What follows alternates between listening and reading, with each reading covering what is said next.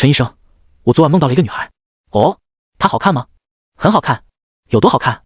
非常好看。男人穿着浅蓝色病号服，眸子里流露出深深的迷恋。你知道吗？她居然有8只眼睛8条腿，比其他女孩多了整整7对。我从未见过如此漂亮的女生。顾驰，我也从未见过如此超前的审美。男人眼中尽是倾慕，她真的超美的。顾驰审视了男人一会儿，点点头道：了解。随即在检查表上跨物种性体是否好转一栏的空白处打了个乘，备注：计算障碍。4399年，人类的科技在进步，取向也在进步。继往开来，推陈出新，全面开发自己与其他生物的可能性和多样性。怎么说呢？挺好的，但不建议这么做，至少不要光明正大的做。例如眼前的14号病人，因为无法控制自己内心狂涌的爱意，而给家里的小母牛穿上了嫁妆，并宴请7大姑8大姨一同前来见证他们至死不渝的爱情。于是大伙开心吃了波席，然后打电话把他送来了这里，幽南山精神病疗养中心。你还有其他问题吗？顾驰问。没有了。哦不，有。男人搓了搓自己的小操手，嘿嘿道：那个陈医生，你看我最近表现怎么样？还不错。顾驰道：怎么了？男人，我想跟你请个假。顾驰，你要做什么？男人挠挠头，俏脸泛红，不好意思地道：我想出去找她，做她的老公。闻言，正写着立察结语的顾驰抬起头，问道：她不是一个梦吗？男人认真道：我最近在看一本关于梦境的书，书上说梦是现实的映射，梦里有时终须有，梦里无时就重新再做个梦。我相信她一定在某个地方等着我，等着我去找她，把她娶回家，生一箩筐的大胖娃娃。说着，男人又换上了那副痴痴的表情。顾驰，他很想告诉对方，梦是现实的映射这句话不是这么理解的，梦里出现的事物在现实中并不一定真实存在，它更多时候只是人们释放自己生活压力的一种形式。可是吧，人家毕竟是在这地方排得上号的人，思维模式非同寻常，跟他讲道理好像没什么意义，不如来点实际的，比如。顾驰用笔敲了敲桌面，将男人从迷之爱恋的状态中唤醒，语气凝重道：14，你知不知道自己这种做法是在犯罪？男人，他只是想请个假去找自己的梦中情人而已，怎么会犯罪？顾驰将男人的病历抛到桌上，道：在此之前，你曾经娶过一只名为茱莉亚的奶牛，现在再娶巴颜女士将会构成重婚罪。男人争辩：可我和茱莉亚并没有领证，但你的亲戚们见证了你们的婚礼。顾驰道：因此，你和茱莉亚具有公开的夫妻身份、婚姻目的以及共同生活的形式，这完全符合我国法律对事实婚姻的认定标准。等一下，茱莉亚也许，你是想说茱莉亚女士也许不知道，或者不想和你结婚，所以不算具备婚姻目的？对，没错。那更好了。顾驰道：你这种情况属于婚姻诈骗，在茱莉亚女士不愿或不知情的情况下骗她和你结婚，侵犯并损害了茱莉亚女士的自身权益，并且你在主观意识上知道这是骗婚，情节恶劣，处3年以上10年以下有期徒刑，并处罚金。男人一丝冷汗悄然爬上他的额头。顾驰眨了眨眼，顺便我再问一句，茱莉亚女士今年多大了？男人13。啪！顾驰打了个响指，真棒，今年13，那他去年跟你结婚时就是12，与未满14周岁的茱莉亚女士发生关系，无论双方是否自愿，都将构成强奸罪，处3年以上10年以下有期徒刑，2罪并罚。恭喜你，14，未来很长一段时间内，你都不用再为吃饭而发愁了。男人，顾驰，现在你还要请假吗？男人满头大汗，脑袋摇得跟调酒壶似的。不请了，不请了，我今晚就告诉他，我给不了他想要的幸福，比我好的男人还有很多，让他去找别人。这时，门外响起一阵手机铃声。有一种爱叫做放手，为爱放弃天长地久。我们相守，若让你付出所有，让真爱带我走。过于应景的歌词让男人眼里一下子盛满了泪水，他捂着嘴，哽咽着打开门跑了出去。门口的陈医生刚压掉电话，手还保持着正要敲门的姿势，结果突然冲出来一个人，他的目光随男人落荒而逃的背影一路飘到走廊尽头，一脸困惑。他怎么了？顾驰耸了耸肩，可能是想到什么伤心事了吧。伤心事？陈医生盯着外面看了一会，最终摇摇头。他终归是个正常人，琢磨不透病人的情绪。将外套脱下来挂在衣帽架上，陈医生问起了14的情况，怎么样，有好转吗？老样子。顾驰将检查表递给陈医生。陈医生注意到计算障碍4个字，不由问道：你给他出了道算术题？是他自己给自己出了道算术题。顾驰将男人的话复述了一遍，他梦中的女孩有8只眼睛8条腿，比一般人多了7对。陈医生疑惑，有什么问题吗？顾驰，我建议你也抽空去做个脑部检查。陈医生。顾驰想了想，又道：另外，他今天一直称呼我为陈医生，以为我是你，视觉或认知方面可能也出了点问题。陈医生拿起座机，吩咐护工为男人安排仪器复检。等他挂掉电话，顾驰又开口道：还有一点，今天总共14个病人，他们昨晚都有做梦。陈医生不在意道：患者精神状态不好，容易做梦是正常的，只要不梦游都问题不大。顾驰，那是巧合？陈医生点头，巧合。顾驰道：可我最近也老是梦到一个女孩。陈医生，也是8只眼睛8条腿？那倒没有。顾驰起身走到饮水机旁接了杯水，说道：她是人。那一天，少女站在榕树下，双手抱胸，雪景微扬，清风挽起她耳畔的发丝，在她唇边调皮的浮动。这是个非常漂亮的女孩，明眸皓齿，清丽动人，有着一张令男生们只看一眼便会怦然心动的初恋脸。阳光倾泻下来，渗过树荫，斑驳在少女一尘不染的校服上，美得像青春散文集里的一幅画。陈医生好奇地问：她有跟你说什么吗？有。顾驰喝了口水，他说如果哪天我说我喜欢你，那你一定是在做梦。傲娇？陈医生神色微微古怪，你喜欢这一款？傲娇不是已经退环境了吗？顾迟不置可否，万一他傲不傲娇跟我喜不喜欢傲娇没关系呢？陈医生不信，不喜欢傲娇你把他塑造成傲娇的样子，控制自己的梦境，将梦里的人和事物变成自己想要的模样，是他们这些清醒梦爱好者最喜欢做的事。他和顾迟之所以认识成为朋友，便是因为这个共同的爱好。他们第一次见面是在一次清醒梦爱好者交流会上。我没有干扰梦境。顾迟摇头道，只是简单的做了个梦，干扰不等于营造。陈医生哦了一声，那我知道了，你是想弥补自己过去在现实中的缺失，体验一下拥有一位青梅竹马是什么样的感觉。青梅加傲娇，经典人设了属于是，代入感非常强。陈医生继续道，如果我没猜错，你梦里的榕树应该在你高中的校园里，你们上课的时候是同桌，放学后之后是邻居，每天一起上学，一起回家。你有一辆自行车，每次载他的时候，他都一脸嫌弃，但依然会坐上你的后座。他偶尔会给你买杯奶茶，说是当做搭你车的车费。你问他怎么知道你喜欢的口味，他会说随便买的，他才不会关心你想喝什么。他从来不承认自己喜欢你，你也不承认自己喜欢他，你们就这样反复拉扯，直到梦醒，对不对？对是对，顾迟话没说完，便被陈医生抬手打断。不用否认，我都懂的。陈医生一副过来人的口吻，他目露回忆之色，说道，曾经我也控制自己做过这样的梦，没有付费环节，仅仅是单纯到不能再单纯的日常，甚至两人的关系都不用点破。那种上课时偷偷看他明明发现了却装作不知道，一边脸红一边假装认真听课的姿态，就是青春最美好的模样。谁还不喜欢甜甜的爱情了？但人终究是要面对现实的。他所在的梦境俱乐部有一句话，避免迷失在梦境中最好的办法，就是不要把梦做得太美。如果长期为自己营造不想醒来的美梦，可能就真的醒不过来了。就算醒过来，也有可能承受不住现实和梦境的反差，导致精神失常等严重后果。遇上这种情况，陈医生只能说，幽南山精神病疗养中心欢迎您。某种程度上，清醒梦可以说是一个高危爱好。顾迟刚说自己最近老是梦到一个女孩，老这个字就代表着不止一两次，而连续做同样的梦，就是一个人将要迷失在梦境中的前兆。即使顾迟会做梦是受到了某种超自然力量的影响，也不该反复梦见同一个女孩，除非第一次梦到之后便日思夜想，念念不忘。作为朋友，陈医生觉得自己有必要提醒一下顾迟。他面色变得严肃了些，指着墙上的画框道，你知道为什么我要把它挂在这么显眼的地方吗？那是一张从网上打印出来的小丑图，幻想时间，因为这样他就可以时刻警醒我，不要把梦当真，否则真的会成为别人眼里的小丑。陈医生说道。顾迟沉默了。陈医生拍了拍他的肩膀，安慰道，我知道梦了这么多天有感情了，让你突然不做关于他的梦你会舍不得，我之前也是，不过没关系，我们可以慢慢来。你把重心放在生活上，等过段时间就会发现青梅竹马其实也没什么大不了的。你看我，别说青梅，从小到大一个女朋友都没谈过，到现在还是单身狗一条，不也一样过得好好的吗？顾迟看了看陈医生，欲言又止。陈医生，没事，想说什么就说，有问题我帮着你一起解决。顾迟，那我说了。陈医生，说吧。顾迟尽量把语气放得比较轻，有没有一种可能，我这个梦是真的？陈医生，真的？什么意思啊？我没有干扰梦境，也没有刻意营造这个梦。顾迟解释道，我只是自然而然地梦见了以前发生过的事情。陈医生表情缓缓凝固，所以你真有个青梅？顾迟点点头，想了想又补充道，应该是2个。陈医生，有，且有2个。顾迟，他们是双胞胎。陈医生，还是双胞胎？顾迟，他们长得非常像，如果不说话，我都很难分清他们到底谁是谁。陈医生，住口！合着他以身作则开导顾迟，说了这么多，实际上是一直在拿颜料往自己脸上抹。他做梦都只敢有1个的青梅，顾迟却在现实生活中有2个。再抬头看向墙上的画框，陈医生觉得画里的小丑好像在对他笑。顾迟无辜道，是你让我说的。陈医生捂着胸口，指着门道，出去，我陈某人没有你这种让人质必分离的朋友。顾迟还真打算走了，当然不是生气，他本身就是来帮陈医生带个班，现在陈医生回来了，他也该回家了。忙活了一下午，顾迟有点困，别忘了你欠我一顿饭。顾迟脱下白大褂扔给陈医生，哼着小曲，脚步轻快地离开了办公室。陈医生哼了一声，穿上衣服，余光瞥见墙上的画框，越看越不顺眼，干脆给他拆了，咚一声扔进了垃圾桶。明天换一幅画过来，换成穿红裤衩的超人。为什么是超人？和幻想时间一样，超人也具备着某种特殊含义。陈医生不只是个医生，院里的病人同时做梦也不是什么巧合，只不过有些事情他不好告诉顾迟。陈医生坐到椅子上，眼前浮现出一个只有他能看到的虚拟界面。游戏《黄粱鬼梦攻略超时》即将降临现实，难度 A 精英，降临地点白石镇，降临前兆嗜睡异梦，降临倒计时2点38分54秒。注：当游戏正式降临，处于降临区域内的生命将在睡眠状态下自动进入游戏，请尽快将其攻略。啊，舒服。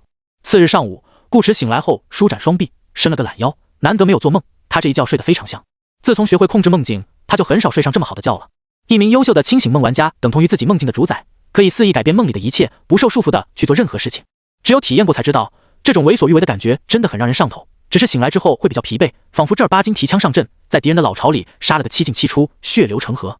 据某知名梦境俱乐部调查表明，85%以上的人在刚学会控梦的那段时间里，身体都会一天不如一天，这和他们每晚上做的梦有着如胶似漆的关系。具体是些什么梦？总之与赌毒不共戴天就是了。很多人以为人在梦里，部分感官会失去作用，给自己一巴掌也感觉不到疼，但实际上在这一方面，梦境和现实并无二致。你一样会有情绪和感知，反倒是刚入梦时的陌生感会被这一巴掌带来的熟悉痛觉给冲散，梦境将变得比前一秒更加稳固和真实。所以巴掌并不能叫醒自己，恰恰相反，这其实是让自己更快融入梦境的方式之一。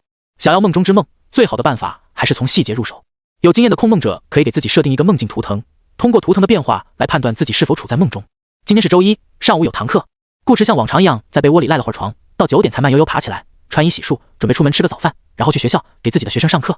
顾迟是一名老师，梦境心理学，这是学校今年上半年才新开设的选修课。顾迟那会儿刚好面临毕业，对这方面又比较感兴趣，再加上大学生活好，运动后留下的汗水都是青春的味道，他便在陈医生的举荐下留在了学校。因为资历太浅的缘故，顾迟的工资并不高，一个月只有4000多，少是少了点，但好歹是自力更生，而且白石镇物价便宜，4000块足够顾迟过日子了，精打细算还能有剩。来到街头的早餐铺子，顾迟习惯性看了眼墙上的挂钟，9点整，他微微怔了怔，神情变得有些微妙。店内生意一如既往的好，热热闹闹的，空桌只剩下了一张。心爱的老板娘风韵犹存，热情的跟顾迟打着招呼：“顾老师来了。”顾迟笑道：“还是老样子，一份加辣肠粉，一碗冰镇豆腐脑。早饭不能吃太辣，对胃不好，也不能吃太冷，容易让胃受凉。所以顾迟选择一样来一份，中和一下。”拿出手机扫码，付完账，顾迟熟练的打开浏览器，他准备逛逛校园论坛，看有没有发生什么奇怪的事。不出意外的话，应该是要出意外了。进入论坛，果然原本葱绿的主页变成了灰色，背景图也从森林换成了蜡烛，置顶帖的红色标题在这样暗淡的色调下显得格外刺目。遇害者名单，这种全校哀悼的画风2年前有过一次。一个登山社团外出活动，不幸遭遇滑坡，37人全部罹难，无一生还。这一次又是因为什么？顾迟点进帖子，帖子里并没有说明原因，只把遇害者的基础信息和照片贴了出来。信息技术1班王安鹏，电子商务3班林培，财务会计2班钱有余，商务英语7班留学生，旅游管理3班何宅。柜台上的小电视也在播放相关新闻。截至到目前为止，白石镇鬼店事件已造成26人死亡，遇害者均为在校大学生，死状诡异，腹部和脑部均被挖空，经法医鉴定，死者身体无明显伤痕，外表完好无损，肠脑不翼而飞，可初步排除所谓的灵异事件。我们也在此呼吁大家不信谣不传谣，弘扬科学真理，破除封建迷信。老板，再来一份冰镇脑花。邻桌有人忽然喊了一嗓子，电视声滋啦一下没了，聊天的人也不聊了，就像闲聊的学生看见班主任走进教室，原本嘈杂的空气因为这一句话突然安静下来，气氛一时变得有些怪异。顾迟侧目看了那人一眼，对方似乎注意到他的目光，也看向他，笑起来。顾老师，单看表情，男生的笑容无疑是阳光的，如同3月春风，温暖和煦，只是他脸上毫无血色，皮肤呈现出病态的白，像一个死人。这个男生顾迟刚刚才见过，在论坛的遇害者名单上。顾老师不记得我了吗？我是何宅啊。男生笑道，上个月我还去听过你的课呢。我也听过。何宅边上的男生出声道，还有我们都听过顾老师的课。店内吃饭的人一个接一个把脑袋像拧螺丝一样拧过来，面色央白，脖子上的肉被拧令人牙酸的皱褶。不仅是何宅，钱有余、王安鹏、留学生这些人都在。顾迟数了一下，不多不少，正好26个。所以是我讲课讲得太烂，你们做鬼也不放过我。看着26名学生好似人畜无害的微笑，顾迟明白了，这家店就是新闻里说的鬼店。他抬起头，再次看了眼墙上的挂钟，9点，依旧是9点整。顾老师，你的早餐。老板娘的声音冷不丁在背后响起，走路没发出半点声音。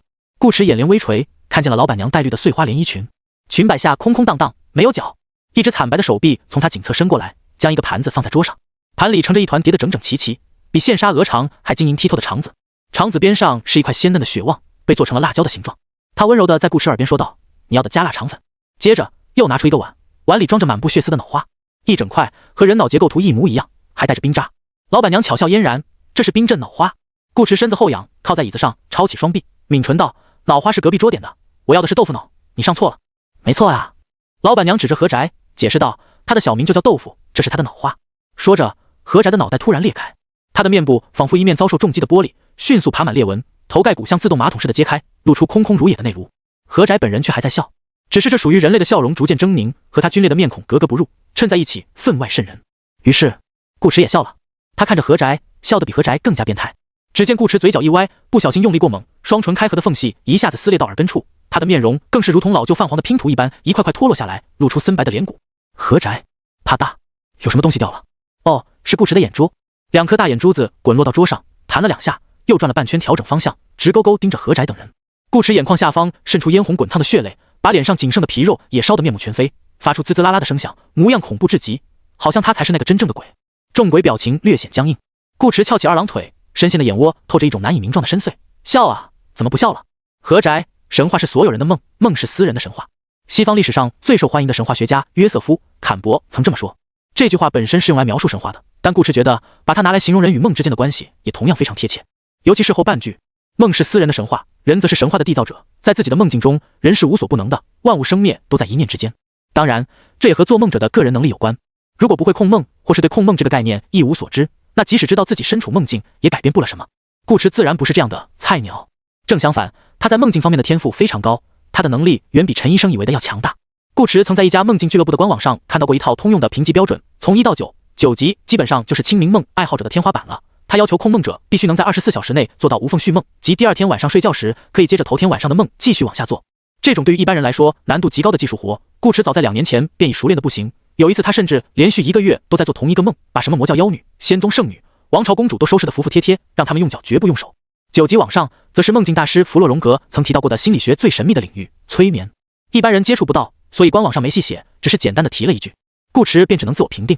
而根据他对自身能力的了解，他应该已经越过门槛，进入到了这个神秘领域之中。陈医生担心他迷失在自己的梦境里，但实际上这样的事情几乎永远不会发生在他身上，只有他让别人迷失的份。没有梦可以困住他，至少这个梦不行。时针停转，这样的破绽太明显了。在发现时间停滞不前，出门是9点整，到店还是9点整的时候，顾驰便知道自己正在做梦，想在他的梦里装神弄鬼，不存在的，谁吓唬谁还不一定呢。桌上，顾驰的眼珠子蹦跶了2下，见何宅等人不说话，眼珠子便转过来看向身后同样大受震撼的老板娘。她的容貌没什么变化，跟顾驰刚进店时一样，像个人，只是裙子底下没有脚，原本平坦的腹部多了一个血窟窿，看起来非常下饭。脑花是何宅的，那这肠子就是你的喽？说话的是顾驰，盯着老板娘的却是桌上的眼珠，一人分饰2角，搞得老板娘一时不知道该看哪个地方，好半天才反应过来自己是个鬼啊！鬼怎么能被人唬住？是又如何？老板娘恼羞成怒，身后蓦地出现一道厉鬼黑影，披头散发，猩红的瞳孔闪烁阵阵凶光，一副要吃人的模样。哪知顾驰比他还凶，反了你了！顾驰啪一巴掌拍在桌上，滚滚黑烟从体内渗出，凝成一尊更加高大的鬼影，身躯3米有余，脑袋几乎触碰到泛黄的吊顶。他戴着青面獠牙的面具，浑身上下散发出一种邪鬼的伟岸之感。老板娘只觉一股山岳般的压力扑面而来，心中竟没由来的生出一种不可忤逆对方的念头。身后的鬼影差点就被当场震散，他面色巨变，惊恐地尖叫起来：“你到底是谁？”伟岸鬼影取下面具，露出一个男人淡漠的面孔。他俯视着老板娘，声若滚雷：“艾丽，你连我都不认得了吗？”父亲。熟悉的面容和嗓音让老板娘目光呆滞，立刻软了下去。面对自己的生父，他实在硬气不起来，主要是打不过。男人身上强大的气息证明着一件事情：你爸爸永远是你爸爸。走，跟我回家。哦，以后要是再敢出来吓人，腿给你打断。我没有，是他吓我。老板娘委屈巴交，像个偷偷去网吧被家长逮住的小孩子一样，低着头跟在男人身后离开了店铺。何宅等人看着这一切，内心受到了极大的冲击。他们的大鬼头老板娘就这样被别的鬼带走了，那他们怎么办？来，我们继续。还有谁的脑花想被冰镇的？我帮你。此时顾驰已经把眼珠子摁回了眼眶，脱落的脸颊也恢复了正常。他说话时嘴角挂着温和的笑容，可落到何宅等人眼里，却比刚才没有眼珠子的时候更让人害怕。因为顾驰把眼珠装反了，没有瞳仁，只有眼白。不是啊，这个家伙真的是个人吗？怎么干些事情比他们这些鬼还阴间？见何宅等人沉默，顾驰鼓着布满血丝的白色眼球道：“你们怎么了？说话啊，谁第一个来？”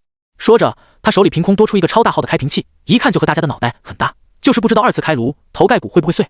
顾驰看向何宅，何宅突然扶住额头，面色痛苦，疼，好疼，我好像要长新脑子了。顾老师，您先跟他们玩，我得去医院检查一下。行。顾驰把目光挪到钱有余身上，钱有余胖脸上的肥肉一抖，慌忙道：“那个顾老师，我想起我作业还没写完，再不交的话会挂科，我先回宿舍了。”顾驰又看向王安鹏，王安鹏汗如雨下：“顾老师，我也有事。”哦。顾驰挑了挑眉头，侧头问另一名叫做林培的学生道：“那你呢？你也有事？”林培：“有事，我全家都有事，老大都没了，他们这些小鬼待在这能干嘛？”众人偷偷摸摸用眼神交流着，你看看我，我看看你。随后，啪，落碗为号，快跑！不知是谁碰翻了一个碗，26名学生嗖一声跑了个没影。就这还想吓人？顾驰撇了撇嘴，也没去追，只是拨正自己的眼珠，略感无趣。像这样的梦，难度太低，一点挑战性都没有，可塑性也不强。梦的世界观已经基本定型，过度造物或改变规则，可能会导致梦境崩塌。否则刚刚来的就不只是老板娘的父亲了，还有他妈。对于这个梦，顾驰的评价是索然无味，还不如最近关于某个少女的梦有意思。傲娇归傲娇，人家好歹长得好看，养眼不是？下线。公寓内，躺在床上的顾驰睁开眼，看到了熟悉的天花板。今天还要上班，他便没有在梦里多待。外面天已经亮了，阳光渗透窗帘，让窄小的卧室也有了温度。顾池坐起身子，伸了个懒腰。一般头天晚上做了梦，醒来后他都会望着天花板发会呆，整理自己的精神状态。做清醒梦真的是一件很累人的事，但这次不用，因为梦太简单，他也没有大动干戈。顾池拔掉手机的充电线，开机后便扔到床上，拿起浴巾进了浴室，冲了个澡，洗了个头，换上一身干净衣服，顾池便出门，又一次来到了街头的小面馆。顾老师早。正在收拾桌子的老板娘见到他，笑着招呼道：今天吃点什么？老样子。空桌子比较多，顾池随便找了个位置坐下。老板娘很快把早餐端了过来，这回是正儿八经的肠粉和豆腐脑了，一个油光闪亮，一个清冽嫩白，哪像梦里带着血丝冰渣的肠子和脑花。老板娘没有过分热情，放下碗便忙自己的事去了。论坛上没有遇害者名单，主页色调依然是清新的绿，电视里也没有什么灵异新闻，正放着让老实人赶紧拨打电话订购的保健品广告，这才是这个世界应有的样子。吃完早饭，顾池沿着街道往学校走去，一边享受着冬季难得的阳光，一边在脑海里整理着今天要在课堂上给学生们讲授的内容。直到恍惚间看见一道熟悉的身影，思绪被打断，顾池的脚步有一瞬间的停滞。校门口，一名少女俏生生地站在那，精致亮眼的容貌让路过的男生纷纷侧目。少女本人却无视掉这些目光，一看见顾池过来，便径直朝他跑去。顾池也不管周围人多，少女直接扑进顾池怀里，娇俏的脸蛋上扬起羞涩又甜美的笑。感受着少女柔软的身段，顾池的眸子也有了一丝愉悦的弧度。你怎么来白石镇了？不用上课吗？他问。因为我好想你，我不想再装下去了。少女红着脸，咬着顾池的耳朵道：我喜欢你，顾池。双重梦境，什么意思啊？凌晨3点，阿尔卑斯连锁酒店会议室，一场游戏攻略会正在进行。7年前，一个名为净土的游戏空间突然出现在这个世界上，征召人类进入其中，攻略各种各样的游戏。一旦失败次数达到上限，游戏副本便会降临现实，对现实造成难以预估的影响和破坏。被选中的人称为玩家，每一次游戏降临，附近的玩家都会尽快赶到事发地点，阻止悲剧发生。这次也不例外，只是没想到 A 级难度的黄粱鬼梦会这么难搞。他们一个工会来了100多号人，其中还有不少是通关过其他 A 级副本的高手，结果快6个小时过去了，一点动静没有。唯一醒来的人还不是因为通关，而是在游戏中遭遇了生命危险，消耗了一件珍贵的一次性保命道具才逃过一劫，被游戏撵了出来。梦境有2层，这是他用命换来的消息。这名玩家叫狂战虎，红塔公会的精英玩家之一，是个猛男。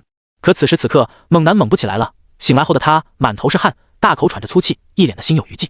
一般来讲，人在梦中死亡后会立刻惊醒，而不会真的死去，就像现在的狂战虎。但有一种情况除外，历史上曾经有个著名的心理学实验，将一名即将被处以死刑的囚犯带到一间漆黑的屋子里，并告诉他将以被放干鲜血的方式处死，随后蒙上他的眼睛，用手术刀轻轻在他动脉上划了一下，仅仅只是割破了皮肤，并没有伤到动脉。接着放了一个回音很好的金属桶在他旁边，配合滴漏瓶模拟血液滴落的声音。几个小时后，死刑犯脸色煞白，像失血过多一样死掉了。这就是人类潜意识的巨大力量。如果身在梦中的人坚信自己所处的世界是真实世界，那他在梦里死亡后便会真的死亡。黄粱鬼梦最可怕的地方就在于此，他会先给你营造一个不那么真实的梦境，故意发生一些不合常理的事情。像他们这样事先知道这是一场游戏的玩家，很容易便能分辨出自己是在做梦。而当你醒来之后，以为自己回到了现实，其实却是进入了另一个梦境，一个和现实世界几乎毫无区别的梦境。狂战虎梦到自己从会议室醒来，以 SSS 的评价通关了黄粱鬼梦，成功解除了白石镇的危机。作为这次任务的头号功臣，他优异的表现理所应当的得到了红塔会长的表彰和玩家群体的关注。有人想挖他去其他工会，红塔会长死都不同意，并为此和对方大打出手。打完之后便提拔他做了副会长，一心想把他绑死在红塔工会这条船上。除此之外，会长还给将工会最漂亮的女玩家介绍给了他，两人一见钟情，再见领证，从此过上了没羞没臊的幸福生活，酸死了工会一大片单身狗。不管是事业还是情，狂战虎的人生轨迹都非常完美且合理，毕竟他本身就是一名优秀的玩家。直到某天晚上，醉酒的他被一辆泥头车撞出个720度空中转体，接落地翻滚10周半，免死道具触发，狸猫换呆子，一只山猫代替他倒在了血泊中。狂战虎这才明白自己所经历的完美人生、爱情、事业，一切的一切都只是泡影，他依然处在梦境中没有醒来。如果没有免死道具，他这会儿可能已经知道阎王长啥样了。听完狂战虎的话，女人目光微凝，意识到了事情的严重性。她是此次红塔工会此次攻略行动的负责人 ，ID 白面鸮。干净的 OL 装和高高竖起的马尾，让她整个人看起来非常干练，属于那种一看便会让人觉得很能干的女人。她也确实很有能力，丰富的经验和阅历让她往往可以凭借少量的信息便准确推断出一个副本降临后的真实难度，并给出攻略建议。白面鸮目光扫视一圈，工会100多名玩家还在沉睡，看样子多半是迷失在了第2层梦境之中。梦境本身难以识破是一方面，另一方面，即使心中有了类似的猜测，很多人可能也不愿意醒来。按照狂战虎的描述，第2层梦境是完美的，会让人忍不住沉溺其中，并选择性忽略掉一些不合逻辑的地方，甚至用现实本身就不讲逻辑来说服自己，从而越陷越深，直到死去。梦里的他们拥有令人羡慕的人生，现实的他们将变成昏迷不醒的植物人，谁也无法叫醒。要不我来试一试？坐在白面鸮对面的男人开口道。男人 ID 钢筋混凝土，他和狂战虎一样，也是一名通关过精英副本的老玩家，一身肌肉，擅长挨打。在狂战虎醒来之前，会议室里只有他和白面鸮依靠注射型脑镜保持着清醒，以处理攻略过程中可能出现的突发情况。比如现在，狂战虎因为在梦境中死亡，已经丧失了继续攻略副本的资格，其他人又还在昏睡当中，或知不到梦境有2层这样的关键信息。这种时候，无疑只有他和白面鸮通关游戏的可能性最大。说着，钢筋魂凝突拔掉了手臂上的针筒，下一秒，白面鸮又把针筒给他插了回去。钢筋魂凝突，白面鸮瞥了他一眼，说道：“你还是歇着吧。”什么意思？钢筋混凝突不满道：“你不相信我？有些问题不是知道该怎么解决就一定能解决得了的。”白面鸮说道：“你以前上大学的时候有高数课吧？老师应该教过你那些题怎么做，或许教了还不止一遍。你现在会做吗？”钢筋混凝突不会，那不就得了？白面鸮，这是个靠脑子的本，肌肉再多也没用，别给我添乱。钢筋混凝突，妈的，你说话好鸡巴伤人。那我们现在怎么办？狂战虎看着周围睡得跟死猪一样的兄弟们，有点着急。理论上讲，如果运气足够好，一直没有在梦境中遭遇生命危险，这些人就不会死。等到副本被其他玩家攻略，将领解除，他们便能苏醒过来。精神上可能会受到一点小的创伤，但总的来说不会有什么大问题，好好休息几天便能恢复。可要是运气差，像他那样被车撞一下，能不能活下来就不好说了。不是每个人都有免死道具的，他们这些玩家尚且如此，普通人入梦后只会更加危险。在梦里待的时间越长，越容易发生意外。白面鸮沉思片刻，说道：“发布求援信息，让专业的玩家来破解梦境。黄粱鬼梦的难度已经超出了正常精英级副本的范畴，也超出了他们这个西南区域常驻玩家团的能力。术业有专攻，他对于懂梦的人来说可能只是精英级，但对于不懂梦的玩家而言，说是进去就出不来的噩梦级都不为过。最关键一点，想要将已经降临的 A 级副本从现实中彻底抹除，还有一个额外条件，需要至少一位玩家的通关评分达到 A 级以上，这也是白面鸮认为钢筋混凝突不行的原因之一。光通关是不够的，就像一道解答题，你只写个答案，没有解题过程，即使蒙对了也拿不了几分。A 级评价本身并不算特别高，只是想在这个副本里拿到很有难度。双重梦境，一真一假，多少有点阴间了。在通关都成了问题的情况下，能拿到一个 A 就是大胜利。至于 A 上面的 S、SS、SSS 甚至 Omega， 除非是会长那个级别的人物，不然想都别。叮！区域公告：黄粱鬼梦攻略成功，游戏投影已回收，将领解除。通关评价 Omega， 攻略者一位不愿意透露姓名的帅哥。正准备摇人的白面鸮响，同样的公告也出现在了狂战虎和钢筋混凝突的眼前。两人相视一眼，超有大佬。公寓内，顾池第3次睁眼醒来，梦中梦啊，好久没做过了。顾池还真没想到从梦里醒来后会进入另一个梦境，更没想到的是，这个梦并非源自于他自己。顾池躺在床上，一个半透明的蓝色界面突兀地出现在视野中，遮住了天花板。黄粱鬼梦攻略完成，通关时长5点12分37秒，评定 S， 探索度 57%， 评定 B， 解锁成就3，评定 S。 梦主，没有梦可以迷惑你的眼睛，也没有人可以在你的梦里打败你，只要愿意，你甚至可以强行改造梦境。不得不说，你在梦境方面的造诣非常了得，一位老板娘随手添加的设定也很润，下次不要了。背心汉，你欺骗了一个喜欢你的女孩子，你和她拥抱、牵手、约会、看电影，然后离她而去。你知道这一切都是假象，但不妨碍你体验爱情的美好。不给钱就不算嫖，不是真人便不算骗人，所以你付了他，但没完全付。我来了，你不该来，但你还是来了。你以非玩家的身份通关副本，接触到了另一个世界。此项成就并非黄粱鬼梦专属，但会使你在本场游戏中的评价无限提高，你的潜力值得一个 Omega。 同时你还将获得一份特殊礼物，这是净土给你的见面礼，欢迎成为玩家，顾先生。文字接连滚动，顾池的喉结也在滚动，他将目光挪向别处，眼前的蓝色方框也跟着往边上挪。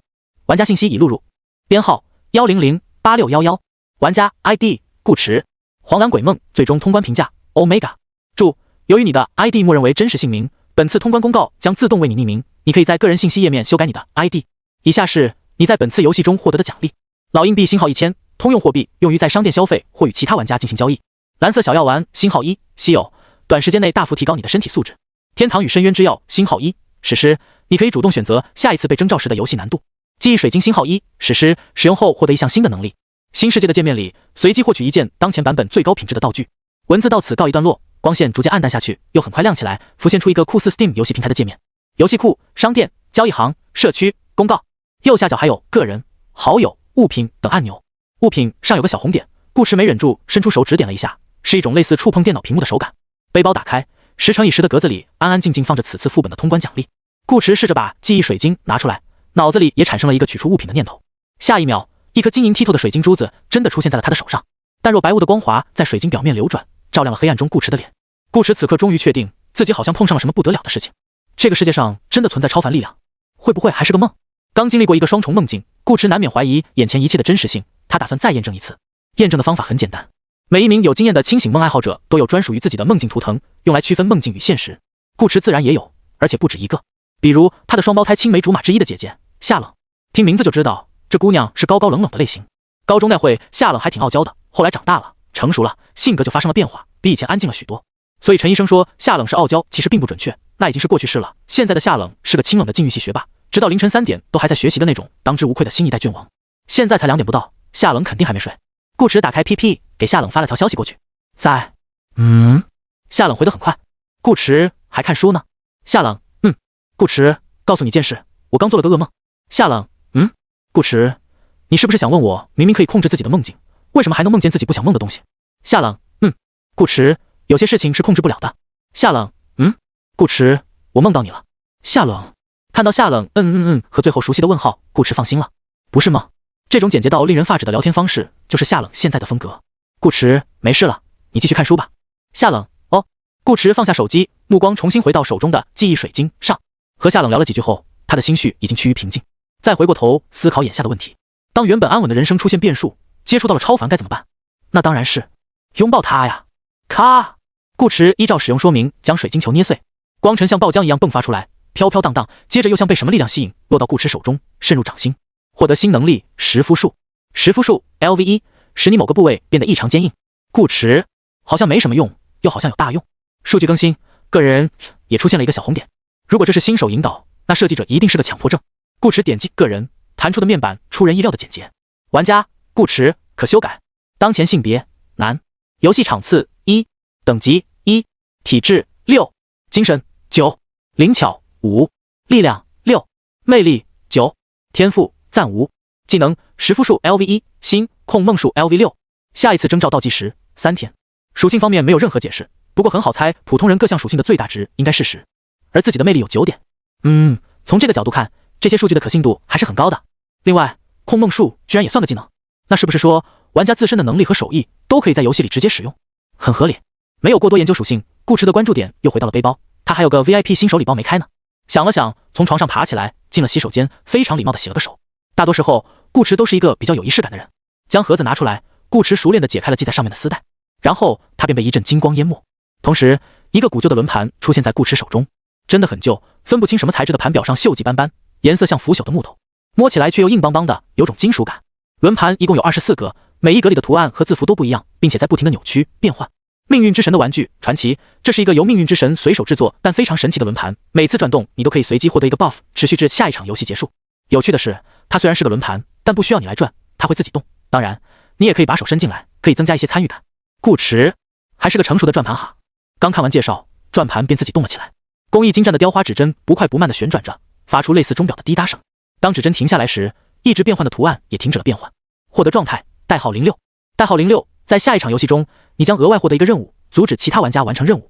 每有一名玩家任务失败，你的通关奖励增加100%，可叠加，上限500%。翌日，生活的喧嚣赶走了沉寂的黑夜。白石镇只是个小镇子，但因为有个大学城，白天比一般的大城市还热闹些。街上一如既往的熙攘，学生们3、5成群，走路都在讨论自己昨晚在梦中的离奇经历。幽南山精神疗养中心办公室的沙发上，陈医生眯着眼睛醒来，揉了揉有些发疼的脑袋。余光注意到垃圾桶里的画框和画上熟悉的小丑，不由愣了愣。我昨晚不是在家睡的吗？这个家当然不是指以前的家，而是他当上院长之后新买的房子，一栋靠海的大别墅，有着承重力极强的落地窗和直径5米的大圆床，可以放肆的在上面做很多单人床做不了的不规则运动。只是怎么一觉起来，自己又回到了当初的办公室？陈医生倦意未消的脸上露出些许困惑之色，直到一则游戏提示从他眼前飘过：黄粱鬼梦攻略完成，但与你无关。你在本次游戏中的评价为 F， 解锁成就。我是有实力的，我是有实力的，运气也是实力的一种，能躺着过本，为什么要站起来？以下是你在本次游戏中获得的奖励：老硬币星号 0.8， 白日梦星号1已发放，感谢你的参与，请再接再厉。陈医生，什么意思啊？ 0.8， 评价只有 F 就算了，连1块钱都不给我。等会儿，陈医生忽然反应过来， 0.8 个老硬币好像不是重点，重点是这个副本他不是早就通关了吗？难道说……啪！陈医生掏出兜里的打火机，这是他的梦境图腾。陈医生不抽烟，自然不会给火机加油，他永远都点不燃火，除非是在梦里。结果显而易见，陈医生连续打了好几下，滑轮又干又涩，只有零碎的火花，没有火。陈医生，所以这才是现实，之前都是梦。海景房是假的，落地窗是假的，直径5米的大圆床和小姐姐也是假的。陈医生看着垃圾桶里的小丑，陷入了沉默。紧接着，一种尖锐的割裂感在心头迸发，痛！太痛了，那种得而复失的感觉，只有用一种植物才能形容。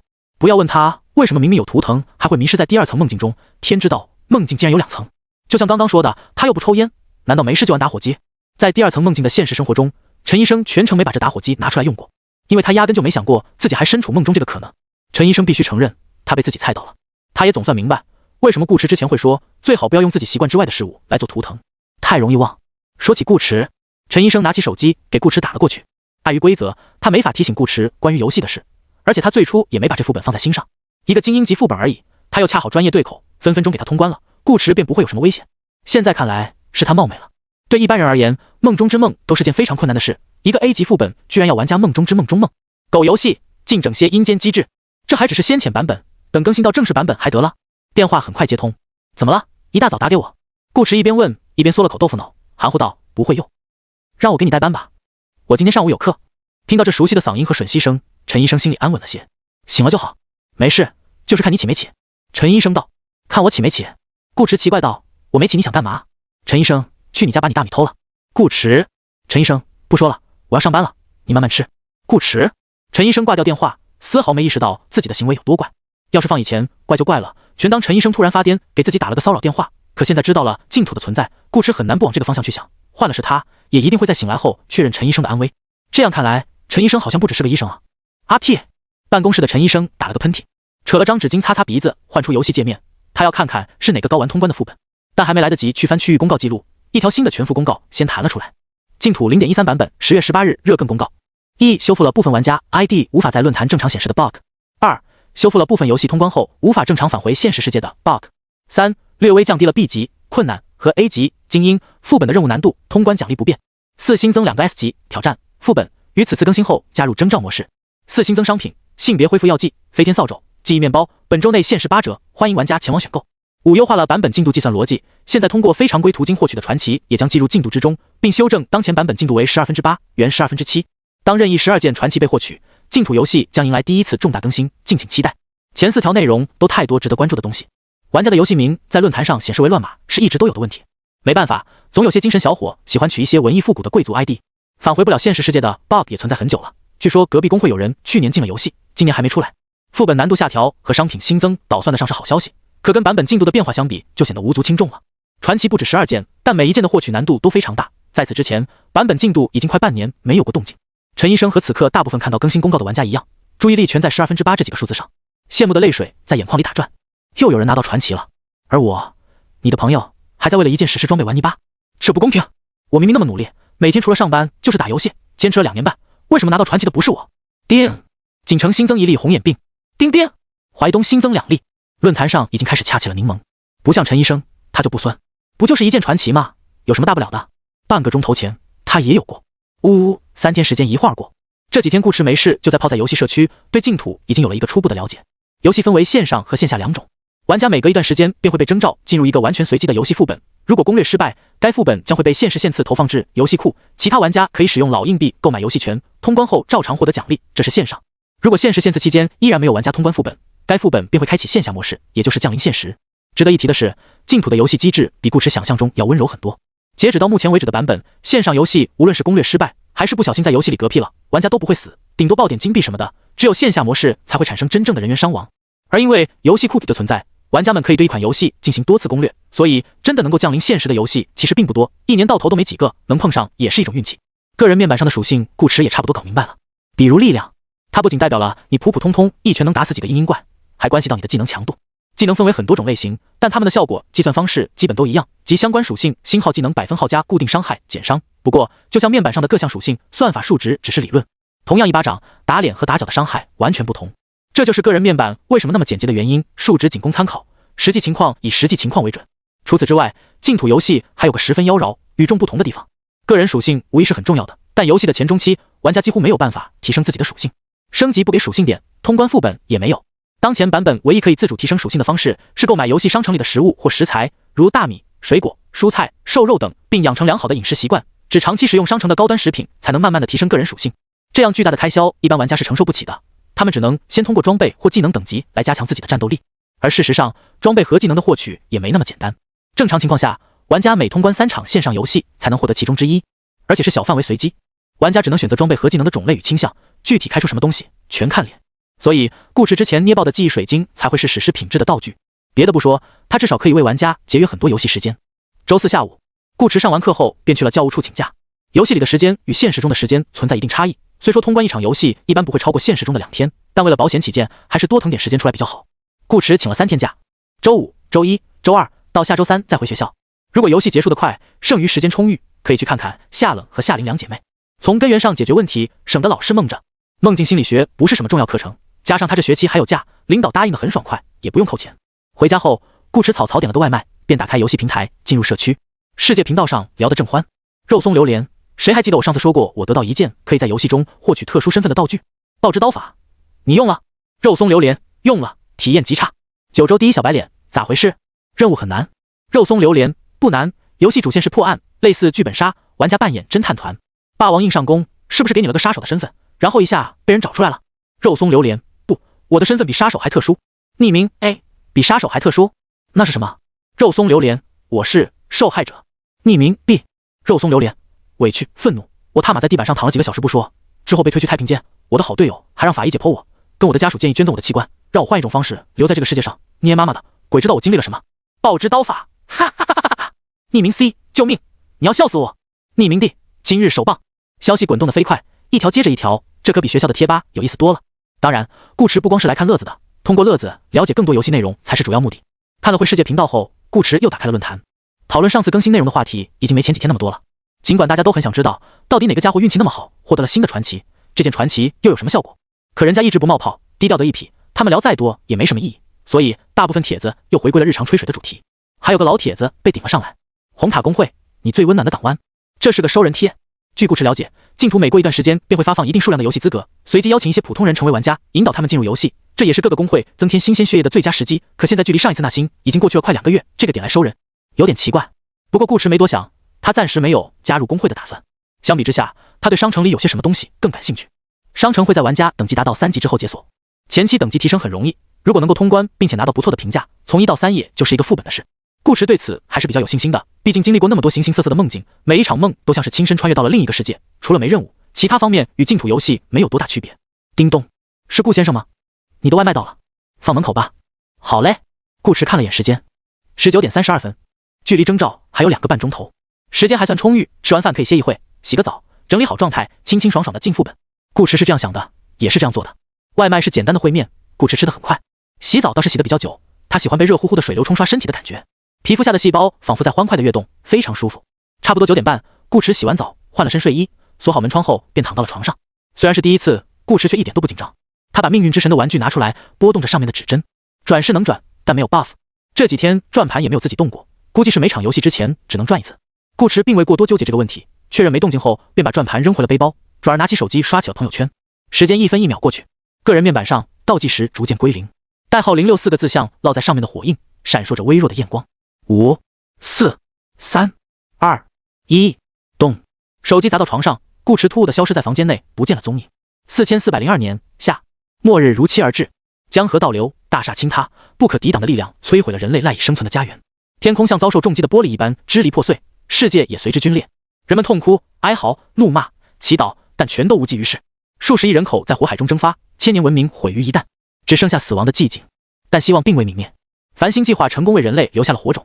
幸存下来的人们开始适应各自残缺世界截然不同的规则，耕耘出一个个新的文明。科技、仙灵、机械、巫术，正如繁星之名，世界碎成了无数块，可每一块都在绽放着属于人类文明的光辉。直至5776年冬，你所在的繁星星群之一的陈庸星似乎再次出现了灾难的征兆。你的上司不确定消息是否属实，但事关重大，他不敢怠慢，立即派你前往石鬼城寻找答案。据说那里有一位通晓过去与未来的先知，名为眼。与你同行的还有其他6名同事。你的上司认为7是个幸运数，或许能带来好运。同年11月13日，你们抵达了石鬼城。本场游戏人数7，任务找到眼并询问关于灾难之事，难度 S， 时限5。临时道具已发放至个人背包，请注意查收。卖爆了，卖爆了！随着文字落幕，眼前灰白的画面逐渐有了色彩。路边原本定格不动的报童开始吆喝，挥舞手里的报纸。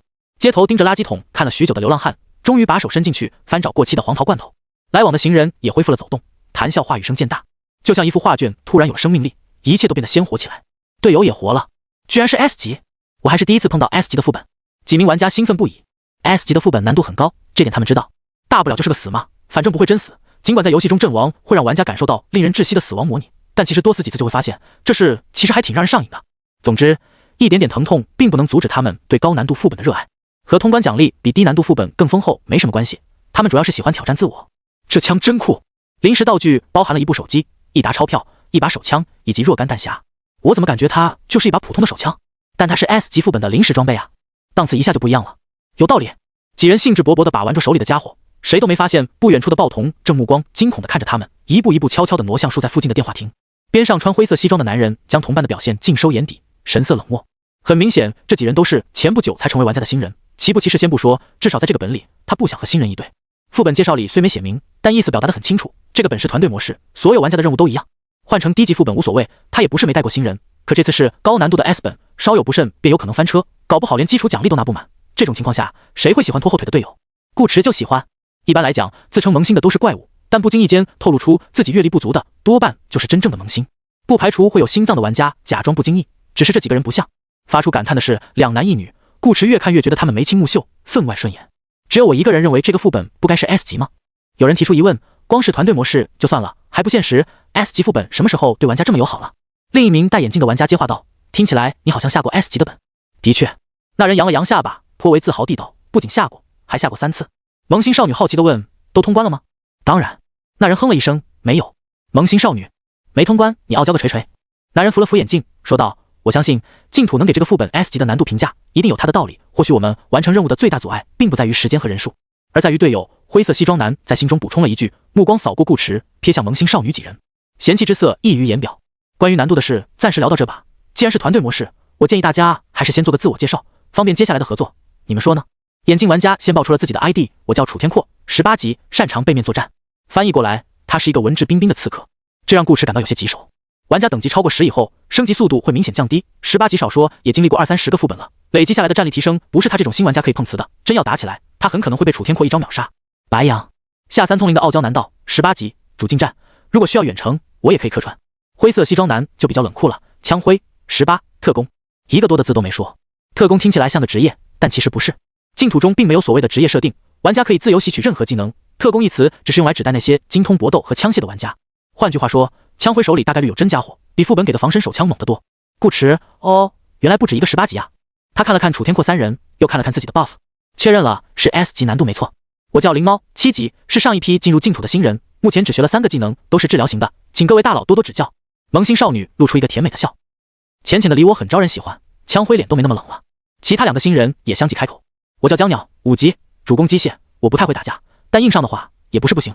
芥末汤8级，擅长烹饪，之前在大型 A 级本里当过后勤队长，战斗方面我可以给你们加油。楚天阔点点头，说实话，3个新人玩家的素质都还不错，至少态度上没问题。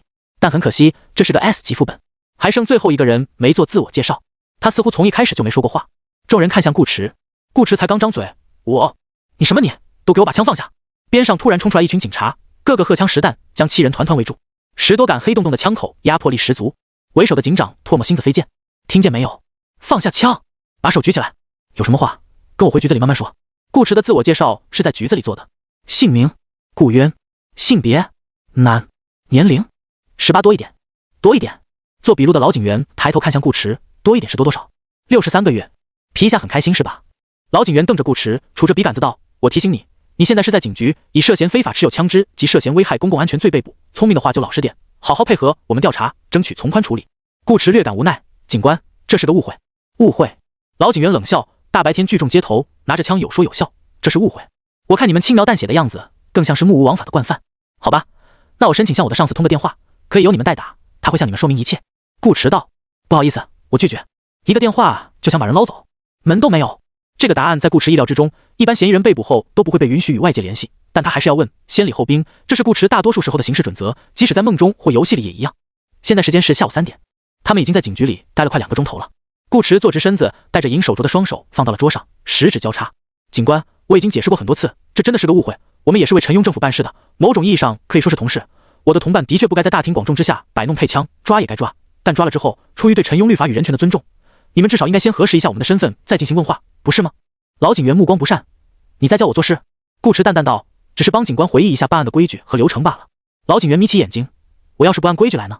顾池与他对视了一会，忽然话锋一改：“那我承认了，你猜的没错，我们都是惯犯。”老警员突如其来的坦率让他有点没反应过来，也就是这点没反应过来，给了顾池可乘之机。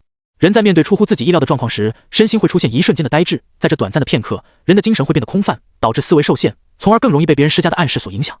别怕，放轻松，不会疼的。老警员只听到这么一句话，整个人便毫无防备地陷入了迷茫之中。现在该我问你了，警官，姓名威廉·维斯特，性别男，年龄48。众人从警局出来时已经是下午4点，谁也没想到自己刚进副本，什么事都还没做，就先被抓进了局子。这大概是他们成为玩家以来经历过最让人惊喜的一个开局了。枪灰脸色肉眼可见的黑，以他为圆心，半径2米之内都是充斥着火药味的低压气场。江鸟三人瑟瑟发抖。净土游戏里可没有防务伤的说法，随时随地都可以痛击自己的队友。他们真怕枪灰猛地掏出家伙给他们来一枪。楚天阔对此却毫不介意，镜片下斯文的笑容令人好感倍增。他笑着安慰江鸟三人：“没关系，新人玩家进副本都喜欢先查看临时装备，毕竟你们平时接触游戏道具的机会不多，可以理解，下次注意点就行了。”三人忙不迭点头。他们先前真没想那么多，光顾着看枪了，哪知道会有热心市民报警啊！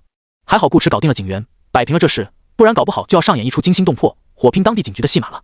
尽管这些警察大概率不是他们的对手，可要是被通缉，他们找人的任务也别做了，换成别人找他们。说起来，你是怎么做到的？白羊好奇地问。这些警员油盐不进，说什么都不听，我刚差点跟他们干起来，怎么又突然松口，肯放我们走了？可能是审我的那位警官比较好说话吧。顾池道，我跟他还挺聊得来的。顾约，谢谢你。灵猫在身后悄悄扯了扯顾池的衣角，带着歉意小声道。顾池不在意的笑笑，没事，就当做了个支线。不管怎么说，这次多亏你了。白羊给了顾池一个眼神，来自傲娇男的肯定点 JPG。至于警员好说话这个说辞，白羊不信，不过不重要，都是臭打游戏的，哪个老玩家不会藏上1-2手？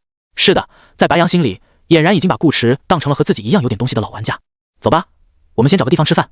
楚天阔道。众人离开警局，一边走一边打量着周围的环境。马路上，一辆汽车迎面开过，车厢四四方方，车灯又大又圆，整个造型异常复古。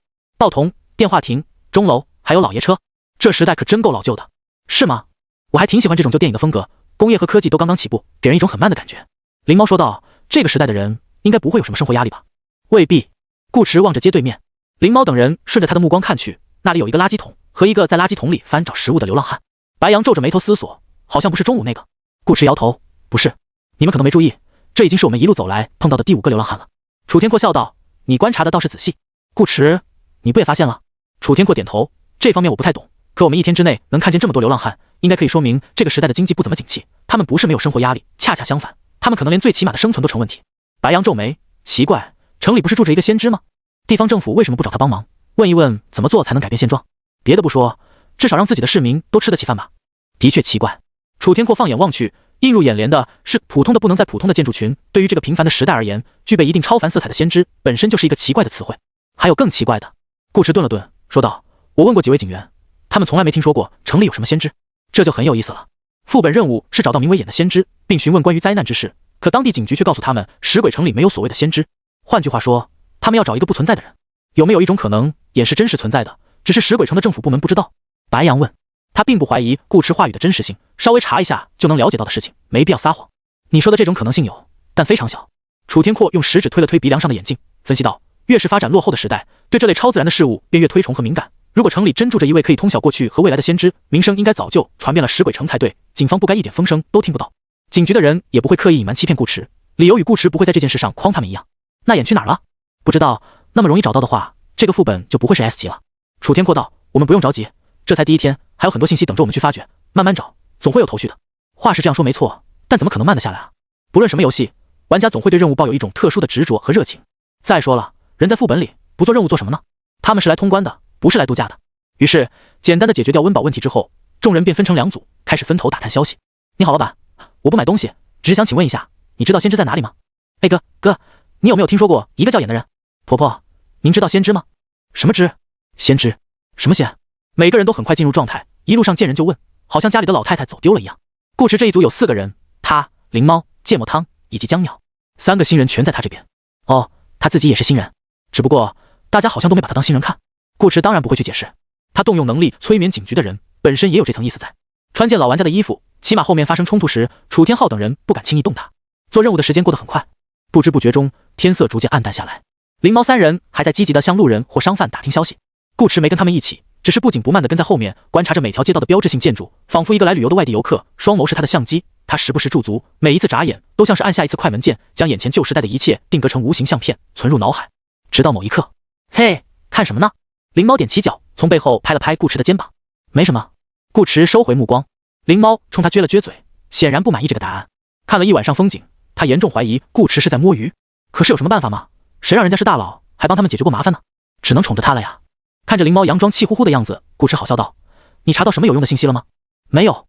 说起这个，灵猫俏生生的小脸一下子就垮了下去。尾音拖得老长，我问了好多人，他们没有一个知道关于先知的事，也没听说过眼。还有人反问我，先知是什么东西，和荔枝有什么关系，什么味道，好不好吃，真是……哎呦，我都不知道该怎么吐槽了。两人说话间，江鸟和芥末汤也走了过来，看他们像泄了气的皮球似的表情就知道，应该和灵猫一样一无所获。这不是菜不菜的问题，向路人打探消息也没什么技巧可言，没听过就是没听过。楚天阔三人估计也查不出什么来。晚上10点，众人回到出发点集合，饭店已经关门，街上空荡荡的，不见人影，安静的能听到远处舞厅传来的歌声。不出顾池所料，忙活了一晚上，他们没发现任何有价值的线索，似乎这座城市里真的没有一个叫眼的人。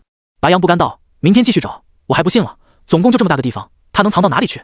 事实上，石鬼城一点也不小，毕竟再怎么说也是个城，而不是小镇或村落。可任务明确表示，先知就在城里，即便没有人听说过，这一点也不会变。基于此，白羊仍旧坚持自己先前的想法，对方是出于某种原因故意隐藏了身份，比如当预言家当累了，想回归平淡，便换了个名字，过起了普通人的生活。问题是，你知道他长什么样吗？楚天阔问，还是说你知道他是男是女，是老是少？当然。白羊哼了一声，不知道。灵猫又来，傲娇男。夜色渐浓，吹来的风有些凉了，漫起薄薄的雾。灵猫不禁缩了缩脖子，他对雾气比较敏感，要不今天还是歇了吧。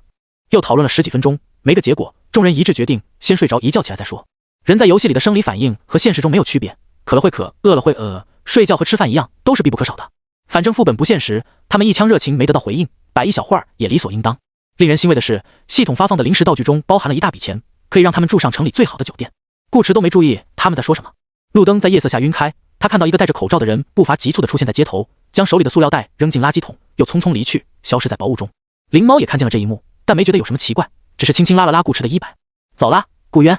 哦，1663城堡，金碧辉煌的大堂让江鸟忍不住叹道：“这真是旧时代的酒店，工艺精美的水晶吊灯，湿润芬芳的室内喷泉，一尘不染的印花地砖，漂亮又大气。说是现代社会的5星级酒店，他都信。每个时代都有每个时代的资本，区别只在于他们该被吊在哪个路灯。”楚天阔似乎很喜欢推他的眼镜，他说着走向吧台，微笑道：“麻烦帮我们开7个房间，谢谢。”不好意思，先生，我们只剩下1个单人间了。金发女接待查了一下，朝楚天阔露出一个歉然的笑容。他看了看顾池等人，又介绍道：“7个人的话，我们有2个套房可以提供，每个套房包含1个主卧和2个次卧，加上剩下的单间正好合适，您看可以吗？”楚天阔看向灵猫，7个玩家里只有他一个女生，单间肯定是给他住。灵猫没有立刻回答，而是可怜兮兮地眨巴着眼睛，对江鸟和芥末汤道：“要不你俩挤一挤。”他不太想一个人住，过往的游戏经验告诉他，哪怕表面看上去再平静和谐的副本，都随时可能发生极度危险的事情，尤其是这城里晚上还会起雾。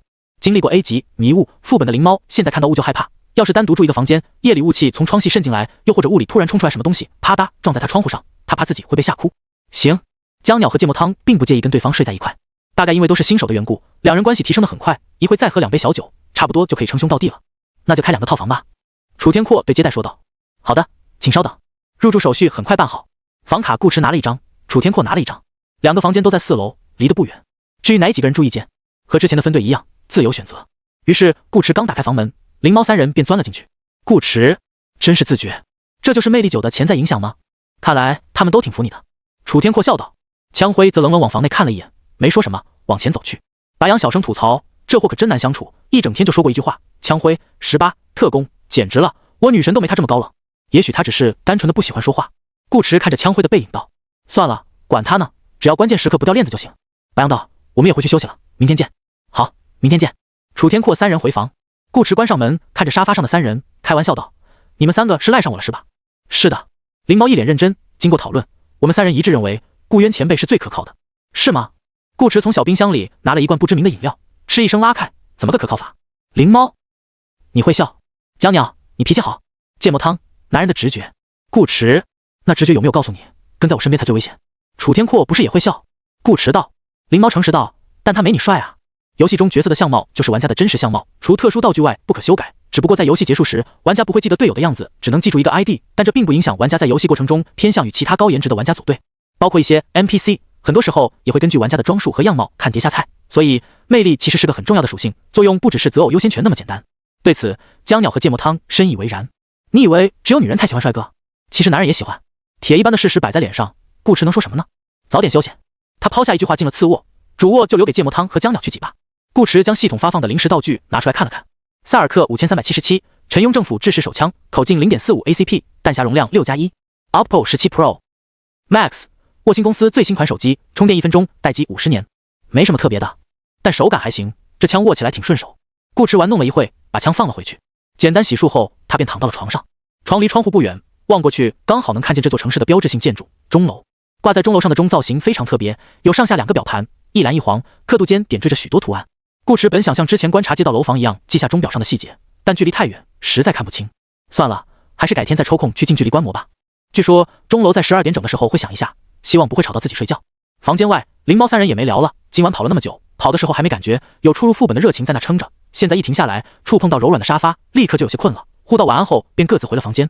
想着顾迟就在隔壁，灵猫这一觉睡得又香又甜，特别踏实。唯一美中不足的是，他没能睡到自然醒。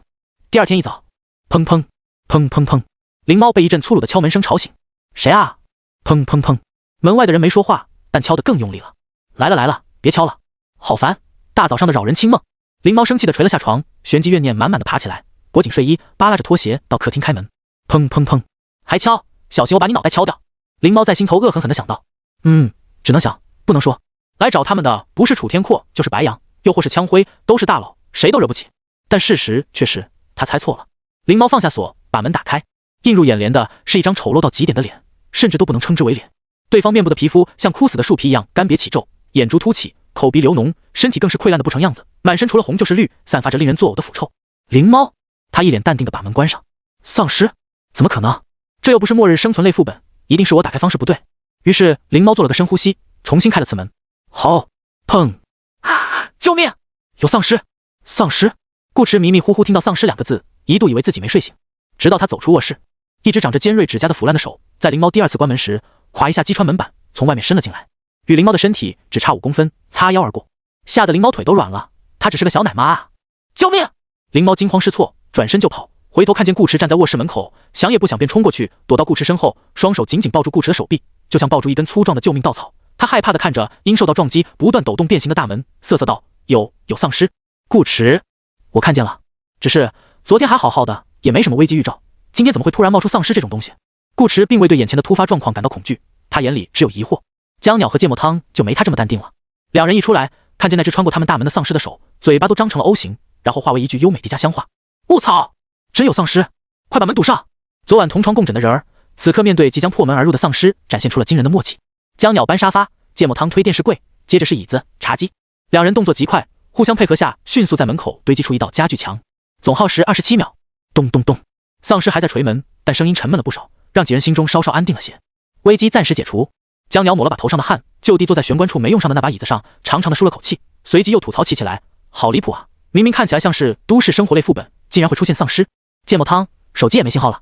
顾迟看向窗外，街道上黑压压一片，全是游荡的丧尸。原本平整的路面变得泥泞，充斥着污秽和鲜血。路灯被撞歪，残破的汽车燃着火焰，微微细开窗便能闻到空气中的令人极度不适的腐臭味。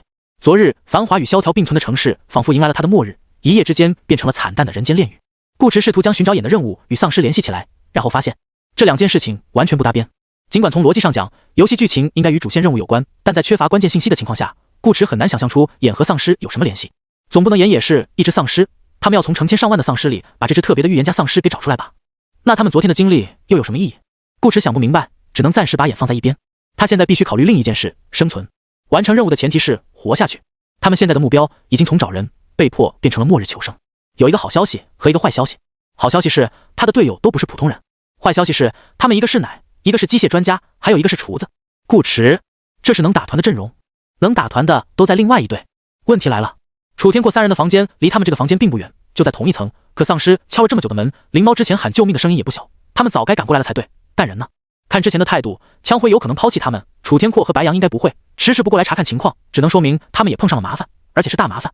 顾迟不认为区区几头丧尸就能拦住3名老玩家，他们可以选择在房间里等，可要是碰上最坏的情况，楚天阔3人解决不了那个大麻烦怎么办？毕竟是 S 级的本，谁敢说一定通关？房间里的食物又极其有限，他们不可能一直在这等下去，最后多半还是要直面丧尸，或者一些比丧尸更恐怖的东西。说不定这就是这个副本的剧情设定呢。逃不了，避不开，他们必须也只能依靠自己。灵猫三人似乎也意识到了这点。夫妻本是同林鸟，大难临头各自飞，连夫妻都能飞，又何况是刚组建不久的临时小队？那么是时候向大佬证明自己的价值了。江鸟率先掏出一个小机械，这是自爆机器人，爆炸当量为500克 TNT 炸药，相当于一颗温压手榴弹。给我点时间，我可以制造很多这样的机器人，炸翻这帮丑陋的家伙。芥末汤也举手道：“我背包里有不少材料，按照1日3餐来算，可以烹饪至少半个月的属性食物，提高大家的战斗力。灵猫，我可以奶你，我把奶全都给你，保证不会让你死在我前面。”顾池盯着三人看了一会，不知在想什么。他不说话，灵猫三人也不敢吭声，空气一时变得十分安静，只剩下丧尸砸门的声音。半晌，顾池终于开口，他先问江鸟道：“你制作一批自爆机器人需要多久？一批是多少？10个吗？3个小时。”江鸟答道。顾池又问芥末汤：“你呢？”芥末汤：1个小时。顾池又看向灵猫，还不等他开口，灵猫便抢答道：“我奶超大的。”顾池：“你什么超大？”灵猫反应过来自己话里的歧义，脸蛋微微发红，不好意思道：“你不是要问我奶量吗？”顾池莫名道：“我问你奶量干嘛？你又不奶我。”灵猫：“啊，不奶你，那我奶谁？”顾池隔着墙壁看了眼楚天阔等人房间的方向，我们需要去确认一下情况。他有种预感，楚天阔三人可能已经不在酒店了。灵猫似懂非懂：“你是让我奶他们吗？”不。顾池一边说，一边拿出了系统配备的半自动手枪，咔咔装弹上膛，熟练的像一个老兵。我的意思是，门外全是丧尸，我们要过去，必须先把他们清理掉。过了这么久还没破门而入，说明这些丧尸只是普通丧尸，力量有限，生理构造大概率还是人类的构造，只要打头破坏神经中枢，就能轻易杀死他们。我枪法还不错，杀丧尸的任务可以交给我。顾池道：“不过我需要一个人来帮我吸引他们的注意力。”灵猫睁大眼睛：“你该不会是想让我？”没错。顾池眸子里有3分严肃，3分鼓励，3分信任，以及1分不容置疑。阿猫，来好自己，你可以的。灵猫：“救命！”顾池向来是个行动派，想好下一步该做什么就会立刻去做，拖拖拉拉不是他的风格。很快，按照他的要求，江鸟先做了一个威力不那么大的自爆机器人出来，用于炸门开路。听声音就知道，此刻走廊上的丧尸已经不止最初的一只，不先把这些堵在门口的丧尸清掉，他们门都出不了。当然，不是炸他们这个房间的门，这片暂时的安全区要留给江鸟2人制作食物和机械。换了身衣服，顾池便带着灵猫从阳台翻到了隔壁。过程中，顾池注意力高度集中，随时准备开火。他们的房间是401，楚天阔三人是416，前台没给他们2个挨着的房间，说明这些房间可能有其他客人入住。顾池不确定到底有没有，更不确定有的话，这些客人是否也变成了丧尸，所以他过来的时候非常小心，直到确认没情况，才哗一声，一肘顶碎了玻璃，进入屋内。动静不小，又或是这片区域太过安静，街道上游荡的丧尸齐刷刷抬起了头。原本撞击401的丧尸听到声音，立马开始攻击他们这个房间的门。没有其他物体支撑，门板迅速在丧尸猛烈的攻势下变形，嵌入门锁处的墙壁都出现了裂痕。顾池看向身旁的少女：“准备好了吗？”灵猫弱弱道：“没有。”顾池：“加油！”说着，拿出巴掌大的小型自爆机器人，像扔手雷一样扔了出去。灵猫：“我真的还没准备好啊！”顾池又扔了第2个，这是江鸟身上现成的那个正常规格，投掷地点是楼下，用来吸引街上丧尸的注意，免得他们冲进酒店。没有多余的时间给灵猫反应，顾池扔完便拉着他躲到了沙发背后。圆盘状的小型自爆机砸在门上，伸出8条腿扣入门板，像磁铁似的牢牢吸附在上面，旋即红光闪动。滴滴滴滴，灵猫慌忙捂着耳朵，紧紧闭上眼。轰！2声爆炸几乎同时响起，整栋楼仿佛都跟着颤了一下。门口的丧尸被炸得4分5裂，手脚乱飞。街上的丧尸下场更惨，有一朵小型蘑菇云冉冉升起。顾池：“冲啊！”灵猫：“冲啊！”事到如今，已经没有别的选择，不冲还能怎么样呢？他要是不冲，丧尸就会来冲他。人的一生中总是会有无数个第一次：第一次睁眼看世界，第一次学会走路，第一次一个人上学，第一次接触超凡，第一次碰见一个男生让自己怦然心动，以及第一次直面丧尸。也许这就是自己成长的必经之路吧。如果我被感染，请不要第一时间杀我，帮我找找有没有抵抗丧尸病毒的血清。如果找不到，开枪之前请抱我一下，让我最后感受一次这个世界的温度，拜托了。遗言发表完毕，灵猫深吸一口气，用力举起身边被爆炸气浪掀翻的桌子挡在身前，毅然决然地冲了出去。这一刻，他勇敢得像一名骑士。下一秒，救命啊！骑士败给了丧尸，活人的气息如同兴奋剂，见灵猫冲出房间，没被炸死的丧尸全都挣扎着爬起来，低吼着扑向少女。其实从战力上讲，丧尸并没有那么可怕，很多强壮的普通人都能对付，只是他们的模样过于丑陋恶心，气味更是令人作呕，人又是视觉动物，光是心理上就难以承受这样的冲击。就像有些人明知绝大部分蜘蛛是无害的，他们还是看见就怕，敢踩一脚都算勇士。顾池自然不会眼睁睁看着灵猫被丧尸扑倒，在灵猫呼救的同时，他已经抬起手扣下了扳机。砰砰，2枪，一左一右扑向灵猫的丧尸当即脑袋开花，身体无力地倒在灵猫脚边，绿色液体间的少女满腿都是，还好系统给的初始服饰是长裤，不然她就不干净了。呜！顾池来到灵猫身边，看到还有丧尸在往这边冲，砰砰又是2枪，2颗脑袋应声而裂，呼了一枪。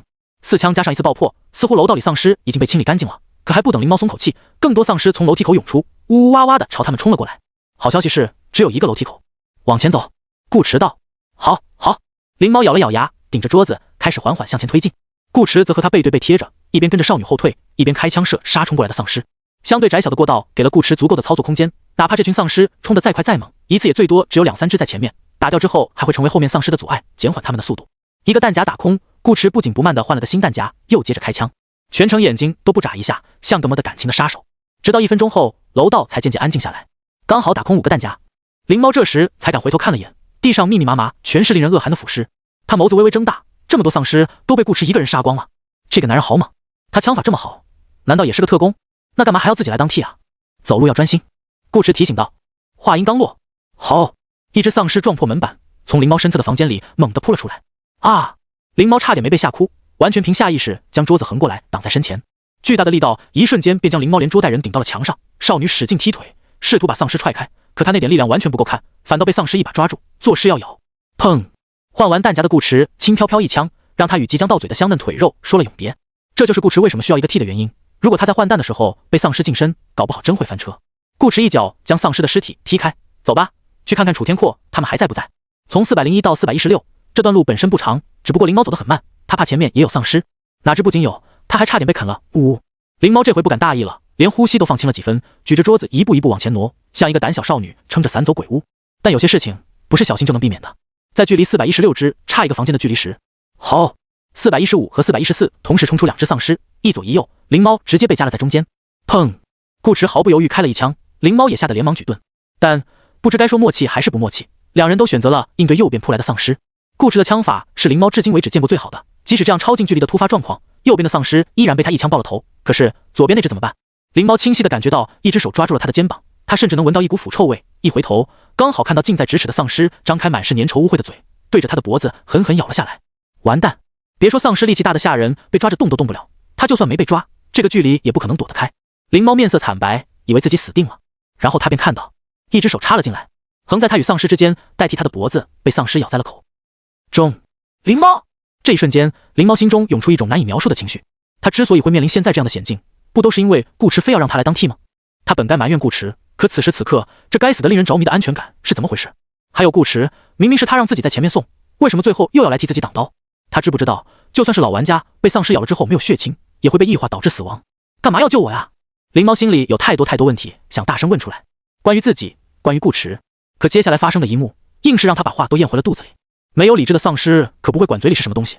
他用力一咬，咔，牙碎了，1、2、3、4、5、6、7、8颗，带着粘液落到地上，还弹了2下。丧尸不自觉地松开嘴，茫然地看着地上，觉得自己好像失去了什么很重要的东西。灵猫心头那难以描述的情绪最终凝结成2个字，他呆呆地看着眼前的大手，好硬。日常生活中，人的咬合力通常在30至82磅左右，即13.6-37.2 kg。而因为牙周膜疼痛耐受力较低，过度用力会引起剧烈疼痛，使人自动减小咬合力，所以一般人不可能把咬合力用足。一个人咬合力的大小还会受到饮食习惯、锻炼以及遗传等多种因素等影响。顾驰记忆中有档节目曾测试过人类的咬合力，其中最高一位达到了127磅，这差不多就是人类的极限了。考虑到丧尸没有痛感，这个数字还要提高一些。综合以往在梦里的感受，丧尸的咬合力应该在170磅左右，相当于一只成年比特犬。说小不小，一口下去能咬碎人的骨头；说大也不大，也就能咬碎人的骨头。顾驰敢伸这个手，自然有足够的把握。使用10复数后的手臂并没有变成石头的颜色，反而有种光洁的润银感。顾驰一个从不自恋的人都觉得这只手漂亮的不像话。在灵猫呆愕的目光中，顾驰把手收回来，砰一枪结束了这只丧尸的性命。来到416号房，顾驰没有房卡，只能礼貌地请门锁吃了颗子弹。屋内的布局和他们住的房间差不多，但太干净了。客厅里的一切都出乎意料的整洁，浅灰色的沙发巾上甚至连皱褶都看不见。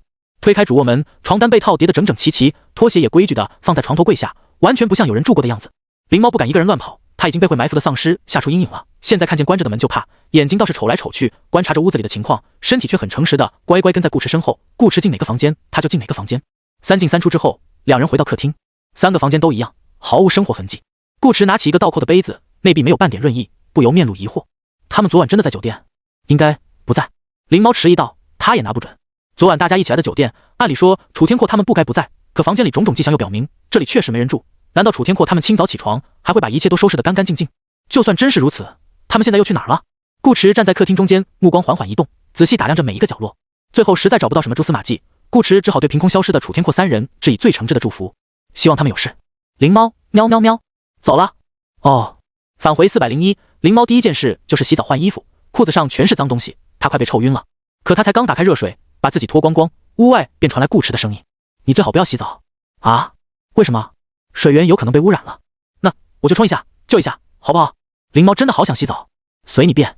顾池淡淡道：“到时候别怪我不怜香惜玉就行。”他好凶。灵猫瘪了瘪嘴。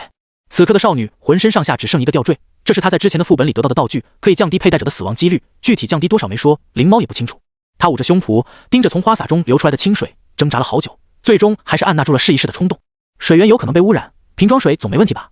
为了避免浪费，灵猫将水用瓶盖接着，一点一点倒在毛巾上，将毛巾打湿，然后仔细地擦拭起身子。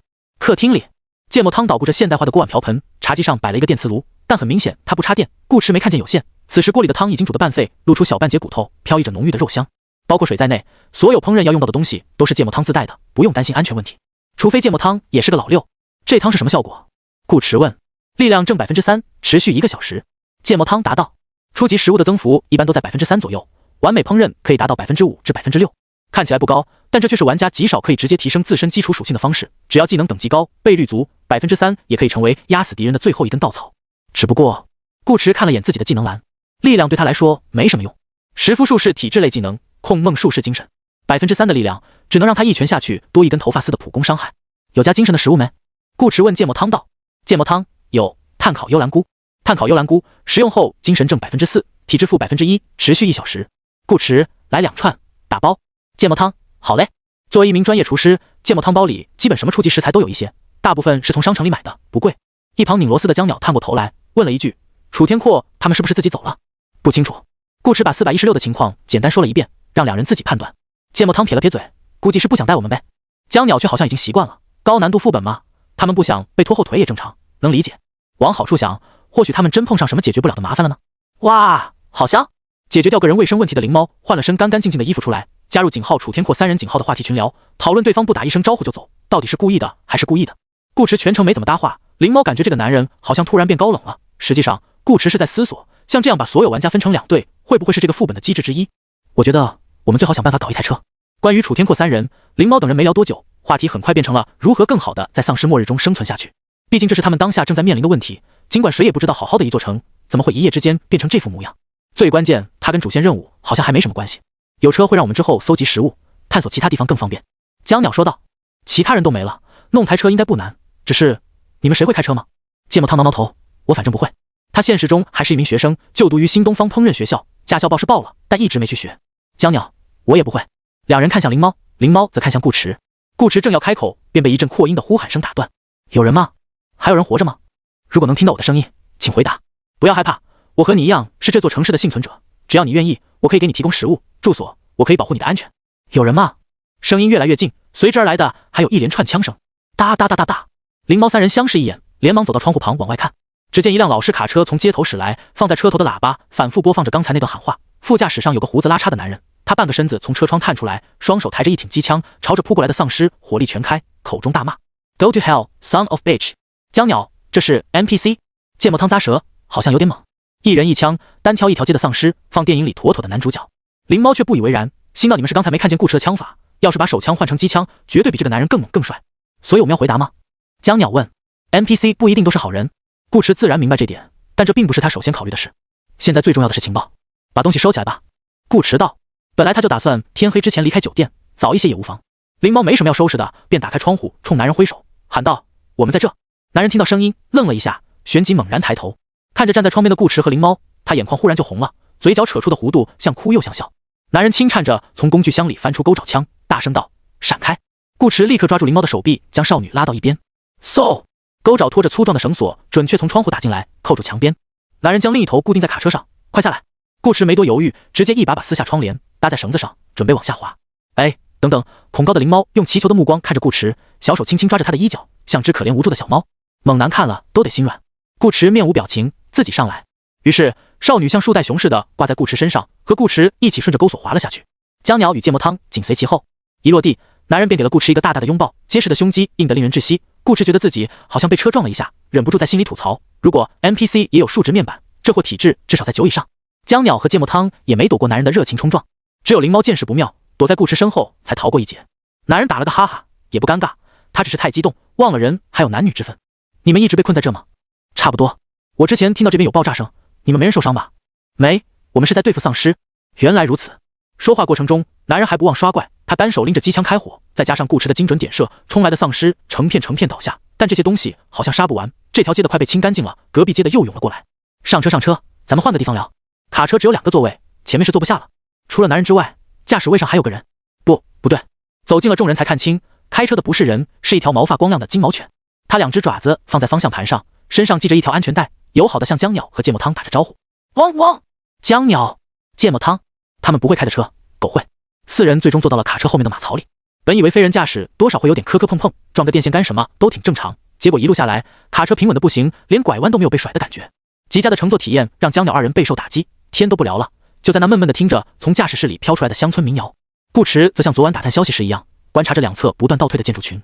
房子还是那些旧房子，没有变化，可他总觉得哪里有些不对，具体不对在哪又说不上来。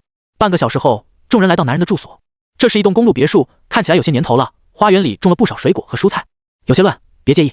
男人领着顾池等人进屋，屋里的一切很符合他胡子拉碴的个人形象，好在仅仅是乱，并没有什么奇怪的味道。唯一的味道是酒，茶几上还歪倒着几个空酒瓶子。2楼的房间倒是整洁了很多，估计是因为男人自己用不到，很少进来的缘故。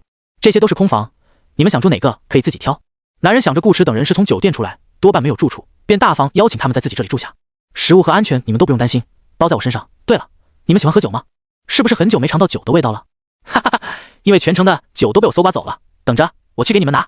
说完，不等顾池几人回答，男人便咚咚咚跑下楼去拿酒，嘴上还哼着小曲。怎么办？他好热情，平时不爱社交的芥末汤碰上一个真正的社恐，从头到脚都在表达自己的不适应。也许是孤独太久了。灵猫有点疑惑，男人给他的感觉好像很久没见过活人一样，可昨天不还一切正常吗？满打满算12个钟头，再久能有多久？你这么一说，我感觉像个圈套。江鸟不太自在地打量着周围，丧尸都出现了，再来个吃人的变态，好像也不是不可能。咱们下来喝。拿酒回来的男人在1楼喊道。好。顾池倒不怕，直接下楼。灵猫3人跟在他的身后。茶几已经被男人清理干净，换上了5个崭新的酒杯，还有一大盘下酒的薯片。脱掉外衣的男人只穿了件短袖，露出肌肉扎实的臂膀。心里有了怀疑，江鸟越看越觉得有问题，已经自己在心中脑补出了一场醉酒之后被人碎尸的法制大戏。芥末汤倒没想那么多，只是本能的有些拘谨。他其实对这个突然出现的男人挺有好感的，拉是拉他了点，但长得正派，某种程度上也算救了他们。芥末汤更相信对方是个好人，只不过那饱满的热情他实在吃不太消。顾池看着倒酒的男人，笑道：我们还不知道你的名字。男人一拍脑袋，哈哈道：你看我这激动的都忘记自我介绍了，我叫尼尔·维斯特，是个警察，曾经是。你呢？我看你枪法不错，难道是同行？算是吧，我们替陈庸政府干活。顾池道：那你们还比我高一截。尼尔唏嘘道：没想到连你们也会被陈庸政府放弃，顶上那帮家伙可真是不干人事。大叔，你知道城里有位先知吗？灵猫问。可别叫我大叔，我也就长得老了点，年龄比你们大不了多少。尼尔道：你说的先知是那种懂得很多会占卜的先知？灵猫有些期待地看着尼尔，听这语气好像有戏，而事实却是没听过。尼尔道：灵猫。尼尔轻嗤一声，这世上哪有什么先知，真要有的话，为什么不出来提醒大家阻止丧尸病毒爆发？江鸟试探地问，也许他人微言轻。尼尔，那他这会儿也早该被丧尸撕烂了。江鸟，很有道理。顾池则思索着尼尔的名字，你也姓维斯特，知道威廉吗？威廉·维斯特。尼尔扭过头，诧异地看着顾池，那是我父亲，你认识他？顾池点头，我们之前聊过一次，聊得还挺开心的。那你一定很对他胃口。尼尔道：老实说，我父亲脾气挺臭的，我经常跟他说不了几句就会吵架，我母亲也是因为这个跟他离的婚。不过我不怪他，我知道他其实是爱我们的，只是不善表达。尼尔目露回忆，似乎想起了一些过往的事，但没细说，只是轻轻叹了口气。希望在天堂也有人能像我一样理解他吧。天堂，看来威廉·维斯特也死在了这场突如其来的灾难中。顾池默然，抱歉。尼尔摇摇头，甩掉不好的情绪，笑道：没关系，都过去1年了，我早看开了，他的牺牲是光荣的，我为他自豪。说着，尼尔举起酒杯，对着窗外扬了扬，一饮而尽。顾池却怔住了。1年？你刚才说你父亲已经去世了1年？是啊，时间总在我们睡觉时偷偷溜走。继续谈论这个话题并不礼貌，但太久没人说话，好不容易有个聊天对象，尼尔选择了包容。父亲的死也确实是让他感到自豪的事，便开口说了起来。1年前，丧尸病毒刚刚爆发，第一批变异的人是流浪汉，接着是环卫工。最初，他们外貌还没发生变化，没有引起政府的重视，只把他们当作普通的狂犬病治疗。直到后来被撕咬的人都出现相同症状，流浪汉的身体开始腐烂，大家才明白这不是什么狂犬病，而是一场浩劫。感染的人越来越多，场面逐渐失控，到处都充斥着惊恐的尖叫和绝望的哀嚎。首先遭殃的就是医院，那里的感染者太多，一开始的流浪汉便是送到各个医院救治的。而我的父亲威廉，他明知医院是整个城市最危险的地方，依然选择了进去救人。他说这是他的职责，哪怕能救2个婴孩出来也是好的。你是陈庸政府的人，应该知道，我们这些地方警署的警员大多都是拿钱混日子，像我父亲那样又蠢又善良的人真的很少。结局如你我所见，他进去之后再也没有出来。或许出来了，只是我再也认不出他。说到这，尼尔看了看自己的双手，笑得有些苦涩。又或许是我亲手杀死了他，毕竟我杀过太多丧尸，起初为了打发时间我还会计数，到现在早已数不清了。听完尼尔的话，顾迟好像意识到什么，拿出手机打开了平时根本不会打开的日历。江鸟还在纠结这个故事本身，不对啊，你说丧尸病毒是1年前爆发的，可我们昨天……江鸟，顾迟打断他，又看向尼尔，今年是几年几月几号？你手机坏了？尼尔很奇怪顾迟怎么会问这个，但还是答道5777年11月14号。5777年11月14号，手机上的日历也是这个日期。可顾迟清楚地记得背景介绍上，他们昨天抵达石鬼城的时间是5776年11月13号。只是手机上的时间默认只显示几月几日与当前时刻，不会显示年份，所以他们全都没发现这点。顾迟突然知道为什么自己之前看那些建筑会觉得不对了，那是一种极其细微的变化。今天的房子比昨天的房子更老旧了几分。尼尔没有说谎，这不是什么圈套。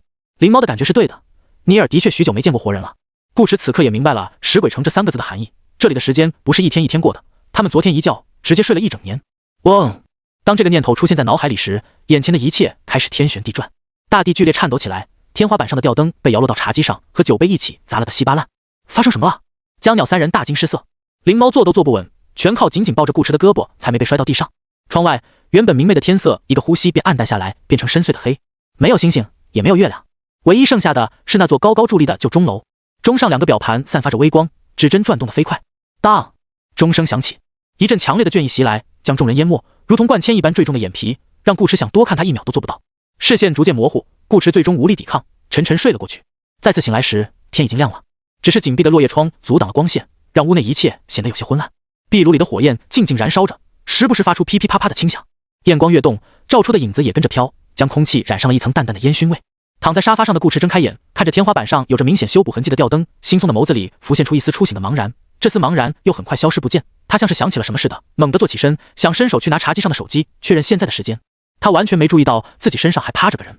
睡梦中的灵猫模样乖巧，长长的睫毛随呼吸轻轻扑闪，脸蛋浅红，无意识微起的嘴唇边挂着若有若无的晶莹，看样子睡得很香。直到顾迟起身，他便像滑落的被套一样从顾迟身上滚了下去。咚！哎呦！顾迟，他不是故意的。疼！灵猫一手扶着沙发，一手揉着脑袋，迷迷糊糊爬起来，还没搞清楚情况，便听见一道清冷的男声：“别动！”吓得灵猫一下绷紧了身子，瞌睡都没了。过了2秒才反应过来，说话的人是顾迟。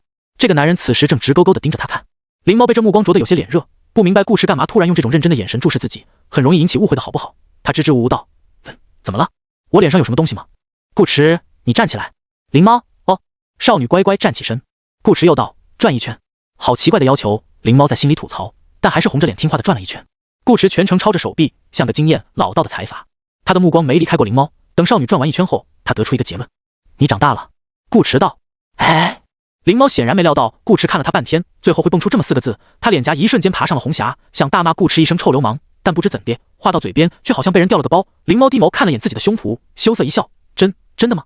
顾迟面无表情：“我指的是年龄。”灵猫，空气安静了1秒，灵猫脸蛋越发红润，表情却变得十分平静。“是吗？”他抠紧了脚趾，淡淡道：“我知道你说的是年龄。”顾迟，哦。2人说话间，芥末汤和江鸟也相继醒来，他们的变化更加直观明显。灵猫只是个子长高了，眉眼间多了点女人味，只多了一点，就像从一个还没毕业的大学生变成了初入职场的白领，气质上有熟女的成分，但不多，总体来讲依旧比较青涩。单从外貌上看，灵猫与昨天差别并不是很大。芥末汤和江鸟则不同，一个体态发胖，已经挺起了啤酒肚，另一个长出了胡子，头发也长了，像是好几天没打理过个人形象的大龄宅男。这些都属于一眼就能看出来的变化。还没搞清状况的芥末汤和江鸟看见彼此的容貌，我操，你是阿汤？你是阿鸟？你怎么变成这副鬼样子了？灵猫这时也意识到顾迟不是在跟他开玩笑，他是真的长大了。只是他瞄了瞄顾迟，他自己怎么好像没什么变化？那张冷帅的脸上连丝皱纹都找不到，完全看不出岁月的痕迹。花了大概3分钟，江鸟和芥末汤才终于认清了自己变老的事实。还好我们本身比较年轻。江鸟用庆幸的口吻说道：“就当提前体验一下做成熟男人的感觉了，问题不大。”真的不大吗？不，问题很大。顾迟把手机抛给江鸟，示意2人自己看。刚才发现灵猫的变化时，顾迟便有种预感，他们昨天那一觉可能不止睡了1年。事实证明，他的感觉没错。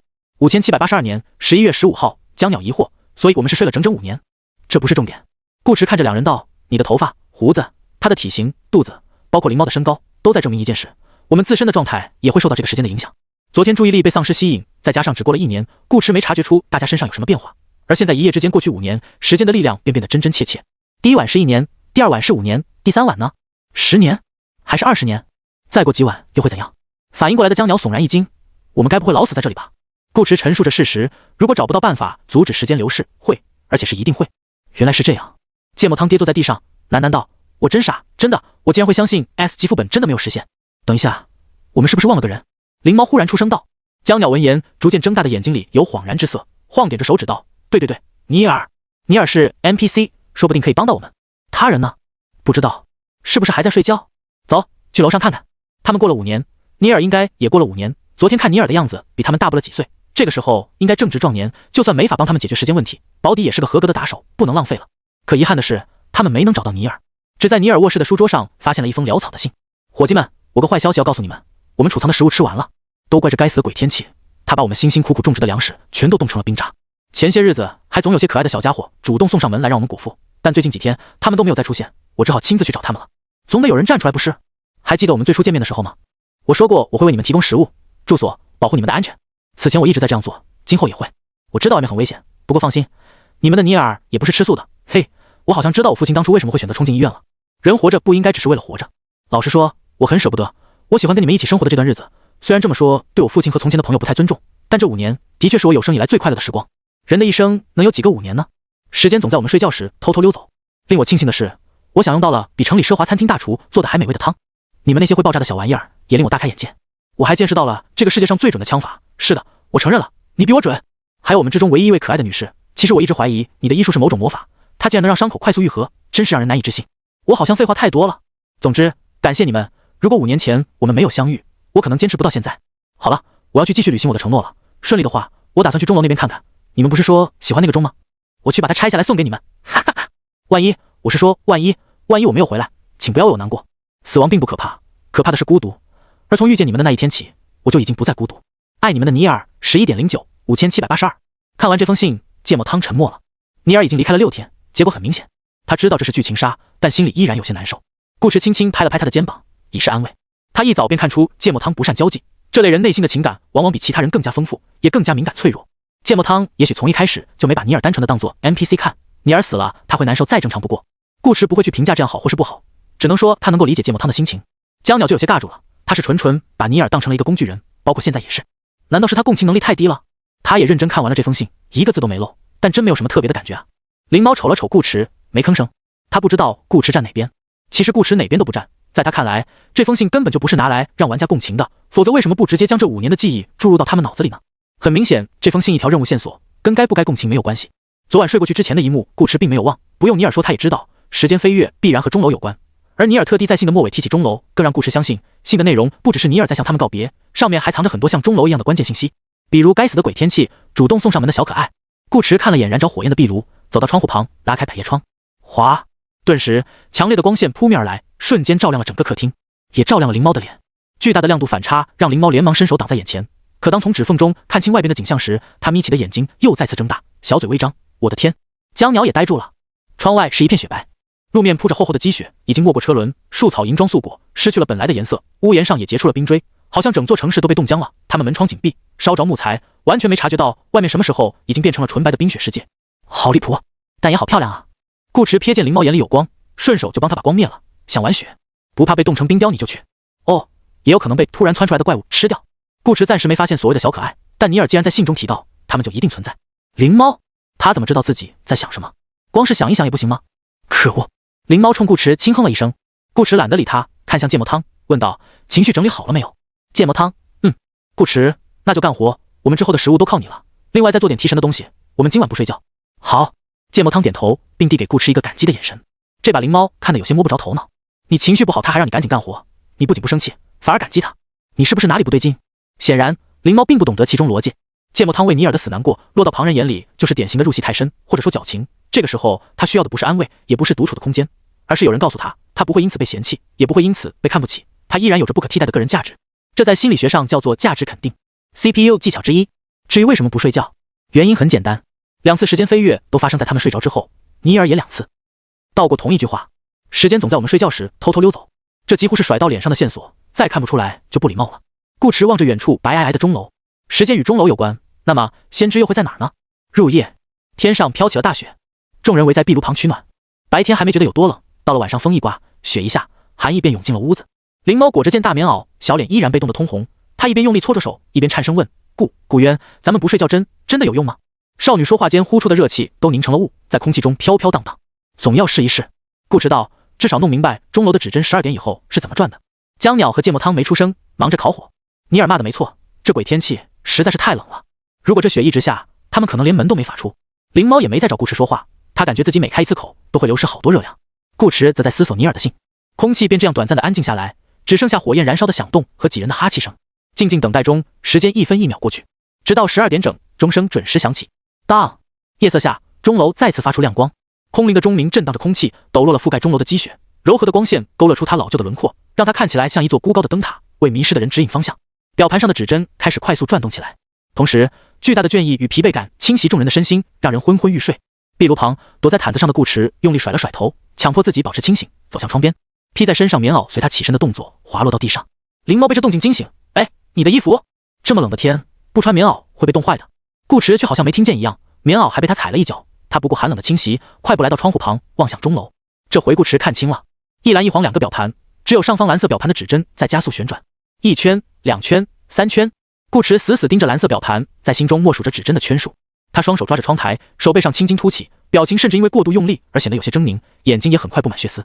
顾驰很想保持优雅，但没办法，他必须这样才能暂时顶住从身体各处传来的强烈困倦。暂时，顾驰已经很努力在对抗这股来自钟楼的神秘力量了，可即使如此，他依然没能坚持太久。在指针转完第5圈时，顾驰便支撑不住，身体脱力般歪倒下去，但他似乎没倒在地板上。这种温软的感觉，好像有人给他垫了个背。闭眼之前，顾驰最后看了一眼，灵猫不知什么时候已经先一步倒在了他的脚下，手里还紧紧抓着那件沾了血印的棉袄。江鸟与芥末汤也早已睡了过去，两人保持着坐姿，挨得很近。芥末汤脑袋靠在江鸟的肩膀上，江鸟脑袋则倒在芥末汤的头上。夜晚重归于寂，只剩下壁炉的火光轻轻跃动。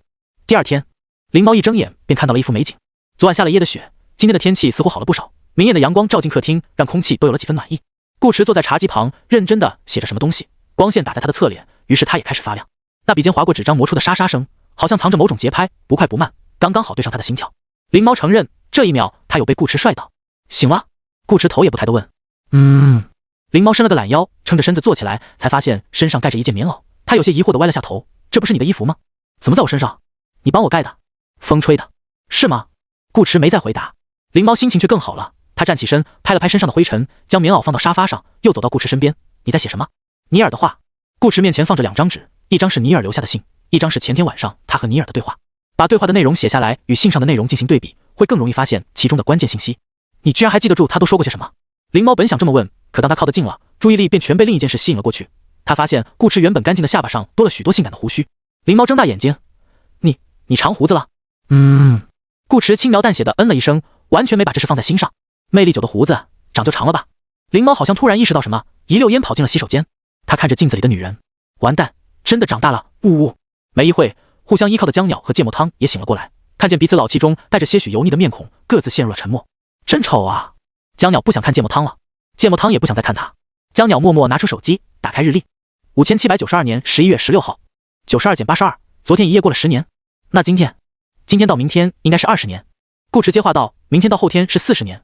江鸟手一抖，那我们岂不是后天就没了？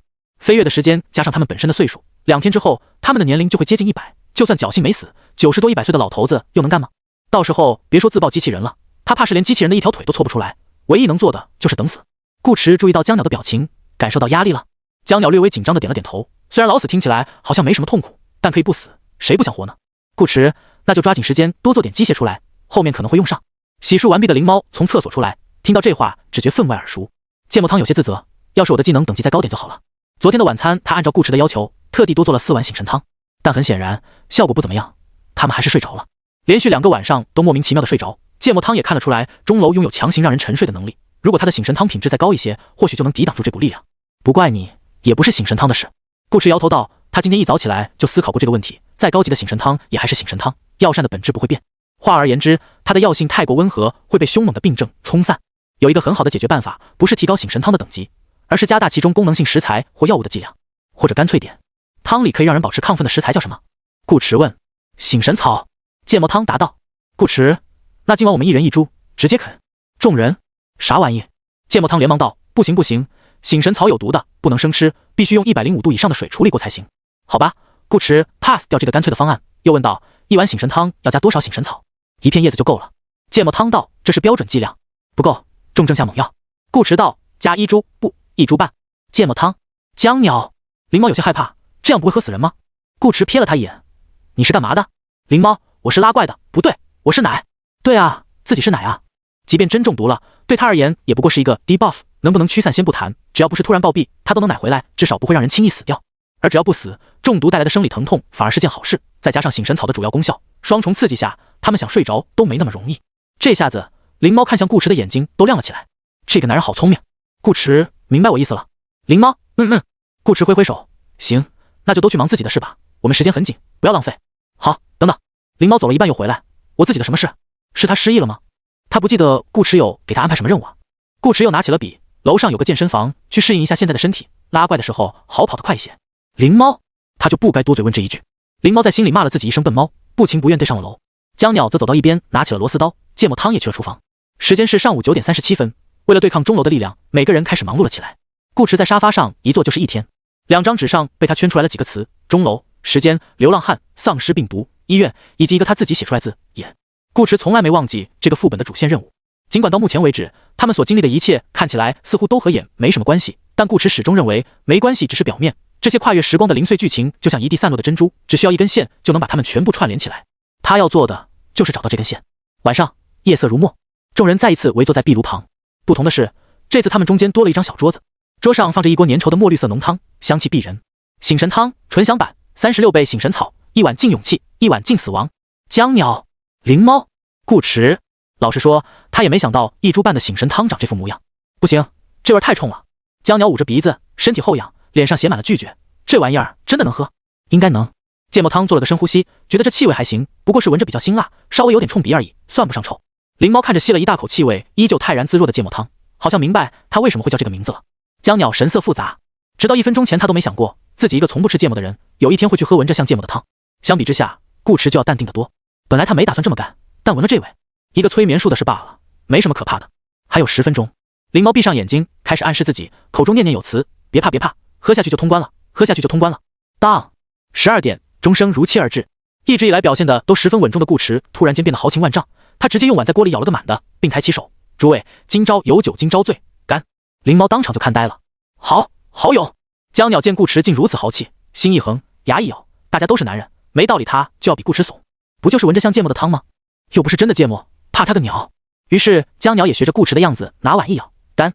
下一秒，江鸟他的脸色在一瞬间变得涨红，眼睛瞪得老大，并迅速爬满了血丝，2个鼻孔也鼓了起来，往外喷着粗气，宛如一只发情的母牛。他错了，真的错了，这不是闻起来像芥末，这他妈就是芥末，还是加了薄荷的芥末。江鸟只觉一股无法形容的辣气直冲脑门，让他的双眼顷刻盛满了泪水。他好想哭，可亢奋的大脑又命令他笑，他真的哈哈哈哈。灵猫，来人，把这2个疯子抬下去。为什么是2个？还有一个是他。灵猫捏着鼻子，闭上眼睛，一口气干了大半碗，然后掐着脖子在屋里绕起了圈。哈哈哈，好了，救命啊！芥末汤，这2个人至于吗？他没有像顾池3人那样一口喝太多，而是捧着碗小口小口的嘬着，眉头不自觉地舒展开来，看样子竟还有些享受。这才是真正的勇士。永远不要小看一个宅男。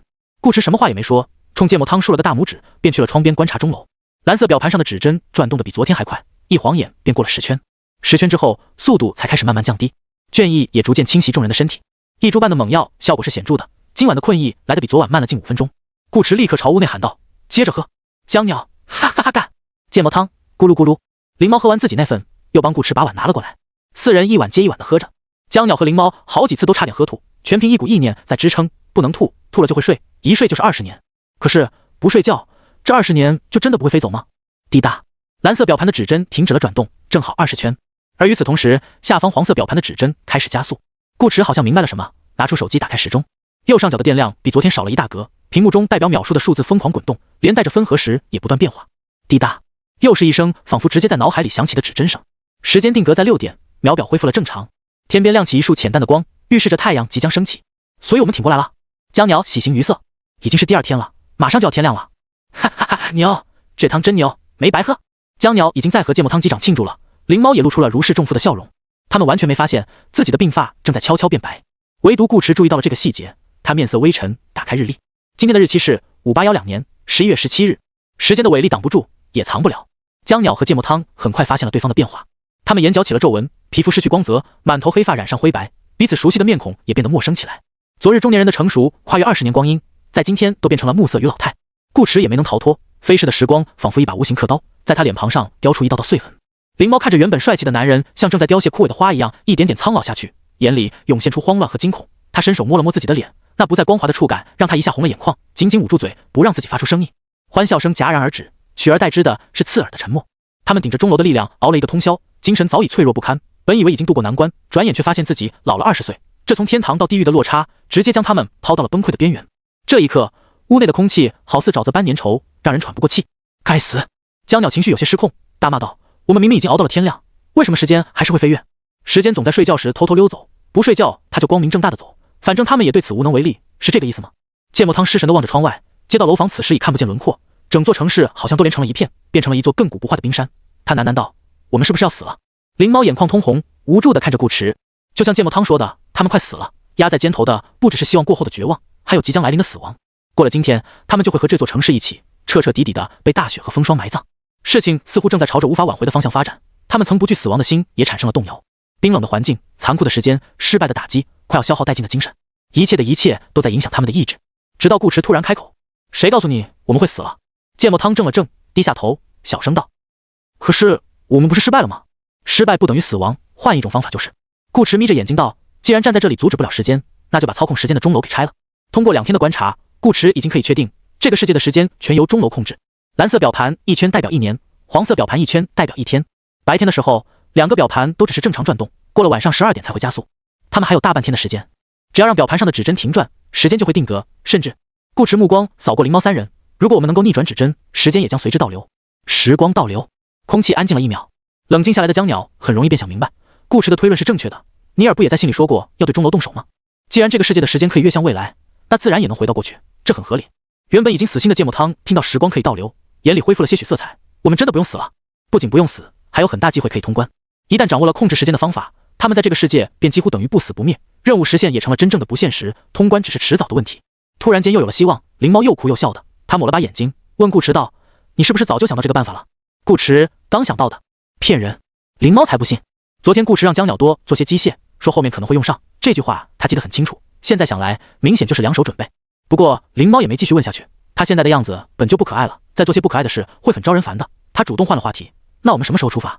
他想快点变回年轻的模样。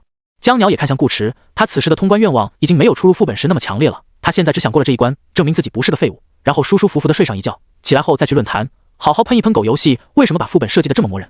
你们没问题的话，3个小时后吧。顾迟道：“现在先去健身房适应一下身体。昨天让灵猫去健身房是在逗少女玩，今天是非去不可。年近60的身躯，各方面素质都远远不如之前，他们必须调整好状态，否则可能都走不到钟楼前。灵猫你先去，下来之后换江鸟。”“好。”“江鸟，你去把地下室的枪都拿上来。另外。”芥末汤听着顾迟给大家安排事做，听着听着就听不进去了。他忽然意识到一个问题，在平坦的路面上走几十里路，和在雪地里走几十里路完全是2个概念。本身他的体质就弱，只有4点，现在的身体还比之前胖，也更虚，再加上一夜没睡，平路都不一定能走到，雪地又该怎么走？芥末汤，顾迟安排完江鸟，喊了一声：“啊，在。困不困？”顾迟走过来问：“还撑得住吗？”“撑得住。”芥末汤低下头，躲避顾迟的目光。这些天相处下来，大家互相之间都有了一定了解。他是不爱说话，没什么存在感，但不代表他没有自己的认知。在芥末汤心里，顾迟是个很厉害的人，总是能一眼洞穿别人的想法，所以他本能的有点害怕与这个男人对视。“你以为你不看我，我就猜不到你心里在想什么了？”顾迟道。芥末汤，不用担心，我们会帮你的。顾迟拍了拍他的肩膀，示意他看右边。地下室入口，江鸟正好抱着2把枪上来，背上也背了2把，身后还拖着一块木板。这是……芥末汤没明白。江鸟咧嘴一笑：“顾大哥让我给你做个板车，等你走不动了，我们3拖1。”3拖1？芥末汤嘴唇颤了颤，他真的……其实你们不用这样。用不用不是你说了算。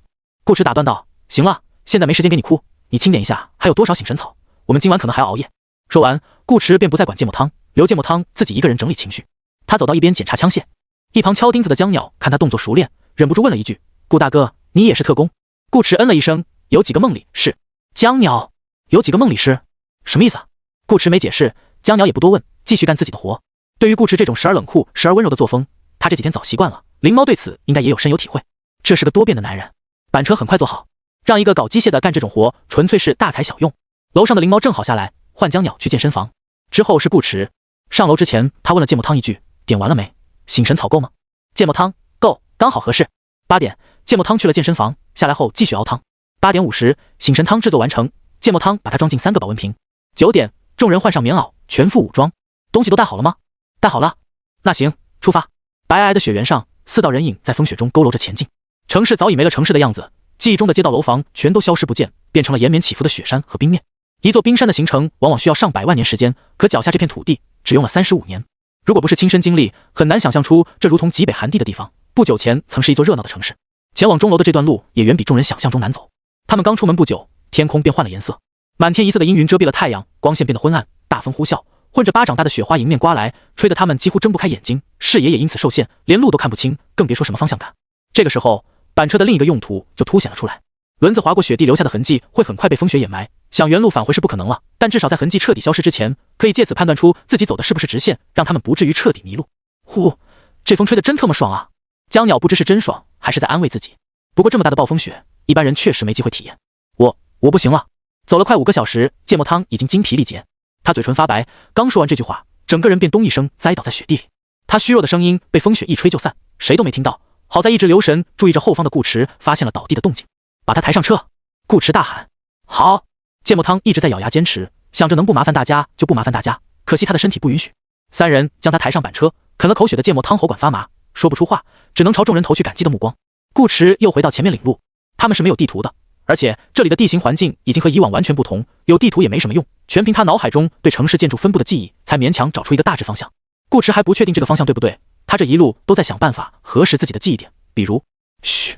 顾池一铲子敲在道路左边的冰壁上，将附在上面的积雪刮开，露出冰层。而在冰层之中，一栋楼房的轮廓依稀可见，它就像一个被冰封的巨型标本，尽管时光荏苒，依然能从中感觉到一丝文明的气息。这不是顾池想找的那个，但好消息是，他对这栋建筑有印象，没记错的话，应该不远了。眼前是一条上坡路，回头看了眼，见灵猫2人拖着芥末汤跟在身后，没有脱节，顾池便紧了紧风雪帽和遮脸的围巾，略微加快步伐，跟随记忆走到前方，又是一铲，也不是。顾池换个地方再铲，不是。第4铲不是，第5铲不是，直到第6铲下去，顾池在冰壁里看见了一个1，他心头微动，刚想再来2铲子把表面的雪层清理干净，脑袋却突然一阵眩晕，让他脚跟发软，险些没站稳。顾渊，灵猫吓了一跳，赶紧把手里的绳子拿给江鸟，一步一个脚印的冲上来扶住顾池。你怎么了？没事，只是有点脱力。顾池甩了甩头，他的体质也不高，就是一个健康成年男性的标准，风雪中长达几个小时的跋涉，再加上不停挥铲，他这具半截入土的身子也有些吃不消了，得休息一下。但休息之前，先确认一下这块冰化石里是什么东西。我来帮你。灵猫见顾池再度捏紧铲子，便知道他要干什么。他先回后方和江鸟一起把芥末汤拖了上来，找了块石头稳住板车，随后取下别在身上的小铲子，和顾池一起刮起了冰壁的雪层。2个人干活比1个人快了不少，他们很快看清了被冰封的建筑的全貌。也不能说是全貌，这栋建筑才是真正大半截身体都入了土。连续35年的大雪抬高了路面，顾池就站在那，身高却与之持平，建筑顶端的招牌就在顾池眼前，灵猫也认得他。1663。他们找到了最初下榻的酒店，灵猫喜出望外，找到酒店便代表他们没走错路，并且已经进入市区，而钟楼就在市中心，不管哪个方向都不会太远。换句话说，他们已经成功了一半。顾渊，你好棒！灵猫大声喊道，刮着风呢，声音太小，他怕顾池听不到。顾池此时心里也松了口气，是酒店就好，剩下的路便简单的多了。他背靠冰壁蹲下，这样能躲避一部分风雪。顾池拿起挂在腰间的水壶，准备喝口水歇一会，可就在仰头之际，坡上有一团灰影出现在他的视野边缘。狂风暴雪下的能见度极其有限，根本看不清是什么东西。顾池的警惕性一下子拉到顶峰，他放开水壶，连盖子都没盖，任由水洒到地上缓缓结冰，并以最快的速度取下了背后的猎枪，拉栓上膛。都小心点！江鸟顺着顾池的目光一看，赶忙也端起了枪。灵猫看到坡上的不速之客，心头微紧，不知道该不该上去拉怪。他还没来得及问顾池，便被顾池拽到了身后。敌人地势高，个头又大，这时候往前冲不叫拉怪，叫送死。吼！一声怒号，灰影冲了下来，直到逼近20米内，众人才看清，这是一头体型巨大的熊，头小颈长，毛发和雪一样白，只是因为角度和阴影的关系，才让它刚刚看起来像是灰色。白熊速度极快，奔袭间地面仿佛都在颤动，它像一辆高速行驶的卡车般撞过来，看着身长，站起来起码有3米高。江鸟已经在心里骂了尼尔100遍，拿枪的手都在抖。他想过他们这次在路上可能会碰见怪，但没想过是这么大一只怪。说好的可爱的小家伙呢？许是感受到了他心中的恐惧，又或是觉得那一男一女不好惹，直冲而下的白熊硬是放弃了离他最近的顾池两人，选择了江鸟作为目标。好，江鸟！我操！砰！顾池扣下扳机，子弹击中白熊的前肢，带起一抹鲜艳的血花，但这并不足以阻挡白熊的冲势，他已经双脚离地，扑向了江鸟。江鸟只觉眼前的光线都暗了，第一反应就是跑，他真的不擅长打架，可偏偏他身后又有个人，他跑了，板车上的芥末汤怎么办？妈的死胖子，你欠我条命！什么权衡利弊，保大保小，在这一刻统统都是废话。江鸟根本没有多余的时间思考，只能遵从本心，大骂一声，然后闭眼抬枪。砰！这一声枪响比顾池那声要大得多。江鸟应声而飞，但他不是被拍飞的，是被后坐力弹飞的，一下子飞出去好几米。白熊扑了个空，咚一声砸在地上，抽搐两下没了动静，嫣红的鲜血扩向四周，迅速染红雪地。同样拿着枪的芥末汤愣了愣，没想到战斗结束的这么快，他的体力此时已经恢复了一些，刚才也做好了战斗准备，只是没轮到他。他的枪和江鸟的枪是同一款，都是顾池给的，但顾池给他们的时候没有说威力这么大。身后传来江鸟的哀嚎，芥末汤回过神，赶紧把枪放下，去扶江鸟，免得江鸟被暴风雪吹飞。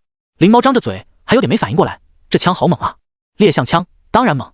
顾池道，步枪之王 AK-47 的枪口动能也不过1800至2000焦耳，猎象枪却可以达到17000焦，33.7毫米口径，半斤重的弹头，放到现代都不能叫枪，叫炮。他自己不用，是因为用不着。江鸟在芥末汤搀扶下回来，感觉自己肩膀都快脱臼了，疼得龇牙咧嘴。可一看到白熊的尸体，他整个人又变得兴奋起来。这是我杀的。顾池点头。江鸟不由重新审视了一遍手里的枪，心里突然就没那么怕了。或许这就是火力带来的安全感吧。白熊的袭击只是个小插曲，顾池找芥末汤填满水袋，休息了一会，便又领着几人继续赶路。暴风雪一点也没有要停下来的意思，反而有种愈演愈烈的感觉。期间又有几头白熊冲上来送，要么死在顾池和江鸟的枪下，要么被灵猫和芥末汤用自爆机器人炸成烂泥。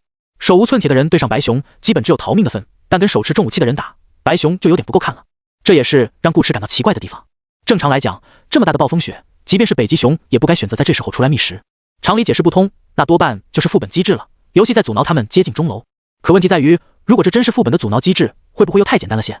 就算是靠脑子的本，也不该这么容易吧？在顾池看来，这些熊对他们的威胁，甚至还比不上被咬到就必死无疑的丧尸。夜幕渐渐降临，越来越大的暴风雪压弯了众人的腰，越发贫瘠的体力迫使他们不得不频繁停下来休息，行进速度也因此大幅降低。直到晚上9点，他们才终于走完山路般弯弯绕绕的崎岖雪路，来到了一片广阔平坦的雪原。你们看，那是不是钟楼？江鸟指着前方激动的大喊：是钟楼！灵猫也看见了钟楼的轮廓，差点喜极而泣。历经35年的风霜，钟楼也有大半部分被冰雪掩埋，但它依然屹立着，站得比其他建筑都高。大雪模糊着众人的视线，可那极具辨识度和年代感的三角形顶端，还是让人一眼就把它认了出来。而钟楼也好像认出了他们。当，毫无征兆的巨大的钟响突然在每个人脑子里炸开，四人眼前一白，强烈的眩晕感让他们身体失去平衡，不受控制的跌倒在地上。紧接着，一阵难以抵挡的困倦袭来。他们已经快30个钟头没睡觉了，一直在熬。这阵困意就像一根导火索，窸窸窣窣烧进身体，瞬间引爆了他们体内积蓄已久的疲惫。顾池艰难地支撑起身体，扭头看向钟楼。风雪之中，那代表天数的黄色表盘不知何时已经亮起了光，指针快速旋转，从9点到10点，到11点，再到12点。当，钟响再次响起，蓝色表盘也开始发亮。他们的到来让钟楼提前开启了时间飞跃，怪不得前面没有大动静，原来在这等着。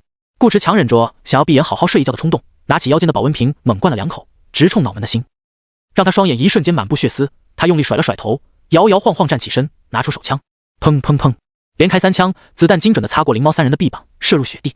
火辣辣的疼痛暂时驱散了困倦，3人猛然惊醒，把醒神汤喝了，快！灵猫和江鸟1秒都不敢多耽搁，慌忙拧开保温瓶，大口大口地喝起来。唯独芥末汤没动，只是有些不甘地看着钟楼。此时蓝色表盘的指针已经转过了20圈，轰！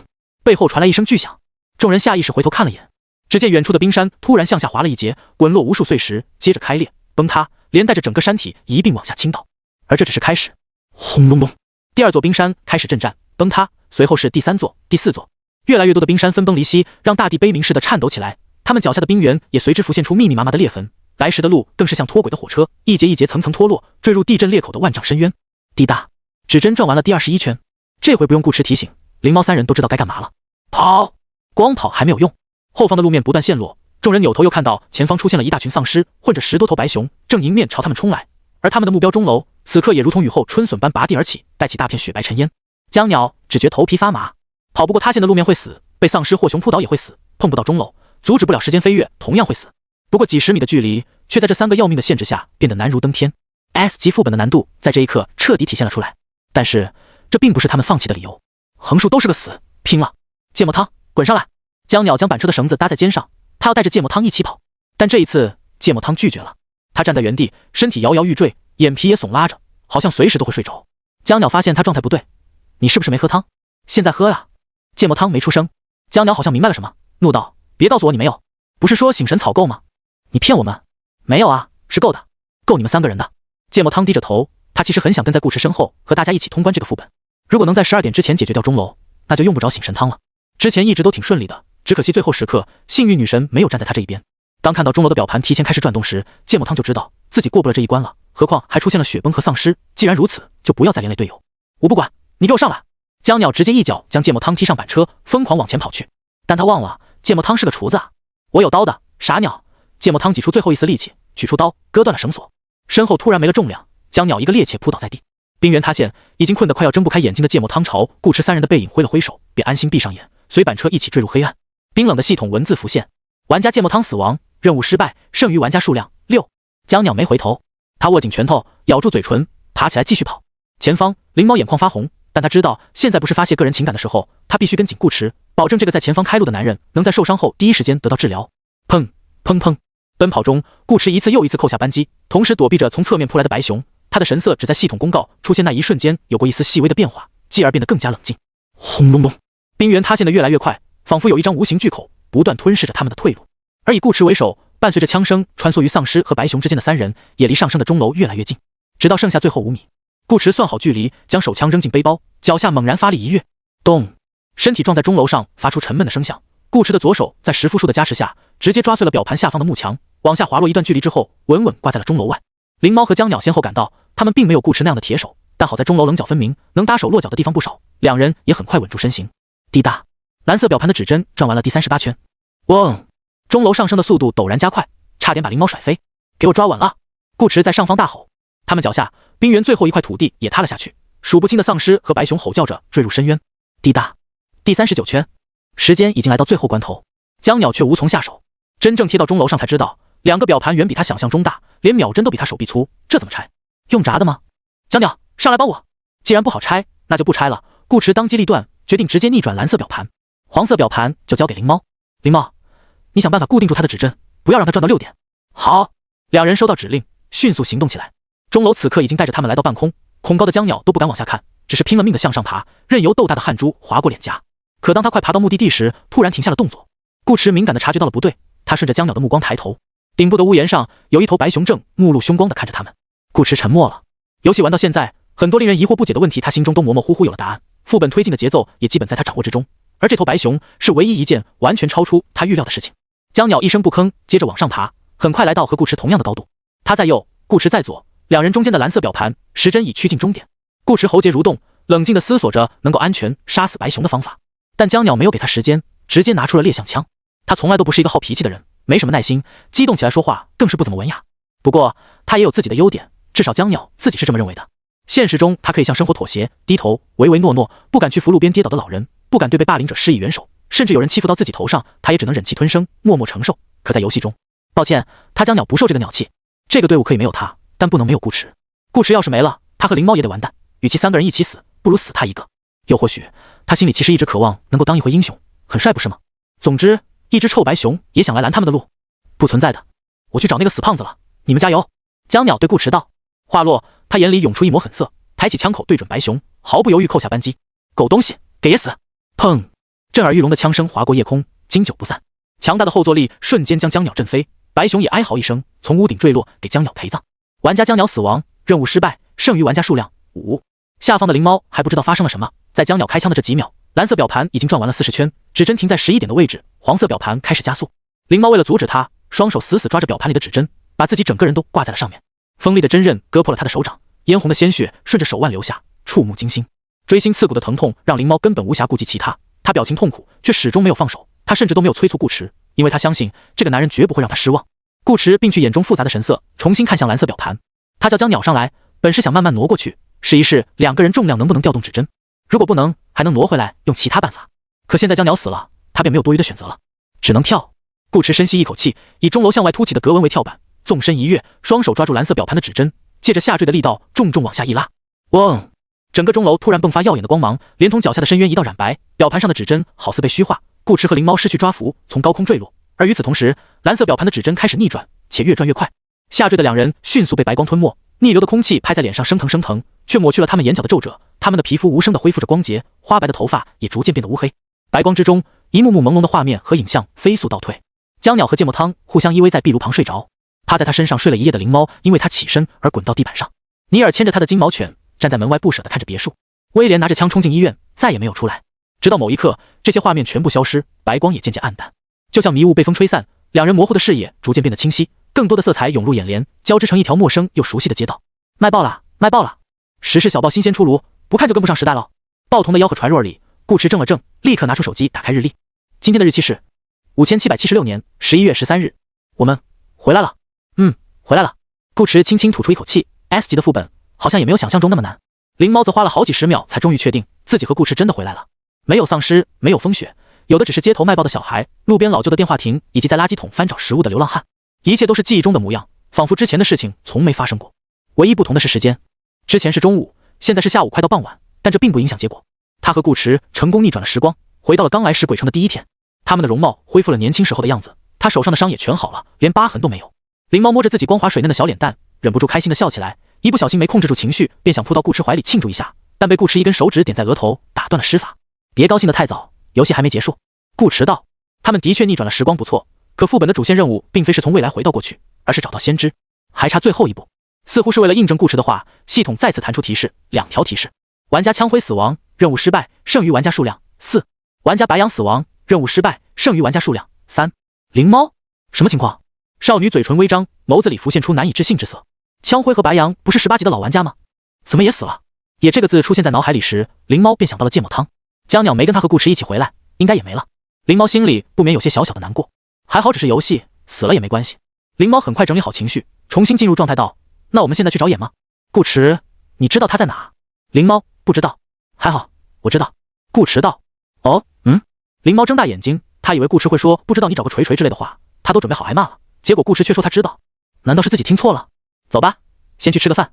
顾驰不理会陷入震惊的少女，找报童买了份报纸，哼着小调向前走去。他让灵猫别高兴得太早，自己却忽然高兴了起来。哎，顾渊，等等我！灵猫见顾驰走远，连忙追了上去。饭店是之前那家饭店，菜的味道不错，可灵猫吃的一点都不香。他满脑子都是关于眼的问题。这些天大家吃住都在同一个屋檐下，顾驰经历过的事，他也都经历过。换句话说，他掌握的信息和线索与顾驰是一样的，但他完全没看出来这些东西和眼有什么关联。顾驰又不肯现在告诉他，说什么一家人要整整齐齐，通关的事等楚天阔回来再说。反正他是被顾驰把胃口给吊足了，撒娇都不顶用。顾驰不跟他聊眼，他只能换个话题，说起了楚天阔。从进入游戏的第2天开始，楚天阔3人就没了踪影，要不是刚刚看到系统提示，灵猫都快以为这是个4人本了。最初芥末汤和江鸟认为楚天阔3人是不想带他们玩，所以连夜跑路，可现在看来，楚天阔3人更有可能是被卷入了另一个时空，碰上了更大的麻烦，否则白羊和枪灰应该不会那么轻易死掉。那可不一定。顾驰喝了口餐茶，随口道，不管在哪个背景设定下，时间都是最高层次的力量之一，如果找不到正确的解法，别说18级，180级一样得死。一副老气横秋的口吻，仿佛他真的是个老玩家，偏偏还有人信。灵猫一脸认真的思索道，你说的有道理。唉，顾驰在心里叹了口气。吃过饭，两人走在街边散步。灵猫看见一个眼熟的老太太，脑海中忽然灵光一闪，会不会他和顾驰现在所在的石鬼城不是一开始的石鬼城？那个石鬼城里没有先知，不代表这个石鬼城里也没有。连时光穿梭这种元素都出现了，再有个平行世界也挺合理的，不是吗？以假的石鬼城为起点，历经重重困难与波折，最终来到真的石鬼城，然后找到目标，完成任务，通关副本，这也很符合游戏逻辑。灵猫越想越觉得有可能，3步并作2步的跑到老太太身边，给老太太吓了一跳。婆婆您好，您听说过先知吗？什么知？灵猫。老太太，什么仙？灵猫，我都没说话呢，您怎么自己接上了？没事了，婆婆，您忙。哦，自信心备受打击，灵猫瘪着嘴回到顾驰身边，问道：顾渊，你说我是不是很笨？有吗？顾驰歪了歪头，我觉得你挺聪明的呀。灵猫眸光动人，真的吗？顾驰点头，真的，因为真正笨的人不会发现自己很笨。灵猫，您可真会安慰人。双重打击下，灵猫彻底放弃了动脑的念头。人一旦学会摆烂，就会发现整个世界都豁然开朗起来。没事解什么密，好好跟着顾驰逛街不香吗？灵猫其实挺喜欢这种感觉的，什么也不想，就这样和顾驰在马路边吹着风，散着步，走过一条又一条老旧的街道。真希望路再长一点啊。夜色渐浓，空气中又漫起了薄雾，两人兜兜转转回到饭店门口。与第一天一样，饭店这时已经关门了。灵猫试探地问，我们要不要先回酒店？从上一次时间飞跃到现在一直没合过眼，灵猫有点困。也不知道顾池今晚会不会允许他睡觉，醒来后会不会又碰见丧尸。顾池看了眼时间，22点18分。再等等，等谁？顾池没说，灵猫自己猜到了。我们是在等楚天阔吗？少女问。顾池望着夜空，话语间透着浓浓的担忧。白羊和枪辉死亡，他们应该也到了最后关头。虽然不清楚那边的时间流速是怎样的，但我感觉应该快了。希望楚天阔能坚持住。希望楚天阔能坚持住。灵猫听着顾池的语气，总觉得有点怪，具体怪在哪，他又说不上来。还有，顾池怎么知道要在这里等？灵猫正要开口问，后方便转一道声音：“谢谢你的关心，我没有迟到吧？”灵猫回头便愣住了，真是楚天阔。男人依然戴着那副金丝框眼镜，镜片下的笑容儒雅温和。这么多天没见，或者说这么多年没见，他文质彬彬的样子一点都没变，只是胸口处有一大团血迹，染红了他的白色衬衫。你受伤了？顾池皱眉，快步走到楚天阔身旁，查探他的伤势，并招呼灵猫给楚天阔疗伤。楚天阔摆摆手，笑道：“小伤而已，不用麻烦。”灵猫刚抬起来的手又放下，心头有些疑惑，楚天阔为什么拒绝治疗？难道这个男人是个喜欢疼痛的抖 M？ 灵猫没多问，只是奇怪地看了楚天阔一眼，便乖乖退到顾池身侧。你们是不是也遭遇丧尸和暴风雪了？顾池问。楚天阔点头，去钟楼的路上还碰到了白熊。顾池，尼尔的信你还记得吗？楚天阔，他有个父亲叫威廉，在警局工作。顾池，威廉死在了医院。楚天阔，流浪汉何环卫宫。顾池，没有先知。楚天阔，有也早死了。顾池，过去，未来。楚天阔，现在。两人越说越快，字越来越少，到最后，楚天阔笑起来，我们的经历是一样的。顾池也笑，看来你也猜到先知在哪了。楚天阔，你很聪明。顾池，你也不赖。灵猫，不是，这两人前言不接后语的，到底在说些什么？怎么就猜到先知在哪，又商业互吹起来了？这就是高智商与高智商之间的谈话吗？他怎么一个字听不懂啊？灵猫，让开！就在这时，顾池突然掏出手枪，吓得灵猫赶紧躲到一边。砰！刺耳的枪声打碎了夜色。不远处，街头的路灯下，一个男人浑身抽搐着倒在血泊中，手里的塑料袋还没来得及扔进垃圾桶。灵猫目光呆滞，顾渊，你为什么要杀他啊？楚天阔也愣住了，他倒是知道顾池动手的原因，但没想到顾池会这么果断，而且还是用枪。万一引来警察，不是平添麻烦吗？还没想明白。顾池对灵猫道：“为什么丧尸病毒爆发时最先感染的是流浪汉何环卫宫？因为垃圾桶就是感染源。在上一个5776年的11月13日，这个人当着他们的面把病毒扔进了垃圾桶，才有了接下来的丧尸末日。顾池会选择在这里等楚天阔，也是这个原因。楚天阔是个观察力非常敏锐的人，这点从楚天阔一开始会特地记下流浪汉的数量就能看出来。这样的人往往脑子也不会差。那晚他都能注意到有人来扔垃圾，楚天阔当然也能。如果楚天阔能成功逆转时光，回到这一天，一定会来饭店门口阻止对方投放病毒，因为这是寻找先知最关键的一环。我们必须确保先知能够活到明天。顾池道，意思是先知其实就在城里。灵猫小脑瓜没转过这个弯，确保先知的安全他有点理解了。灵猫记得尼尔说过，要是真有先知又人微言轻，应该已经被丧尸撕烂。可问题是，他们那天问了那么多人，没有一个听说过先知啊。难道先知是个不起眼的小孩子？灵猫问。不，再小的小孩，只要表现出一丝一毫的神意，都不可能完全不被人关注，除非没人听得懂他说话。顾池道，而尼尔曾在话语和信中2次提到过医院，加上时光逆转的画面，医院总共出现过3次。哪一种人生活在医院，说话大家都听不懂，还不会引人注目？灵猫有点懵，哪一种？婴孩。楚天阔推了推眼镜，给出了答案。在我们当前所处的时间节点上，先知还是一个刚出生不久的婴孩。灵猫更懵了，婴孩？没错，可能是副本已经接近尾声。今晚的顾池特别有耐心，他解释道，尼尔曾嘲讽先知为什么不出来提醒大家阻止丧尸病毒爆发，事实上先知已经给出了提醒，只是没人能理解他的哭声罢了。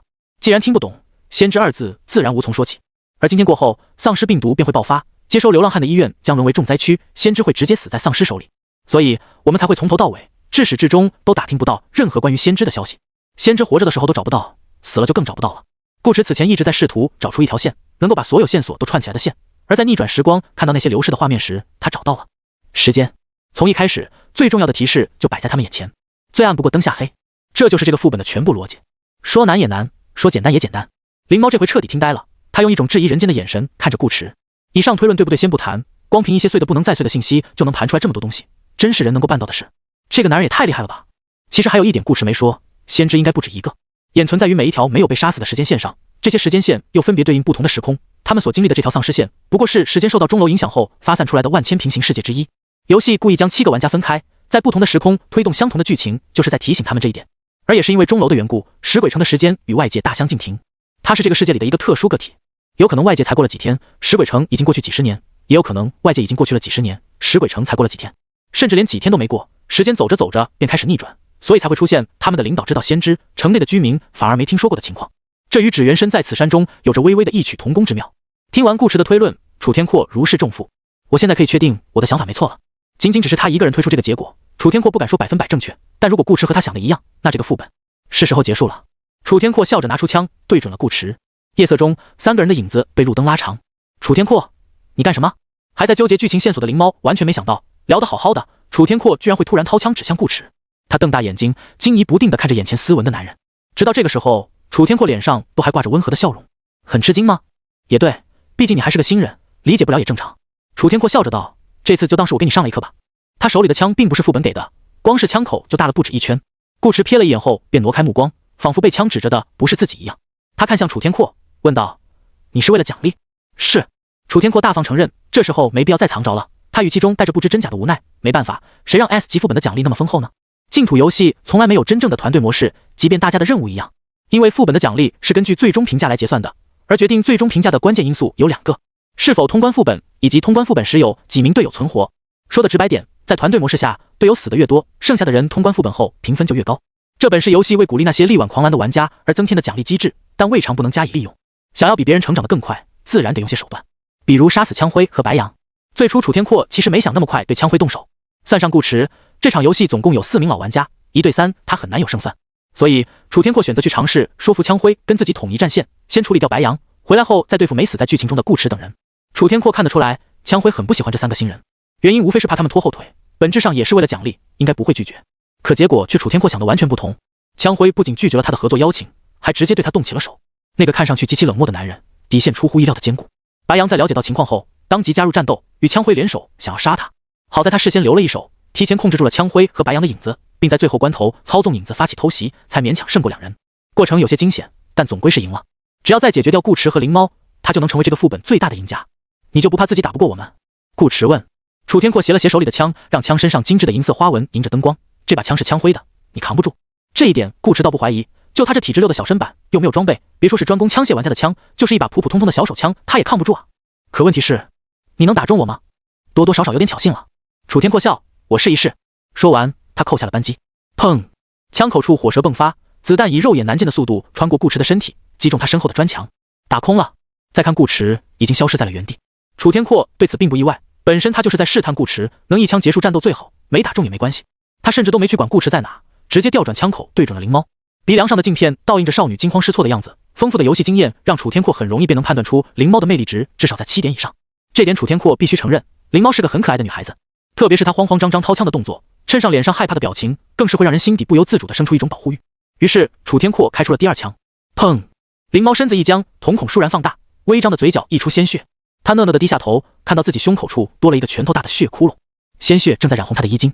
可惜啊，这么好看的女孩，楚天阔略感遗憾，他还以为顾迟会过来帮忙挡一下呢，没想到对方也是个不懂怜香惜玉的主。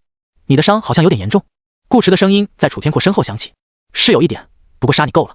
说话间，楚天阔身体微侧，左臂一抬，轻松挡下了从背后刺来的匕首。顾迟再度消失。咚！灵猫倒在了血泊中。整条街道此刻只剩楚天阔一人孤零零地站着，显得空旷又寂寥。以为这样我就找不到你了？楚天阔笑着闭上眼。这一刻，他的听觉上升到了一个极端敏锐的程度，连空气中细微的气流声都听得一清二楚。楚天阔偏了偏头，像是感受到什么，睁开眼时已经朝着右边举起了枪，第3次扣下扳机。砰！夜色中洒开一层血雾。正在高速移动且身体完全透明的顾迟直接被这一枪打出了原形。他狼狈地跌倒在地，捂着左肩，嫣红的血液不断从指缝中溢出。隐身这个能力不错，就是刺杀技巧差了些。楚天阔一步一步走向顾迟，脚下被灯光拉长的影子竟随着他的步伐诡异地脱离地面，如黑色胶布般缠上顾迟的身体，将顾迟死死禁锢在原地。不论怎么用力都无法挣脱，甚至影子还越捆越紧。这和楚天阔预想中一样，顾迟并没有过多的防身手段。顾迟此刻也对老玩家的力量有了一个更加直观的认知。见他停止挣扎，楚天阔笑问：放弃了？顾迟抬眸：你以为我只会一点刺杀？不，我从来都没觉得你只会刺杀。楚天阔摇了摇头，说道：你的主属性是精神，对吗？如果我没猜错的话，你应该可以短暂控制别人的思维，改变他们的想法，甚至植入或抹去被控制的部分记忆。只有这样才能够解释得通第一天被抓进局子的时候，警方对他们的态度为什么会突然发生转变，事后也没有追究。不仅如此，顾迟还能从那些油盐不进的警员口中打探消息，好像他真的跟当地警方很熟一样，但那可能吗？顾迟很明显动用了玩家能力，具体什么能力楚天阔不清楚，但可以肯定与精神有关。而擅长精神攻击的玩家通常在物理层面的战斗力都不高，顾迟刚刚那2手也很好的证明了这点，所以楚天阔才会拒绝灵猫给自己疗伤。他相信即使在受伤的情况下，顾迟也依然不是他的对手，反倒如果被灵猫看出他的伤势来自于玩家，那才是真正的麻烦。毕竟他还需要和顾池校对线索与逻辑，万一两个队伍经历的剧情不同，必须把两边的线索串到一块儿才能通关呢。确保自己能够通关副本才是最重要的，否则就算把队友杀光也没有意义。楚天阔并不是第一次这么做，在这方面没有人比他思路更清晰。从拿出枪的那一刻起，我就一直在提防你的精神攻击。楚天阔顿了顿道，包括刚刚和你过招的时候，精神类技能最强的地方便在于出其不意，对付不知情者可以说是一拿一个准，可一旦别人提前有了防备，效果就会变得十分有限。何况他精神属性还不低，足足7点，放在所有玩家中也是中等偏上的。这也是楚天阔为什么这么自信的原因之一。他已经知道了顾池擅长的领域，便不可能陷入顾池的精神陷阱。是吗？顾池歪了歪头，那你现在在哪？话音落下，嗡！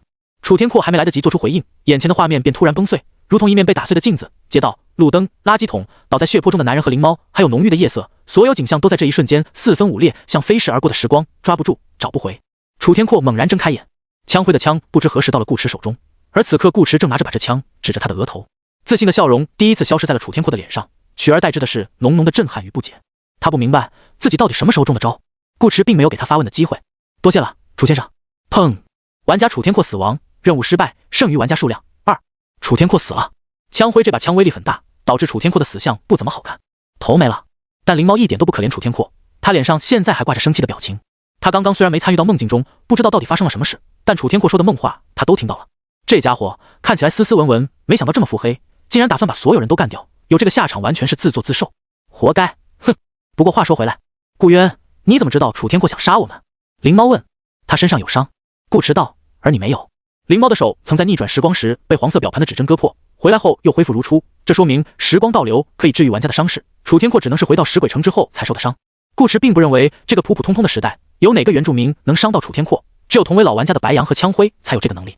不管三人为什么会打起来，总有一边有问题。至于是谁的问题，顾池懒得去猜，反正先把人控制起来不会错，所以他才会冷不丁的掏枪，直接把投毒的人放倒，并趁着楚天阔愣神的一瞬间对其施展了催眠。是的，从那一刻起，楚天阔便被他拉入到了一个就构筑好的梦境里。催眠加筑梦等于幻境。为了这个梦，顾池第一天晚上什么都没做，把时间全花在了记忆场景上。灵猫以为他在摸鱼，实际上他是在为梦境做准备。在无限接近于真实且极度细致的架构下，顾池最终搭建出来的梦境几乎与现实毫无区别。楚天阔喜欢推自己的眼镜，用的又是食指，这样的人心思往往比较深，他的观察力也很强，而且还是个老玩家。顾池不得不多做些准备，以免梦境被识破。此前顾池在那说什么希望楚天阔没事云云，也都是演给楚天阔看的。他已经察觉到楚天阔来了，才故意释放出善意的信号，不然怎么降低楚天阔的警惕性呢？原来如此，灵猫这回听懂了，看向顾池的眼睛不由闪闪发亮。这个男人真的好聪明。顾池瞥了少女一眼，说道：“你刚才要是对我开一枪，这个副本的奖励也许就都是你的了。”怎么可能？我杀谁也不会杀你啊！灵猫说道，他连想都没这么想过。为什么不能杀我？顾池问。因为我……灵猫说到一半，忽然打住，别过头不去看顾池，小声道：“反正就是不能杀。那如果我要杀你呢？”灵猫这句话直接把少女给干懵了。她转过头，对上顾池的目光，那双漆黑的眸子平静的让人害怕，比夜还深。他的枪管又粗又长。灵猫意识到这个男人好像不是在跟他开玩笑，于是他以极快的速度打出了一套连顾池都未曾想过的连招。灵猫刷一下蹲下身子，双手抱住脑袋，整个身体缩成一团，并背过身去，瑟瑟发抖道：“那你轻一点，我怕疼。”顾池，你都不像真心的反抗一下，或者问问为什么吗？算了，傻乎乎的也挺好，毕竟傻人有傻福嘛。顾池不逗他了，收起枪道：“起来吧，回酒店了。”灵猫没敢动。你不是要杀我吗？顾池突然又不想杀了。少女却道：“没关系，顾渊，刚才听到楚天阔说那些的时候，我就想清楚了，这一路上都是你在带我，没有你我坚持不到今天，也许第二天就会被丧尸咬死。真的，能在一个 S 本里活这么久，已经超出了我最初的预期，我已经很满足了，所以你想杀就杀吧，我不会跑的。”说完，灵猫紧紧闭上眼，等待顾池的枪子降临。顾池看着少女又怂又勇敢的背影，不由哑然失笑。他原本只是想逗一逗灵猫，没想到骗出来个必杀技。灵猫一开始的确在他的任务名单上，相比老玩家，对付新人明显更容易，但现在他的任务奖励已经拿满了，没有再杀灵猫的必要。这也是顾池为什么在对楚天阔动手时会特地道声谢的原因，他是真心的。要不是楚天阔干掉了白羊和枪灰，副本一时半会儿结束不了。除此之外，楚天阔还送了他一把枪，枪灰的枪属于玩家的自有物品，可以带出副本。2个任务进度外加1件道具，不说声谢谢顾池，心里有些过意不去。片刻后，抱头蹲地的灵猫见身后一直没动静，忍不住睁开一只眼，小心翼翼地回头看，才发现顾池已经走出去10多米。灵猫愣了愣，冲顾池的背影喊道：“你真的不杀我了？”顾池脚步不停，再过几分钟警察应该就到了，想在局子里过夜的话，你就继续在那蹲着吧。对哦，还有警察。灵猫赶紧站起身去追顾池，塑料袋拿上。哦，回到酒店，依旧是401。谜解完了，特殊任务也拉满了，顾池整个人都轻松了不少。我们今晚可以睡觉吗？灵猫问。可以。顾池点头道，10年后眼正好长大。那我去洗澡啦。灵猫开心地跑进了卧室，顾池也没在客厅多待，直接回了房间。今晚好好休息，明天找到眼问一问关于灾难的事情就可以通关了。顾池是这样想的，但事情的发展稍微有那么一点出乎他的预料。先知想见谁，不用谁去找。两人睡着后，钟楼的指针再一次加速旋转起来，窗外的天空亮了又暗，暗了又亮，时晴时阴，时雪时雨，好像加速播放的幻灯片，一晃便过去20年。睡梦中，顾池看见了一片雪白的光，亮得有些刺眼，光里有一道人影。他眯着眼睛试图看清，人影又消失不见，只留下一行飘动的金色字迹：不要畏惧灾难，毁灭即是新生。不要畏惧灾难，意思是灾难真的会再次降临陈庸星。不等顾池往下细想，字迹上便燃起火焰，化为灰烬，随风飘散。耳旁传来系统的提示音：穿越时空之眼攻略完成，奖励结算中。穿越时空之眼攻略完成，通关时长57比46冒号23，评定 SS。世界观探索74%，评定 S。线索搜集韩非主线83%，评定 SS。任务贡献85%，评定 SSS。解锁成就9，评定 SS。我超硬的，你用手臂崩碎了丧尸的尖牙，一度让他感到茫然无措。你真的很硬，希望你其他地方也是如此。我不是花瓶，你和那些魅力值同样高于7点的小浪蹄子不同，你用实力证明了自己，你不仅妖艳，还妖艳惑众。你的脑子比你的姿色更加出众。男人，你成功引起了我的注意，我狠起来连自己都干。你对自己使用了能力，并取得了不俗的效果，这很好。不过下次这样做的时候，最好是奖励。第一滴血，金，你用一名等级高于自身10级以上的玩家的脑袋，完成了自己在净土游戏中的首次 PVP 击杀。此项成就为金色隐藏，你看它闪闪发光的样子，应该就知道它的含金量远比其他成就更高。你击杀目标时所使用的技能与相关属性将因此获得一些珍贵的加成。点击查看更多成就。综合以上评分，你在穿越时空之眼副本中获得的最终评价为 SS。特殊任务结算，代号06。本场游戏中有5名玩家任务失败，你的通关奖励增加500%。你可以自由选择提高奖励的数量或质量，还能选。顾池发现这游戏还挺人性化的，他稍稍思索一会，心里便有了答案。透过衣服看本体，这其实就相当于在6个低级盲盒与1个高级盲盒之中任选其一，不论是上限还是下限，高级盲盒都要优于低级盲盒。另外，因为游戏库的存在，低级盲盒在某种程度上可以做到量产，只要够干，6场游戏也不过是半个月左右的事。反观500加成的高级盲盒，质量方面应该已经直逼 SS 噩梦级副本的通关奖励了，也许还不止。这可不是靠干就能拿到的，首先你得碰得上。那么道理摆在这，该怎么选就很简单了。这和顾池自己想当赌狗绝对没有半毛钱关系。他一向是个很理智的人，更不会相信长得帅的人运气一般都不会差这种话。质量，顾池做出选择。下一秒，视野中弹出一连串系统提示：获得物品。年迈的老硬币星号1000，与普通老硬币在价值上没有区别，但偶尔会给你来一些意想不到的好运。紫色小药丸星号3，稀有，短时间内大幅提高你的精神力。双子契约星号1，史诗，可指定一名玩家在对方被征召时强行加入该场游戏。永恒烙印星号1，史诗，退出副本时可选择一项临时能力进行烙印，永久获得该能力。纯力精华星号1，稀有，使用后可将任意一项等级不超过5的力量系能力提升1级。眼的占卜星号1，史诗，穿越时空之眼，专属道具，自动使用。你可以提前3天知晓下一场游戏的部分信息。眼的预示星号1，史诗，穿越时空之眼，专属道具，自动使用。你可以知晓眼的下一次预言内容。技能碎片1，选择一项属性，用此碎片合成的记忆水晶必定开出以该属性为主的能力。总共4件史诗，3颗大力丸，1瓶技能经验药水，外加1个副本预告。赚了！顾池对这些奖励十分满意。他粗略算了下，就算比不上噩梦本的高评分盒子，至少也是个 S 本的 Omega 水准了，而且还都比较实用。看起来属性不对口的纯力精华也可以拿出去卖钱，这是净土游戏中最保值的道具之一。只有1个眼的预示不知道是干嘛用的，可能之后还会出现关于眼的副本。以上是你在本次游戏中获得的奖励。下一次征召倒计时7天。公寓内，顾池像之前突然消失一样突然出现，咚一声落到床上，屁股被什么硬邦邦的东西顶着，是他的手机。右上角的电量已经红了，顾池给他插上电，习惯性的看了下日历。4399年10月24日周六上午7点47分，要不要吃个早饭？顾池纠结了2秒，决定还是稍微吃点，身体是快活的本钱，不能落下。于是他又草草点了个外卖，顺便买了张下午去西河市的高铁票，接着翻身下床，打开窗户给房间透气，然后从衣柜里拿了一条新的浴巾进了浴室。待会吃点东西，补个觉，起来后就可以直接出发去找他的一对青梅了。打开淋浴，顾池舒舒服服的冲了个热水澡，出来之后才登上游戏。他记得刚刚结算时有个成就是有属性加成的。顾池一边用毛巾擦头，一边用手指戳了一下个人，顿时一根放大了10倍不止的经验条出现在眼前，经验刷刷的往上涨。玩家等级提升15，好友功能已开放，商城功能已开放，拍卖行功能已开放，工会功能已开放。再看个人面板，玩家顾渊，当前性别男，游戏场次2，等级5，体质6，精神9加 0.1， 灵巧5，力量6，魅力9，天赋暂无，技能识符数 LV1， 控梦数 LV6 加1，只加了 0.1， 真抠啊！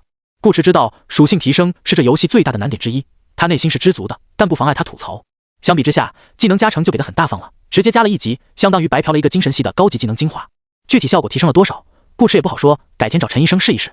关掉个人面板，顾池又打开了背包，除了2次副本的通关奖励之外，包里还有2串碳烤幽兰菇和楚天阔专程给他送来的枪。灰鹰稀有改装枪械，需消耗特制子弹，弹匣容量4+1。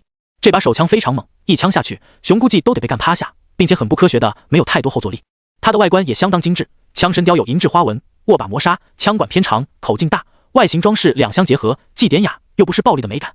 唯一的缺点大概就是子弹不太好搞了。顾池想了想，先把纯力精华拿出来挂到拍卖行，再将个人信息设置为仅自己可见，随后点开好友，搜索 ID 枪辉，发送好友请求。枪辉通过了你的好友申请。这么快啊？顾池开门见山，你的枪在我这。枪辉，你打赢楚天阔了？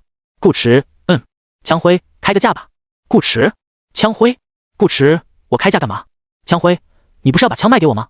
顾池，不，我是来找你买子弹的。枪辉，顾池，开个价吧。枪辉，枪辉属实没想到顾池会来这么一手，一时被骚得哑口无言。这就好比掉了个手机被人捡走，本来已经不抱任何希望，却突然有人告诉你手机在他那，你心情不错，表示愿意支付一笔钱来感谢对方，结果对方又说你误会了，他不是来还手机的，只是想问问你开机密码是多少。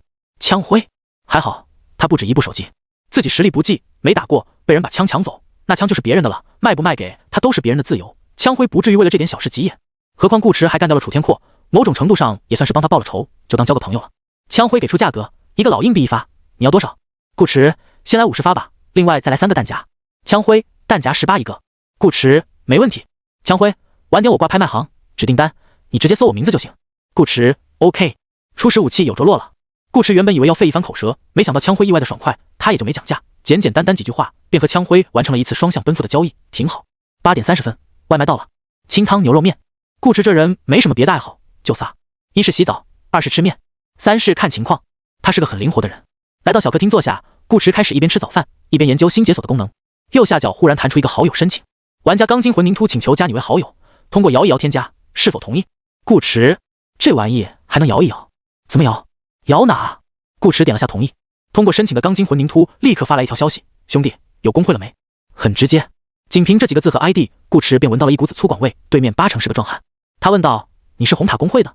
钢筋混凝土发了个惊奇的表情。你怎么知道？顾池猜的。钢筋混凝土大拇指，兄弟真是聪明。顾池面无表情的回道：嘻嘻，整个论坛就你们一家工会在收人，猜不到才奇怪好吧？钢筋混凝土，所以兄弟有工会了吗？顾池暂时没有。钢筋混凝土，那要不要考虑来我们这？福利多，气氛好，每晚都有人在群里整活，保你来了就不想走。顾池有色吗？钢筋混凝土，你撤回了一条消息。顾池，可是我现在还不想加工会哦。钢筋混凝土，别呀兄弟，一个人刷本多累，游戏要人多玩着才有意思。钢筋混凝土，而且我们工会的科研可是全都拉满了，不信你看排行榜。顾池疑惑，科研那是什么东西？钢筋混凝土，对呀，钢筋混凝土，每场游戏经验获取正 10%， 老硬币获取正 10%。钢筋混凝土，通关副本后有 5% 的几率多一个技能碎片， 3% 的几率多一件随机道具。钢筋混凝土还有 5% 的交易手续费降低， 1% 的额外高难本匹配率，以及每月1次的死亡惩罚豁免。钢筋混凝土怎么样？不错吧？钢筋混凝土，兄弟还在吗？顾池在。你刚开始说什么来着？刚开始。钢筋混凝土，我们工会科研拉满了。顾池不对，上一句。钢筋混凝土，一个人刷本很累。顾池再上一句。钢筋混凝土，要不要考虑来我们这？顾池好的，拉我吧。钢筋混凝土，顾池觉得钢筋混凝土说的很有道理，游戏要人多才有意思。很快一个邀请发了过来，钢筋混凝土邀请你加入工会红塔，是否同意？同意。你已加入红塔工会。随着一声系统提示，顾池前弹出一个新的界面，粗略扫一眼，人还挺多，404500。只不过现在时间太早，又是周末，好多人还没起床，列表中大部分 ID 都是灰色，要么就是在游戏中聊天频道都没人说话。钢筋混凝土自发了个欢迎，又私聊顾池道：晚上就热闹了，这帮家伙全是夜猫子。顾池没事，正好我也打算睡一会。钢筋混凝土，那你先休息，我继续招人。顾池好。吃完面，顾池收拾好桌子，简单打扫了一遍卫生，等胃没那么撑了，他才躺回被窝，拿起充电的手机给夏冷和夏玲各发了条短信：一碗水要端平。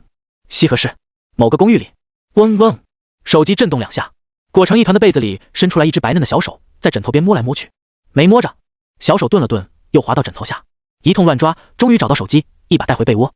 3秒后，唰，夏琳突然直起身子，跪坐在床上，淡蓝色的被套被她顶起来，像一件披在头顶的大号披风。她揉了揉眼睛，怀疑自己看错了，顾池居然有空来西河找她和夏冷，这是太阳从被窝里升起来了吗？莫名的，夏琳竟有些感动，某个没良心的家伙终于想起自己还有对青梅了。少女抹了把并不存在的眼泪，撩开被子下床，穿上拖鞋，巴拉巴拉走出卧室。一开门便听见厨房传来噔噔噔的切菜声。咦？夏琳来到客厅看了看，夏冷你没睡？夏冷头也不回地道，刚起来。夏琳迷糊的歪歪头，你昨晚没熬夜？说完又反应过来，哦对，你现在已经不熬夜了。说话间，少女余光瞥见饭桌上的手机，心头微动，夏冷好像还没看到顾池的消息。夏冷，下午你陪我去看场电影呗。夏琳说道，刚上映的，听说很不错。不去。夏冷连什么类型的都没问。夏琳，你要在家复习吗？夏冷，夏琳，这么说，不仅是下午，连晚上也没空了。夏冷，好吧。夏琳叹了口气，那只能我自己去车站接顾池哥哥了。夏冷手头的动作忽然停下，接谁？夏琳眨了眨眼，顾池哥哥呀，他要来西河。夏冷问，什么时候到？夏琳故意道，快一点的话，也许中午吧。夏冷看了眼表，还剩4个小时不到。他解开围裙，扔下菜刀，便往卧室走。路过夏琳时，夏琳甚至闻到了一阵香风，走得简直不要太快。哎，早餐还没做好呢，没时间了，等我洗个头，我们去外面吃。你不是没空吗？现在有了，就知道你会这样。夏琳，女人。西河作为西南地区最大的省会城市，有一个非常显著的特点，人多。特别今天又是周末，整个客运广场堪称人山人海，一眼望去全是头。但即使如此，也依然有人可以不受物理阻碍地吸引别人的目光。几个学生模样的年轻人拖着行李箱从出站口出来，一边走一边聊天，有说有笑的。走着走着，一个男生忽然睁大双眼，颇为激动地拍了拍同伴的肩膀。干嘛？快看那边，美女，2个。瞧你这样出息。西河美女本来就多，有什么好大惊小？卧槽！同伴说话间漫不经心地瞥了一眼，眼睛顿时直了。这哪是美女，分明就是仙女，还是风格完全不同，长相却一模一样的仙女。那无可挑剔的容貌，甚至会让人下意识忽略掉她们同样亮眼的穿搭。当女孩子漂亮到一定程度，衣服好不好看就不重要了，反正都没有人好看。她们站在哪儿就是风景线。这一刻，男生明白了什么叫做神仙颜值，也明白了为什么1+1大于3。在他发呆的同时，身旁2个女同伴也兴奋不已。他们看到一个超帅的男生，什么雕刻般的五官，刀削的面庞，这些形容都太俗了。他应是这个世界上最高的吊桥，仅仅只看一眼便会让人小心肝砰砰直跳。不行，我必须需要个联系方式。还是算了吧。另一个女生比较胆小，拉着他道，这里人好多，被拒绝会很尴尬的。怕什么？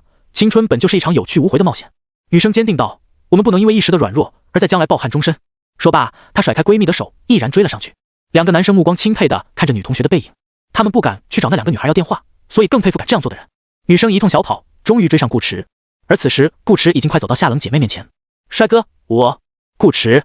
不等女生说完，夏冷便上前几步，挽住了顾池的胳膊，随后转过头，平静地看向女生道，你有什么事吗？女生。她觉得闺蜜说的不对，尴尬的不是被拒绝，是被对方的女朋友拒绝。实际上，她刚刚想过顾池会不会和这2个女生认识，只是追都追来了，不问一下她不甘心。结果不如不问。尴尬都是其次，最要命的是，明明夏冷的眸子里毫无波澜，她却莫名感觉到了一股寒意，好像冬天提前来临，把她之前的勇气全都冻成了冰块，再接一锤子，碎了满地。夏琳偷笑一声，冲女生眨眨眼，小姐姐，你是不是要问路呀？女生连忙踩上台阶，对，我想问问阿尔卑斯酒店怎么走。夏琳指着左侧的十字路口，从那里过去右拐，再左拐，只走几百米就到了。谢谢。女生感激地看了夏琳一眼，落荒而逃。顾池全程都没说话，就在那笑。夏冷瞥了他一眼，放开手道，只是帮你挡一下。顾池笑而不语。他看着眼前清丽的容颜，小半年没见，夏冷似乎比之前更美了些。少女眉眼精致，皮肤白皙红润，涂着奶油杏桃色的双唇泛着微亮的光泽，看上去十分可口。你化妆了？顾池有点小开心，他知道夏冷几乎从不化妆。夏冷嗯了一声，随便画了下。夏琳在一旁连连点头，没错，随便画了下，只画了2个钟头。夏冷。顾池又道，这身衣服也挺适合你的，灰粉色的针织裙搭配一件纯白小外衫。像这种紧致的穿搭，身材稍微差点就驾驭不住，但放在夏冷身上，却反而更彰显出了少女姣好的身段。裙衫的颜色也温柔，衬上少女淡雅的妆容，清纯又不失女人味。夏冷，随便穿的。夏琳，没错，随便穿的，只试了10多套。夏冷。顾池，还有鞋子。夏琳直接抢答，鞋子也是随便从鞋柜里拿了一双，只不过拿了半个钟头罢了。夏冷。突然有点想打人，是怎么回事？顾池憋着笑，看向夏琳，问出了一个从一开始便一直想问的问题：你这样穿真的不冷吗？夏冷和夏琳今天并没有穿姐妹装，恰恰相反，2人的打扮差了整整1个季节，一个像夏天，一个像秋天。这都快入冬了，西河纬度又比较高，夏琳下身还是一件牛仔短裙。虽然少女颀长白皙的双腿的确非常漂亮，但也不能光要风度不要温度吧？还好吧，我没觉得冷啊。夏琳歪着头道，我穿习惯了，没事。习惯？夏冷冷不丁开口，我怎么记得在家的时候有人不是这么跟我说的？他说今天只有13度，冷得要死，但顾池哥哥喜欢腿，自己就算冷死在外面也要穿给顾池哥哥看。夏琳，报复来得太快，夏琳猝不及防，一下子红了脸。她瞪了夏冷一眼，索性不装了，拉起顾池的手便往广场外走去，顺便岔开话题，走了，回家吃饭，我都快饿死了。主要是真的好冷。夏冷看着两人的手，这就是你动手的理由？夏琳轻哼一声，不可以吗？有本事你也牵啊。夏冷不说话了，以他的性子自然不可能跟着妹妹胡闹，不过走吧。顾池牵起夏冷的小手，眨眨眼道，我也饿了。夏冷不会胡闹，不过有人主动的话他也不会拒绝。掌间传来的温度驱散了深秋的凉意，夏冷微微侧眸，一边走一边看着顾池的侧脸，好像怎么看都看不厌。顾池感受到少女的注视，开玩笑道，你这么盯着我干嘛？是我胡子没刮干净吗？干净了。夏冷若无其事地收回目光，不再看他，只是握着顾池的手更紧了一些。不远处目睹了全部过程的男生莫名感到一阵迷茫，他有点不懂，被拒绝的不是他的女同学吗？为什么自己会这么心痛？大学4年已经过去3年，夏冷和夏琳一直都住在家里，这是夏母给两姐妹专门在西河买的房子。顾池也不是第一次来了，打开最右边的小鞋柜，里面有2双拖鞋，一新一旧，旧的是他的，新的也是他的，包装都还没拆。怎么样，牵着2个大美女逛街的感觉不错吧？夏琳问。不错是不错，就是有点太招仇恨了。顾池道，这一路上他们的回头率高达300%，平均每路过一个人要看他们3次，只要和其中任意一人对视2秒，便能明白什么叫做妒火中烧。上车之后，出租车师傅也频繁地抬头看后视镜，顾池都担心他把车开上人行道。那没办法，要享受总得付出点什么。夏琳老气横秋地道，我先回屋换身衣服。夏冷道不用换，只是把外衫脱下来挂到衣帽架上，贴身的针织裙立刻将她美好的曲线展露出来，还有点香。不光是夏冷身上的淡香，顾池还闻到了一股肉香味。你炖了汤？骨头汤？特地为我炖的。一到家，夏冷又恢复了清清冷冷的模样。有时候跟他待久了，顾池都觉得夏冷像一个不食人间烟火的仙子，很难想象出她高中时候还是个情绪丰富的傲娇少女。好在顾池已经习惯，他也不会没事去猜夏冷的心思，直接当外冷内热处理。姐妹家的厨房是开放式的。顾池换好鞋，径直走到灶台前，扫了一眼，问道，还有什么菜要做吗？我帮你。不用。夏冷跟着过来，你去做一会，我自己来就行。他从冰箱里拿出上午没切完的菜，洗了一下，又继续切。一般的女孩子说不用可能是口是心非，夏冷说不用，那就是真的不用。夏冷的厨艺和刀工都非常棒，尽管她外表看起来完全不像是个会下厨的人，她漂亮的双手宛若葱郁，比砧板上去皮的萝卜还白。顾池看了一会，把围裙拿过来，从少女纤腰与倒台的缝隙间穿过，替少女系上。夏冷则停下动作，微微抬起双臂，让顾池更好操作。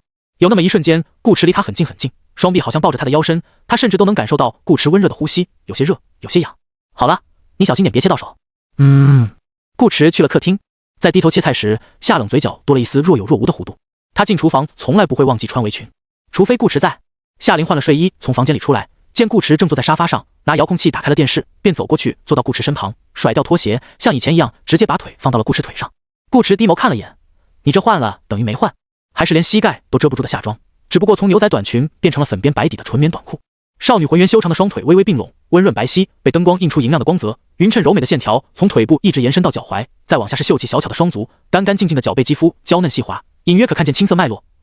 不仅是超短裤，这回连袜子都没穿。夏琳眨了眨眼，难道顾池哥哥不喜欢吗？顾池面无表情，你晃到我的眼睛了。夏琳却一本正经道，你看啊顾池，我跟夏冷身高差不多，身材差不多，长相也一样，你看我的腿，就等于同时看了2个人的腿，是不是很转？顾池，很转，双倍晃眼。夏琳气了一声，假正经。顾池翻了个白眼，心道我要是不正经，你就该遭殃了。顾池拿起一个苹果，将少女白花花的双腿当成垫板，把手腕搁在上面，一边削一边听着电视里的新闻。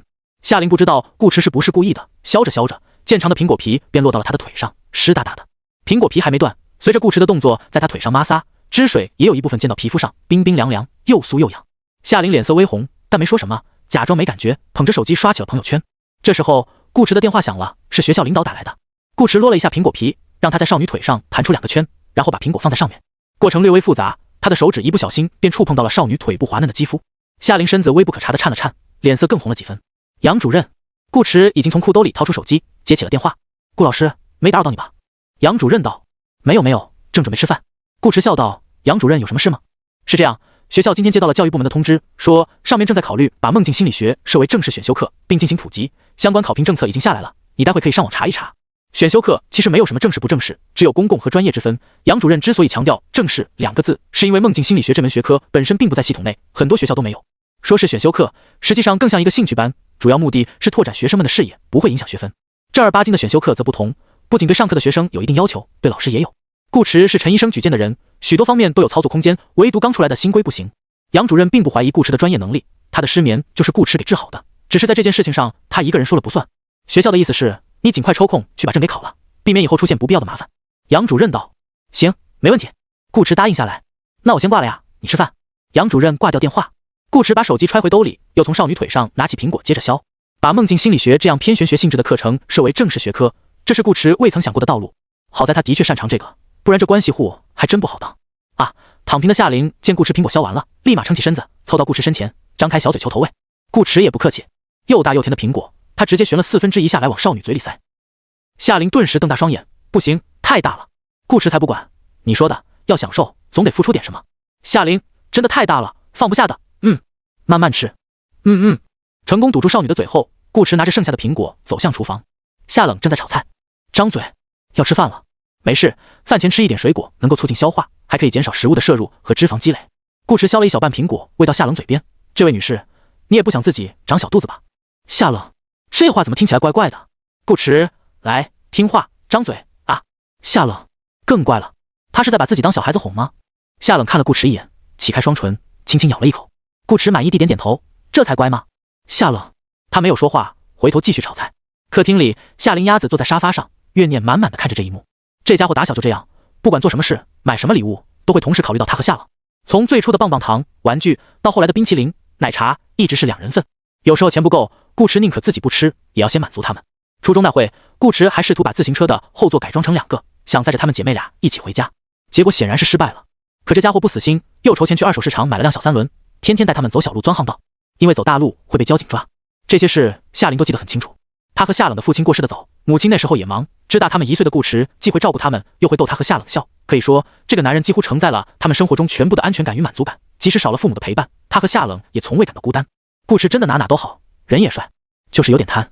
当然这不是重点，重点是明明他和夏冷的口型一样，凭什么给他的这么粗，给夏冷的就那么细？这不是厚此薄彼吗？夏琳咔一声将嘴里的苹果咬断，气鼓鼓的嚼扒起来。10分钟后，饭菜上桌，简简单单的4菜1汤，说不上丰盛，但充满了生活的气息，而且真的很香。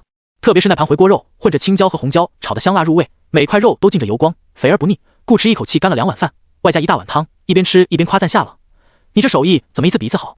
比不上你，毕竟你都20多年了。”不，嗨。夏冷难得接一次话，一接就差点把顾池给呛着。夏琳也一脸惊奇的看着夏冷，好像第一次认识自己这个姐姐。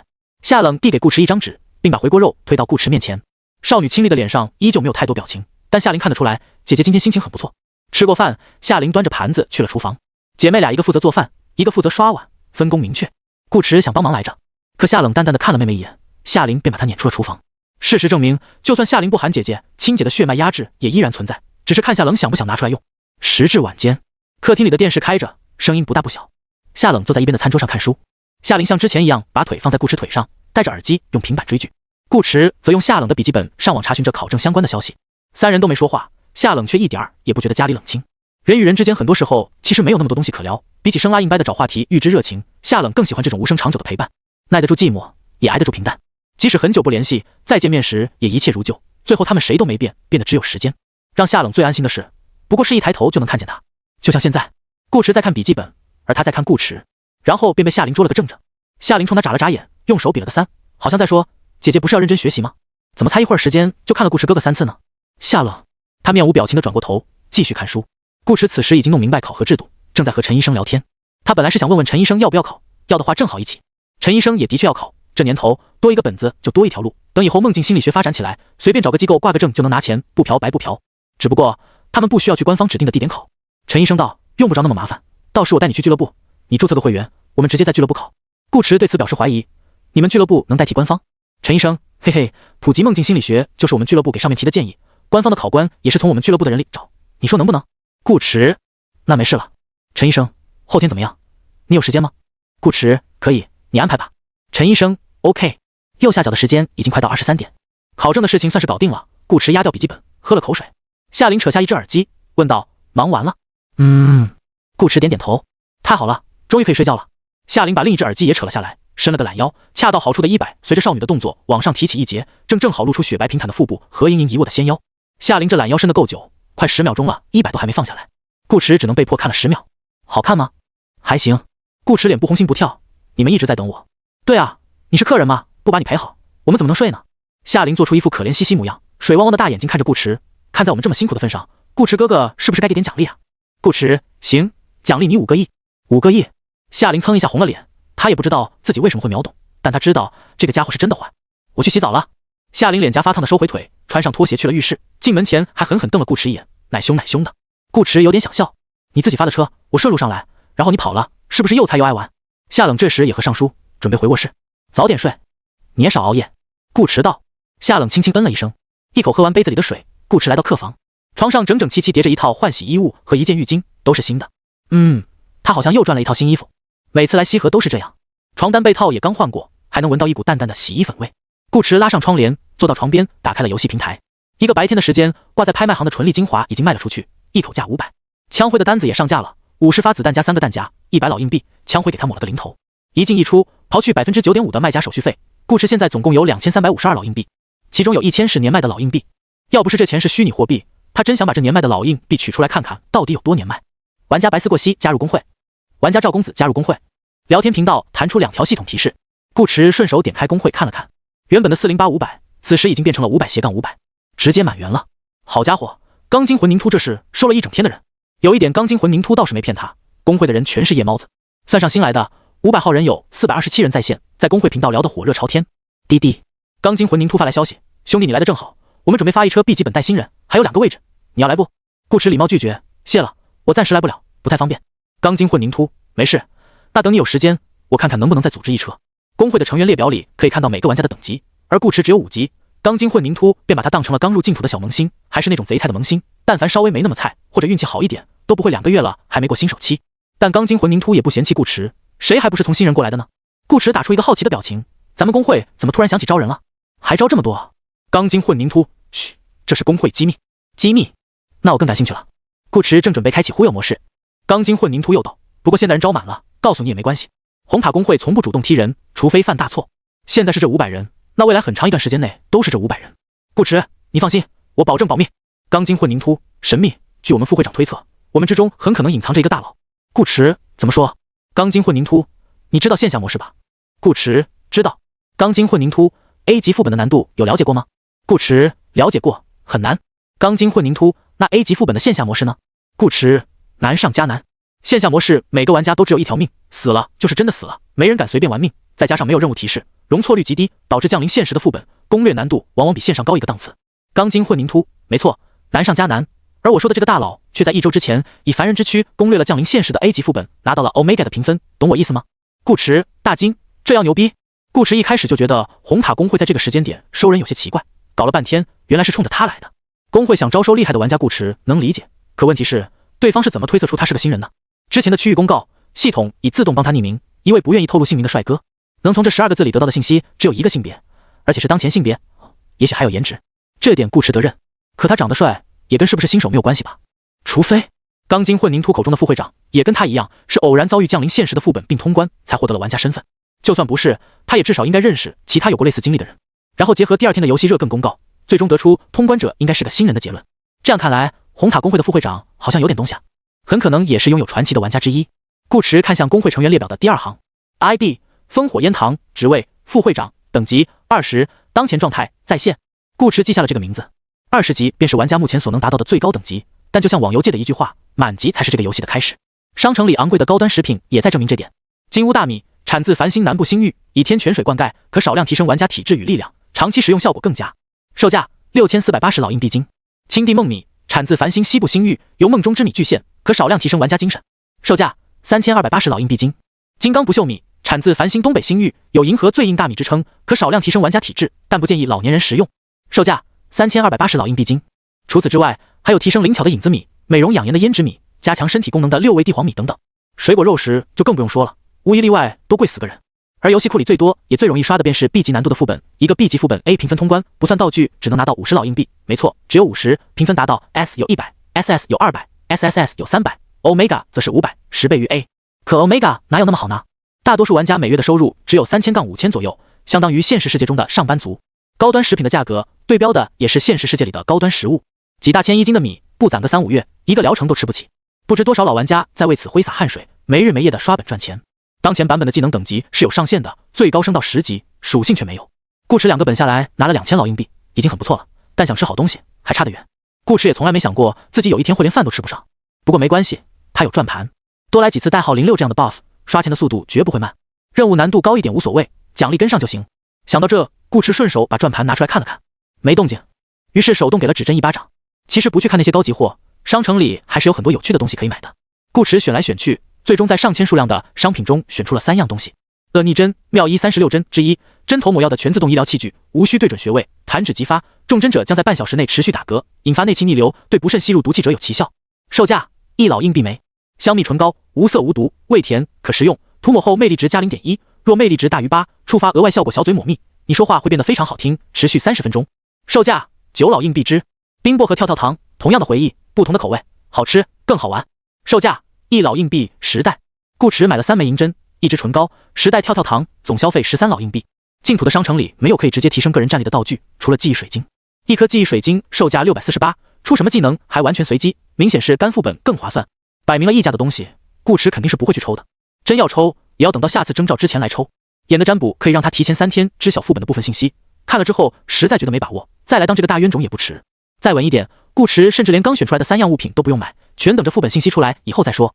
只是吧，逛游戏商城和逛街差不多，来都来了，又费神费力的看了那么久，不买点什么，顾池心里不舒坦。反正也不贵，人嘛，要活得随性一点，不就是几包跳跳糖吗？又不是玩不起。在公会频道亏了一会儿屏后，顾池关掉游戏平台，睡觉。哦，不对，还没洗澡。顾池没有洁癖，他只是单纯的钟情于洗澡这件事。热水浸泡或冲刷身体的感觉真的很爽，如果不爽，那一定是你姿势不对，建议重洗。轻轻推开门，外面已经听不到水声，顾池便拿起浴巾去了浴室。第二天，夏冷要看书，准备下个月的考研初试。夏琳倒没什么事，顾池便陪着少女去看了场电影，又逛了回超市，买了些生活用品之类的东西。回家时，夏冷已经做好了饭菜，看着穿着围裙在厨房忙碌的少女，顾池忽然转头对夏琳道：“你知道我现在有种什么感觉吗？”夏琳把带放到茶几上，什么感觉？你是女儿，我是爸爸。顾池顿了顿，女儿和爸爸。夏琳娇俏的脸蛋瞬间布满红霞，她不知道自己为什么又秒懂了，正要佯装生气骂一骂这个坏家伙，却见顾池退后一步，又道：“我有一个好老婆，你有一个好妈妈。”夏琳，少女脸上39度的娇羞一下子荡然无存。夏琳睁大眼睛看着顾池，她以为这个男人在跟她小调怡情，结果这家伙是在占她辈分的便宜。顾池，你讨打！夏琳气得咬牙切齿，追着顾池一顿狂捶。厨房里，夏冷扬起唇角，不知是因为看到了夏琳的笑话，还是因为其他。时间便在这样平淡又欢快的生活中一点点过去。到了第3天，周二，顾池该去锦城找陈医生了。夏琳和夏冷把顾池送到车站，夏琳还有点舍不得，张开双臂要抱抱，抱了妹妹，肯定也要抱姐姐，不能偏心。于是顾池又在大庭广众之下拉了一波仇恨。好了，我进去了。顾池道：“你们快回家吧，外边冷。”夏冷轻轻点头，注意安全。姐妹俩目送顾池进站，直到他的背影消失在人海中。唉，夏琳悠悠地叹了口气，又要开始无聊了。其实这2天他们3人大部分时间都宅在家，也没干什么特别的事。可夏琳就是觉得有顾池在的日子比平时更有趣，但有什么办法呢？他又不能不让顾池走，顾池还要上班考证呢。夏冷，你说顾池能考过吗？夏琳问。一般这种考试刚出来的时候都是最难的，你不如担心一下你自己。夏冷瞥了妹妹一眼道，他和夏琳一样，只知道顾池会控制自己的梦，其他方面他也不清楚。但夏冷相信顾池，就算真考不过也没关系，他养他就是了。反倒夏琳这边，他帮不了太多的忙。七，我有什么好担心的？不就是场 PVP？ 夏琳轻哼一声，别忘了，我还有张身份卡没用呢。你有信心就好。夏冷最后看了眼顾池离开的方向，转身朝客运广场外走去。夏琳连忙跟上，抱起夏冷的手臂，声音突然变得好甜：“姐，你看，你好不容易出一次门，我们多在外面待会呗。还有一场电影也挺好看的，我们去试试。”不去。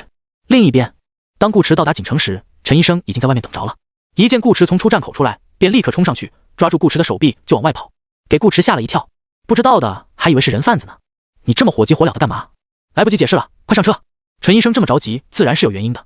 本来他已经和俱乐部负责人事的江经理说好，今天下午带个朋友入会，顺便考级，连本子都提前准备好了。他和顾池只要通过考核，当场就能把资格证和证书拿下来。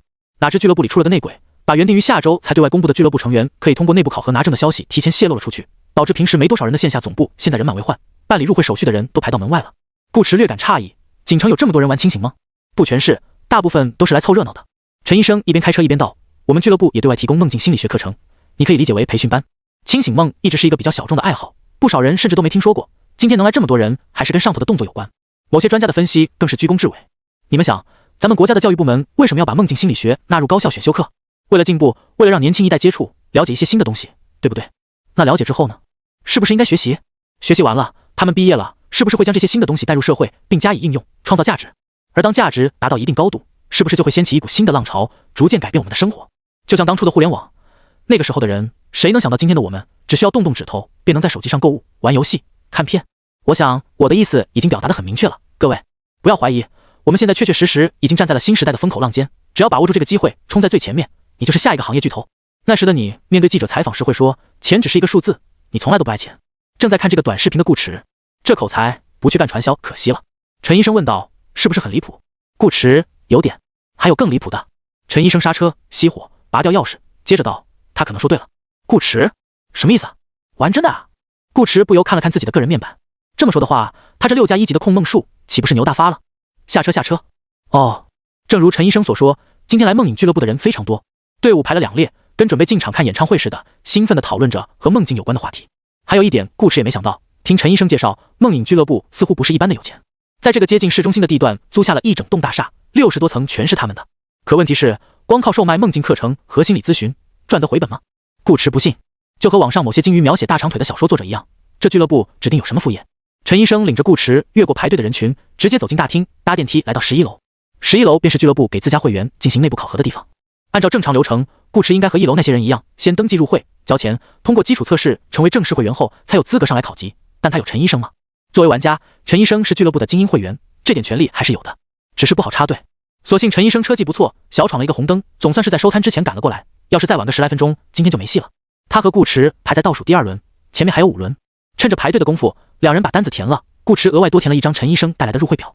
俱乐部的考核效率很高，1轮10人，很快便轮到他们。这是一间温度舒适、干净的像手术室一样的房间，但比一般的手术室大很多，有10个床位，每个床位边上都放着一台脑电图仪。这和顾池预想中差不多。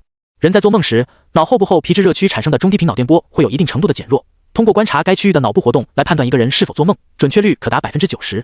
梦的内容则与高频脑电波有关，梦的类型不同，脑电波出现的区域也会发生变化。比如梦到人脸时，负责识别面孔的梭状回脑区便会产生高频脑电波。如果你能在梦中把这个人杀死，这段高频脑电波又会消失。以现代的科学手段，这是最容易辨别一个人是否会控制自身梦境的方式。罗教授好。罗教授与顾池和陈医生同时进来的人里，好几个都在跟考官打招呼。考官是个上了年纪的老人，穿着一身白色练功服，头发花白，但精神矍铄，脸上挂着平易近人的笑容，乐呵呵地回应着众人。陈医生侧头在顾池耳边小声道，这是我们俱乐部的大佬，姓罗。顾池点点头，也凑到陈医生耳边小声道，后面2个字你不用说的，我听得见。陈医生。顾池把填好的单子和手机交给罗教授身旁的助理，随后按照指示脱掉鞋子躺到了4号床上。陈医生5号床，床位之间相隔不远，几个认识的人小声地聊着天。我还以为要挨针了呢，没想到考官竟然是罗教授。细说挨针，为什么不是罗教授就挨针？动动你的猪脑子，不挨针你怎么睡着？不睡着你怎么做梦？梦境心理学的考核方式放在整个学术界中都是相当独特的存在。开考之前先来一针，等你醒过来，考核也就结束了，并且当场就能知道自己考没考过。可如果考官是罗教授，那这一针就不用挨了。为什么说罗教授是大佬？因为罗教授不仅是国内知名心理学家、社会学家、海京大学副校长，其在梦境学上的造诣更是已经超过9级，进入到了传说中的神秘领域。这位慈眉善目的老人家是一位真正会使用催眠术的梦境大师。今天刚加入俱乐部的几人听着他们说话，看向罗教授的眼神都变了。这个世界上真有人会催眠？好了，安静一下，有什么事考完再聊。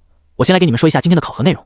罗教授和助理确认完信息，开口道，等会从1号床开始，我会一个一个依次对你们进行快速催眠，在被催眠之后，你们便会陷入到我提前为你们构筑好的梦境当中，而你们要做的就是尽可能摧毁自己所能看见的东西，明白吗？明白。行，那接下来就请大家保持安静，以免影响他人考核。说完，罗教授对助理点点头，示意他可以开始计时了，随后走向1号床。面对即将到来的人生中第一次催眠，1号床的男生神色有些紧张。罗教授笑道，别怕，不会有什么不适的感觉，你跟着我一起数到3就行。来，1、2、3。话音刚落，男生便像打瞌睡一样垂下头睡了过去。其他床位的人瞪大眼睛，连忙把嘴捂住。要不是罗教授让他们保持安静，他们现在能把这间屋子的凉气全部吸干。尽管一早便知道罗教授会催眠术，但知道是一回事，亲眼看见又是另一回事。整个过程连10秒钟都不到，罗教授便成功把人放倒了。这要是去学校里转一圈，岂不是爽歪歪？只能说不愧是梦境大师，牛逼。罗教授帮1号床的男生盖好被子，又来到2号床。2号床是个妹子，同样只数到3，便轻飘飘地睡了过去。3号床同上。众人此刻看向罗教授的目光充满了崇拜。怪不得说催眠是心理学最神秘的领域，何止是神秘啊，这神乎其神的手段和超能力有什么区别？陈医生也有些羡慕，谁会嫌自己的能力多呢？下一个轮到顾池了。罗教授依然像之前一样坐到床边，我们一起数到3。顾池略作犹豫，要不我们换一种方式？不用，你放轻松就好。罗教授笑道，他并不知道顾池为什么这样说，可能是以为同样的方法用多了会失效。不会的，他这又不是魔术，是真正的催眠术，不存在穿帮之类的问题。陈医生递给顾池一个眼神，示意他没事，不用紧张，看着我的眼睛，别分心。罗教授慈声道，按我说的做。顾池，行吧。这回不仅是他，其他人也在心里跟着罗教授一起默数。3、2、1，3个数过去，咚！这一次，罗教授自己倒在了床上。陈医生、助理、众人，罗教授这一倒，让本就十分安静的空气变得更加安静了。助理第一个反应过来，赶紧上前查看罗教授的情况。他直接伸出2指去探罗教授的鼻息。顾池，不至于，不至于。顾池小声道，罗教授只是睡着了。助理确认罗教授还有呼吸，又听到顾池这么说，便就地取材，用脑电图仪给罗教授做了个全套，一个睡眠定脑电波飘过。这说明罗教授在短短几秒的时间内，已经越过睡眠的第一阶段，直接进入到了很难被唤醒的深睡期。罗教授确实是睡着了，并且睡得很香。助理不由松了口气，而看他松了口气，证明罗教授没事，其他人也跟着松了口气。但这口气还没松完，他们忽然又意识到一个问题，不对，罗教授怎么能是睡着了呢？这不合理啊！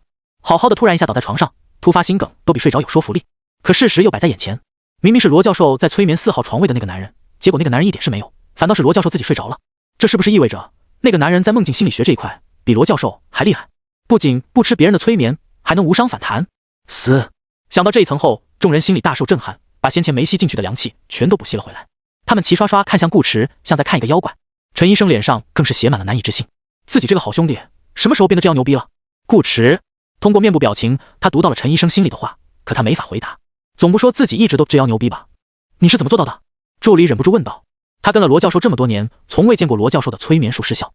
这还不只是失效那么简单，罗教授甚至被反弹了，自己吃了一发催眠术，是催眠方式的问题。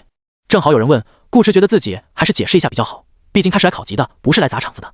罗教授让数1、2、3，其实是为了增强心理暗示，催眠术大多都绕不开这个点。罗教授一开始告诉他们，等一下他们会被催眠，这就是一个心理暗示。之后，罗教授又对1号床位的男生说，只要数到3就行，相当于给这个暗示加了个倒计时，让男生跟着他一起数，则是为了进一步扩大暗示对男生潜意识的影响。因为你一旦按照他说的话去做，就代表你认同他，期间产生的认同感会让你更加相信3秒后自己会被催眠，于是你就真的被催眠了。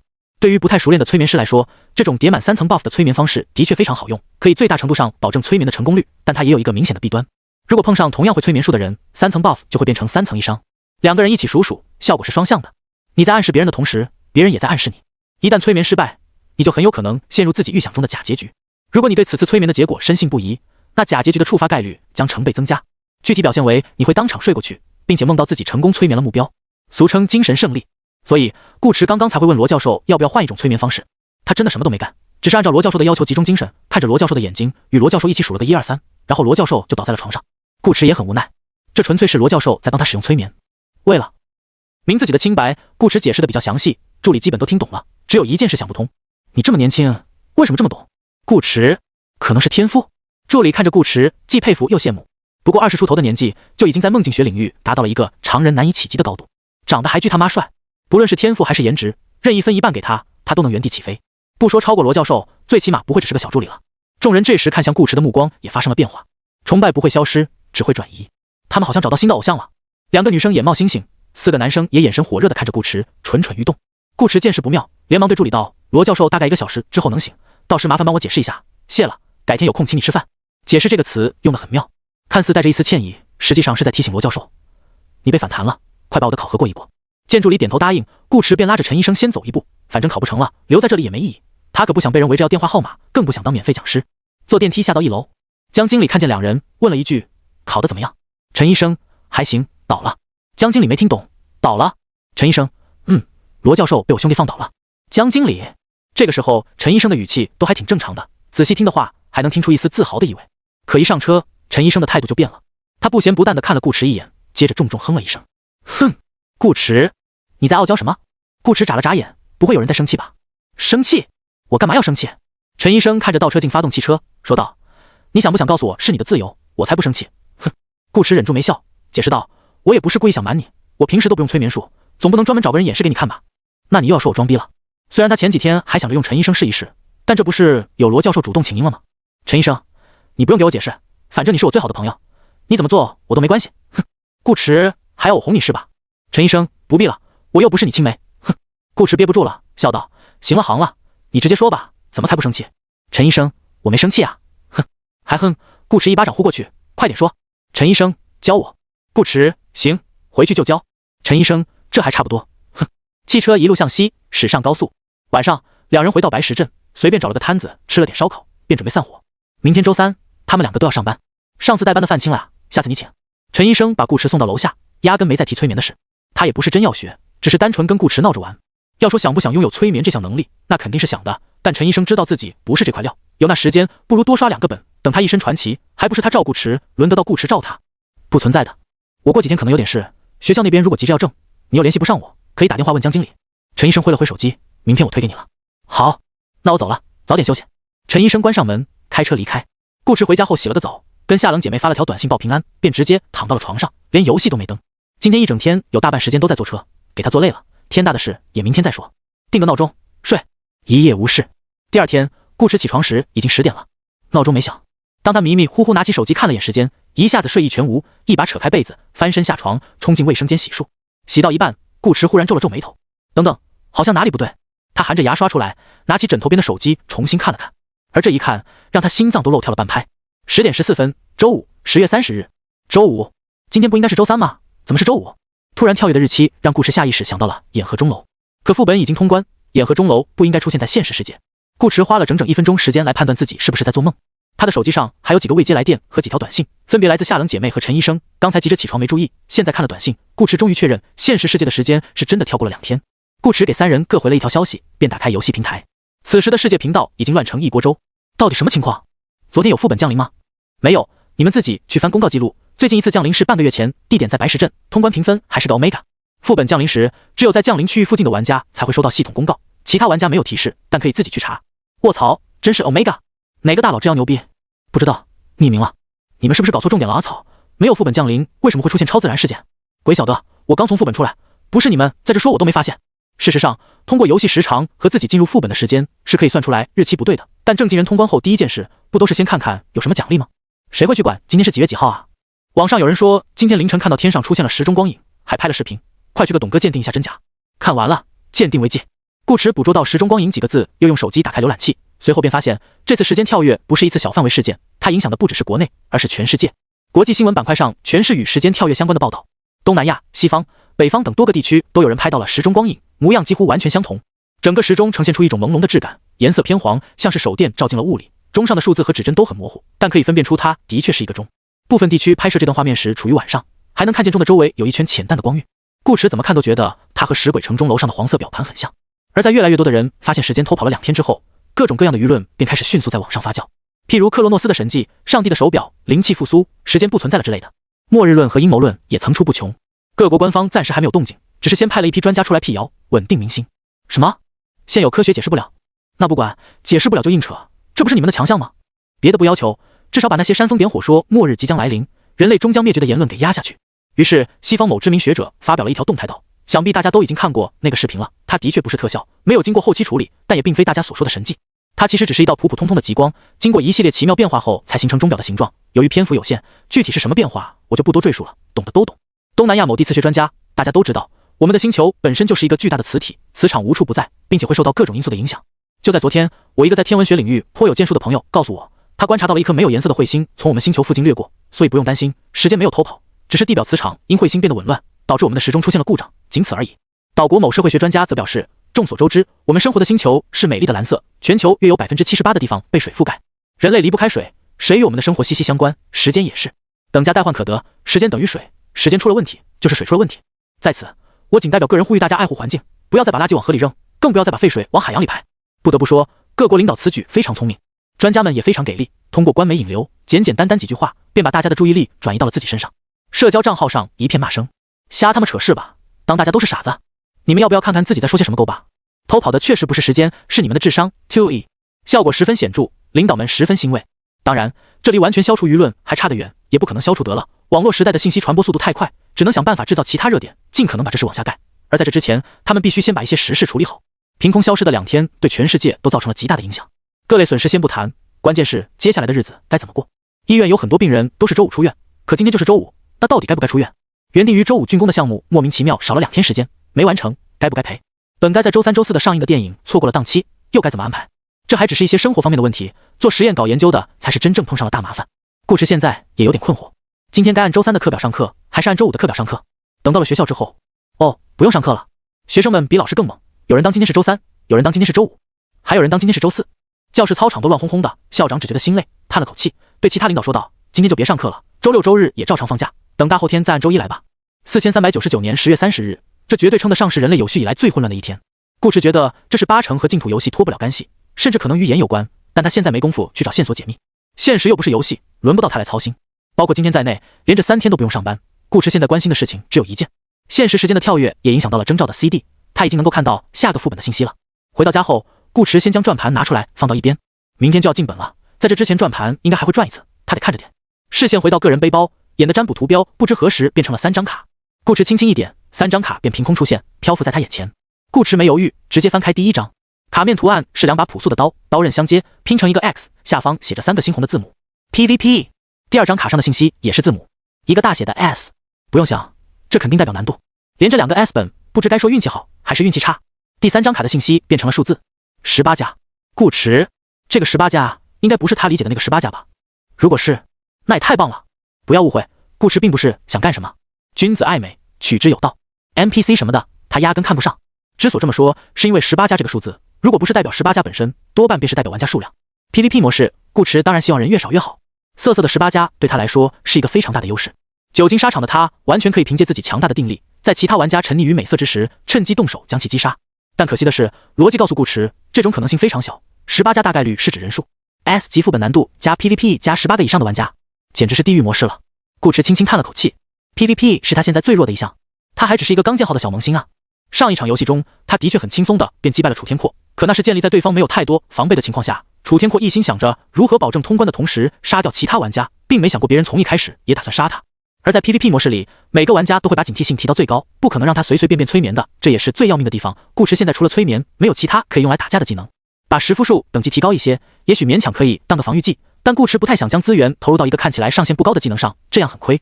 顾池本来打算周3、周4熬个通宵，跟钢筋混凝土去刷2个简单的本，把技能碎片凑齐，看能开出个什么技能来，再根据副本信息考虑剩下的钱该怎么花。结果计划赶不上变化，突然飞跃的时间直接帮他跳过了刷本环节，现在去已经来不及了。顾池目前的个人战斗极其有限，他没法保证自己能在24小时内通关2个副本。如果单个征兆老硬币1万，这个游戏的钱是可以被扣成负数的，一次征兆没赶上，10次副本白打工。只有等级达到20级，玩家才可以自由决定被征兆的时间，在此之前，征兆 CD 完全随机。有句话怎么说的来着？菜逼没有选择权。顾池思索片刻，商城他上次已经逛过了，没什么对他有帮助的道具，有个出场特效倒是不错，用得好的话能拿来唬人，但终归没法让他真正变强。他现在有2个方式可以提高自己的战斗力。第一个方式，顾池打开好友面板，枪辉好友度1，当前状态游戏中。顾池很好，昨天枪辉的状态还是在线，说明他刚进游戏不久，一时半会儿出不来。请枪辉帮忙制作一把能够充当主武器的枪械是行不通了，只剩下一条路可走。抽记忆水晶，狗游戏好像在逼他去当大冤种，关键他不当还不行。顾池可不想摆烂，他还指着在下一个本里多探索探索，看能不能搞个好点的临时技能，然后用永恒烙印给他锁上，这不比刷碎片强得多。探索的前提是活着，为了可期的未来，这个大冤种当就当了吧。顾池这样想着，说不清是不是在自己给自己喂饼。这时一条好友申请弹了出来，玩家灵猫请求加你为好友，通过 ID 搜索添加。顾池没多想便点了同意。灵猫当即发来一串感叹号，灵猫，我终于加上你了。顾池，什么叫终于？你之前有加过我吗？灵猫大哭，之前搜不到你的 ID， 我还以为你把我拉黑了呢。上个星期他从游戏里出来，连奖励都没看，第一件事就是加顾池好友，可不管他怎么搜，连顾渊和顾渊都是了，系统始终提示该玩家不存在，他为此难过了好久。顾池得有多嫌弃他，才会在退出游戏的第一时间就把他拉黑掉。难过之余，灵猫小脾气也上来了，拉黑就拉黑，你不想理我，我还不想理你呢。他本来已经下定决心要忘掉那个在他心头昙花一现的男人，可今天发生的时间跳跃，又把顾渊这个 ID 从他心底挖了出来。灵猫一边骂自己不争气，一边抱着最后试一下的心态，又搜了一次，没想到真加上了。顾池看见拉黑2个字，大概猜到了原因，应该是他当时还在洗澡，没点开个人面板，经验便没结算，导致玩家等级停留在1级，没有解锁好友功能的缘故。顾池想了想，扣字道，可能是系统 bug 了。灵猫当场开骂，破游戏，连个好友功能都做不好，迟早关服。顾驰，灵猫真的是又气又开心。开心是因为顾驰并没有真的拉黑他，气是气这个 bug 害他误会了顾驰，还差点与顾驰失之交臂。过了一会，顾驰见少女没说话，便问道：“你找我有什么事吗？”没事的话，他要去当大冤种了。少女的情绪来得快去得也快，见顾驰这么问，便知道他应该在忙，于是发了个可爱的猫猫表情，主动结束了对话。今天能加到顾驰的好友，灵猫已经很满足了。做猫不能太贪心，与灵猫简短的聊天只是个小插曲，并没影响到顾驰的选择，主要是没得选。老规矩，顾驰先去洗手间洗了个手，从物理上让自己白一点，回来后才打开商店，找到记忆水晶，648亿次啊！希望运气好一点吧。顾驰伸出手指，可就在他即将触碰到购买按钮时，视野边缘忽然亮起一阵微光。顾驰不由侧头，只见那放在床头柜上此前一直没转的转盘，此刻终于转了起来。格子里的图案开始变换，工艺精湛的雕花指针从慢到快，再到慢，最终停在了12点钟方向。被指着的图案也就此定格。那是一个披头散发、闭着眼睛盘膝而坐的男人。获得状态：大地转世。大地转世，众所周知，再厉害的人物转世重生后都会变成菜鸡，搞不好还会失忆。但我说过，你跟他们不一样，瘦死的 C 也比 A 大。即使灵力衰竭，修为尽失，你的实力也依然远非常人可比。因为你最强大的地方，从来都不是修为或灵力。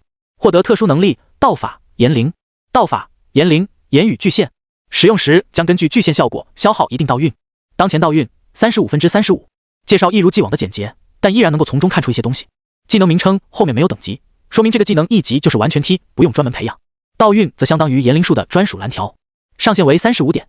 顾驰思索了一会，这应该是5条个人属性的数值总和，6+9加5加6加9刚好等于35。大多数技能都只和一条属性挂钩，言灵术却是5条，而由5条属性决定的道运上限，恰恰也是言灵术的效果上限。如果只考虑伤害，是不是可以简单粗暴的理解为，这个技能发挥到极致，比别人3至5个满级技能加起来还猛？顾驰这强度似乎有一点点变态，而这还不是言灵术最强大的地方，言出法随才是这个技能的真谛。看着状态栏里的 buff 和个人面板上多出来的技能，再看看背包里的永恒烙印，顾驰一时陷入沉默。他突然觉得这游戏哪里狗了？为什么大家都在骂他？明明很良心，也很好玩啊。至于648亿颗的记忆水晶，那流转于表面的白色光滑时明时暗，好像一个美少女在眨眼睛，想让顾驰赶快把它买回家，剥开它的晶莹的外衣，体会它内在的美丽。顾驰一脸认真，对不起，虽然你长得确实很漂亮，但我已经有小言了，不出意外，我想我们余生都不会再有交集，祝你幸福，再见。成。买了个出场特效，顾驰便关掉商城界面。当一个平时表现得稳重又淡然的男人突然发癫，只有2种可能，要么是心情特别好，要么是真癫。顾驰显然是前者。现在的时间是下午13点17分，距离征召还有19个小时不到。上一次出本是几点？下一次进本就是几点？向上取整。顾驰想了想，打开拍卖行，输入关键词道运，点击搜索，没有找到你要的商品，不妨换个词试试。顾驰把道运换成道法，还是没有。又试了几次，一直搜不到，顾驰便没事了。像言灵这样的技能，不用想都知道非常少，相关材料的爆率应该也很低，偶尔出个货，别人还不一定肯拿出来卖。他只是碰下运气而已，看能不能找到可以回复道运的东西，实在找不到也没关系。35点道运加上控梦术，只要操作得当，应该可以干掉至少3个玩家，这就够了。最起码他已经有了笑到最后的资格。具体怎么笑到最后，进游戏看看机制再说吧。这就跟玩大逃杀一样，不好打就先狗一狗，决赛圈再分胜负。如果条件允许，未尝也不能一路杀过去。技能的问题完美解决，暂时好像没有其他事情了。顾驰打开公会，准备窥一波屏，顺便找个机会混个脸熟。但他忘记这个公会的人都是夜猫子了，频道里没几个人在聊天。翻了下成员列表，这会儿在线的人只有1/4不到，还基本都在游戏中。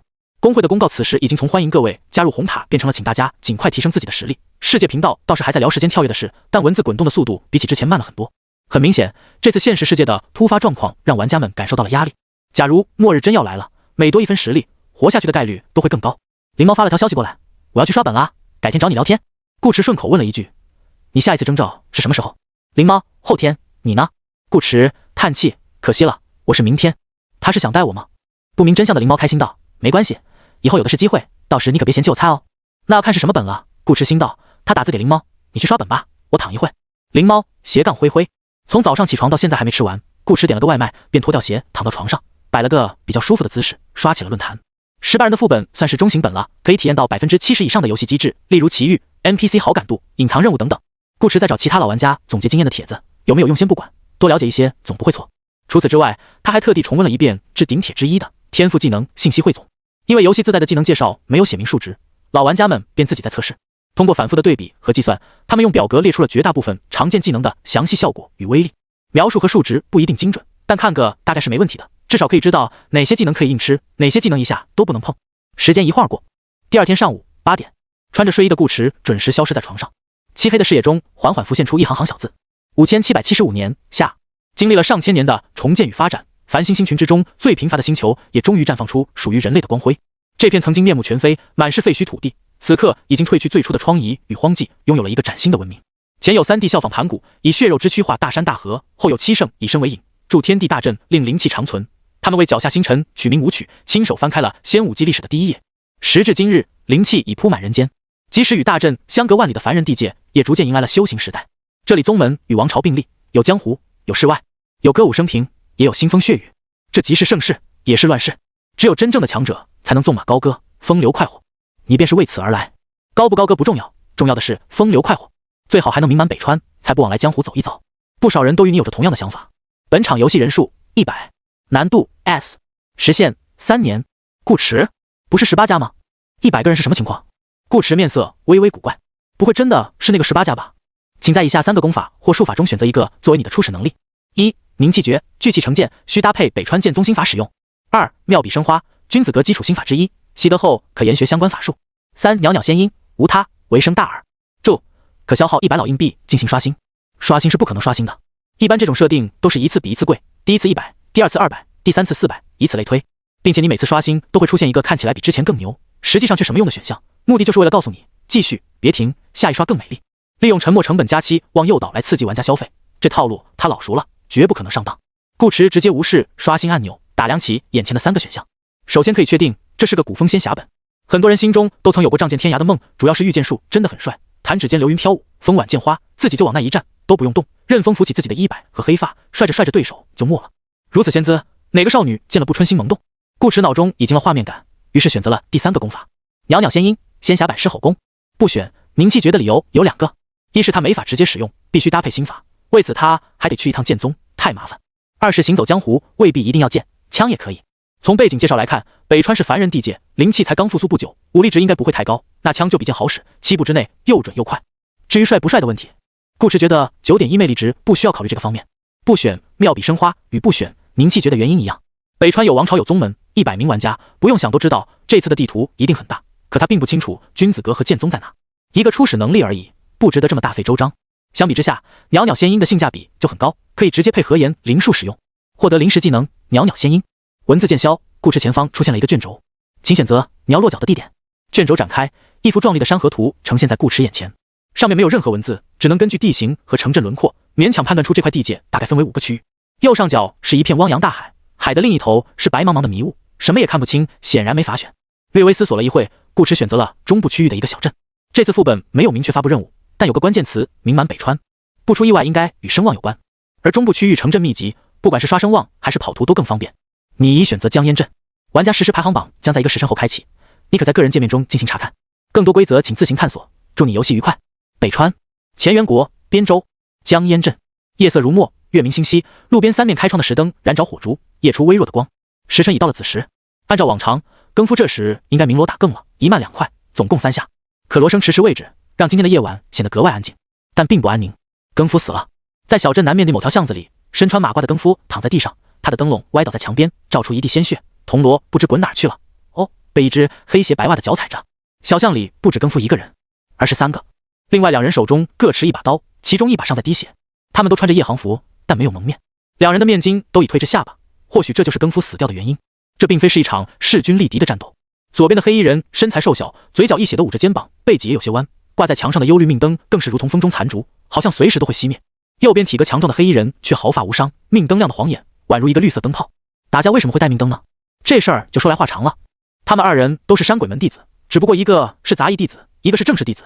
其实作为一个从土匪山寨转型而来的微型宗门，没必要把这些事情分得这么清，反正也没多少人。但时代变了嘛，眼下是灵气盛世，大伙都在努力修仙，山鬼门自然也要紧跟潮流，最起码先把宗门的样子摆出来，免得被同行看低。张青以前是个小喽啰，现在成了杂役弟子，名头是好听了些，但干的活一点没变。以前是看大门，现在还是看大门，反倒是每次分钱和年底的赏银变少了，因为钱都用在了翻修山寨和那些修炼天赋更好的师兄师姐身上。本以为灵气来了，一切都会往好的方向发展，却没想到自己的日子过得一天不如一天。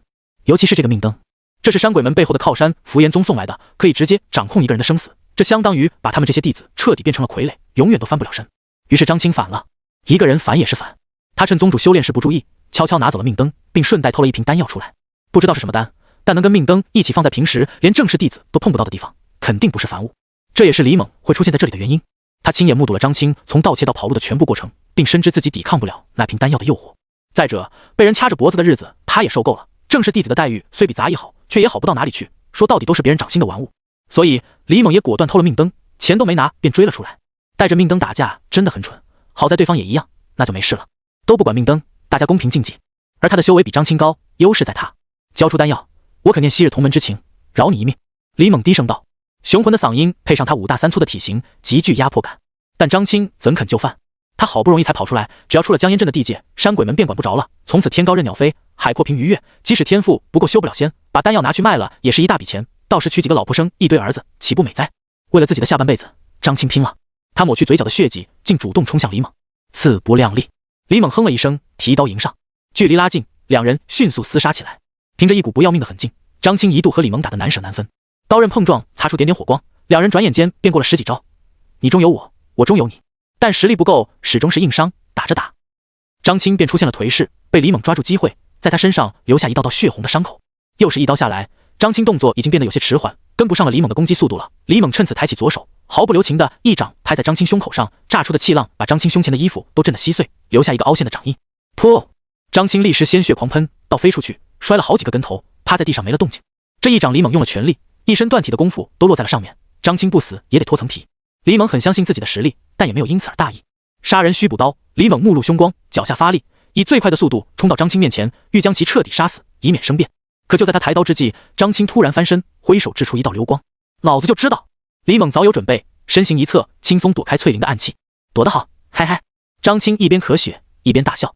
李猛意识到不对，猛地回头，刚好看见那道流光击中他的命灯。嗤！一声轻响，灯碎，火灭。一瞬间，李猛的眼眸便变得漆黑无比，像是被人抽走了魂魄。他这才意识到自己刚刚犯了一个致命的错误，他不该来追张青，应该直接去摧毁张青的命灯。终归还是经验太少，没打过带命灯的局。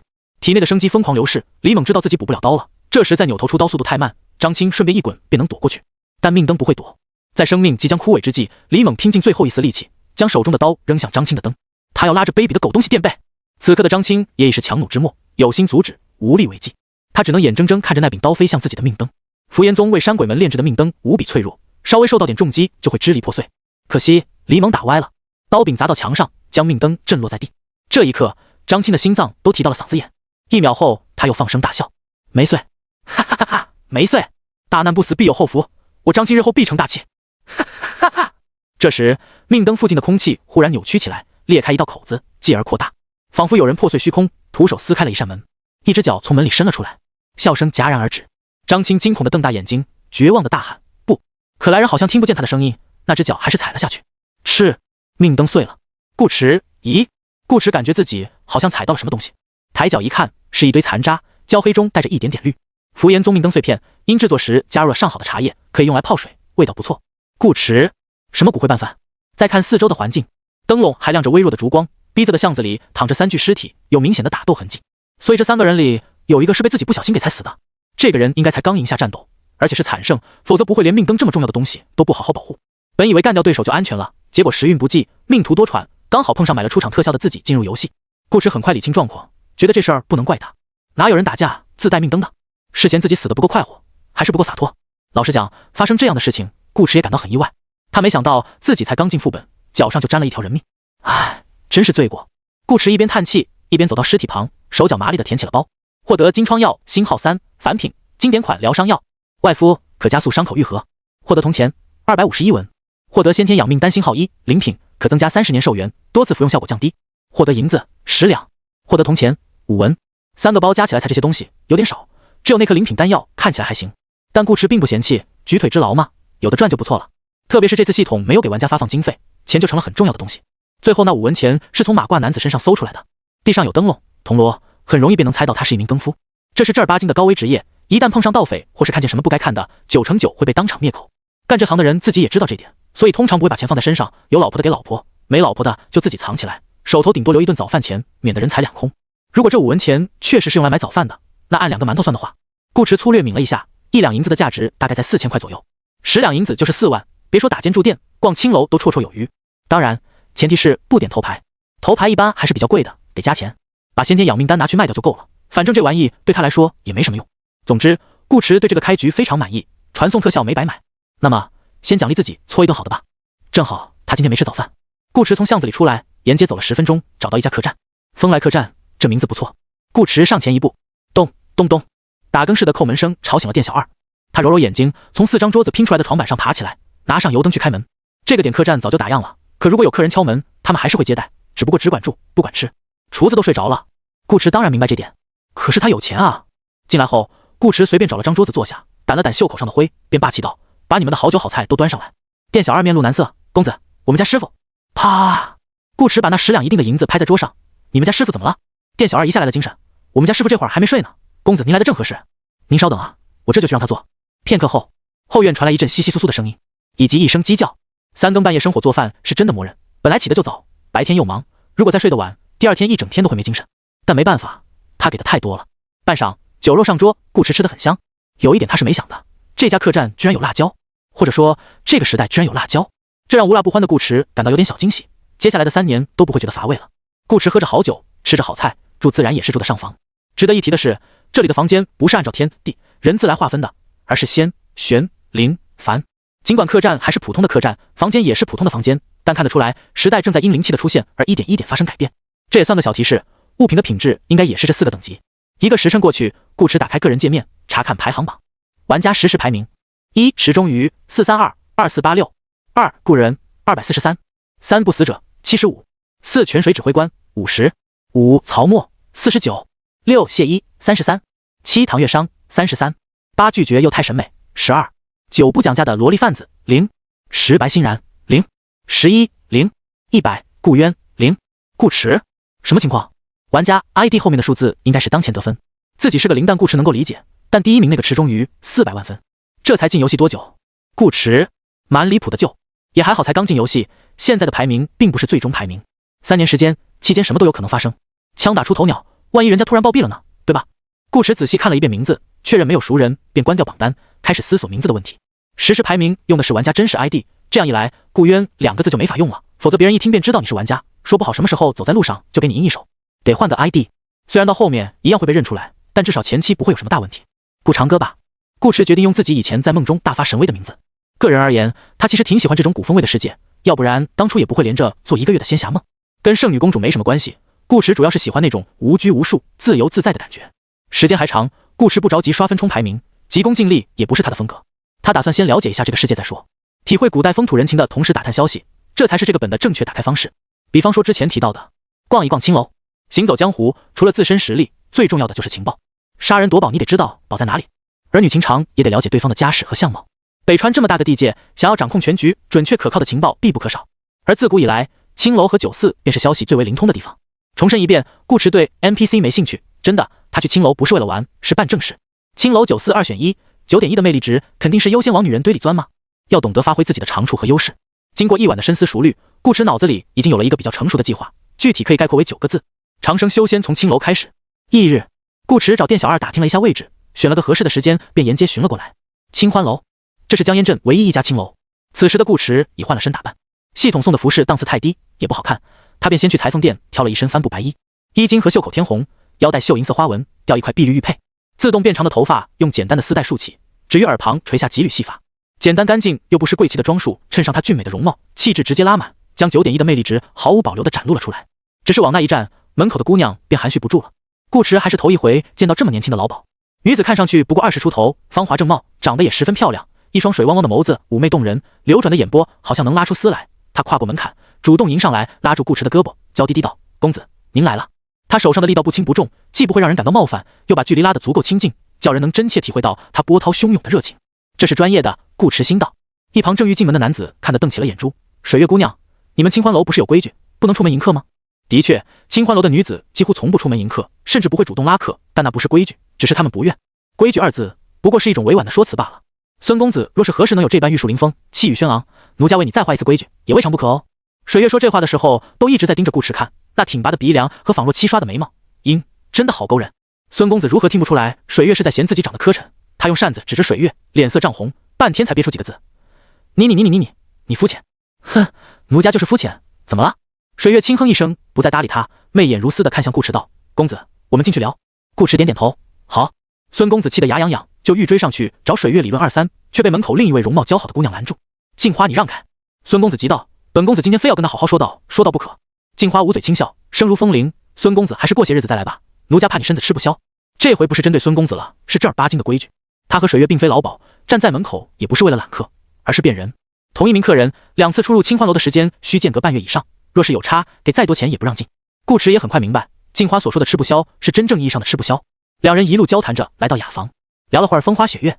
小酌几杯后，本就被美色所惑的水月更加上头了，还没到晚上呢，已经迫不及待地拉上了窗帘。花烛一点，便想轻解罗裳入暖帐。水月酡红的脸蛋娇艳欲滴，声音更是酥软。公子，顾池。水月姑娘且慢。水月，顾池，你还没问我名字呢。水月愣了一下，随即反应过来，冲顾池抛了个媚眼，莫非公子是想让水月一会唤公子的姓名？那倒不必。顾池道，你先问。水月依他所言，眨了眨眼道，奴家卑贱，可否有幸知晓公子大名？顾池，顾渊。他先用了真名。水月眼帘微垂，眸光似水，也不知在看哪里，只是夸赞公子的名字真大。顾池，你最好是在说名字。声名加1。顾池看了眼榜单，还是垫底，不过他的分数已经不再是0，变成了1，可见名声的确是分数构成的一部分。公子，奴家已经记下你的名字了。水月吐气如兰，说话间衣衫滑落，露出银白相间，锁骨处2根细小的红色丝带分外惹眼，仿佛只需轻轻一勾，便可令这房间面朝大海，春暖花开。顾池，水月姑娘在慢。水月，顾池，我有几个问题想请教一下水月姑娘。美色当前，水月很急，但又怕不把顾池哄高兴，等会顾池也不让他高兴，只好忍着滚烫的情绪道：公子请问，水月一定知无不言？知无不言？那顾池可就不客气了。上到宗门朝廷，下到民生百姓，还有修炼体系、时事新闻、货币汇率、各宗关系等等，凡是能想到的，顾池都问了一遍。他没期望水月能全答上来，但水月的表现出乎了他的意料。他来对地方了。清欢楼不只是一家青楼那么简单，他们本身还是北川9大顶尖势力之一，连锁店遍布整个乾元国。饶是见多识广的顾池对此都不得不说一声佩服。此前他一直认为青楼分为2种，一是清官，二是红官，前者吟诗作赋，后者游山玩水。他们背后大多藏着一个神秘组织，要么接活杀人，要么搜集情报，顾池便是冲着这个来的。现在却出现了第3种，他们直接就是一个放在明面上的大宗门。清欢楼全宗上下皆为女子，其中修士占5成以上，所修功法会吸取男性阳气和寿元，吸的不多，一般是10天的量。而因为清欢楼女子个个水灵妖娆，又懂琴棋书画，吹拉弹唱无不精通，随便挑一个出来都不输其他青楼的头牌，是以许多人明知此事会亏损自身，也依然愿做清欢楼的常客。仙女花下死，做鬼也风流，一个愿打一个愿挨了，属于是。此外，修行者之间所用的货币也是银两。北川至今未发现大型矿脉，灵石灵玉是有的，但非常少，都被各大宗门用于修炼，没有多余的拿出来交易流通。清欢楼这买做的可一点都不亏啊，一举两得，既涨了修为，又赚了钱。这些事也不是什么秘密，稍稍打听一下便知。水月说了便说了，不碍事。唯一没告诉顾池的就是清欢楼女子很难离得开男人，他们每10天至少要双修一次，否则修为便会停滞不前，空虚久了甚至还会倒退。今天又恰好是水月的第10天，是以看到顾池时他才会如此春心荡漾，难以自拔。也不怪水月把持不住。抛开9.1魅力的潜在影响不谈，对于清欢楼女子而言，最幸之事莫过于遇见欣喜之人助自己修行。这就像有人钻到电脑桌下陪你打游戏，一边上分一边享受，谁能拒绝？顾池问这么多，无疑证明自己也是个修行者。于是水月看向顾池的目光更加火热了。修行者好啊，身体棒不说，还不必担心寿元，一颗先天养命丹能玩上好几百次呢。水月面若桃花，已经忍不住要把这个男人吃进嘴里了。公子，你问完了吗？那我们……等等。顾池道，还有最后一件事。水月，公子请说。顾池，我没带钱。水月，来清欢楼不带钱？他是想白嫖自己吗？真当长得俊俏便可为所欲为？下不为例。公子没带钱也无妨，待会多爱怜奴家几次便好。水月羞涩道，那多不合适。顾池拿出一粒碎银放在桌上，一脸正派地道，缠头不够，酒钱倒还有些，今日多谢水月姑娘款待，我下次再来。水月见顾池站起身，他就像烧得正旺的火被泼了一盆凉水。哦，原来顾渊公子不是想白嫖，是连嫖不想嫖。这个男人来清欢楼只是为了打探消息，没钱不过是借口罢了，就和他们说自己从不出门迎客一样。水月有些不甘心，着实想动手把顾池捆起来，扔到床上好生伺候，但也只能想想，真要这么做，楼主会把他逐出宗门的。清欢楼不是百花宗，不做抓人当顶炉的事。眼看顾池离开房间，水月只得整理好衣裳跟上去，一路上都用一种悠悠的眸光看着他，像极了一个独守空房的小怨妇。自己都打算白给了，这家伙居然不要。门口的镜花见两人出来，有些诧异，公子，你这么快？顾池其实他挺持久的，说出来怕今天走不掉。顾池没解释，只是对镜花道，你要不要问问我的名字？镜花他没懂顾池是何意思，不由看向水月。水月表示不想说话，他现在正难受呢，心头像被猫挠了一样，最痒不过看得见，吃不着。顾池催促镜花，你快问。怎么问？镜花试探着道，敢问公子尊姓大名？顾迟，顾长歌。这次他用了另一个名字，声名加一。顾长歌镜花小声念叨2遍，觉得这名字还挺好听。水月却抬起头，公子不是名为顾渊吗？顾迟没急着答话，又拉了另一个姑娘过来。你好，我叫顾根硕，声名加一。姑娘，水月，你到底有几个名字？白给不要就算了，连姓名都要骗我。看来换名字藏不了分，顾迟没再试了，温声对水月道：水月姑娘，姓名不过是一个符号，无需在意。那你还让我问？水月不依，不行，公子究竟姓甚名谁，还请如实相告。顾迟，这重要吗？水月，很重要。顾迟，好吧，顾长歌是真的。水月直勾勾看着他，公子确定没有在诓骗奴家？顾迟，没有。清欢楼的姑娘经常换场，一是为给客人新鲜感，二是得去君子阁进修，所以人家生意好是有原因的。才貌双全的女子谁不喜欢呢？为打探消息，以后说不定会常去清欢楼，很可能会再碰着水月镜花，留个常用名也无妨。于是当天夜里，清欢楼客满，有阵阵悠扬婉转的啼叫传出，如泣如诉。长歌，长歌，声名加一，声名加一，声名加2。躺在丰来客栈屋顶看月亮的顾迟，这也行？他好像解锁了一个刷分的新姿势。顾迟遥遥看了一眼莺歌燕舞的清欢楼，又收回目光，继续在脑子里整理今天打探到的消息。从水月口中得来的信息不少，但还不够。下午离开清欢楼后，他便去了酒肆，之后又找了2位说书先生，了解了一下北川各宗大佬的风采。顾迟这一整天时间都花在了打探情报上。有一个好消息，北川大陆的武力等级和他预想中差不多。据说书先生所言，剑宗有仙人可一剑搬山倒海引雷，亦可化灵气为万千剑影，以指驱之。君子阁大能以化入道，墨一泼，笔一画，便有真龙出海，万兽奔腾。浮生岛众生亦不逊色，于大湖之中翻云覆雨，只手便可换百丈巨浪，蔽日遮天。清欢楼楼主更是可怕，曾被剑宗布阵围剿，以一敌百部落下风，反杀数十人，全身而退。除此之外，还有乾元天子、七皇山神女、鸡妖司大天司、文曲书院院长等大人物，个个赫赫有名，威震一方。这大概就是这个副本被判定为 S 级的原因了。北川的水很深。叮！玩家乐子人死亡，任务失败，剩余玩家数量99。顾迟，看吧，就说水很深吧。3年时间只活了1天，4舍5入等于落地成盒。对他们这些玩家而言，仙侠世界无疑非常凶险，但凡不小心惹到不该惹的人，出局就是分分钟的事。之所以说是好消息，是因为这些话都出自于说书先生之口。夸夸其谈是他们的老本行，以顾迟对这个行当的了解，什么搬山倒海、只手遮天，含牛量至少50%。虽然还是很猛，可以搏杀绝大部分玩家，但他却不在这个绝大部分之内。毕竟大地转世，打不一定打得过，跑肯定没问题。比如顾迟拍拍衣服站起身，从怀里掏出一张画像，这是江烟镇鸡妖司发布的鸡妖令，从城墙上接下来的，相当于一个支线任务。画上用极其抽象的笔法描绘出了一只头上长角的小可爱。镇外以东8里，阴山脚下有山野精怪作乱，祸害百姓，为保江烟镇平安，献上白银1000两，望有能者除之。一只小鬼1000两，这钱未免也太好赚了点。顾迟用脚拇指想都知道其中有古怪，但没关系，越怪越好，他就喜欢怪东西，正好是一试炎灵术的效果。我这一步可踏10里。顾迟说罢，面朝城东，整个人刷一下消失在屋顶上。10里这个距离还算比较准确。抛开从丰来客栈到城门那一段路，顾迟直接来到了阴山脚下的树林里。夜色浓郁，铺着淡薄的月光，黑暗中依稀可见周围枝繁叶茂，如人影般伫立的树丛，倚着夜风簌簌作响。头顶摇摆的枝叶遮挡了天空，仿佛一张阴森大网，要把人囚在其中。空气透着一种难言的诡异之感。顾迟却没有半点惧意，连照明的东西都没准备，就这样朝着阴山的方向走去。没过多久，顾迟便看见前方出现了火光，走近一些，发现是几个少年少女。谁？对方也发现了他。一名少年佩剑半出，剑刃泛光，目光警惕地看着顾迟。顾迟注意到少年腰间有块玉牌，刻着一个正字，想来是说书先生提到过的正阳门弟子。不过这不是重点，重点是火堆旁坐着一个捧书的少女，她脚边有个打开的包裹，里面叠放着几本书。顾迟嗅到了技能的味道，于是温和地笑起来：别紧张，我也是来除妖的。你除妖？少年稚气未脱的脸上写满了怀疑，他没在顾迟身上感到半点灵力波动。顾迟，不信，不信。少年倒也坦率，正要追问顾迟究竟是何来意，那坐着的少女却突然惊呼一声：小心身后！这是冲顾迟喊的。少年目光一凛，他看到顾迟身后的地面上堆积的落叶被顶开，一只枯槁泥泞的手破开泥土，从地里伸出来，又一把抓住地面，用力往上爬。是你是鬼，快让开！少年将剑彻底拔了出来，可他哪有顾迟快？顾迟手里不知何时多了一个又粗又长的东西，他头也不回，甩手便是一枪。砰！泥手当场炸裂，没了动静。少年瞪大眼睛，这是什么法宝，竟如此凶猛？顾迟咧嘴一笑，现在信了吧？阴山脚下这片树林名为阴风林，因时常有精怪鬼物出没，平日里很少有人过来，尤其此时还是半夜，名为林安平的少年不得不谨慎一些。但在见识到顾迟的实力，确认顾迟没有恶意，的确是来除妖之后，林安平的态度便发生了转变。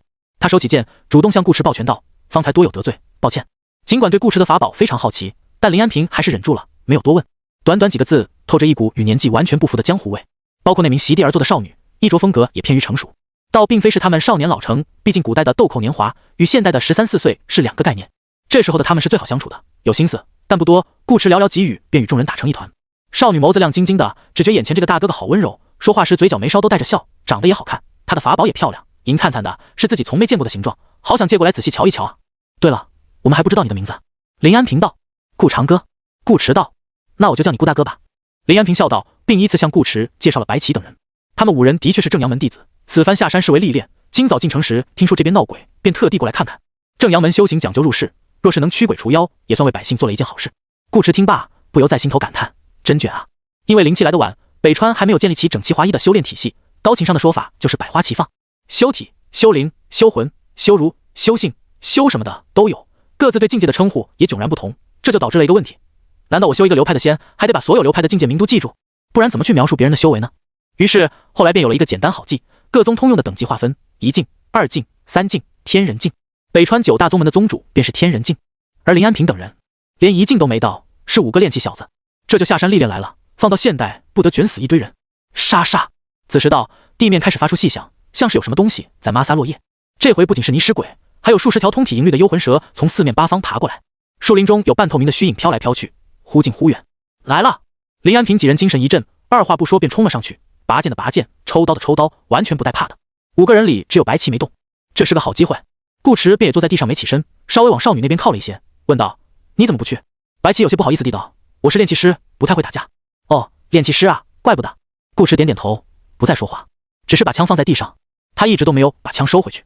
林安平等人的好奇，顾驰都看在眼里，特别是白起，好几次偷偷看他的枪，却硬是忍住没问。这么懂分寸的少女，按理说是很讨喜的，可顾驰要的不是懂分寸，你不问，我怎么好提要求呢？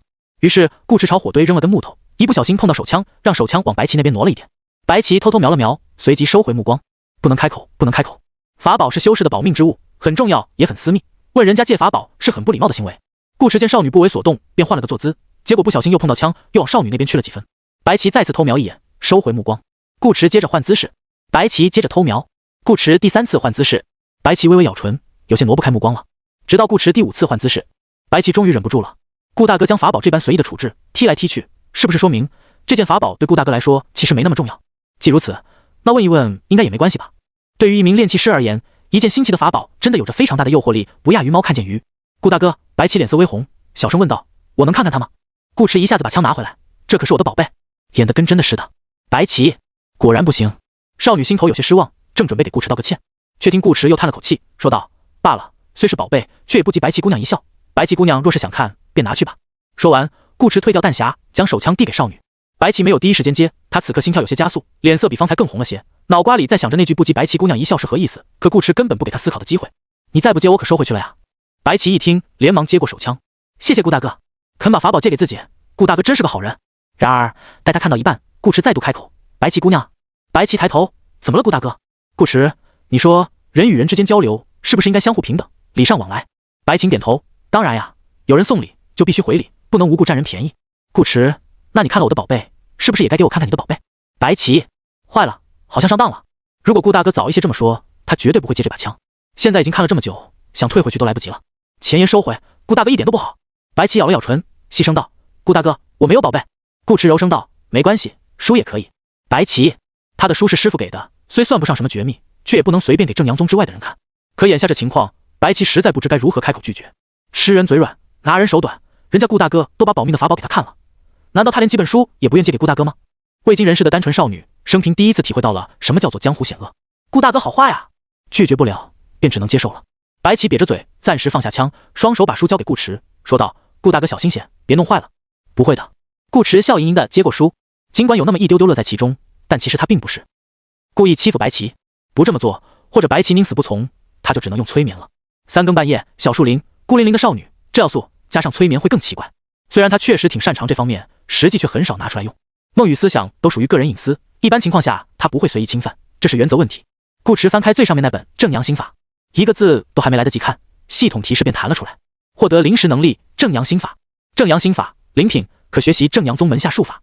修炼模式开启，你的修为将根据心法品质随时间自动增长，亦可通过灵识、灵玉获取。当前境界凡境。顾驰只翻了个封面，这就学会了，还能挂机长经验，有点离谱，但又莫名合理。毕竟只有3年时间，总不能让玩家真去修仙。只是这样一来，玩法就得变一下了。如果能修炼到天人境，或许不依靠炎灵也能赢。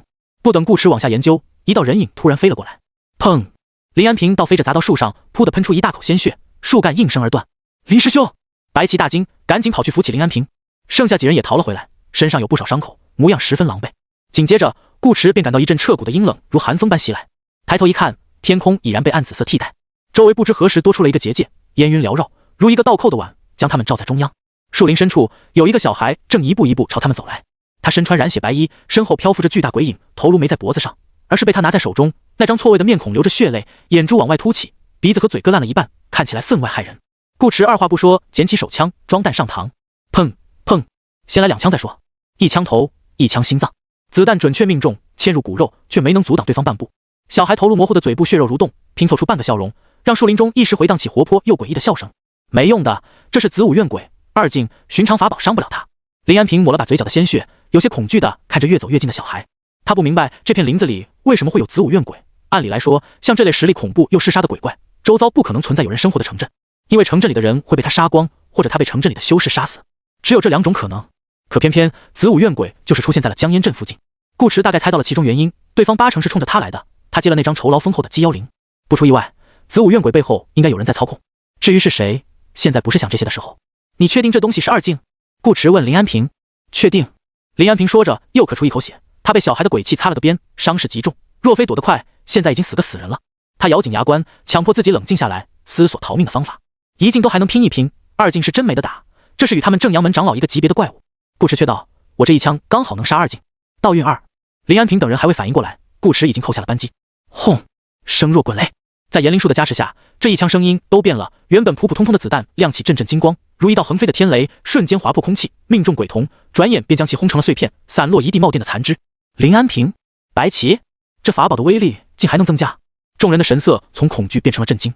顾大哥能一击打爆子午怨鬼中的子鬼，岂不是也能一击杀死他们的长老？他到底是何修为？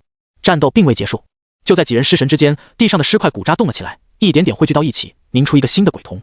顾池毫不犹豫又开了一枪，砰！黑气消散，鬼童再次被打成肉泥，可仅仅几个呼吸便又恢复原貌。砰！第3枪，事不过3，就算是3条命也该死了。但事实却是鬼童又站了起来。林安平回过神来，忙道：“顾大哥，杀鬼母！”鬼母？顾池疑惑。对，林安平快速解释道：“子午怨鬼又叫子母怨鬼，乃午夜死去的母子所化，只要解决掉鬼母，便能将子鬼彻底杀死。”顾池，这么关键的信息，建议下次早点说。嘿嘿，没想到你这正阳宗的小娃娃懂得还挺多。这时，鬼童突然出声，脑袋上半张裂开的血嘴跟随话音翕动，模样说不出的怪异。你是谁？林安平吓得握紧了剑，显然没想到子母怨鬼还会说人话。顾池却面色平静，丝毫不感到意外，甚至还开口问了一句：“你跟姬瑶司是什么关系？”鬼童不答，只道：“交出法宝，老夫可饶你一命。”顾池原话奉还，回答我的问题，我不杀你的鬼魁。控鬼之术大多需消耗自身寿元，人鬼相连，一损俱损，鬼魁一死，操纵之人也得丢半条命。鬼童发出嘲弄的声音：“天真的小子，你以为知道如何杀死子鬼，就一定能杀得死吗？你可知鬼母在哪？”顾池摇头：“我不用知道他在哪。”鬼童嗤笑：“难道你还能强杀子鬼不成？”顾池沉默片刻，忽而道：“对不起。”鬼童一愣，随即哈哈大笑：“小子，你这是在与老夫求饶吗？”顾池却认真道：“我这人一般不骂脏话，即使要骂，也绝不带家人，但这次可能要破例了。”鬼童，你想说什么？顾池，你妈死了。道运6。话音落下，一股难以言述的力量带着不可忤逆的威压，随声音扩散开来。树林深处，藏在黑暗中的长发人影毫无预兆地炸开，众人周围的妖鬼结界也在这一刻层层崩碎。鬼母一死，鬼童瞬间化为飞灰，风一吹，连点渣子都没留下。操控鬼童的人失去魁界，也没法再与顾池对话。整片树林一时变得死一般寂静，直到哐一声，林安平的剑掉在地上，他还保持着握剑的姿势，表情如同见鬼。白旗小嘴则好似含了个隐形的鸡蛋，目光呆滞，半天没说出话来。余下3人，你看看我，我看看你，各自从彼此眼里看到了震战的瞳孔。一句话秒杀2境的子母怨鬼，怕是掌门他老人家也做不到吧？他们该不会是遇见了一位真正的天人境仙尊？其实不论是仙人、仙尊还是真仙，都只是北川修士对最强者的尊称，在他们眼里，3境已是肉体凡胎的极限，3境之上的天人境便是脱离桎梏、人力不可战胜的仙。就像平民百姓见着飞天遁地的修士，不管修为如何，都会称一声上仙。这也是清欢楼多年以来一直长盛不衰的原因之一，那可是仙啊！回想起自己刚刚还当顾池是个没有灵力的普通人，与对方称兄道弟，林安平只觉脸上发烫，羞愧无言，但终归是心性不错，强行压下内心的惊惶，低下头对顾池道：“晚辈此前冒犯了仙尊，望仙尊原谅。”乃还敢喊顾大哥，请仙尊原谅。另三人也急忙出声道。唯独白起慌慌张张，手足无措。他不仅与仙尊称兄道弟，还摸了仙尊的宝贝，这可如何是好啊？思来想去，少女急得没办法了，只好把包裹里书全拿了出来，双手奉上，请仙尊笑纳。顾迟没接，也没说话。他在思考一件事：6点道运可以在看不见摸不着，仅有一条因果关系的情况下秒掉2境鬼怪，那剩下的道运能不能面对面杀死一名3境修士？如果能，自己又是否可以凭借这一战获取足够的资源和信息，迅速将境界提上去？似乎难度不小。最难处理的不是修士本身，而是对方的宗门与人脉，一个弄不好，便可能遭到无穷无尽的追杀。顾迟想了想，打开个人面板，准备先看看经验条，算一算挂机修炼的速度如何。玩家顾渊，当前性别男，游戏场次2，等级5，体质6，精神9加 0.1， 灵巧5，力量6，魅力9，天赋暂无，技能食肤术 LV1， 控梦术 LV6 加1，袅袅仙音正阳心法0，特殊道法炎灵，道运35%/22加，境界凡境，修为1/1000。点击查看当前副本实时排名。等等，道运加。顾迟突然不关心修炼速度了。今天测名字与声望的关系时，他开了2次面板，都没看到有这个加号，所以装满了，怕他一出来。顾迟戳了下加，可选择一项能力炼化为道运，炼化后能力消失。注：此项操作不可逆转，请谨慎选择。顾迟呼吸微蹙，选择了刚领悟的正阳心法。失去能力，正阳心法，道运加1。修为后面自动增长的符号没了，道运变成了35%/23。顾迟这时才接过白起手里的书，此前他一直不说话，白起5人也一直没敢动，依旧保持着低头的姿势。多么似曾相识的一幕！见顾迟终于收下书，白起等人心头不由松了口大气。顾迟第2次翻开正阳心法，没有反应，看来不能重复领悟技能。于是顾迟换了本灵火诀，获得灵石能力灵火诀灵品。灵火诀以灵化火，以此火炼制宝物或丹药时，可略微提升成功率。顾迟再次戳了下加。失去能力灵火诀，道运加1。没理解错。那么问题来了，炎灵仙术加无限续航等于什么？呼，顾迟轻轻吐出一口气。他之前的想法没错，是得改一下玩法。北川辽阔，有9大宗门与1王朝，往下还有上百门派，这么多大大小小的势力，凑个1000来本功法出来应该不难吧？顶级宗门打不过，欺负一下中小型门派总没问题。按照目前已经发现的副本设定，境界提升大概率会伴随个人属性的增加，这就意味着炎灵术可以拥有更高的上限，到时即便堂堂正正与天人境一战，胜算也绝不会低。心头有了计划，顾迟便更不着急了，先不慌不忙的把白起给的书挨着翻了一遍，总共6本，道运回复到了28。而此时树林之中有10余道黑影正在迅速靠近。大哥，什么大哥，叫师兄。被称作大哥的人不满道，说了多少次我们要与时俱进。对，与时俱进。那人连忙附和，又道，师兄，方才魂玉亮了一下，门主在召我们回去。知道了，那我们撤。撤个屁！师兄小声骂道，你是不是傻，忘记自家宗门在哪了？师弟，没忘啊。没忘你还问？师兄一副恨铁不成钢的语气，宗门在阴山之后，此处是阴风林，这不正好把人抓了，顺路回家吗？难道目标就在眼皮子底下，他们还专门绕过去不成？虽说宗门有规定，魂玉发亮时必须放下手头所有事情，立刻返回宗门，可规矩是死的，人是活的，门主又不知道他们这是在干嘛。如此急切的召他们回宗，多半是暂时舍弃了养命丹，有更重要的事。换句话讲，门主此刻已经对抓人找丹不抱期望了，而他们却把人和丹一并带了回去，完美完成任务，这岂不是能给门主一个大大的惊喜？知道为什么你是师弟，我是师兄吗？师兄教育道，以后做事多动动脑子。师弟忙道，是，师兄说的对，走，动手。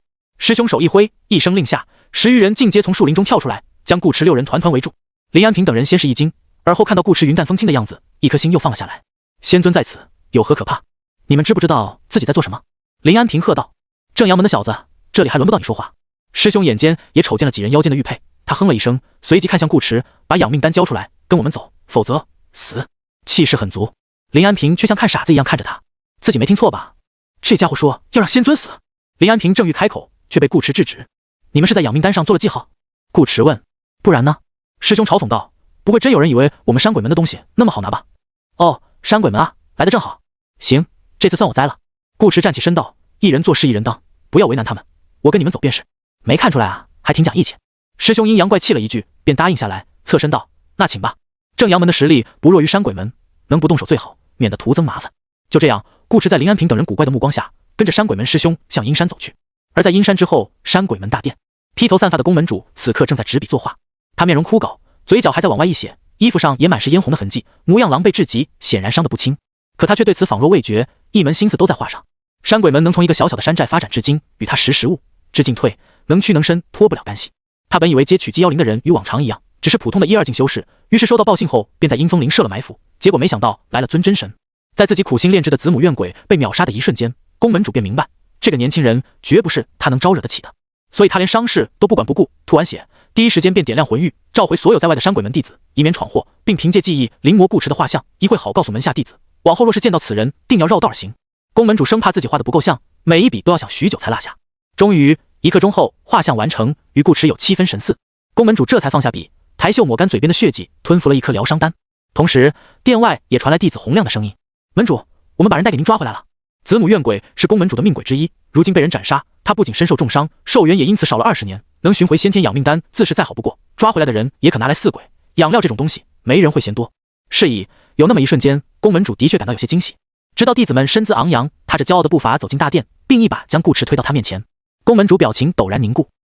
师兄还未意识到事情的严重性，邀功似的说道：“门主，就是这小子拿走了养命丹，弟子们不负所托，追袭数十里，终将其生擒而归。”宫门主，擒得好，擒得好啊！孽障，还追袭数十里，山鬼们有你们这群大聪明，何愁宗祠不破？顾池见他脸色清白不定，眼里又怒又惧，心头便有了猜测。他歪了歪头道：“门主好像认识我。”宫门主没出声，他用行动回答了顾池的问题。只见宫门主以迅雷之势突然暴起，对着师兄一声怒喝：“还敢动手？谁给你的胆子对仙尊不敬？”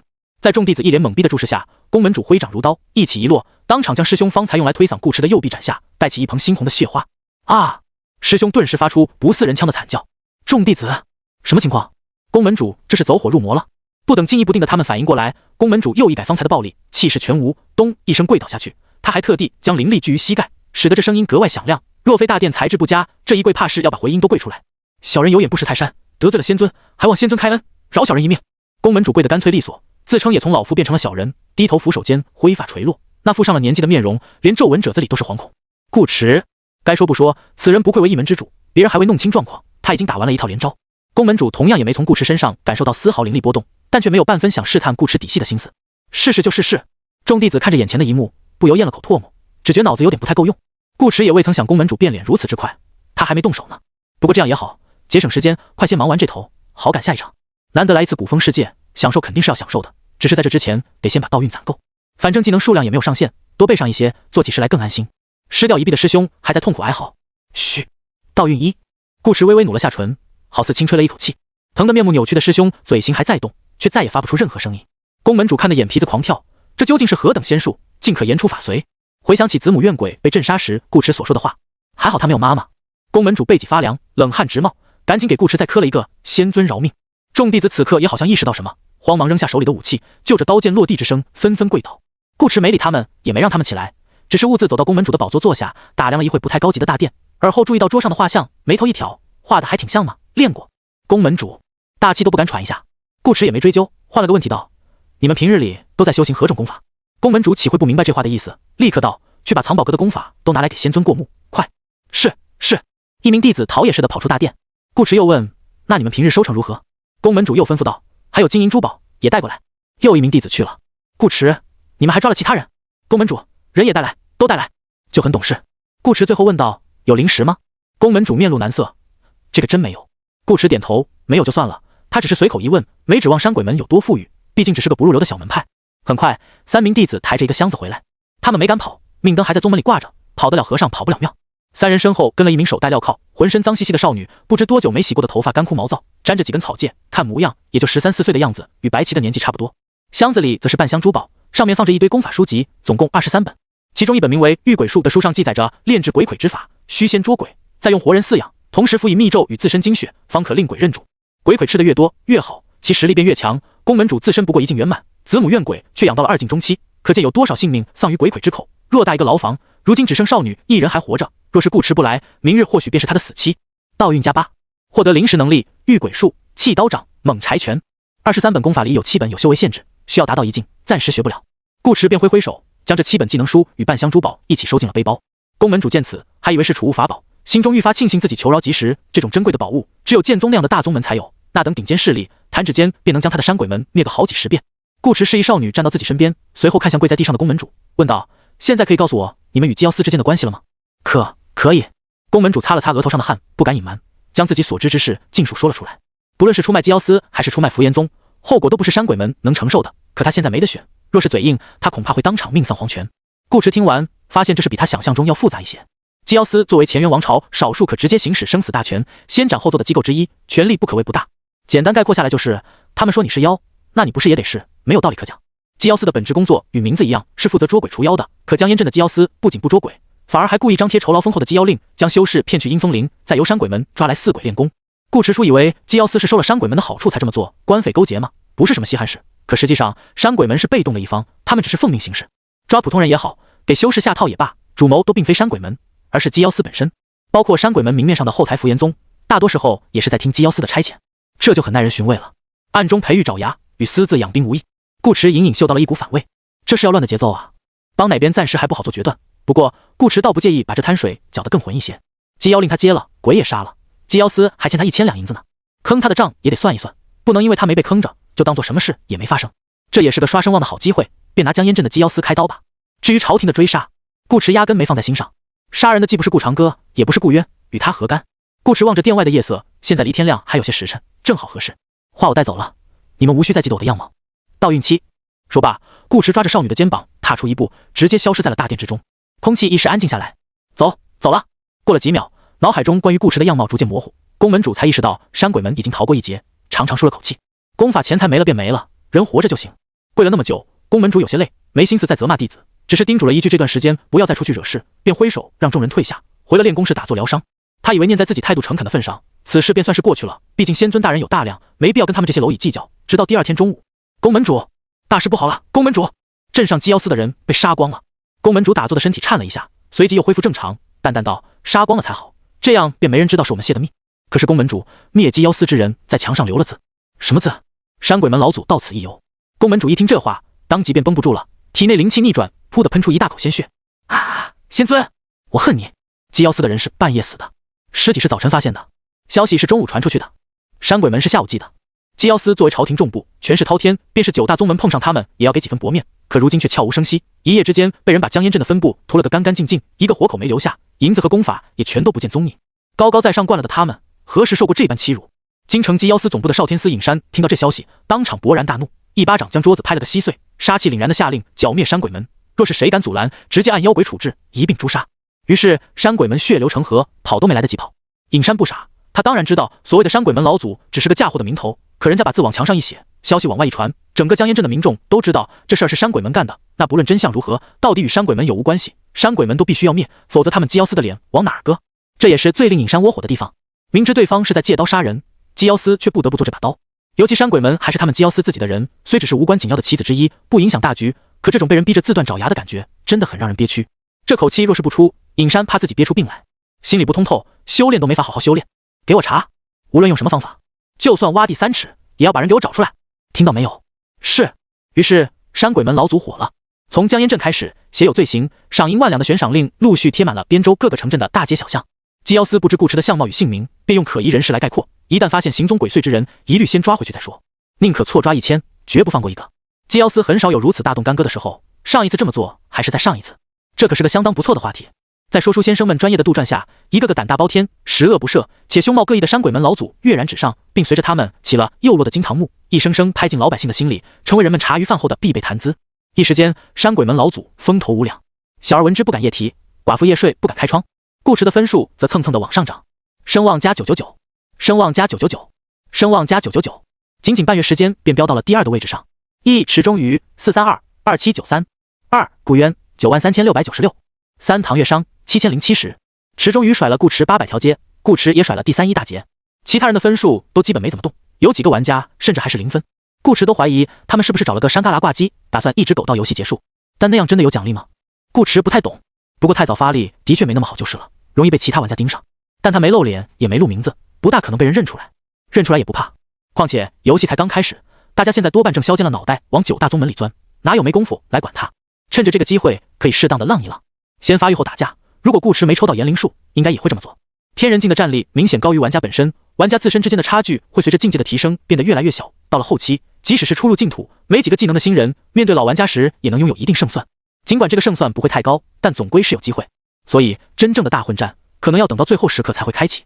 顾迟当然也要发育，只不过他的发育方式和别人不同。上大宗门拜师学艺太慢，他也不需要多么玄妙的仙法或招式，再玄妙能比大帝的炎灵术更玄妙。顾迟要的只是灵石与技能数量，拜师什么的哪有直接上门抢来的快？快到福延宗了，你确定还要跟着我？顾驰问少女道。一路游走打听，两人此时已来到边州以北，上淮城外20里，在路边的野茶铺子里歇脚。被顾驰救下的少女名为青蝉，本是一偏远村落的小姑娘，前些日子跟随爹娘叔父进城做买卖，路遇盗匪出身的山鬼门弟子，一大家子全被抓了，如今只剩她一个。顾驰本意是想将青蝉送去正阳门，看看有没有天赋，有便入门修行，没有便当个杂役，至少生活方面会有保障。他此前也算救过白起等人一命，这点面子正阳门应该还是会给的，不给便打到他们给。许是青蝉眼光比较好，就想跟着他。顾驰倒也不介意身边多个水灵灵的小侍女，实话实说，每天起床便有人伺候的感觉真的挺不错。只是有件事得说在前面，如果情况危急，我可能护不住你。顾驰道。对这个世界的原住民来讲，也许会觉得有人救了自己一命，自己这条命便是对方的了，死了也心甘情愿。可顾驰是现代人，不讲究英雄救美，便必须以身相许那套。救人只是从心之举，顺手而为，是以他最后再给了青蝉一次选择的机会。少女却还是坚持，青蝉愿随公子一同赴死。顾驰，你好像搞错了什么？是你死，不是我死。顾驰纠正道。哦，青蝉想了想，又道，那青蝉便当早些去找爹娘了。爹娘二字出口时，顾驰分明看到少女眸子里有一闪而过的悲戚。这几日，青蝉从未在他面前表现出过此类情绪，反倒是很努力的在学习做一名合格的侍女。这是个聪明又坚强的小姑娘。行，那我们继续赶路。顾驰不再多言，留了一粒碎银在桌上，便起身离开茶铺。这种情况一般是不用找了。可青蝉没听到他说不找，便硬是等着掌柜找好铃，将铜钱放进一个绣着顾字的小荷包，才快步跟上顾驰的步伐。两人一前一后走在山野小径上，野花野草都香，带着些许泥土的味道，不时折几片叶子把玩，惬意又轻松，当真有几分游山玩水之趣，哪里像是要去砸场子的样子。但顾驰确实是去砸场子的。日落西山之时，两人来到了一处山门前，石门左右两侧的柱子雕刻螺旋灵纹，仿佛两条青蛇缠绕而上，中间横梁涂梧桐色，挂一牌匾，上书3字：福延宗。见两人走近，看门弟子立刻上前，腔调十分到位：来者何人？顾驰轻描淡写：灭鸡妖司一门之人。看门弟子，另一弟子闻言大惊，赶紧跑回宗门报信。近日江烟镇鸡妖司被人抄家一事传得沸沸扬扬，他们岂会不知？假的还好，若是真的，小命要紧，先溜为敬。问话的那名弟子就尬住了，表情僵硬，走也不是，不走也不是，走了是失职，不走可能会死。好在福延宗宗主来得够快，让他及时寻回了安全感。仅仅10秒，门内便传出暴气之声，一名黑袍男子踏空而来，声音夹带怒火：你就是山鬼门老祖？不，那是刚才。顾驰冲他笑了笑，现在我是福延宗老祖了。放肆！身为福延宗第2代宗主，严千玺修为已过3境，在整个边州也算有小名气，眼前之人不敬他一声前辈便算了，竟还说自己是福延宗老祖，这不等于想当他爷爷吗？严千玺本就在为山鬼门之事恼火，山鬼门平日一直都是福延宗在管理，上贡也是上贡给福延宗，如今鸡妖司与山鬼门双把家还，鸡妖司只是损失了几10条命，他可是损失了一大笔钱啊！这回又来个不礼貌的年轻人触他眉头，一个身份是害他丢财少银的罪魁祸首，另一个身份是他爷爷，双重刺激下，严千玺顿时火了，聊都不想再跟顾驰聊，直接聚灵羽掌对着顾驰猛然拍出。刹那间，阴风阵阵，一颗巨大的青焰鬼狮子头于他掌前凝形，发出凶厉吼叫，直奔顾驰而去。跟随严千玺出来的还有一干弟子与2位客人，此时赶到山门，其中老者见此阵仗，赶紧护着自己孙子后退了几步。这可是严千玺的杀招之一，攻体攻神，修为低下者，光是听见鬼狮之吼便能被震晕过去，杀伤力十分恐怖，不躲远点容易被误伤。但他方向站错了，狮头鬼影的声音震荡在即将波及到顾驰2人时，被一道看不见的屏障尽数挡下，激起圈圈波纹。顾驰伸出手指，轻飘飘一点，定，道运3。冲到一半的狮头鬼影戛然止行。严千玺，顾驰手指转了个圈，又道转，道运1。狮头鬼影便竟真的转了个圈，面朝自己的主人。严千玺，顾驰再道去，道运1。好，狮头鬼影例如脱缰野狗，对着严千玺撞了回去。严千玺，老者，众弟子，这诡异的一幕让众人瞪大了眼睛。严千玺反应极快，连忙双手前推，打出一道森白鬼墙。轰！3境术法余波的威力可不小，离得近的一干弟子当场被炸了个人仰马翻，老者也结结实实挨了一下，护着孙子退了好几步才稳住身形。你到底是谁？严千玺这下愿意说话了，不说不行，对方这一手实在太过害人，胆敢独自一人带个丫鬟便来福延宗挑衅。严千玺想过顾驰兴许有2把刷子，却没想到顾驰的刷子这么大，竟能控制他的法术来攻击他。活了几10年，严千玺头一回见到如此诡谲的招式，这都不是境界不境界的问题了，顾驰的手段已经超出了他的认知，关键对方还这般年轻。一旁老者本该上去帮忙，他今日带孙子前来是为提亲，双方商议的也差不多了，过不了多久2宗便能结为亲家，亲家有事自然是得帮衬1、2。可看完顾驰这一手后，身为乱剑门长老的他选择了沉默，并不动声色，再退了2步。顾驰轻笑道：不是说了魔，我是你们福延宗的老祖。严千玺拳头又硬了，强忍着怒火道：小子，不要欺人太甚。众弟子也对顾驰怒目而视，这就欺人太甚了。顾驰道：你们给山鬼门上下强行炼捆命灯时，怎么没觉得自己欺人太甚？严千玺，那是我们自己的家事，与你何干？顾驰奇怪地看了他一眼， 1分钟前我还是山鬼门老祖，符炎宗欺我门下弟子，你说与我何干？严千玺，他有点想骂人。你特娘的这么年轻，当哪门子老祖？把别人当傻子糊弄是吧？严千玺努力平复着自己的暴脾气，说道：那也是他们自愿的，要怪只能怪你自己管教无方，是吗？顾迟反问：那严宗主又如何知道自己不会自愿尊我为老祖呢？我自愿个屁！严千玺忍不了，刚要开骂，我轰！一道圣旨般威严的声音突然在他脑子里炸响：见了老祖还不问安？道运20，一股奇特的亲切感油然而生。严千玺看着眼前的年轻人，仿佛看见了自己过世的老父亲，他倒竖的眉头不自觉舒展开来，脸上的表情逐渐激动，一到嘴边的脏话也变成了恭敬的问候。严千玺大声道：我符炎宗第2代宗主严千玺，携小女严嫣嫣在此恭迎老祖出关。说罢弯腰作揖，老祖万安。众弟子，严嫣嫣，乱剑门长老。场面一度寂静无声，已经上了年岁的乱剑门长老此刻像看鬼一样看着顾迟，若非用灵力掐了一下自己，很痛，他都以为自己是在做梦。严嫣嫣难以置信地看着自己的父亲，爹，你……严千玺瞪了自己女儿一眼，你什么你，还不快过来见过老祖？严嫣嫣，严千玺怒道：怎么，我的话也不听了？严嫣嫣只得走来，委屈开口：小女嫣嫣见过老祖。顾迟满意地点点头，你这女儿倒是乖巧，柳眉杏目，唇红齿白，是个美人胚子。乱剑门长老身旁的青年终于憋不下去，老丈人被欺负都没什么，他堂堂7尺男儿，如何能见自己心爱的未婚妻也被人欺负？长老察觉到酸儿的异样，心头咯噔一下，不好！他赶紧想捂住青年的嘴，却还是迟了一步。你这邪秀，到底给宗主和嫣嫣施了什么妖法？你可知符炎宗背后是谁？还不长老之手虽迟但到，任由青年拍打自己的手背，对望过来的顾迟陪笑道：孩子小，不懂事，还请老祖莫与他一般见识。顾迟见两人装束与符炎宗弟子不同，便问：你们是哪个门派的？长老听到这问题，心都揪紧了，又不敢不答，回老祖：我与孙儿乃乱剑门弟子，因宗门没落，家徒四壁，已然快揭不开锅，所以才来符炎宗，想寻求严宗主帮助。他特地将宗门说得很穷，就是怕顾迟盯上他们。哪知顾迟点点头道：如此的话，的确该帮一帮。这样吧，念在你我两宗关系甚好的份上，我便勉为其难，也当一下你们的老祖。从今往后，两宗便是一家，乱剑门有何需求，尽管向符炎宗提便是。长老，我不是这个意思啊。顾迟似笑非笑，长老这是不愿。长老忙道：不敢不敢，只是此事还需与掌门商量。我顾迟摆手：无妨，待此件事了，我与你同回宗门，相信你家掌门对于我的决定也不会有什么意见。长老当然不会有意见，掌门只会说老祖万安。长老还欲开口讲些什么，却被顾迟制止。好了，此事就这么定下，不必多言。长老不得不弯腰应和：是。他苍老的脸上陪着笑，心头却恨不得给自己这不成器的孙儿2个大嘴巴子。混账东西，你说你没事去招惹他干嘛啊？顾迟选择符炎宗作为目标是经过多方面综合考量的。第一个原因就是符炎宗好欺负。符炎宗没有天人境，严千玺的修为据说也只是3境初期，算是众多二流势力当中偏弱的一个。另一个原因则是符炎宗好控制，依靠言灵术去改变一个人的认知，维持不了太长时间。顾迟在效果结束前又用催眠给严千玺洗了个脑，最后再让严千玺自己给自己做了个命灯绑上，交到他手中。双重保险，哪怕严千玺之后反应过来也没用，不想死便只能乖乖听他的话。而在这个基础之上，符炎宗与基妖司又是下级和上级的合作关系，掌控符炎宗便等于在基妖司内部安插了一个卧底，将来基妖司有什么大动作，他便能第一时间获得消息。并且符炎宗本身的体量也不算小，下边还控制了不少诸如山鬼门之流的小门派，可以帮忙搜罗功法，相当于一个长期可持续发展的道运补给站。一弹三鸟，所以顾迟来了。至于乱剑门，那纯粹是意外之喜。在长老再三保证一定想办法将功法和灵石送来符炎宗后，顾迟给了他一个机会，若是7日之内能把东西送到，他便不去乱剑门散步了，也算省事。这几日顾迟的日子过得十分舒坦，清点了一遍符炎宗弟子，确认门内没有老六玩家以后，他便放心当起了大爷。老祖闭关许久，滴食未尽，今日有些馋了，打算开荤。听闻兰府有家酱肘子不错，你们去买些回来。是。听闻奇观城的果酿也是边州一绝，每种口味都来2壶。是。还有落水镇的烧鸡3只吧。这弟子略微犹豫，欲言又止。顾迟眉头一挑，怎么，有什么问题吗？弟子小心翼翼地问道。敢问老祖是哪种烧鸡？顾迟当然是吃的烧鸡。他瞪起眼睛道，叫店家多放点辣。弟子是。顾迟慢着。弟子刚转身又回头，老祖还有何吩咐？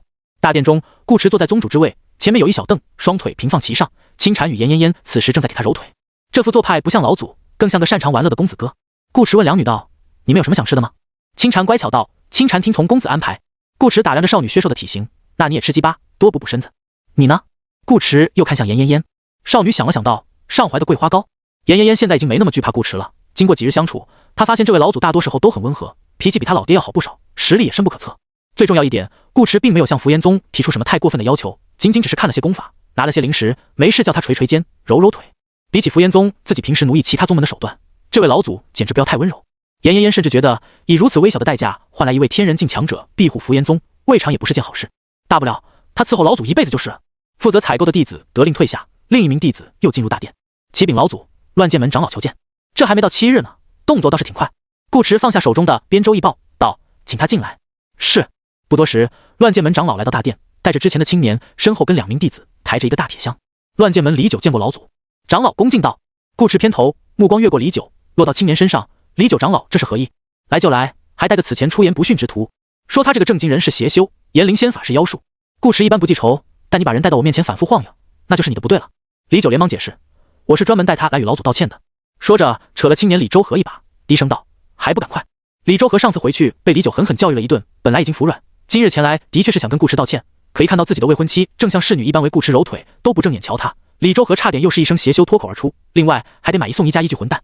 好在李九当时下手较重，叫李周和见识到了社会的残酷。别看他表面上好像健健康康的，实际上衣服里头一身淤伤。李周和也因此长了一点记性，没敢再乱讲话，但记性又长得不多，开口间依然带有强烈的屈闷情绪。前些日子是我不对，冒犯了阁下，请阁下恕罪。若阁下要罚李周和一人便是，请不要为难嫣嫣。他甚至不愿称顾驰一声老祖。李周和说的义正言辞，很有男子气概，却气得李九险些当场一巴掌给他呼过去。顾驰一听却来了兴趣，挥手制止李九发作。他问李周和道：“你很喜欢嫣嫣？”李周和承认，她是我未婚妻。这事儿顾驰还真不知道，严嫣嫣也没给他说过。他看向少女，问道：“确有其事？”严嫣嫣微微咬唇，是。说完又补充道：“不过婚事还未彻底定下，若老祖不同意，嫣嫣便不嫁。”闻言，李周和难以置信地瞪大眼睛：“嫣嫣，你？”严嫣嫣对此却无半点心理负担，她对李周和本就没有男女之情，统共也就见过几次，一只手都数得过来。若非是他爹看中了乱剑门与剑宗有些关系，替他做主答应，他才不愿嫁给一个自己不喜欢的男人。若能借老祖之口毁了这桩婚事，自是再好不过。顾驰默不作声。如果严嫣嫣真不想嫁，他倒也可以做主替少女取消婚约。强扭的瓜不甜，他个人也不喜欢这种事。问题是怎么取消比较好？讲道理，还是直接用暴力？严嫣嫣见顾驰不说话，以为顾驰不打算管他，顿时有些急了。之前没碰见顾驰还好，严嫣嫣就当自己随便找了个人搭伙过日子，可与顾驰相处几天之后，他心思便再也不复当初了。不论哪个方面，李周和都比不上顾驰，半点都比不上。于是严嫣嫣咬了咬牙，心一横，直接把心里话说了出来。嫣嫣不会忤逆老祖的意思，老祖若也要嫣嫣嫁，嫣嫣便嫁。但即使嫁与李周和，嫣嫣也要留在老祖身边伺候老祖，这点绝不会变。李周和、秦禅、李九、顾驰，哦，原来我姓曹。李周和如何听不懂其中暗喻？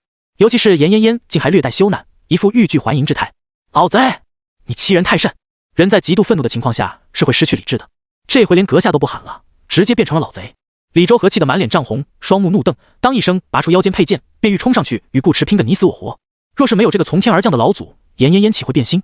他不知道什么叫强扭的瓜不甜，只知道夺妻之仇不共戴天。啪！都不用顾驰动嘴，李九一巴掌便把李周和连人带剑拍出了大殿，随即对着顾驰惶恐弓腰。老祖息怒，我这孙儿脑子不大聪明，时常胡言乱语，这会儿多是又犯病了，还请老祖饶他一命，我愿代之受罚。无妨，下去吧。顾驰挥挥手，谢老祖开恩。李九行了一礼，赶忙跟出大殿去寻自己那不争气的孙子。他那一掌打得可丝毫不轻，若是不用力，待顾驰亲自出手，那就不是受点伤那么简单了。殿外，乱剑门掌门齐伯脸色略黑。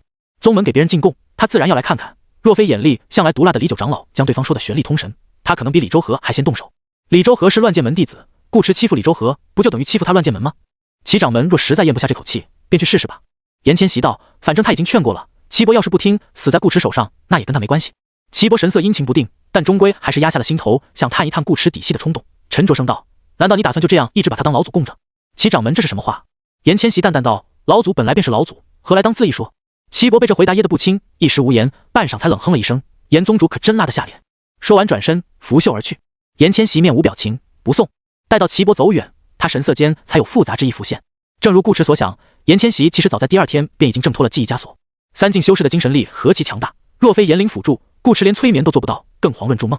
严谦习只是在装傻，他不是没想过去请祭妖司的人来对付顾驰，4位少天司都是天人境强者，或许能胜过这位假老祖。可有一点让严谦习没敢妄动，他的命灯在顾驰手上。顾驰会不会被几位少天司镇杀，严谦习不知道，但他一定会死。而他死了，符炎宗抢回来又有什么用？被人扼住喉咙的感觉当真不好受啊！以前从来都是他用命灯控制别人，却不曾想过自己也会有这么一天。也许这就是因果报应吧。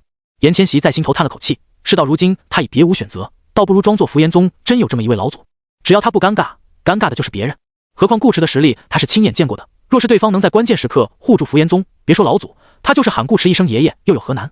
修仙便是如此，谁的拳头硬谁有理，不走到顶端，永远都只能苦苦挣扎着求生。面子有时候比什么都重要，也有时候还不如一张擦屁股的草纸。就这样吧。严千玺不想了，再想下去，他怕自己念头不通达。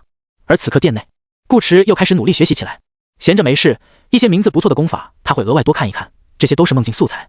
顾迟看书的时候很安静，事实上不看书他也不怎么说话。清禅对此已经习惯，倒是严嫣嫣娇俏的小脸上表情纠结，给顾迟揉腿都心不在焉。他在心头琢磨了许久，最终还是没忍住，瞅着顾迟俊朗的侧脸，双颊微红的喊了一声：“老祖！”顾迟侧眸，严嫣嫣捏着衣摆，声若细纹：“如今嫣嫣不用嫁了，可以一直留在老祖身边伺候老祖吗？”顾迟想了想，道：“我这有颗桃子。”道运1。话落，他手里当真出现了一颗丰润诱人的水蜜桃，随即递给少女：“来，吃桃。”严嫣嫣。顾迟继续看书。这几日他没少研究炎灵术，已经初步掌握了道运消耗的规律。每次使用炎灵，至少扣除1点道运，这是第一。第二，炎灵的效果越违反常理，消耗越大。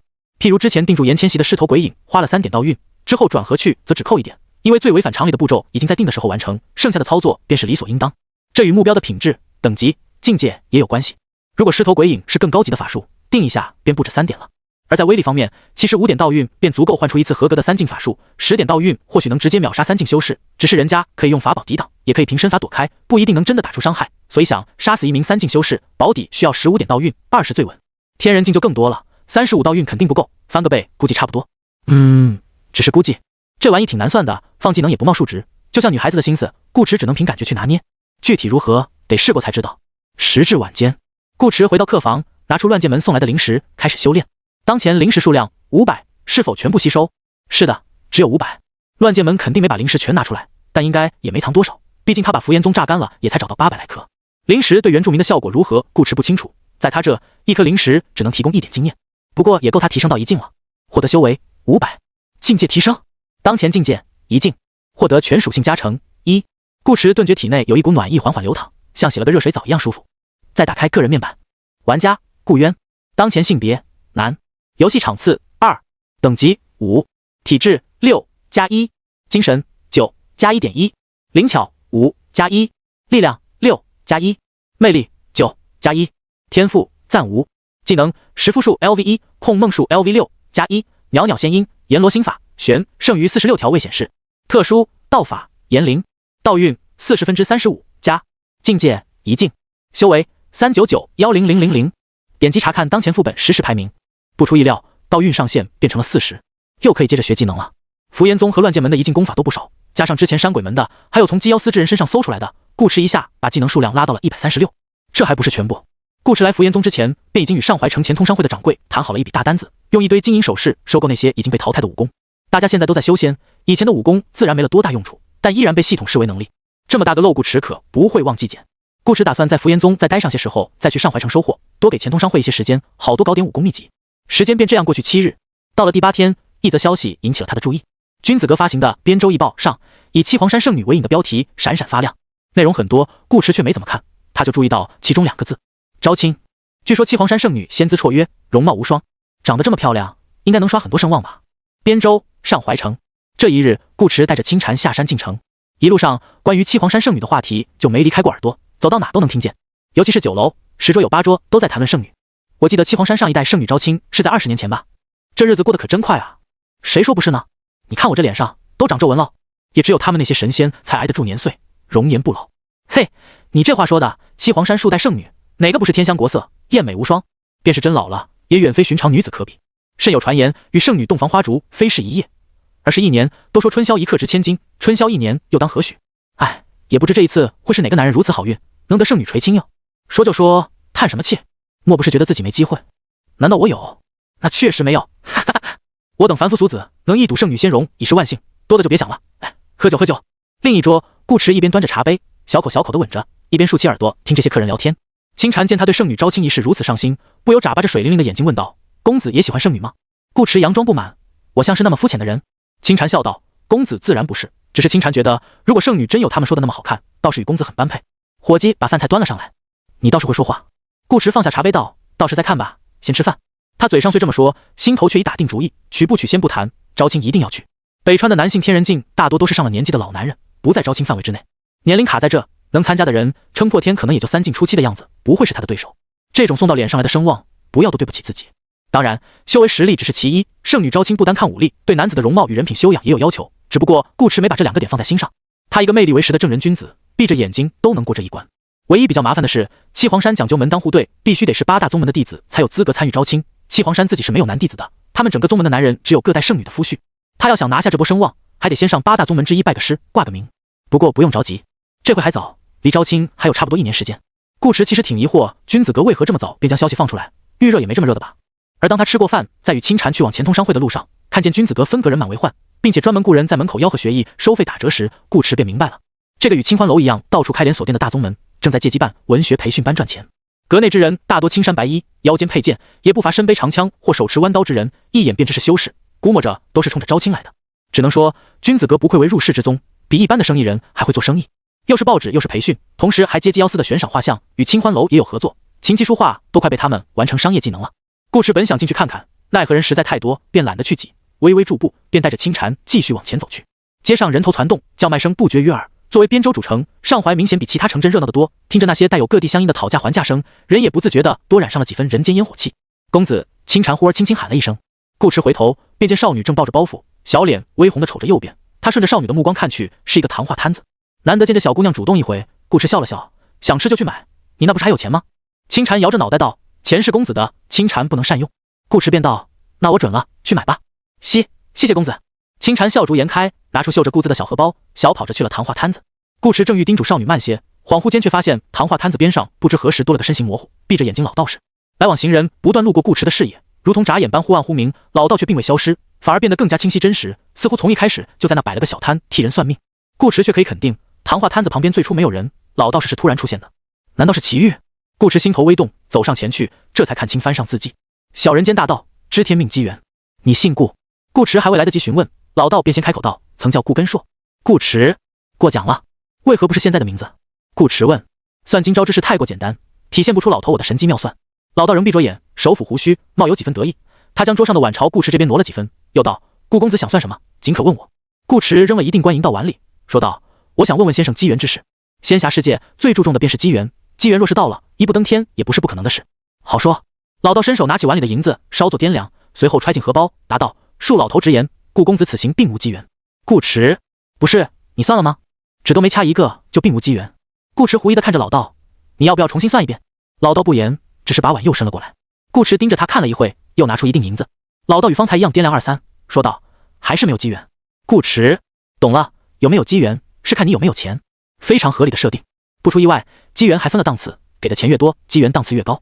按仙玄灵凡4个品质来算，顾池身上只有近2000两银子，大概也就够买个凡品或灵品。买完之后，老道应该便会消失，等下一次碰见不知是什么时候了。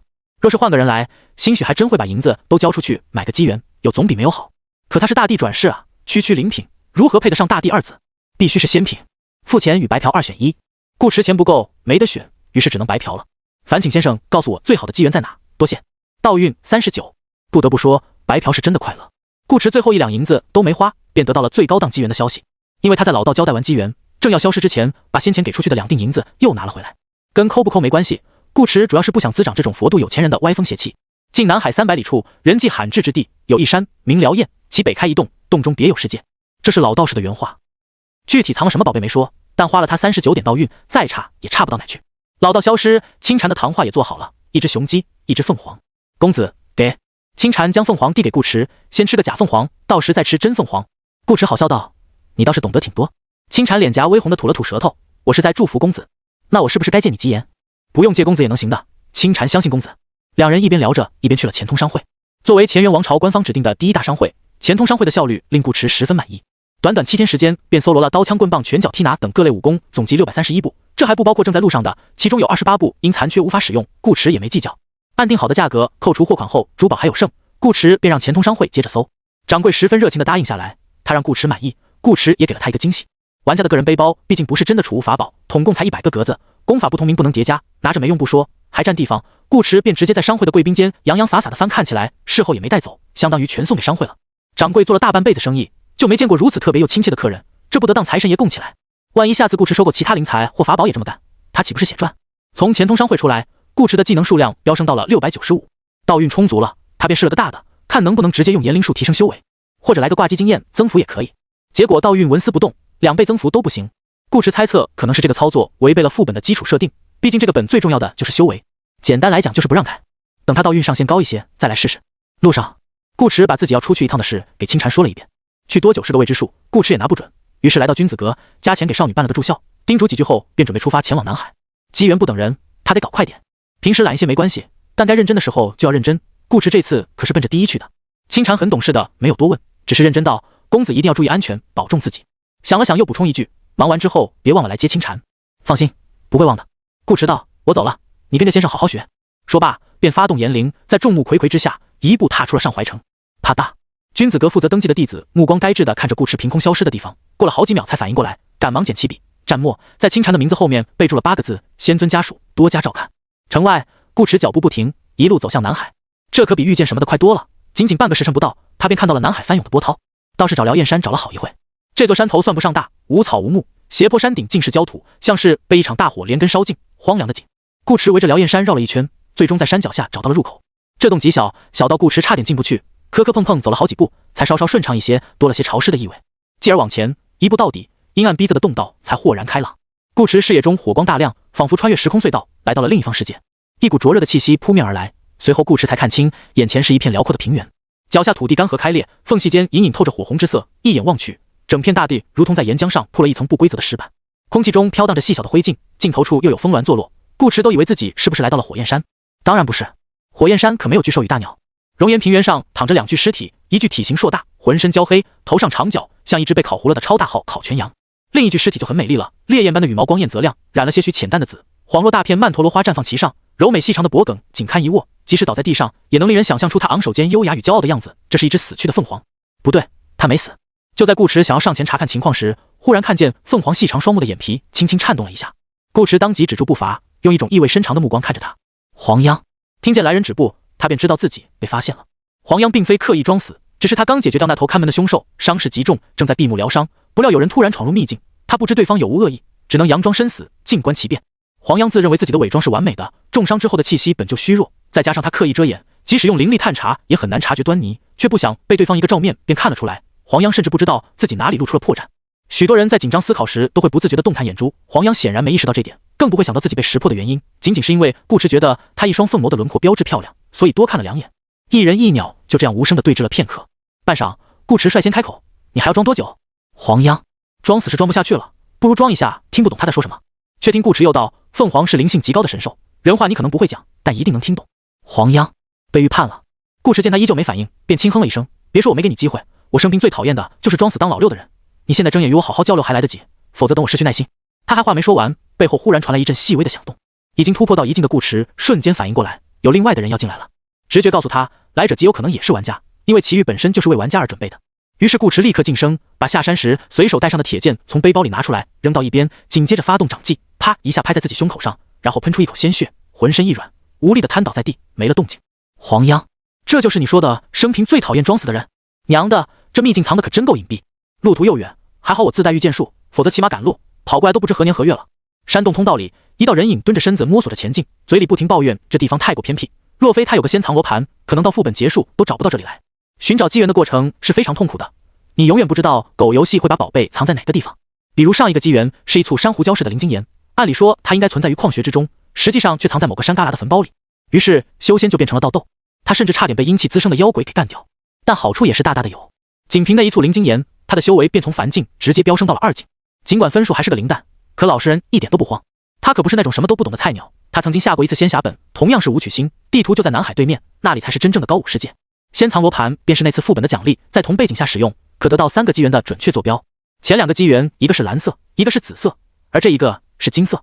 游戏进行到现在才过去2个月，按照临时稀缺的设定，其他玩家这时可能连1境都没到，他却已是2境中期，再来个金色机缘，还不当场起飞。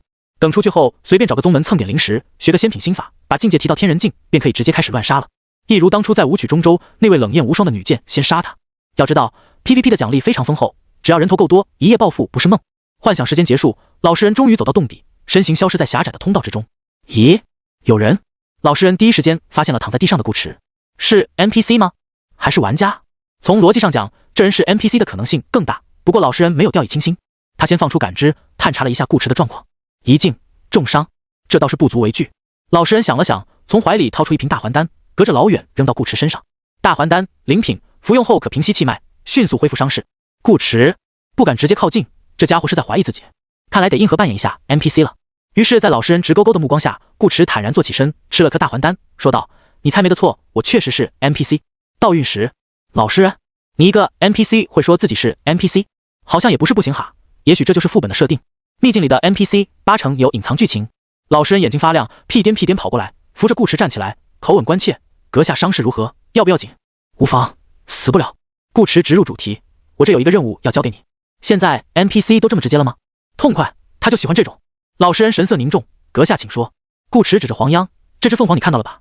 老实人点头：“看到了。”顾池：“他是我的灵宠。”黄央：“我什么时候成你灵宠了？”老实人：“然后呢？”顾池：“凤凰乃神兽，全盛时期有多强你心里应该有数。”老实人：“顾池，你只需完成我的任务，他就是你的了。”黄央：“你还把我送出去？”老实人：“没问题。”顾池：“但因为这个任务要给你发放特殊道具，为避免你直接跑路，所以需要你先拿一些东西放在我这，事成之后我再还你。”押金吗？老实人试探地问。比如？顾池：“零食。”没有。老实人挠挠头道：“我都给吸收掉了。”顾池：“那有没有什么宝贝？”老实人想了想，拿出自己的第一个机缘给顾池：“碧落玄品飞剑，使用此剑攻击时能造成 1.25 倍伤害。不错，比他那把破铜烂铁强多了。这个行吗？”老实人问。行，不过不够。顾池收起剑道：“再来点。”老实人微微犹豫，又从怀里摸出一块纯白玉佩，落雪玉，灵品，可滋养经脉，加速灵力回复。这块玉的品阶不如那碧落剑，但适用性很广。老实人就是靠着它才能在今天赶来辽燕山。顾池接过玉佩，当即将它系在腰间，又问：“还有吗？”“有是有，不过……”老实人没有往下说。他看着躺在地上一动不动的黄央，突然意识到一个问题：自己拿宝贝去换任务，换了任务后再去辛辛苦苦的做任务，任务做完之后还得专程跑回来交任务，何必如此麻烦呢？漂亮的大凤凰就在眼前，而这 NPC 只有1境，还受了伤，那他直接把 NPC 干掉不就完了吗？等出了秘境，有的是时间和凤凰培养感情，这不比做任务快得多？只是有一点比较令人纠结，他不喜欢滥杀无辜，哪怕只是 NPC， 于此刻的他而言也是一个活生生站在眼前的人，他有点下不去手，得骗骗自己。老实人想了想，对顾池道：“其实我不是你们这个世界的人。”顾池：“怎么了？为什么突然自爆？”老实人继续道：“我的身份说出来你可能理解不了，你只需明白，现在的我急需变强，因为只有足够强大，我才能拿到这场游戏的第一，获取更多奖励，从而离我的女神更进一步。”顾池：“女神？”“是的。”老实人目露回忆之色，他也曾来过这个世界，只不过不在北川，而在中州，我曾经被他一剑杀死。他当时黑发如瀑，面若冰霜的样子，我至今难以忘怀。不仅是我，很多人也这么想。她是我们老玩家公认的女神。公认的女神？我怎么没听说过？难道因为自己不是老玩家？顾池有些奇怪。你跟我说这些干什么？老实人答道：“我要给自己一个杀你的理由。”顾池：“老实人，你知道的太多了。”顾池：“你是不是以为自己很幽默？”老实人拿出了另一把剑，指向顾池：“对不起，为了变得更强，我必须抢走你的凤凰。”顾池沉默了1秒，说道：“我有一个问题。”老实人已经蓄势待发，剑身青光缭绕。“你说。”顾池：“你的女神都毫不留情地把你杀了，你还喜欢她？你是不是个抖 M？” 老实人：“你不懂，这叫……等会儿。”说到一半，老实人忽然反应过来，不对，你怎么知道抖 M 这个词？他睁大眼睛：“你不是 NPC， 你也是玩家。”言灵术在这一刻失效，顾池又到了声定。盗运4。老实人拼命地想将手中长剑刺出，却无论如何也动弹不了分毫。他只能眼睁睁看着顾池从他手上把剑拿走，再放到他的肩上，然后说道：“没错，我是玩家。”顾池一脸认真地看着他：“你也知道的太多了。”是。老实人脖子上多了一条鲜红的血线。玩家老实人死亡，任务失败，剩余玩家数量98，获得击杀分10万。与之前杀死楚天阔时不同，老实人满脸不甘地倒下之后，身上冒出了一道银光。哦，爆金币了。顾池触摸银光，老硬币加53，这就是 PVP 模式的好处，杀人有钱拿，而且钱还不少。一个人头看起来好像不多，但10个头、20个头加起来就很多了，相当于一次 A 级本 Omega 通关的钱。但也不能操之过急，先把境界提上去才是最重要的，否则容易被螳螂捕蝉，黄雀在后。顾池摸了摸老实人的尸体，只剩了几瓶疗伤用的丹药，他顺手便扔到了黄央身旁。别装了，起来吧。黄央没动。顾池：“哦，对不起，忘了你没长手了。”黄央：“人类的丹药对你应该也有效吧？”顾池走到黄央脑袋边蹲下，拔掉瓷瓶上的红布塞，取出一粒大还丹，喂到黄央嘴边，张嘴。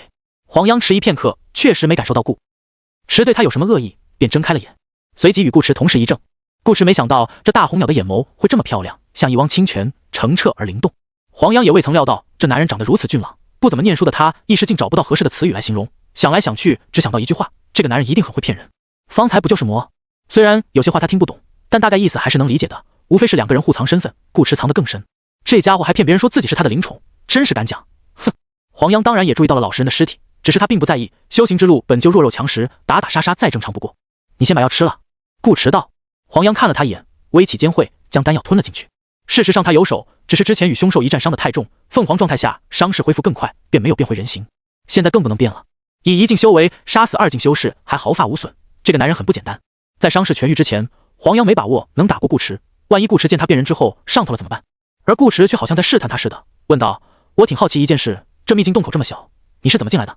黄央其实也想知道顾迟是怎么找到进来的，他是因为天生拥有灵凤血脉，半凤半人，对灵力波动十分敏感，才偶然发现辽焰山内里藏有秘境，进来一探究竟。顾迟明显与他不同，但黄央没问，他还没打算说话，只是默默施展神通，把自己变成了一只巴掌大的小黄，以此来回答顾迟的问题。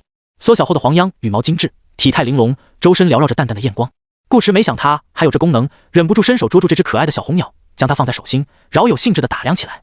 黄央被他看得有些不自在，把头扭向一边。顾迟提议道：要不你真当我的灵宠吧，我保证把你喂得白白胖胖。黄央，谁要你喂？黄央当即扑闪羽翼，飞出好几米，一双凤眸满是警惕。顾迟笑了笑，站起身，不再招惹黄央，走到那头巨兽尸体面前，伸脚踢了一下。一段文字浮现：莫言兽尸体，中州常见妖兽之一，因其骨皮可熬制上等灵墨，深受中州化修喜爱。中州，顾迟不由想起了选择出生点时，地图上南海对面被打上乌塞克的区域，那里应该就是中州。只是中州的妖兽为何会出现在北川？顾迟思索片刻，先用碧落剑给莫言兽的尸体做了个解剖，皮肉被烤糊，肯定没效果了，骨头应该还能用。他自己倒是不需要什么灵墨，但君子阁也有化修，他们或许会对这东西感兴趣。眼看着顾迟将骨头一块一块拆开，剔除坏死部分，把精亮的墨骨收进储物空间，黄央不免再心头腹诽，这头凶兽明明是他杀的，结果好处全落到了顾迟手里，都不知道给他留点。尽管黄央并不知道这些骨头有什么用，花了约半个时辰搞定墨骨，顾迟这才开始在熔岩平原上逛悠起来。很快发现远处的山脚下还有一个洞口，真正的宝贝多半就藏在里面。进去之前，顾迟忽而回头，看着一直不远不近跟在自己身后的小红鸟：你不跑吗？黄央，我为什么要跑？跑了好让你独吞宝藏。虽然不跑顾迟要独吞它好像也没什么办法，但作为秘境的发现者之一，黄央觉得自己就算没有占有权，也该有知情权吧。都到门口了，不看一看他回去会睡不着觉的。其实顾迟也就随口一问，小红鸟真想跑，他还不让呢。一人一鸟相继入内，这通道比外面那条宽敞了许多，里面是一个正儿八经的洞府，空间不大，属于麻雀虽小五脏俱全的类型。室中有一石台，上面摆着笔墨纸砚，纸上是一幅未完成的画，只勾出寥寥数笔，看不出想画什么，系统也没提示有何特别之处。倒是椅子上有一抔黑灰，加了一行备注：某圣人境修士的骨灰，因身重，莫毒死后成灰，毒性未消，可抹于兵刃之上，行光明正大之事。顾迟，好一个光明正大！剑上抹毒，他顾长歌是那种人吗？为了防止其他修士用此不正当手段，顾迟果断将其收进背包。椅子下还有一块牌子，上面刻有一个州，看不出材质，入手如铁般冰凉。所以这是隔壁中州的某位州姓修士中毒受伤，自知命不久矣，便一路跨越南海，跑北川养老等死来了。顾迟放开脑洞在那瞎猜，猜错了没关系，猜对了就是世界观，稳赚不赔。黄央则在洞府里飞来飞去，四处查看，绕了几圈，最终停在一个柜子面前。黄央感觉里头有好东西，便用2只小爪子抓住抽屉的铜环，扇着翅膀后退。滋，抽屉被硬生拉出，还不等黄央看清是什么，一只大手便伸了进来，拿走了抽屉里的紫木方盒。黄央，可恶，这男人真快！顾迟却道：我是为你好，你现在身受重伤，万一盒子里有毒或者有暗器怎么办？还是我来开吧。黄央，谢谢你哦。顾迟打开盒子，一股浓郁的丹香扑面而来，3枚泛着微弱金光的丹药静静躺在盒内的颈部上。黄央睁大凤眸，惊喜道：这是入圣丹。顾迟却是歪着脑袋看着他，原来你会讲人话啊。黄央，入圣丹，仙品，可助天人境修士突破桎梏，更上层楼。天人境上头应该就是圣人境，这是北川修士从未达到过的高度。黄央之所以认得，还多亏此前去了不少秘境，曾在书籍中见过入圣丹的模样。这种能让修士破境的丹药，哪怕放在南海对面的中州也价值高昂。若非如此，黄央怎会开口讲话？他是真的没忍住。面对顾迟调侃的言语，黄央没多做解释，只是用火热的眸光看着眼前的男人。他还特地将自己的身体变大了一些，从小黄变成了小凤凰，有半人之高，飞起来刚好与顾迟的高度持平，好叫顾迟能看清他眼中的渴望。从体态到表情，黄央的所有变化都在表达2个字：顾迟想要。黄央想。他的声线偏郁，又有些少女感，说起话来还挺好听。给你也不是不行。顾迟道：但你得答应我一个条件。黄央，什么条件？顾迟眨眨眼，当我的灵宠。黄央，这个家伙怎么还惦记着这事？不行，你换一个。黄央拒绝道。这么坚决？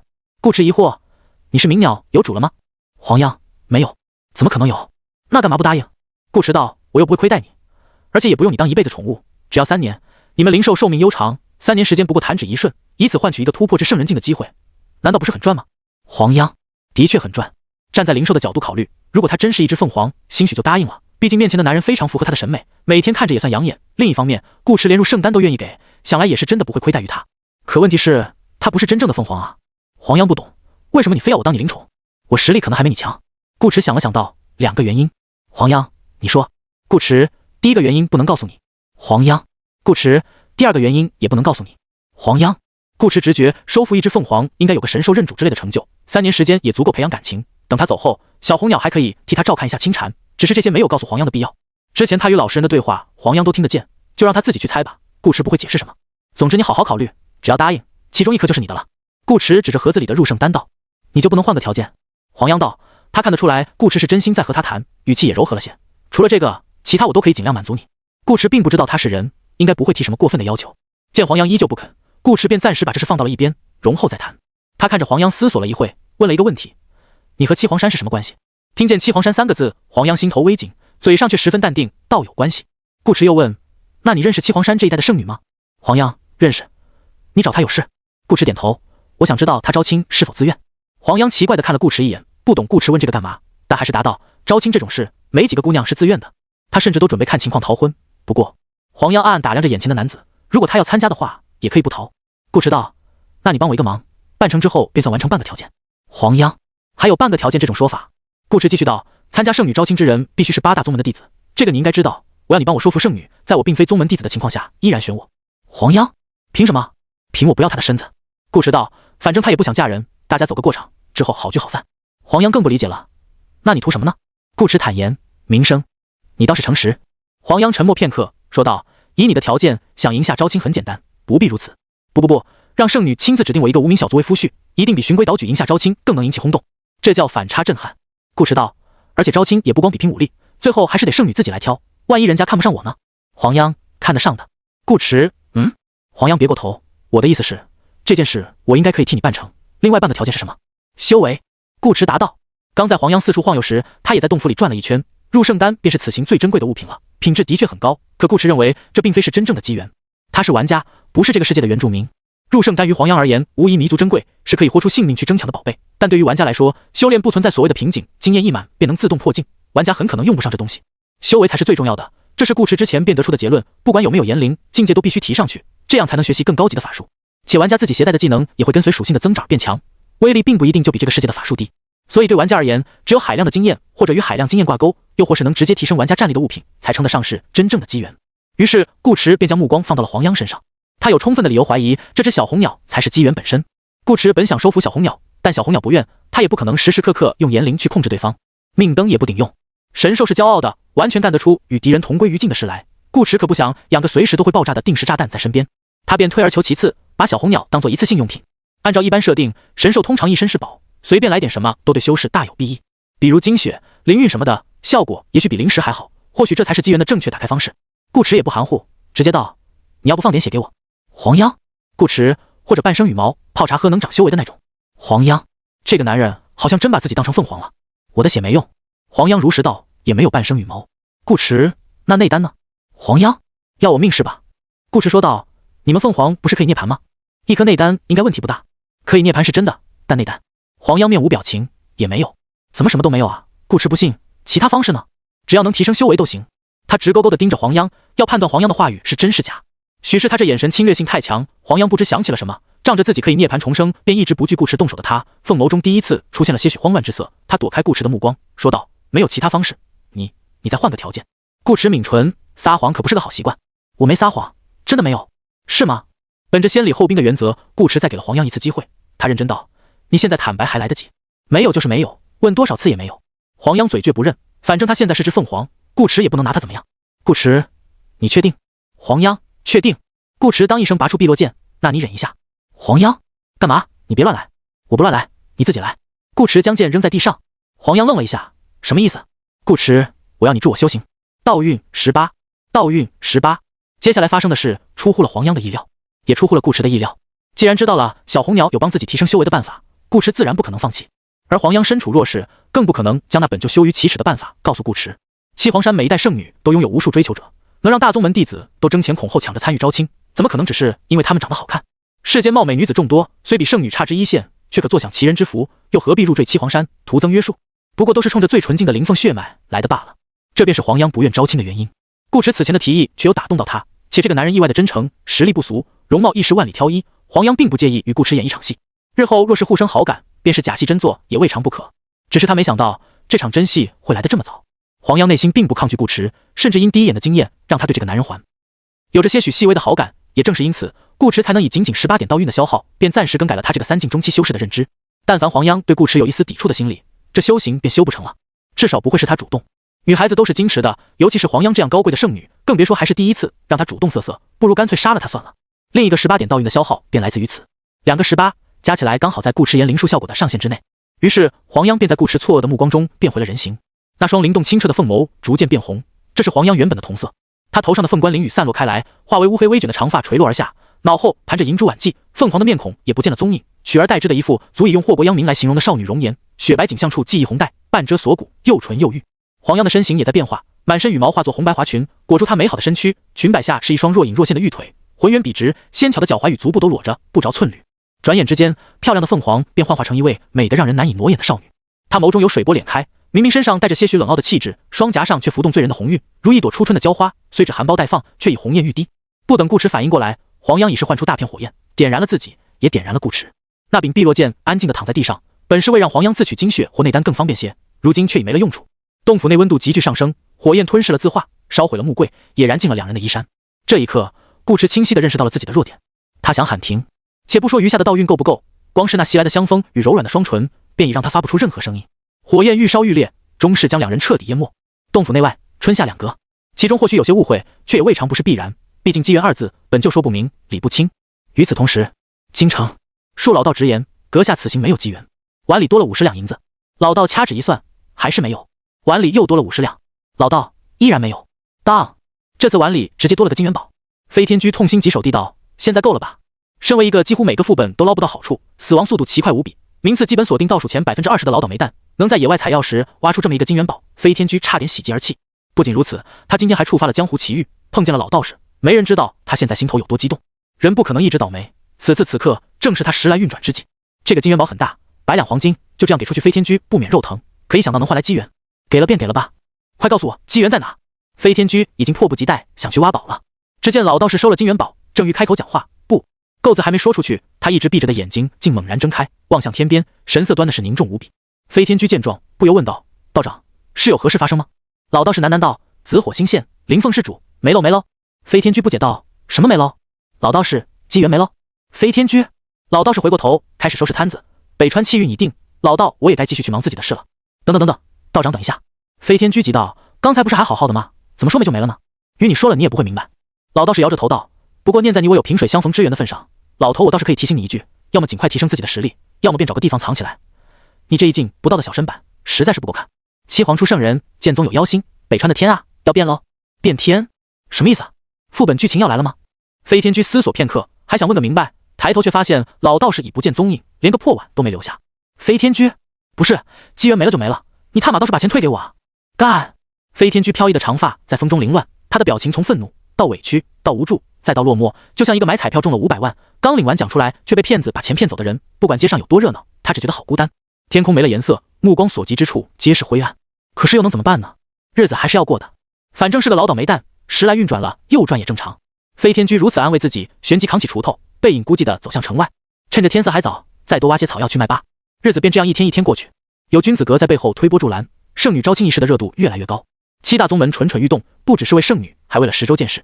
最近这段时间，各大宗门都涌现了许多史无前例的天才，修炼速度一日千里，各种术法一学便会，个个皆有圣人之姿。各宗宗主恨不得马上举办4年1度的10州剑士，好让弟子上去一展雄姿，为宗争光。除了青环楼与七皇山，青环楼是没有拿得出手的弟子，七皇山则是不喜入世。奈何两家之言抵不过七宗合谋，少数服从多数，最终宗主们商议决定，将3年后的10州剑士提前到今年举办，日期便定在圣女招亲后的1个月，地点为七皇山，招完清场都不用换。两大盛事连在一起，便是一向不爱凑热闹的乾元王朝都决定派人参加，派的还不是普通人，而是此前便已名声在外的养月公主洛青书。一时之间，江湖风起云涌。这消息一传出来，立刻又引起了一阵轩然大波，竟让养月公主前往七皇山赴宴。咱们圣上这是要搞事情啊！哦，此话怎讲？你还不知道吧？养月公主与七皇山圣女素来不和，凡事都要争上1、2，上到修为名声，下至才华容貌，争了许多年也没分出个高低。此番圣女招亲，却是公主殿下带王朝来贺，嘿嘿，有好戏看喽！老百姓们吃瓜的热情趋于高涨，紧等慢等，可算等来了这令人兴奋的日子。圣女招亲之期就在7日之后，王朝天子甚至为此特开禁令，走在街上随意一望，便能看见漫天修士踏着如虹的剑光，直奔七皇山而去，留下声声剑鸣。往日难得一见仙人仙姿，此刻抬眼便是。而在遥远的南海边，辽燕山秘境之中，躺在地上的顾池还不知道外界的变化，只是看着骑在自己身上，仅用一件青红薄纱挡住妙曼春色的少女，陷入了沉思。他醒来的时候，无意识动了动身子，于是黄央也醒了。两人四目相对，顾池、黄央。火焰不知何时已经熄灭，洞府内诸多家具被烧得干干净净，只余一把长剑孤零零躺在地上，火势之旺可见一斑。空气一度十分安静，黄央洪亮的眸子里倒映着顾池的模样，神色间有着些许复杂之意。顾池此刻的心情也难以形容。系统的提示记录是这样的：从1年前开始，你已进入特殊修炼模式。朱燕写：修为+1，修为+1，修为+1，修为+1，修为+1，修为+1，修为+1，修为+1，修为+1，修为+99，修为+1，修为+1，境界提升。当前境界2境，获得全属性加成2，总计3。你感到浑身发热，充满了力量与干劲。顾池，再往下，修为+2，修为+2，修为+2，境界提升。当前境界3境，获得全属性加成3，总计6。你感觉良好，尚能再战，并主动使用了一些应景的功法。顾池，修为+3，修为+3，修为+3。直到昨晚，特殊修炼模式结束，累计获得经验100万，获得临时天赋赤火圣体圣品。赤火圣体免疫一切火焰伤害。当前心法为火属性时，修行速度增加100%。系统提示到此结束。顾池，他的判断没错，小红鸟才是机缘，只是这个机缘的打开方式与他想的完全不同。演的占卜没有骗人，18家的确是18家，代入感很强。从1境到2境需要1万经验，2境到3境10万经验，3境到天人境则是100万经验，相当于与小红鸟春宵一度，可以让3境修士直接晋升到天人境。这机缘是当之无愧的仙品，只是接下来应该怎么做？此前他没把小红鸟当人看，自然无需考虑太多，可现在知道了小红鸟是人，情况便不一样了。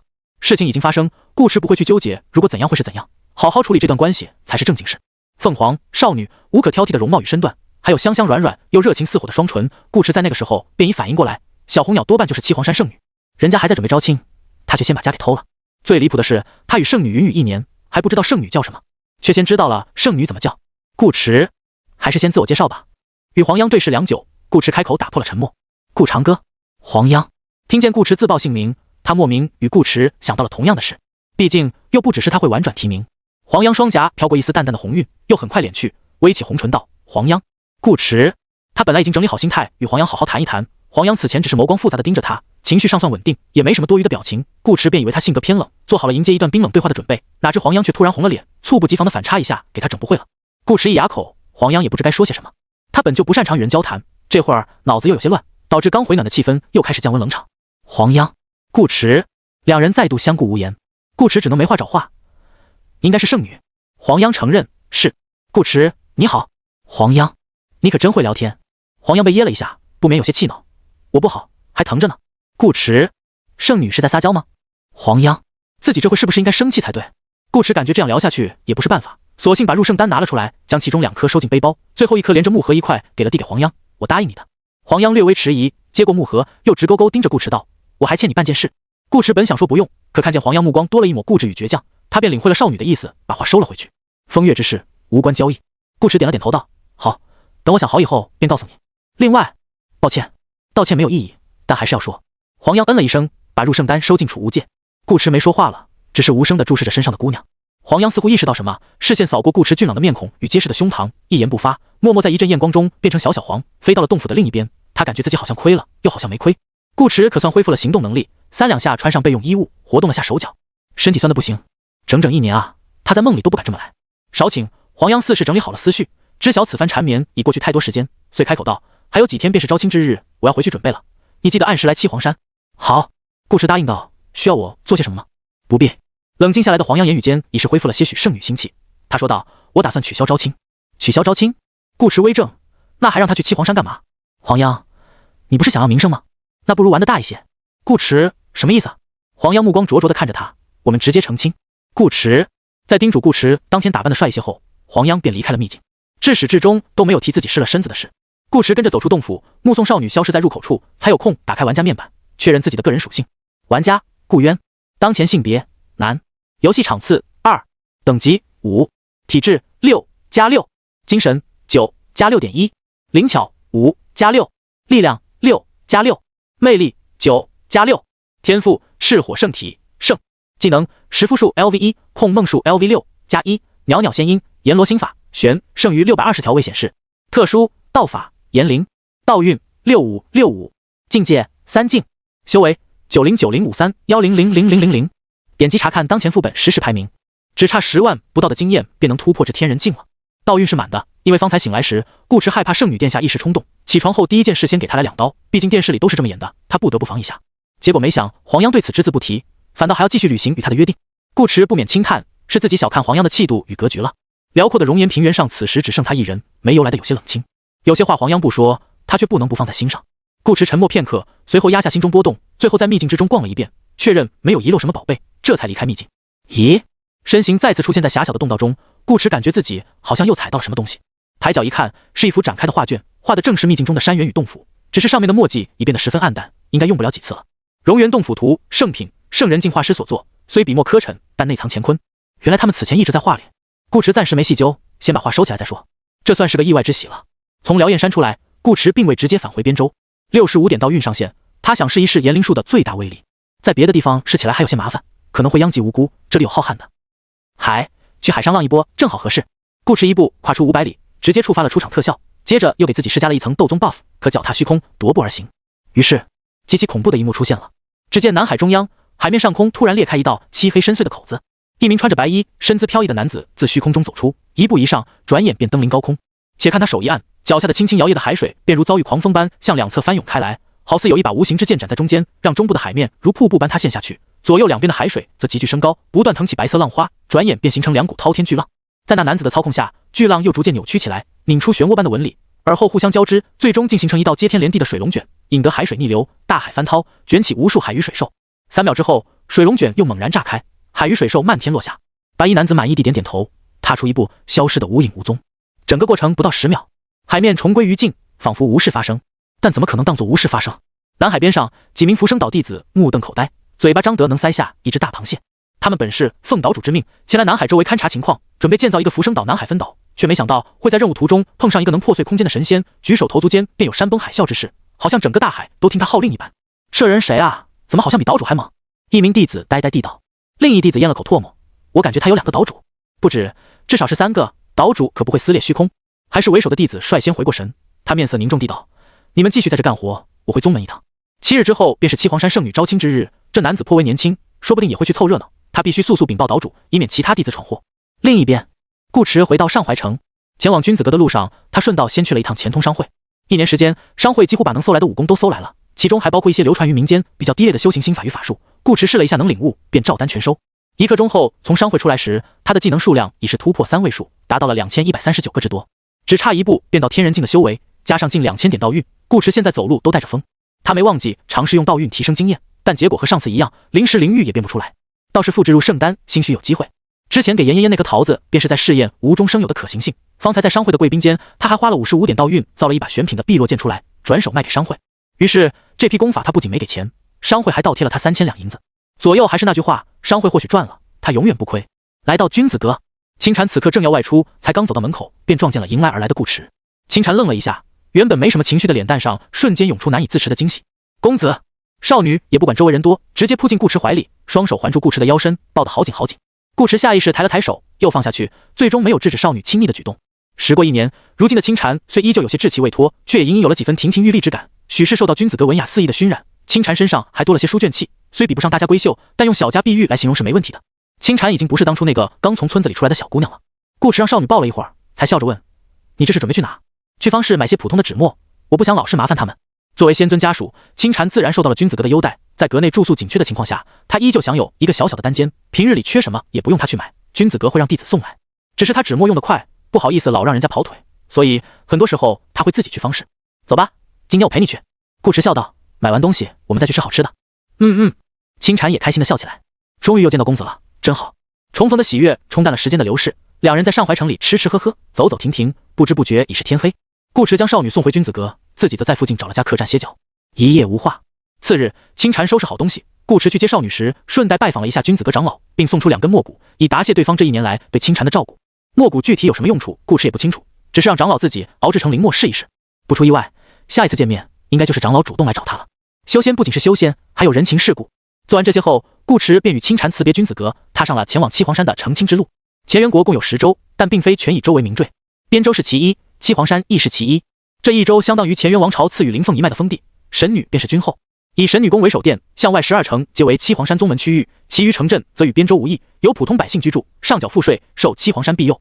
如此规模，即便在9大宗门之中，也算是顶尖之流。边州与七皇山有些距离，顾驰没有着急赶路，带着清禅游山玩水，直到第4天才抵达神女宫脚下的黄燕城。一路上，顾驰也听闻了不少关于10州剑士的消息。值得一提的是，10州剑士的基础参赛人数与玩家人数一样，正好是100人。很显然，副本自身的剧情已经开始往前推进了，这是玩家们互相试探的好机会，想必不会太平静。直接动手杀人可能有些困难，毕竟玩家几乎都是各大宗门十分器重的精英弟子，一个没处理好，很有可能被人家联手围剿，那就不好玩了。以他现在的战力，打一个天人境应该问题不大，多了容易暴毙。跑倒是能跑，但也不能跑一辈子，到时吃饭睡觉都不安生，更别说找玩家报金币，还是稳一点比较好。先了解一下其他玩家的修炼进度，再做打算。城门口，一道道身影自天上落下，众多修士不论御剑还是御兽，尽皆停在此处，由看守城门的护卫查验身份后方可入内。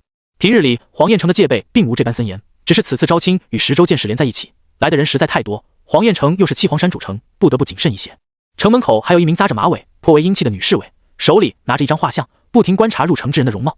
顾驰还在想，是不是基妖司终于查到自己头上来了？结果那女弟子似是感应到他的目光，抬头望来，先是一愣，又看了看画像，随后走到他面前道：“阁下可是顾长歌顾公子？”“是我。”顾驰点头，并不动声色抓住了清禅的手腕，嘴里卡了一句“一步千里”。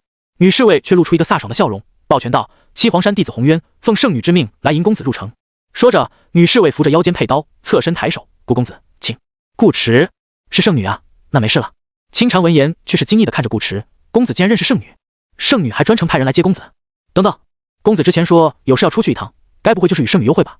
清禅越想越觉得有可能，小脑袋不自觉地点了右点，一副自我肯定的样子，直到顾驰轻轻拍了下他的头：“想什么呢？走了。”哦。眼看着顾驰2人跟随女侍卫红渊进城，城门口众多修士不免发出一阵议论：“什么情况？他认识圣女？你可真会问，这难道还不明显？岂止是认识，我看圣女还与他私交甚好，否则怎会在这个关头差人迎接？”这人语气像吃了酸角糕，说的却十分在理。招亲在即，此刻应是圣女最应避嫌之时，与任何男子接触都容易招来风言风语，圣女自己难道不知？可她依然这样做了，这就足以证明圣女与这男子关系匪浅，当为此次招亲的头号劲敌。关系再好又如何？有男子哼了一声，若是第一轮比拼便败下阵来，圣女也帮不了他。另一男子则阴阳怪气的笑着：“嘿嘿，我倒是巴不得他们2人关系亲近，越亲近越好，最好以私定终身，这样拆散起来才更加过瘾。”有病！一女子嫌恶地看了他一眼，接过护卫递来的玉牌，加快步伐进城。事实上，红渊并未将顾驰与清禅领入神女宫，而是把2人带到了一家名为景观楼的酒楼门口。这是黄燕城最好的酒楼，由大宅重修而成，共有东南西北4楼，前楼提供餐食，后院3重楼提供住宿。平日里只要银子够，谁都能住进来。现今情况特殊，便只接待8大宗门的弟子与王朝贵客。顾公子，圣女让我给你带句话。红渊道：“出入神女宫人多眼杂，未免走漏消息，影响计划成效，烦请公子先在景观楼将就几晚。还是圣女殿下考虑周到。”顾驰拱了拱手：“那便劳烦红渊姑娘替我谢过圣女了。”顾公子客气。红渊回礼道：“那红渊便不打扰顾公子了，若是碰上麻烦，公子可凭此红玉换我。”将景观楼的仙字房牌与传讯红玉交与顾驰，红渊便先行倒退。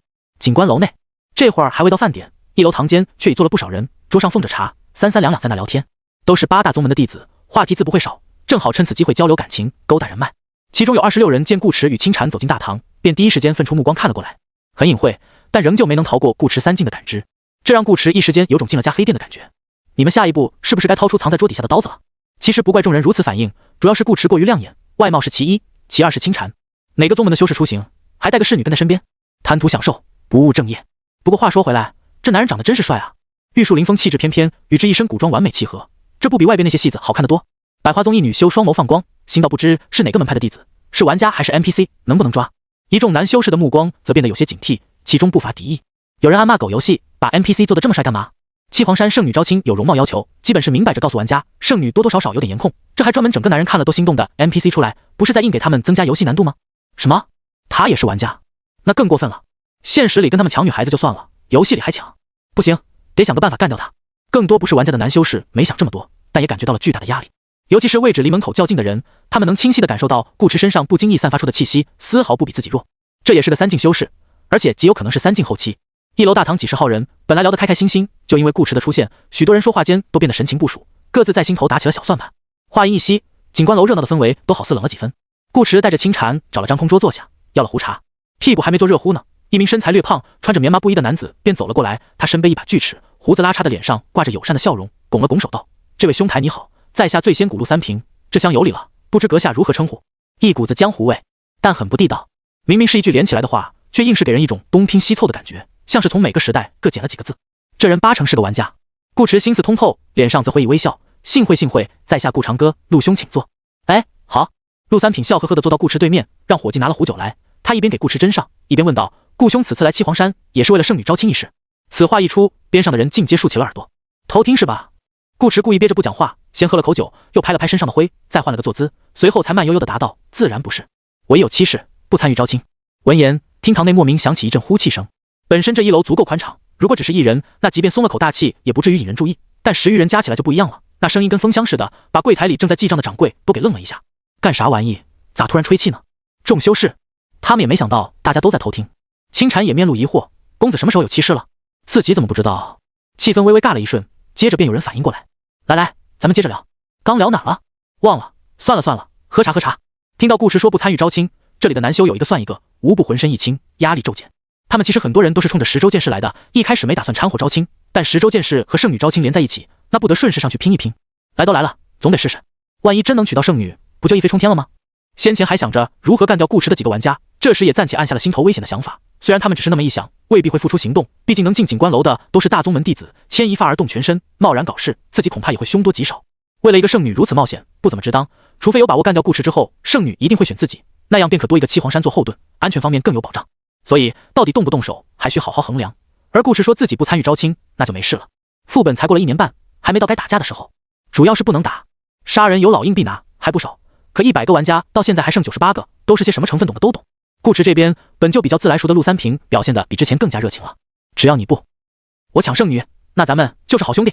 小酒一喝，陆三平便拉着顾池东扯西聊了起来，从京城聊到南海，从男人聊到女人，酒也喝得贼勤快，一杯接着一杯，没多久便脸色发红，说话都能闻到一股酒味。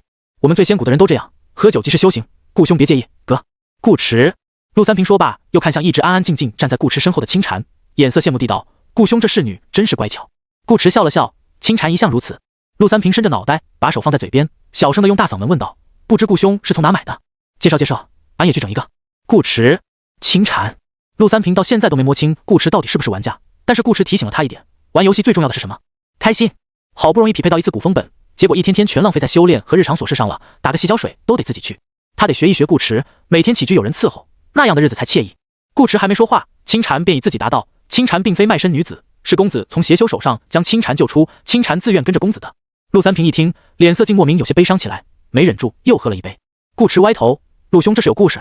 陆三平怆然开口：“我曾经也救过一个姑娘，不仅是姑娘，我救了她全家。她父母见我是修士，便想让自家闺女跟着我。可你猜那姑娘怎么说？”顾池怎么说？陆三平悠悠道：“她说小女子谢过上仙救命之恩，只是念及家中父母年老，不忍舍离，此番恩情无以为报，只待来世再与上仙相遇，定当做牛做马报答上仙。”顾池，清禅。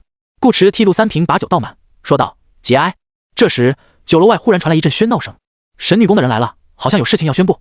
距离招亲只剩3日，也的确是时候公布具体规则了。历代圣女招亲的规则大致相同，但会因圣女自身的喜好稍作调整，这些细则一般会提前公布，好让诸多修士有所准备。顾池已经知道结果，便没去凑热闹，只是端起酒杯默默呷着。陆三平则二话不说冲到门外，其余修士也去了个七七八八。原本快要满座的一楼，一时间变得门可罗雀，街道上站满了人，且几乎全是修士。景观楼2、3、4、5层的雅间，窗户也纷纷被推开，足见圣女人气之高。他们此时与普通百姓唯一的区别，只在于没有推搡追逐，还保持着一丝修行者的从容和优雅，但脸上依然能看出跃跃欲试的兴奋之色。如果刚巧圣女的喜好是自己所擅长的方向，岂不是天大的优势？凡修行之人，个个皆有一技之长，更别说他们还专门去君子阁参加过培训。机会是留给有准备的人，而他们都有准备，这好运可能落到任何人头上。众修士竟都满怀期待地看着神女宫来人，却不想等来的并非招亲细则。那名七皇山女弟子一开口，众人的表情便凝固在了脸上。经由神女与圣女商议决定，本次招亲取消。众人，什么消？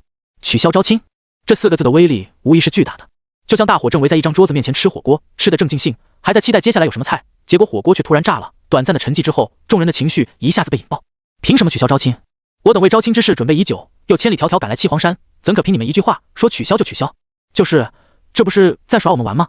要取消也可以，你们七皇山必须给出一个能服众的理由。换成小门派，被骗了也许会忍气吞声，可在场都是8大宗门的弟子，心高气傲，如何咽得下这口气？景观楼内，清禅小脸上也有不忿之色，不禁在心头腹诽七皇山言而无信。在他看来，此次招亲必然是公子获胜，别的不说，光是公子的容貌都可以1个打10个，圣女一定是公子的，所以七皇山取消招亲，真正亏的人不是外面那些修士，而是他家公子。清禅正欲开口为顾池鸣不平，却看到顾池一脸淡定，好像完全没把这事放在心上，便不由想起了先前圣女专门派人来接公子，公子又说自己不参与招亲，难道公子一早便知道这事？不多时，神女宫的人离开，陆三平心事重重的回来，坐到位置上倒了杯酒，又接着思考。作为玩家，他自然不会跟那些土著修士一样嚷嚷着要找神女讨一个说法。陆三平认为七皇山取消招亲未必是临时起意，有可能这就是游戏本身的剧情。只是这样一来，该如何才能娶到圣女？与圣女初次双修可大幅提升修为，这是他早便打听过，断然不会轻易放弃。问题在于用什么方式？难不成狗游戏想让玩家直接上台抢人？七皇山神女可是天人境圆满，在他眼皮子底下打他女儿的主意，确定能活着走出七皇山？陆三平一时拿不准这波剧情的含义，不由问顾池道：“顾兄，此事你怎么看？”顾池，我躺着看。他发现陆三平这货有点东西，不论外貌与性格都像个糙汉子，实际上却粗中有细，时不时便会用言语来试探他一下。但很可惜，顾池现在已经不怕暴露玩家身份了，说话行事更加随意。你要觉得我是玩家，那我就是；你要觉得我是 NPC， 也不是不行，反正也藏不了多久了。我想圣女殿下应该有自己的打算。顾池随口道。陆三平仔细一想，发现还挺有道理。万一针对圣女招亲一事，七皇山接下来还有其他动作呢？他不用这么着急，先稳一稳。一个成熟的男人应该沉得住气。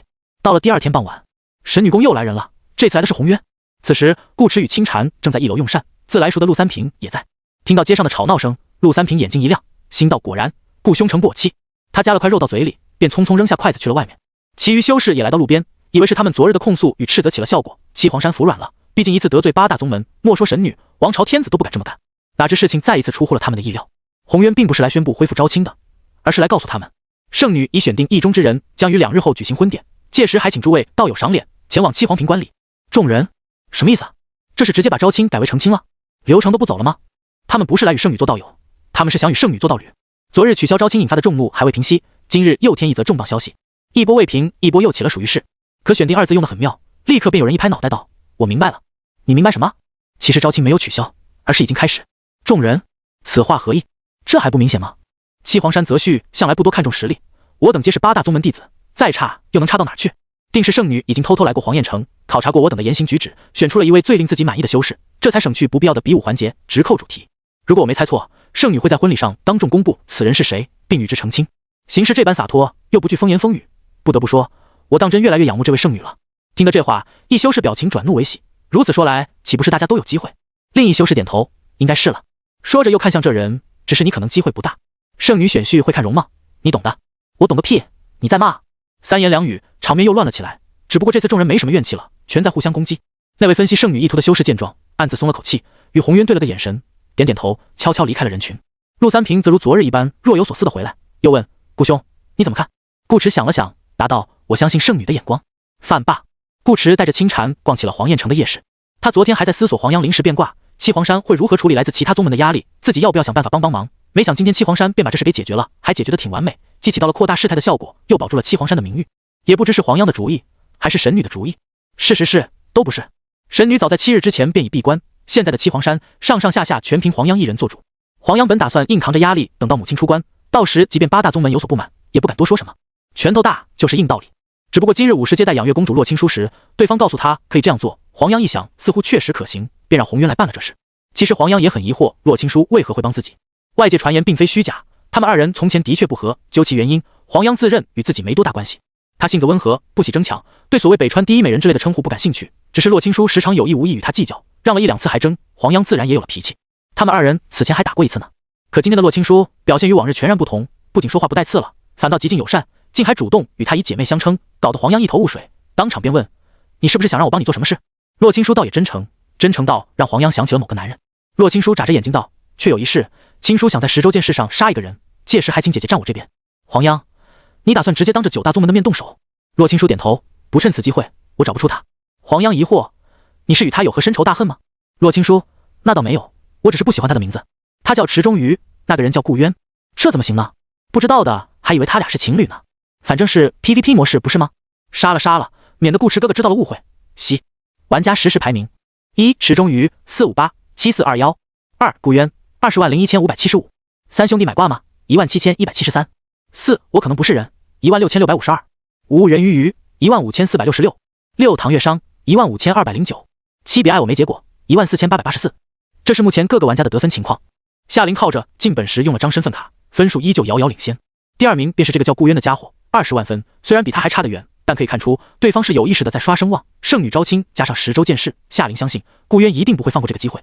北川真的很大，人口数量又多，顾渊要是铁了心藏起来，他还真不好找。可如果对方想刷声望拿名次，那就是另一回事了。等到10周见识时，他只要注意上场的是谁，同时盯着榜单上的分数变化，轻而易举便能将人找出来。同样，其他玩家如果聪明，也能猜到他是谁。但夏琳一早便对此做了准备，公主的身份让她在很多事情上都拥有极大的操作空间。北川原本的赫赫有名之辈，可不止她养月公主一人，名声本身又是个十分抽象的概念，你不可能去统计一个人的名字到底有多少人知道。400多万分，养月公主可以，七皇山圣女可以，清欢楼楼主可以，九罗四方丈也可以。这样的 NPC 多的去了，夏琳不担心被认出来，即使被认出来也不怕，没有玩家敢轻易对她动手，至少暂时没有。王朝公主的分量可比那些宗门的天子弟子重得多，这也是养月公主本人为何喜欢与圣女黄央争来争去的原因。身份卡是会改变玩家容貌、体型与性别的，约等于魂穿。夏琳自己照镜子都觉得养月公主长得很美，不输她和夏冷，也不输圣女，再加之身份尊贵，修炼天赋又好，整个北川也就黄央能与养月公主相提并论，不跟黄央争，跟谁争呢？只不过现在公主已经换人了，夏琳作为玩家自然不会再去故意招惹圣女，相反，她还挺喜欢黄央的。为了追逐自己的幸福，无视门规与世俗之见，擅自取消招亲，这可需要不小的勇气。单冲这点，夏琳就要给黄央点个赞。就是不知道黄央的心上人会不会也是个玩家。明天便是大婚之日了，夏琳没什么事做，便利用身份之便来到七皇坪找黄央聊天。此刻黄央正在亲自盯着杂役弟子们布置场地。七皇坪本是一片开阔平坦的草坪，平日里用来切磋，没放什么东西，现在却已变了模样，到处都摆着大圆桌子，簇着红花，中间还有一新搭的堂室，地上铺一条红毯，木板上贴满窗花与剪纸，看不出丝毫简陋意味，反而里里外外透着喜庆。真漂亮啊，这些都是姐姐自己设计的吗？夏琳过来抱住黄央的胳膊问道。黄央，说实话，向来与她不对付的公主突然变得如此热情友善，一口一个姐姐的叫着，她真有点不习惯。难道是对方长大了，懂事了，终于发现自己以前的行为很幼稚了？这样也好，多一个朋友总比多一个对手令人舒心。黄央叮嘱弟子好生布置，便与夏琳走到一边散起步来。姐姐明天就要成婚了，会紧张吗？还行。黄央脑海里不由浮现出顾迟的面庞，也不知那个家伙现在在干嘛。夏琳见黄央略微走神，便眨了眨眼道：姐姐好像很喜欢他。黄央喜欢吗？黄央也不清楚，这种感觉其实挺奇怪的。黄央承认顾迟的确符合她心中对丈夫的想象，是她会喜欢的样子。可他们认识的时间太短了，怪就怪在这个地方，说是短，却也很长。1年的巫山云雨，她抱着这个男人度过了4个季节，她的春夏秋冬都在他的怀里，这么长久的亲热，要说内心没有任何触动是不可能的，但又没到说得出口的喜欢那种地步。黄央理不清这些情愫，索性便懒得去管了，直接把这些复杂的东西打包成3个字：不讨厌。他不讨厌顾迟，所以愿意保持最初的想法，不论只是演戏，亦或假戏真做，他都可以接受。毕竟以顾迟的条件，他确实怎么样都不吃亏啊。咦，姐姐，你脸怎么红了？夏琳故作惊讶，看来姐姐是真的很喜欢他了。黄央，你说喜欢就喜欢吧。夏琳玩笑道，那我明天可得做的离堂室近一些，好看看到底是什么样的男子能让姐姐动心。黄央，行。女孩子之间一旦有了话题，关系便升温的特别快。两人聊着聊着，黄央逐渐适应了姐姐这个称呼，随即又莫名想到，如果顾迟也这样叫，会是什么样？次日天刚亮，黄燕城便沸腾起来。各路修士把脸洗得光鲜亮丽，穿上早便准备好的衣服，长发一盘，气质翩翩，硬是将自己的颜值堆到了一个前所未有的高度。哪怕是平日不拘小节的最仙谷修士，今日都好好梳洗了一番。譬如陆三平，这个糙爷们放弃了最合身的棉麻装束，给自己套了一身极具书卷气的长袍，貌似还擦了点蔷薇露，隔着2-3米远，顾迟都嗅到了他身上的香味。同样的味道，他曾在水月身上闻到过。怎么样，我这一身不错吧？陆三平道。顾迟点头，不错，够骚包。陆三平，清禅捂嘴偷笑。陆三平也打量起顾迟的穿着，你这衣服还挺好看。顾迟，清禅挑的。陆三平，腰带玉佩也合衬。顾迟，清禅选的。陆三平，头发也梳得漂亮。顾迟，清禅替我梳的。陆三平，合着你一身都是人家清禅帮你搭配的呗？有人伺候不起啊？回去我也整一个。哼！不多时，3人随着人潮来到七皇坪。他们已经算来的比较早了，可还有比他们更早的。偌大一片草地，摆满了大圆桌子，桌子边上又坐满了人，一个位置不剩。娘的，这帮家伙可真够快！陆三平啐了一声。顾迟倒无所谓，反正坐不了多久，站一会也没关系。清禅看着四周满满的大红色装饰与喜字，不由叹道：圣女真是布置的好用心啊！如此辽阔的场地，却堆砌出了比过年还浓郁的喜庆味。七皇坪的人越来越多，黄央特地下了命令，今日的七皇坪不设限制，平民百姓也能入场观礼。他答应了要帮顾迟赚取声名，自然是人越多越好，坐不下的便站着，全当看热闹了。场内气氛趋于火热，他谈论纷一声，犹如闹事。话说这人都快挤满7黄瓶了，圣女什么时候来啊？估计还有一会儿，连司礼都还没入场呢。我倒是更关心圣女会以何种方式选人，会不会多选几个让他们比一比？有这个可能。听着身旁的对话，顾池不由也对黄央会如何主持这场婚礼多了几分好奇。而下一秒他就知道了，不需要所谓的司礼，更不会多选人，黄央比所有人想象中更加洒脱果决。只听场中突然传来一道声音：“顾长哥，你可愿娶我？”顾池这一声不仅把众多还在谈天说地的修士给喊懵了，顾池都有点没反应过来，这么直接的吗？开场白都不给一段。吵闹的7黄瓶因为黄央一句话变得安静。场内正中央，昨日铺在地上的红毯已是架起了一座小桥，连接左侧的堂室与右侧的礼台。此时话音落下，众人循声望去，便见一名纯衣熏然的女子站在了礼台之上。今日的黄央与平时完全不同，少女如瀑的青丝浸完脑后，斜插一根银簪，只于几缕微卷的细发垂落耳畔。她秀小的嘴唇涂成朱红，艳而不俗，宛若2片薄花，轻易便让人想象出她轻含胭脂红片，对着铜镜为自己上妆的模样。本就绝色的容貌添上些许脂粉嫣红，眉心处又一点花钿，再衬上前元国传统礼制中的黑红婚服，将黄央身为圣女的高贵气质彻底展现了出来，便是不平不笑，亦有倾国倾城之姿。在场绝大多数修士都还是第一次见到黄央真容，心头一时被惊艳充斥，只觉传言果不欺人，7黄山圣女当真是美得令人挪不开眼。黄央此时站在台上，一双洪亮的美眸直刺人群后方，众人这才反应过来，圣女已经开口点出了名字：顾长歌。唰！一瞬间，满场修士齐齐回头，陆三平一脸懵逼，而后知后觉地扭头看向顾池，难以置信地道：“圣女选了你？”顾池神色严肃地点点头，好像是的。陆三平无法理解，顾池长得帅，他承认，可是你不是说过自己也有妻室吗？圣女选人之前都不先调查一下家庭背景？是有妻室。顾池解释道：“圣女便是。”陆三平、青蝉满眼崇拜地望着顾池，心道：果然，公子这一年真的是去和圣女幽会了。别人还不知道圣女长什么样的时候，圣女已是对公子芳心暗许。公子真棒！坐在贵宾席的夏琳站了起来，她也很好奇圣女喜欢的人长什么样，奈何人实在太多，她这个角度什么也看不到。一旁的刘公公瞅着少女的举动，暗自摇头叹气，以养月公主过去那高傲的性子，怎会关心一个男子是谁？真是越来越看不懂了。声明加99，声明加99，声明加99。这边顾池分数已经开始跳动，不过这只是小头，大头是之后的君子阁一宝。顾池不多犹豫，在众人的注视下，纵身一跃，凌空踏了几步，稳稳落到黄央身边。幸得圣女青睐，顾长歌愿娶圣女为妻。圣女负我之心，我当克记，定以至意相还。顾池看着眼前佳人，笑道：“我本不善言辞，恭维之话便不多说了。想来圣女也已逆凡，便让这倾慕之意止于唇齿，留于岁月，藏于年华。若圣女不嫌，我愿陪伴圣女左右，与圣女共度修行苦难，也享人间清欢。”话不多，寥寥几句，黄央却在顾池眼中看到了之前没看过的温柔，一时竟有些分不清真假。陆三平心头都吐槽开了，还不善言辞，运都压上了，我看你丫是早有准备。可有一点不得不认，顾池与黄央站在一块，真般配无比。一个面若冠玉，一个眉目如画，足可称上一句仙姿玉貌，天作之合。这也让许多修士失去了不满的底气。修为暂且不说，光是这容貌对他们而言已经属于降维打击。有时候长相真的可以让一个人失去自信。与男修士的心情不同，一众女修本是抱着看热闹的心态过来，可看着看着却有些嫉妒起黄央来，特别是百花宗某位女玩家，嘴里的瓜果都不香了。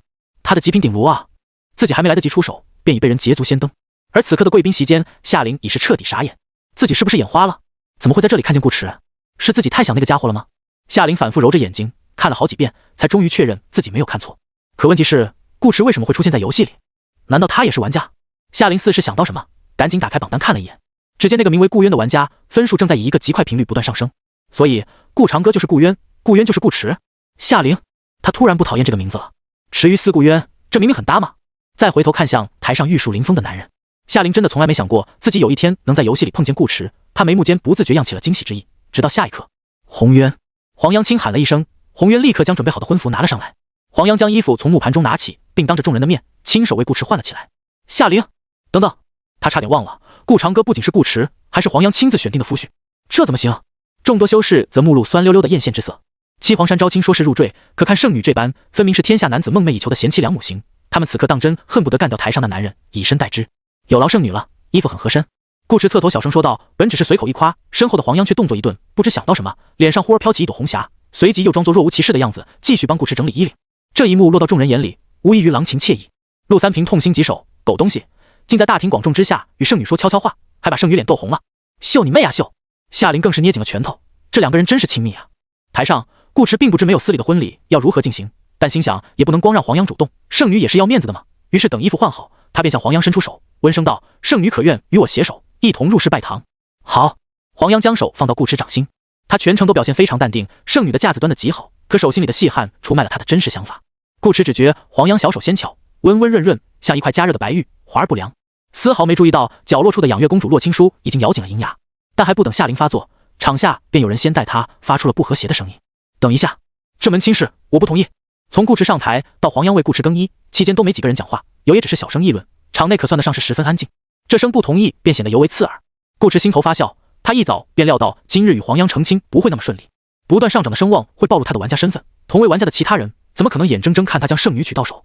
七皇屏今天来了多少玩家，顾池不清楚，但既然来了，多半便已知晓黄央体质特殊，可帮助男修提升修为。换句话讲，今天不管是谁站在这，只要是玩家，都必然会面对其他玩家的攻击，可能是言语上的攻击，也可能是身体上的攻击，总之不会轻易让别的玩家把黄央娶走。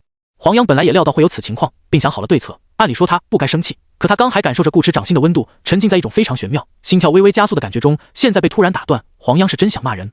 他眸子里柔波转瞬即逝，变得冰冰冷冷。黄央转过头，刚要开口质问对方，却被顾池捏了捏手掌，随后便听到耳畔传来温柔的声音：“让我来吧。”好。黄央任由顾池将自己拉到身后，他抬眸看着男人的背影，原来有人挡在前面，是这种感觉。黄央目光又落到顾池的后颈上，那短碎的细发也被梳理得整整齐齐，他今天是真有好好打扮过。而前方，顾池已经开始处理情敌，这是进本以来玩家第一次大规模碰面，场合也合适，正好试一试其他玩家的实力，也把所有人的嘴给堵上。取消招亲加原地结婚，黄央已经超额完成了任务，他自然也不能让别人觉得黄央眼光差。顾池看向那出声抗议的修士：“你叫什么名字？”“剑宗高正。”那修士也盯着顾池，浑然不怕与之对视。顾池问道：“高兄是觉得我配不上圣女？”“知道就好。”高正哼了一声，言：“外貌不是全部，行走江湖最重要的是实力。若是遇上危险，保护不了圣女，又有何资格娶圣女为妻？”“妈的，差点说漏嘴。”“高师兄说的没错。”高正身旁另一颇为俊朗的修士也出声道：“天下多的是中看不中用的绣花枕头，想做七皇山的女婿，便拿出真正的实力来。”“顾池，你也是剑宗弟子？”林修远道：“是又如何？”“懂了，结盟。”“我也这么认为。”人群中又出现一道声音：“抗议这种事，一旦有人带头，在煽煽风点点火，很容易便能引出大家的情绪。在场修士众多，对圣女此番决定不满的人不在少数。眼看反对自己与黄央成亲的人越来越多，顾池也不多说废话。行，既然你们都觉得我配不上圣女，那便上来与我打一场吧。”说着看向高正：“高兄先来。”“来就来，怕你不成？”顾池想试探他实力，他又何尝不想试探顾池？都是玩家，他不认为顾池能强到哪里去。高正二话不说，竖起两指，腰间长剑当得出鞘，同时脚下一蹬，便要跳上礼台。顾池也在此刻感受到了高正身上的灵力波动。二进中期，于是言灵术都没用，聚起灵力，手一挥，嗡！半空中的高正身形立刻僵住，随即像吃了一记大铁锤般倒飞出去。后方看热闹的群众大惊，赶紧让出一块空地，让高正舒舒服服地摔在了地上。那柄飞剑也落了下来，正好插在顾池脚边。众人，这场战斗进行得极快，还没开始便已结束。顾池嘴上喊着高兄，一副温文尔雅的样子，下起手来却毫不含糊。高正连礼台都没上去。等大部分人反应过来时，顾池已经换了目标，对那林修远道：“该你了。”林修远惊疑不定，高正实力如何，他再清楚不过。顾池这波虽有偷袭嫌疑，但能轻飘飘的挥个手便把人打飞，至少也是3进中期的修为。这人真的是玩家，他怎么可能提升的这么快？我来。林修远还没拿定主意该不该上，一名本土修士已是纵身跃起。顾池瞥了他一眼，说道：“还没轮到你，下去排队，站好。到运期。”是。那修士竟真答应了一声，飞到一半突然减速，然后落回地面，收起武器，面色严肃地走到林修远身后，双手抱胸，站得笔直。众人，顾池又看向林修远：“快上来。”林修远，方才他是不知该不该上，现在是不想上，有这么邪门？我还不信了。九罗寺圆寂，请指教。这次来的是一名3进僧人，虽是一身俗家弟子的打扮，但其实九罗寺并不禁酒肉女色，他对圣女也很感兴趣。顾池还是那句话，下去排队。道运14。于是九罗寺圆寂也加入排队行列，站到了上一位插队修士身后。众人，你们2个是托吗？还是这男人真的会心术？显然后者可能性更大。不少人看向顾池的眼光已经变得有些惊悚。顾池则第3次对林修远道：“你搞快点，人家还等着呢。”此刻的林修远汗如雨下，这个男人的实力已经不用试探了，一个可以打他10个。顾池不是绣花枕头，他才是。如果重新来过，林修远虽然还是会挑衅顾池，因为玩法就这样，但他绝不会再站在一个这么明显的地方挑衅，而是在人群中怂恿其他修士去找顾池麻烦，自己见势不妙便找机会跑路。可世上没有后悔药，顾池明显已经盯上他这只出头鸟了，不打算放过他。怎么办？林修远咬咬唇，心一横，眼一闭，直接一掌拍在自己胸口上，当场倒飞而出。不劳顾池动手，他自己来。众人，顾池这家伙倒是聪明，换他出手，林修远只会伤得更重。砰一声后，林修远落地，场内暂时安静下来。2个排队的人恢复理智，也一言不发，默默转身挤入人群。还有人不同意吗？顾池抬眼扫向人群，一时间竟没人敢接他的目光。他们这下算是明白圣女为什么会看上这个男人了，不仅长得帅，点子还硬。前后去了4个人，结果能上台的都没有，甚至连礼台的边都没摸着，这谁还敢说不同意？夏琳就敢！就在众人以为大局已定时，一道清亮的声音响起：“我不同意。夏琳贵为王朝公主，出行自然有高手保护。刘公公便是这个高手。他此前一直弯腰站在夏琳身侧，手上执一拂尘，半眯着眼睛，跟打瞌睡似的，好像完全不关心场内发生的事情。刘公公也的确对这些男女之事不感兴趣，什么情情爱爱，他早就戒了。直到听见夏琳说出这句话：“我不同意。”刘公公一下子睁大了眼睛，腰板都挺直了。边上还在感叹后生可畏的浮生岛岛主秦百川也当即愣住，因为某些原因，他是今日目前唯一一个到场观礼的大宗宗主。不等两人有所反应，夏琳已经跳上礼台。他已经用特殊道具查看过顾长歌的真实容貌，是顾池没错。秦百川，刘公公，这小姑奶奶是要闹哪样？人家圣女成婚，你不同意个什么劲？而看着一上来便直勾勾盯着自己的漂亮少女，顾池不由陷入了沉默。他隐约感到这目光中有一丝杀气。少女容貌绝佳，不输黄央，但也正是因此，顾池可以肯定自己此前没见过对方。首先排除曾经得罪过少女的可能性。那么问题来了，这少女上来干嘛？顾池此时还不知道夏琳公主的身份，夏琳为了不引人注目，也没穿什么华贵的衣服。细想之下，顾池只觉是自己小看了北川，没想到啊，原来前元国风气如此开放，连女人都要来跟他抢女人。等会儿，这不是养月公主吗？台下有人认出了夏琳，你才发现，人家一早就做那了。一眼间的修士嘿嘿笑道：“我就知道公主殿下不会那么安分。我记得有一次，公主好像还把圣女的追求者给赶跑了。是的，你没有记错，圣女清心寡欲，不需要什么追求者。乍一听，这好像是洛青书在帮黄央的忙，可实际根本不是那么回事。人家圣女是没长嘴，不会自己拒绝吗？洛青书却偏要抢在圣女前面，喧宾夺主，美其名曰替圣女考她。那修士敢向圣女表达爱慕之意，自然也不是才疏学浅或脸薄之辈，却硬是被公主殿下给刁难跑了。这次恐怕也不会例外。眼看公主上台欲要发难，众修士一扫先前的郁闷与酸度，突然来了精神，纷纷化身吃瓜群众，幸灾乐祸地看着顾池。养月公主可是出了名的不讲道理，其难缠程度丝毫不逊色于她的容貌，这回是真有好戏看了。原本一直站在顾池身后，黄央四世也想起了以前的事，顾不得享受有人保护的安全感了，赶紧来到顾池身前，对夏琳道：“青叔别闹，快下去。”青叔，顾池看着少女，又思索起另一种可能。他方才听见有人说这少女是公主，那她会不会也是玩家？池中鱼，从排名和分数来看说得通，对方也有阻止他与黄央成亲的理由，他拿不到的好处，别人也别想拿到。唯一解释不了的是，洛青叔这眼神是怎么回事？就算互为玩家，也不用这么急着想到自己吧？他方才都没对那几名玩家下杀手。夏琳好像猜到顾池在想什么，忽而笑了起来。他看向黄央道：“圣女是不是以为我想为难她？不是的，我可舍不得。以前青叔一直都不明白什么叫做一见钟情，直到刚刚看到她。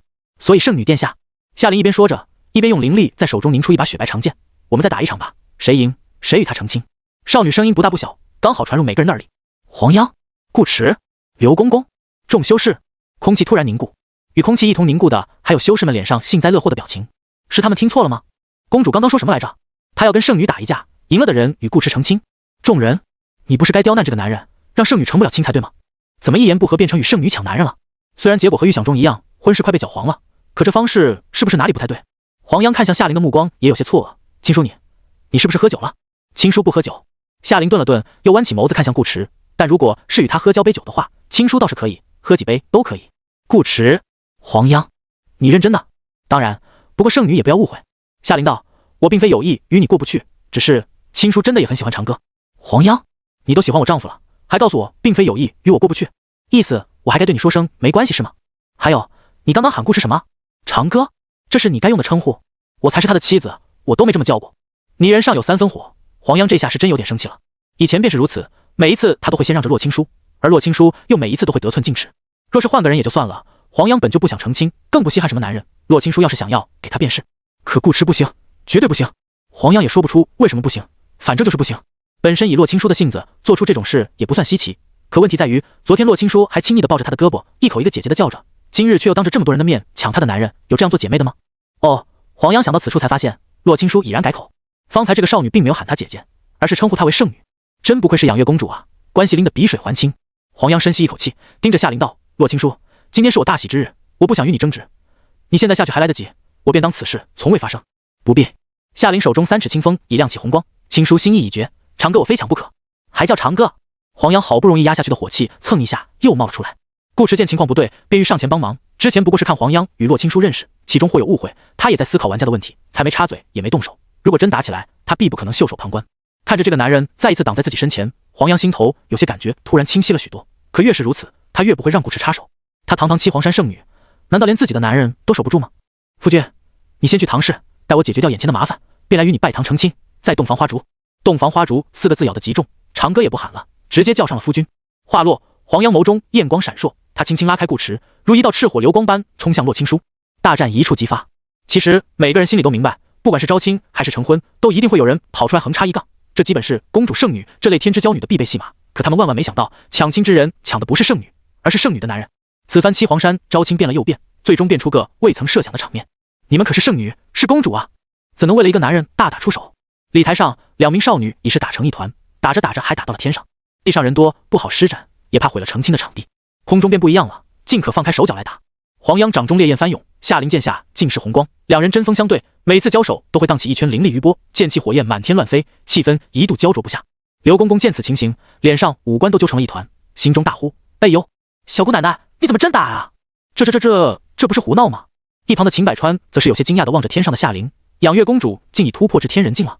是啊，刘公公又急又无可奈何，公主若非天人境，方才上台时便已被他劝住，何至于闹到这般境地？秦百川感叹：了不得呀！我记得上一次10州见识，公主只有2境吧？如今不过2年，却已成就天人境，此等修行速度，当真快得让人望尘莫及。刘公公，是啊，整个国库的灵石都快被这小姑奶奶霍光了，能不快吗？秦百川又道：圣女一时不弱，能以3境后期的修为与公主战成平手，血脉之威名不虚传。刘公公，是啊。秦百川，公公是被这2次上身了。刘公公脚一跺：哎呦，老奴急啊！秦百川，那你便再急会儿吧。难得见有女子为争男人而公然拔剑相向，尤其双方还是圣女与公主，这多有意思。君子阁也这么认为，一干弟子在台下奋笔疾书，穷尽毕生所学，绘声绘色地记录着今日的抢亲大戏。等写完了内容，再想个足够吸睛的标题，他们已然想象出几日之后江湖上会是怎样一番哗然之景。更有甚者，直接拿出各色纸墨，在吃席的大圆桌子上作画。宫门主的画艺已是不错，君子阁弟子画的比宫门主更好，从容貌到穿着，几乎可以说是9成9的相像。他们还特地为顾池定制了一个忧愁神态，让人一看便觉得这男人正在苦恼。一边是圣女，一边是公主，到底该选谁呢？还是全都要？画上一个字都没有，却硬是通过高超传神的画工，让这出两女争夫之戏跃然纸上。顾池此时则在怀疑洛青书到底是不是玩家。养月公主本身知名度就高，分数又没怎么变化，单看榜单完全看不出来。天人境的修为还勉强能解释，主要是那笑里藏刀的眼神。他一个初入净土的小萌新，总共也没接触过几个玩家，怎么可能得罪池中鱼？难道池中鱼不是洛青书，公主也不是玩家？刚才只是错觉。轰！空中灵气炸响，黄央与夏灵同时倒飞回地面。顾池立刻上前接住黄央。两女本都是仙姿玉貌，国色天香，可打完一波再看，她们的模样已全然不复最初的优雅端庄，甚至有些狼狈。黄央手里多了一小撮断发，夏灵手中也捏着一块红布条。顾池，仙侠世界的姑娘打架也这样吗？黄央与夏灵隔着一段距离遥遥相望，眸光如刀，都是一副想把对方大卸八块的样子。空气一时间充斥着浓浓的火药味。刘公公赶紧上前，拿出手帕递给夏灵，陪着笑脸道：公主殿下，您看咱们玩也玩了，闹也闹了，要不今日便暂且这样，且让圣女休息一晚，咱们改日再来与她切磋。公主殿下意下如何？夏灵没吭声，只是直勾勾地盯着黄央。刘公公，别是还要打吧？他忍不住重新审视了一遍顾池，他就不明白了，你说这小子除了长得好看了些，气质出众了点，修为也还行之外，还有哪里？好像是不错，可那也不能这么硬抢呀，这要是传出去，公主的名誉咋办？刘公公真是快愁死了。场下众多修士则表情复杂，心头五味杂陈。本来想着吃瓜，哪知这瓜吃着吃着变了味。早知是这么个结果，还不如大家多安分点，让这男人把圣女娶了算了。现在倒好，不仅圣女没了，公主也保不住了。虽说公主即使要招驸马，也与他们绝大部分人无关，可他们酸啊！不论圣女还是公主，都地位尊贵，背景雄厚，容貌更是不必多说。对于他们这些修士而言，能得两女任何一人青睐已是莫大的幸运。顾池却被两女同时看上，还为他打了起来，就因为他长得好看。一修士痛心道：圣女便算了，没想到连公主也如此肤浅，枉费我一片爱慕之心。没错，见貌变色，最不可取。另一修士也愤愤不平。前一修士又道：据说丹一门有1年丹麦，回去我便买上1罐。另一修士，台上两女还在用目光隔空对刺。继续打呀，怎么不打了？奴家可还没看够呢。这时一道媚到骨子里的轻笑声传来，众人仿佛中了幻术一般，眼神皆是迷离了一瞬，而后才循声望去。只见一名足以用祸水来形容的女子不知何时出现在了场中。她装束十分简单，狐碧色翠烟衫衬一件细纱褶裙，裙摆没到鞋底，不露丝毫春色，脸上也只是略施粉黛，妆容不显。可即便是如此晚素的打扮，她一颦一笑依旧勾人心魂，眼波流转间似有万种风情，叫人真切体会到了什么叫作艳不在妆，而在于人。这女子是谁？好妖媚！清欢楼楼主穆婉清，当然妖媚。你等会，清欢楼不是一家青楼吗？但凡修士，基本没人不知道清欢楼是9大宗门之一，可这里还有许多人并非修士。常年生活在七皇山境内的普通百姓，有些连清欢楼3个字都没听过。这里的青楼少之又少，12城里更是一个没有。穆婉清的名号自然无从得知。七皇山是女子宗门，他们本就不喜这档子事，若非为保留乾元国风俗，仅存的几家青楼也得关门大吉。顾池也是第一次见到穆婉清，这个女人的确妖娆漂亮，给人一种天生媚骨的感觉，但这不是重点，重点是他发现榜单上池中鱼的分数正在迅速增加。穆婉清似乎也不是单纯来看戏的，她挪步去到夏琳身边，笑道：“清欢楼向来听从乾元王朝吩咐，公主若是玩累了，只管说一声，奴家可以代劳，替你将人抢过来。”穆婉清这话丝毫没给七皇山留面子，黄央脸色一时难看至极。顾池眯起眼睛，站到了黄央身前，洪渊等七皇山弟子更是刀剑半出，个个神色不善。这一下火药味比方才浓烈了无数倍。刘公公简直一个头两个大，一直在看戏的秦百川这时也收敛了笑容，站起身，目光凝重地注视着台上。吃瓜群众的议论声也没了，气氛忽然间变得剑拔弩张。这要是再打起来，可不只是抢亲那么简单了。一宗之主亲自下场，搞不好会引发宗门大战。而君子阁的弟子还在埋头狂写。9大宗门宗主与乾元王朝天子10个人里，穆婉清的修为应该是最高的，再加上操作者如果真是玩家，顾池觉得自己多半打不过。你永远猜不到老玩家手里有些什么脏东西。不过他也不是很怕，大不了带着黄央先溜，等他也突破至天人境，再来找穆婉清畅聊人生。于是顾池牵住了黄央的手，黄央怔了一下，他微微侧头看着顾池的侧脸，满是怒火的眸子掠过一丝柔和之意，如白驹过隙。顾池直面清欢楼楼主顶了多大的压力暂且不谈，说到底他与顾池只是在做戏，如果只是为了名气，顾池大可袖手旁观，在一旁默不作声，事后与他分道扬镳后，再找机会向洛青叔示好，这样便可名利双收。他都能想到这点，顾池没道理想不到。如今他灵凤血脉已破，再双修对顾池也无半点益处，除了一个圣女的身份，他哪都比不上洛青叔。但顾池还是明确的选择了他。做戏做到这个地步，与真的也相差无几了。夏琳看到顾池的动作，却是气得牙痒痒。虽然他知道从顾池的角度看，站在黄央一边是无可厚非的，可他还是气，不仅气还酸。他之前竟然还帮黄央出谋划策，减轻来自其他宗门的压力。林氏真想继续上头，让穆婉清把顾池抢过来。穆婉清其实是他叫来的，在今天之前，夏琳都不知道与黄央成婚的会是顾池，他叫对方来是为了在合适的时候出场，利用榜单的分数变化，将玩家身份抛到穆婉清头上。操作方式很简单，只需穆婉清在现身时用灵域传讯通知手下，让早便抵达偏远贫瘠城镇的人即刻以养月公主的名义做些事情就行，这才是主要目的。传音让穆婉清现在出来，也不是让他帮忙，而是解围。他不可能一直这样与黄央打下去，万一黄央宁可死也要护着顾池，他还能把黄央真杀了不成？至于穆婉清为何说抢人，那是七皇山与清欢楼自己的恩怨，并不是他的意思。与黄央打过一场，夏琳的气也消得差不多了。尽管顾池去牵黄央的手，差点又将他心头的醋坛子打翻，但这次终归是理智占据了上风。谁让他喜欢那个家伙呢？夏琳手中的雪白长剑忽然消散，眸子里的刀光也荡然无存。他脸上重新拾起笑意，对黄央道：“今日便先便宜姐姐了，等下次相见，我们再分胜负。”说完，夏琳1秒都没多留，也忍着没看顾池，径直离开了七皇坪。他对黄央的称呼又变回了姐姐。呼！刘公公松了口大气，连忙一甩拂尘，跟在夏琳的身后。黄央冷冷道：“不送。”穆婉清在夏琳的示意下，又最后意味深长，似笑非笑地看了顾池一眼，便随夏琳一同离去。这个表情被在场所有玩家看在眼里，心头已经开始骂娘。先来一个顾长歌，又来一个穆婉清，这让他们这些玩家怎么赢？顾池一时感受到了一丝压力。很显然，夏琳的目的达到了，他这一手瞒天过海，效果拔群。但夏琳此刻并不关心这些，他只想快些离开七皇山，免得自己反悔。穆婉清身为清欢楼楼主，阅人无数，如何瞧不出少女心思纠结？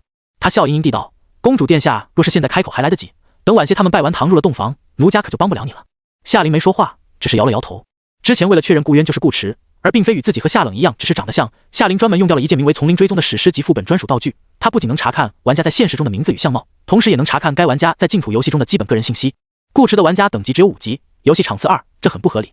上一次净土招新是在2个多月之前，如果顾池是在那时候被选为玩家，游戏场次至少应该在6以上。夏琳没太看懂这个数据，可有一点可以确定，顾池是真正的萌新，他比自己更需要这场游戏的胜利。就算不是那么需要，夏琳也不想让顾池输。而这场游戏又是 PVP， 顾池想赢，必须拥有足够强大的实力。黄央刚好能够帮到他。本来夏琳自己也能帮的，乾元王朝的灵石真的非常多。如果早些碰见顾池，他就直接强名难了，天天把灵石往顾池嘴里塞，哪还轮得黄央？可惜没有如果。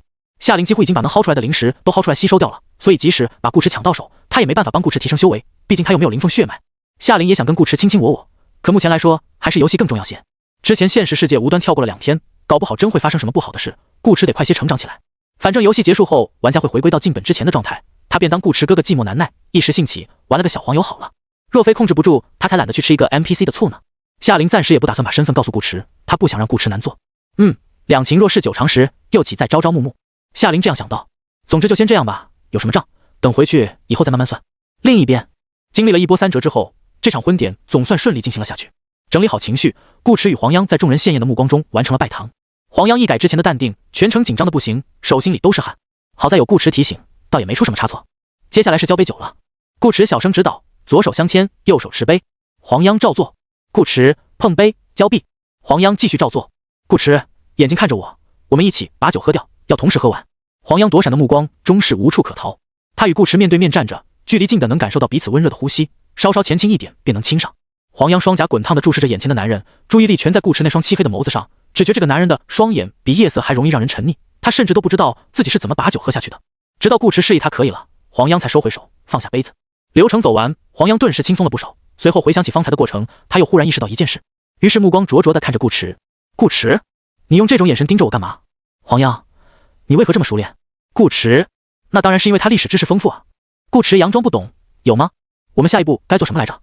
黄央，他以为顾池是真在问，不由想到了自己此前说过的话，一言既出，金玉不移。作为圣女，自当说话算话。黄央娇俏的脸蛋再次变得绯红，她微微咬唇，拉起顾池的手，便往神女宫的方向走去。顾池一下没反应过来，去哪？黄央，洞房花烛。顾池，神女宫。黄央的闺房很是干净。通常来讲，古代大户人家的女子闺房布置会相对繁杂，包含盥洗、针织、琴画等各类用具，只这一个房间便可承载女子待字闺中的一切生活，非常方便，但同时这也是一种束缚。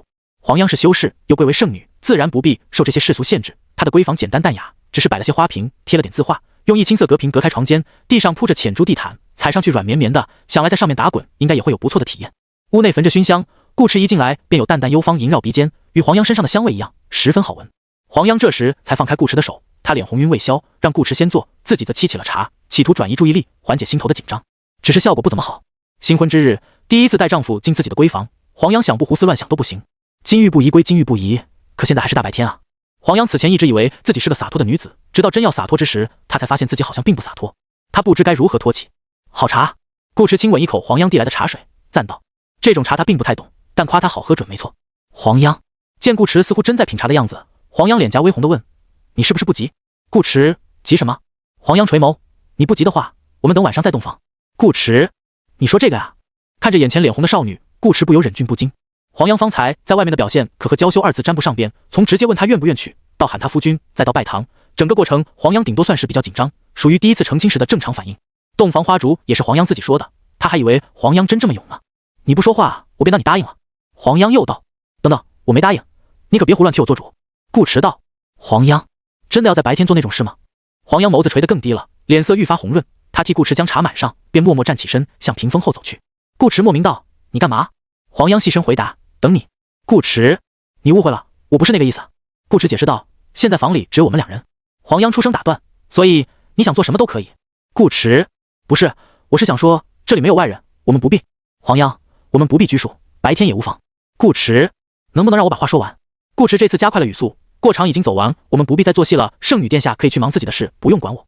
黄央，他脚步突然顿住，一丝复杂的情绪爬上心头。他如何不知顾池想说什么，只是他不愿听罢了。可顾池还是说了出来，他当真领会不到自己的心思吗？顾池故作不满，难道在圣女眼中，我是个会趁着做戏，趁机占人便宜的衣冠禽兽？黄央，当然不是，你禽兽不如。黄央看了顾池一眼，回到位置上坐下。顾池转移话题道：“神女是不是在闭关？”这是他一直想问的问题。今日穆婉清当着众多修士之面站在洛青书一边，丝毫不顾及这里是七皇山，神女若在，绝不对人之不管。后来拜堂时，神女也没出现，他与黄央拜的是一座高峰，顾池猜测那里应该就是神女的闭关之处。黄央点头：“是。”所以你是把入圣丹给神女了？顾池问。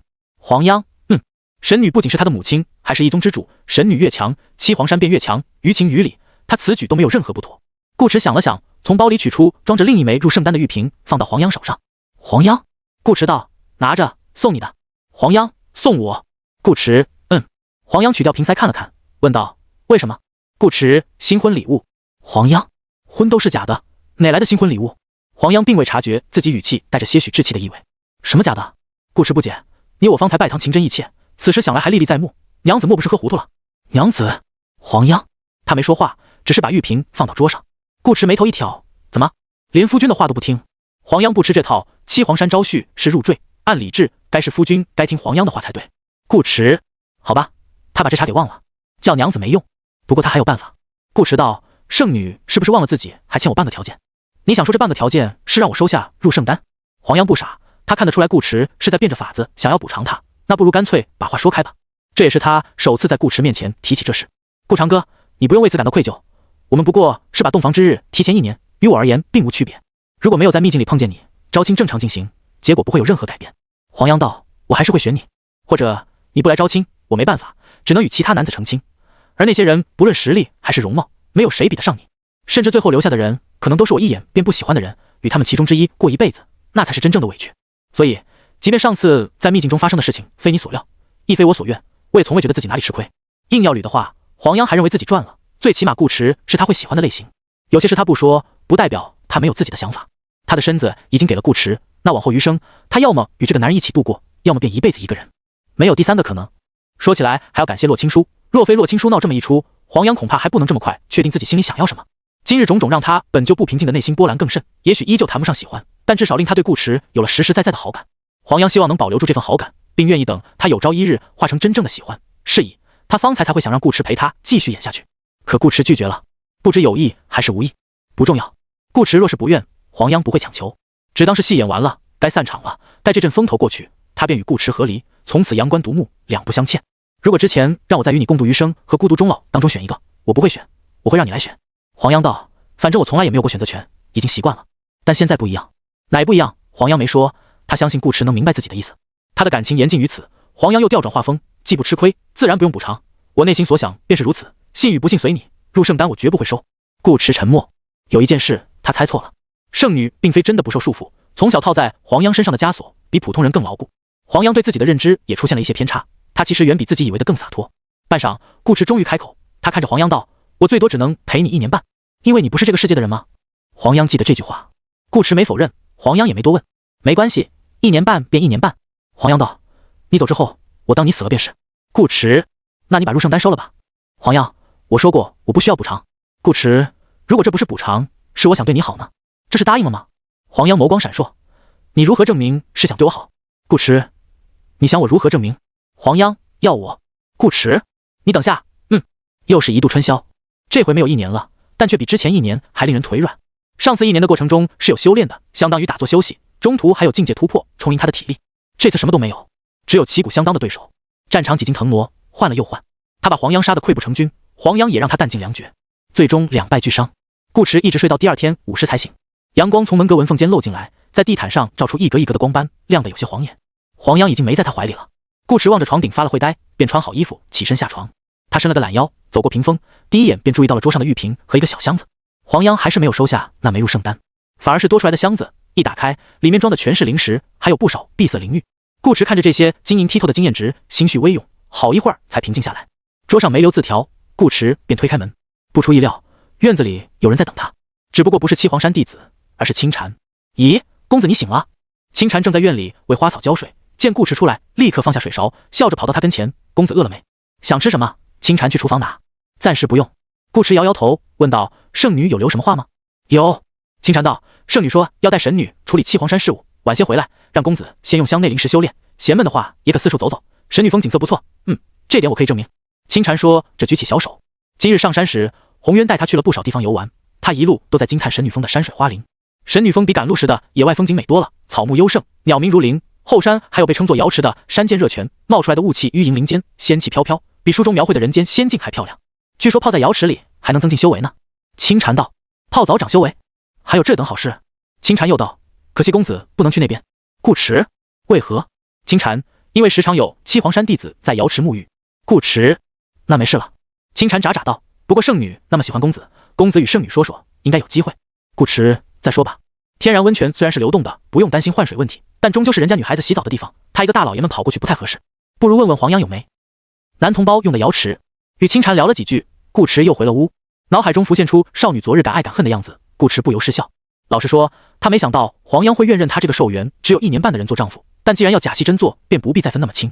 这一箱子灵石数量极多，主要是灵玉，一块灵玉能提供100点经验，相当于100枚灵石。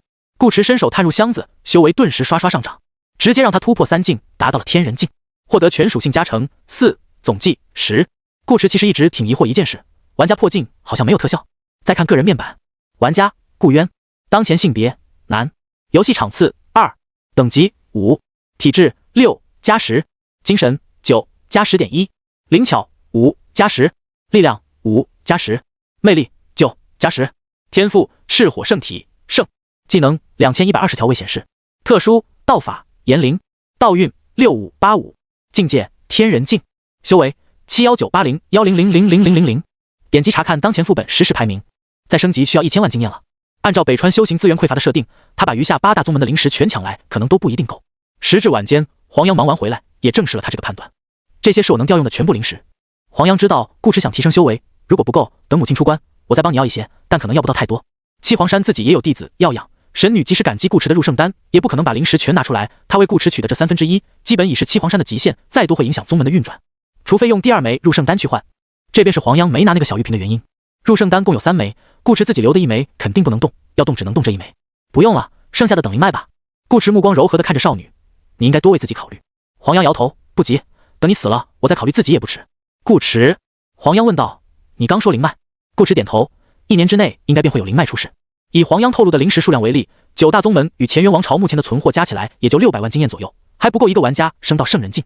若是最高等级就是天人境，纳入圣丹完全没必要出现在秘境中。所以顾池认为，就算没有灵脉，接下来也该会有大幅提升玩家修为的剧情出现。当然，只是猜测，不一定对。如果没有，但我没说。顾池补充道。黄央，十州剑士你要去吗？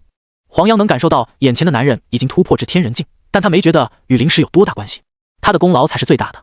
顾池道，去，刷声望的机会自然不能错过。没有黄央帮助，他或许还会顾及一下穆婉清，可现在他的道运上限已经提升到85，只要穆婉清没到圣人境，他都有把握把对方干趴下。距离十州剑士还有1个月，接下来的几天，顾池声望开始上涨，君子阁的异报发挥效果了，他的分数一天比一天涨得快，身旁又有家人相伴，没事便与黄央逛逛小树林。顾池心情极好，再度体会到了曾在梦中修仙的快乐。但有人心情就不那么美妙了。京城鸡妖司，尹山看着异报上的画像，脸色黑得像块煤炭。他不关心圣女到底嫁给了谁，也对公主喜欢谁不感兴趣。可有人告诉他，这个名叫顾长歌的人，便是当初毁掉鸡妖司江烟镇分部的山鬼门老祖。时隔1年半，边州各城的悬赏令已经撤下，但这件事尹山一直没忘，也不可能忘。这是鸡妖司自建立以来第一次受到如此屈辱，以为傍上七皇山，我便动不了你了。来人，在少天司有何吩咐？知会徐子白一声，召集人手，准备上七皇山抓人。是。顾池不断上涨的声望让一众玩家都感到了巨大的压力。如果只是声望涨得快都没什么，把人干掉就行，关键在于干不掉。若是君子阁异报上的内容属实，那么顾池在招亲大会上所展现出来的实力已经远远超过他们，并且还成功娶到了圣女，这意味着对方的修为境界将会进一步提升。等到1年之后，当9大宗门宗主也拦不住他的时候，顾池便可直接暴力碾压他们了。本来不少人都打算最后半年再来搞事，先修他个2年半的仙，再入江湖，以最潇洒姿态登上京城的大舞台。结果顾长歌的出现彻底打乱了他们的计划。等到他们出山，顾池也该出洞房了，谁还敢刷声望？那不等于阎王桌上抓供果，找死吗？他们必须提前行动，趁着顾池与圣女双修，在这1年之内把声望刷够，刷得越多越好，然后找个地方藏起来放冷枪，或者安静等待游戏结束。于是有些离得远，原本没想掺和十州剑士的玩家也开始收拾行李，踏上了前往七皇山的路。1月时间转瞬即逝，夏琳兜兜转转又回到了黄燕城。虽然顾池给了他一个天大的惊喜，但没关系，眼不见心不酸，游戏还是要继续玩下去的。反正短时间内他都见不到那个家伙，只要不去想，他就还是那个冷静智慧的养月公主，没有什么事情可以乱他的道心。夏琳准备抢下十州剑士的第一，目的不是声望，养月公主的名号很多人都已经听说过，参不参加对分数影响不大。夏琳是想阻止其他玩家拿这个第一，好让自己在游戏后期拥有更多的主动权。但遗憾的是，事情的发展往往不遂人愿。这一日，七皇坪再度挤满了人，比之圣女招亲还要热闹。毕竟招亲只是一个人的事，十州剑士是大家的事。此刻的七皇坪上，大圆桌子与堂室什么的都撤掉了，变成了一个堪称辽阔的斗法场地。不是斗法台，根据以往的经验，再坚固的斗法台到最后都会被打得稀巴烂。黄央便没让人修建，只是将场地扩大了几倍，这样他的夫君才施展得开。另外，场边按照惯例设置了贵宾席，以华盖遮阳，桌上摆有瓜果与上好的茶叶，供各宗长老或宗主观赛。场内这会已经有人打了起来。十州剑士的规则并不复杂，传统的1对1切磋，9大宗门与王朝各出10人，长老们抓阄决定对手。如果有宗门人数不够，空出来的名额便由其他小宗门或散修补齐，也就是现在正在进行的选拔赛。每一届十州剑士、乾元王朝、清欢楼以及七皇山都只会象征性的派1-2个弟子出场，这次也不例外。所以空出来的名额其实还挺多的，不少修士都指着借此一战成名。场上战斗激烈，围观群众纷纷叫好，不时发出惊叹。夏琳则懒洋洋地打了个呵欠，看这些小宗门弟子斗法是真的没趣，要章法没章法，要特效没特效，不知好在哪里，他都有些后悔来这么早了。古代又没有手机玩，夏琳是真觉得好无聊。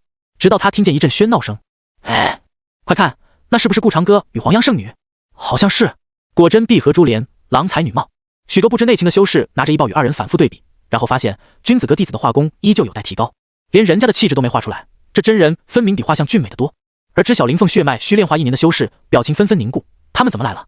夏冷循声望去，只见七皇山宗门所属的区域正有一男一女携手走来，男的脸上挂着温柔的笑意，女的嘴角也微微掀起，两人一边走一边小声交谈着什么，一副家庭和睦、感情美满的样子。夏灵，这两个人现在不是应该忙着双修吗？跑来七皇屏是几个意思？故意秀给本公主看。刘公公见势不妙，赶紧上前2步，挡住顾迟二人的方向，并倒了杯茶给少女，笑呵呵地道：“公主殿下，您看这天气如此毒辣，咱们还是多喝点茶，清热，对身体也好。”夏灵面无表情，让开。刘公公，迫于公主威压，刘公公只得退到一旁，在心头默默祈祷少女莫要再胡来。1个月没见，公主殿下应该已经对那男子失去兴趣了吧？刘公公弯着腰，瞟着眼，小心翼翼地观察着夏灵的变化，却见少女脸色变了又变，阴晴不定，仅仅3秒便换了好几个来回，翻书都没这么快。夏灵逐渐咬紧银牙，这个时候如果还反应不过来，他就真的是傻子了。不管从哪个角度看，顾迟与黄央拜堂后都该洞房花烛，而洞房过后还能出现在这里，只能说明一件事：黄央在与顾迟成亲的当天已非完璧之身。怪不得他那时提起顾迟时黄央会脸红，原来这2个人早在1年之前便已经知根知底过了。这还不是重点，最令夏灵难以接受的是，他当时憋着一缸子醋没有大闹婚礼，不就是为了让顾迟与黄央有机会双修，提升修为吗？可结果却是顾迟的修为已经提升过了，他即使把人抢过来，也不会影响到顾迟的游戏进度。但他没有，他十分理智地把顾迟送给黄央做了1个月的丈夫，并因此损失了几10个亿。夏灵这样真的显得他很蠢。所幸事情发现的还不算太晚，他也不用再忍着性子了。顾迟不是从小就喜欢3个人一起摸，那他作为当事人之一，又那么疼这个男人，当然要满足他了。刘公公，哎，老奴在，让人把东西带上，我们去跟圣女拼个桌。说完，夏灵跳下椅子，整理出一个和善的笑容，朝着顾迟与黄央走去。刘公公又来，哎呦，快快把椅子抬过去。刘公公阻止不了夏灵，只得一脸愁容地催促手下跟上公主殿下的步伐。顾迟此时尚不知大难临头，还在为黄央吃葡萄，他侧着身子背对着夏灵走来的方向，并未发觉少女靠近。只听耳边突然传来一声甜美的呼喊：“长哥，我也要吃。”顾迟总是看人切磋，其实是有些磨人的。太阳一晒便催人昏昏欲睡。可当他们发现养月公主来到黄央这边，顿时来了精神，纷纷把目光投过来。1月之前公主抢亲失败，1月之后卷土重来，这要是打起来，不比10周见识好看。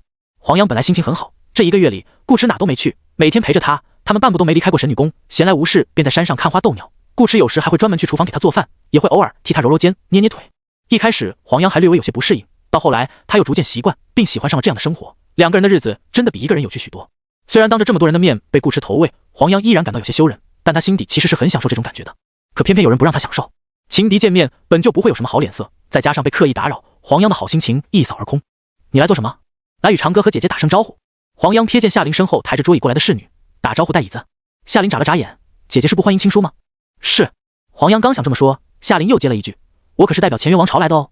黄央，他硬生生将是字给憋了回去，冷冷道，公主殿下是找不到自己的位置，我可以让红渊领你过去。我的位置不就在这吗？夏灵看向顾迟，笑道，长哥在哪里，亲疏的位置就在哪里。顾迟，不是，这公主是不是哪里不对？还是自己9.1的魅力值真有这么夸张？他正欲开口，黄央便道，他是我的夫君，与你有何关系？夏灵反问，没关系可以创造关系，姐姐的丈夫亲疏便不能喜欢了吗？顾迟，黄央，刘公公，小姑奶奶呀，您要不要听听自己在说什么？您可是公主呀，这是能放到台面上来讲的事儿吗？黄央也被噎了一下，夏灵却对此毫不在意，世俗男子尚有3妻4妾，修士为何反倒不可？姐姐不愿，莫非是觉得长哥再娶会有损你圣女的颜面？那亲疏是不是可以认为比起长哥，姐姐更看重自己的面子呢？黄央，当然不是，她若真在乎外边那些风言风语，当初又怎会答应指定顾迟为夫婿？夏灵又道，那姐姐是对自己没信心，怕长哥与亲疏接触太多，自己会失宠。黄央冷笑，就凭你。夏灵，若非如此，姐姐为何不敢让亲疏坐在长哥身边？黄央一时语塞。顾迟算是看明白了，论武力，黄央可能不输若亲疏，但论嘴上功夫，黄央完全不是这少女的对手。这不明显偷换概念吗？不等黄央再开口，夏灵已经在顾迟身边坐下，过程中一个不小心踩了顾迟一脚。顾迟反应很快，可夏灵落脚更快，谁还不是个天人精了？他的修为还比顾迟高呢。有心算无心，这一脚结结实实落到了顾迟的脚背上。嘶！顾迟仿佛被卡车轮胎压了一下，下意识扭头看向少女，说就说，你猜我干嘛？夏灵却忽得一脸娇羞，哎呀，长哥，虽然人家喜欢你，你也不能用这种眼神看着人家啊，亲疏会害羞的。顾迟，什么戏精附体？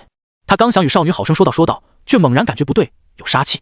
一回头，果然瞧见黄央正直勾勾地盯着自己，眸子里满是不善之色。顾迟如何不知自己被少女算计了？他没有一丝一毫的犹豫，当下便伸过手去，握住黄央搭在腿上的小手，随后斜睨夏灵，冷哼一声：“我与娘子情投意合，知心者意，岂会因公主殿下三言两语便互生猜忌？这声娘子可谓是喊进了黄央心里，既做了解释，又给洛青书对了回去，还表明了立场。同样，这声娘子也喊进了夏琳心里。少女气得牙痒痒，好你个顾迟，娘子喊得如此顺口，平时怕是没少练习。看来游戏结束之后，该清算的账本上该多加一笔了。娘子不必理他。顾迟又对黄央道：“来，吃颗葡萄消消气。”夏琳还不理我，再加一笔，葡萄也别想吃。就在顾迟拿起葡萄准备投喂黄央，用行动进一步坚定自己的立场时，夏琳毫无征兆的出手，一掌抬在顾迟手上，晶亮透子的葡萄顿时笔直飞到空中，众多吃瓜群众的脑袋也跟随视线一起往上。又一次被偷袭的顾迟，不讲武德是吧？夏琳才不管顾迟的反应，直接伸出另一手抓向葡萄。黄央怎可能如他所愿，二话不说便动手阻止夏琳。于是两只白皙纤巧的小手撞到了一起。这一瞬间，顾迟眼前掌影翻飞，清脆的巴掌声不绝于耳，动作之快，竟在空气中形成一连串残影。两女交手间袖口舞动，带起呼呼风声。顾迟只觉眼花缭乱，一时都捕捉不到两只手的轨迹。直到葡萄快落下来了，两人才终于拼出最后一掌。啪！黄央稍逊一筹，手臂被夏琳震退。少女接着一转手腕，用掌心稳稳接住葡萄，扔进嘴里。浓郁香甜的果肉混着汁水在口中爆开。夏琳笑嘻嘻地道：“长哥的葡萄真好吃。”顾迟，黄央咬牙道：“幼稚。”夏琳轻笑：“彼此。”黄央，你以为你赢了？夏琳，不然呢？黄央看向顾迟：“夫君为我。”夏琳，玩不起。夏琳立刻扭头注视着顾迟，眼里仿佛写着两个字：你敢？顾迟当然敢。黄央是他他不帮黄央帮谁？且为了防止少女再次偷袭，顾迟这次投喂全程保持着高度警惕，跟防贼似的。黄央微起痰口，吃掉葡萄，瞥了一眼夏琳，笑：“谢过夫君，真甜。”夏琳，他深吸一口气，很好，再加一笔。最仙谷区域，陆三平也吃了一颗葡萄，然后呸一声吐出来：“甜个屁，分明酸的要死。”陆三平觉得自己最近点子有点背，本身以他3境的修为，再加上些玩家特有的手段，在招亲大会上脱颖而出，基本是板上钉钉的事，迎娶圣女的机会至少有70%。结果冒出个顾迟，这都算了。按道理，圣女招亲与十州剑士连在一起，娶了圣女的人便参加不了十州剑士，这回他总可以争一下第一了吧？结果又冒出个顾迟，还有比这更倒霉的事吗？有的。在众人观看十州修罗时，100个名额已经确定完毕，各宗长老也帮自家弟子完成了抓阄。只听一道声音喊道：“第一场，七黄山弟子顾长歌是见最仙谷弟子陆三平。”陆三平。偌大的场地上，两个男人隔着20米遥相对立，一个白衣胜雪，气质翩翩，一个衬托对方白衣胜雪，气质翩翩。陆三平无言，他神色有些凄然地看着顾迟，伤感的眼眸里好像装着一整个秋天。十州剑士没有所谓的积分赛，一轮一轮往下打，输一场便会直接淘汰，规则简单粗暴，同时也代表着他即将荣获本届十州剑士的第一名。陆三平，他不服啊！明明他3境的修为已经超越绝大多数玩家，就算有顾迟再拿不到第一，跻身前10总没问题，可偏偏让他第一轮便碰见了顾迟。陆三平真感觉这个狗游戏在针对自己，不要说什么运气，也是实力的一种。他不听，可是不听也没办法。事到如今，他只能采用另一种方式来刷声望了。斗法场周围，一众修士皆是目不转睛地盯着场上两人，或者说盯着顾迟。打架不仅靠拳头，还要靠脑子，知己知彼，方能百战百胜。这是一个了解此次十州剑士头号大敌的好机会，自然不能错过。主要是圣女和公主那边也没了看头，顾迟一上场，黄央与洛青书就好像突然遁入了空门一样，不吵了，也不闹了，隔着一个座位，各自岁月静好。仔细瞧去，便能发现两女的目光也在顾迟身上。这一刻，场上白衣飘飘的俊美青年是整个七皇屏唯一的焦点，但陆三平硬是舍了一张老脸不要，将众人的目光转移到了自己身上。只听他突然一声大吼，脖子上青筋凸显：“吾乃最仙谷陆三平，陆是你们脚下的陆，平是拔刀相助的平，你们都听见了吗？”哈哈哈哈！顾迟、黄央、洛青书，众人，这人在发哪门子疯？陆三平上觉不够，又对着场边负责记录战况的君子阁弟子吼道：“问你呢，吾乃陆三平，听见了吗？”这一嗓子他用上了灵力，又猝不及防，差点没把人君子阁弟子手中的笔都吓掉。那弟子连忙道：“听见了，听见了，陆兄你继续。”分散在几大宗门与人群之中的玩家很快反应过来陆三平的用意，暗骂狗东西，真是机灵。声明不论好坏，有人知道就行，哪怕你在场上发癫，只要被君子阁弟子写成文章传播出去，便能收获一大波分数。虽然这么做很羞耻，但无疑是面对顾迟时最好的刷分方式。只是苦了最仙谷的长老，眼看陆三平一边狂笑，一边冲向顾迟，长老不由捂住脸，实在没眼看下去。这陆三平平时挺憨厚老实的一人，今日怎么变成了这般模样？还没完呢！陆三平手握锯齿，一路火花带闪电的冲到顾迟跟前。就在众人以为他要全力以赴，直接祭出杀招与顾迟拼命时，陆三平又是一声大喝：“顾长歌，老子爱你！”顾迟、黄央，众人不嗨嗨！正在喝茶的夏琳一口水便喷了出来。君子阁弟子则愣了一下，随即开始狂写，震惊！最仙谷陆姓修士竟有龙阳之好。有修士窃窃私语：“没想到啊，没想到啊，这陆三平看起来5大3粗，像个爷们，好的却是这一口。”听说陆三平是这次醉仙谷领头长老的亲传弟子。哦，怪不得。长老，怎么就怪不得了？这与老夫有屁的关系？这时，陆三平手中巨齿亮起葱然绿光，狠狠砸向顾池。他这一齿没有丝毫保留，因为陆三平知道自己很可能只能出这一招。也亏得顾池反应迅捷，否则还真可能着了陆三平的道。这语出惊人的表白，不仅是在刷声望，更是在分散他的注意力。尽管境界差距过大，挨一下也不会有什么大问题，但顾池还是选择了侧身躲避，同时身上迸发出一阵气浪，将巨齿砸到地上产生的余波尽数抵消。陆三平猛地抬头，天人镜。顾池笑了笑，陆兄承让。说罢，轻飘飘一掌印在陆三平肩上。下一秒，狂风巨浪般的灵力从掌间呼啸而出，将陆三平连人带齿掀出了场外。抛开陆三平发癫的时间不谈，整个战斗过程只用了5秒不到。场内一时鸦雀无声。天人境，1个月之前，顾池还只是3境后期，如今却已踏入了真正能被称之为仙的境地。先前还想着知己知彼的3境修士们一阵沉默，是他们唐突了。相差一个大境界，别说知己知彼，就是知根知底也赢不了啊。顾池没在场上多待，打完便下场。第一轮还不是刷声望的时候，而且他的主要目的与夏琳差不多，自己的分数是其次，重点是压其他玩家的分。而其他玩家似乎也察觉到了顾池的意图，纷纷开始效仿陆三平，不然还能怎么办呢？来都来了，总要把分刷够。坏消息是顾池已经到天人境了，好消息是顾池暂时只是天人境，即使知道他们是玩家，顾池应该也不敢当众对他们下杀手。于是本该很严肃的十州剑士出现了有史以来最为滑稽的一幕，不管跟谁打，先把自己的名字或绰号吼出来再说。单翼门汤伯虎，请赐教。浮生岛康有为，是兄弟就来砍我。百花宗林香月，赢了我便让你嘿嘿嘿。这种情况一直持续到了第3天，这也是十州剑士的最后一天。七皇坪热闹不减，黄燕城则迎来了一群不速之客。尹山本以为此次抓人还要上神女宫，不想探子来报说顾长歌正在七皇坪参加十州剑士，这倒是省了不少麻烦。城门口，尹山目光冷冽，手一挥，身后站得整整齐齐的上百余人顿时鱼贯而入。这些人个个身披银甲，腰间配黑碎长刀，身上气息凌厉，一看便非寻常修士可比。守城的护卫头子见势不妙，对方气势汹汹，明显来者不善，遂低下头给一旁的手下递了个眼色，低声道：“快去禀报圣女，鸡妖司的人来了。”公主殿下，请自重。场上，黄央正在与一名百花宗女修士剑。顾池看了眼洛青书喂到他嘴边的甜果，语气严肃地道：“这2天他说的最多的就是这句话。洛青书老是在找机会与他拉近距离，包括不限于喂他吃水果，看打架看困了，想把脑袋枕在他肩膀上睡觉，又或是貌似无意的找他贴贴。顾池都快记不清自己拒绝过多少次了，但没关系，夏琳帮他记着的。他心头的小本本上已经有了3个正字，回去可得好好奖励奖励顾池。顾池当然也知晓少女内心的幽怨，他与黄央聊天互动时，时不时便会感到背后有刀子般的目光刺来，只是顾池没把这事放在心上。就算洛青书真喜欢他，再吃醋那也问题不大，反正再过1年他就溜了，洛青书还能跑来现实世界缠着他不成？更何况顾池其实对洛青书所谓的一见钟情持怀疑态度。公主与圣女素来不和，这是人尽皆知的事，洛青书未尝不是在刻意气黄央。前晚与黄央在床榻上聊天时，顾池还特地问了少女一句：“洛青书是不是一直都这样？”黄央点头，他一向骄纵任性，行事乖张，凡事总想压旁人一头，从不管规矩礼法。殊不知这些都是夏琳演的，茶里茶气也好，无理取闹也罢，都只是在延续养月公主本身的人设。只有一点顾池猜对了，他确实是在故意气黄央。这样做既能隐藏玩家身份，又能让情敌不爽，一举两得，何乐而不为呢？见顾池不吃自己喂的甜果，夏琳也不生气，主要是被拒绝了太多次，他已经有点免疫了，只是轻哼一声不吃算了，便把甜果扔进了自己嘴里。很快，黄央赢下试剑，换顾池上场。好巧不巧，又是个熟人，九罗寺元寂。元寂也是个玩家，真要是本地修士，也不会取这么吉利的名字。不过他不怎么怕顾池，打到第3天，能刷到的声望都刷得差不多了，且顾池似乎没打算动他们，那不如拼上全力与顾池打一场，看看差距到底有多大。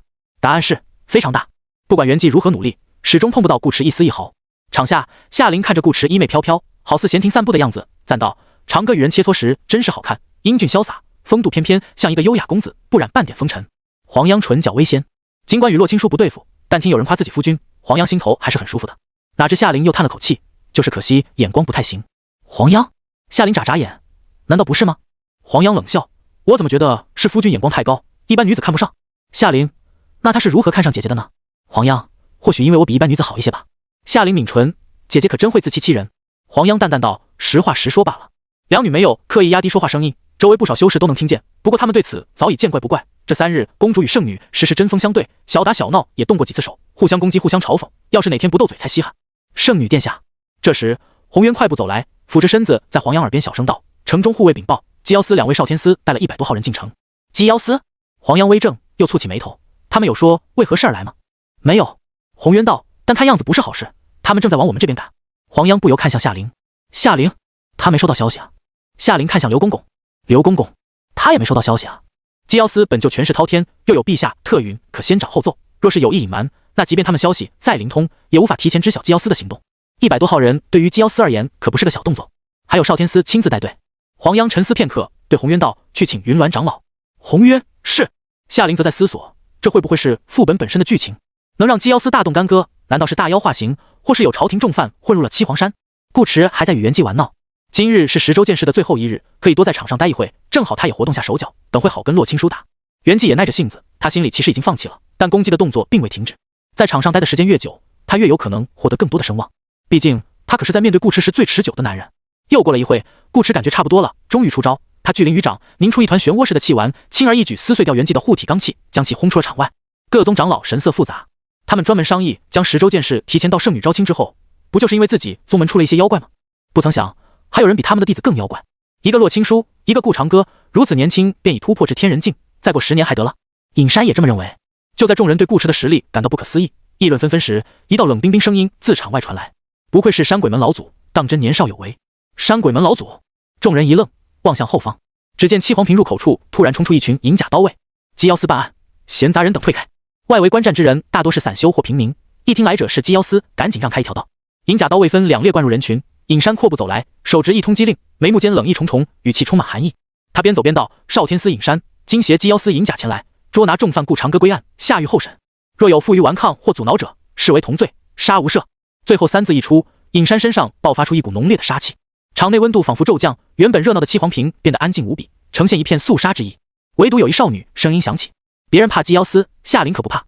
抓人须有罪名，烦请尹少天司告诉我，顾长歌犯了什么罪，值得你们姬瑶司都称他一声重犯，如此兴师动众。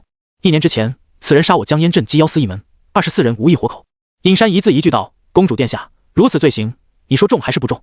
杀了姬瑶司一门？”在场众修士听闻尹山此言，无不惊悚地看着顾驰。姬瑶司可是朝廷重部，位高权重暂且不谈，光是实力便不逊色于9大宗门，其主战的银甲刀卫数5000有余，个个皆是3境中期以上的修士，且练有战阵之术，对上寻常天人境也不见得会输。上头还有少天司这样天人境后期的高手，招惹他们还不如招惹9大宗门。最关键一点，人家代表的是朝廷啊！杀姬瑶司的人不等于造反吗？这罪都不能用重来形容了，真要较真是可以连坐的。我猜你们兴许会不见棺材不落泪，所以特地将证人也带来了。这次说话的是同为少天司的徐子白，一身贵公子的打扮，手上持一合拢的折扇。他轻笑一声，挥挥扇子把人带过来。来的不是别人，正是连老祖都不愿称顾驰一声的李周和。本身有李九的管教，再加之乱剑门掌门齐伯对此缄口不言，李周和也知顾驰势大，不可招惹。后来顾驰又离开了符炎宗，李周和便将夺妻之恨埋在了心底。仔细想想便能明白，顾驰这种级别的人物不可能娶严嫣嫣，只要过段时间，等严嫣嫣忘掉顾驰，他还有与严嫣嫣成亲的机会。而半月之前，当李周和得知顾驰迎娶圣女的消息时，他便知道机会来了。他兴冲冲地拿着一报去符炎宗找到严嫣嫣，以为顾驰娶妻加上自己一片痴情，便能让少女回心转意。哪知严嫣嫣一口回绝，告诉他自己宁可做小货一生不嫁，也不会嫁给他。严嫣嫣从未喜欢过李周和，又何来回心转意一说？这句话对李周和的伤害无疑是巨大的，令他心头埋藏了1年的恨意重新破土而出，一发不可收拾。于是他便上姬瑶司把顾驰给举报了。顾驰对李周和会出现在这并不感到意外，他当时没有清除李九与李周和的记忆，便料到会有这么一天。反正姬瑶司又抓不住他，通缉令发出来，正好给他长长声望。并且以李周和一往情深的性格，即使想他这个情敌死，应该也不会连累严嫣嫣，符炎宗依旧可以做他的暗线。事实也确实与他想的一样，哪怕严嫣嫣用冰冷的话语将李周和的爱慕之心割成了2半，李周和也没把符炎宗供出去，他只说是偶然路过山道边的野铺子，听见顾驰与人对话，亲口承认自己是山鬼门老祖。只是人不可能算尽全部，顾驰想过种种可能，唯独没想到自己会在秘境里与黄央结下姻缘，否则他现在大可一走了之，路上顺手再端几个姬瑶司分部，尹山又能拿他如何？现在却似乎不得不杀了。李周和被银甲刀卫带来斗法场前，徐子白当着众人的面问道：“是他吗？”其实见了这个阵仗，李周和心里已经有点怂了。10州剑士是江湖盛会，在座的各位都是大佬，吹口气便能吹死他。一整个七皇坪不知有多少人被这么多双眼睛盯着，李周和出于本能的有些畏惧。他向姬瑶司告密时可没想这么多，但是到如今，李周和已经没有退路。不当这个证人，等于戏耍姬瑶司，他必死无疑。老老实实指证顾驰，或许还有一条活路。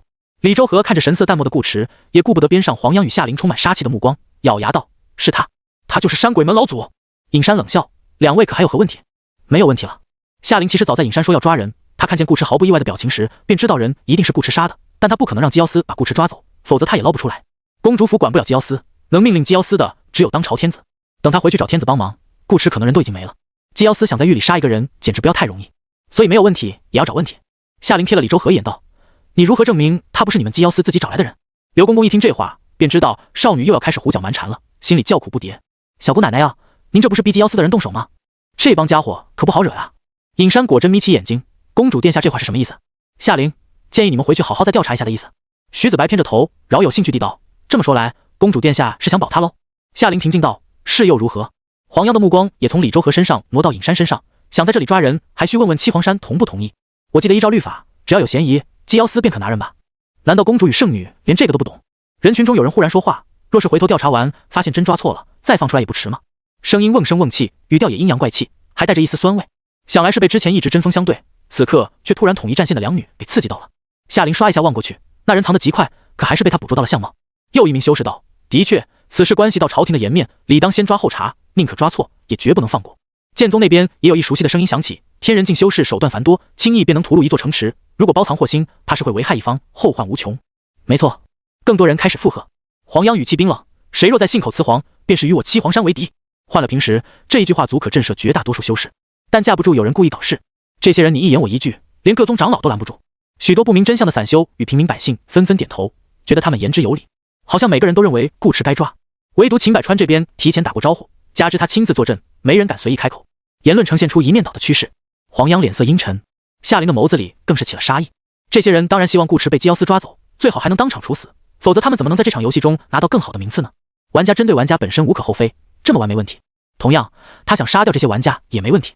徐子白笑着道：看来公主殿下很不得民心啊，也难怪，成天与人家圣女的男人厮混在一块儿，哪有半点公主的样子。要我说，出门在外，公主还是该多注意一些。你自己也许不在乎，但不要失了我们王朝的颜面。大胆！一直弯着腰杆愁眉苦脸的刘公公此刻突然暴起，拂尘一甩，一巴掌便朝着徐子白扇了过去。姬瑶司什么东西，也敢辱他的小主？徐子白不躲不避，只用灵力护住脸颊，硬挨了刘公公一耳光，脸上立刻出现一个清晰的巴掌印。他舔了舔口腔，反倒笑起来：银甲听令，在。公主殿下与刘公公阻挠姬瑶司办案，袭击少天司，以为顾长歌同犯，可一并抓了，押送回京。是。银甲刀卫立时上前，将夏灵三人团团围住。刘公公目露凶光：你们敢？有何不敢？徐子白笑容收敛，动手。当，拔刀声响，银甲刀卫一拥而上，尹山与徐子白直奔顾池而去。刘公公往日的慈眉善目，此时已全然不见，他浑身灵气猛然爆发，将扑来的银甲刀卫尽数震飞，话音中杀气腾腾。两位殿下，你们去帮顾公子，这帮杂碎交给老奴即可。在宫中待了这么多年，刘公公心思早就通透无比，他如何不知徐子白是在故意激他出手？他那一巴掌同样是在试探徐子白，若敢当真借机对公主发难，那姬瑶司怕是已生了反心，这一战将不可避免。既如此，多杀一些银甲，日后便少一些反敌，杀错了也无妨，谁让他们敢对公主亮刀子？杀！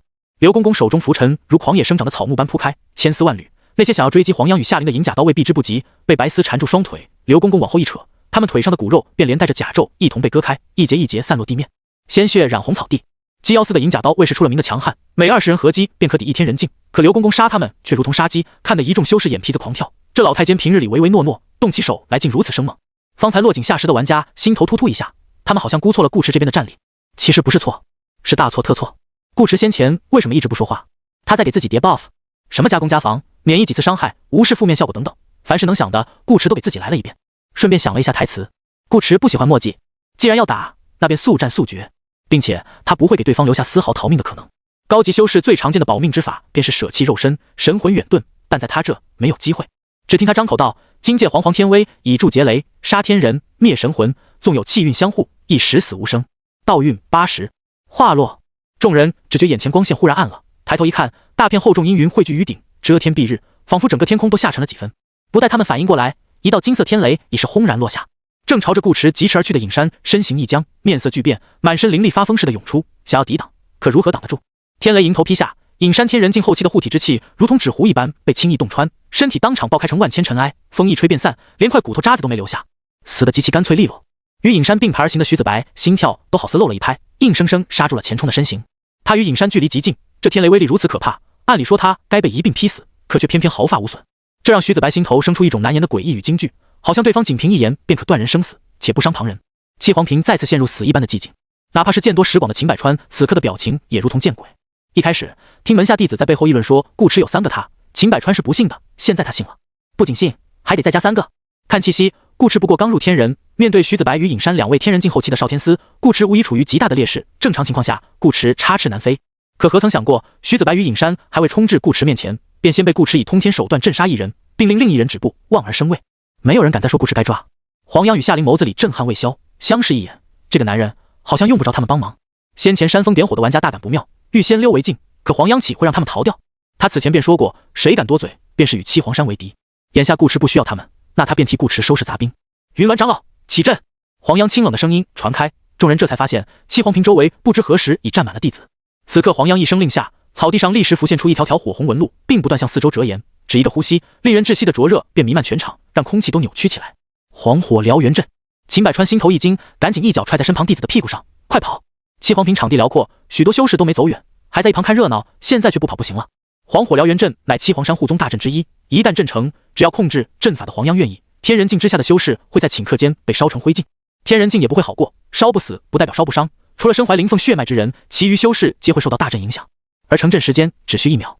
十州剑士那么多人，怎么可能全跑光？一名修士又急又怒：你们七皇山疯了不成？坑杀众多无辜之人，是想与天下为敌吗？你未免也太看得起自己了。夏灵替黄洋答了一句，他记得很清楚，此人正是之前第一个落井下石之人。夏灵眸中杀气毕露，踏着剑气直奔对方而去。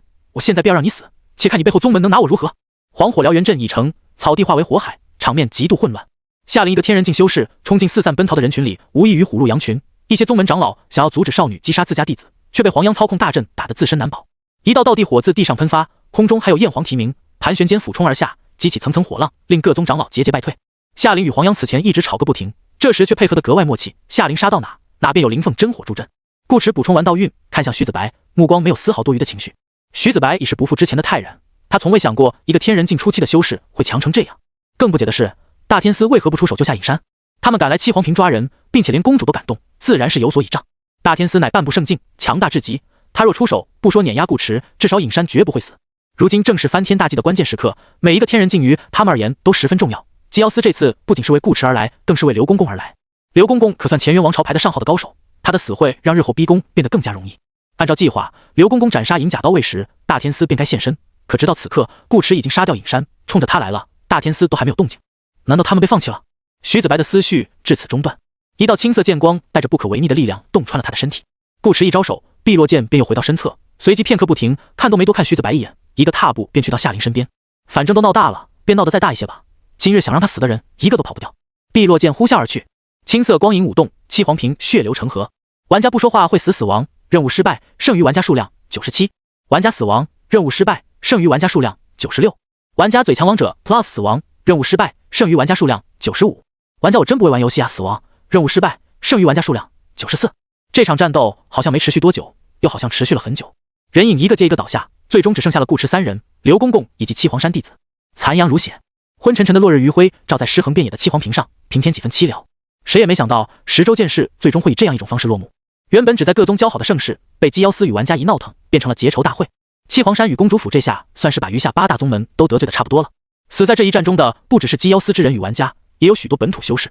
他们有些是被乱战误伤，有些是主动冲上来送死。他们并不知晓同伴的玩家身份，感情交好，自然不会眼睁睁看着自己的师兄弟被杀，而一旦拔出刀剑，死亡便在所难免。顾池一身白衣被染得半红，沾满鲜血，他看着满地的浮尸，一时陷入沉默。黄洋与夏灵一左一右在他身侧，也没说话。虽是游戏，却也不全是游戏，如此身临其境，感受真切，换谁来也不可能心中毫无波澜。顾池倒也不是矫情，只是他觉得玩家之间的恩怨情仇或许可以换一种方式解决。除此之外，他心头还有些疑惑。杀死隐山与徐子白的过程太轻松了，他给自己叠那么多层 buff， 就是为了防止有人偷袭。在顾池的设想中，基妖司应该不止来这点人，哪怕隐山与徐子白再蠢再自信，也不该仅凭200不到的银甲刀卫便来七皇山挑事，甚至还想对洛青书动手。说没人藏在暗处，顾池都不信。可是人呢？圣女殿下，神女请你过去一趟。一名弟子来到黄洋身边小声道。顾池，哦，原来是丈母娘出关了呀。看来不只是玩家突破没动静，本土修士突破也没动静，难怪暗中之人不敢妄动。按北川目前的武力等级，圣人境已是巅峰，他见了都只有跑路的份。黄洋得知母亲出关，整个人明显轻松了许多。今日之事说到底是有些冲动，若是引发最坏的后果，七皇山接下来的日子绝不会好过。但如果重来一次，黄洋依旧会选择这样做。七皇山是避世之宗不错，他们不问世事，却不代表怕事。母亲不是也没阻止他们动手么？黄洋冲顾池点了点头，又与夏灵对视一眼，便跟随弟子去了神女宫。顾池则走向外围的尸体，他还有许多老硬币没收呢。先前打得太激烈，顾池没工夫舔包，他可不是要钱不要命的主。这些玩家也并非都死在他手上，他只拿到8个头，剩下的都是被夏灵、黄央或七皇山弟子所杀。在今日之前，玩家数量都还有98个，现在只剩65个了。只能说不作死就不会死。老硬币加45，老硬币加6妖，老硬币加52。等会儿，捡钱的过程无疑非常快乐，但捡着捡着，顾池忽然想起个事：杀死玩家会有击杀得分，一个人投10万，33人合计330万。顾池立马打开了玩家榜单，只是结果与他想象中不太一样，池中鱼的分数似乎并未增长，至少没增长到一眼便能看出来的地步。顾池回头看了一眼洛青书，却见对方也正看着他，且眼神十分古怪，好像在看一个变态。正常人哪有去尸体堆里散步的？顾池，他没解释什么，只是回过头继续默默捡钱。夏林心头则长舒了一口气，亏得他机灵，只杀了一个人，其余都是打成重伤后交给黄央处理，否则这一下可能真会露馅。这家伙也太敏感了。其实不是顾池敏感，是老六玩家太多，反正只是看眼榜单的事，什么时候想起来便验证一下，也不亏什么。刘公公此时正在一边闭着眼睛打坐调息，一人对抗百余银甲，他虽看起来生猛无比，把人杀了个干干净净，但实际上自己也受了些伤。银甲刀位并不是吃干饭的。顾池捡完老硬币回来，第一次主动找夏林说起了话：公主不问问我当初为什么杀姬瑶丝的人吗？那有什么好问的，反正还不是会帮你。夏林心想，嘴上却道：正要问，我看你不像嗜杀之人。顾池直言道：江烟镇姬瑶丝曾发布假的悬赏令，坑害低阶修士，将他们引到城外树林，攻山鬼门门主抓去炼鬼，我是最后一名受害者。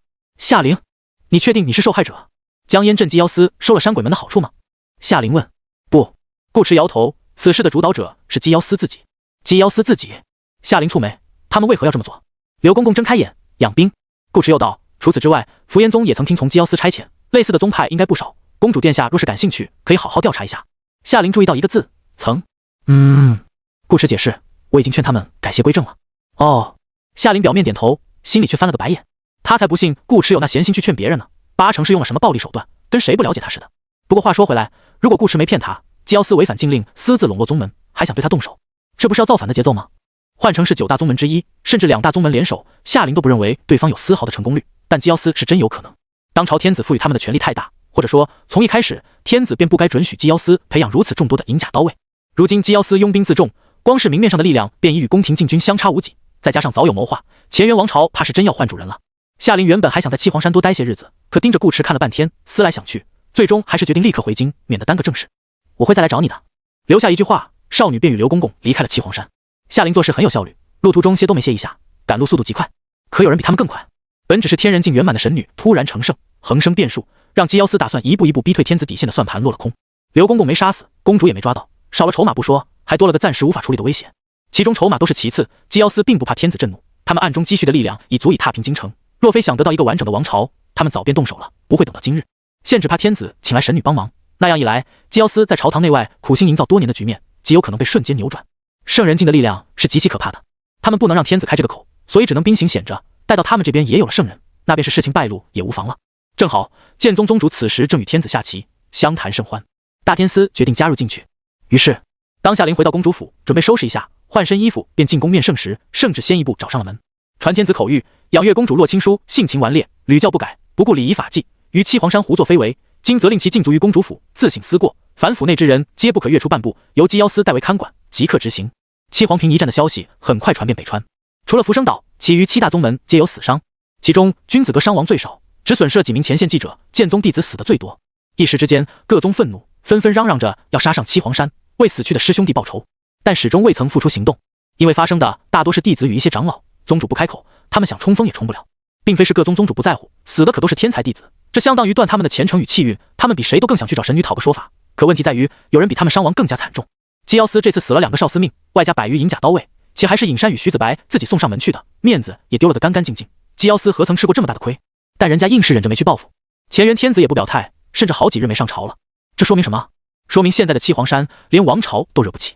百花宗宗主不信这个邪，亲自去了一趟神女宫，回来之后便没了脾气。而七皇山神女又曾闭关2月，这很难不让人往圣人境方向去想。若神女当真跨入了那个境界，他们几个宗主联手上去也是白搭。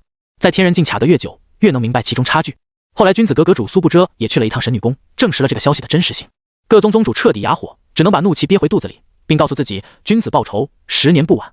随着宗主们一同哑火的还有绝大部分玩家。距离七皇平一战已过去数月，榜单的前3名是这样的：1玉顾渊556 9443，2池中鱼479 5591，3牛肉叉烧包85万1124。牛肉叉烧包就是陆三平。当时在七皇平，姬瑶丝来砸场子的时候，有不少玩家落井下石，但其中并不包括他。亲身体验过顾池的强大，陆三平已经不想努力了。分数差一张特奖彩票不说，修为也天差地别。玩家升级的经验是10倍增长，顾池又不是不会玩，正相反，这个男人会玩得很，都提前把圣女搞到手了，往后指不定还有什么骚操作。再加上还有为圣人境的丈母娘做靠山，他拿什么跟顾池比？追不上的，修为越高越好抢夺资源。雪球已经滚起来了。这场游戏的第一基本锁死在了顾池与池中鱼身上，他就在刷分，苟到游戏结束完事。运气好，或许能干掉几个其他玩家，赚点老硬币。反正顾池他不会去惹了，谁爱去谁去。这个想法一出来，陆三平浑身轻松。摆烂一念起，杀绝天地宽。时间还有1年多点，陆三平决定依照之前所言，买个侍女陪自己游山玩水，迎风弄月。袁纪一时告别九罗寺，踏上了红尘历练之路。前3个落脚点他已选好，分别是东水镇清欢楼、边岩镇清欢楼以及香叶城清欢楼。飞天居则是来到了七皇山12城之一的黄玉城，有神女大人庇护，在这里打工赚钱，他感到很安心。而在神女峰上，顾池此时正在圣女专属的瑶池里与黄央泡澡。一开始黄央是拒绝的，顾池也没有勉强他。事实上，顾池对他非常好，一般修士结为道侣后，再怎么恩爱，终归也会花时间各自修炼，即便双修，也不可能每日都双修。可顾池不一样，这个男人是真的一点都不修炼，只要他有时间，顾池便有时间，做什么事都可以陪着他。黄央有时候都觉得不真实，这世上真有如此温柔体贴的男人。唯有一让黄央颇有微词的是，顾池真的很爱沐浴，一有空便往他瑶池里钻。黄央每次回来看不见顾池，便直接去瑶池找人，一找一个准。顾池也没办法呀，他本就喜欢泡澡，谁让瑶池的水不仅舒服，还长修为呢？这就导致两人沐浴的时间经常发生冲突，日子一久，冲突多了，黄央抵抗诱惑的能力便直线下降，终是忍不住心头喜爱，红着脸进了瑶池。就像现在，顾池真的对他很体贴，会替他揉肩捶背，只是池子里的石头有些硬，老磕着他。为了转移注意力，黄央只得随口找了个话题：你要的功法，钱通商会差人送来了，我放在书房柜子的下层，你需要可让青蝉去取。顾池点点头，也说起了事：我明日准备去一趟君子阁。黄央，会不会不安全？几大宗门虽没有来七皇山找麻烦，可这是没那么容易过去。此前顾池去见神女时，神女也叮嘱过，最近若无必要，便不要下山，免得横遭报复。放心，不会有问题。他一直待在神女峰上，并不是怕了几大宗门，单纯是想多陪陪黄央。顾池双手在少女雪腻的香肩上轻轻揉着，脑袋靠到她耳边，小声道：悄悄告诉你，我要是铁了心想走，岳母大人也拦不住我。顾池还未在黄央面前施展过瞬移，不过黄央回想起顾池那日镇杀隐山的情景，心里倒也信了几分，但还是说道：总之你小心些，有事便以红玉传讯于我。好。顾池答应，又帮少女揉起了腰。黄央脸颊微烫，我让清茶熬了些补身子的汤，一会儿休息好之后，你多喝些。顾池，休息。黄央，呢？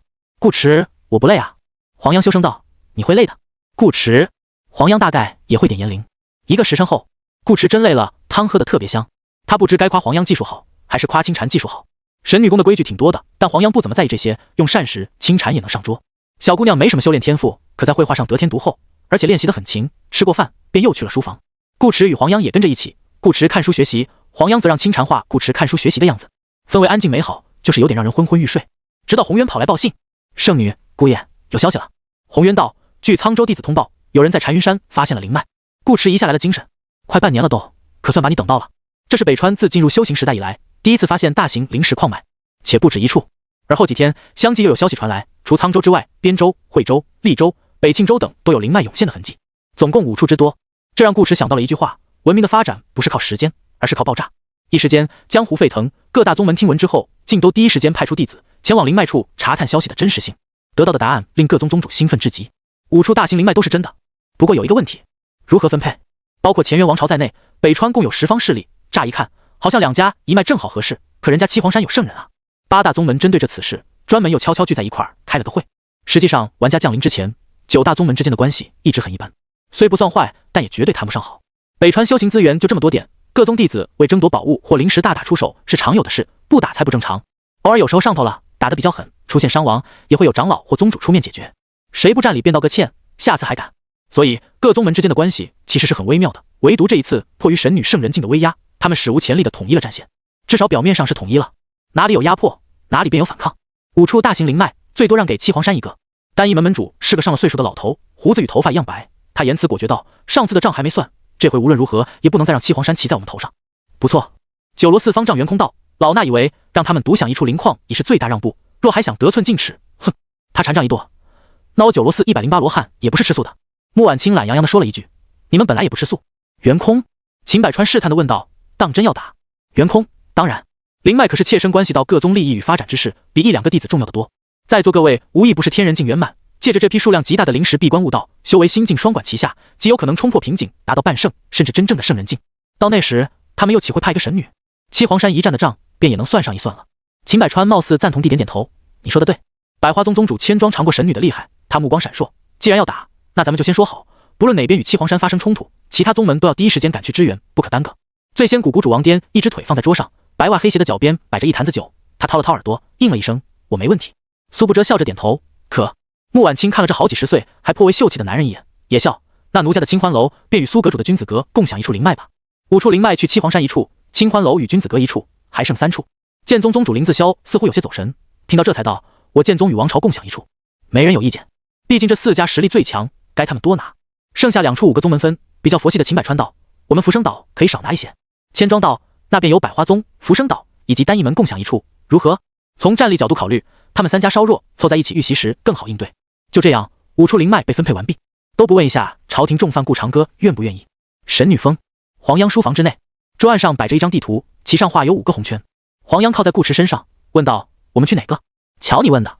顾池道：“当然是全都要。”黄央，我打算先去这个，再去这个，然后去这个。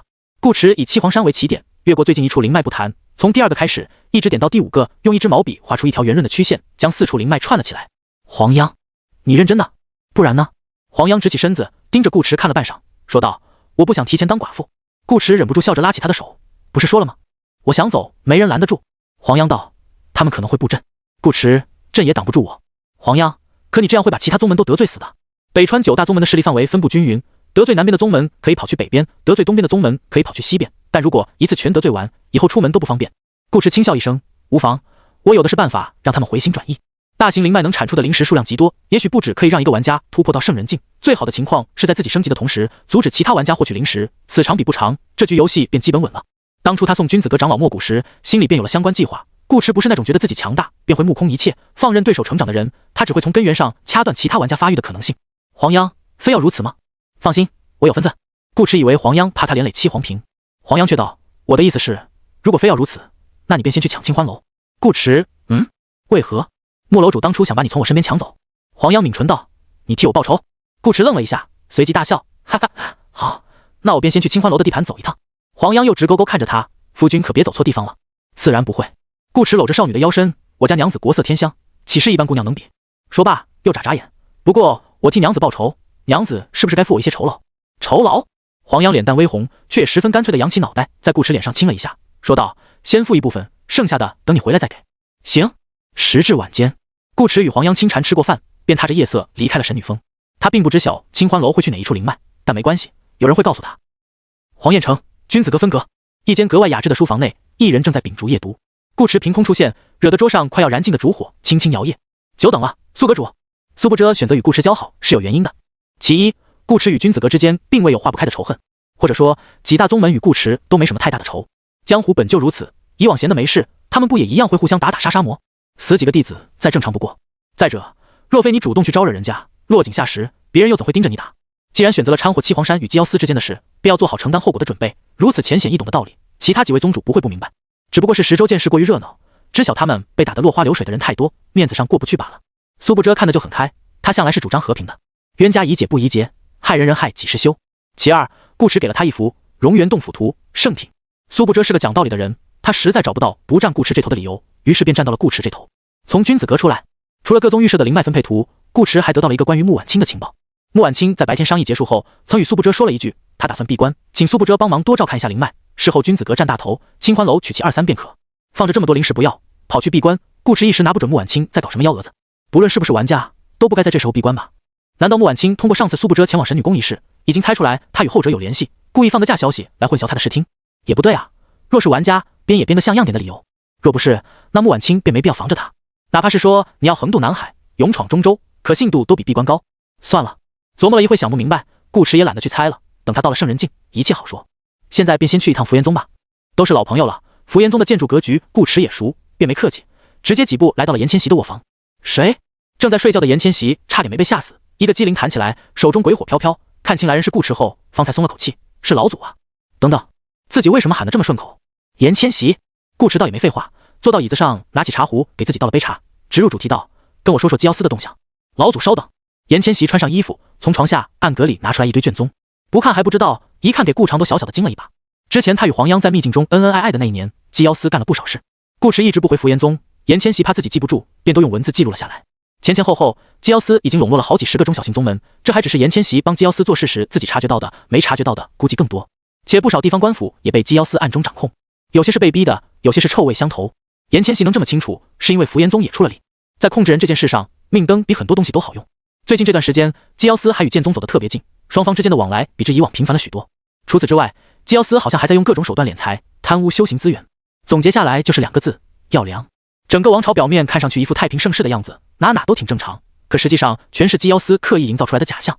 上次徐子白对洛青书动手，便是一个由暗转明的起头，想试探天子的底线，只不过被他与神女搅浑了，没转过来。对了，还有一点，严千玺忽然想起，顾池与洛青书似乎关系匪浅，便道：养月公主自上次被天子禁足后，至今未放出来，负责看管公主府的士兵也是姬瑶司的人，还没放。这是顾池没想到的，他皱着眉头道：人还活着吗？应该还活着。严千玺道：时常能看到有人往里送饭。顾池手指敲着桌面沉思，洛青书喜欢他这事不用管，但少女上次面对姬瑶司毫不犹豫站在他这一边的情分得记，一码归一码。如此，那便去公主府瞧瞧吧，顺便问一问洛青书到底什么情况。禁足半年也就罢了，还让姬瑶司的人来看管，顾池都怀疑这道圣旨是不是天子所下。看得差不多了，顾池便把卷宗收进背包，不一定用得上，但万一呢？暂且留着，也不占几个格子。严千玺见此，心头的大石头可算落了地。这些卷宗放在他，无异于定时炸弹，一旦泄露出去，福延宗分分钟会被灭门。顾池能拿走再好不过。片刻，他又将这1年多搜罗的功法给顾池拿了过来，总数接近2000，大多都是顾池此前看过的，能用的只有800不到，但顾池还是挺满意的，给了严千玺1瓶丹药作为酬劳。破镜丹服用后可使修士突破至天人境的几率提高3成，这是顾池专门从黄央那要来的，大宗门几乎人手1颗的东西，到小宗门变成了宝贝。多谢老祖。严千玺虽知这是御下的手段，却依然颇为感激的对顾池道了声谢。破镜丹正是3境修士最需要的东西，且顾池给了不止1颗。严宗主不必客气。顾池顿了顿，又道：你明日找人替我给七皇山圣女带个话，就说我要去公主府见一见洛青书，他与洛青书关系比较敏感，私下会面还是给老婆大人打声招呼比较好。严千玺点头答应。顾池又嘱咐了几句，便起身前往京城。一夜连跑3个地方，顾池觉得自己也是够拼的，可没办法，谁让他之前在黄央的温柔乡里待了大半年呢？不对，不止大半年，算上秘境，他这个副本的时间几乎全花在了黄央身上，真是堕落啊！来到京城郊外，顾池也不知公主府在哪，索性开口道：下一步到公主府内。随即1步踏出，距离超过20里，直接触发了出场特效。顾池本以为没人会发现他，毕竟用炎灵术瞬移无声无息，又没有灵力波动，且还是大半夜，府内婢女也该休息了。结果哪知他一只脚刚伸出去，便听见空中传来一声冷笑：我就知道你会来。下一秒，一道恐怖至极的猩红剑气从天而降，充满邪祟之意，其上散发的威压已然超越了天人境。不好，有老六！顾池心头一惊，连忙把脚缩了回去。虚空裂缝消失，仿佛无事发生。邪祟剑气劈了个寂寞。还能这么玩？李之义属实没想到，顾池居然还能把脚缩回去，这算哪门子传送？是瞬移加出场特效融合出化学反应了吗？李之义一旁面目笼罩在黑袍下的大司命淡淡道：你应该等他出来再动手。李之义摇摇头，没用的，他的挪移之术已经登峰造极，只能预判，否则杀不死他。今夜埋伏无果，怕已打草惊蛇，顾池短时间应该都不会再来了。但没关系，他有其他办法逼顾池现身，只要顾池想拿第一，便非来不可。眼下还是先把等级提到圣人境吧。我去灵脉那候着，京城之事便有劳大司命了。李之义瞥了眼脚下的公主府，转身飞远。大司命的身形也渐渐隐于黑暗。屋子内，夏琳看了眼包里的紧急通讯器，悠悠叹了口气。紧急通讯器，普通，危机30秒，副本专属道具，一次性用品，可指定1名玩家发送1条消息。其实夏琳有办法与顾池联系，只不过他觉得暂时没必要。副本专属道具不论品质如何，都十分稀有，用一个就少一个，商城里是买不到的。他此前为了确定顾渊就是顾池，已经用掉了一个丛林追踪，奠定了自己的辅助定位。七皇屏一战他一个老硬币没捡，全留给了顾池，相当于游戏进行到现在，他什么收获都没有，反而一直在亏。一边亏男人，一边亏道具，夏琳是真的心疼啊。所以不到万不得已，他不想浪费紧急通讯器，反正他现在也挺安全，就再忍忍吧。顾池的气息方才突然出现又突然消失，应该是某种瞬移技能，那便随时可以救来他。这半年禁足的日子已经快把夏琳的耐心与理智都消磨殆尽，等什么时候忍不住了，他就直接给那家伙一个惊喜，叫他一声顾池，看他敢不敢答应。哼！另一头，顾池也属实没想到，居然会有人藏在公主府附近阴自己。这人9成9是个玩家，否则以他那破碎虚空式的出场特效，本土修士下都吓跑了，就算稳住没跑，也绝不敢贸然对他动手。可对方不仅动了手，语气中还没有丝毫惊讶之意，摆明了知道他这是唬人的玩意。一个在灵脉现世之前修为便已达到半圣境的玩家，此前还从未听说过。顾池必须承认，这人有点东西。也许他就是大司命，是那个池中鱼。像女孩子的 ID 不一定真是女孩子，顾池从来不敢假定别人的性别。当然，也有可能的确是女孩子，但身份卡给了个男人。总之，不管怎样，公主府暂时是去不了了，只能再委屈一下洛青书，等他成圣之后再来帮忙。翌日天刚亮，各宗接到命令的弟子便纷纷赶赴灵脉前线，开始挖矿。这是个既费时又费力的过程。灵石虽比一般的石头坚硬，却也没到能承受住法术轰炸的地步，并且它埋于地底，分布情况未知，弟子们只能手动用锄头去挖，直到宗门找来愿意当矿工的壮丁，他们才算轻松了些，但都没有走。一来督促矿工好生干活，二来防止七皇山派人来霸占灵脉。刨开泥土后，灵石陷在更深的地里，密密麻麻连成一线，呈树根状散开，也有堆砌凝结在一起的，像是一簇簇水晶珊瑚，非常漂亮。这群弟子里也有不少玩家，偶尔会找机会吸一吸，但不敢吸太多。长老就在一旁盯着，宗主有时候也会来，若是被察觉出端倪，后果会十分严重。是以，一连好几个夜晚，他们都只能眼睁睁看着这些亮晶晶的经验直流口水，如同饿了一宿的流浪汉看见倒挂在橱窗里流油的烧鸡，想吃但没有钱，能看不能碰是最煎熬的。大家都是玩家，顾持不忍心自己的同胞承受如此折磨，便来帮他们把灵石吸了。这天夜里，君子阁与清欢楼的灵脉，这是一片不怎么平坦的黄土草原，矿工仍在夜以继日的干活，弟子们有的在打坐，有的在打瞌睡，有的在画画练字。毫无征兆的，空气突然裂开，一道身影从中走来。君子阁长老猛地睁眼，来者何人？顾持礼都不理他，十分熟练的一把抓在堆放灵石灵玉的箩筐里。顿时，晶莹剔透灵石灵玉以一个肉眼可见的速度变得灰暗。经验值加99，经验值加99，经验值加99。系统提示跳得顾持眼花。众弟子，这人吸得好快！长老哪还看不出顾持在打劫他们的灵石，一时又惊又怒，都顾不得去管对方为何能一次把整矿灵石吸得如此干净了，当即拿起毛笔在空中刷刷写出几个字符。那字迹潦草的景却陡然迸发出强烈金光，化作一道雷霆直奔顾持而去。可不等雷霆命中目标，顾持已经消失在原地。他去了清欢楼那一边，首先放出感知探查一番，穆婉清不在。虽然不知道穆婉清为什么不在，但既然不在，灵石便归他了。顾持先前答应过苏不遮对君子阁下手势钦点，他言而有信，只吸了一箩筐。清欢楼可就不一样了，顾持跟个鬼似的飘来飘去，一群姑娘们还没反应过来，灵石已去了大半。看守灵脉这个活也的确难为他们了，舞枪弄棒他们在行，正面打架也还不错，毕竟有媚术，可面对偷袭他们是真没办法。最关键的是，他们与百花宗弟子一样，都有个职业病，对长得帅的男人免疫力非常低。清欢楼那位妖艳的女长老自诩自制力不错，昨日也刚完成一次双修，可看清顾持的面容时，依旧没忍住吃了一下。是你，顾长哥！顾持听见一道似曾相识的声音，一扭头，竟然是水月。镜花也在他身旁，此时正满脸不可思议地看着他，也不知是因为顾持速度太快，还是因为在这里碰见顾持本人。他相遇过人，顾持本欲打声招呼，想了想又算了，还是装作不认识吧，不然连累他们受罚就不好了。水月见他一阵暴风吸入，却是急得跳脚，你快别吸了，再吸就没有了。哎呀，顾长哥，你别吸灵石，吸我，吸我，你来吸我吗？顾持，水月，我让镜花也给你吸，你快停下。镜花对于水月的提议，他个人是不介意的，可顾持愿意吗？当然不愿意，女人只会影响他修行的速度，黄央除外。此刻君子阁长老已是追了过来，但顾持已经完事了，全部吸光光。诸位，明日再会。留下一句话，顾持便消失得无影无影。水月欲哭无泪。下一个倒霉蛋是沧州的浮生岛、丹翼门与百花宗，他们的灵脉一个矿洞里，采集起来相对容易，弟子数量也比君子阁与清欢楼那边多了不少，并且还留有一宗之主亲自值守。今日是丹翼门门主圣火全圣老爷子，他刚炼完一炉子丹，顾持便出现了。小贼，受死！圣火全人虽老，反应却是极快，立刻驱动丹火化为猛虎扑向顾持，可没什么用。顾持压根就不接，他又不是来打架的，也不需要把灵石带走，摸一下便跑，跑一会儿回来再摸，反复数次，灵石便要见底。圣火全气得想吐血。最后一次，顾持还揭开了他的丹炉，把一炉子刚出锅的丹药也全收走了。谢过老爷子，改天还你颗更好的。圣火全，顾长哥，你大爷的！顾持迟疑了许久，最终没有选择去见宗与王朝的灵脉。一方面，对方是高修为玩家，可能会守着灵脉刷经验，出来一筐灵石吸一筐，他过去多半会扑个空。另一方面，顾持不想背阴，江湖险恶，人心不古啊，他还是继续找另外几个宗门玩吧。开采灵脉并非一朝一夕之事，顾持神出鬼没也不是一日两日。灵矿变成灵石或灵玉有2个步骤，先将周围泥土挖开确定位置，再根据天然裂痕一点一点收集，有点类似于剥玉米。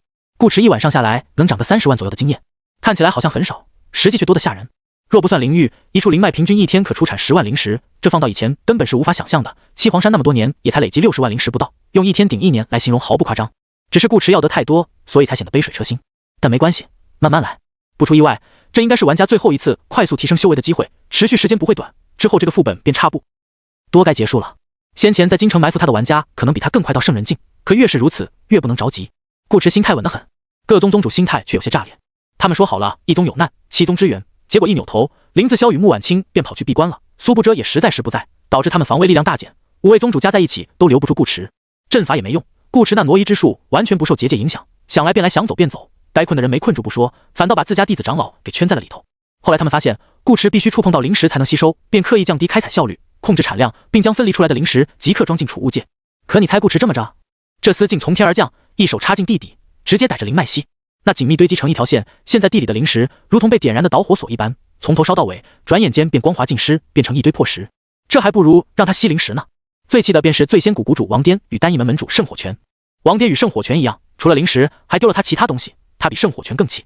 陈火拳只是损失了一炉子丹药，他损失的却是几坛子好酒啊！王颠绰号酒癫，一刻无酒都不行。顾池把酒给他抢了，那不等于要他的命吗？众人最后实在憋不住了，联手上七皇山找神女讨要说法。神女却给他们看了一纸文书。原来早在1月之前，顾池便已被逐出七皇山，理由与如今正在发生的事情一样，擅动宗门灵石。经君子阁阁主苏不遮亲自鉴定，文书上的笔记却为1月之前所写，应当属实。众人不得不把一肚子气又憋了回去。毕竟神女是圣人境，就算再演他们，那也是给面子，他们不可能真与七皇山鱼死网破，便只能把怒气都转移到了顾池身上。于是继朝廷重犯之后，顾池在江湖上又多了一个绰号——灵石大盗。现在除了鸡妖司，几大宗门也纷纷发布了悬赏令，总赏金高达数十万白银，已经打破了北川的悬赏记录。顾池乐得不行，他其实可以蒙个面，或者隐身去各宗灵脉刷经验。85点道运的操作空间很大，能够轻而易举地做到神不知鬼不觉。但顾池还是选择了以真面目示人，一来是为了刷声望，二来是想试着做成就。他感觉自己这么一通瞎搅和，游戏结束后评分应该会更高。最重要一点，他顾长歌可是一个堂堂正正、光明磊落之人，并非鸡鸣狗盗之辈，怎么可能蒙面？顶多改变一下容貌。这一日，京城，顾池顶着陆三平的样子进城，随意找了家酒楼吃饭。忙归忙，1日3餐不能忘，顺便也走入基层，听听老百姓都在聊些什么。他最初本打算去清欢楼，可又想起答应过黄央不乱走，便算了，酒楼也行。少请，小二把饭菜端上来。顾池捏着一酒杯，有意无意地啜着。最近那顾长歌呀，可真是猖獗，仗着有神女撑腰，把几大宗门都得罪了个遍。也亏得没来我们剑宗，宗主此时正在闭关，他若来，我们还真拿他没办法。那可未必，大师兄的实力并不比宗主弱，有他亲自坐镇，顾长歌赶来，真不一定走得掉。希望宗主这次出关能够破境，这样我们剑宗的话语权便不比王朝差了。我听说天子最近也在冲击圣人境，连朝都没怎么上，3、5天才露一次面。京城乃天子脚下，需慎行慎言。但作为修士，剑宗弟子显然没把这些俗世规矩放在心上。顾池则在揣摩大师兄3个字，实力不比剑宗宗主差，多半是上次埋伏他的那个玩家。剑宗又与王朝走得近，那这次上七皇山挑事，会不会是他在背后推波助澜？天子也在冲击圣人境，不问朝政，是想拼着成圣，借圣人之力翻盘。又听了一会，都是些没多大营养的八卦了。顾池便拿起筷子，大快朵颐起来。做戏做全套，他的吃相得粗犷一点，才符合这张脸的气质。饭罢，顾池出了酒楼，朝公主府的方向看了一眼，便离开了京城。这些日子，他没少进京打探消息，公主府的位置也摸清楚了，只是还不到硬闯的时候。待到晚上，顾池又双若着去各宗灵脉逛了一圈。他并不是每晚都去，不能把人家真逼急了，否则集体罢工，他还真不是特别好弄。所以，除了最开始那几天，顾池都是隔3差5才去一次。甚至有时候黄央想他了，通过红玉传讯给他，他还会抽时间回七皇山与黄央度2天密日再下山，主打一个张弛有度，细水长流。看守灵脉的弟子与长老都知道顾池一定会再来，却不知道哪天来。这种完全看心情的打劫方式，让各宗宗主怒气叠加的同时，也存了一丝侥幸心，趁着顾池没来，赶紧多挖些灵石回去。他们其实有想过撂挑子不干了，可问题在于顾池怕他们罢工，他们也怕顾池乱来。万一这货见他们不动作，直接用法术强行开采灵脉怎么办？若是毁了灵脉，那才是真的谁都捞不到好处。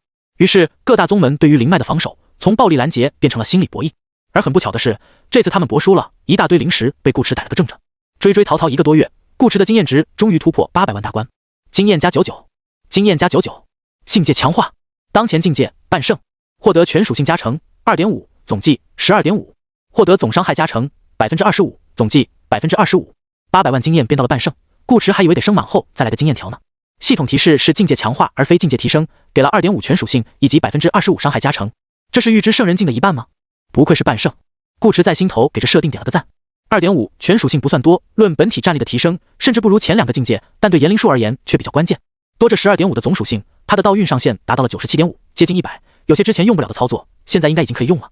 比如，顾池离开案发现场，回到客栈，把包里仅剩的那枚入圣丹拿出来，摊在手心上，对他说道：“你已经是一颗成熟的入圣丹了，要学会自己生孩子。”道运95，微弱金光一闪，顾池掌心里的入圣丹已是凭空多出1枚，果然可以复制。尽管他早已根据之前无中生有的几次试验，得出了入圣丹可以复制的结论，但那毕竟只是理论，不实操一下，始终做不得真。如今与理论一样的结果真真切切呈现在眼前，顾池心头一下便舒服了，像吃了一颗黄央未来的小葡萄。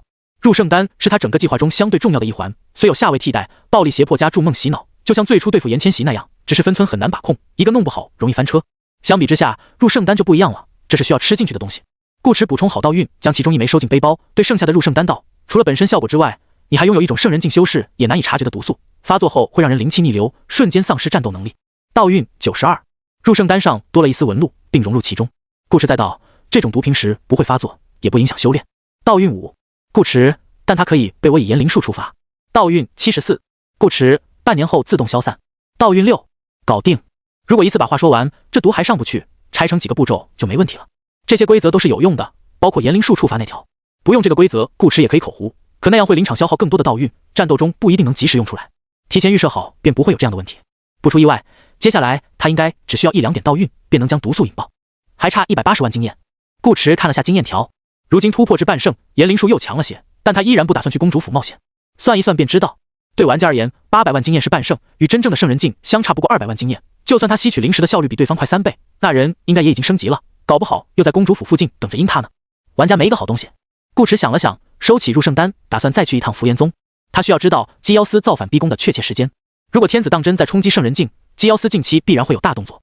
不管天子最终能不能成功，基妖司都不可能放任不管。他们不敢赌，因为赌输的代价太大，基妖司承受不住。他得让严千玺好生盯着点。做完这些后，顾驰便回了七皇山。深更半夜，黄央竟还没睡，正盘坐在床上运转心法修炼。感应到顾驰回来，黄央怔了怔，睁开眼，眸子里有些许惊异：“你突破了。”他能明显感觉出顾驰的气息比上次离家时更强了几分，还多出了些缥缈难寻的意味。还没完全突破。顾驰走到床边坐下，怎么突然想起修炼了？我本来就该修炼。黄央道，他以前的日子都是这样过的，有事忙事，没事打坐，实在乏了才会出去晃悠一圈，散散心。结果上次晃悠不仅散了心，还散了灵凤血脉。成亲后的生活与以往截然不同，他每天都要面对男色的诱惑，完全静不下心。若非如此，他这会可能已经是3境圆满，准备突破天人境了。黄央这段时间才理解母亲从前说过的话，男人误事。顾驰，他从黄央眼神里看出来了一丢丢嫌弃，可顾驰觉得这事不能怪他，每次又不是他想要。那你继续，我泡个澡。顾驰道。他没多打扰黄央修炼，倒了杯茶喝，便拿上衣物去了瑶池。一边泡着热水，顾驰一边在心头整理着后面要做的事。直到某个身姿妙曼的人儿从树林中走出，并毫不客气踩入水中。顾驰，你不是要修炼吗？突然想沐浴。黄央在热泉中坐下，他背对着顾驰，天色也暗，顾驰不会看到他脸上的红晕。顾驰，他的确看不到黄央脸红，但他能看到黄央身上还穿着青红色的薄纱长裙。哪有人这样泡澡的？你要不要把衣服脱了？顾驰试探地问。黄央，我没长手。顾驰，黄央，多谢夫君。顾驰，看吧，他就说黄央没法修炼，不怪他吗？翌日，再一日，时隔1天，顾驰又去了福岩宗。古代就是这点不好，通讯太麻烦，传讯玉佩只能当个电话铃用，接不起来，想要交流情报，还得先割传书或者其他通灵的鸟类也行。可是这些鸟还不如一般修士遇见来得快，顾驰等不了那么久，便自己去了。一连7日，顾驰都徘徊在京城、福岩宗、灵脉与七皇山之间，偶尔去一次君子阁找苏不遮问问穆婉清的情况。顾驰目前就关心这2件事，可等到他都把经验刷到 max， 成功入圣了，基妖司还没有动作，穆婉清也不知去了哪里，都这么耐得住性子。就在顾驰迟疑要不要去公主府勾一下的时候，福岩宗这边终于有了消息。据探子来报，天子入圣了。严千玺道：“顾驰来了精神，此人信得过吗？”严千玺点头，信得过，他命登在我手上。顾驰，很好。天子入圣，基妖司还不凉凉？摩擦着下巴，顾驰已然开始思索如何与天子打一波配合了。要么不动，要动便直接打死，争取一波把基妖司干得翻不了身。这时他腰间红玉又亮了起来，散发出丝丝灼热之感。黄央在唤他，我回去一趟，晚些再过来。好。几个呼吸间，顾驰已是回到七皇山。一进屋子，便听黄央道：“洛青书派人传了信过来。”他脸色少有的凝重。他说什么了吗？顾驰问。黄央：天子已死。顾驰：天子已死。洛青书差鸟送来的信件上只有这几个小小的字眼，却让顾驰心头升起了大大的问号。你确定这是洛青书的笔记？顾驰问。黄央点头。他字写得丑，我记得清。顾驰陷入沉思。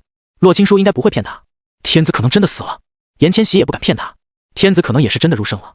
如果打听消息的探子不想暴毙，那就只有一种可能，现在的天子是个假天子。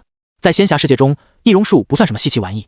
回想起之前京城那2名剑宗弟子所说，天子隔3差5才上一次朝，或许便是不想被人察觉出端倪。洛青书回京便被禁足至今，并让基妖司之人看管，也就说得通了。并且那段时间天子也没上朝，这样看来，天子不仅是死了，还死得挺早，甚至可能连七皇山上发生的事情都没来得及知道。这么着急动手，是怕天子请神女帮忙。所以一发现神女入圣，挟持公主的计划被打乱，便火速赶回去把皇帝做了，换了个人来顶替。这事一旦败露，后果可不堪设想。但话又说回来，若是不这么做，等天子找来神女，基妖司的下场只会更难看。不得不说，背后决策之人当真果决，胆子也是当真大，关键还真让他们瞒了过去。如今假天子成圣，即使再被戳穿，基妖司也有了一战之力。此时的京城恐怕已不止一位圣人境。而没过几日，又一则消息在京城中传开，引得无数民众大跌眼镜。你说啥？天子欲立养月公主为储君？真的假的？我读书少，你莫要诓我。养月公主性子焦躁，天子竟放心将社稷交付于她。诏书都下来了，岂能有假？乾元王朝立储分为2步，先拟定诏书，与文武百官表明立储意向，听听风声，3日后再颁布真正可确定太子地位的文书，昭告天下，相当于一个公示制度。养月公主是天子独女，立她为储君本身没什么毛病。北川历史上也并非没有女帝，且还不少。可问题是，养月公主到现在还被禁足于公主府没放出来，说明天子余怒未消，却又紧接着让养月公主当皇太女。都说打一巴掌再给颗枣，可这一巴掌还没打完呢，先给了一盆子枣，这合理吗？当然不合理。但有关系吗？没有关系。作为玩家，李之义可不会管什么逻辑不逻辑，若非大天司执意要求，他连这3日的公示期都不想要。夏琳的判断没错，天子的确已经换了人，而且这个人是他在控制，真正意义上的控制。李之义上一次在中州死亡时曾是一尊大妖， S 级的游戏评价让他获得了一个珍贵的转世 buff， 类似于技能存档。这场游戏重回武曲星，他从一开始便比其他玩家多了一个天赋。天妖血脉，你可侵占一名圣人境以下生灵的神智，现用一次，自身死亡后可借其躯壳重生。你的攻击附带天妖之力，可对人类修士造成更多伤害。修行速度增加 500%。 李之义最初是打算控制天子，他特地打听过乾元王朝的修行资源最为丰富，若能掌控王朝，之后猎杀其他玩家也更方便。只是天子并非想见就能见到，在想办法接近朝廷的过程中，李之义意外发现基妖司似乎想要造反，且蓄谋已久。 PVP 的剧情一般不会太复杂，过往的游戏经验让李之义瞬间反应过来，造反便是这个副本的剧情线。换句话讲，他若控制天子，将来便得面对基妖司这个大敌，甚至最坏的情况，也许他刚把天子控制住，还没来得及享受，基妖司就冲上来把天子干了，天妖血脉直接白搭。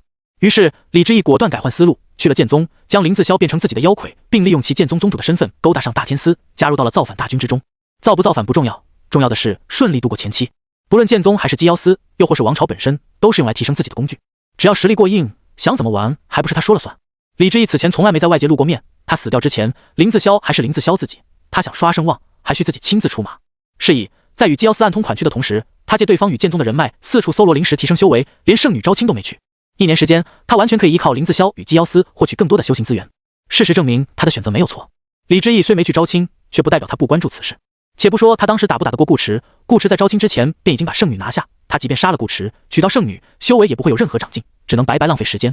反观顾池，就算有圣女相助，修为依旧比他少了一大截，这就是天赋带来的优势。比较可惜的是，上次没能将顾池杀掉。李之义入圣之后，一边适应圣人境的力量，一边又等了顾池些日子，可顾池就是不来。这家伙仗着自己能无限瞬移，便为所欲为，肆意抢夺几大宗门的灵石，殊不知这恰恰断送了他自己翻盘的机会。修仙不只是打打杀杀，还有人情世故啊！强行升到圣人境又如何？你有我这边圣人多吗？更何况他还有天妖炼魂旗。既然等不到顾池，那便不等了，直接逼他现身吧。声名传播需要一些时间，此外还得留1个月来收拾其他玩家。洛青书给顾池传递消息这事，李之义是知道的，虽然知道的有些晚，基妖司的人没拦住，不过问题不大。他此时便在公主府上方，院内空空荡荡，门房紧锁，李之义却知道洛青书听得见。他开口道：“公主殿下应该提醒了顾长哥，让他不要来京。”夏灵，这还真没有。以顾池的性格，自己站了他的边，那无论如何顾池都会再来，只不过是早来或晚来的事。外界之事他也略有耳闻，吸了那么多灵石，顾池这会应该已经入圣。李之义叹道：“顾长哥3番5次拒绝于你，你还处处替他着想，看来公主殿下是真的很喜欢他啊。”夏灵依旧没吭声，他确实很喜欢顾池啊，可惜没有用，他一定会来。人都是有感情的，你这么好看，又对他这么好，我不信他一点都不动心。李之义顿了顿，又道：“你说我若杀了你，他会不会难过？”李之义觉得会。除此此外，顾池刷了那么久的声名，不就是为了在这种时候掌握主动权吗？分低的想拿第一，就必须找分高的拼命。如果他分数比顾池高，再放出消息要杀掉洛青书，双重逼迫之下，那即使明知京城已布下天罗地网，顾池也非来不可。李之义抬头，他心念一动，一股浩瀚的灵力便自他身上奔涌而出，化为猩红剑气冲天起，荡起的余波如透明水纹，迅速朝四面八方扩散，转眼便拂过整个京城。这是圣人境。城中无数修士百姓驻步，回头看着那接天连地的红光，眼中满是惊疑不定。许是圣人境的压迫感太强，夏灵这回不淡定了。他以为李之义现在便要杀他，闪身离开原位的同时，再也憋不住，直接给顾池发了消息过去。几乎同时，顾池眼前便弹出一条系统提示：池中鱼，洛青说：“顾池救我！顾池救我！”看到这条消息时，顾池第一反应是懵逼的。他原本正要去找单翼门门主圣火泉畅谈人生，此刻收到消息，哪还敢耽搁，当即一边发动炎灵，一边补充道运。圣人打我不痛不痒，全力一击被我格挡，空间术法拦不住我，我还可以带个人跑。现在是白天，洛青书应该没在洗澡什么的吧？再洗澡也管不了了。你叫的我自己负责。我这一步去洛青书身旁，唰，顾池骤然消失在原地。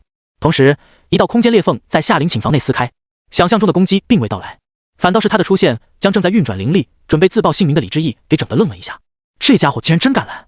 夏琳见顾驰从虚空中走出，气息已然超越半圣，冲上去便抱住他的胳膊，气呼呼地指着门外，告状似的说道：“他要杀我！李之毅，我的确要杀你，可不是现在啊！稍微展示一下实力，再自报家门，这不是刷声望的常规操作吗？跟杀你有什么关系？罢了，既然你说要杀，那便杀吧。”李之毅反应意识极快，见顾驰过来，他双指一划，那冲霄贯日的猩红剑影便逆转直下，携着恐怖又邪祟的力量如离弦之箭般射来。顾驰将夏琳护在身后，张口道：“圣人之力不可破。”顿时，一道金光四溢的曲面光幕凭空浮现在屋外上空，接住猩红剑影，硬生生将李之毅这一剑挡了下来。轰！两者碰撞产生的余波直接将屋子掀成两半爆开，顾驰与夏琳却毫发无伤。紧接着，天空之上又有一巨大掌影落下。大天司来了，半年多未见，这个一直藏在幕后造反头子也踏入了圣人境。顾驰再度开口，剑随意动，嗡！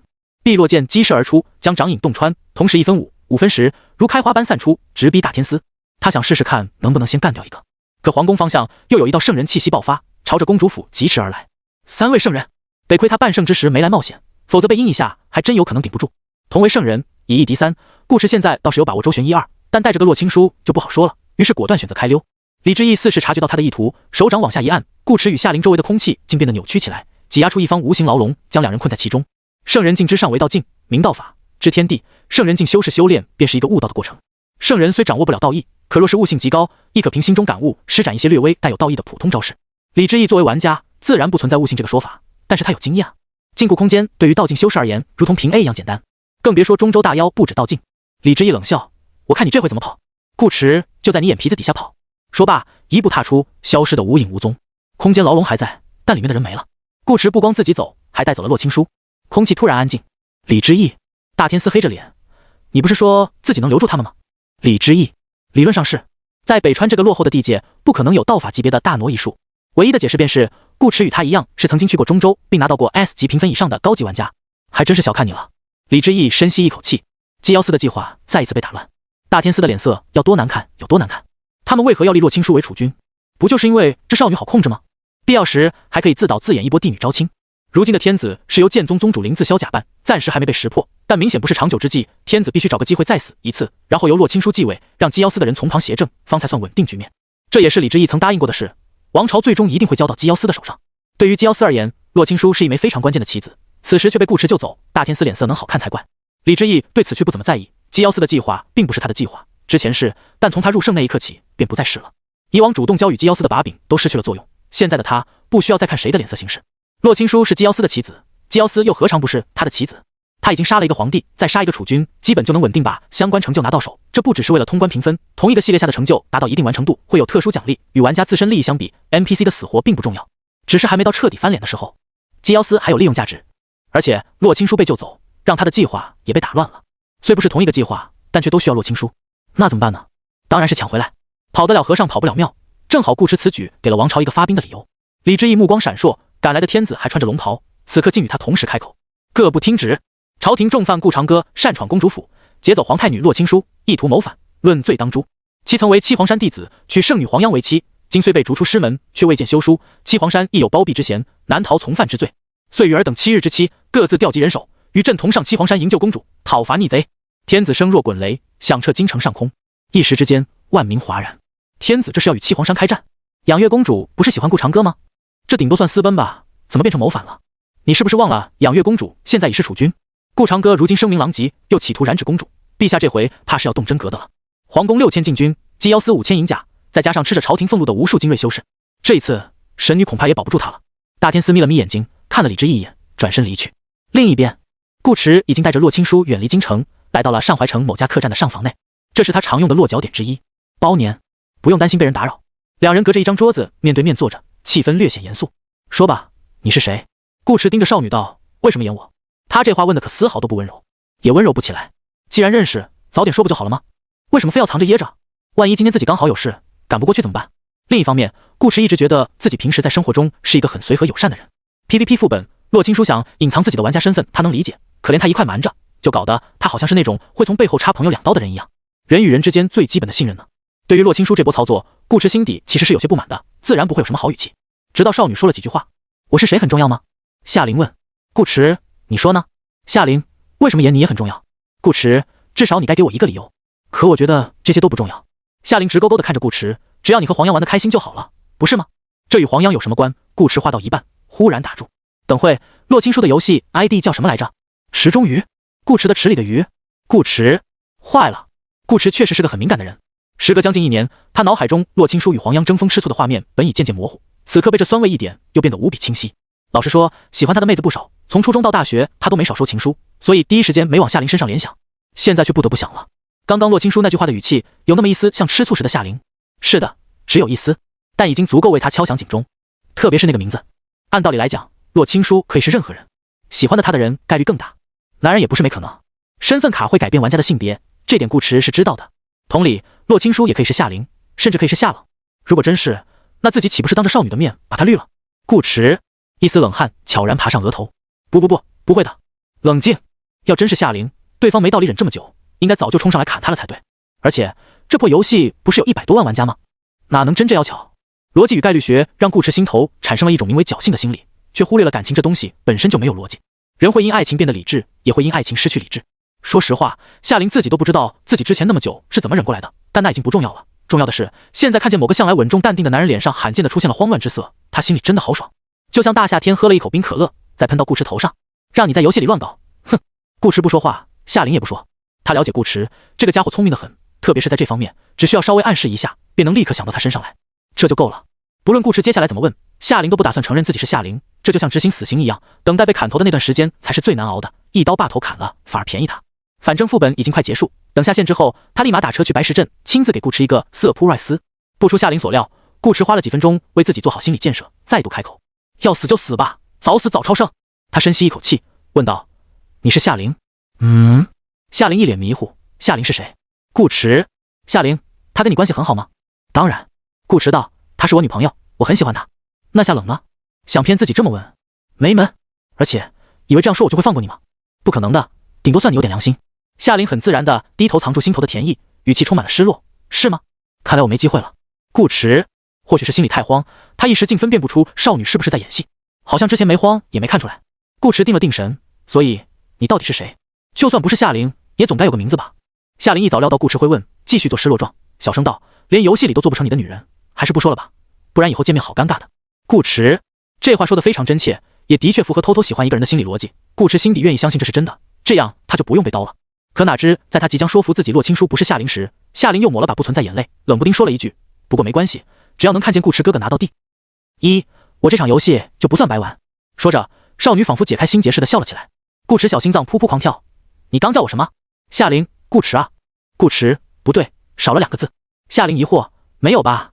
你是不是听错了？”顾迟妈了，一会真一会假，洛青书到底是不是夏琳啊？虽然顾迟明知纠结这个问题没有意义，是就是，不是就不是，不是最好，是也逃不掉，可他实在忍不住不去想。人的强迫思维就是如此要命。生平第一次，顾迟体会到了什么叫做折磨。夏琳一时见好就收，直接接上方才的话题，说起了正事，连称呼都变了回去。长哥，你这次把我救出来，假天子与姬瑶丝一定不会善罢甘休，我们可能会被王朝围剿。顾迟神色复杂地看了少女一会，终是压下心头大杂烩似的情绪，出声道：“你是指七皇山？”夏琳点头，他们抓不住你，只能攻打七皇山来逼你现身。3名圣人加之上万精锐，顾迟若是不去，七皇山恐怕会被当场踏平。站在 NPC 的角度，姬瑶丝或许不想看到王朝与七皇山鱼死网破，那样会很难收拾残局，但他们之中有一个玩家可不会管这么多。这一战不仅可以逼迫甚至杀死顾迟，还可以借此提升声望，对方必然不会放过这个机会。夏琳想了想，又道：“你之前把几个大宗门都得罪死了，王朝估计会把他们也请来帮忙，请就请呗。”顾迟很快回到游戏状态，毫不在意地道：“请过来还不知道帮谁呢？什么意思啊？”夏琳愣一下：“你们是在演戏？你没得罪他们，得罪是真得罪了，只不过是我故意得罪的。”顾迟道：“夏琳故意得罪，这是什么操作？”顾迟没解释，只道：“你这次呼救不止让他们急眼，把我的计划也打乱了。好消息是乱的不多，你的身份可以起到一些作用，让我少费点口舌，所以作为补偿，你就陪我走一趟吧。”啊？去哪？哎！夏琳还未反应过来，顾迟已经抓着他的手腕离开了客栈。接下来发生的事情的确与两人想的一样。李之义在操纵天子口传圣旨后，自己又大喊了一声：“剑宗少主李之义侥幸入圣，愿领全宗弟子携王朝讨伐逆贼。”他给自己换了个更有排面的称呼。话语间剑气冲天，让京城上上下下无数民众再度为之一振。又是一位圣人，这还没完。正如夏琳所说，顾迟此前在七皇坪一战杀了不少修士，这段时间又为临时再次开罪各大宗门，李之义岂会放过这个机会？此外，还有一些鸡妖司笼络的爪牙也能拿来用。不出1日，各个宗门便接到了朝廷的下发的文书，邀天下修士上七皇山共讨顾贼。李之义真不幸了，我倾尽北川之力，还拿不下你一个顾长歌。单一门首先发声应和，接着是醉仙谷、百花宗以及乱剑门等中小型门派，有仇报仇，有怨报怨。一时之间，偌大一个江湖，竟一改往日的纷乱，一起将矛头对准了同一个目标。无数百姓散修心头，只剩下了一句话：顾长歌要完。事情闹这么大，顾池自然先得回七皇山与黄央和神女知会一声。洛青书则被黄央安排到了山腰处的一个小院子里休息。这个时候，消息还没传回来。先前神女黄婉已从黄央口中得知天子已死，此刻在听闻朝廷或将发兵七皇山，眉目间已没有太大波澜，只是觉得有些心累，好像自从顾池来了七皇山以后，事情便没消停过。神女宫内，黄婉坐于案前，手执书册，打量着眼前的男子。半晌，他叹了口气，说道：罢了，黄央既选你为夫婿，便代表我七皇山该有此一劫。他们要打，便让他们来吧。顾池，请神女放心，七皇山不会有事。如此最好。黄婉道：但如果事出意外，我希望你至少保护好黄央。顾池认真答应：一定。行了，下去吧。黄婉挥挥手，多陪陪他。看样子，黄婉也已知道他即将离开之事。顾池没有多言，行了个礼，便躬身退下。宫外，黄央在门口候着，目光微微涣散，不知在想些什么。见顾池出来，他才收敛思绪，上前搭住顾池的手臂，问道：母亲怎么说？顾池让我保护好你。黄央，还有呢？顾池让他们来。翌日，顾池顶着个黑眼圈起床，他连镜子都不用照，先用颜灵给自己来了发美白术。至于为何眼圈会黑，只有他自己知道。中午时分，天子诚邀天下修士共伐顾贼的消息已传得沸沸扬扬。君子阁居功至伟。顾池与黄央打了声招呼后，便带着夏灵离开了七皇山。黄央也没吃醋，上次七皇坪一战，洛青书毫不犹豫站在顾池这边，让黄央对少女的印象多多少少有了些改观。说来还挺矛盾，在得知洛青书是真喜欢顾池之后，他本该更加提防才是，可事实却恰恰相反，他现在反而不像以往那么讨厌洛青书了，甚至还有些可怜他。天子已死，朝堂将倾，作为公主，洛青书的处境实在让人恨不起来。黄央向来也是个随心之人，且顾池与洛青书此去是办正事，他若非跟着前往，未免显得小肚鸡肠，便让他们去吧。黄央相信顾池不会越界，顾池也的确没有越界。下山之后，他便开启了认真模式，无人可乱他道心。顾池第一站选择了单一门，不算剑宗，这是第一个跳出来响应王朝号召的大宗门。其次，单一门主修丹道，盛老爷子应该比其他宗主都要识货。此时，陈火拳正在自己的炼丹房内炼丹，见火候差不多了，正欲开炉添料，顾池却突然出现。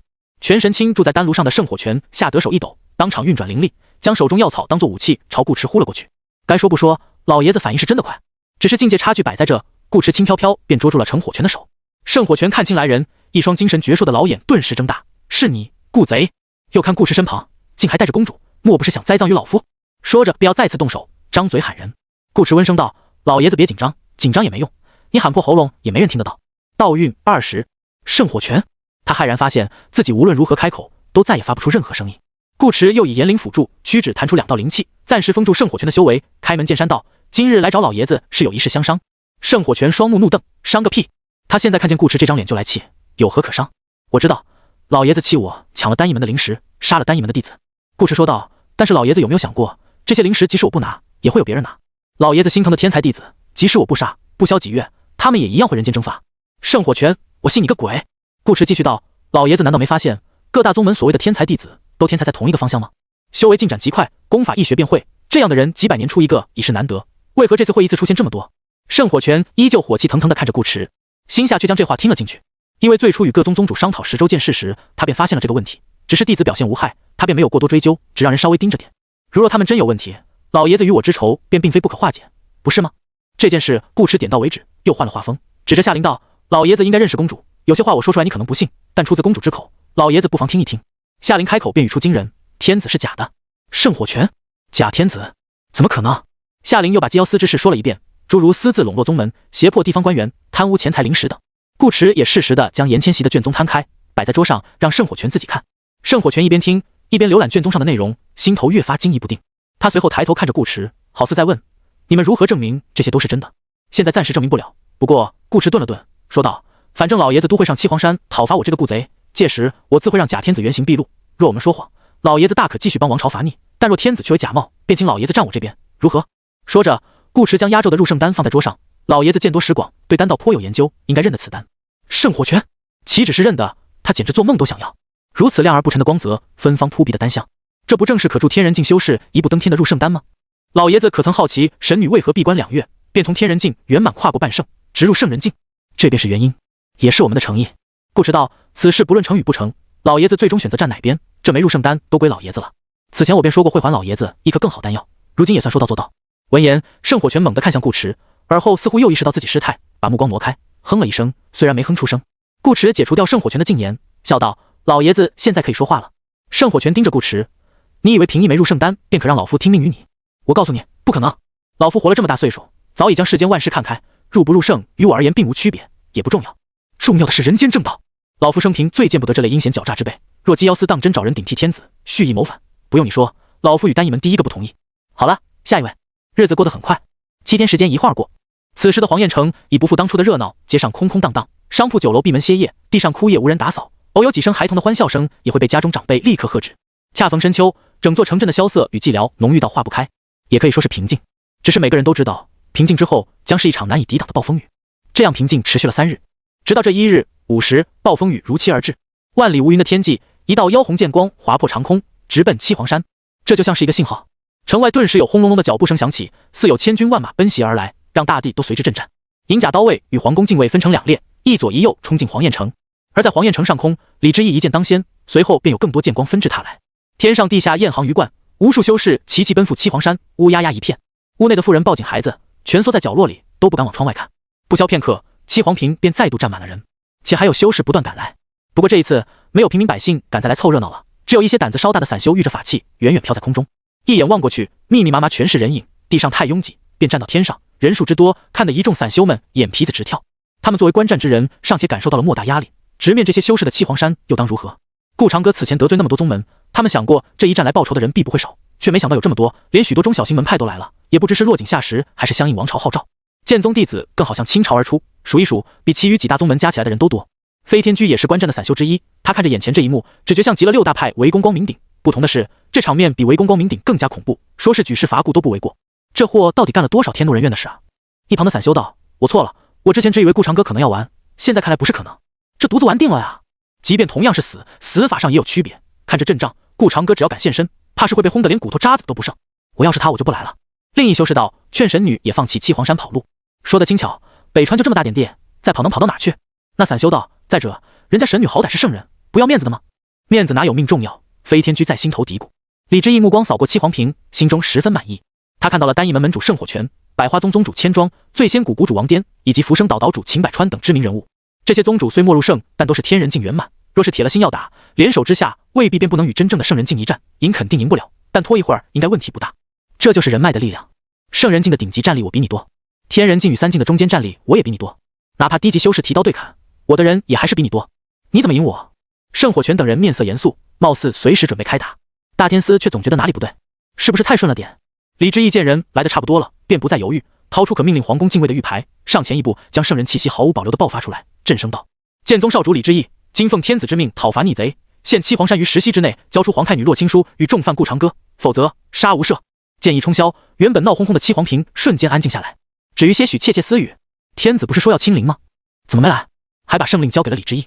虽说近几日李之义风头正盛，年纪轻轻便已成就圣人，深得林自霄与天子信任，他的话某种程度上的确可代表剑宗与王朝，可毕竟不是真的天子，始终没有那么大的威信。皇宫禁卫却不管这些，李之义有圣令在手，天子也提前与他们打过招呼，这便足够。禁军统领手一挥，6000禁卫立刻手握腰间刀鞘，凌厉至极的气势一下让气氛变得剑拔弩张，似乎只待李之义一声令下，他们便会冲上神女峰，为此战开路。一众散修都跟着紧张了起来，不知把自己带入到了哪个角色。李之义一开始的确打算让天子亲临，这样更容易服众，只是他这次的对手是玩家，不是土著 NPC。NPC 傻，玩家可不傻。李之义无法断定顾持一方现在知不知道天子已死，万一露馅不好处理，所以临时改了主意。反正效果也差不了多少，能防一手便防一手。如果顾持专门为此做了准备，那他还赚到了，并且等顾持现身，他会以最快速度引爆这场战斗，不给顾持辩驳的机会。由此可见，李之义的心眼子其实是很多的，可惜顾持心眼子更多。实习时间极短，呼吸急促点的修士已经呼完了。就在众人猜想是神女出来应对，还是顾长歌自己现身时，一道身影从天而降，带着一股睥睨天下的王霸之气，将地上野草都吹弯了腰。他穿着金色龙袍，头戴平天冠，面留下的眸子漆黑深邃，不怒自威，不是神女黄婉，也并非反贼顾长歌，而是天子。众人心神一震，天子当真亲临七皇山了？李之义刚才还逼天子不在的修士竟都闭上了嘴巴。禁军统领则愣了一下，天子最初说要亲临七皇山，而后又说不来，现在却又来了，这未尝也不是另一种君无戏言。见过陛下。禁军统领也不知天子是如何想的，总之先行礼再说。6000禁卫此刻也齐齐低头，见过陛下。这一刻，七皇屏所有目光都汇聚在了天子身上，不少人还是第一次见到天子本尊，面色竟不自觉有些激动。如此强大的气场，如此泰然的心境，哪怕是今日这般浩荡的场面，又大战在即，他都未表露丝毫情绪，仿佛对此已司空见惯。这就是天子吗？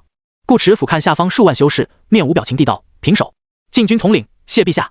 李之义黑人问号。大天司本来还未觉有意，只当是李之义在玩什么把戏，可转头看见李之义憋得涨红的脸，心中顿觉不妙。顾驰将目光挪到李之义身上，说道：“李爱卿，将圣令还于朕吧，这里没你事了，可先行退下。”李之义，我退你个头啊！他如何还反应不过来，这天子是顾驰假扮，只觉自己腰闪了一下，心中大骂：骚东西，居然以天子身份出场，真他妈亏你想得出来！顾驰，李爱卿为何不动？这是想把圣令据为己有吗？禁军统领一听，当一声将刀拔出一半，目光不善地道：“还请李少主将圣令归还陛下。”李之义深吸一口气，抚平内心的骚动，直勾勾盯着顾驰道：“这个天子是假的，大胆！”禁军统领厉喝：“天子威仪，岂可容你挑衅？莫要以为你是剑宗少主，我便不敢动你。”这些 NPC 是真的蠢，主子换了2次都认不出来。李之义已经在心头骂开了，嘴上却不得不道：“他根本证明不了自己天子的身份。”这话刚说完，一名少女便自神女峰踏空而来，正是养月公主洛青书。在禁军统领虎视眈眈的目光下，夏琳满脸惊喜地扑进顾驰怀里，甜甜地喊了一声：“父王！”李之义，草了，还有群演，多么父慈女孝的一幕！李之义一口气差点没缓上来，演他就算了，居然还组队。盛火泉与秦百川等人相视一眼，一时也有点摸不清状况，这怎么与事先说好的不太一样？顾驰再度开口问禁军统领道：“朕先前是否说过要上七皇山营救公主，讨伐逆贼？”禁军统领：“是。”顾驰：“今朕亲自询问，此事乃是误会。先前朕禁足公主太久，李爱卿又在那显摆修为，顾长歌正好路过，担心公主有难，情急之下方才出手。如今误会解开，公主也已寻回，便不必再大动干戈，都回去吧。”数万修士合着他们大老远跑来，只是为了看一场父女重逢的亲情戏。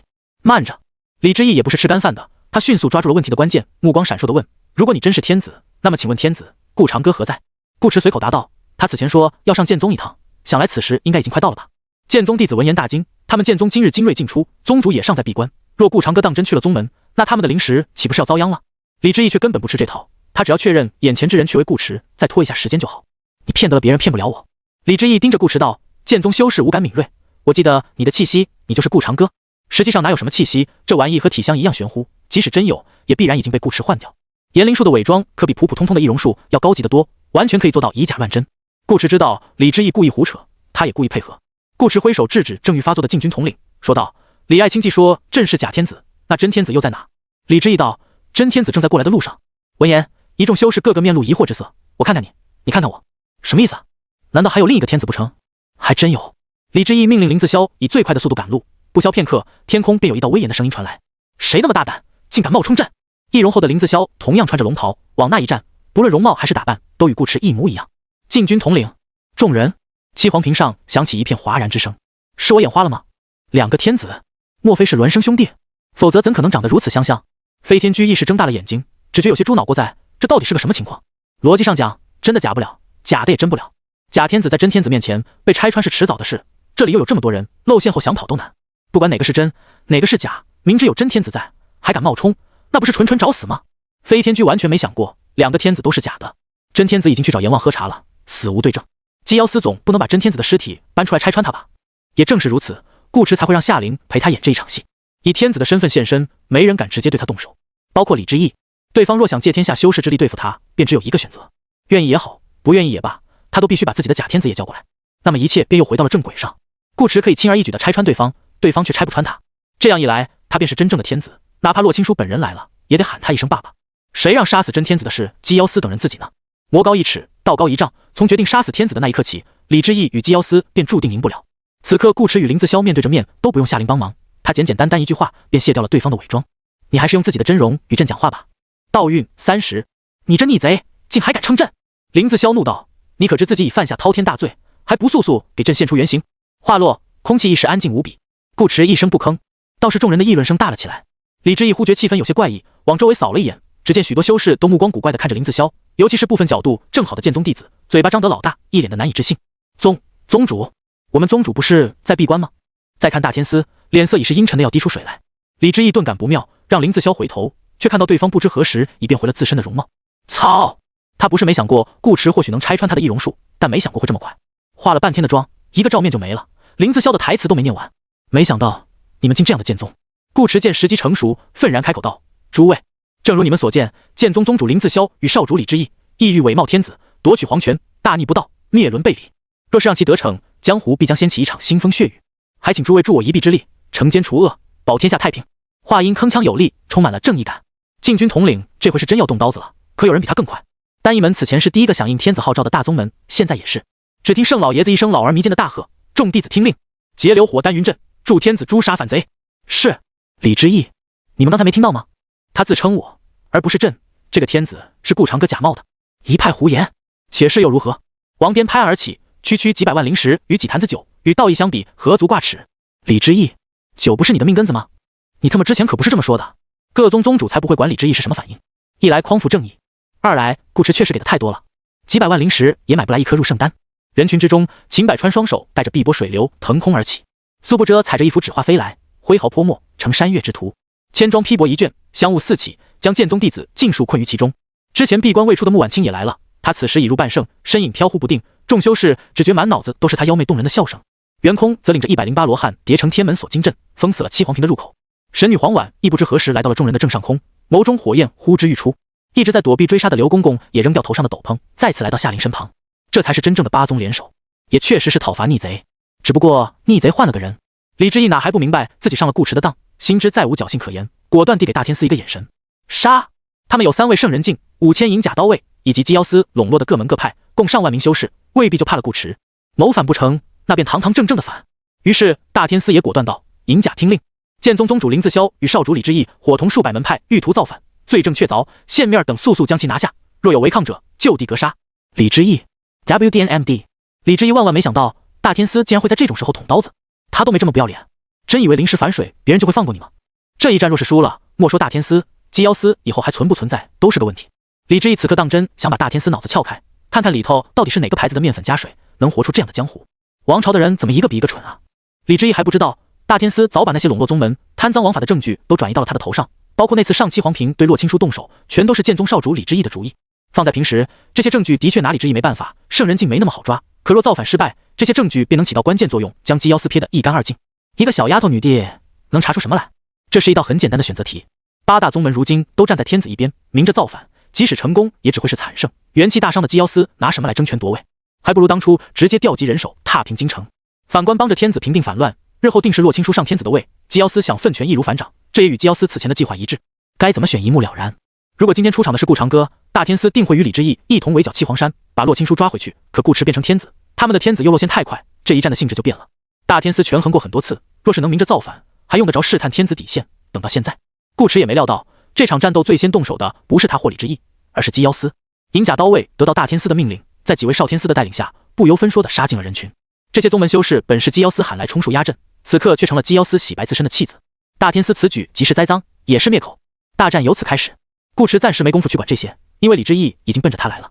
林自霄被神女拦下，在上空打得艳光乱飞。苏不遮等人全都盯着大天司，大天司不动，他们便不动。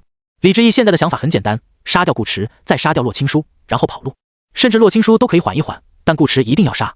同为玩家，他与顾驰之间的战斗不可避免，且他们的实力都已是这个副本所能达到的极限，打不打得过，至少试一试。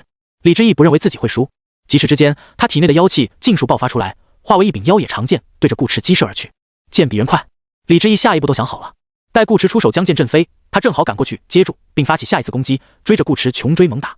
可顾驰没有出手，只说了一句话：“你的剑就是我的剑。”道运99。一瞬间，妖气化为的长剑便与李之义断了联系。李之义，什么鬼？快要刺到脸上的妖剑说停就停。顾驰冷哼一声，袖口一抬，气息飙升，手指在空中快速点来点去。李之义以为顾驰在开大招，急忙刹住身形，双掌往前一推，满身灵力疯狂涌出，凝出一面厚重的灵力风墙，看样子足以抵挡圣人境修士的全力一击。但其实顾驰是吓唬他的，他只是在抽空补充道运。炎灵术就是这点不好，不仅要巧舌如簧，手速也得跟上。李之义等了片刻，发现没动静，顿时反应过来自己被耍了。可他还没来得及生气发怒，顾驰已是调转妖剑的剑锋朝他飞射过来。李之义刚要躲，顾驰定。李之义身形立时一僵，他反应极快，硬是凭借圣人之力挣脱了枷锁。只是高手过招，任何迟滞都是致命的，他依旧被妖剑划破了手臂。顾驰双指一转，妖剑倒飞而回。他再次开口定，这回李之义倒躲得及时，可顾驰一声去，碧落剑又射了过来。赤，他左腿也被划破，鲜血淋漓。顾驰又将碧落与妖剑一分为10，总共20把飞剑，像囚牢似的围着李之义一顿猛戳，期间不停喊定，让李之义本该行云流水的身法变得如同开流量看小视频一样卡顿，身上伤口越来越多。都是圣人境，李之义一时竟被打得毫无还手之力。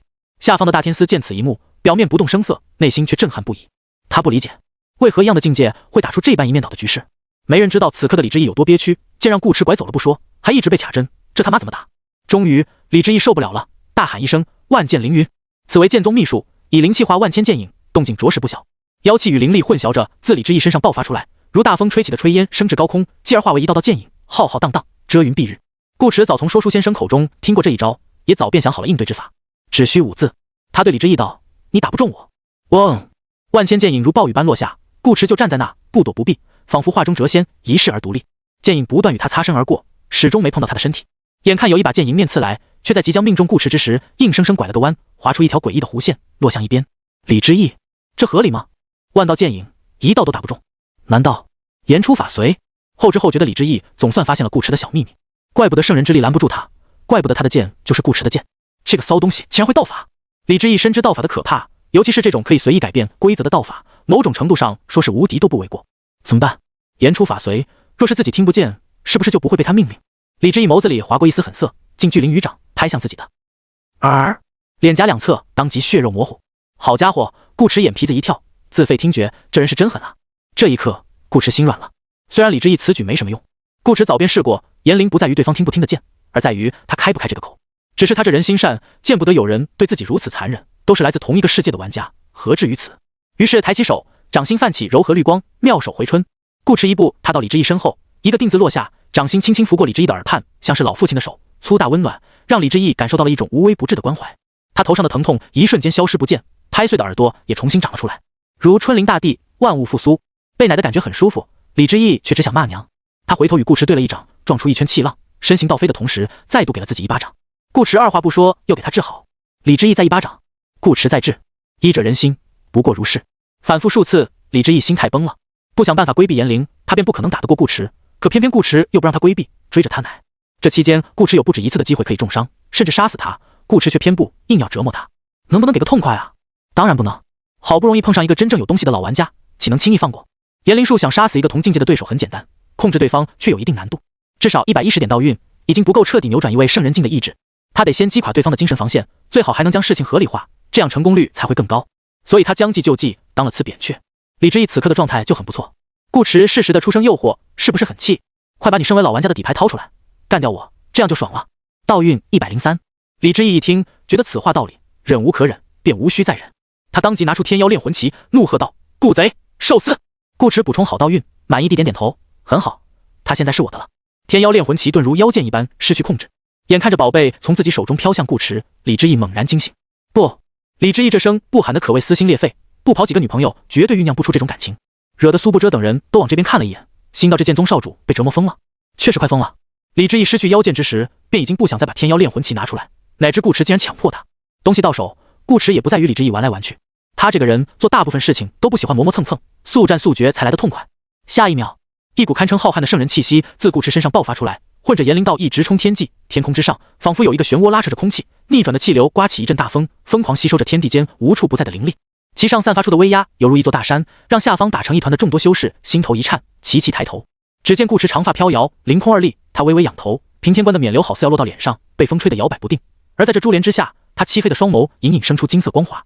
龙袍飞舞间，顾驰口含天线，声若轰雷：“几位天子，当守天下太平，此印会人间正气，聚天地大道，可诛妖镇邪灭圣碎魂。今有2人谋逆乱世，按天律可于秋问朝审，斩立决。”话落，嗡，天光大亮，一枚巨大的玺印出现在七黄屏上空，金光四溢，那帝王之威如同天塌一般压下。另一众修士险些站立不稳，跪倒下去，心头竟没由来的生出一种朝拜之意，想对铸印之人俯首称臣。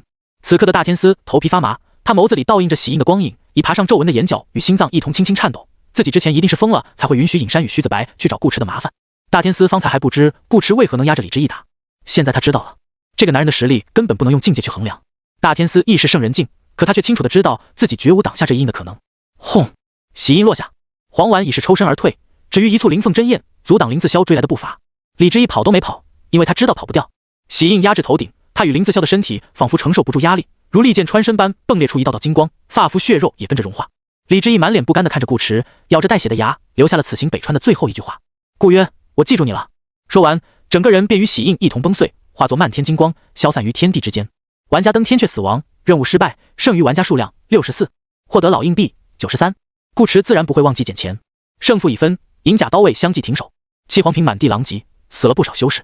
大天司再无半点忤逆之心，至少暂时没有了。顾驰一日不脱下这身龙袍，他便一日不敢妄动，索性屁股擦得够干净。大天司此刻当真有种劫后余生之感，他命令银甲刀卫道，将这些与剑宗勾结之人全部抓回去，入狱候审。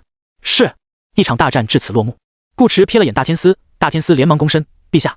顾驰淡淡道，以前都叫天子，现在叫陛下了。大天司，回去再与你算账。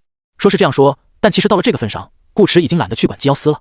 副本快要结束，谁当这个天子都与他没多大关系，他也管不了那么远。即使要管，也该是由洛青书去管。身为公主，洛青书比他更清楚朝廷的事。眼下副本还有些时间，便等他搜罗灵石，提升到天人境后自己处理吧。顾驰看向刘公公身旁的少女，少女点点头，好像猜到他心中所想。至于他到底是不是夏灵，两人都很默契的没有再提。顾驰走到苏不遮等人身边，这次麻烦各位了。圣火拳摆手摇头，大白胡子跟着晃动，不麻烦，惩恶扬善，本便是我等正道修士分内之事。顾驰真不麻烦。惩火拳当然如此最好。顾驰道，那便请各位再帮我个忙吧。圣火拳，客套话你还当真了是不？顾驰脸不红心不跳，上次关于各宗天才之事，各位宗主考虑好了吗？众人相视一眼，尽皆陷入沉默。圣火拳问道，我们该如何证明你所言属实？顾驰，不好证明，但可免去各宗其余弟子的伤亡。王颠若是错杀无辜？顾驰摇头，没有这种可能。于是接下来的几天内，当君子阁异报发出，北川江湖举湖震惊。以往的异报上大多是些鸡毛蒜皮的小事，以趣闻八卦居多，能称得上是大事的条目少之又少，有时候1-2月都见不到一条。可最近几日却是每天都有令人意想不到的事情被爆出来，光是一个金字便占据了整个异报近半的篇幅。惊！剑宗宗主林自霄假意闭关，冒充天子，竟与少主李之义携手造反。再惊！天子含怒出手，以大地之威镇压反贼，修为已然通天。三惊！天子一战悟道，欲再次破境，将皇位传于皇太女洛青书，继位大典择日举行。石破天惊！各大宗门宗主齐齐闭关，昔日天子弟子被尽数逐出师门，原因竟是一桩桩大事随时间铺开，让北川江湖焕发出新的活力，一派热闹之景。俗话说得好，新地新气象。天人境修士接二连三入圣，又有大型灵脉涌现，都在很好的证明这一点。北川正在迈入一个更加繁盛的修行时代，不论平民还是修士，惊异之余，都在冥冥之中感觉到了自己可期的未来。除了陆三平，因为他也是被逐出师门的弟子之一。听闻灵脉出世，陆三平特地码着时间，在估摸着最仙谷的灵石已经比较富裕时赶回来，打算捞一波修为。哪知才刚进门，便被长老撵了出来，并被告知他已被宗主亲自从弟子名册上除名，原因为长得太美。陆三平，我长得美，骗我可以，别骗自己。很显然，这只是一个借口。可问题是，他也没得罪宗主啊，难道是之前舔得太用力，后劲上来了？陆三平左思右想想不通，后来看了一报才明白，并不只是他一人有此遭遇，有人在针对他们这些玩家。陆三平不用想都知道这个人是谁。江湖虽大，圣人却只有那么几位，有能力，同时也有理由去说服各宗宗主这样做的人，除了顾驰还能有谁？脑海中浮现出某张帅脸，陆三平不由怨念满满。他没打算跟顾驰争第一，捞修为只是想着碰见其他玩家时胜算大一些，反正玩家吸得快，到天人境也用不了多久，不耽搁他游山玩水。哪知顾驰直接掐断了他们最重要的经验来源，真就一点机会都不给他们留呗。一时之间，众玩家怨声载道，他们严重怀疑顾驰把玩家的某些特性告诉了各宗宗主，比如过段时间他们就会从这个世界上消失，把灵石给他们也是浪费，都不是什么好东西等等。好过分！酒楼内，一扎着马尾的姑娘颇为英气的小脸上满是不忿，哪有他这样玩游戏的？就是。另一位脸上有些婴儿肥，身着绿衫的姑娘也气呼呼地道，大家都是玩家，他这样搞不是等于掀桌子吗？不行，绝不能让他得逞。忍一时越想越气，退一步越想越亏，马尾姑娘一口气干掉碗里的酒，说道，他不让我们好过，我们也不让他好过。对，绿衫姑娘哼了一声道，舍得一身剐，敢把皇帝拉下马，大不了咱们跟他拼了。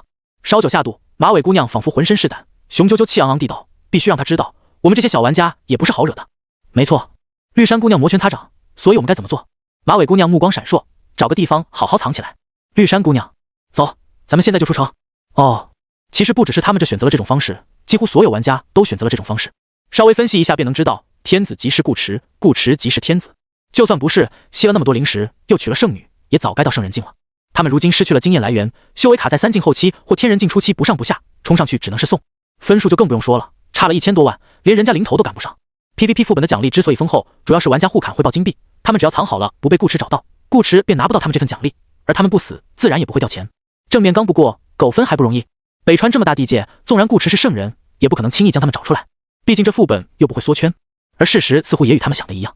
几个月过去，副本已进入最后的倒计时阶段，顾池还没动作，剩余玩家数量64，一个没少。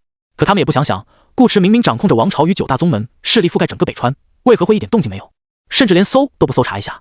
裴黄央是原因之一，其二是他有足够的把握，余下的玩家一个都跑不掉。这一日，顾池从七皇山一步跨至南海，他的初始技能此前一次没用过，现在是时候了。顾池打开玩家榜单，直接将袅袅仙音拉到最大。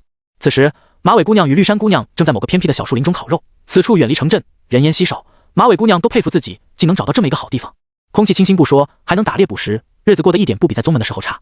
直到天空传来一声巨响，引得无数修士百姓纷纷抬头。那声音犹如天雷，又似帝王，有着一种不可违逆的力量。唐月商，速来南海一见。下一秒，马尾姑娘体内的灵气不受控制的涌动起来，双手双脚也不听使唤，自动取出包里的御空法器，脚一蹬便跳上去，化作一道流光，直奔南方。唐月商在风中凌乱，绿山姑娘看他飞远，任鱼鱼，你也来。于是绿山姑娘也去了。顾池又道：飞天居，黄燕城，飞天居昨日刚凑齐钱买了张万里神行符，可大幅提升逃命速度，此时正好派上用场。顾池继续点名：不死者。京城以南400里，一道身影从野草丈许高的坟地里破土而出，御剑升空。谢一，风来客栈，一女子正在用膳，吃到一半猛然起身，以迅雷不及掩耳盗铃之势冲出门外，钱都没给。不讲价的萝莉贩子。边关，一枚青木秀的男子还在逗娃，听见这声音，二话不说，灵气化马奔赴南海。泉水指挥官，这个劲！顾池话音刚落，便听身后哗的一声，回头一看，一名男子头顶海草，大嘴含鱼，像火箭升空似的弹出海面，激起大片浪花。顾池，你可真会藏！泉水指挥官，如果有得选，我也不想。一个接一个玩家 ID 从顾池口中喊出，不论是逛青楼的、洗澡的、躲在各种奇葩角落的，这一刻都像受到了神明的召唤，奋不顾身前来南海报道。其中不乏样貌乖巧的姑娘，顾池却丝毫不怜香惜玉。手起剑落间，玩家数量不断减少。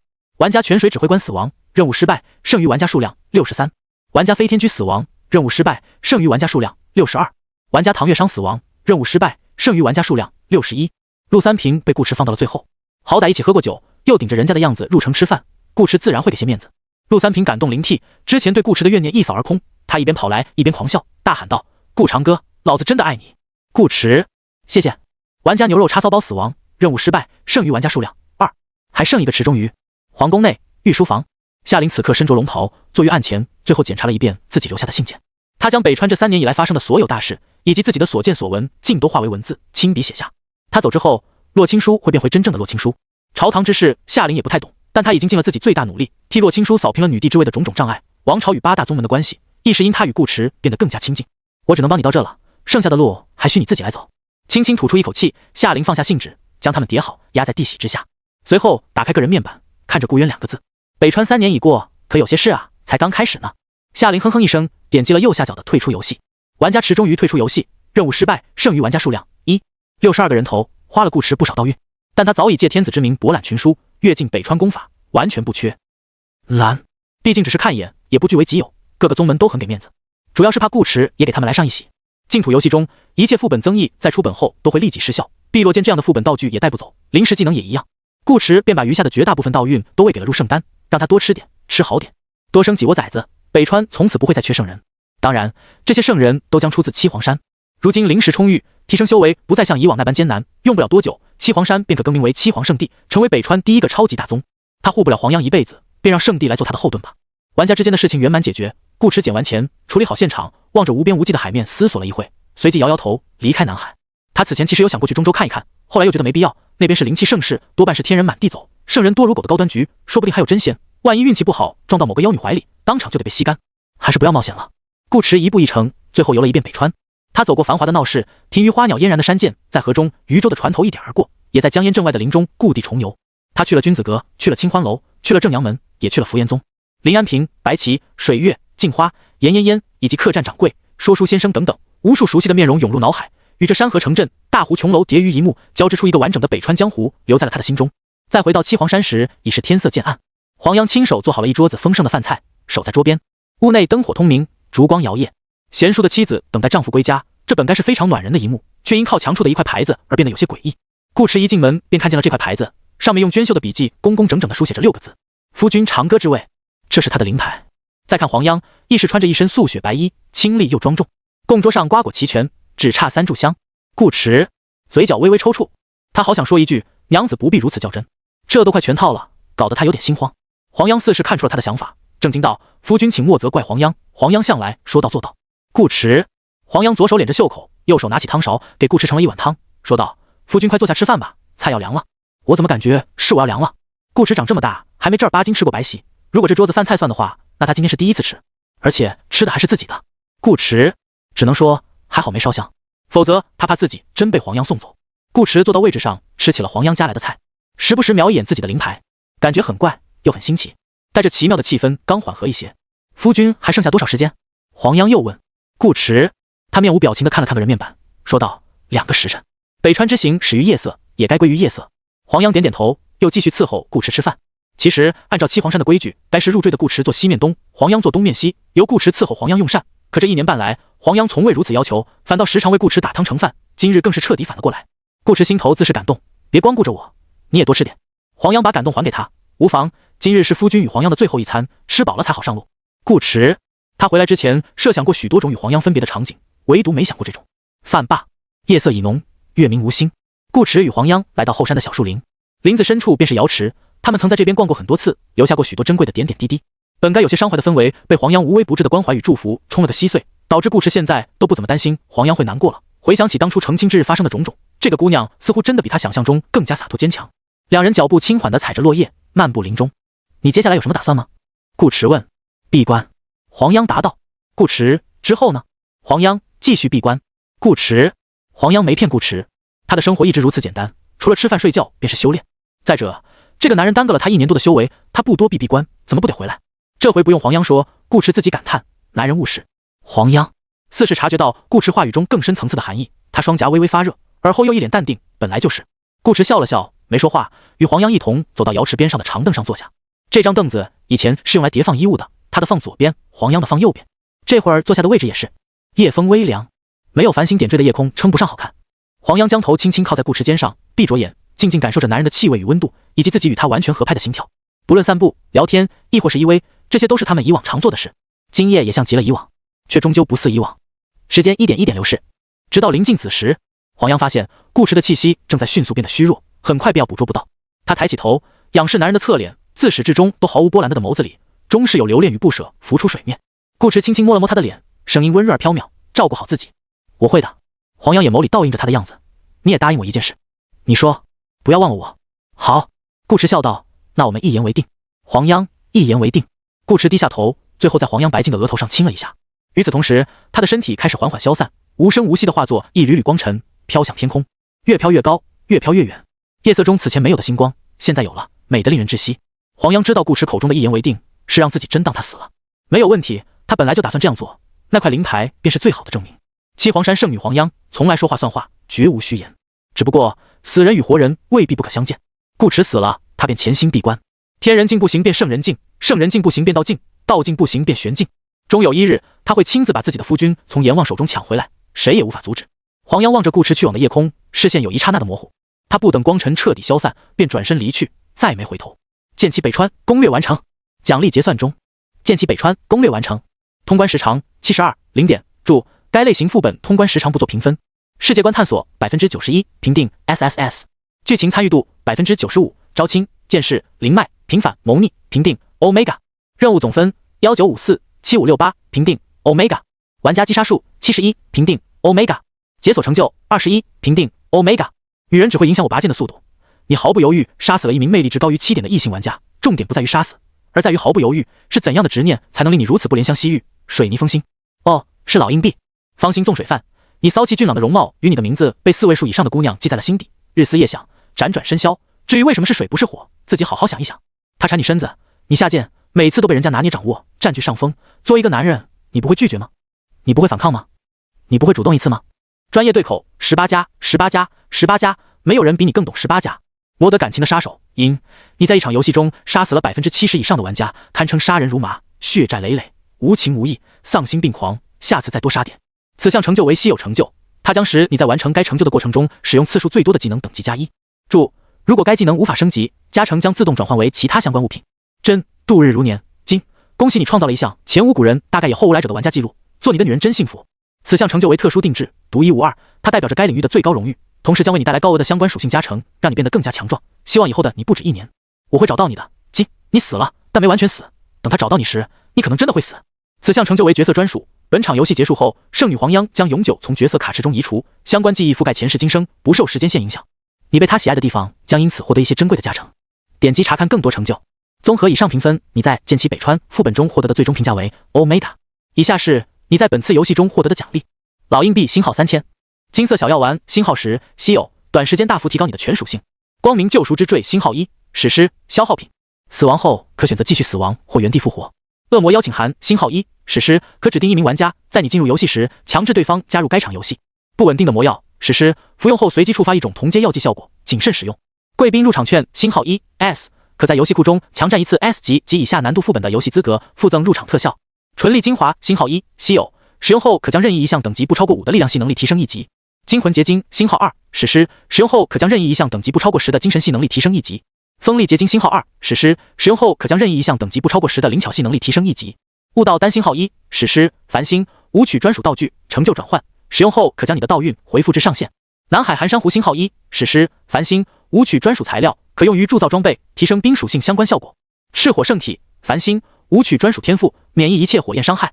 当前心法为火属性时，修行速度增加100%。顾长歌圣人镜，特殊，副本世界为繁星，舞曲10生效。你可在进入副本时选择该角色进行游戏，使用次数不限，直至该角色死亡。水晶碎块星号2，从攻击、辅助、防御中选择一项，用此碎块合成的记忆水晶必定开出对应类型的技能。你现在可以选择是否使用永恒烙印。斜杠城，赤火圣火居然白送，顾池，那就没什么可犹豫的了。就算不在副本里，没法畅所欲言，为所欲为，炎灵也依然是一个非常强悍的技能，功能性十分全面，可攻可守，可浪可骚，操作空间极大。当前版本玩家的属性提升又慢，35点道运足够他做很多事情。失去物品，永恒烙印星号1，获得特殊能力道法炎灵，相关属性已激活，道运可在个人面板中查看。下一次征召倒计时12天。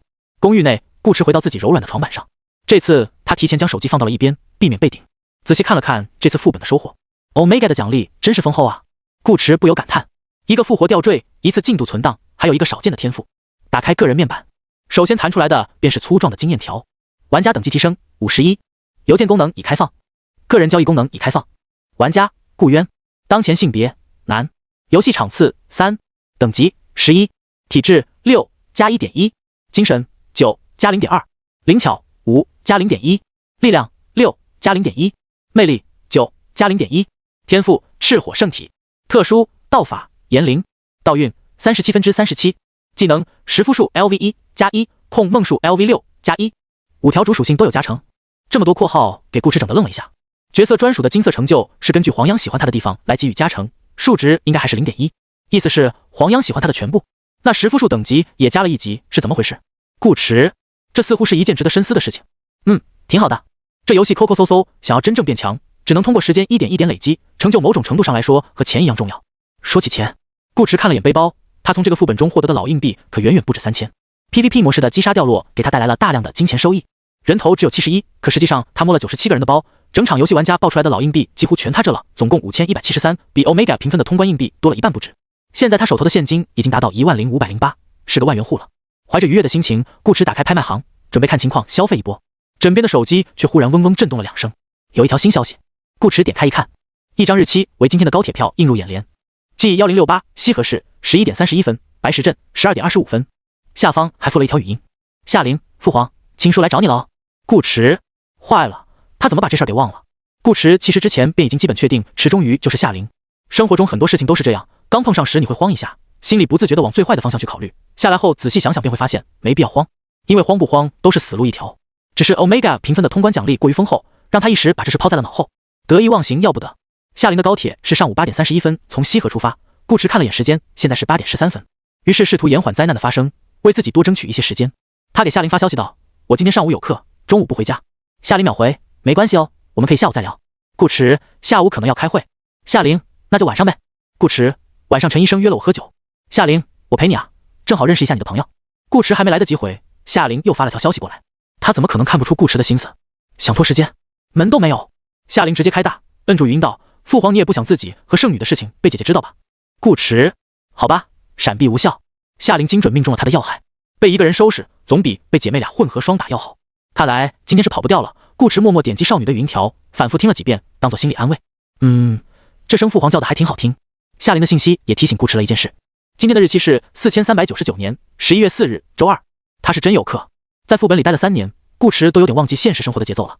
洗漱完去学校，自然少不了被领导批评教育了几句。虽然他今天没有迟到，但昨天的课 GG 了，旷得干脆利落，杨主任连人都联系不上。要知道，梦境心理学现在已经成为正式选修课，亏得昨天刚好有人面试，杨主任让他上去讲了一节，不然前2天刚放完假，接着又耍一堂，岂不是把这帮学生便宜坏了？以后有事记得先请假。杨主任道。顾迟保证，下次一定。主要他没想到这次副本会这么长。PVP 大多都是小地图，限时时间1天不到就能完事，结果哪知道他光跟黄央深入交流就交流了1天。不光是黄央，前2个副本多多少少也对他造成了一些影响，比如在课堂上，顾迟一边讲课，目光偶尔扫过下面认真做笔记的何宅，总觉得他脑袋会不会突然裂开。中午，顾迟下课后便去了高铁站，他没跟夏琳说自己会来接他，先前与少女聊天也是刻意营造一种我很忙的感觉。夏琳没有给他多余的时间准备，他必须尽可能的制造意外，打断少女兴师问罪的情绪和思路，并以此掌握主动权，找机会把夏琳生气的重点转移到其他事情上。今天是工作日，车站人不多，夏琳一出来，顾迟便看见了她。少女乌黑的长发披在肩上，内衬一件只有大头恐龙的卡通线衣，外边套着稍大的牛仔外套。她拉着行李箱，宽松的袖口没到拉杆处，将她整只小手都藏了起来。下身则依然是短裤，袜子直到脚踝，踩着一双米色板鞋。这种简单又可爱的穿搭风格，让她喷着空气丝袜的纤长双腿显得格外亮眼。夏琳也看见了顾迟。他本来正低着头看手机，准备打车，忽然感觉有人注视自己，一抬眸便瞧见穿着黑色大衣、双手插兜站在远处的顾迟。夏琳下意识有些欣喜，可看到顾迟向自己走来，又像意识到什么似的，迅速把脸垮了下去。别以为你来接我，我就不生气了。夏琳秀小的嘴巴撅得老高，脸颊也微微侧过去，活脱脱一个美少女版的左哼哼表情包。夏琳以为顾迟会哄她，毕竟这家伙哄女孩子很有一套，她和夏朗小时候经常被他哄得团团转。可哪知顾迟完全不按套路出牌，也不牵她的手，反而一脸奇怪地问：我都不生气，你生什么气？夏琳，顾迟。夏琳不理解，你生哪门子气？犯错的明明是你好不好？顾迟说道，你瞒我那么久，我很受伤。你受伤？是你让人家黄央受伤才对吧？夏琳没好气道，我瞒着你还不是怕你难做？顾迟疑惑，我为什么会难做？夏琳，如果我非要跟黄央抢你，你怎么办？顾迟，我把你也娶了呀。夏琳，顾迟脸不红心不跳，反正是玩游戏，不就和以前过家家一样，娶2个多正常。顿了顿，又道，我还可以让你做大，体验一下之前没体验过的感觉。夏琳，他睁大眼睛，差点一口气没缓上来。这家伙怎么能把这种话说得如此自然坦荡？夏琳气道，小时候是不懂事，而且那么逼真的游戏，别告诉我你一点代入感没有。顾迟诚实道，我承认的确是有那么一点点代入感，可你不也有吗？当然有。夏琳道，不止他一个玩家怀疑游戏世界是真实存在的世界，不然他干嘛吃醋？还不是因为一切太真实。顾迟，那不就对了？夏琳，哪里对了？顾迟，因为游戏过于真实，你没法单纯的把它当成游戏，是这个意思吧？夏琳，没错。顾迟，所以你认为我和黄央成亲是把你绿了？夏琳，难道不是吗？顾迟，你有问题。夏琳，顾迟不满道，看着我犯错都不阻止我，你怎么当女朋友的？夏琳，顾迟又叹了口气，算了，这事说到底不能全怪你，我也有错，我们大哥不说二哥，这件事就此翻篇，你不生气，我也不生气，怎么样？不说话我就当你答应了。顾迟根本没给夏琳开口的机会，一手牵着她，一手拖着行李箱，饿了吧？走，我带你去吃好吃的。夏琳咬牙切齿，我现在只想吃你。顾迟愣了一下，随即不好意思地道，那我们直接回家。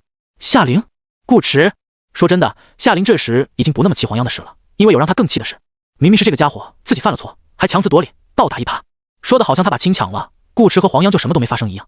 最可恶的是，顾迟还不让他说话。哦对了，还有件事。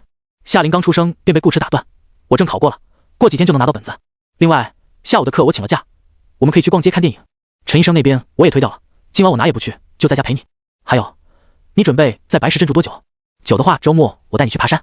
顾迟一直说个不停，夏琳就直勾勾看着他，他还不信这家伙能一辈子说下去，不让他开口。顾迟说着说着，还真忽然闭上了嘴巴，脚步也顿在原地。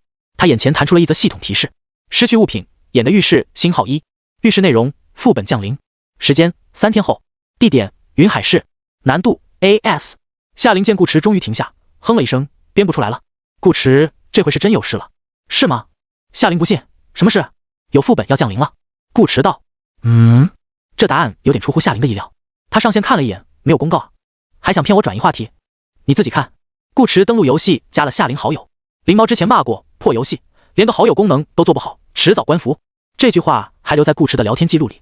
但实际上，净土的好友系统做的还是比较完善的，像朋友圈、语音、视频、转账等等，现实社交软件上有的功能，它基本都有，其中自然也包括截图。解释起来太麻烦，顾迟便将系统消息截了个图发给夏琳。副本降临通常只会提前12至24小时发出公告，并且只是小范围的区域公告，夏琳能收到才怪了。云海市离白石镇非常远，如果没有演的预示，这消息跨2个省都发不到白石镇来。这都不是重点，重点是提前了2天。事实上，这才算真正的提前，因为按照正常流程，公告发出去的时候，降临区域便会开始受到副本的影响。这种影响叫游戏投影，又称降临前兆。如黄粱鬼梦的降临前兆便是嗜睡、异梦。不论难度怎样，任何副本的游戏投影都有可能造成人员伤亡，只是黄粱鬼梦的特性比较特殊，白石镇才没出什么大问题。如果换成其他暴力型副本，结局可能会完全不一样。而一旦副本正式降临，更是极有可能对相关区域造成毁灭性打击。就拿剑气北川来说，都不用改天换地，随便来个天人境修士都能引发巨大灾难。S 级的副本奖励确实很不错，参与的玩家越少，拿高评分的概率越大，能得到的东西也就越多。可顾池觉得这便宜不能占。你能联系到云海市的玩家公会吗？顾池问。能，好歹是正儿八经的老玩家，这点人脉夏琳还是有的。他问顾池道：你想把消息告诉他们？顾池点头，2天时间能多赶过去不少人，游戏投影的影响也能降到最低。好，夏琳打开好友列表，找到一个叫叶英的女玩家，把截图发了过去，又附了几句话。看着少女干脆利落的样子，顾池心头一动，问道：你也赞成我这么做，对吧？当然。夏琳道：多那点奖励哪有人命重要？顾池感叹：真好。夏琳关掉游戏界面，什么真好？顾池喜欢上一个和自己一样的人真好。喜欢？突然说这个干嘛？夏琳脸颊微红的附和：我也这么认为。顾池眨眨眼：那你不生气了？夏琳一怔，立马板起脸，还在气头上。顾池佯装无奈：那怎么办？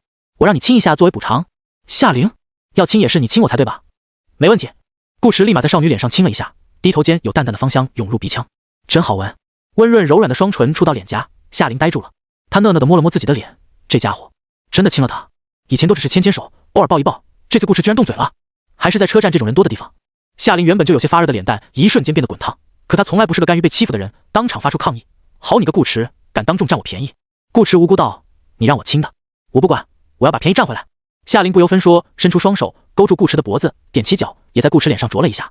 边上偶然路过的小哥，他看了看手头吃了一半的肉夹馍，表情麻木的将它扔进垃圾桶。顾池心头乐呵，表面却十分淡然。这下我们扯平了吧？想得美。夏琳红着脸哼了一声：你欺负我，我要告诉夏冷。说着，他当着顾池的面拿起套着兔子外壳的手机给夏冷发了条消息：夏琳姐姐对不起，顾池哥哥偷亲我没防住，呜呜呜。顾池，夏冷。下一秒，顾池兜里的手机便震动了2声。夏冷微笑，顾池。夏冷微笑微笑，顾池。夏冷还有说，顾池。那倒不用。他面无表情把手机拿到嘴边，摁住语音，诺。松开发送。夏冷过了好一会才道：这是没完。顾池。夏冷没回了，点开语音条又听了2遍，唇角微微掀起一个弧度，拿起书继续看。顾池不咸不淡地瞥了夏琳一眼，这回轮到夏琳扮无辜了，谁让你要欺负我？顾池没答话，看似对少女这拨拱火的行为不太高兴，实际上心里松了口大气。我们什么时候去云海啊？夏琳已然把自己最初来找顾池的目的忘了个一干二净。顾池想了想道：今晚吧。夏琳微愣，这么急？顾池一边查询机票，一边说道：我怕时间会跳。降临预告饰演的预言，演似乎又可以控制时间，这2件事情叠在一起，顾池觉得还是预防一手比较好。这其中还有个逻辑，演能预言现实世界即将发生的事，那是不是说明演本人也在现实世界？与此同时，云海市灰岩德州扑克俱乐部收到夏琳消息的叶英第一时间来到经理办公室，将事情告诉了飞服。每个城市的线下玩家公会都有自己的副本评估员，专门分析降临副本的难度，并给出攻略建议。红塔公会的副本评估员是白面鸮，云岩公会的副本评估员则是飞服。A 升 S。 坐在老板椅上的飞服看到这2个字母便脸色一黑，你先去通知一下官方的人，这次可能要疏散人群。好，叶英立刻去办。飞服并不怀疑消息的真实性，毕竟净土又不能 P 图，游戏里存在各种各样的功能性道具，能提前预知副本入侵的信息也不算稀奇。稀奇的是 AAS， 它代表即将降临的副本本该是 A 级，但在游戏过程中因为某些原因导致副本发生了变化，从 A 变成了 S。 这样的副本往往比一般 S 级更难解决，被称为 S 加。要不然飞服脸色怎么会这么难看？你永远不知道那些笨笔玩家会在副本里干出什么蠢事来。就像当初还是萌新的他，不小心把密室的钥匙给掰断了，副本难度当场从 B 变成了 Omega， 然后就没有了。可这并不影响飞服想骂人的心情，笨笔也是可以喷笨笔的。总之，这次线下本的难度或许会远超以往。好消息是，他们提前2天知道了这个情况，有足够的时间来摇人。2天之后，会长等人应该也刷完本回来了，只要提前清场，不会有太大问题。飞服对自家的工会还是很有信心的。直到他第2天被热醒后，看到日期，4399年11月7日，周五，又是从周2跳到周五。理论上讲，现实世界与游戏世界的时间线相互独立，本该在3天后攻略失败的副本，依然该在3天后攻略失败。可系统公告却真真切切地出现在了眼前。游戏魔焰咒书馆攻略失败，即将降临现实。难度 AS， 降临地点云海市，降临前兆高温易燃，降临倒计时11点58分22秒。操！飞福咒骂一声，蹬开被子翻身下床，只穿了件背心便往门外冲，同时打电话给夜莺，通知所有人立刻回俱乐部开会。云岩公会的效率很高，仅仅半个钟头便搜集到了不少关于副本的情报，人在室内的成员也基本都到了会议室，只是人数不太够，100多号人，刨去新人与不擅长战斗的玩家，能打的只有80个左右，关键缺乏一名实力足够强大的资深玩家。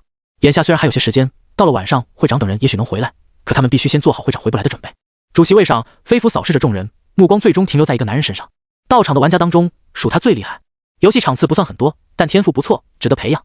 最主要，飞福记得他有个大宝贝，可以汲取力量秒人的那种。从目前搜集到的情报来看，这个宝贝十分契合魔焰咒书馆这种小怪加 BOSS 的副本。于是飞福喊道：“李天阙，李天阙，飞福，如果会长他们没回来，今晚就由你来领队。”李天阙一听，立刻满脸郑重的点了点头。好字还没说出口，飞福又道：“到时把你的宝贝掏出来，争取一波把 BOSS 秒了，尽快结束战斗。”李天阙，他脸上的郑重忽然化为悲伤，脑海中浮现出某个男人的名字，他已经没有宝贝了呀。上午8点03分，阿尔卑斯连锁酒店。某个豪华标间内，靠门的那张床上，顾驰汗流浃背，夏琳面色潮红。只不过夏琳在另一张床。现在是11月，已经快要入冬，顾驰属实没想过自己居然会被热醒，但看到系统公告，他又释然了，不用想都知道时间又跳了2天，所以魔焰咒书馆的真实降临时间应该就是今天。不管现实中的时间跳或不跳，副本里的玩家都会在这个时候攻略失败，只是演把跳跃的2天也算了进去，才会预言3天之后。如果时间真是演在控制，那这波就是演自己预判了自己，挺合理的。还好他提前想到了这一点，否则演的预示大概率会被浪费掉。突如其来的时间波动会导致交通错乱，今天的航班即使能飞，也会先在周3、周4的乘客。他要是订周5的票，可能还没上车，人家已经把本推掉了。顾驰和夏琳是昨晚8点到的云海，进入市区后先吃了点东西，顾驰又陪少女去看了场电影。中午才答应过，总不能反悔。等电影结束后回到酒店，已经快12点了。夏琳又是个比较爱睡觉的女孩子，30多度的高温加一床棉被都没能给她捂醒，只是弯弯的细眉微微蹙着，很不雅观的从被子里伸出一条白净莹润的大长腿。没穿袜子的脚丫似珍珠般颗粒分明，让顾驰莫名想到了泡凤爪。夏琳是穿了睡衣睡觉的，顾驰穿上拖鞋，走过去替少女把被子掀开了些，又打开空调，这才进了浴室洗澡。就算温度很高，他用的依然是热水，以毒攻毒。顾驰一边冲水，一边用手机刷着新闻。不出意外，网上又炸开了锅，时钟光影再次出现在全球多个地区，与上次一模一样。专家呢？赶紧出来解释解释，这回是极光还是磁场还是沸水？各国领导们头又大了，之前的风头还没过去，这才几天啊，又跳。唯一让他们略感慰藉的是，这个时代的人们不管在哪个方面，对新鲜事物都有着极强的接受能力。与上次相比，这次时间跳跃没再引起那么大的恐慌，反而是乐子人逐渐冒出了头。我有一个大胆的想法，准备在下周2与女朋友尝试一下。首先，你得真有一个女朋友。假设我在时间跳跃的前1秒说了一句话，这句话说完正好过去1秒，那么请问，我上1秒说的话，还是我上1秒说的话吗？家人们，我怀疑这是一次针对疯狂星期4的阴谋，所有卖炸鸡汉堡的都有嫌疑。老婆周4过生日，我好像不用给她买生日礼物了。好耶！顾驰跟着沙雕网友们乐呵了一会，又登录游戏社区，玩家们的发言就正经的多了。特别是有经验的老玩家，但凡现实中出现不合常理的事，第一反应永远是翻公告记录。这一翻还真让他们翻到了些东西。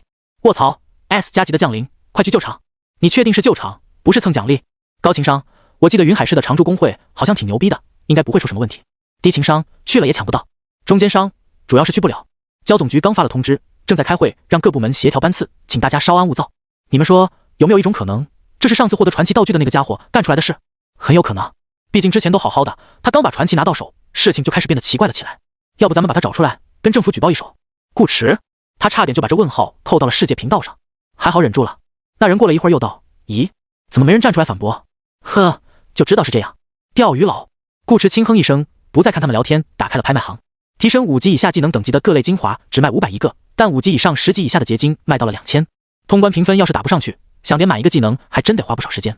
不难理解，许多玩家一有空便去游戏库里找本刷，天赋不够，汗水来凑。顾驰包里的钱还算比较多，控梦术也好用，便没心疼钱，买了2个精神结晶，加上之前通关给的刚好4个，先提升一下，晚上打本或许用得上。技能等级提升，控梦术 LV6+1，LV10+1，成就的加成直接让技能突破了上限。顾驰很满意，他现在也是个拥有毕业技能的老玩家了。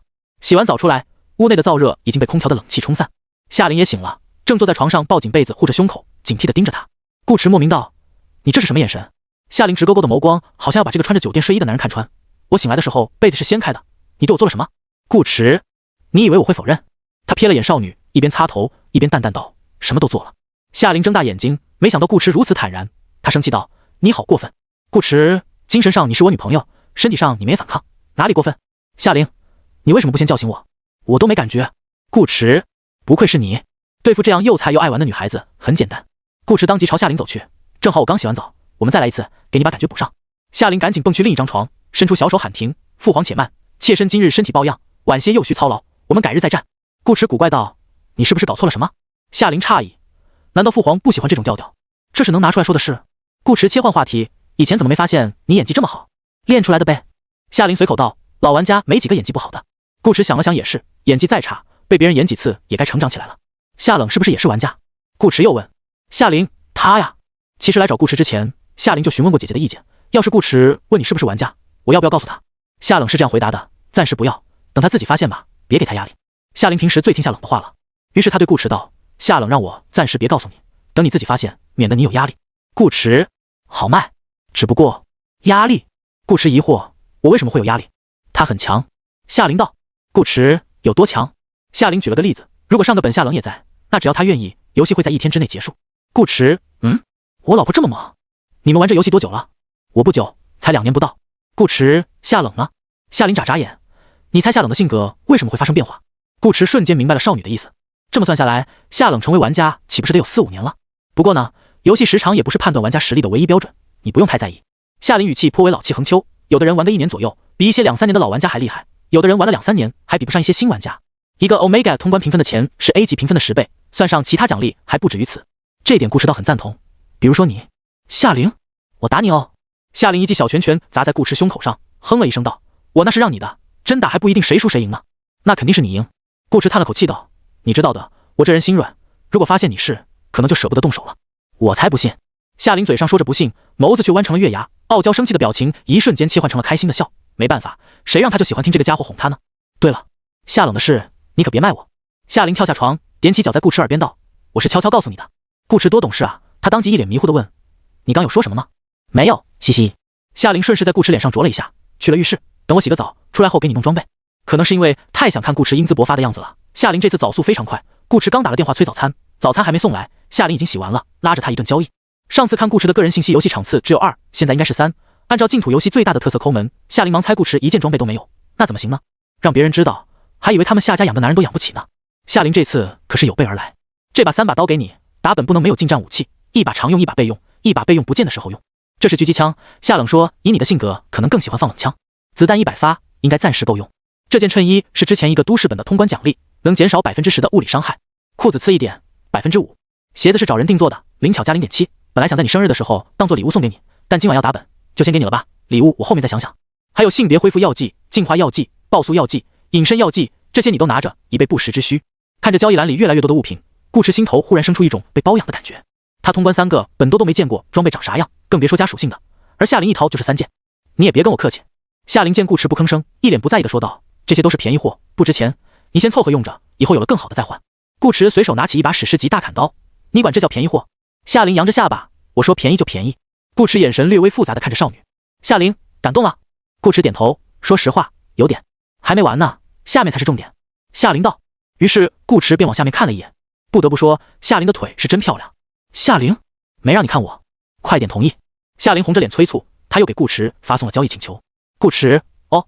夏琳纤巧的手指在背包里戳戳戳，交易栏中立刻多出3样东西：金乌大米1斤装，星号5；青地梦米1斤装，星号5；黑玉影子米1斤装，星号5。应该够你吃1个月了，吃完了告诉我，我让夏冷再买。夏琳道。顾迟，这就是富婆的力量吗？夏琳，速速接受，以前也不是没吃过，不准矫情。顾迟怔了怔，什么意思？字面意思呀。夏琳眨巴着眼睛，不然顾迟哥哥以为为什么每次你来找我们都会自己在家做饭给你吃？不只是米饭，各类大米的确是高端食品中性价比最高的，可前提是需要长期食用，只是偶尔吃几顿的话，得加上蔬菜与肉食效果才会更好。另外再悄悄告诉你。夏琳故意把声音压低，神秘兮兮地道，夏冷考研选择的学校也是你们学校。这下子顾迟眼神更复杂了，脑海中不可抑制地浮现出某个清冷少女坐在书桌前看书的模样。过了好一会，顾迟才开口，我记得你说过要享受总得付出点什么。顾迟深吸一口气，仿佛下定了某种决心似的，说道，答应我一件事。夏琳，顾迟认真道，能不用钢丝球就不用钢丝球。夏琳，用你个头。夏琳红着脸瞪了顾迟一眼，虽然知道顾迟是在这种方式调节自己情绪，但夏琳还是觉得这家伙有点坏。钢丝球都来了，他看上去有那么变态吗？才没有，他最多只会把顾迟绑起来罢了。吃过早饭，顾迟与夏琳继续待在酒店吹空调。副本要到晚上才正式降临，外边太热，他们也不是官方人士或本地工会成员，没必要到处瞎逛。夏冷今天中午有征兆，夏琳便没叫他来，主要也用不着。顾池此前订机票的时候，倒是给陈医生打了个电话，他并不确定陈医生到底是不是玩家，准备随便找个理由把人拖过来，正好借机验证一下。结果陈医生没接，只能他和夏琳甜蜜双排了。顾池在游戏论坛上找了找关于魔焰咒书馆的情报，副本难度从 A 提升到了 S， 规则与机制上应该会出现一些变化，就攻略作用有限，但依然具备一定参考价值，多了解了解总不会错。时间很快来到下午，就这么半天时间，室内已经发生了多起火灾，还有不少汽车自燃。夏琳收到夜莺的消息，靠在床板上，小身板立刻直了起来，对顾池道：“降临中心在曲谷游乐园。”顾池打开地图，搜索定位，5.7公里。那我们出发，走。对于现实世界来说，每一场降临都是一次残酷的考验，一旦处理不及时，后果将会非常严重。去年有一个 B 级小型本出现在偏僻山区，没能第一时间被玩家发现，导致了一个登山社团全军覆没。官方对外宣称为山体滑坡，实际上灾难现场远比滑坡更加可怕。S 级就更不用说了。不幸中的万幸是这次降临的副本相对较小，从 A 级提升到 S 级并没有扩大它的地图面积。灰岩工会通过已知的副本情报和温度探测，很快将副本降临的位置找了出来。曲谷游乐园，这里的温度较之其他地方高了不少，且该区域的面积与情报中估算的地图大小基本一致，应该不会错。官方部门接到通知，已经加派人手，抓紧时间疏散人群。此时的云海市就像一个大蒸笼，高温事故频发，交通也因此出现了一定阻塞。从曲谷游乐园出来的车辆在公路上排成一条长龙，顾池与夏琳骑着共享单车逆流而上，一路上交警不少，但没人拦他们。这时候出勤的官方人员都接到了上面的通知，不随意拦人，相反还会适当放宽规则，好让他们更快赶过去。查问身份的事便交给后方临时设立的检查站来做，各部门之间配合默契，警戒线也拉了起来，显然已经不是第一次这样做了。两位，请证明一下你们的身份。警戒线外，一名灰岩工会的玩家穿着辅警制服，对停好车走来的顾池二人说道。顾池从背包里掏出了夏琳给他的大砍刀，空手变大刀，不是玩家做不到。夏琳则抬手一发满级治疗术到顾池身上，顾池猝不及防，只觉浑身一阵舒坦。哦，辅警玩家，进去吧。谢了。走出几步，顾池瞪了少女一眼。你不是说你不是奶吗？夏琳无辜道。可我也没说我不会奶啊。小破油没有职业设定，只要老硬币够，10项全能都不是不行。两人一路走到游乐园入口，这里已经聚集了一大波穿背心光膀子的玩家，像极了等待地下城开门的冒险队。不全是灰岩工会的人，也有许多是恰好在附近快马加鞭赶来帮忙，或者说赶来蹭奖励的玩家。这两件事情并不冲突，也正是因此，现场的气氛略微有些微妙。300多号人速推一个 S 级副本应该够了，而在确定可以快速通关的情况下，怎么拿到更高的评分就成了关键。大家既是队友，也是对手。见顾池与夏琳过来，众人不由都多看了几眼，但也只是多看了几眼。两人外貌实在出众，如果单独一个人来，指定有勇士上去要个玩家 ID 什么的，可两人走在一起，关系又好像很亲密的样子，那就没事了。李天阙也没把顾池和夏琳放在心上，这两人一看就是来凑热闹的散人，不管作为队友还是对手，都带不来多少帮助与威胁。李天阙现在一心只想快些搞定这个本，一来解除云海市的危机，二来运气好，说不定能爆件好装备。没有天妖炼魂旗的日子，李天阙感觉自己都不是完整的自己，每想到自己被人强迫，他就气得牙痒痒。玩了1年多的游戏，就没见这么脏的人，等下一次见面，一定要让那个家伙好看。花坛旁边，顾池突然打了个喷嚏，这么高的温度，肯定不可能是着凉，于是得出结论：你姐在想我。顾池道：臭美。夏琳一边快速挥动小手扇风，一边清脆，实在热得受不了，拧开矿泉水喝了2口，递给顾池，趁冷喝，一会儿便开水了。这话一点都不夸张。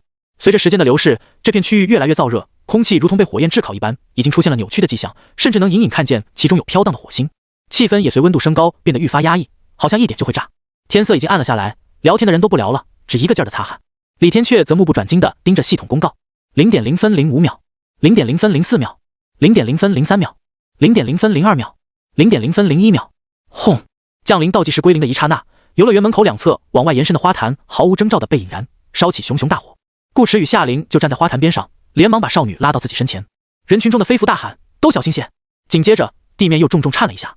水上乐园区的池子里突然激荡出大片水花，水花溅起来还没落下去，又被恐怖的高温蒸发。随之出现的是一座燃烧着的巨大建筑，仿佛深埋于地底的烈焰宫殿破土而出，直接挤碎水池，将滑梯水桥顶到半空，烧成灰烬飘散。其他地方，摩天轮、翻滚列车、旋转木马等游乐设施也全部燃了起来。顷刻之间，整个曲谷游乐园几乎化为一片火海，照亮了半个夜空，唯有空地没被点燃。地面上一团团火苗凭空出现，长着鼻子眼睛，四处游荡。直到这个时候，场面都与副本情报保持着一致。他们只需杀光这些小怪，冲进那座咒书馆内，上到3楼，解决掉穿着一身红衣的管理员所图即可。通关流程就是这么简单。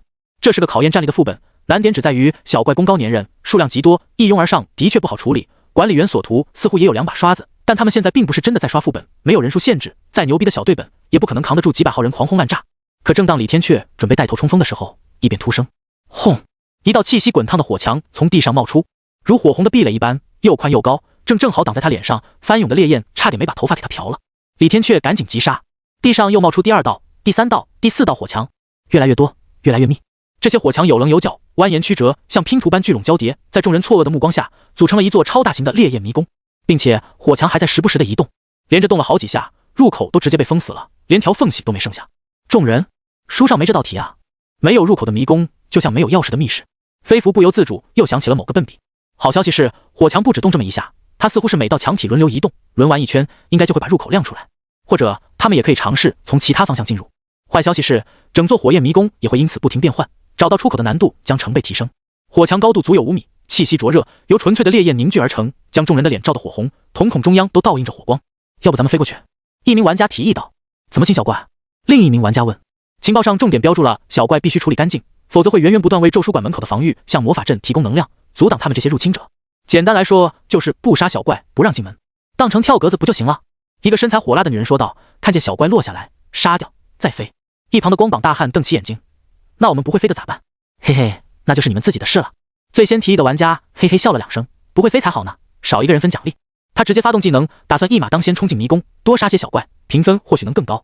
可就在他双脚刚刚离地，还没彻底飞起来时，脚下的地面突然亮起一圈红光，迸发出一道粗壮的火柱，速度快得让他根本来不及反应，整个人便被火柱吞没。地火喷发了2秒，火柱消失时，那名玩家也不见了踪影，不知是被烧成了虚无，还是被保命道具送出了游乐园。没有死亡公告，这也是线下副本最难的地方，已经降临的副本不再是游戏，不会有任何相关提示。火辣女人本来一条大长腿已经抬了起来，做事要飞，见此情景不由咽了口唾沫，颤颤巍巍地把腿收了回去。很明显，这个副本禁止飞行，甚至严重点，可能连跳都不能跳，也没人敢试。这等于是在所有人的鞋底糊了一层强效胶水，机动性大幅降低，跳劈、跳砍、升龙一类的技能更是直接报废。而这又是一个考验战力的副本，怎么玩？众人一阵沉默。他们许多人就是因为知道这个本不用动脑子，拳头硬就能通关，才专程赶过来，结果现在不仅要脑子，还有规则限制，这不是在为难他们这群胖虎吗？这时，一个小萝莉走到火墙面前，拿起不知从哪儿弄来的灭火器，一顿乱喷，滋，火势更大了。众人，萝莉少女，她扔掉灭火器，又走到另一面火墙，取下吊在胸口处的小布偶熊，放到脚边，退后2步，念了2句咒语，布偶熊顿时在一阵光芒中变成一头铁甲战熊，嘶吼着冲向火墙。这是在测试火墙的伤害。按照萝莉少女所想，如果铁甲战熊能够在只受1点轻伤的情况下穿越火墙，那玩家顶几个防御技能应该也行。只要能解决掉迷宫这个大麻烦，小怪就不是问题。铁甲战熊确实只受了1点轻伤，他嗷一声扑过去，在触碰到火墙的一瞬间，又嗷一声掉头跑回来，变回小布偶，静静躺在地上。众人，萝莉少女，臭狗熊真是丢人！萝莉少女在心头气恼地骂了一声，红着脸把布偶熊捡了回去。结果虽然滑稽，但却证明了一件事：火墙不是他们能够硬上的。铁甲战熊这样防御力极高的大家伙都直呼顶不住，何况是脆弱的人体。倒是小萝莉之前的灭火器提醒了他们一点，灭火器不行，冰系魔法或许可以，只有魔法才能打败魔法。于是几名主修魔法少女的玩家当场站了出来，吟唱出大片冰锥冰花，攻向同一面火墙，然后尽数被烈焰与高温蒸发。众人，魔法打败魔法这句话没错，只不过是副本的魔法打败他们的魔法，完全不在一个层面上。飞服似乎早已预料到了这点，已经在通过航拍从高处观察迷宫的构造，寻找火墙移动的规律与出口的路线。迷宫的入口还没恢复，众人只能等着。期间他们又尝试了各种反制火墙的手段，没一个有用。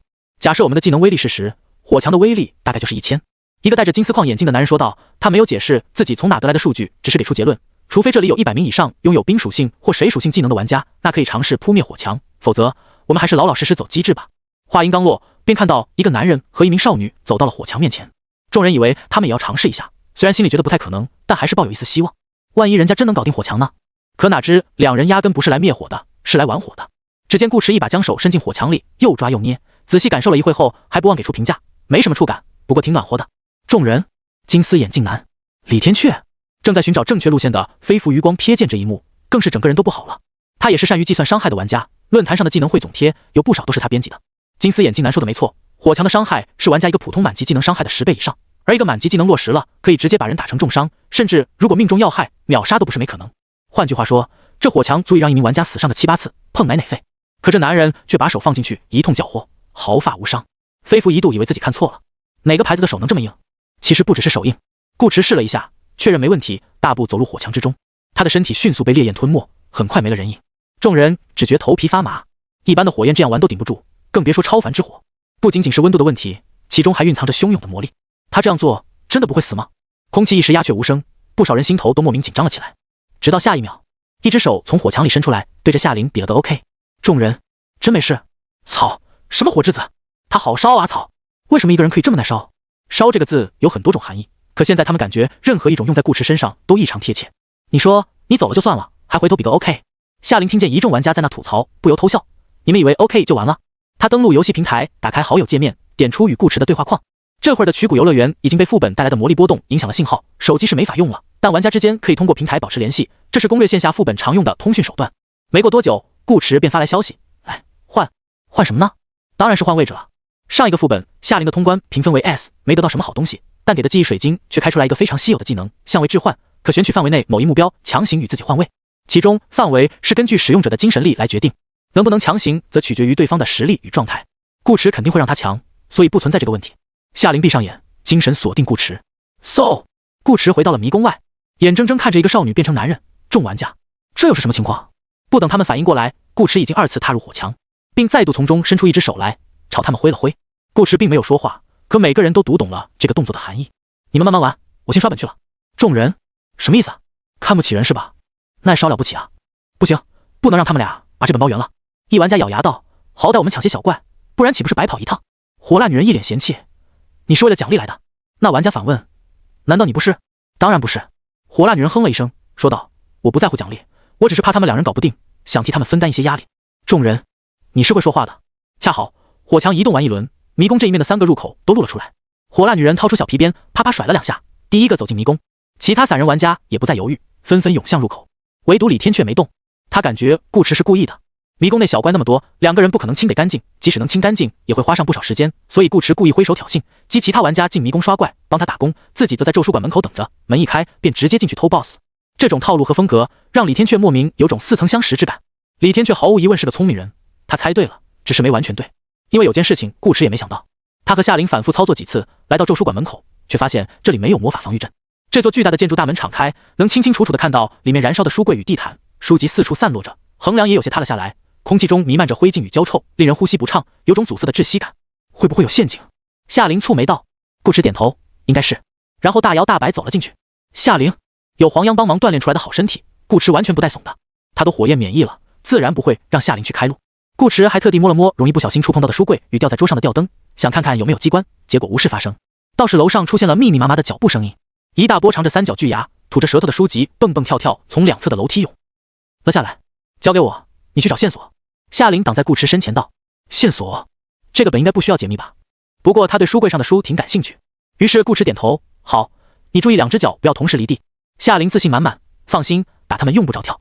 说着，少女2只手上各出现一把泛着青光的匕首，刃口带风，等到左右2波魔书小怪聚到一起，她便如脱兔一般主动冲了上去，嘎嘎乱杀。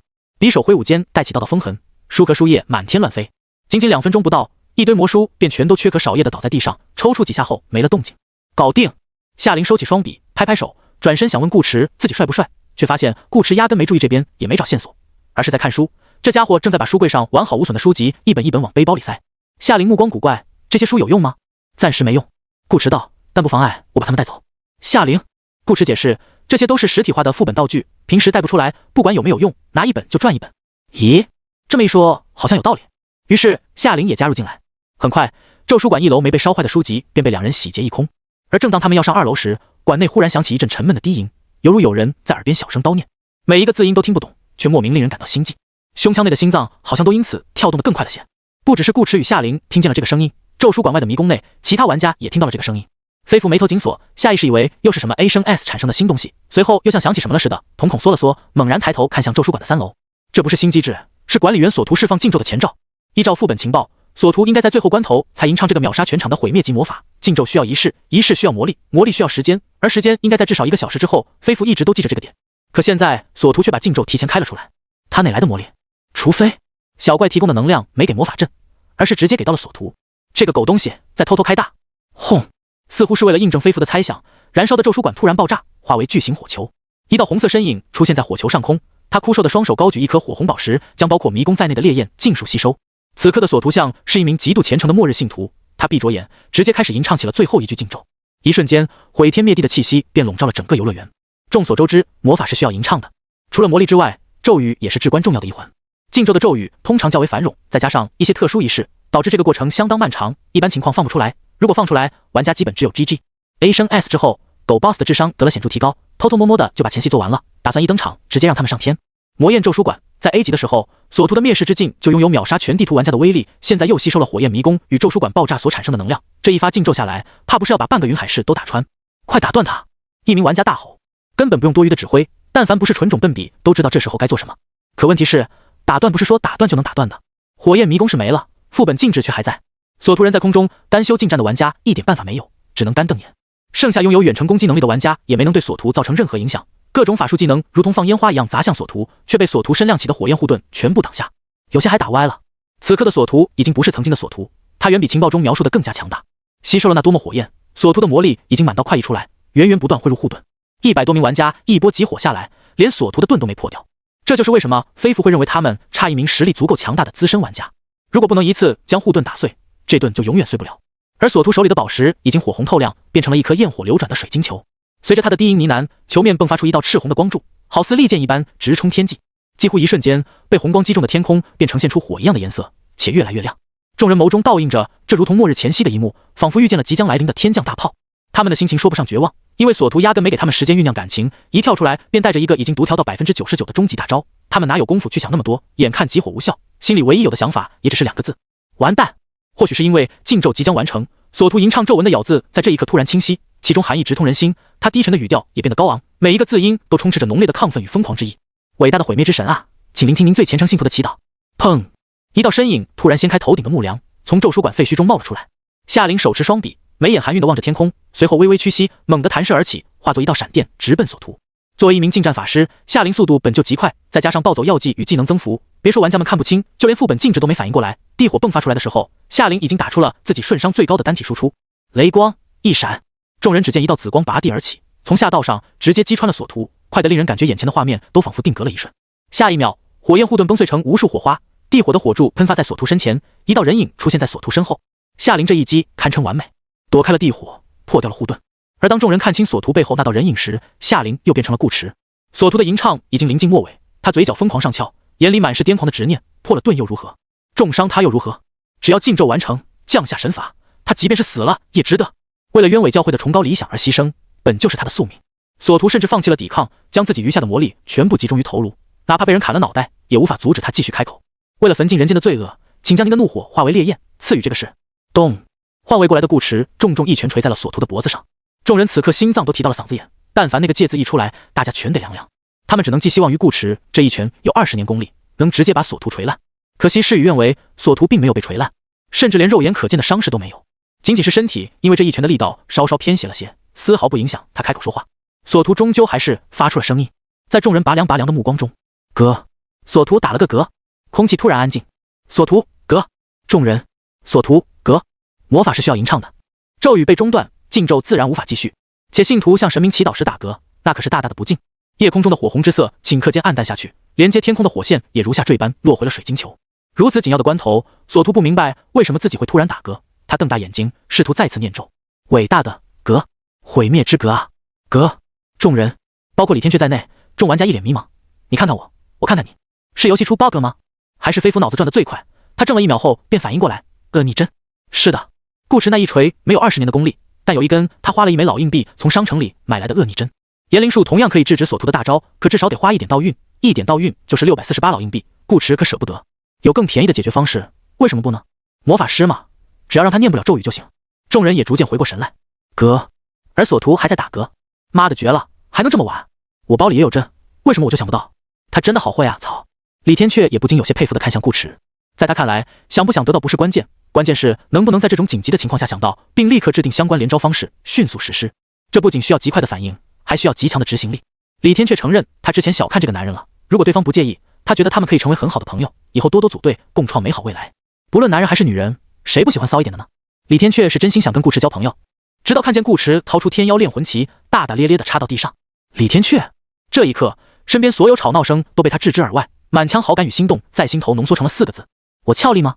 李志毅其实挺俏丽的，只是比起顾驰略微有些逊色，毕竟9.1魅力值。哦不对，他涂了唇膏，有9.2。断掉索图的大招，接下来就该处理索图本图了。天妖炼魂旗范围内没有一个目标死亡，可获得1层魂力，最高可累积100层，释放后根据魂力数量对当前区域造成巨额伤害。顾驰自然没忘记从李志毅手里抢来的大宝贝，巨额指代的具体数值顾驰不是很清楚，但可以肯定叠满100层魂力，秒个打嗝的魔法师绝对没问题。索图并不是什么巨物 BOSS， 种族为人，就算再皮糙肉厚，也不可能挡得住被老玩家视为底牌的天妖炼魂旗。除了李天阙，众多散人玩家中也有不少游戏经验丰富的人，一看这旗子的面相就知道是个好东西。那招魂幡式的古风造型极具辨识度，不用说也认得出这是仙侠世界的法器。武曲星的游戏装备在当前版本绝对是稳稳的 T1， 不论下限还是上限都非常高，真帅。萝莉少女不由感叹，是啊，边上的寸头男生也叹，我要是有这旗子，上把 PVP 可能就不会第一个出局了。萝莉少女，我说的是人。寸头男生，那没事了。萝莉少女，不过番也很帅就是了。在大多数玩家心目中，装备的外观只能排在第2级以下，第一永远是强度。只要足够强，就算是一根小小短短的火柴棍，那也很可爱啊。萝莉少女一边与朋友聊天，一边又放出了布偶熊。现在火焰迷宫没了，小怪就变得特别好杀。众玩家在松了口气，赞美顾驰好骚的同时，也没忘了抢怪刷分。没有人去和顾驰争 BOSS， 且不说争不争得过，顾驰刚也算救了他们一命，至少是帮他们节约了一个免死道具。他们虽然是为了奖励而来，却也不至于为了奖励放弃一切。哪怕是已经把某个很坏的东西认出来的李天阙，也没去立刻找顾驰，只是听着其他玩家羡慕顾驰拥有法器的谈论，不断在心里嘶吼：那是我的，那本该是我的法器。李天阙在忍，一码归一码。等顾驰解决掉这个副本，他再去找对方算账。索图还在打嗝，从天上打到地上，平均每 1.5秒一个。这要命的节奏感让他一个强效魔法都放不出来，只能给自己套个盾，对着顾驰扔火球放飞弹。顾驰敬他是个 BOSS， 认真躲了2下，结果就是索图完全碰不到他。不是顾驰身法有多好，是索图这个状态不对，时不时抖一下，想不打歪都难。天妖炼魂旗汲取魂力的效率很高，大火小怪杀得快，火灵死亡后飘出一缕缕幽魂似的暗绿光华汇聚过来。顾驰才跟索图玩了半分钟不到，炼魂旗就已经叠到了80多层，应该差不多了。不过在这之前，他还有一件事要做。顾驰从包里拿出小富婆给的暴走药剂，当着索图的面一口干了下去。0.58灵巧的大长腿顿时变成了飞毛腿，让平日速度不怎么快的顾驰硬生生跑出了一串残影。见顾驰朝自己冲来，索图大惊，以为顾驰要干他，情急之中下意识便想念咒释放魔法，火格吟唱失败，索图被迫交叉双臂挡在脸上。可想象中的重击并未到来，索图只觉手头一轻，好像有什么东西被拿走了。一睁眼，焰光流转的水晶球已然被顾驰拿在手中。索图，李天阙，真是似曾相识的一幕。不知为何，看着索图急得跳脚又放不出魔法的样子，李天阙心里突然好受了许多。反倒是顾驰自己愣住了。他原本只是像之前在咒书馆里保护书籍一样，抱着来都来了的念头，可事情的发展好像有些出乎意料。获得物品：忌日焰晶。忌日焰晶，禁忌，这是以毁灭之神的名义，由古老禁咒仪式所生成的魔法产物，其中蕴藏着你无法想象的威能。它比你还硬，日常生活中可以当做球状板砖，表面温度略高，所以也可以在冬天揣进兜里当暖宝宝，或者你想把它拿到被窝里玩也行。可如果你想发挥它真正的作用，需要先学会一个技能。给你个提示，它叫灭世之境。传奇之下没有禁忌这个品质，它只能是传奇之上。尽管暂时用不了，但顾驰还是对索图致以了最诚挚的谢意。谢谢你，我的朋友。索图，哥，天妖炼魂旗的层数已经叠满。顾驰将忌日焰晶扔进背包，打算给索图一个痛快。可就在这时，索图身上忽然多出一个细小的红点，来回晃动几下后，最终停在了索图的套着兜帽的脑袋上。激光瞄准器。顾驰瞬间反应过来，有人躲在暗处架狙，想抢 BOSS， 没有直接开枪，说明这把狙的威力不足以击穿索图的护盾并杀死索图。那么对方就是在等他先引爆天妖炼魂旗，再趁机爆掉索图的头。想的倒是挺美。顾驰也不四处张望找人，他很自然抬起手臂，装作开大的样子，打了个响指。啪，砰，被骗出来了。爆炸式的枪声让众人齐齐一惊，紧接着又是一声巨响，轰！顾驰引爆了天妖炼魂旗，他不会给对方开第2枪的机会。子弹抢先击碎了索图的护盾，随后妖冶的红光如汹涌波涛般以炼魂旗为中心扩散开来，吞没了索图，也把本就已成废墟的咒书馆再摧残了一遍。这下连废墟都不剩了，咒书馆当场灰飞烟灭。叮！区域公告：魔焰咒书馆攻略成功，游戏投影已回收，降临解除。通关评价 S。 攻略者：一位不愿透露姓名的帅哥，依旧是匿名，不过这次是顾驰自己的选择，他勾选了系统里可匿名时自动匿名的选项。顾驰比较喜欢闷声发大财。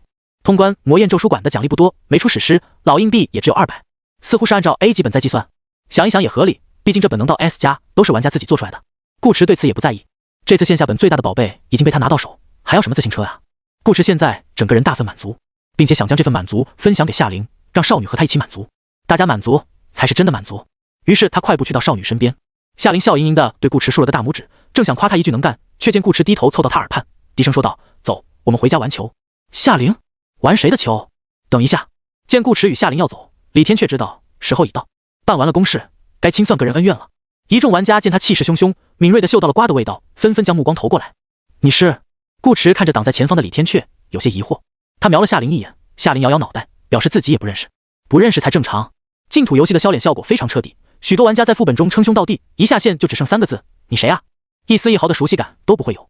李天阙也知道这点，可他心头依然忍不住怨念丛生。这种感觉就像被人狠狠蹂躏了一夜，第二天去找对方负责时，对方却翻脸不认人。李天阙看顾驰对自己毫无印象的样子，越想越气，索性挑明身份：顾长哥，我们又见面了。顾驰一怔，上下打量了李天阙一会儿，随即面露恍然之色。他还以为是谁呢，这么怒发冲冠的样子，原来是李爱卿啊！顾驰感叹：这世界真小。李天阙，谁是你爱卿？请叫我李天阙。这也不是真名，只是因为他玩家 ID 叫登天阙，真人姓李，所以公会的人都叫他李天阙，告诉顾驰也无所谓。顾驰点头：好的，李爱卿。李天阙。顾驰又道：李爱卿找我是有什么事吗？李天阙咬牙切齿：你自己心里没数？顾驰期待道：难道你又带了宝贝来？李天阙硬了，拳头硬了，强迫他一次不够，这男人竟然还想强迫他第2次。他以为这里还是北川吗？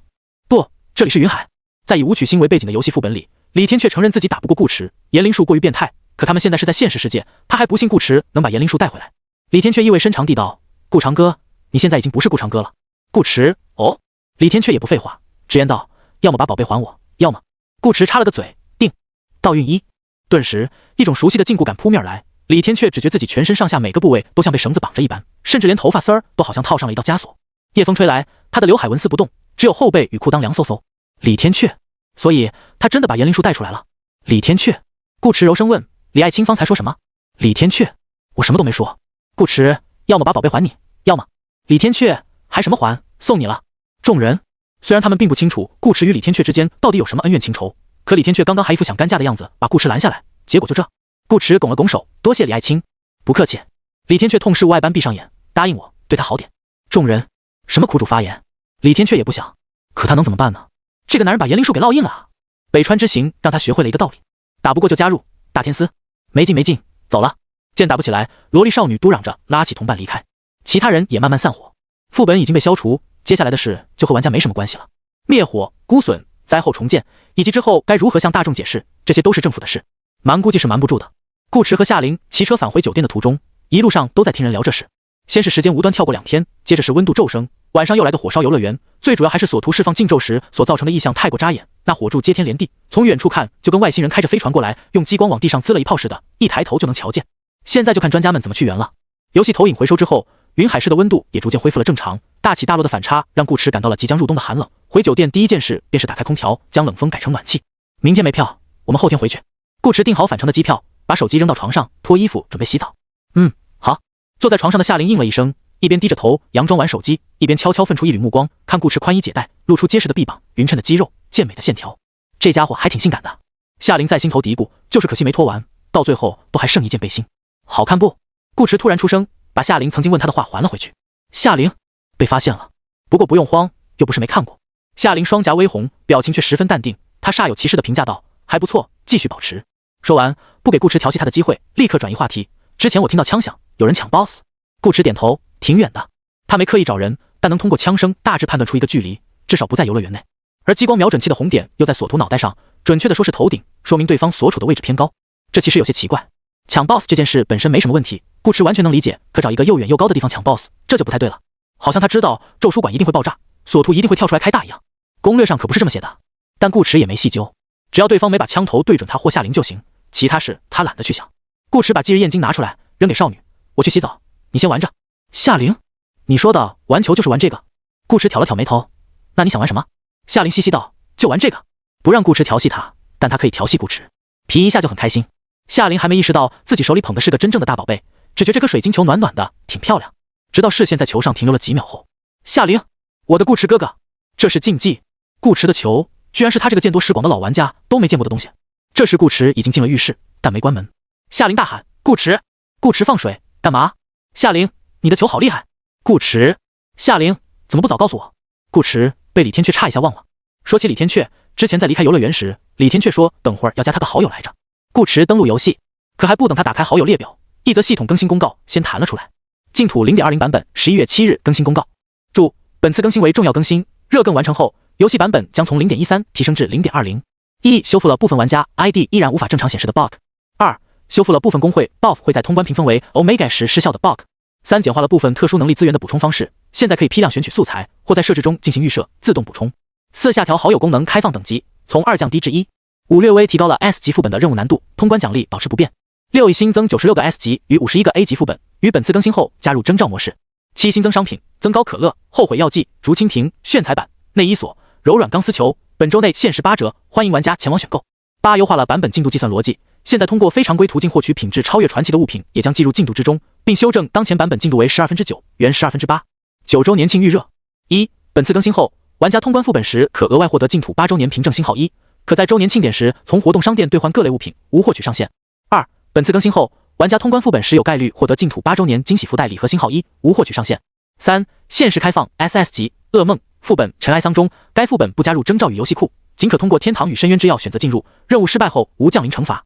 4所有玩家参与征召时匹配到 S 级副本的概率提升。5副本通关时获得稀有及以上品质物品的概率提升。净土8周年庆典将于4400年1月1日0点正式开启，敬请期待。这次更新的内容非常多，文字都快要溢出屏幕了，直接让世界频道炸开了锅。爆之刀法妖兽了，一次更新96个 S 本，难度提升，匹配概率提升，我的死亡率也直线飙升。9周第1小白脸，龇牙，我卡点排本了，1月一次。江鸟，不懂就问 ，S 本奖励丰厚，容易排到不是好事吗？爆之刀法，对不起，我是菜逼。9周第1小白脸，对不起，我也是。江鸟，匿名 A， 你俩天天高强度水世界，连个重点都搞不清楚是吧？匿名 B， 睁大眼睛看看版本进度，草。上一次更新是10月18号，今天是11月7号，抛开跳跃的4天不谈，这才过了半个月，版本进度又涨了一格。关键这次还不是传奇，而是比传奇更高级的东西。改名已改命，意思是我们还没毕业，人家已经开始跨版本了。佛系玩家，不，我不能接受。敏锐的直角，这人该不会和上次拿到传奇那个是同一个人吧？匿名 C， 别说了，再说些游戏了。我空军了，我红眼病看不得这些，举报了，愤怒愤怒。顾迟，硬掉是吧？他亏了接近10分钟的屏，早都快洗完了，一帮玩家还在聊这事。你们关注的点是不是有点歪？周年庆啊 ，SS 级副本啊，难道不应该聊这2个话题才对吗？顾迟还想看看能不能窥到一些有用的信息，结果亏了半天一直在亏自己。算了，还是问夏玲吧。顾迟拿起花洒又冲一遍身体，舒服的哼唧了2声，便关掉水，擦干身子，换上睡衣走出浴室。此刻夏玲正趴在床上玩手机，忌日燕京放在枕头上，2条大长腿起起落落，晃来晃去。见顾迟出来，夏玲歪头看向他，我猜你要问我 SS 级副本的事。顾迟拿起床头柜上的矿泉水，看了眼日期，一边拧着瓶盖一边说道：“女孩子太聪明不好。”夏玲眨眨眼，不好你就不喜欢了吗？顾迟喝了口水道：“不好我为什么要喜欢？”夏玲，什么意思啊？顾迟又温柔道：“但你是例外。”夏玲，啊，他好土，我好喜欢。夏玲眉开眼笑，说道：“SS 级副本你就别想了，没人陪你打。”顾迟疑惑，为什么？道具不够，跟道具没关系。夏玲蹦下床，拿过他手里的矿泉水，房间里还有新的，但他不想开，小小的喝了一口。夏玲接着道：“这个本每年周年庆的时候都会开，算上这一次是第8次了。”顾迟好像听懂了少女的意思，打不过。夏玲点头，又补充道：“完全打不过。对于真正的大佬而言，入场道具永远不会缺，即使自己没有，别的玩家也会给他们送。可打不过就是打不过，打了7年也还是打不过。”顾迟略感意外，有那么难？夏玲思索道：“怎么跟你说呢？他不是难不难的问题，他是很特别的那种。”顾迟，哪种？神一样的副本加上猪一样的队友，双倍难度。夏玲可算找到一个合适的形容方式，他把矿泉水塞回顾迟手中，说道：“你可以试着排排看，反正不进本也不会消耗道具。”顾迟将信将疑，打开背包，使用天堂与深渊之钥，请选择你的期望难度 C、B、A、S、SS 限时。你选择 SS 限时。该难度当前仅存有一个副本活动，需最少100人开启。若匹配成功，本场游戏将替代你下一次征召。队列中1%。顾迟，没事了。成。顾迟当场取消。SS 级副本暂时下不成。他盯着夏玲看了一会，想起了新上架的增高可乐。夏冷夏玲2姐妹都是大长腿，只比他矮半个多头。他这身高够用是够用，但哪个男人不希望自己更长一点呢？当顾迟看到可乐的售价时，他就不想了。增高可乐，沃星公司调配生产，净含量300毫升，可少量增长身高与体质，每日1瓶效果更佳。限时折扣价3728老硬币瓶，这玩意居然还是高端食品。见顾迟一副想吐槽的样子，夏玲眸子悠悠地叹了口气，还是夏冷了解你。顾迟，夏玲把手机递给他，屏幕中正好是姐妹俩在聊天，上面他都没注意，只看到最后2句。夏冷，我给你邮了一件可乐，你拿给顾迟。夏冷，顺便告诉他短一些也没关系。顾迟，他真的心湖微漾，顾迟在意，体会到了被富婆关爱的感觉。夏冷不是在打本吗？顾迟问。他一直这么快。夏玲拿回手机道，轻哼了一声，邮件我已经转给你了，你自己上游戏收吧。顾迟眨眨眼，干嘛？你还吃醋啊？夏琳，不可以啊！他不仅吃醋，这醋的成分还挺复杂。既有夏冷对顾池这么好，也有夏冷比他还了解顾池。顾池忍着笑，取出2瓶可乐，来，分你1瓶，这还差不多。夏琳才不客气。顾池的邮箱里不止1封邮件，除了夏冷的可乐信，还有1封来自系统 Bob 补偿300老硬币，以及夏琳自己发的1封，内容是一个链接。顾池问道：“这是什么？”关于你的球。夏琳道：“我刚查了一下，灭世之镜应该是陈庸星的古代魔法，相关仪式和咒语都掌握在鸢尾教会手中。那个帖子里有一些关于鸢尾教会的介绍，你空了可以看看。这是帮自己把资料都找好了吗？”顾池不禁叹道：“有妻如此，夫复何求？”妻。夏琳下巴微抬，那夏冷算什么？顾池想了想，现在是哄妹妹，便道：“让他做一次小。”这可是你说的。夏琳忽然一改酸闷，笑嘻嘻地亮出手机，屏幕还停留在与夏冷聊天的界面。他松开语音按钮，发送。顾池。手机震动的那一刹那，顾池想到了后悔药剂。可后悔药剂的物品描述让他产生了一丝迟疑。后悔药剂400老硬币瓶，他的描述是没有描述，瓶这个量词也略显奇怪。顾池瞄了眼世界频道，正好有个玩家说出了自己的隐后感。大冤种，破口大骂狗，游戏你大爷的！400老硬币卖我1瓶矿泉水是吧？操！乐子人，哈哈哈！还好我忍了一手。匿名 C， 笑死，效果还真是立竿见影呢。匿名 A， 疑问，你们在说什么？后悔药剂不是很好用吗？我先去给个5星好评。我空军了，我已经发朋友圈推荐了。后悔药剂 YYDS， 一大波玩家开始刷屏。后悔药剂 YYDS。顾池，果然小破有狗的很，玩家也是一群坏笔，包括夏琳。夏琳拱完火便溜进了浴室洗澡，传出哗哗水声。顾池只能用心给夏冷解释。看着夏冷发来的微笑，顾池也回以微笑。夏冷，顾池，说出来你可能不信。夏冷，那你别说。顾池，还是要说的。顾池，我刚被夏琳催眠了。夏冷，哦。顾池，不然我怎么可能说出那种话？夏冷，哦。顾池，在我心里，你永远是最大的。夏冷，哦。顾池，真的，哪都大。夏冷，你看过？顾池，那没有。夏冷，你最近早点睡。终于不哦了。顾池以为这是过去了，发了个卖萌的表情。你是在关心我吗？夏冷，我快考完了，你休息好了才有精神挨打。顾池，夏冷不搭理顾池了。他其实并没有真的生气，顾池什么性格他再清楚不过，无非是在哄夏琳开心，这没什么可气的。顾池本来就该这么做，只是他必须表明自己的态度，提醒某个家伙一碗水要端平，哄了夏琳自然也要哄他。夏冷懒得去跟夏琳争，但不代表他不需要。顾池要是端不平这碗水，他就来帮顾池端，方式看心情。放下手机，夏冷又继续看书。他的视野中同时悬浮着净土的聊天群。夏冷几乎从不在群里说话，但他会看，青梅竹马都是窥屏怪，不知道谁跟谁学的。这个群换过很多次名字，我们是手刹，不过 SS 不改名。什么勾8副本这么难？明年一定行。到现在群名只剩下了2个字，开摆。可想而知群内成员都经历了多少苦难。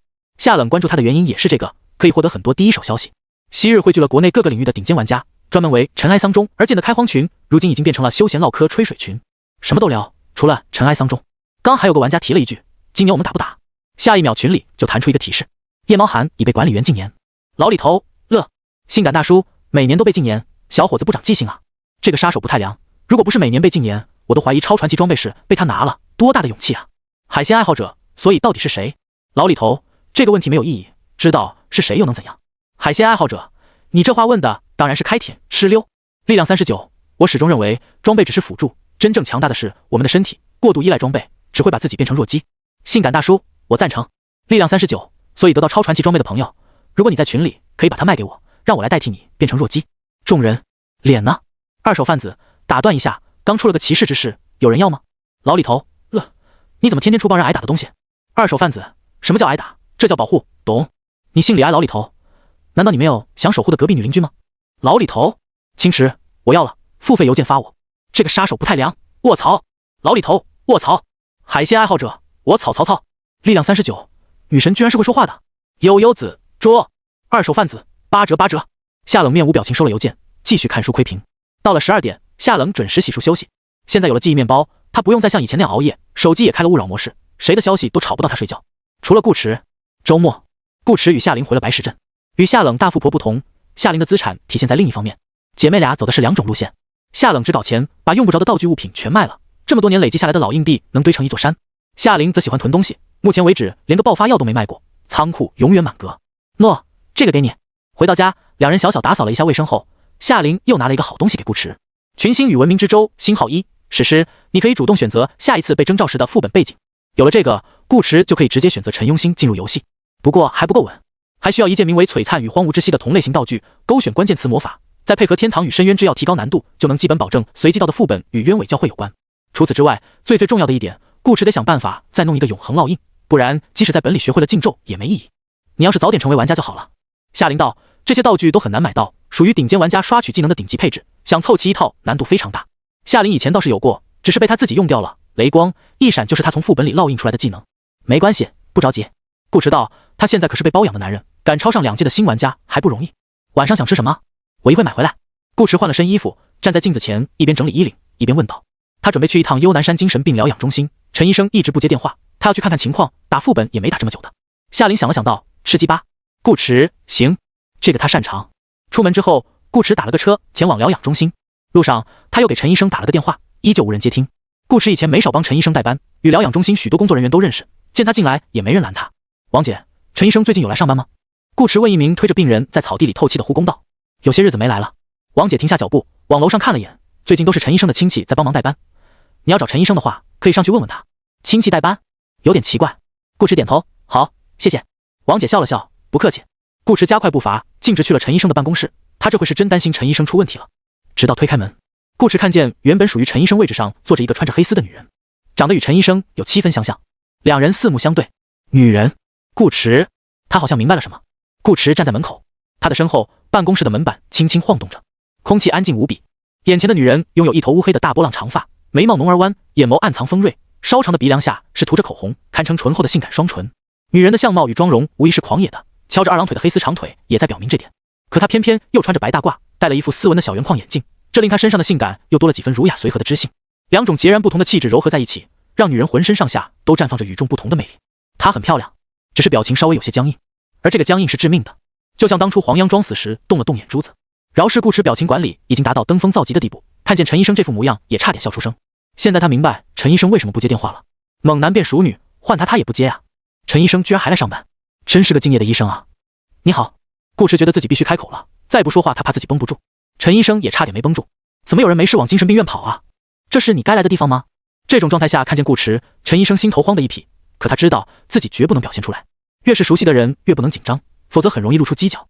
陈医生努力平复着心中的情绪，喝了口水压压惊，随即装作若无其事的样子点点头。你好，请问有什么事吗？多么富有磁性的女嗓音。顾池坐到患者位置上，我来找陈医生，请问你是？陈医生淡定道，我是他姐姐。说完又补充2个字，亲姐。哦，怪不得。顾池恍然，我说你和他怎么长得这么像？陈医生，是吗？长相属于敏感话题，陈医生一听就紧张，下意识夹紧双腿，又去拿杯子喝水。顾池却突然夸道，姐姐真漂亮。不，嗨嗨。陈医生猝不及防，被呛得不轻，可又必须保持微笑。他抽出纸巾擦了擦嘴，礼貌笑道，谢谢。顾池，姐姐声音也好听。陈医生。顾池，腿也漂亮。陈医生。顾池眨眨眼，所以姐姐能给个联系方式吗？陈医生，我把你当兄弟，你却想泡我和我姐？不能。陈医生果断拒绝，同时打出无中生有，我有男朋友了。没关系，我不介意。顾池道。陈医生，我介意。顾池你妹啊，没见过美女是吧？陈医生表现出适度的恼火，说道，先生请自重，这里是医院。顾池，那不是更好？陈医生。顾池憋着笑，提议道，或者我们去酒吧也行。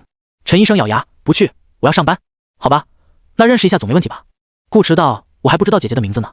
陈医生，我不想告诉你，那我只能打电话问陈医生了。顾池掏出手机，陈医生心头咯噔一下，他手机放在抽屉里，这要是打过来不就露馅了吗？你等等。陈医生出声制止。顾池疑惑，怎么了？陈医生一脸淡漠，我叫陈甜甜。顾池差点又没忍住，还好他受过专业训练。其实顾池最初并未100%确定对方就是陈医生，毕竟陈医生真有个亲姐也不是不可能的事，只是陈医生对他容忍度太高，包括假装生气，在顾池看来也是一种心理妥协。对方要真和他不熟，早叫保安来把他轰出去了，哪会跟他说这么多？陈医生这时也感觉不能再这样聊下去了，得赶紧把人送走，否则他迟早接不住顾池的话，于是强行掰回话题，说道，你刚不是要找陈一军吗？他最近比较忙，你有什么事可以和我说，我替你转告他。顾池想了想，点头道，行。陈医生怕自己暴露，他也怕自己笑出声。陈医生演技没有太大问题，可惜他们俩太熟，主要是玩一玩，差不多就行了，要把握分寸，调戏太猛，陈医生恢复后可能会捶他。见顾池答应，陈医生小松一口气，拿起边上的纸笔，有模有样地道，你说，我记。好。顾池道，第一件事，让他以后有事至少发个短信，免得别人担心。陈医生，顾池，第二，梦境心理学的证书下来了，他的也在我这，你叫他有空过来拿一下。陈医生，第三，顾池，他的审美不错。审美？陈医生愣了愣，什么意思？顾池再度打量了一遍眼前的美女，笑道，妆化的挺好，穿搭也不错，头发特别适合她，特别是丝袜，应该不便宜吧？穿上黑丝，她的腿比很多女生都好看，整体风格大胆狂放，与她的性格相得益彰。总结下来就是4个字：你一定亲口替我告诉她，她好骚啊！一口气把话说完，顾迟直接开溜。等陈医生从满脑子问号中回过神时，他已经走到楼下，桌子上多了一支试管，上面贴着个小标签。陈医生拿起来一看，性别恢复药剂。陈医生，顾迟也是玩家。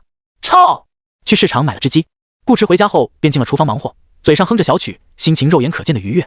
夏琳从房间出来帮忙淘米煮饭，看他乐呵的样子，稀奇道：“你是捡钱了吗？”“差不多吧。”以陈医生的性格，估计不会占他便宜。顾迟道：“我把幸福药剂给陈医生了。”陈医生，夏琳问道：“就是上次你说约你喝酒的那个？”“对，他变女人了。”“还是个大美妞。”顾迟把自己调戏陈医生的事给少女说了一遍。夏琳扑哧笑出了声，湿哒哒的小手拍了顾迟一下：“你好坏呀。”“顾迟，有吗？”“夏琳，这种事很难碰见一次的，你应该多调戏他一会儿啊。”“顾迟，还得是你。”1个小时后，不出顾迟所料，陈医生打了电话过来。“顾迟，喂，是甜甜吗？”“甜个屁！”陈医生恼道：“把你 ID 发给我。”陈医生说完就挂。紧接着，顾迟便收到了一封6666老硬币的邮件，以及一条好友申请。不对，是2条。玩家主刀医生请求加你为好友，通过 ID 搜索添加。玩家青池请求加你为好友，通过 ID 搜索添加。顾迟思索了2秒，问夏琳道：“夏冷 ID 叫什么？”“夏琳，青池。”顾迟点击同意，秒发一条消息过去：“对不起，我已经有女朋友了。”夏冷，简单直白的话语让夏冷一时语塞，但得承认他心里是有些高兴的。夏冷习惯性打出一个哦，正要发送时又顿住，想了想，删掉，换了2个字：“青池。”“好的。”顾迟看了眼，选择已读不回。夏冷也不找话，两人都很默契的没有多聊，一个要装作不知道对方是谁，一个不需要聊天，至少现在不需要。夏冷今天加顾迟好友，只是单纯的找个合适的时间加一下，仅此而已。说不说话都没关系，他只要好友列表里有顾迟这个人就行。时间来到周二，不出意外，周二之后又是周五，日子本来就过得快，这么一跳更快了。上周在云海市发生的异常事件已经彻底传开，拍小视频的人太多，传播速度又快，根本删不完。有关部门只好故技重施，没开2堵。可是这次没什么用了。一位名叫何永灿的专家声称，这是我国科学家在高科技武器上取得了重大突破，特开一炮以示庆祝。众网友，我不信，除非你给我也来一炮。这确实来不了。再加上连续3次时间跳跃，全国人民都有理由相信时代变了。灵气复不复苏暂时不重要，怎么变也太不重要。重要的是，从此以后可能再也没有周3、周4，一周5天能休息2天。活了这么多年，就没有过这么富裕的假期。最兴奋的群体莫过于学生，课程量几乎减半，也不用像上班党那样担心工资，这是什么神仙日子啊？做梦都不敢这么做。有人甚至激动到去教育部门的官网留言：“家人们，我好高兴。”教育部领导亲自回复：“你高兴得太早了。”当天上午9点，各大学校便将早就接到的通知发了出来。从本周开始，若周3、周4跳过，则课程调整至周6、周末；若周3、周4正常存在，则课程不变，周6、周末继续按周3、周4课表上课，提前为下一次时间跳跃做准备。众学生还未出身社会，他们已然明白了什么叫做出来混，迟早要还。顾迟其实也算受害者之一。学生上课，他作为老师也跑不掉。好在他的课不多，就当每天出门散步了。回家后便和夏琳一起在游戏库里找个简单的小本刷，劳逸结合，日子过得还是很舒服的。玩家们可以说是当前环境下最稳定安逸的群体。本身玩家就代表着超凡，不管现实世界发生什么事，大家都不至于大惊小怪。现在又有周年庆预热活动，正是刷本收益最高的时候，爆肝都来不及呢，谁有空去管这些？唯一需要注意的就是征召时间，特别是20级以下的玩家。顾迟感觉还没过几天呢，又要进副本了。这次他打算拉着夏琳与陈医生一块儿，看能不能排进同一个本。从机制上讲，一局游戏匹配到的玩家互相之间的实力差距不会太大，就像穿越时空之眼都是20级以下的玩家，但偶尔也会出现王者乱入青铜局的情况。副本人数越多，乱入的可能性越大。剑气北川中，夏琳与李天阙就属于这种。又一个周五，顾迟与夏琳刷了个 C 级本黄金矿工，一从副本出来，夏琳便冲进了浴室，嘴里不停抱怨：“什么破本啊，居然让我们真去挖矿，代入感吗？”顾迟笑道：“他倒不在意这些，有技能碎片拿就行。”顾迟坐到椅子上，一边听着少女的水声，一边打开好友列表。主刀医生好友度0，当前状态在线。自从上次加了陈医生好友，他还没跟陈医生聊过天，主要怕打扰到陈医生社死。现在过了这么久，应该没问题了。顾迟戳了戳他，在。陈医生不在。顾迟好奇道：“跟我说说到底怎么回事呗？”陈医生：“还不是怪你。”顾迟：“怎么就怪我了？”陈医生：“你说呢？”那天晚上与顾迟分别后，第2天他就进了一个名为魔女祈祷的副本，难度 A， 对他而言小菜一碟。都是过了不少 S 本的人了，陈医生自然不会把这个本放在心上。陈医生是比较会玩的人，一方面是个人能力，另一方面是游戏方式，奖励要拿，玩也要玩得开心。像这种难度不大的 A 级本，重点不在于通关，而在于评分、成就、整活以及寻求心灵的慰藉。可魔女祈祷的 BOSS 十分狡猾，竟装作路人魔女勾引他，他一不小心就上了当。在极端的仓促之间，他慰藉与整活双管齐下，一把抓出背包里不稳定的魔药，塞入魔女的樱桃小嘴里。哪知魔女也抓住他，并顺势给他来了一个法式热吻。陈医生大意了，且当时的情况不允许他闪，于是他就变成了顾迟之前看到的模样，整活整到了自己身上。陈医生心态多少有点崩。不稳定的魔药属于玩家物品，效果不会因离开副本而消失，这意味着他随机触发的性别异化 buff 将持续整整2个月。商城里的性别恢复药剂售价为6666老硬币。陈医生买是买得起，可他心疼啊，这都够吃1斤大米了，且这价格还带着些许嘲讽的意味，陈医生就更不想买了。或许是渐渐习惯，也或许是变得勇敢，陈医生最终决定忍一忍，60天后又是一条好汉。反正不是玩家也想不到这一层，当一回女人也无妨。悄悄咪咪的，还略微有些惊险刺激。直到顾迟找上门，惊险变成了惊吓。陈医生不理解，你说你没事来精神病院干嘛？顾迟，我担心你啊，谁让你不接电话？陈医生，他敢接吗？也不能发消息让顾迟别来，那样顾迟会来得更快。顾迟安慰道，没事，都过去了，我就当没看见过，以后你还是那个陈甜甜。陈医生，顾迟约吗？陈医生愤怒，我是猛男。顾迟，我只征召。陈医生，哦，那可以。正好他要趁此机会告诉顾迟，他真的是个猛男。每一次征召之前，顾迟都会做足准备。他并不是那种肝上长了个人的玩家，主要奖励还是来自于征召。征召模式的基础奖励也比从游戏库里找本刷药丰厚，类似于周长任务，爆好东西的概率更大。游戏库的副本用来刷技能碎片和老硬币就行。顾迟反正是这么规划的，线下本则不在考虑范围之内，这个很难碰上一次，并且基础奖励中不包含技能或装备碎片。顾迟觉得可能得自己动手去扒 BOSS 的衣服，下次有机会试一试。上一轮征召被跳过2天，出本后顾迟身上只有2个水晶碎块，这回不一样了。12天 CD 跳过4天，他和夏琳共刷了5个本。今晚从黄金矿工出来，包里刚好凑齐6个碎块，及2套技能碎片，多出来的一个是超智灵剑1，这是装备碎片，爆率大概只有 10% 左右。周年庆福袋就更别提了，没有掉落保底，他和夏琳连福袋的影子都没看见。还是固定奖励靠谱。至于开什么类型的技能，顾迟心中早已有了盘算。理论上讲，他的精神属性最高，肯定是精神系技能的效果最好，正常人都会这么选。可他不怎么正常，这样开技能，开到最后只能成为万千法业之一，一点特色都没有。强不强是一时半会儿的事，色不色是一辈子的事。顾迟要玩波骚的，如果陈医生在，一定会抬起双腿赞成他这个决定。毕竟那次清醒梦爱好者交流会上那么多人，偏偏他们2个成为了好朋友，那彼此之间一定是存在着某些相同之处的。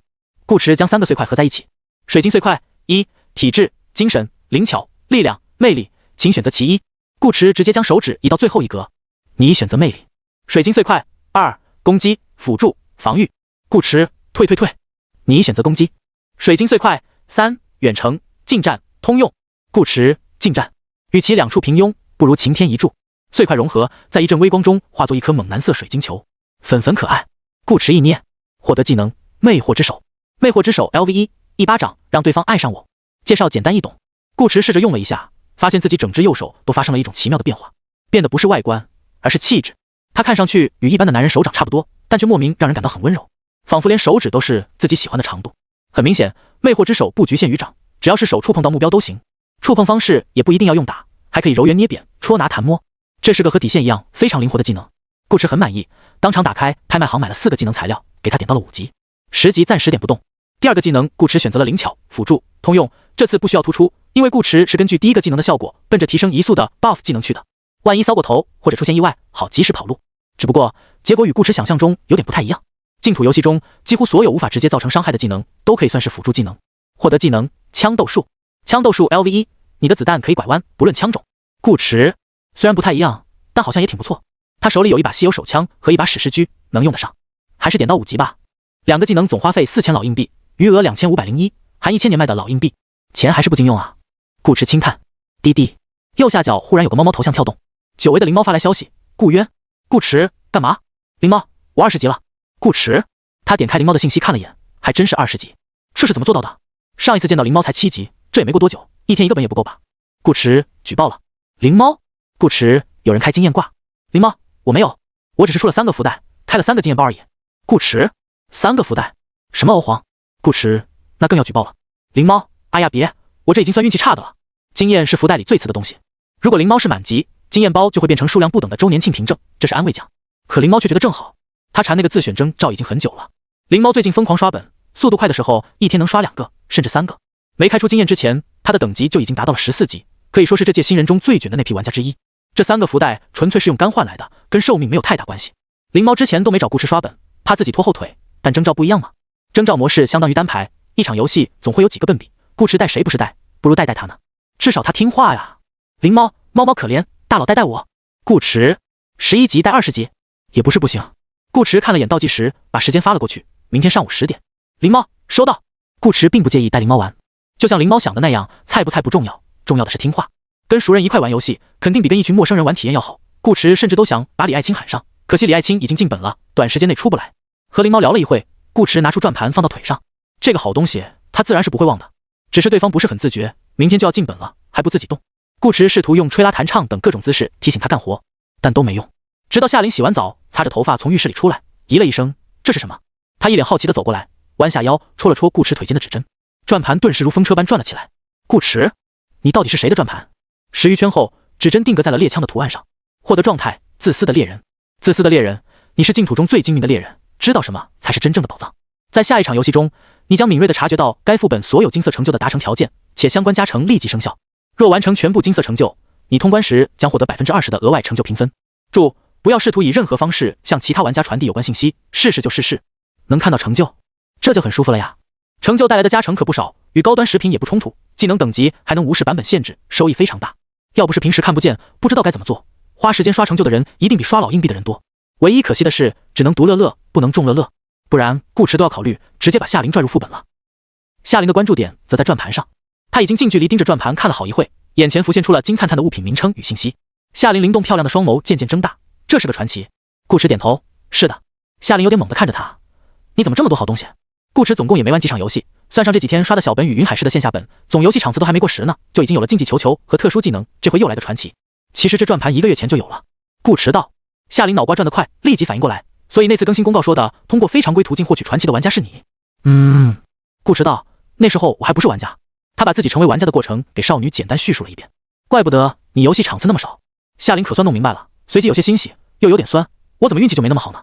欣喜自然是因为他的顾池哥哥很棒棒，酸是他囤了那么久的货都没见过传奇，顾池作为新人居然有2件，让他这个自诩玩得不错的老玩家情何以堪吗？顾池臭不要脸道，可能是你把运气都花在我身上了。夏琳却出奇的没有反驳，反而一本正经地点点头，我觉得也是，能在小时候遇见这个男人，真的是他和夏冷的幸运。父亲去世，母亲又忙，如果没有顾池陪着他们长大，照顾他们，他们姐妹俩现在指不定什么样。也正是因此，夏琳喊顾池父皇才喊得那么顺口。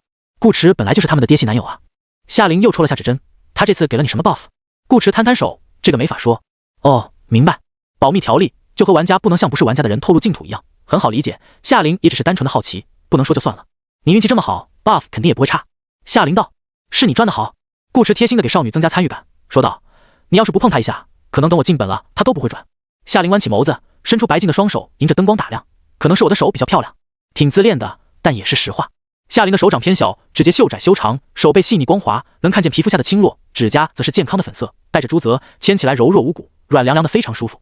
顾池说道，那以后转不动我就找你借手了。夏琳却道，转得动也可以找我借手啊。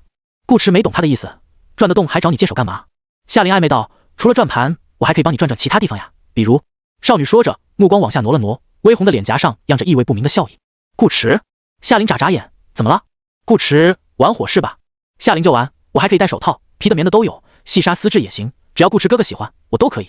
顾池，准备还挺充分。他刷一下站起身，做事要给这个又菜又爱玩的少女一点颜色瞧瞧。夏琳好像早有预料似的，一溜烟跑了个没影，回了自己房间。父皇晚安，明天见。撩完就跑，好刺激。顾池看着紧闭的房门，也没去追。他本来也只是吓一下夏琳，没想做什么。顾池在这方面比较佛系，一般不会主动出击，否则也拿不到黄央在上的成就。夏琳喜欢玩就让他玩，顾池可以配合，这也算是他宠少女的一种方式。可如果哪天夏琳玩过火，让他不寒而栗了，那可就不能怪他了。再佛系的人也有上头的时候。顾池收好转盘，拿出手机给陈医生发了条短信，提醒他别睡过头，然后便拿上浴巾去了浴室洗澡。这个澡洗的比较久，主要是洗了个头。等他吹干头发出来，时间已经过了12点。爱睡觉的妹妹估计都睡着了，顾池便给姐姐发了个晚安。他不常发这个，但偶尔想起来也会这么做。晚安。夏冷回得很快，顾池心满意足，关灯睡觉。翌日，顾池早早起床，用影子米煮了个牛奶粥，炒了一盘醋榴莲白，再切俩咸鸭蛋。夏琳起来后刚好可以吃上热腾腾的早饭，这样的日子真幸福啊。夏琳感叹。夏冷不是也会给你做早餐？顾池道，那不一样嘛，你和他是2种味道。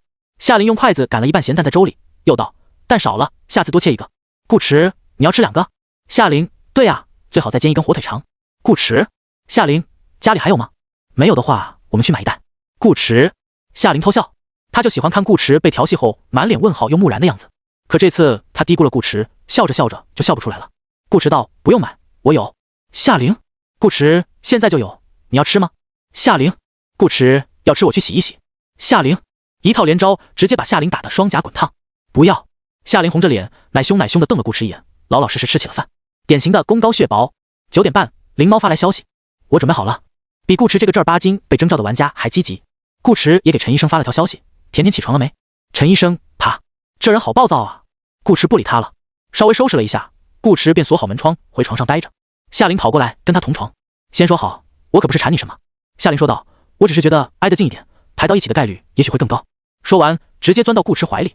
顾池，这就是甜蜜双排吗？时间滴答滴答过去，10点，倒计时结束，两人准时消失在床上。顾池只觉怀里一下子变得空空荡荡，一时还有点不舍。漆黑的视线中，一行行文字逐渐浮现：4983年秋，繁星扭曲之域，无序与混乱如刺骨旋律，侵蚀人心。在这片残破的土地上，火光与阴影曾同时苏醒，肩负人类文明希望的幸存者，一睁眼便被黑暗笼罩，陷入其中，挣扎求生。黑暗中交织着无数诡谲的规则，像一条条拉直的刀线，错一步便会死无全尸。他们在鲜血与残肢中搀扶前行，不知走了多久，终于走出黑暗，保住了人类的火种。可惜的是，这片土地并没有他们想象中那么简单。光明与黑暗从来都是互相依存，光明无处不在，黑暗无处不在，不能被提及的规则似乎也无处不在。他们只能去适应，在规则之中建立起新的文明与城镇，并努力生存下去。你们也是。本场游戏人数30，难度 S， 时限无，目标未知。临时道具已发放至个人背包，请注意查收。顾池感觉自己被禁锢住了，手脚无法动弹，眼睛眨不了，嘴巴也张不开，发不出任何声音。可个人面板右上角的计时秒数在正常跳动，眼前的画面也有鲜活的色彩，并非黑白，表明游戏已经开始。卡 bug 吗？还是规则？顾池在心里琢磨，同时打量起周围的环境。动不了脖子，不过眼珠子可以左右挪动，略微拓宽视野。这里似乎是一个小广场，前方有几个半米高的石墩，左右两侧是旧灰质感的平房式建筑，风格偏欧式，窗户与门呈圆拱状，点缀墨绿暗红等深色系的玻璃与格纹，或许身后也是。这样整个广场便是一个 U 型，与建筑风格更加契合。不远处还有个圆台水池，池中立着一个人形雕像，工艺粗糙，只能勉强看出是个女人。裙摆下有一圈往内倾斜的小喷泉，不断喷洒水花，将女人的石裙打湿成另一种颜色。这里的光线略微有些昏暗，顾池现在被定住了，看不了游戏里的时间，只能猜测大概已临近傍晚。因为广场的人不少，商铺也都开着。有人站在店外，从大衣内包里拿出便签与钢笔，勾写了一会，将便签撕下来交给老板，好像在买东西。街上走来一名携着琴箱、戴着鸭舌帽的男人，他坐到石墩上，掏出烟斗吸了2口，吐出浓厚的烟圈，表情惬意又享受。人行道上来往的路人步伐缓慢，其中一对打扮贵气的夫妇最为亮眼，时不时碰见熟人，他们便笑着点头，但不交谈。双方都很默契的，只用笑容打了个招呼。孩童在空地上追逐，老人在遛狗，这一切都不像是忙碌的晨间该有的样子。尽管听不见声音，顾池却依然能感受到这座都市的繁华与热闹。这与他之前所想不太一样，他以为建立在各种诡异规则之下的城市会破败不堪，色调阴暗，或许连光都没有。可现在看来，好像不是这么回事。除了顾池，一小部分其他玩家眼珠子也在转来转去的观察，他们动不了，也说不了话，只能先依靠眼睛去捕捉信息。副本的背景介绍给人一种残酷血腥的感觉，可眼前的画风又再正常不过，甚至有几分悠闲生活的舒适轻缓，像是夕阳下慵懒的海边小镇，披着落日的余晖，每个人都放松地享受着下班后的自由时光。不少玩家心头都舒了口气，这个副本并没有想象中那么难。又过了一小会儿，他们发现自己可以动了，时间这时刚好过去30秒。听觉逐渐恢复，顾池听见了脚步声、汽车声、喷泉的水声，商店里传出的音乐声，种种声音混淆在一起，鼓动耳膜，让原本无声的世界变得更加真实起来。顾池却反而皱起了眉头，他感觉少了点什么，或者说不够热闹，有点类似于看电影时少了些关键音轨，听觉与视觉匹配不上。而此时店外的男人已经买好东西，老板将装有商品的袋子给他时，也递过去一张纸条。他看了看，拿出钱包付账，等老板找完零，便拿起袋子转身离开。那对夫妇也走到了广场口，他们似乎认识坐在石墩上抽烟的男人，互相挥手，笑着打了个招呼，又继续往前散步。遛狗的老人沉默着，追逐的孩童不吵不闹。另一家商店也迎来客人，以及客人递出的小纸条。顾池好像知道少了些什么了。就在这时，一名身材略胖的玩家开口：我们还是先做个自我介绍吧。他应该是想说这个，可不等他说完，仅仅2个字出口，砰！他整个人突然毫无征兆的爆开，当场炸成了漫天血雾，只剩半截鲜血淋漓的断手掉在地上，拇指微微抽搐。玩家工科男死亡，任务失败，剩余玩家数量29。突如其来的血腥一幕让众人面目惊悚，一名女玩家被吓得发出一声尖叫，啊！砰！她的身体也爆成了血雾。玩家凌迟时死亡，任务失败，剩余玩家数量28。他身旁的男人被溅了一脸的血，血迹下的脸色泛白，嘴皮子直哆嗦。怎么回事？砰！男人爆炸。玩家我超勇的死亡，任务失败，剩余玩家数量27。一名环卫阿姨不知何时走了过来，拿着扫把清扫地上的残枝，扫着扫着，他忽而抬头对着众人笑了一下，劣质灯泡般的傍晚余晖照在他身上，令他整个人都蒙上一层诡异的光影。众人只觉头皮发麻，背脊生寒。有些胆子小的玩家已经开始跑路。什么鬼东西啊！他们一边跑一边骂，一边骂一边炸。玩家新人007死亡，任务失败，剩余玩家数量26。玩家香酥鸡块死亡，任务失败，剩余玩家数量25。玩家三勺糖死亡，任务失败，剩余玩家数量24。众人耳边依旧飘荡着舒缓的音乐，无人说话的广场宁静而美好。坐在石墩上的男人抽完烟，拉起了小提琴，一蓬蓬猩红的血雾如烟花般绽放，为这悠扬婉转的曲声平添几分红艳与妖娆。开局2分钟不到，玩家数量只剩下了18个，死了差不多一半。余下的玩家额头上冷汗直冒，动都不敢再动一下。灵猫本来也该是其中之一，丧尸都能把他吓得跳起来，何况是这种惊心动魄的场面。全靠顾迟反应快，冲过来捂住了他的嘴巴，并对少女做了噤声的手势。不要说话。灵猫疯狂点头，他认出了顾迟，因为所有玩家里只有顾迟的外表最符合他心底的评价。顾迟自然也认出了灵猫，否则也不会管他。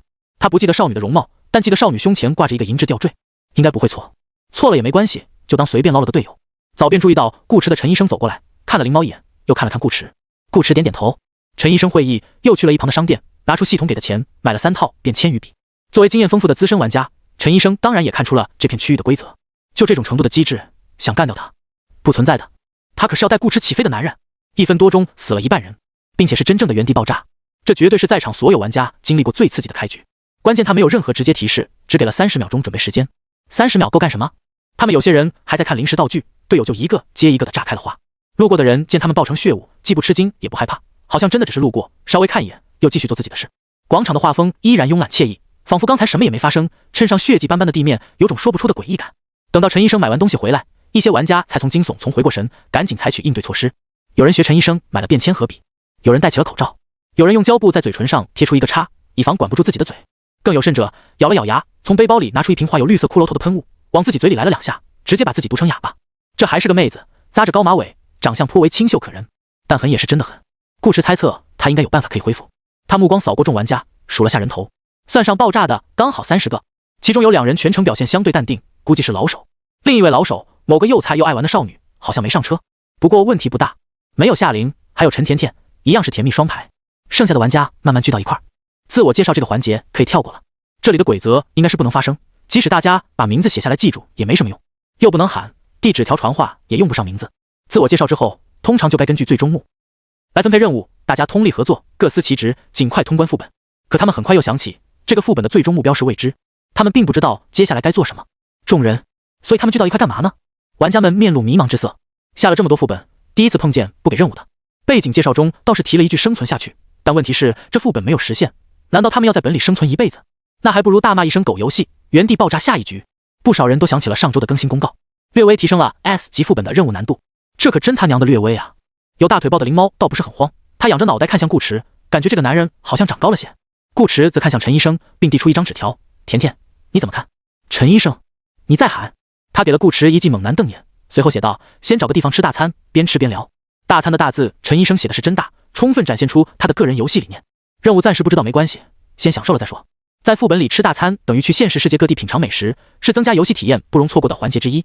顾迟提醒：“我们的钱可不多，这次系统只给了一张面值1000的雅阁纸币，就算购买力再高，也只有1张，再多也多不到哪里去。”陈医生，没关系，我偷井盖养你。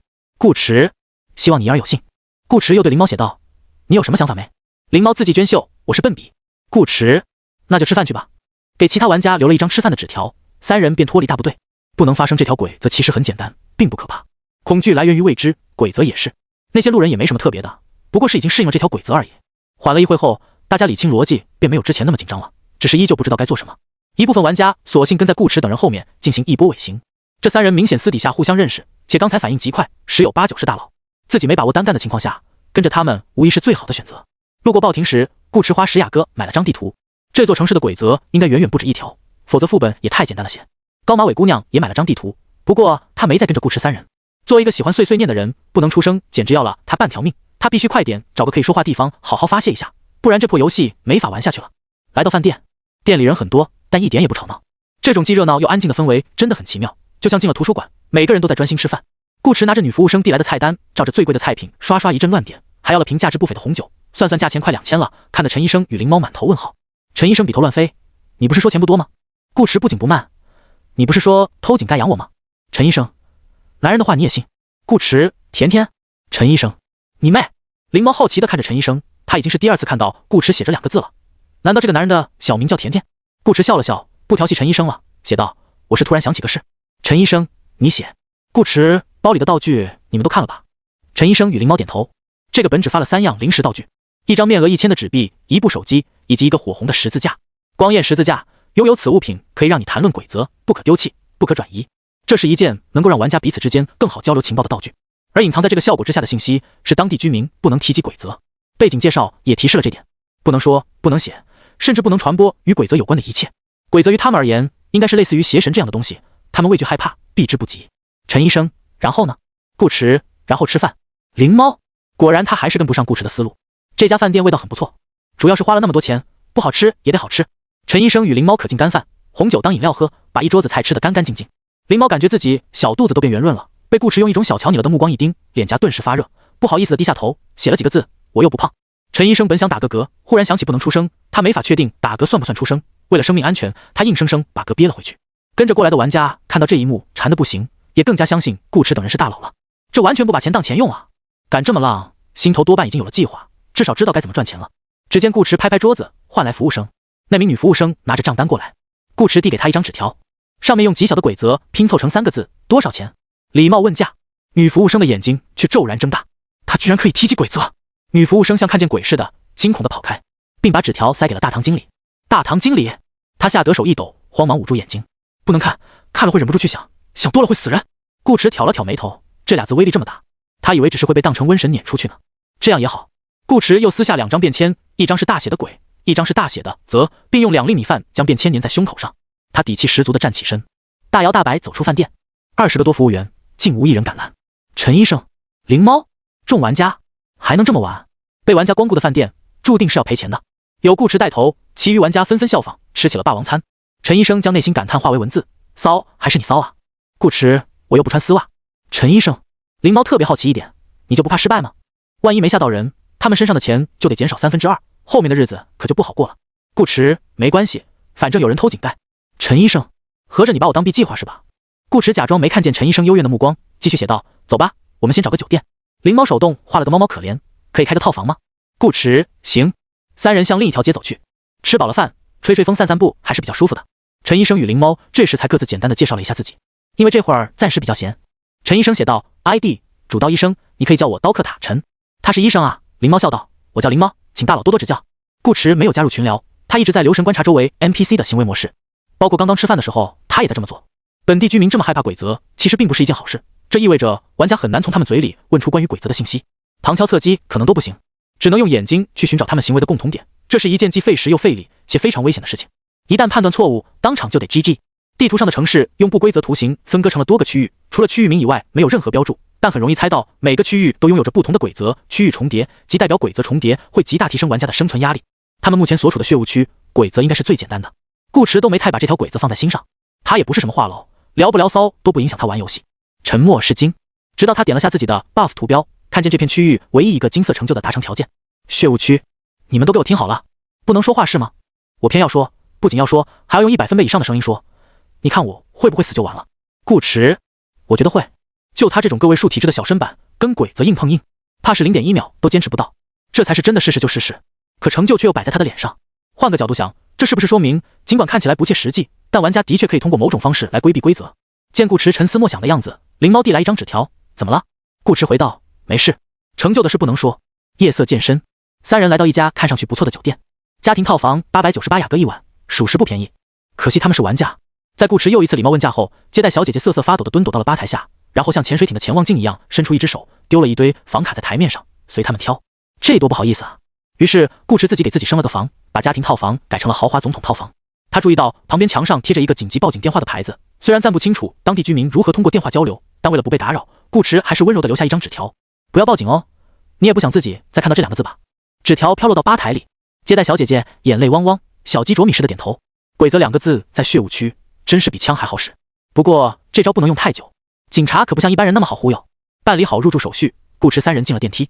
这电梯很有年代感，四周张贴着报纸与画框，上升时有明显的颠簸感，发出咯吱咯吱的声音。豪华套房在602，空间与装潢上的确称得上是豪华，就是风格有点怪。家具偏欧式，以棕色为主，白色为辅，墙纸地毯带有方格花纹，落地窗旁摆着浅橘色小沙发，窗帘也是暖色系，视觉效果舒适温馨，给人一种宾至如归的感觉。可偏偏它的照明设计是大红灯笼，顶上吊几个，高矮不一，墙上挂几个，参差不齐。灯一开，整个屋子都红漆漆的，格外喜庆。搭配上角落处模特式的衣帽架，更是一绝。再加上这片区域天然安静，风一吹，窗帘沙沙细响，只觉脖子凉凉，氛围直接拉满。灵猫、陈医生、顾驰，什么中西结合，多多少少有点阴间了。好在他们也不是什么阳间玩家。陈医生顺手从玄关的柜子上拿了一瓶橙汁。顾驰走到一间卧室，打开门看了看，同样的灯笼，同样的阴间。灵猫则拿起电视柜旁的入住须知，刚一翻看，他双眸便倏然瞪大，慌忙拍墙让顾驰与陈医生过来。入住须知，为保证你的生命安全，请务必牢记并遵守以下几点：一、午夜12点以后，请确保房间内打开的灯具总数不低于5个，不超过6个。2、注意个人卫生，睡觉之前不要忘记洗漱，尤其是刷牙，过程中切勿照镜。3、若水龙头发生堵塞或放出水以外的液体，请立刻关掉它，并致电前台，请维修人员进行处理。4、出于某种原因，卧房的衣柜或床下可能偶尔会出现异响，无需理会。5、你的手机可能会接到陌生号码的来电，请在接通10秒后挂断，期间不要相信对方任何一句话。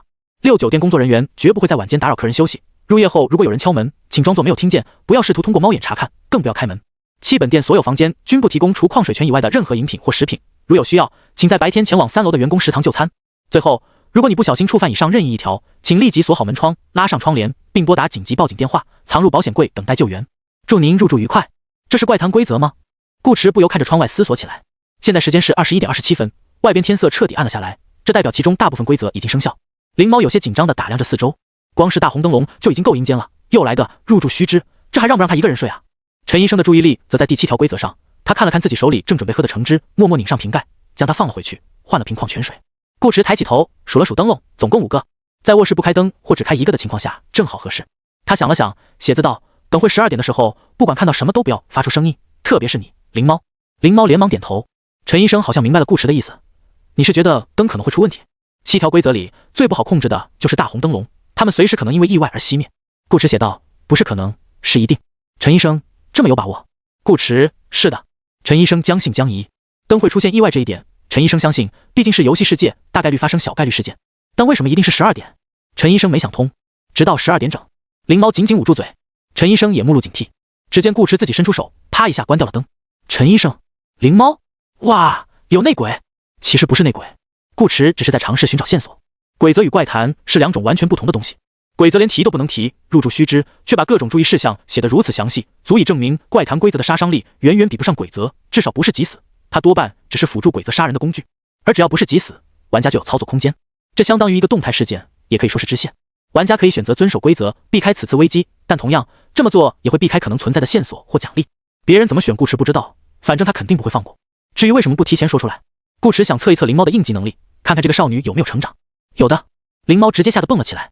顾驰只关了一个灯笼，可就在他关掉这个灯笼的那一刻，所有灯笼都开始闪了起来。整个客厅忽明忽暗，窗外狂风大作，吹起鬼笑一般的呜呜声。落地窗明明已经锁死，两侧的窗帘却依然鼓动飘摇起来，好像雷雨天停电的房屋，炸亮的灯笼便是划过天际的闪电。连闪了几下后，一道低着脑袋、长发垂地、穿着血红嫁衣的身影出现在了客厅里。灵猫瞳孔剧烈收缩，可还不等他看清女子的模样，灯笼又闪了一下，女子消失。光线明暗间，他仿佛瞬移似的，直接来到了灵猫的面前，然后抬头，那是一张七窍流血的惨白小脸。灵猫，为什么是我啊？你是女鬼，要嫁人，不是应该找顾渊吗？他那么帅，不对，去找甜甜。沙发上的灵猫一蹦3尺高，但他这回没有跑，而是一边被吓得想哭，一边掏出一面巨大的古铜盾牌，借着下落之势撒气似的砸向嫁衣女。嫁衣女却再次消失，去到了顾驰身后。顾驰立刻转身，准备给这女鬼来一巴掌试试手气，一回头却看到了陈医生。嫁衣女在他的身后，陈医生在嫁衣女的身后。陈医生并不会严格意义上的瞬移，但他速度快，并且会预判。嫁衣女这种缺少男人关爱的物种，首要目标250%是顾驰。高魅力吸引的不仅是友方，还有敌人。找灵猫不过是幌子罢了。所以陈医生提前便在往顾驰这边移动。嫁衣女瞬移过来时，他也刚好赶到。这波叫螳螂捕蝉，黄雀在后。碍于规则，陈医生不好说话，但不妨碍他在心里大喊：臭女人，休想动我兄弟！握在手中的手术刀泛着锋利冰寒的光泽，陈医生眸光冷酷，横刀一划，于黑暗中拉出一道斜线刃光，从嫁衣女左侧腰身切至右侧肩膀，途经峰峦，一刀开山。嫁衣女的身体当场错位，腰身之上的躯壳往下轻划一截，切口如烟囱般喷出浓浓的黑雾，随后惨叫一声，归于虚无。快的顾驰都愣了一下，这就秒了。陈医生好像有点强啊。客厅恢复明亮，嫁衣女一死，大红灯笼便停止了闪烁。陈医生瞧见顾池的小表情，顿时嘴巴一歪，抽出包里的便签，龙飞凤舞般写出6个大字：怎么样，厉害不？顾池毫不吝啬夸奖：甜甜真棒。陈医生，好好说话，甜甜没有棒。顾池翻开茶几上的入住须知，拿起圆珠笔，唰一声将第1条规则划掉。灵猫也未曾想到陈医生能一刀把嫁衣女秒了，他走过来写道：你不是医生吗？陈医生，是医生啊，只要把敌人杀光，队友就不会受伤，所有敌人没打出来的伤害都是我的治疗量。灵猫，顾池，这理解，你也挺骚。顾池又看了看灵猫手中和他个头差不多大的巨盾，问道：你怎么变成 T 了？灵猫与顾池对视1秒，挪开目光，写道：就是突然想玩 T。顾池赞道：T 好啊。灵猫心头微喜，真的吗？顾池点头，至少耐揍。灵猫，他确实挺耐揍。从上次加了顾池好友之后，他的记忆水晶几乎都是往 T 的路线再开，歪了不少，但最基础的减伤、格挡、嘲讽等技能都凑齐了。他还学会了用输出项的冲锋技能冲向队友，并手动刹车打断最后一下，换成防御或辅助技能帮队友抗伤。而之前的3个治疗技能因为升过级，灵猫舍不得让他们吃灰，便也当成了常用技，所以他不仅是 T， 还是个奶 T， 可以自己治疗自己，单人承伤能力大幅提升。只要秒不了他的，基本都秒不了他。必要时刻，他还能站在顾池身前，吃伤害的同时把自己的奶都给顾池。他现在超灵活的。顾池，那下面就交给你了。灵猫，没问题。灵猫早猜到顾池肯定又会让他当 T， 上次是迫于顾池的淫威，这一次他是自愿的。虽然他还是有些怕这些脏东西，但忍一忍也就过去了。凡是吓不死他的，都只会让他的胆子变得更大。接下来的事情就非常轻松了，照着入住须知上的规则，一条一条挨着违反。灵猫刷着牙照镜子，镜子里的灵猫突然伸出一只血淋淋的手，然后被顾池砰的一枪连手带劲崩了个稀碎。灵猫又放水，一开始出来的正常的水，放着放着便变成了猩红的血液。陈医生一看这血还挺新鲜，连忙从背包里拿出器皿开始收集，赶明儿去医院给他测个血型，真是人血的话就卖了，说不定能换不少钱。陈医生这道具是个保鲜盒一样的东西，不大，但巨能装，不用想都知道里头肯定有额外空间。陈医生一直接血，接到水龙头一滴都没有了，才嫌弃的看了他一眼，写了张便签，细狗贴到水龙头上。床下与衣柜的异响就更简单了。顾池等到陌生来电响起，接通后把手机扔了进去。一阵骚动之后，2条规则双双除名，剩下最后的敲门与饮料。砰砰砰，半夜3点，敲门声响起。灵猫把门打开，一个半人半熊的怪物站那在邪笑。藏在门侧的顾池光速出手，把陈医生之前开过的橙汁塞进他的嘴里，对着平底一拍，咕噜咕噜。怪物眼珠子凸起，似乎不敢相信有人竟藏在门后阴自己。他掐着脖子倒地，挣扎2下后没了动静。至此7条规则全部解决，入住须知被打了个叉。顾池正准备关门，忽然发现怪物的尸体并未立刻消散，等了一会还在，于是看了陈医生一眼。陈医生秒懂，抄起手术刀便走了过来。作为一名专业的精神病医生，没有人比他更擅长解剖。陈医生手法非常熟练，3两下便剃开毛发，划开了怪物的肚皮，并将手探了进去，一顿捣鼓，不时有新鲜的肠粉、腰花、肚条等东西溅出来。灵猫，他收起巨盾，默默去了洗手间，先吐为敬。顾池听到少女喷泄的声音，若有所思。很快，陈医生有了收获，他从怪物肚里捞出一把肠粉，肠粉里交缠着一个染血的黑镯子。崔斯利女士的手镯不知为何会在阴影滋生的鬼物肚里，她女儿知道了一定会非常伤心。阴影，看这描述应该是指怪谈类的小规则。陈医生又摸索了一会，没什么新发现，便抽出手来，顺势在地上写了2个血字，没了。顾池点头，那就收工。陈医生看了眼怪物尸体，这玩意怎么处理？顾池，不处理，让它晾在这。如果一会尸体会自己消失，他们自然不用多管；如果不消失，那就让酒店的来人打扫，正好看看对方的态度和反应。这层楼似乎没有其他客人，顾池左右看了看，走廊空荡荡的，十分安静，也不知是没赶出来，还是房间里真没住人，就当没住人吧。顾池给了怪物尸体一脚，将他踢到走廊中央，砰一声关上门。时间已经很晚了，线索的事就明天再讨论吧。名为崔斯利的女士应该是个比较关键的剧情人物，搞不好又得找人，他们得好好休息，养足精神。不过在这之前，还有一件事必须要做。顾池从卧室里扯出一张床单，借来陈医生洗得干干净净的手术刀，将床单割破，撕成一条一条的绳子，之后又拿了毛巾打湿水，放到一旁备用。灵猫洗漱完，穿着睡衣过来，一脸迷惑：“你在干嘛？”顾池，你来的正好。放下笔，起身。在少女惊恐的目光中，顾池拿起布条，将她双手双脚全部捆住。为了保险起见，顾池又在灵猫的肩膀、腰部以及大腿上也捆了几圈，且捆得很紧，勒出一段波澜壮阔的风景线。灵猫个子娇小，目测160厘米左右，容貌也是可爱类型的，却没想到身材意外的好，关键体重还轻。顾池将湿毛巾塞进少女嘴里，随后轻轻松松便将她提起来，走向卧室。而此时，灵猫的脸蛋早已红透，脑子里一团浆糊，整个人都处于一种红温宕机的状态。她虽年纪不大，但也不是什么都不懂的小孩，方才是出于对顾池的信任才没有反抗。这会反应过来，灵猫立刻在心头大喊：“不可以，不可以这样，太快了！虽然只是游戏，可触感太真实了，不行的，我们还不知道彼此合不合适。”陈医生听到外面的动静，刷着牙从洗手间出来，刚巧看见顾池拎着被五花大绑的灵猫进屋，顿时惊为天人。他瞪大眼睛，呼着一层白沫的嘴巴张开，便再没合拢，牙刷掉在地上都没察觉。陈医生，顾池这家伙玩得这么花吗？还不关门？当然不关，顾池还要出来呢。他注意到客厅里一脸震惊的陈医生，仿佛魔鬼般笑了笑，把刚给灵猫的纸条加了个野字，亮给陈医生看。你也来得正好。陈医生，顾池拿起剩下的布条向陈医生走去。卧槽！陈医生猛然颤抖，毫不犹豫逃进房间。关门，上锁。过了几秒，从门缝中递出一张便签。你冷静点，我不是甜甜。顾池，这跟甜甜有什么关系？他将刚才在房间里给灵猫看的另一张纸条塞进门缝。为了防止你们晚上做梦说梦话，今晚就委屈一下吧。陈医生，哦，这样啊，早说嘛，害得他那么激动。战战兢兢的双骨一下子放松下来。陈医生打开门，那你等我刷完牙。顾池跟着他进了洗手间洗漱，我可以给你祝个梦，让你再体验一次甜甜的人生。陈医生，他当即用屁股撞了一下顾池，以表达自己的上火之意。陈医生怎么会看不出来顾池是在一语双关，故意调侃他。他虽不能给别人祝梦，但给自己祝还是没问题的。真想体验甜甜的人生，还用得着顾池？他早就自己悄咪咪的搞定了。水杯压着纸，陈医生左手捅嘴，右手写字。你是不是给灵猫祝了梦？顾池点头，让他体会一下四季如春。陈医生，你不对劲。顾池，我很对劲。已经睡着的灵猫并没有体会到春天的感觉，反而感受到了什么叫做残忍。顾池把他塑造成了一名真正的主刀医生、法医，并注入了一定相关经历，让少女不至于呕吐。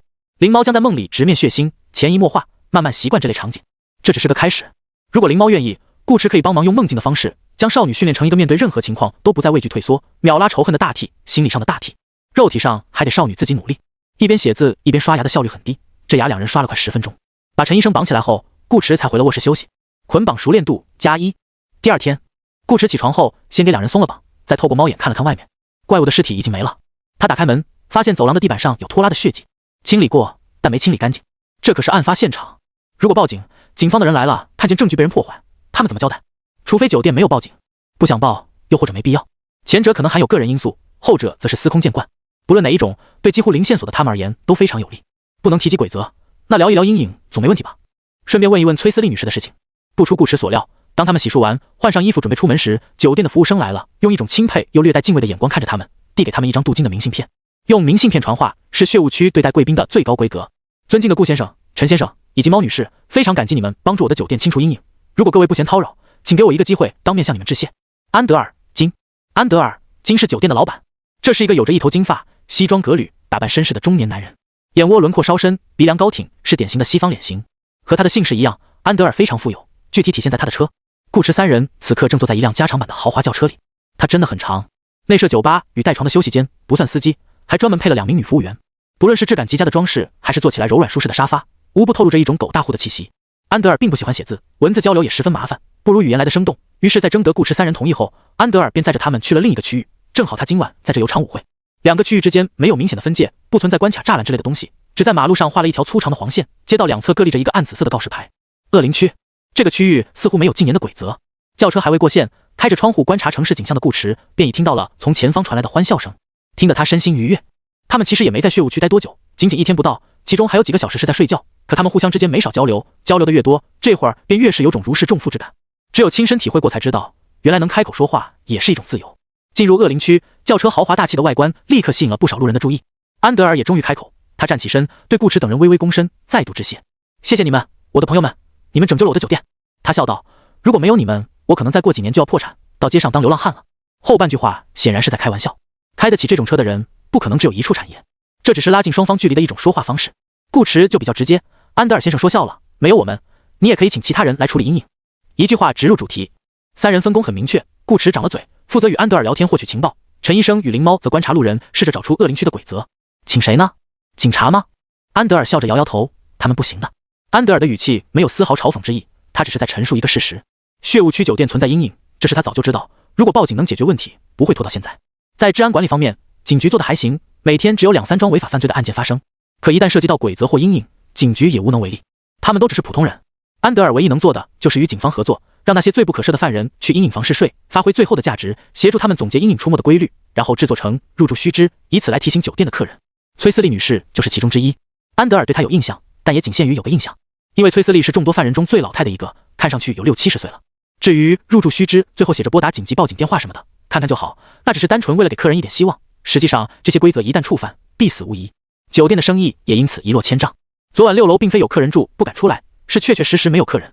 安德尔叹了口气，最初我的酒店还是人们改换生活的第一选择，我们收费不高，服务周到，一直是行业标杆。直到阴影出现，一切都变了。还好遇见了你们。安德尔的确不那么在意酒店的盈亏，这只是以他名字为名的酒店之一，他也不靠酒店赚钱。安德尔在意的是顾池三人。深鬼畜之都已经很久没有出现过可以清除阴影的人了，久到安德尔快要记不清。顾池捕捉到了一个词，改换生活。安德尔点头，对。这话一出来，安德尔便明白顾池不是本地人，这也符合他的猜想。安德尔没多问，只是向顾池解释，生活在这座城市的居民大多都没有固定住所，鬼则就像一个个冷酷无情的暴君，他们必须无条件服从对方的命令，否则就会以各种方式惨死暴毙。就像血雾区的暴君不让他们说话，他们便不能说话，而保持这种沉默的状态生活太久，人就会慢慢失去语言的能力。其他区域也是一样，所以只要条件允许，人们每过一段时间都会换一个地方居住，去寻找自己在上一个住所丢失的东西，将自己弥补成一个完整的人，也借此更好地适应这座城市的所有规矩。这样的生活其实一点都不轻松。鬼则是暴君，他们就是被暴君统治的贱民，连作为人的基本能力都受到限制，更遑论人权自由。包括安德尔自己也一样，他们都不过是在一条条鬼则之下艰难求生的可怜虫，赚钱享受也只是苦中作乐。当然，这些话安德尔不可能原本告诉顾池，有些字眼得远远的绕开，不然他会当场死给顾池看。顾池也不是笨笔，给几个关键词，他差不多就能猜到原因。只是有一件事情比较奇怪，他问安德尔道：“可我看血雾区的人生活的好像很惬意。”悠扬的小提琴声配上人肉炸弹，顾池记忆犹新。恶灵区的人生活的也很惬意，不是吗？安德尔望着车窗外，自从进入恶灵区，从路边传入车厢的人声就没停过，笑声也没停过。闻言，灵猫与陈医生相视一眼，突然笑了起来。哈哈哈哈哈哈！顾池、安德尔这两个人好像不太聪明的样子。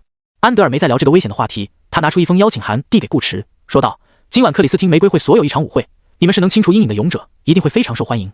城里有着数量不少的阴影，这也是一种规则，只是不像鬼则那样致命。它是如何滋生的，安德尔并不清楚，但他知道阴影可以被杀死，这相当于清除暴君的爪牙，是一件值得庆祝的事情。”顾池翻开邀请函，受邀人一栏上写着安德尔金。安德尔是将自己的邀请函给了他。顾池问道：“你不去吗？”安德尔：“我是主办人之一。”顾池：“那没事了。”轿车停在了恶灵区的安德尔酒店门口。下车之前，安德尔又给了顾池一张私人金卡，可以白嫖城内所有的安德尔。灵猫与陈医生还在笑。顾池面无表情，鬼则不是笑，否则我们早没了。陈医生，我知道啊，但大家都在笑，说明笑对规避鬼则有一定帮助。哈哈哈哈。顾池：“这么说也有道理。顾渊，为什么血雾区的人看起来日子过得不错呀？”灵猫问。安德尔的话他也有听，绝大部分内容他都听明白了，除了这句。顾池思索道：“可能是他们刚从这里搬过去，恶灵区的人都在笑，所以去到血雾区后也保持了这个习惯。这么做其实是对的，因为总有一天他们兜转转，还是会再回到恶灵区生活。我们接下来做什么？”陈医生问。去警局问问崔斯利女士的事。不急，罪犯的信息没那么好问。顾池道：“我们先找个人确定恶灵区的鬼则到底是什么。他们现在只知道笑可以规避鬼则，但不知道鬼则的具体禁忌点。他们总不能一直笑下去，万一一口气没喘上来，笑死在街上，那才是笑死个人。鬼则处之必死，不搞清楚一点，顾池不放心。而且成就也需要用到鬼则的机制。恶灵区，我让你先跑40米，区区一只恶灵罢了，可这40米我一样能让你死。这座城市的各个区域应该是以鬼则触发后的效果来命名的。血雾纸人会炸成血雾，恶灵估计就是纸人会变成恶灵，这比单纯的急死更难处理。血雾区的人炸了就炸了，全当没这个人就行，不会影响到别人。恶灵区的人不仅会死，死了还要变成鬼，一个人犯错，其他人都要跟着遭殃。鬼则滋生的鬼物一定比嫁衣女那一类阴影鬼物凶猛得多。顾池也说不好言灵术能不能杀得死。还有另一种情况，玩家变成恶灵后可以控制恶灵继续游戏，但不到最后时刻，顾池不想去试。你打算怎么确认鬼则？陈医生问道。NPC 不能提及鬼则，他们又不能去问其他玩家。且不说其他玩家知不知道鬼则的具体情报，就算知道，告诉他们，他们也未必敢信。玩家之间互相挖坑的事，陈医生见得可不少。一开始他还会感到气愤，有时气得受不了了，还会上论坛发帖骂人。可随着游戏时长的增加，陈医生习惯了。本来就是一群老硬币，痛击自己的队友是再正常不过的事情。你是不是忘记我最擅长的是什么了？顾池问。陈医生，难道不是捆绑？顾池，灵猫。有一说一，顾池绑他的时候确实很熟练。一想到昨晚的事，灵猫就忍不住脸颊发烧。发烧的原因有2个，一是他误会了顾池，顾池并不是想对他做什么，他纯属自作多情；二是昨晚的梦境极度折磨，天知道他在梦里做了多少次解剖，今早起床时脑子里都是那些血淋淋的画面，还不如让顾池对他做什么呢？话说回来，这个男人真的好神奇啊，居然可以指定他梦境的内容，再加上催眠，灵猫有点猜到上一次在副本里楚天阔经历了什么了。等等，所以顾池最擅长的是筑梦。灵猫忽然反应过来，你是想将 NPC 拉入梦境，诱导他们说出关于鬼则的信息？顾池点头，没错，这少女也不是很笨嘛，至少孺子可调。顾池此前便说过，一般情况下他不会随意窥探别人的梦境，所以平时很少拿出来用，但这个本不用不行。观察 NPC 的过程中太容易出现意外，顾池昨天反复思考了很久，最终决定底线该灵活的时候就适当灵活一点，随机挑选一位幸运嘉宾，不过也不是完全随机，优先选择没有同伴、身强体壮且外貌彪悍的人，最好是男人。顾池三人街上晃悠了一圈，很快确定了一位人选。只见一个戴着帽子、满脸络腮胡的彪形大汉尾随一个女人进了小巷，途中不时张望，目光凌厉，手放在兜里，应该有家伙。安德尔说：“城里治安不错，这不巧了吗？”于是他们也尾随大汉进了巷子。那大汉此刻注意力都在女人身上，并未察觉巷口来人，一个猛虎扑食便冲了上去，抽出刀抵在女人的脖颈上，吓得女人发出一声尖叫。啊！你要做什么？还不等大汉开口，陈医生已如鬼魅般来到他身后，抓住他的手腕，轻轻一扭，咔！啊！大汉吃痛惨叫，刀也落到地上。陈医生转身抓着大汉的右手猛然发力，直接把大汉整个人都甩了起来，打出一记不沾肩的过肩摔。大汉被摔得七荤八素，又惊又惧。这回轮到他问了：“你要做什么？”陈医生示意被吓懵的女人先走，才对大汉道：“请你睡个觉。睡觉自然要在酒店，巷子里随时可能会来人，不好操作。”大汉一路上都表现得很听话，毕竟有把手术刀悄悄顶在他的腰子上，依然是豪华套房。灵猫关门，陈医生把大汉推到床上。顾池问道：“名字？”满身肌肉的大汉抱着双臂不断后退，害怕道：“乐哥。”顾池：“好，睡吧。”乐哥紧张地看着顾池的眼睛，还想说什么，却突然感觉脑子嗡了一下，随之而来的一阵强烈的倦意让他当即两眼一黑，倒在了床上。9.2的精神力加11级的控梦术，顾池现在催眠普通人已经用不着数数、拍肩这样的辅助手段了，夸张点的说法就是瞪谁谁睡。乐哥在睁眼时发现自己来到了一间审讯室，他坐在凳子上，手上戴着银手铐，衣服也换成了看守所的蓝色马甲。在鬼畜之都，蓝色马甲意味着死刑，这让乐哥下意识有些心慌，可随后又想起他好像已经戴罪立功，有机会将死缓改为无期，不用去当阴影的试验品。好好回答我的问题，说不定还能出去。与他面对面坐着的顾审讯员开口道。乐哥点头，我会配合，那再好不过。顾池道，正式询问之前，你需要先记住一件事。他指了指头顶，这间屋子是鬼畜之都唯一一处不受鬼则影响的地方，他会保护你的安全，你可以放心大胆地说任何话。这间屋子不受鬼则影响，这是心理暗示。乐哥听见鬼则二字，眼睛睁大，你怎么能说出鬼则？这是加强暗示效果。顾池又道，不仅能说，我还能写，还能明确告诉你，血雾区的鬼则是不能说话。第二次加强暗示，3层 buff 叠满。乐哥听得心惊肉跳的同时，又有些信了顾池的话。事实摆在眼前，他的认知多多少少产生了一些动摇。顾池适度舒缓他的紧张，先问了点无关紧要的话题。你在哪几个区域生活过？血雾区、枯萎区、恶灵区。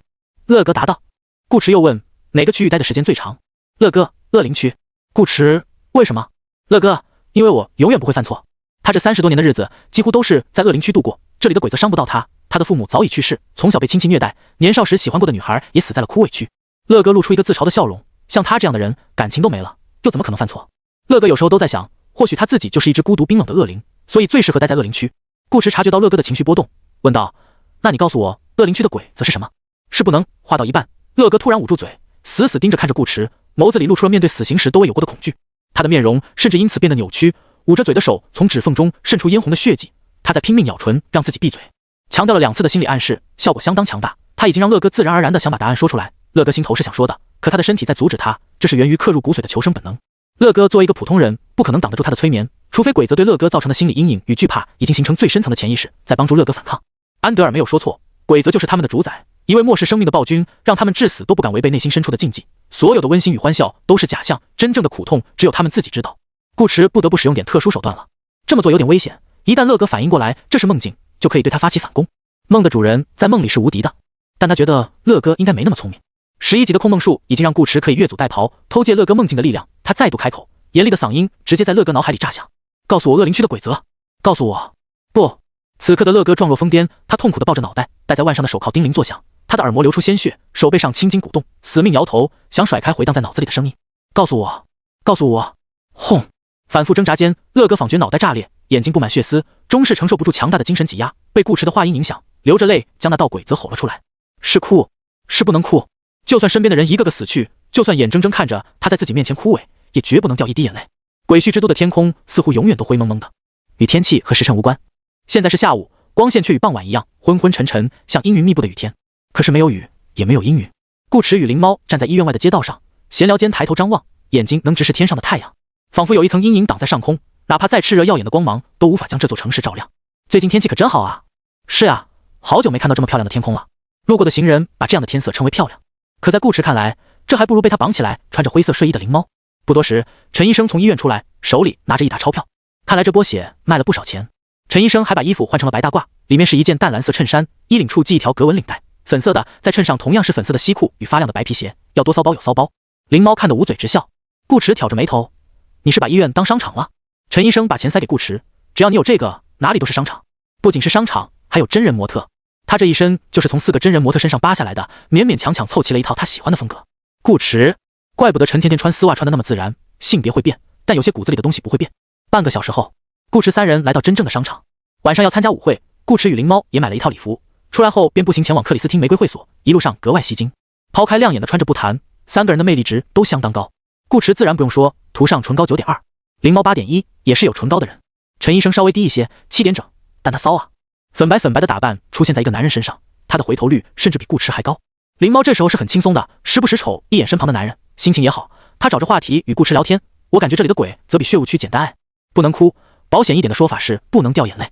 各种意外导致的泪水会不会触发鬼则，顾池不清楚，毕竟乐哥没试过，他也就无从得知。反正任何情况下都尽量避免落泪就对了，不要去作死。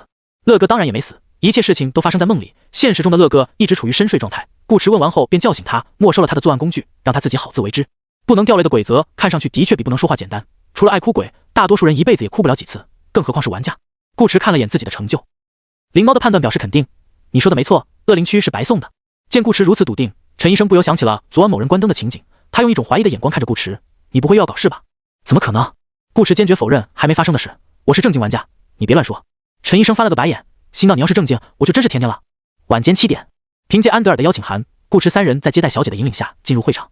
就如楚天阔所说，每个时代都有每个时代的资本。克里斯汀玫瑰会馆与其说是会馆，不如说是一处庄园。这场汇聚了鬼畜之都几乎所有富豪的上流聚会，举办地点也不在别墅会馆的某一层，而是在别墅之外点缀着鲜花的草坪上。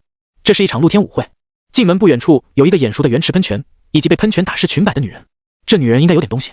陈医生也注意到了这个与血雾区广场一样的喷泉雕像，随后又吐槽：“雕刻手法太烂了，五官都看不清，还不如我上。”只要是用刀的事，精神病医生都挺在行。打扮光鲜亮丽的老帅哥与贵妇们三三两两在草坪上散着步，笑着交谈，举止得体。一旁立着一架纯黑色的三角钢琴，有位穿着燕尾服、头发梳得整整齐齐的小哥在弹弄琴键，奏出轻缓动听的音符，将场内气氛烘托得优雅而舒适。端着一杯红酒的安德尔看见顾池3人，微笑着点头，扬了扬酒杯，示意他们随意。这场舞会没有主持人，也用不着主持人，本来大家就在一个圈子，互相之间早已熟悉，只是定期联络感情的聚会而已，过于正式反而不美。无论你想跟谁谈生意，谈什么生意，又或者深入探讨学术方面的问题，只要对方愿意，那就都没问题。3人找了个圆桌坐下，商量起正事来。他们参加舞会可不是单纯的为了玩。安德尔说过，城里有许多阴影，这些阴影在顾池看来全是支线，说不定就藏着关于主线的重要信息。并不只是他一个人这么想，顾池在观察 NPC 的同时，发现了几个熟悉的面孔。除了他们，还有一些玩家也来到了舞会，其中包括那个自己为自己吃药的高马尾少女。她今晚把头发放了下来，换上了精美的月白色礼裙，比昨天多了丝成熟的韵味。陈医生忽然端着酒杯起身：“顾池，你干嘛？”陈医生：“打探消息啊。”顾池：“你找好目标了？”“这还用找？”陈医生放眼望去，目光挨着点过几个美丽的女人。她，还有她，长得这么漂亮，肯定掌握着不少关于阴影的情报。顾池，灵猫察觉到2人奇怪的眼神，陈医生咳嗽2声，解释道：“我这是有依据的。长得漂亮的女人一般都比较受追捧，上流社会的人又讲究礼仪，喜欢端着，不会冷脸拒绝别人，谁都聊上几句。一来二去，他们接触的人多了，了解的东西自然也就多了，找他们打听消息准没错。”顾池竟然好像很有道理的样子，才怪！撩妹就撩妹，还要假正经。灵猫在心头吐槽，他都懒得揭穿陈甜甜。我去了。陈医生道：“你们等我消息就行。”说完，自信满满的走向隔壁桌暂时落单的美女，也不知说了些什么，3言2语便把人家逗得花枝乱颤。陈医生适时放下酒杯，微微弯腰向女人伸出手，收获了今晚第一个舞伴，不对，是第一份情报。见此情形，灵猫也有些跃跃欲试。不过他不是想套阴影的情报，他是想套顾池的情报。从下午开始就在想了，舞会可是个增进友谊的好机会。虽然他并不会跳舞，可不妨碍他踩顾池的鞋子啊。灵猫偷偷注视着顾池，2只手的手指在桌下打结，心头思索着用什么理由邀请顾池比较合适。是说玩一玩，试一试，还是说想体验一下西式社交？他不会拒绝自己吧？灵猫有点纠结，这一纠结就纠结了小半个钟头。顾池则在等一个突发事件。这一幕其实与10周见事有些像，在顾池的游戏逻辑中，舞会本身也是一个剧情，解决阴影便是开启这个剧情的钥匙之一。其他到场的玩家应该也完成了类似的支线任务，才能获得舞会的邀请函。而通过这种方式将玩家聚到一块儿，不可能只是喝个酒、跳个舞那么简单，接下来一定会发生其他事情。不出意外，应该还与这里的鬼则有关。在恶灵区寻找线索，其实并不像灵猫想的那么轻松。你不哭，别人可以哭。顾池大概已经猜到了剧情的走向，只是他观察了半天，没看见有谁情绪不对，一个个的都在笑。难道一会要表演个变脸给他们看？还是他猜错了？此时的顾池就像一个竖立在角落的摄像机，该拍的不该拍的都被他拍到了。他还发现场外有几个安保人员腰间别着枪套，但想想鬼畜之都良好的治安环境，好像也挺正常。毕竟在场之人都是这座城市的上流人士，安全十分重要。又过了几分钟，好几名玩家都有了收获，陈医生自然也有。他已经换了2个舞伴，灵猫也终于下定决心，鼓起勇气站起来，准备邀请顾池来一支采撷舞。可就在这时，啊！一声尖叫打破了舞会美好的氛围。众人循声望去，只见一名穿着深蓝色西装、打着红色领结的老男人倒在地上抽搐，看容貌已经上了年纪，头发有些灰白，浓密的一字胡也是。而在灰白胡子的下方是干枯起皱、毫无血色的双唇。一个正在附近聊天的女人看见这一幕，手里的酒杯掉在地上，打翻，酒液染红草坪。她目光呆滞了一瞬，随即猛地冲过去，蹲下身抱起男人的肩膀：“父亲，你怎么了？父亲，你别吓我呀！”安德尔急切地走来，问身旁的年轻男人：“怎么回事？”我不知道。那人似乎也被吓到了，说话都有点结巴。我刚还在请教克里夫教授数学方面的问题，可谁知说着说着，克里夫教授他突然就晕倒了。安德尔，舞会上你们聊数学？我想讨好教授。年轻男子意识到问题的严重性，不敢再隐瞒自己的小心思。克里夫在成为商界大佬之前，曾是一名数学老师。克里夫很喜欢教授这个称呼，也爱与人讨论数学，因为这能让他看起来知识渊博，很有学问。安德尔，探讨学术就真的探讨学术是吧？克里夫教授的女儿安娜捂着嘴，声音已是带着些许哭腔：“你们快救救我父亲啊！”安德尔连忙道：“你先别着急，我已经叫了救护车，医院的人很快就到。安娜小姐，请一定要忍住，千万别哭，千万别哭啊！”安娜伸手探着克里夫的鼻息，嘴唇颤抖：“我已经快要感受不到父亲的呼吸了。”听到这话，众玩家心里咯噔一下，纷纷反应过来：“剧情杀，药凉，都给我让开！”这时，一道白色身影冲了过来，陈医生来了。此刻的他已是脱掉套在外边的礼服，露出了身上的白大褂。安娜仿佛看到了救星，求求你救救我父亲！我会尽力的。陈医生肃然道：“你先去休息一下，不要打扰我施救。”好。安娜被安德尔扶起身，走到一旁。灵猫有些惊讶地问顾池：“陈医生还会救人吗？”顾池不由沉默，以他对陈医生的了解，这还真不好说。作为一名精神病医生，会什么好像挺合理的。周围的人渐渐聚拢过来，竟都紧张兮兮地看着陈医生，心中抱有一丝希望。尤其是安德尔，他是知道陈医生等人的神奇之处的。这个男人连参加舞会都穿着白大褂，想来医术十分高明，暂时保住克里夫的生命应该问题不大。玩家们也都将目光放到了陈医生身上。陈医生施救的手法看起来非常专业，他又好像很有信心的样子，难道真能把必死的 NPC 给救回来？在众人期待又紧张的目光中，陈医生有节奏地为克里夫做完一套心肺复苏，随后缓缓起身走到安娜面前，脚底一蹬，原地来了2个后空翻。众人这是干嘛？只听陈医生道：“对不起，你的父亲我没整活，我给你整个活。”安德尔，众玩家，安娜，灵猫，顾池，父亲。安娜眼看就要泪崩，可陈医生哪会给他这个机会？克里夫的死是剧情杀，其他玩家都看得出来，他自然也看得出来，这突发心梗加阿斯综合征式的症状，他拿头去救啊！只是这个时候他必须站出来，否则克里夫一旦被确认身死，安娜便会哭泣流泪，化身恶灵，这场子就不好收拾了。他故意假装救治，给克里夫象征性的做个心肺复苏，是为了拖延时间，他需要这个时间来确认情况。陈医生可不是初入净土的小菜鸟，他在意识到这是剧情杀时，第一反应就是打晕安娜，甚至杀掉安娜。以他的能力，完全可以做到这一点，让安娜想哭都哭不出来。可问题在于，这里有没有第二个安娜？万一他把安娜打晕，另一个与克里夫有关系的人哭出来怎么办？狗游戏阴得很，他不得不多考虑一层。所以陈医生施救的同时，一直在隐晦地用目光观察着周围之人的情绪，确认没问题后，他才对安娜动手。你们以为我在整活？其实我是粗中带细。面对安娜悲痛的大喊，陈医生闪电般出手，一记手刀劈在安娜的后颈上，让安娜声音戛然而止，晕倒在地，位置刚好是之前酒杯落下的地方。红酒如血液般浸湿了安娜的礼服。这个时候，陈医生都还没放松警惕，他虎视眈眈地注意着人群，力求万无一失。却没想到，昏厥的克里夫教授忽然苏醒过来，他捂着胸口，一睁眼便看见了倒在血红草地里一动不动的安娜，满是皱纹的眼睛瞬间盛满泪水，悲呼道：“不，安娜，我的女儿！”陈医生，他千防万防想过任何人变成恶灵的可能，唯独没想过克里夫会突然诈尸，自己变鬼。一股极度阴冷的气息从克里夫教授身上爆发出来。陈医生，他现在心中只有一个问题：这种装死的套路，狗游戏跟谁学的？克里夫教授的哭喊逐渐变得尖锐，他眼鼻口耳涌出浓浓的黑雾，如同漏气的气球。这些黑雾涌出后又倒回来，将他的身体包裹，把他的皮肤变成枯木一样的颜色。他的五官也被黑雾腐蚀，面目全非，只余一双充满暴力的猩红瞳仁。他周身黑雾缭绕，手臂一抬，黑雾便如触手般根根刺出，离得最近的一名男人当场被洞穿身体，整个人迅速干瘪下去，化为他的养料。不，加尔森，不！一个女人撕心裂肺的大喊。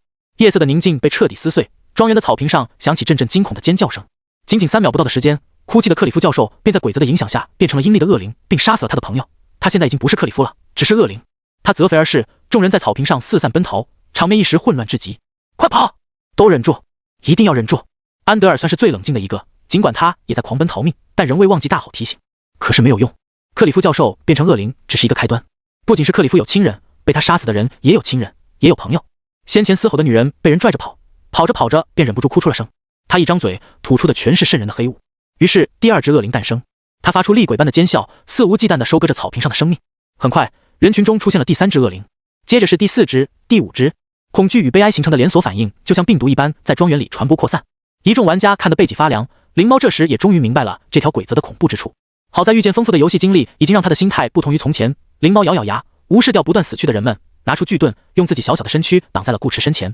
顾驰没什么情绪波动，只是拿出夏琳给的史诗级大狙，架在灵猫的巨盾上，咔咔拉栓上膛，扣下扳机。砰！巨大的枪声响起。某种程度上，射击声音越大，枪的威力也就越大。这一枪若是打在玩家身上，非死即残。可子弹带着火光击中恶灵的身体，却炮都没冒一个，像是打入了泥浆。撕开的伤口转眼便愈合如初，恶灵毫发无伤。耳旁忽地响起一阵歌声，顾驰与灵猫只觉体内力量多了丝充盈感，侧头看去，是那名高马尾少女在唱歌。其余玩家也对恶灵展开了攻势，打不打得过，至少试一试。陈医生此刻已经嗑完药，他仿佛一名重病患者，往背包一抓，便是一把药丸，五颜六色，全部送进嘴里，咽下之后又干了一管聚力药剂，冲上去就是个干。鬼则恶灵又如何？他可是要带顾驰起飞的男人。夜色之中，刀光炸亮，破风声不断响起。陈医生凭借自身敏锐的反应与速度，加上各种小药丸的加成，如一阵风般围绕着恶灵发起猛攻。而恶灵操控的黑雾始终慢他一拍，每次都只能击中他的残影，优势很大。个鬼啊！陈医生打着打着就发现了不对劲，恶灵伤不到他，他也伤不到恶灵。他手里的手术刀同样是史诗级，并且经过锻造淬炼，攻击力比一般的史诗级武器高出20%以上。可20多刀下来，恶灵屁事没有，反倒是长时间的高速移动，让他的体力迅速下降，再跳一会该跳不动了。陈医生心一横，索性开出大招淬光千刃。嗡！陈医生刀尖一划，拉出大片白光，随后锋刃回转，亲自将这片白光割碎，化作漫天碎刃光影，如疾风骤雨般落向恶灵。这个技能伤害极高，每一片光刃都足以重伤一名萌新玩家，加起来可以让他自己都死上好几十次。陈医生不信破不了恶灵的防，的确破掉了。成百上千片光刃尽数没入恶灵体内，让恶灵发出刺耳的吼叫，然后他的身体变得比之前大了几分。陈医生，什么意思啊？恶灵能吸收伤害化为己用，这打个锤锤啊！玩家疯狂的扳手死亡，任务失败，剩余玩家数量15。另一边已经有玩家阵亡，剩余完数目不太对。顾驰打开系统公告看了眼，才发现昨晚他们睡着以后，悄悄死了2名玩家。吸收完光刃的伤害，恶灵气息猛涨。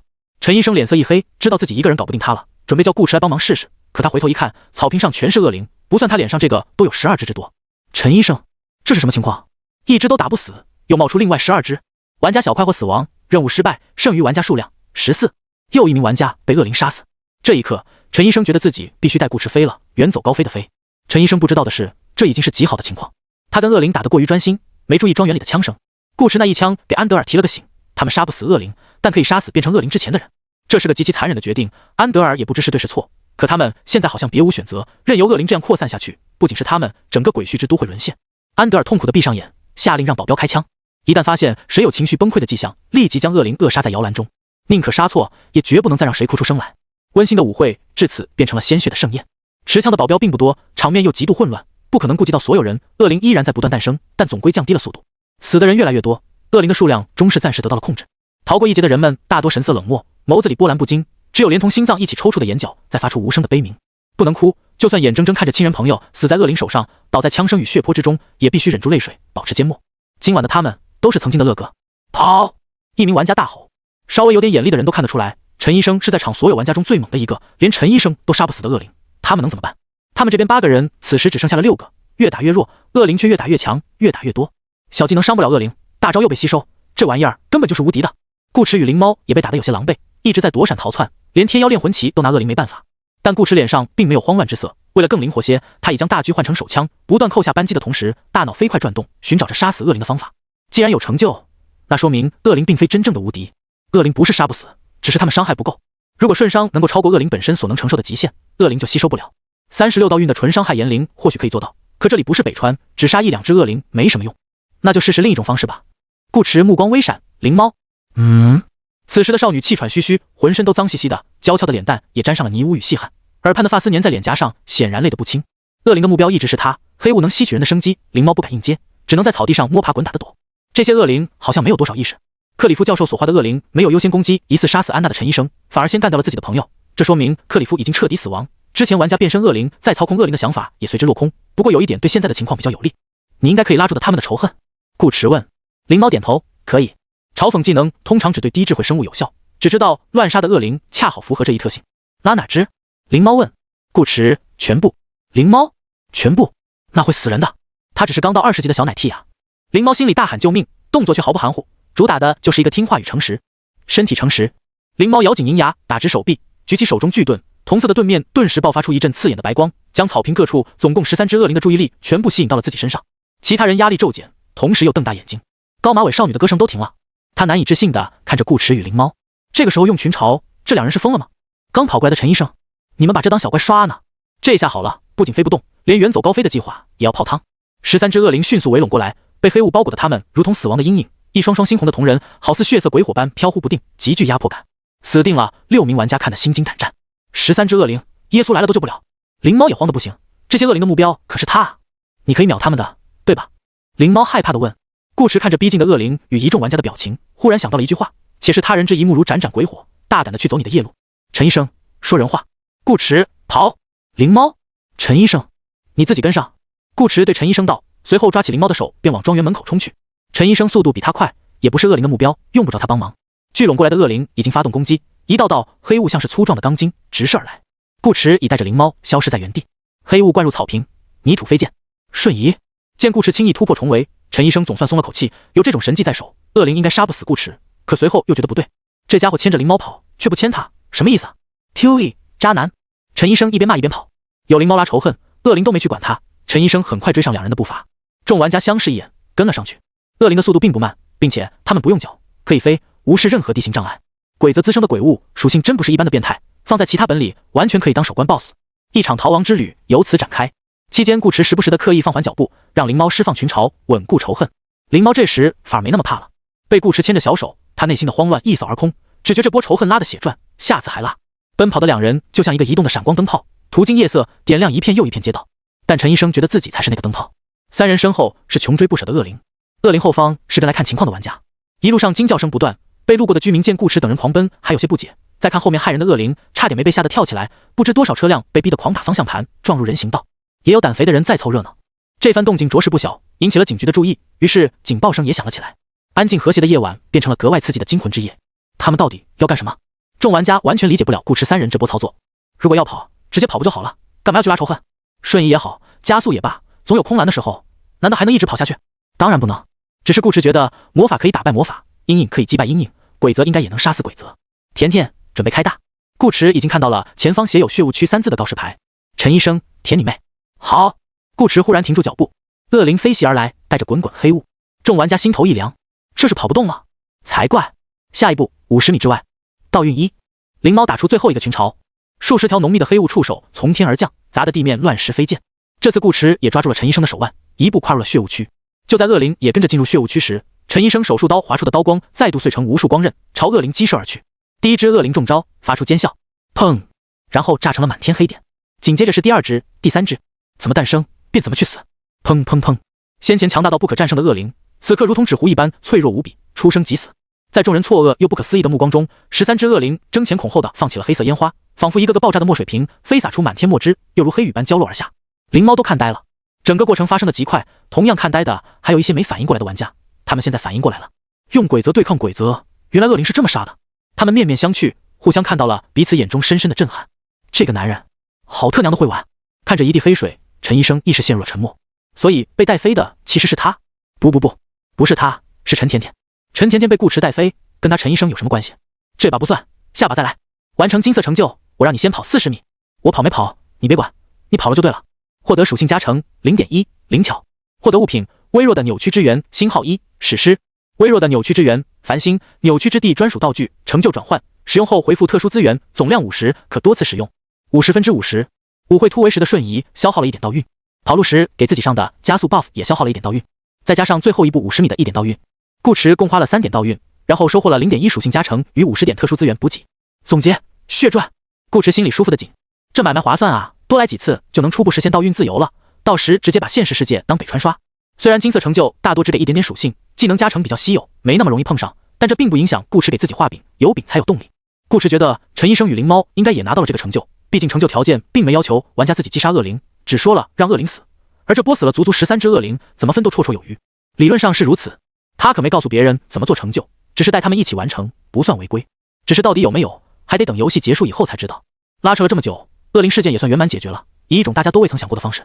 灵猫回过头，水灵灵的眸子在夜色中格外明亮。他看着顾池，仿佛看到了昨晚用床单撕成的一条条绳子。不知为何，他忽然想被顾池再绑一次。有些念头一旦出现在心里，生根发芽，就很难被抹除干净。就像甜甜与女装只有0次与 Omega 次的区别。灵猫其实自己也觉得奇怪，和顾池的上个本就很奇怪。明明这个男人对他一点都不温柔，让他一个小小的奶妈去当替，还用枪吓唬他，又冷又凶，可到最后都莫名变成了他自己的心甘情愿，甚至隐隐有点上瘾的感觉。这是怎么回事呢？不管了，回去再慢慢想。灵猫打算先吹一吹顾池再说，比如最简单的你好牛逼，你好聪明，你好厉害。但灵猫最终一个字都没说出来，刚要开口便被顾池捂住了嘴。顾池瞪着少女，想死啊！灵猫才想起他们这会儿在血雾区，差点乐极生悲，不由悻悻地缩了缩脖子。顾池给陈医生递了个眼色，恶灵区就在前面，先回去再说。众多玩家与那些胆子大跟来看热闹的本地人也都在恶灵区，如果他们刚才在血雾区，说不定一激动就跟着恶灵一块炸了。玩家们此时看向顾池的目光已和之前完全不同，多多少少带着些惊叹与佩服。用规则消除规则，这种清除恶灵的方式其实没有那么难想到，难的是立刻想到。说简单点就是顾池的脑子比他们转得快，快了还不止一丁半点。尤其是顾池全程都非常冷静，面对恶灵时没什么表情，解决恶灵后依然没什么表情，好像一切都在他掌握之中。没个几百场游戏经验，能表现得这么淡定。一帮快20级的玩家心里笃定，顾池至少是个3年以上的大佬。像陈医生战斗力那么强悍的玩家都一样，只有被带飞的份。亏得陈医生听不到他们的心里话，否则非得冲上去告诉他们，被带飞的是陈甜甜，不是他。街头聚集的玩家比之前多了几个，都是在路上听到动静过来的。其中2人那时还正在某个店里吃霸王宵夜。上一次他们从顾池这学会了如何省钱，这次他们学会了怎么对付恶灵，这点非常关键。以小见大，他们好像知道这次副本的最终目标是什么了。走在路上，灵猫中士把憋在嘴里话说了出来：“顾渊，你真牛！”好像不夸顾池一句，浑身不舒服似的。顾池嗔了少女一眼，瞎说什么大实话？陈医生突然觉得自己有点多余，是怎么回事？顾池乐呵呵道：“最后还是得靠陈医生，他不放大，光靠我俩不一定有法子逼恶灵出生。”灵猫懂事地点点头，没错，陈医生也很厉害。陈医生，哼，算你俩有点良心。我们现在去哪呢？灵猫问。这会儿时间到晚不晚，睡觉有点早，处理阴影又好像太急了。他倒是想回酒店先换身衣服。说起衣服，灵猫还觉得好可惜，多漂亮的礼服啊，700多雅各，结果舞还没跳上，先被弄脏了。他决定后面有空就洗一洗，万一后面还有舞会呢。陈医生忽的小声道：“有人跟着我们。”顾池瞥了眼侧方，笑道：“那我们去酒吧喝一杯吧。”安德尔的轿车都自带酒吧，酒店自然更不用说。酒吧的氛围也比较适合说事。回酒店的途中，顾池3人还真碰见了安德尔，只不过没怎么聊。安德尔见顾池3人无事，便猜到恶灵已经被他们杀死，敬佩的同时，心头的大石头也终于落地，安安心心配合警方做笔录，并联系今晚参加舞会之人的家属。他们必须赶在消息传开之前，将有关人员全部送出恶灵区，以免再生意外。就像安德尔此前对警方的评价，鬼则与阴影他们对付不了，但处理善后事宜是没什么问题的。来到酒吧，门口的墙上钉着一块木牌，酒后失格者禁止入内，这也相当于是一种提示了。酒在鬼畜之都其实是非常危险的东西，你永远不知道一个人喝醉之后会干些什么事，就像你不知道自己的网恋对象到底是男是女。可即使如此，各个酒吧的生意依旧十分火爆。它虽然危险甚至致命，但同时也是人们为数不多的愉悦来源之一。酒吧的气氛轻松和谐，没有人大声喧哗，更没有人吵闹。这里的人酒品都非常好，因为不好的人已经死了。你能喝吗？顾池问灵猫道。能啊。灵猫自信地挺了挺胸脯，我酒量很好的。陈医生就不用问了，顾池也不是第一次跟他喝酒，陈医生的酒量向来在线，不小心喝醉了也最多是变个甜甜，问题不大。酒单上的名字顾池一个不认识，就照着低度数的酒随便点了4杯，他们一人一杯，另一杯给跟着他们的朋友，那个之前在草坪上唱歌的高马尾少女。事实上，高马尾少女也不是刻意尾行，她是大大方方的跟随。街上不是聊天的地方，玩家又多，万一她带个头，有人上来跟她抢面试名额怎么办？现在就不怕了，而且顾池专门多点了一杯酒，说明对她感官不错，愿意跟她聊，这样不是正好合适吗？于是高马尾少女走过来，她的嗓子已经恢复如初，声音颇为甜美。你们好，我叫黄雅。少女笑盈盈地做了个自我介绍，并向顾池伸出手。你好。顾池与她握了握，笑道：顾渊。陈医生，主刀医生，刀客塔，陈。灵猫偷笑，也报了 ID， 我是灵猫，小姐姐请坐。谢谢。黄牙坐到灵猫身边，眨眨眼，没想到能在舞会上碰见你们，第2次见面了，也算缘分。我们要不要交换一下情报？少女的画风与顾池想象中完全不同，当初喷药喷得那么果断，顾池以为她是那种冷酷型的女生，结果开口声线偏甜不说，性格似乎也意外的活泼。顾池问道：你想要什么情报？黄牙俏皮道：我想要怎么才能加入你们的情报？顾池就很直接。顾池吻了口不知名的海星蓝鸡尾酒，说道：那你是不是该先告诉我们你的能力？当然。黄牙笑道：我主修辅助，次修跑路，可以提高你们的战斗效率，关键时刻也不会拖后腿。这就是他说的面试，也是他想找个队伍的原因。一个小辅助在需要战斗的 S 本里真的很难单混，他昨天打个阴影打了一晚上，没被鬼物挠死，倒差点把自己给累死。黄牙并非没有伤害技能，问题在于对方速度太快，他完全打不中，10下中1下都是烧高香，鬼物掉血基本全靠 debuff。没有第一时间找顾池，是因为黄牙觉得他们不像是想带人的样子，否则不会一进本就离团单走。这点很多玩家心里都有数，黄牙自然也明白，但他没办法嘛，一个人真的混不下去了呀。他的辅助能力其实挺强的，最多可以让全团主属性提升10%，在这届新玩家中绝对属于最强的那一档，前提是他得先有个队友。除了个人能力，黄牙也是真带了情报来，哪怕顾池不乐意带他，换点情报也是好的。顾池直接把问题抛给了团队大帝陈甜甜，你怎么说？陈医生，我觉得行。玩游戏没有哪个输出不爱辅助，除非辅助是个笨笔。黄牙明显不是，从说话方式就能看出来，他的歌声范围也广，不存在技能丢歪的问题。作为一名资深玩家，陈医生挑队友是会从多方面进行考量的。黄牙的能力确实不错，他们也确实缺一名辅助，这和少女长得好看没有任何关系。那就这么愉快的决定吧。顾池道。黄牙没想到会这么轻松，微微怔了怔，随后开心道：那以后请大家多多指教了。不用客气。顾池与黄牙碰了碰杯，欢迎加入我们甜甜后援会。陈医生，甜甜后援会？正喝着酒呢，灵猫差点没笑喷。黄牙歪头看向灵猫，甜甜，他以为甜甜是灵猫的昵称。陈医生果断岔开话题，说正事，我们不是要交流情报吗？好呀。黄牙没觉得有什么问题，只当陈医生是个务实认真的人，于是从包里拿出一份资料，说道：这是我从伊诺曼小姐那得到的情报，她家里有印刷机，我就打印了下来，免得记不住。伊诺曼也是今晚参加舞会的名媛之一，黄牙清除的阴影便与伊诺曼家的会馆有关，从而被伊诺曼邀请到家中做客，饭后又带他去了舞会。像恶灵欧鬼则这样简单的信息，黄牙就没说了，顾池三人肯定知道，所以他跳过鬼则，说起了雕像的事。你们应该注意到了玫瑰会所的喷泉雕像，我们进副本时血雾区的广场也有。黄牙道，除了这2个，城里其他3个区域也有同样的雕像。黄牙还没去过另外的城区，但伊诺曼去过，那是曾经鬼域之都的最高掌权者艾弗雷亚鬼爵的雕像。鬼爵这一称呼只以为鬼则之爵，听起来像是帮助暴君鬼则管理贱民的女官，实际上却并非如此。它真正的含义是可直面鬼则的光明女爵，常人连提都不敢提的鬼字。艾弗雷亚直接用它当自己名号。他是鬼域之都建立以来唯一一个可以抵挡鬼则的人。他敢在血雾区说话，敢在恶灵区流泪，敢剑指天穹，问候鬼则全家。艾弗雷亚强大至极，没有鬼则可以杀死他。他一直在寻找彻底消除鬼则的方式，可惜一直没有找到。直到86年前，艾弗雷亚的生命走到尽头，满怀不甘的死去。鬼域之城的人们为铭记鬼爵之名，在每一个区域都建造了一座雕像，用艾弗雷亚家里的喷泉作为装饰。雕像面容模糊，是因为雕刻者记不清艾弗雷亚的模样。从艾弗雷亚离世的那一刻起，他的容貌便在每个熟知他的人心中渐渐淡去。人们只记得他的名字，只记得他爱穿长裙，只记得他死时有一道光如利剑般捅破了天际。灵猫思索，这么说来，鬼域之都并不是没有过超凡。陈医生皱着眉头，鬼则杀不死他，他也杀不死鬼则，这感觉怎么这么熟悉呢？方式不对。顾池道，他又问黄牙，艾弗雷亚居住的宅子还保留着吗？一直留着。黄牙道，据伊诺曼小姐所说，鬼爵的家在枯尾区的盛放庄园。枯尾区是鬼域之都的中心，警局的总部也设在那。下一步该去哪找线索很明确了。你有没有关于枯尾区鬼则的情报？顾池问。没有的话，我们得提前找个人问清楚。不用，我知道。黄牙嘿嘿笑道，这是我第2个独家情报。枯尾区的鬼则是必须说谎，必须说谎，也可以说是不能讲真话。那我用写的呢？陈医生道，或者肢体语言。不行。黄牙摇头，曾经有个对自己长相十分自信的人写了3个字，我很丑，下一秒人就没了。顾池，灵猫，这也太惨了。人没了不说，自信心还遭到了毁灭性的打击，双重死亡了，属于是。由此可见，一句话是否为谎言与说话者的自我认识无关，它可能是根据客观事实进行判定，也可能是由鬼则自己判定。不说话也无法规避这条鬼则，写字、摇头或是手语，只要带有相关含义的动作都算。有个很经典的例子，黄牙说道，一对小情侣在树林中亲热，男生问他想不想要，女孩嘴上说不要，身体又很诚实，之后他就枯萎在了男生的怀抱里。陈医生，这么抽象？他看向顾池，用数学老师的口吻说道，请分析此案例中导致女生枯萎的真正原因。顾池，这个真说不好。首先，情侣之间未必互相喜欢。其次，辨别不了女生的不要与诚实是对应男生的问题，还是对应他自己的话。唯一可以确定的是，女生这样做基本是必死无疑。极短的时间内对同一件事情出现2次相反的表达，总有一次会出问题。于是顾池得出结论，不要口是生非。灵猫紧张道，那明天你不要绑我。顾池，陈医生，黄牙，是他想的那个绑吗？黄牙目光古怪地看了看顾池，又看了看灵猫，这2人看上去都挺正经的，特别是顾池，有种高冷男神范，结果私底下玩得这么滑。顾池面无表情，喝完杯子里的酒，散会。白天订好的套房只有3个房间，顾池询问黄牙与灵猫的意见后，没有额外开房，2个女孩子一起睡，正好交流交流感情，更快融入他们这个临时小队。顾池今晚便没给灵猫筑梦，绑就更不用绑了，他又不是真正的变态，这让灵猫莫名有些小失望。次日，进入副本的第3天，众人来到了第3个区域，但没有立刻进去。枯尾区鬼则的判定标准比恶灵区还要模糊，跟薛定谔的猫似的，他们没有试错成本，必须谨慎一些。4人在交界处最后确认了一遍注意事项。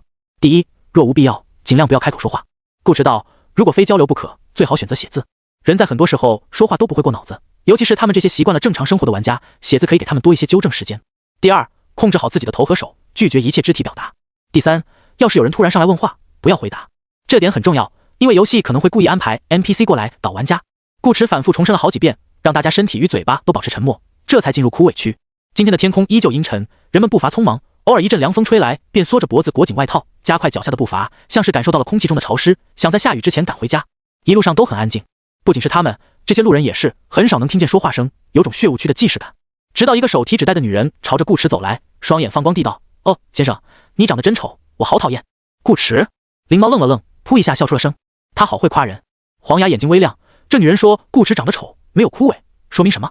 说明顾迟是客观事实上的帅，鬼则也承认这点。那他不就可以解放天性了吗？于是黄牙递给顾迟一个歉意的眼神，开始小声叨念：“顾渊好丑，顾渊好丑，顾渊是个丑八怪。”顾迟，我谢谢你们俩呀。陈医生一听就不乐意了，干嘛呢这是？欺负我兄弟是吧？碎补了一刀，他确实很丑，是我们当中最丑的一个。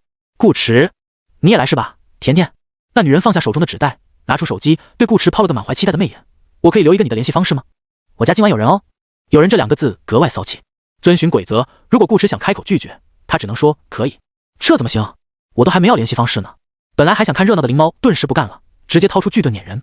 他也不说话，只是凶神恶煞地盯着对方，像只炸毛的小猫，把巨盾当成大型板砖一样挥来挥去，给女人吓得慌忙抱起纸袋跑路，跑开2步后才吐槽一句：“你这小姑娘好优雅。”灵猫哼了一声，谢谢。顾迟，真是离谱又合理的对话。顾迟瞥了少女一眼，点开成就，先前未解锁的问号此刻已变成文字。枯萎区，男人，你的名字叫做谎言。说谎的人要吞1000根针，而你，我的朋友，你要吞100万根。我说谎了，又好像没说谎。我这句话是谎话，它到底是不是谎话？2个金色成就，第一个应该是说1000句谎，与玩家正常的应对策略相悖。谁没事会在枯萎区说话玩啊？这成就藏得很深，但在事先知道完成条件的情况下，它又变得非常简单，几乎等于白给。另一个成就则似乎是让玩家利用逻辑悖论，说一句不是谎话的谎话。成就介绍中给了个例句，多半是不作数的。顾迟想了想，拿出便签和笔，把这句话写了下来。意料之中的没有反应，倒是把陈医生等人看得很是不解。我这句话是谎话，是吗？不是吗？陈医生3人，你隔着卡 bug 呢？面对3人疑惑的目光，顾迟没说话，只是面露沉思之色。他希望甜甜能懂他。枯萎区是这个副本唯一能传递消息的地方。顾迟原地不动，陈医生等人自然也没法走。4人就这样站在了街上。灵猫虽不知道顾迟想做什么，却也没催促，反正顾迟干嘛他就干嘛。黄牙继续小声的碎碎念，同时观察着便签上的字，只觉这个男人真是艺高人胆大。万一这句话没卡上 bug， 人不就没了吗？陈医生则不一样，到底是知己知彼的好兄弟。他很快反应过来，顾迟这人虽然讨厌，老叫他甜甜，但认真起来还是很认真的。顾迟陷入思考，必然是有什么重要发现。陈医生对顾迟的了解非常硬核，见顾迟笔头落到这行字的下方，便问道：“你是想找到另一句挑逗规则的话？问可以随便问。”刚才想大胆向顾迟袒露胸怀的女人也在提醒他们这点。问句与谎言无关，只是回答的人需要小心一些。顾迟抬头看向陈医生，不想。陈医生继续问：“你找这句话干嘛？”顾迟可以说，不能说，保密条例。陈医生眯了眯眼睛，你身上是不是有什么保密性质的特殊 buff？ 顾迟没有，不存在的。很好。陈医生又问，在你的心中，你现在做的事情是否与剧情有关？目前线索太少，这句话真正与剧情有没有关系，谁也不知道，所以陈医生特地加了个限制，缩小判定范围。顾迟点头，是。陈医生，那我是不是可以理解为，这个 buff 给了你一个单人特殊任务，完成后有额外奖励？顾迟努力否认，没有 buff， 你别乱说，只否认了 buff 吗？陈医生会意，我换个问法，他给了你任务，且这个所谓的任务大家都可以做，对吗？顾迟，不对，大错特错。陈医生不由笑了，那说明这个 buff 不是给你任务，而是让你看到任务，看到一个或一些我们大家都有的任务。除了最终目标，我能想到的不只有成就。那么最后一个问题，你是不是在做成就？顾迟，当然不是。陈医生，哈哈哈哈，老子真他娘的聪明。顾迟赞许地看着陈医生，不愧是他的甜甜。身旁的灵猫和黄牙已经听傻了眼。保密条例禁止对他人透露相关信息，于是顾迟一直否认，而顾迟的否认，此时在他们心中又代表着肯定，所以他们是在利用枯萎区规则的特性，光明正大的传递消息，违反保密条例。灵猫忽然有种头皮发麻的感觉，被秀的。天哪，这2个男人也太会玩了吧！黄牙足足过了半分钟才反应过来，害怕地看着顾迟与陈医生，这就是老玩家吗？陈医生，你现在找到这句话了吗？顾迟，没有，没有就是有。陈医生侧头问2个女孩，等下知道该怎么做了吧？顾迟说什么，我们就跟着说什么，明白吗？灵猫与黄牙异口同声，不明白。陈医生想点头，但忍住了。他很满意大家的表现，尤其是他自己。不出意外，这成就还是个金色成就，普通成就配不上保密条例。有属性拿啊！陈医生笑眯眯地看向顾池道：“顾老师，请。”顾池也笑眯眯地看着陈医生，一边说一边看他的笑容消失在脸上。陈医生是女人？陈医生缓缓打出一个问号。这句话顾池是经过深思熟虑的。陈医生性别为男，这是假话，摆在明面上的逻辑怎样都不会触发规则。再往下深究，陈甜甜性别为女，陈医生等于陈甜甜，则陈医生为女，假话又变成了真话。所以这句话既是真话，也是假话。只见顾池的头发突然变白，白了一瞬又变黑，再白，再黑，反复数次，最终定格回黑色。他的头上冒起一丝若有若无的青烟，好像有什么东西烧掉了，但肯定不是他。顾池视野中淡出系统提示：完成金色成就。我说谎了，又好像没说谎。陈医生到底是男是女？男？女？我分不清啊。获得属性加成 0.2 精神。顾池露出一个满足的笑容。0.2，不错。灵猫与黄牙见他这么开心，哪还不明白成就已经完成，说明陈医生是女人与这句话是谎话有异曲同工之妙。这是怎么回事呢？灵猫也不知道，他只会跟着顾池走。陈医生是女人，黄牙，陈医生是女人，陈医生什么意思啊？为了一点属性，你们至于吗？陈医生，老子是女人！噗哈哈哈哈哈！空气中一时充满了快活的气息。另一个成就便没什么难度了。顾池与陈医生打了一波瞒天过海的配合，现在都知道该鹦鹉学舌，跟着顾老师一起快乐。只是1000句话没那么快说完，快乐归快乐，顾池也没忘了正事。1个小时后，众人先来到警局，还没进门便看见2名眼熟的玩家被一群愤怒的警员押送回来，其中一人背后贴着一张纸条：我就是规则的化身，明显是吃霸王餐被抓了。陈医生咂巴2下嘴，啧，这些警察胆子可真小。顾池倒觉得正常，他当初就说过这法子用不长，人家开饭店的又不傻，1次2次被唬住没什么，多来几次很容易发现玩家其实也受规则限制，唯一不同的只是可以谈论规则。最主要，你往那一坐，把其他客人也吓跑，老板肯定不干啊。人都是有痛苦点的，一旦过界，跟你拼命都不是没可能。再加上鬼畜之都的人尽管畏惧规则，同时应该也痛恨规则，给自己贴一个规则的化身，又没有规则的能力，那不是纯纯找打磨？当然，也不排除2人故意被抓的可能性。只要不是纯萌新，玩家想逃脱警方的追捕还是比较简单的。顾池没去多管闲事，直接去找了局长。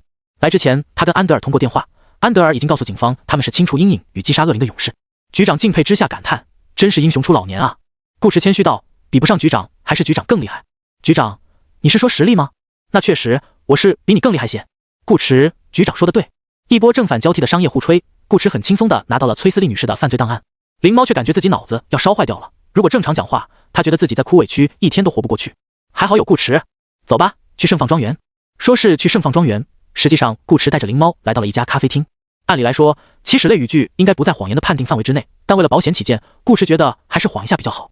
生命不是生娃，只有一次，兵分2路效率也会更高。草草点了2杯咖啡，顾池看起了手中的资料，包含崔斯利女士的个人信息与一张她女儿的照片。据犯罪档案显示，崔斯利女士曾是一名画家，一名坚定的反鬼主义画家。她的画作大多在表达对鬼则的痛恨与憎恶，这本身没问题，鬼畜之都的人谁不恨鬼则呢？只是并非每个人都有她这样的胆量，凡是与鬼则沾边的东西，人们都会畏而远之。画作卖不出去，崔斯利原本不错的家境也因此没落，逐渐变得贫困。可他依然在坚持。崔斯利的艺术天赋非常高，高到可以用天才来形容，而天才与疯子往往只差之一线。崔斯利很好的诠释了这点。27岁时，她的丈夫死于枯萎，只因不小心说了一句爱她。这句话比其他任何实话带来的伤痛都大，对于恩爱的夫妻而言是最为致命的打击。从那以后，崔斯利便对鬼则产生了偏执疯狂的恨意，天才变成了疯子，一疯就是40年。邻居与朋友都理解并同情崔斯利的遭遇，但不敢离他太近。他们唯一能做的就是用金钱去帮助崔斯利，让他和女儿不至于饿死。直到有一天，崔斯利恩将仇报，他突然找上自己的朋友们，让他们在血雾区说话，在恶灵区流泪，在枯萎区直言。他还把那些充满暗示意味的画作当成海报与传单，以宣扬自由为名四处发放。这件事当时闹得非常大。自由与否先不谈，这种行为本身无异于是在教唆他人送死。毫无意外的，崔斯利很快以故意杀人罪及危害公共安全罪被捕。看守所中，崔斯利不听劝告，不知悔改，甚至试图蛊惑警卫，最终被判处死缓，并在之后被送至血雾区安德尔酒店作为阴影的试验品。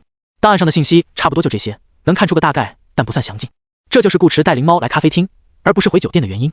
崔斯利的女儿戴倩在这家咖啡厅打工，至于盛放庄园那边就交给陈医生和黄牙。甜甜办事，顾池很放心。灵猫则一手撑着脑袋，一手搅着杯里的咖啡，像欣赏风景一样望着顾池。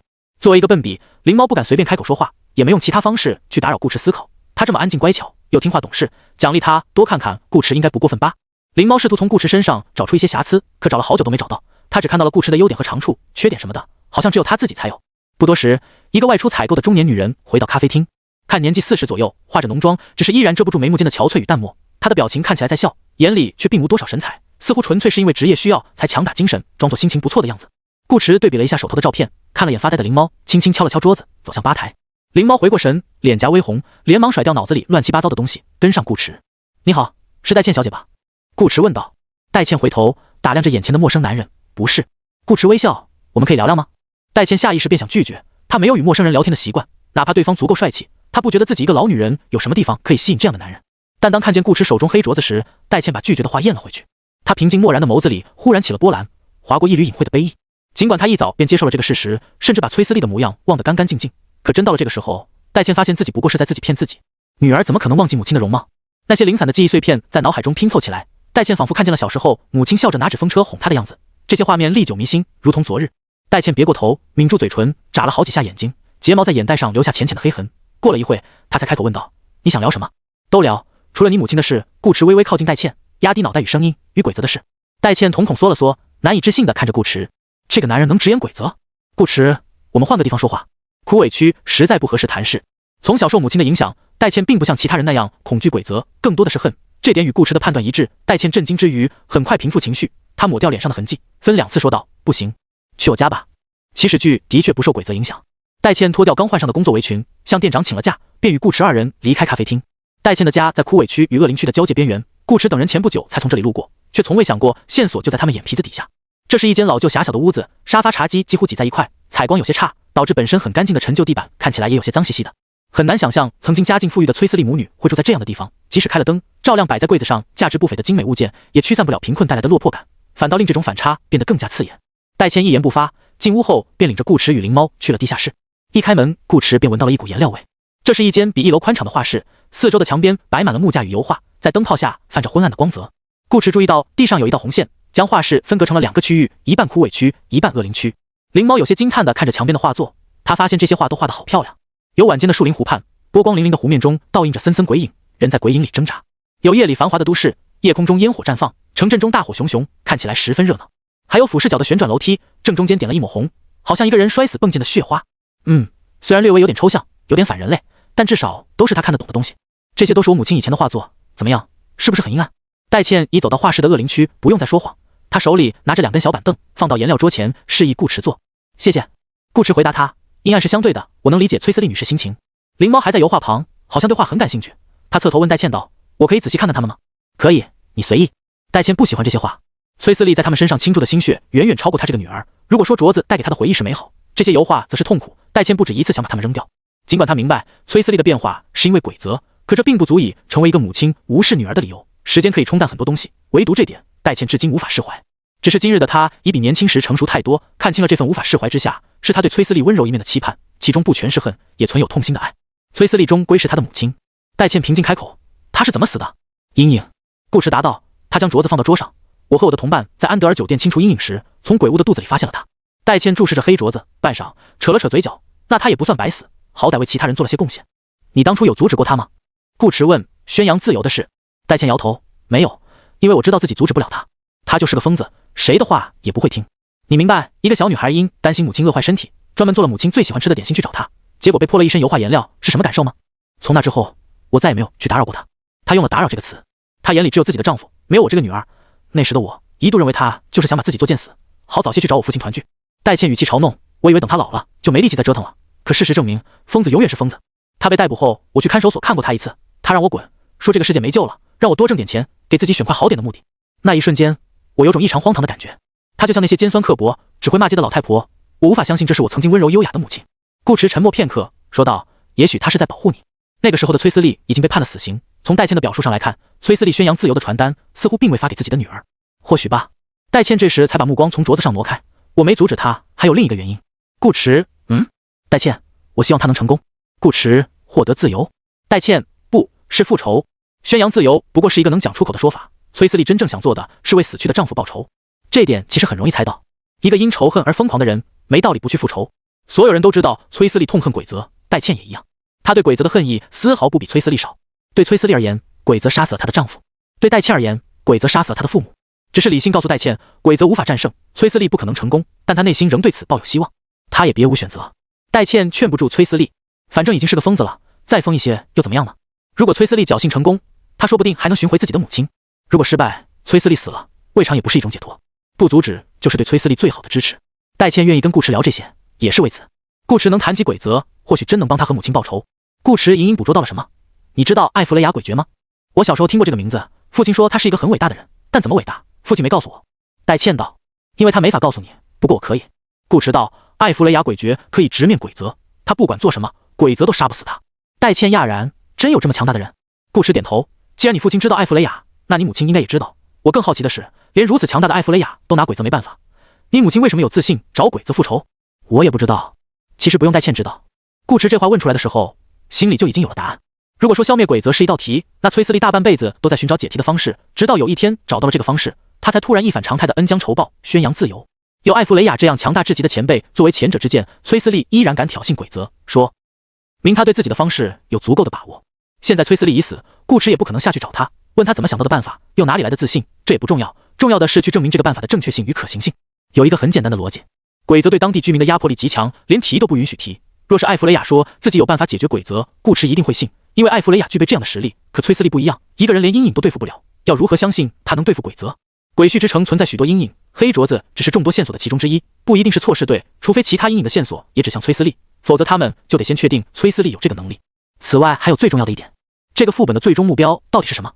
鬼域之都曾经的领导人艾弗雷亚诡诀，终其一生都在寻找消灭鬼则的办法，现在崔斯利也想消灭鬼则，看起来这很可能就是玩家的任务。可问题在于他没有明确的提示啊。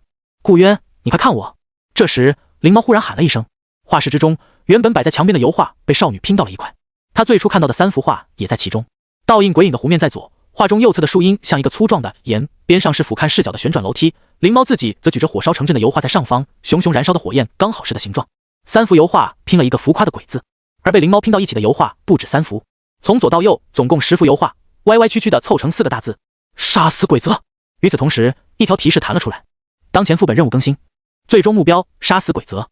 这下顾池相信崔斯利了，就凭他死了还能给玩家发任务。顾池用手机给灵猫的杰作拍了个照，发给了陈医生。陈医生，过了2秒，陈医生9。顾池，你们那边有发现没？陈医生，没看见什么重要的东西。翻译过来，有，且有重大发现。陈医生这回还在枯萎区呢，话得反着看。也就是说，他们这波是双管齐下，艾弗崔斯两开花。顾池心情不错，有了最终目标，那离通关就不远了。从戴倩家出来时，天色已经暗了下来，他从来也没亮场过。这一下午大多时间都花在了给崔斯利的画作拍照上，除了灵猫拼凑的全家福，其他画作顾池也没放过，尤其是传单，甚至连崔斯利年轻时积极向上的作品顾池也都拍了下来，确认没有遗漏，才和灵猫告别黛西，结束了今天的任务。两人没有再去枯萎区，而是朝着恶灵区安德尔酒店的方向走去。路上，灵猫眼巴巴地看着顾池，就差没把求表扬3个字写在脸上了。顾池明知故问，干嘛？灵猫撅嘴，你都不夸夸我吗？这可是他成为玩家以来为数不多的高光时刻。虽然灵猫知道，就算自己继续笨笔下去，顾池迟早也会发现油画的问题，可这并不影响他突然聪明了一回的事实啊。顾池说道，我刚才心里夸过了。灵猫，我不信。顾池，真的，你知道我这个人从不撒谎。才怪呢。灵猫不认，那我也没听到，不算，除非你把刚才心里夸我的话再说一遍。顾池6。灵猫，就这？对啊。顾池把手机给少女看，陈医生也是这样夸你的。灵猫，果然是亲兄弟，一样的直，你就不能多夸我一下吗？灵猫睁着水汪汪的大眼睛撒娇道，多几个字，把话说长一点嘛。顾池想了想，多几个字不行，长一点倒是可以。灵猫啊，字不多，怎么把话说长？顾池6。灵猫，我觉得你更6。灵猫怨念满满。顾池不逗他了，给你买个好吃的当奖励。灵猫又眼睛一亮，什么好吃的？顾池，你就在此地不要走动。说完，走进旁边的面包店，带出来一根又粗又长的棍子。灵猫惊呼，法式长棍。顾池，错，是鬼式长棍。灵猫连忙抱着顾池递来的棍子，好硬，而且还是热乎乎的。刚烤出来的长棍最香了。灵猫开心地问，法式和鬼式有什么区别吗？顾池，你咬一口就知道了。是吗？灵猫把长棍竖到眼前，左右看了看，随即找好角度，一口下去，眼睛骤然睁大。这长棍居然会爆浆！他的口腔瞬间被浓郁的可可味奶油充满。都说甜品可以增加人的幸福感，灵猫此刻的体会尤为深刻。特别是甜棍还是顾池给的，灵猫又是一口下去，眸子弯弯，满足的快要溢出来。他努力咽下去，好奇地问顾池，你怎么知道这家店的面包好吃啊？他们来副本这几天也没吃过面包啊。只见顾池又进了那家店，留下一句话，这不就知道了吗？灵猫，所以这家伙是在拿自己试棍。可恶，但确实好好吃啊。呜呜。时间来到晚上，陈医生与黄牙从盛放庄园回来。今天的晚餐是各类面包和甜点，也算是体验鬼墟之城的特色美食了。毕竟现实中的法式法棍一般都不爆浆，这棍子的味道确实不错。哎，看看这个。陈医生一边啃着长棍，一边从包里拿出来一件浅绿色的女士内衣。顾池，灵猫，唯独黄牙没感到意外。别用这种眼神看我，看他。陈医生道：“顾池，这是甜甜穿的。”陈医生，甜甜怎么可能会穿这种款式？颜色也不是甜甜喜欢的颜色。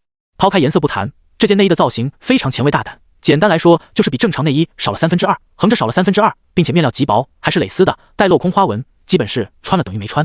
顾池凝视了一会，眼前跳出一行小字：内衣锁，魔法型，贴至内衣下方使用，可设置魔法锁印。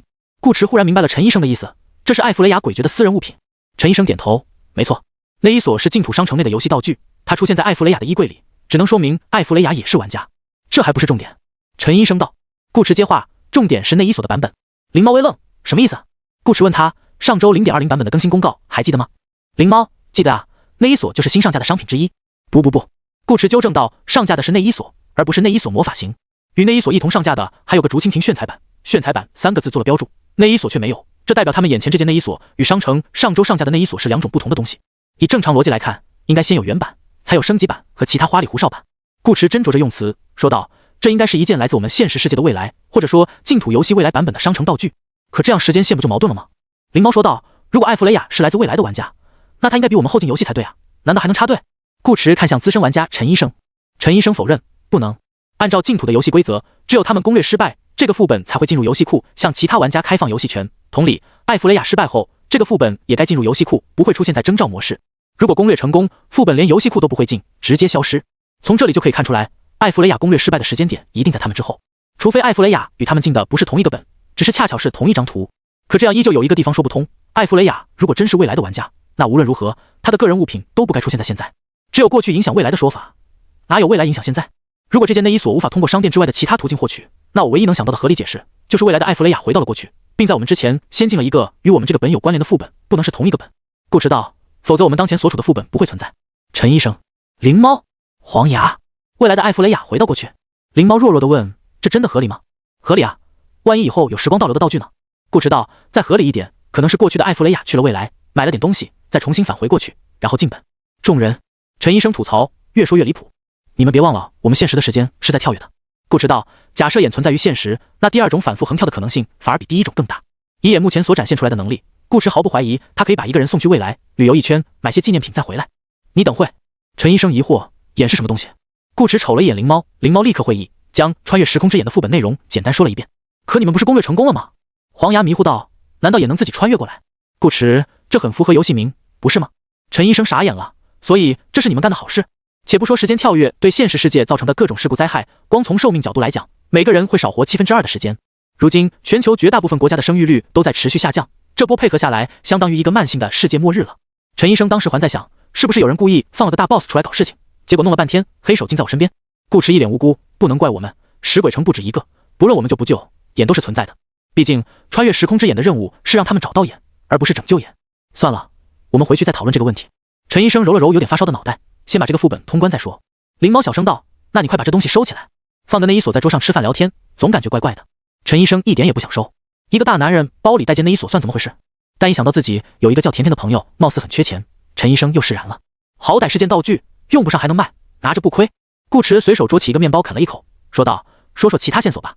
陈医生拿出一把银质大剑，剑身上印着格纹，剑柄朴素大气，可不知为何失去了光泽，像裹着灰尘一般暗淡无光，擦也擦不干净，只有剑尖处稍显明亮。这就是陈医生说的重大发现。浑噩的裁决可与扭曲之源产生共鸣，使你获得无穷无尽的力量，可惜黑暗滋生，光明不在，他已失去了执掌正义的能力。不出意外，他就是艾弗雷亚指天骂娘的那把剑。陈医生道，也是他强大至极的原因。这把剑现在已经失效，但在艾弗雷亚那个时代应该是能用的。黑暗是指鬼则吗？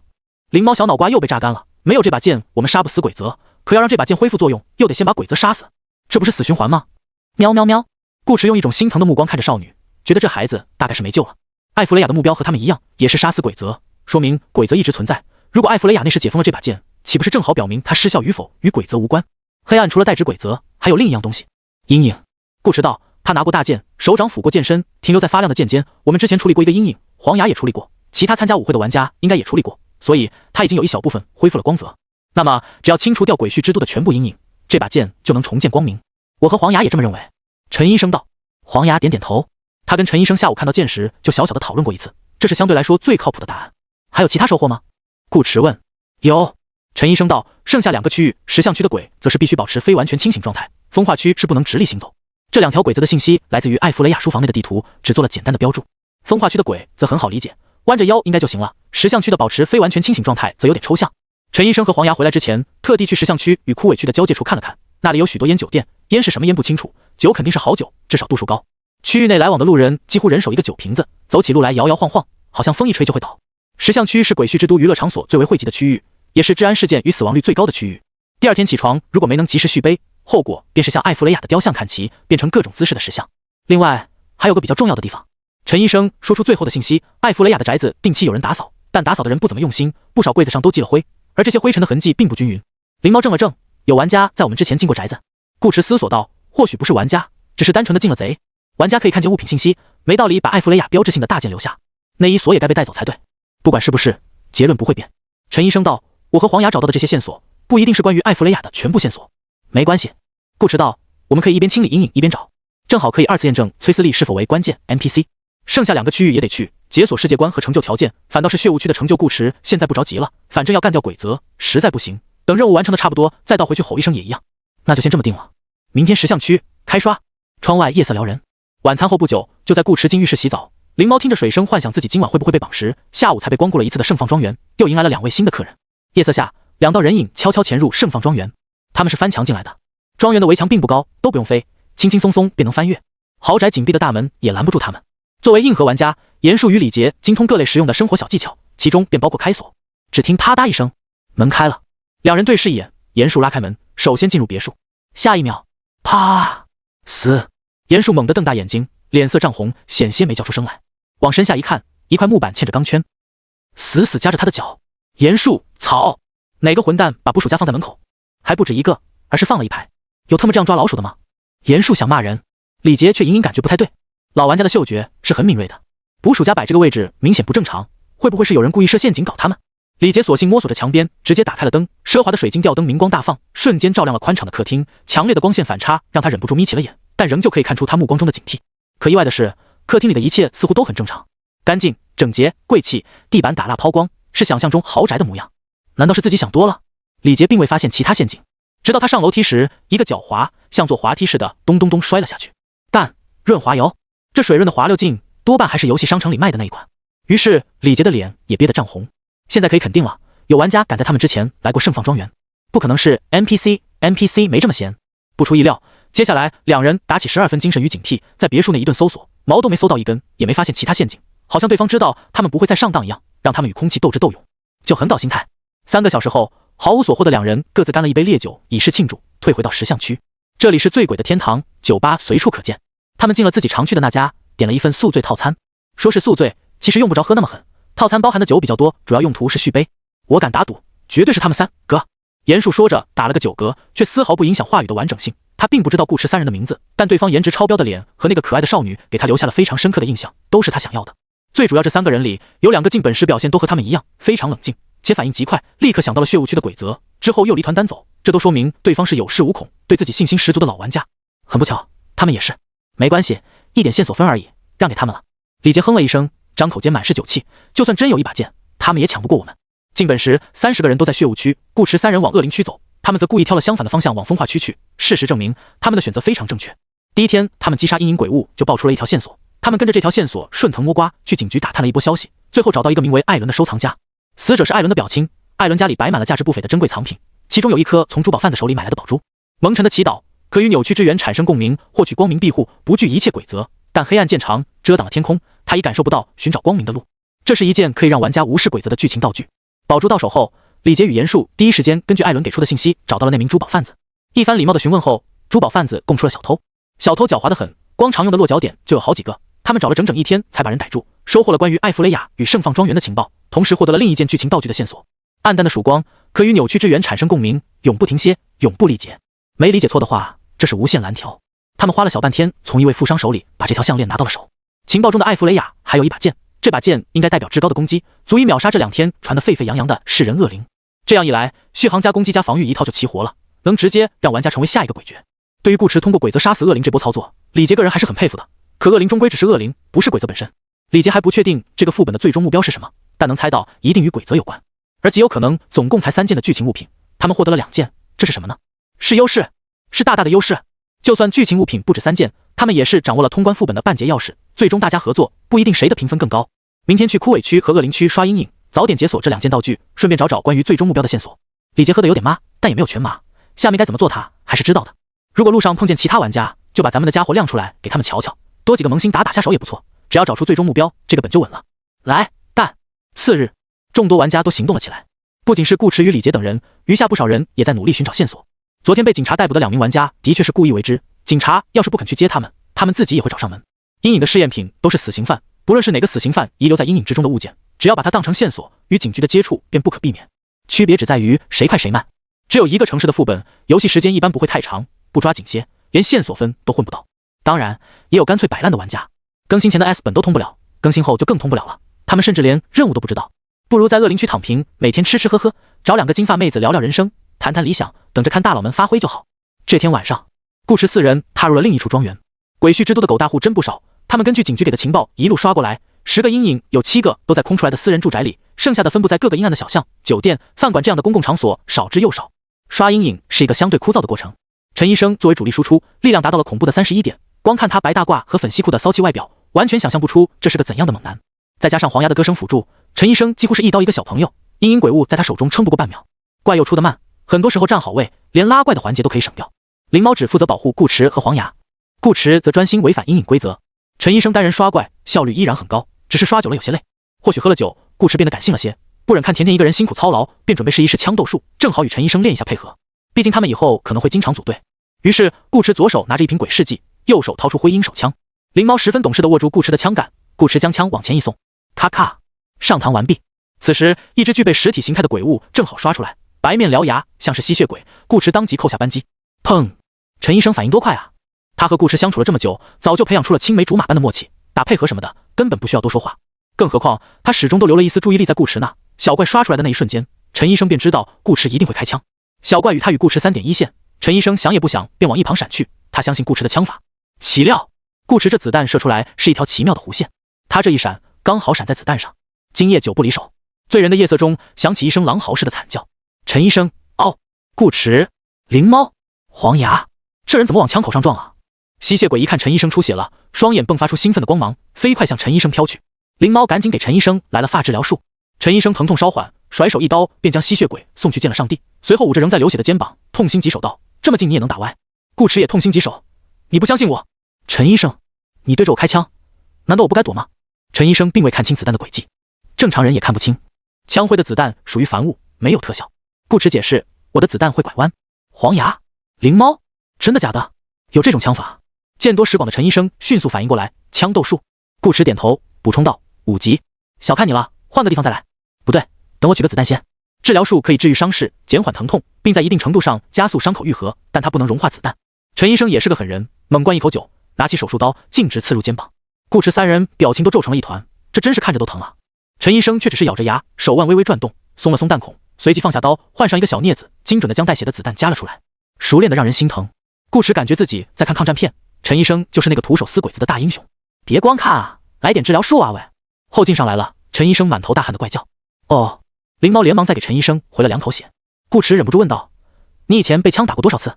陈医生拿着酒瓶子站起来，又喝了口酒，歪嘴一笑：如果退出副本，身体不会复原，我的伤疤将覆满全身。这就是一名退役特种兵光荣的一生。这一刻，灵猫与黄牙仿佛在他脸上看到了2个字：兵王回归。顾驰替陈医生感到庆幸，还好宝贝没事。陈医生，其实有过事，只不过是伤心往事，不提也罢。顾驰从吸血鬼身上搜出来一张面值500的雅歌纸币，看来不仅是玩家会舔包，鬼物也会。染血的零花钱，一个可怜的孩子想去菲娜咖啡厅买杯咖啡，可惜没能买到。犯困属于非清醒状态的一种，像咖啡这类提神却又很难使人兴奋过度、神志不清的物品，在10项区少得可怜，更别说卖咖啡的咖啡厅。很久之前有过，也在很久之前倒闭了。现在离这里最近的一家咖啡厅就是枯尾区的菲娜咖啡厅，而那刚好是戴倩上班的地方。这是顾驰等人今晚找到的第一个与死刑犯没关系的线索，可他仍旧指向了崔思利，好像这个副本也没有想象中那么难。顾驰歪头看向灵猫，崔思利打算用来对付鬼子的方式想到了吗？微醺的灵猫脸蛋红扑扑的，眼珠子转溜2下，说道：我觉得和人数有关。崔思利传达的内容是一幅画，一个女人站在广场上，把手放到嘴边，向天空呐喊。广场的喷泉雕像还原度非常高，为了让人知道这事啊，崔思利还特地标注了血雾区，画的下方则是一行字：请在日落时像他一样勇敢。崔思利让自己的朋友违反规则，发传单则是为了让更多的人一起违反规则。那是不是说明崔思利认为只要人足够多，就可以像推翻暴君的统治一样推翻鬼则？八九不离十了。无形的鬼则需要无形的力量来对抗，这与信仰之力或众生愿力是一个道理。顾驰感叹：生不逢时啊！玩家虽是玩家，却也是参与到这个世界中活生生的人。艾弗雷亚找到了让自己变得强大的方式，崔斯利找到了或许能真正消灭鬼则的方式，可他们偏偏没能生在同一个时代。艾弗雷亚有权力有实力，但没想到这点。崔斯利想到了，却又不具备艾弗雷亚那样的号召力。他们各自差了一些运气，或者说是鬼畜之都的人们差了一些运气。走吧，去下一个阴影点。顾驰将染血的纸币放在一棵树下，用一块石头压好，与众人一起离开庄园。最终目标和通关方式都已确认，副本也差不多该结束了。第5天，顾驰4人来到了鬼畜之都的最后一个区域——风化区。所有金色成就的完成条件全部解锁完毕。石像区，品性兼优的酒鬼，我和一名魅力值大于7点的异性喝得酩酊大醉，竟神奇的没有对他伸出魔爪，我真是个好男人。风化区，大丈夫能屈能伸，不要问我为什么走路时一弯一直，我在练习身体的柔韧性。鬼畜之都，6金岁月，完成以上全部6个金色成就后自动达成。系统不止一次提到魅力值大于7，这应该是净土判断一个人是不是美女帅哥的基础标准。灵猫与黄牙都符合要求，顾驰自己也是个正人君子，品性兼优，相当于一个常驻 buff。石像区的成就自然没什么难度。昨晚刷完阴影，顾驰便把号称酒量很好的灵猫给灌醉了，醉的还不是一般的厉害，迷迷糊糊说着什么捆我紧一点之类的奇怪的话，听得同样有些迷糊的顾驰很是费解。不过结果是好的，顾驰轻松收获了 0.1 的魅力值。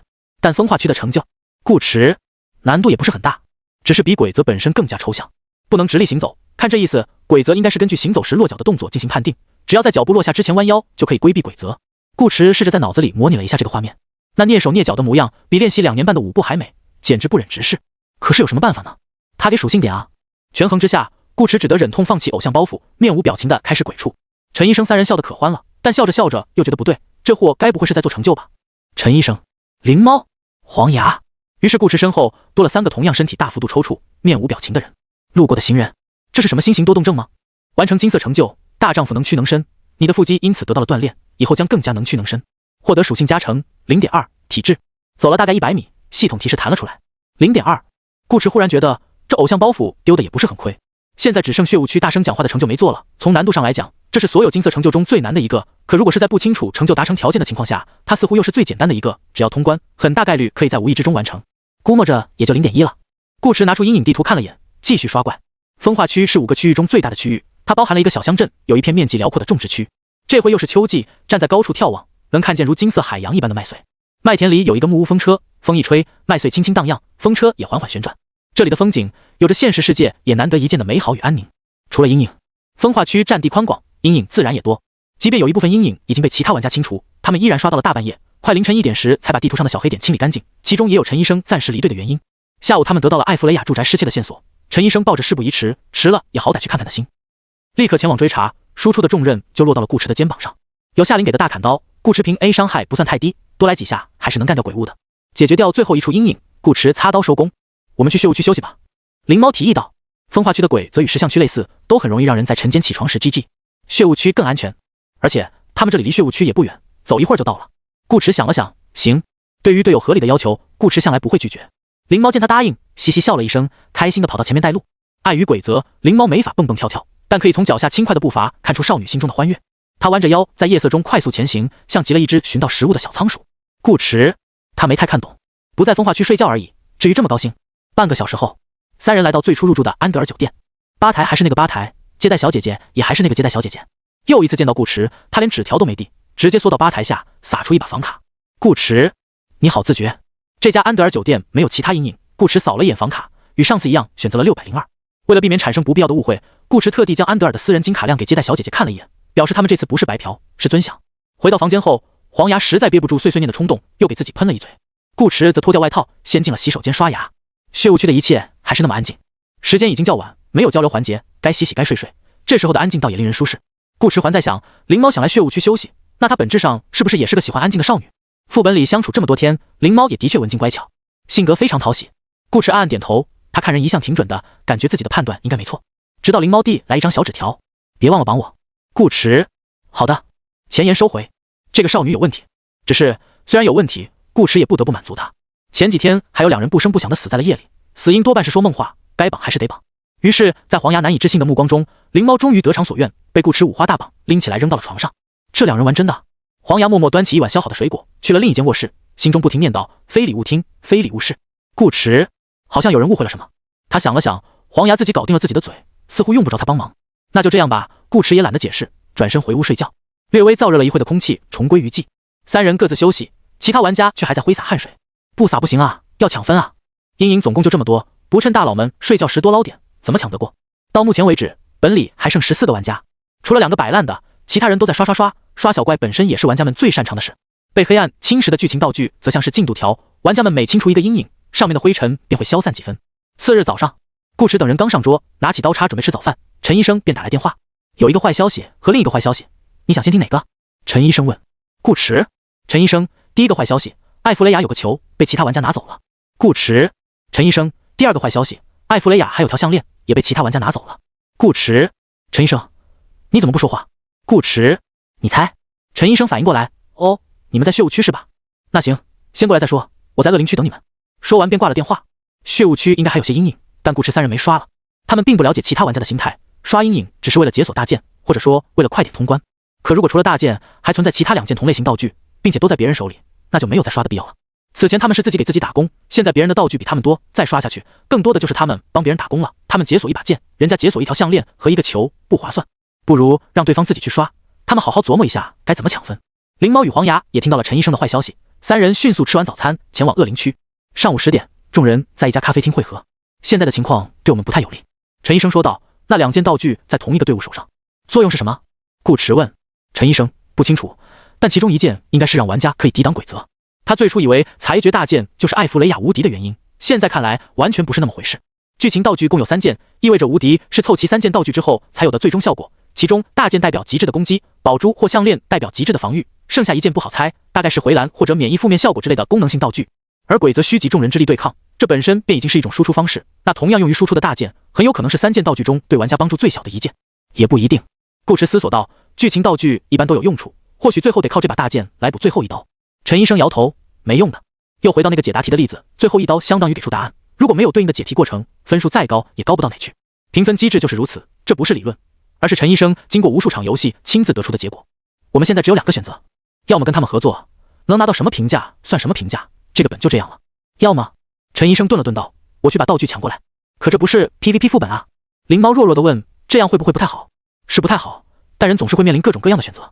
陈医生无奈道，他也不想活成自己讨厌的样子，如果这次征召只有他自己，没碰上顾驰，那他就躺平了，评价第一个档次也没关系。可问题是，他碰上顾驰了呀。顾驰没告诉过陈医生自己的游戏场次和等级，可陈医生看得出来，他有一件很好用的 PVP 装备，能看到其他玩家的属性总和。他只是1条力量属性都有31点，而顾驰5条属性加起来还不到40，这不妥妥是初入净土的小萌新吗？这也是陈医生一直坚定地认为自己可以带顾驰起飞的原因。对于新人玩家而言，每一场征召都至关重要，哪怕多一件装备或一个技能，都是极大的战力提升。所以只要顾驰开口，都不用开口，只需给他一个眼神，那这个坏人就由他陈甜甜来做。顾驰正打算问一下评分细则，外面却突然传来一阵惊呼：哇！快看，那是什么？神迹！这是神迹！我从未见过如此耀眼的光芒，它比隔壁苏珊婶婶用来踩我的小皮鞋还亮。顾驰等人不由看向窗外，只见远处的建筑群后，有2道金色光束冲破了笼罩天空的阴影，直入云霄，像是2条通往光明的阶梯，留下阵阵神辉，经久不散。灵猫眼睛微微睁大，是那2件道具吗？刷得这么快，昨晚不是还有1/5？顾驰疑惑地从包里拿出大剑，却看到原本被暗淡无光的剑身，此刻已变得一尘不染，其上铭刻的格纹通透明亮，刃边隐隐散发着高贵圣洁的淡金之光，仿佛可斩尽世间所有邪祟。物品信息也发生了变化，执掌正义之裁决，虔诚地握住它，诵念光明，你将获得这个世界上最强大的力量。顾驰看向陈医生，你来还是我来？你来。行。顾驰按照使用说明，一脸虔诚地用双手握住剑柄，丝毫不顾店员们怪异的眼神。他们以为这是什么话剧演出排练，直到顾驰心中默念光明，嗡，一阵璀璨的金光自剑尖处迸发出来，如阳光般铺满整个咖啡厅，随后又收拢成一束浓光，贯穿众人头顶的天花板，冲向天际。店员们怪异的眼神变成了震惊，咖啡厅外的人群一时大惊失色。这里怎么也有？我知道了，2束光不够，得3束，因为三角形是最稳定的结构。灵猫虽是玩家，可如此近距离的观赏顾驰激活大剑，多少也有点惊叹。好酷啊！也不知是说顾驰还是在说特效。视觉上，陈医生赞同灵猫的说法，心头却叹了口气。酷有什么用呢？他们只有1库，人家有2库，优势并不在他们这边。顾驰也无法否认这点。可当感受到体内汹涌澎湃的力量时，顾驰心头微动，打开个人面板，发现事情好像跟他想象中不太一样。玩家顾渊，当前性别男，游戏场次9，等级11，体质6+1.3，精神9+0.4，灵巧5加0.2，力量6加9999，魅力9加0.2，天赋赤火圣体，特殊道法炎灵，道运339999，技能时复数 LV1 加1，控梦数 LV10 加1，魅惑之手 LV5，枪斗数 LV5。顾池，这是真的获得力量。悟道丹，繁星，舞曲专属道具，使用后可将你的道运回复至上限。我觉得不用抢道具了。顾池想了想，说道：但是我有一个非常严肃的问题。严肃2个字自带严肃效果。陈医生整理出一个认真的表情。你问。顾池微微扬起手中的剑，像这种可以大幅提升玩家战力的剧情道具，通常是用什么形式将战力赋予玩家？固定伤害。比如将一把武器的攻击力调整到9999，这是强化玩家最简单有效的方式，剧情道具一般都是这样。陈医生道：只有数值需求过大，纯靠武器攻击很难满足任务要求时，才会出现属性加成或特殊技能，这种情况极少。武器攻击带给玩家的伤害增幅是加算，属性是乘算，这就是净土游戏的属性这么值钱的原因。说的夸张点，属性就是一切。特殊技能也很离谱，不仅倍率超高，附带的效果更是一个比一个变态。且因为永恒烙印这件道具的存在，特殊技能出现的概率甚至比属性加成还低。有些人玩了2-3年都不知道特殊技能长啥样。陈医生就认识一个这样的没币，是谁他不想说。这个回答算是相当专业了，黄牙在心头默默给陈医生点了个赞。顾池从中捕获到2个信息：第一，力量9999属于正常数据，只是比较少见，不是 bug。第二，特殊技能极其稀有，但并不是没有，所以炎灵术也不是 bug。可这2个非常少见却不是 bug 的点，交叠在一起却组成了一个比 bug 还 bug 的东西——无限炎灵。当初在北川秒一个圣人境也不过100多点道运，而现在他有9999点道运。顾池甚至在想，他叫鬼泽一声，鬼泽敢答应吗？还用得着走流程？并且这都不是重点，顾池的胸怀与格局可是很大的，能要2个绝不可能只要1个。通关奖励才多少？真正收益巨大的是无中生有。顾池此前在北川时便试验过，炎灵术可以造物，除了那些他自己脑子里没有具体概念的物品，其他东西都可以用炎灵术喊出来。他完全可以利用这几乎5位数的道运刷一背包的悟道丹，把无中生有变成无中生有之生生不息，然后再刷传奇、刷史诗、刷甜甜，想刷什么刷什么。从贫困潦倒到狗大户不过是几句话的事，唯一拿捏不准的地方，这么干会不会被封号？顾池从来都不是个冲动的人。小破油整天抠抠搜搜，他刷一堆东西出来，万一被发张红牌，甚至严重点真人 GG， 那他可爱的双胞胎青梅谁来照顾？所以顾池说这是个严肃的问题。可如果不是 bug， 那就没问题了。小破油自己考虑不周，跟他有什么关系？顾池站起身，走，我们回酒店。咖啡厅桌子太小，人也多，不好操作。陈医生忙道：你等会还没给钱呢。这家咖啡厅是后付。见他们要走，一个胆子稍大的女服务生唯唯诺诺拿着账单过来，顺便抬头看了眼被捅出个窟窿的天花板，洞很大，透过这个洞可以直接上天。顾池哪会不明白对方的意思，他也不是欺负人的主，当下便开口问道：多少钱？你说。女服务生也不确定，小声道：要不您留个电话？算了，反正最后一天了，都给他吧。顾池摸了摸荷包，却发现包里已经没剩几个子，钢镚纸币加起来只有300雅各不到。他才想起他们前2天喝酒，喝的全是好酒。但没关系，顾仙尊怎么会缺钱？我有10万雅各带编号的真钞。顾池严谨道。道运2，他手里立时出现一沓钞票。灵猫、黄牙、陈医生，什么大变活钱？顾池豪气万丈的将钞票塞到一脸蒙圈的女服务生手上，拿着，不用找了。说完，昂首阔步出门而去。没走2步又停下，倒回来。小半月没这么富裕过，他差点忘记一个富裕的人该怎么走路了。鄂林区安德尔酒店的金卡套房一直没退，下一步回房就好。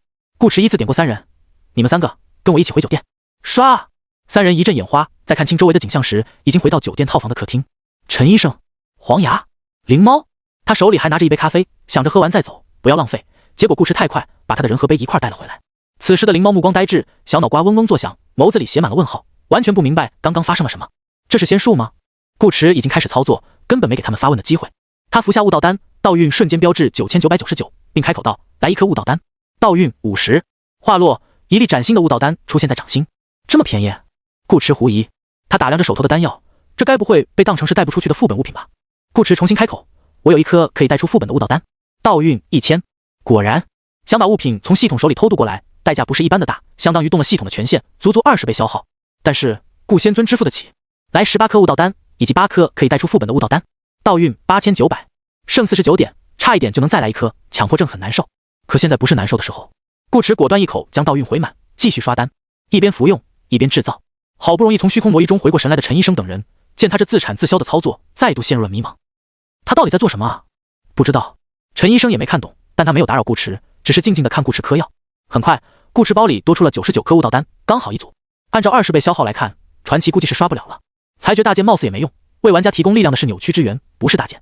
没猜错的话，这应该是类似于世界意志这样的东西，俗称本源之力，大剑只是沟通这股力量的媒介。不如试试能不能直接修改属性，属性才是净土游戏的最终答案。顾池，我的体质永久增长10点，没反应，太多了吗？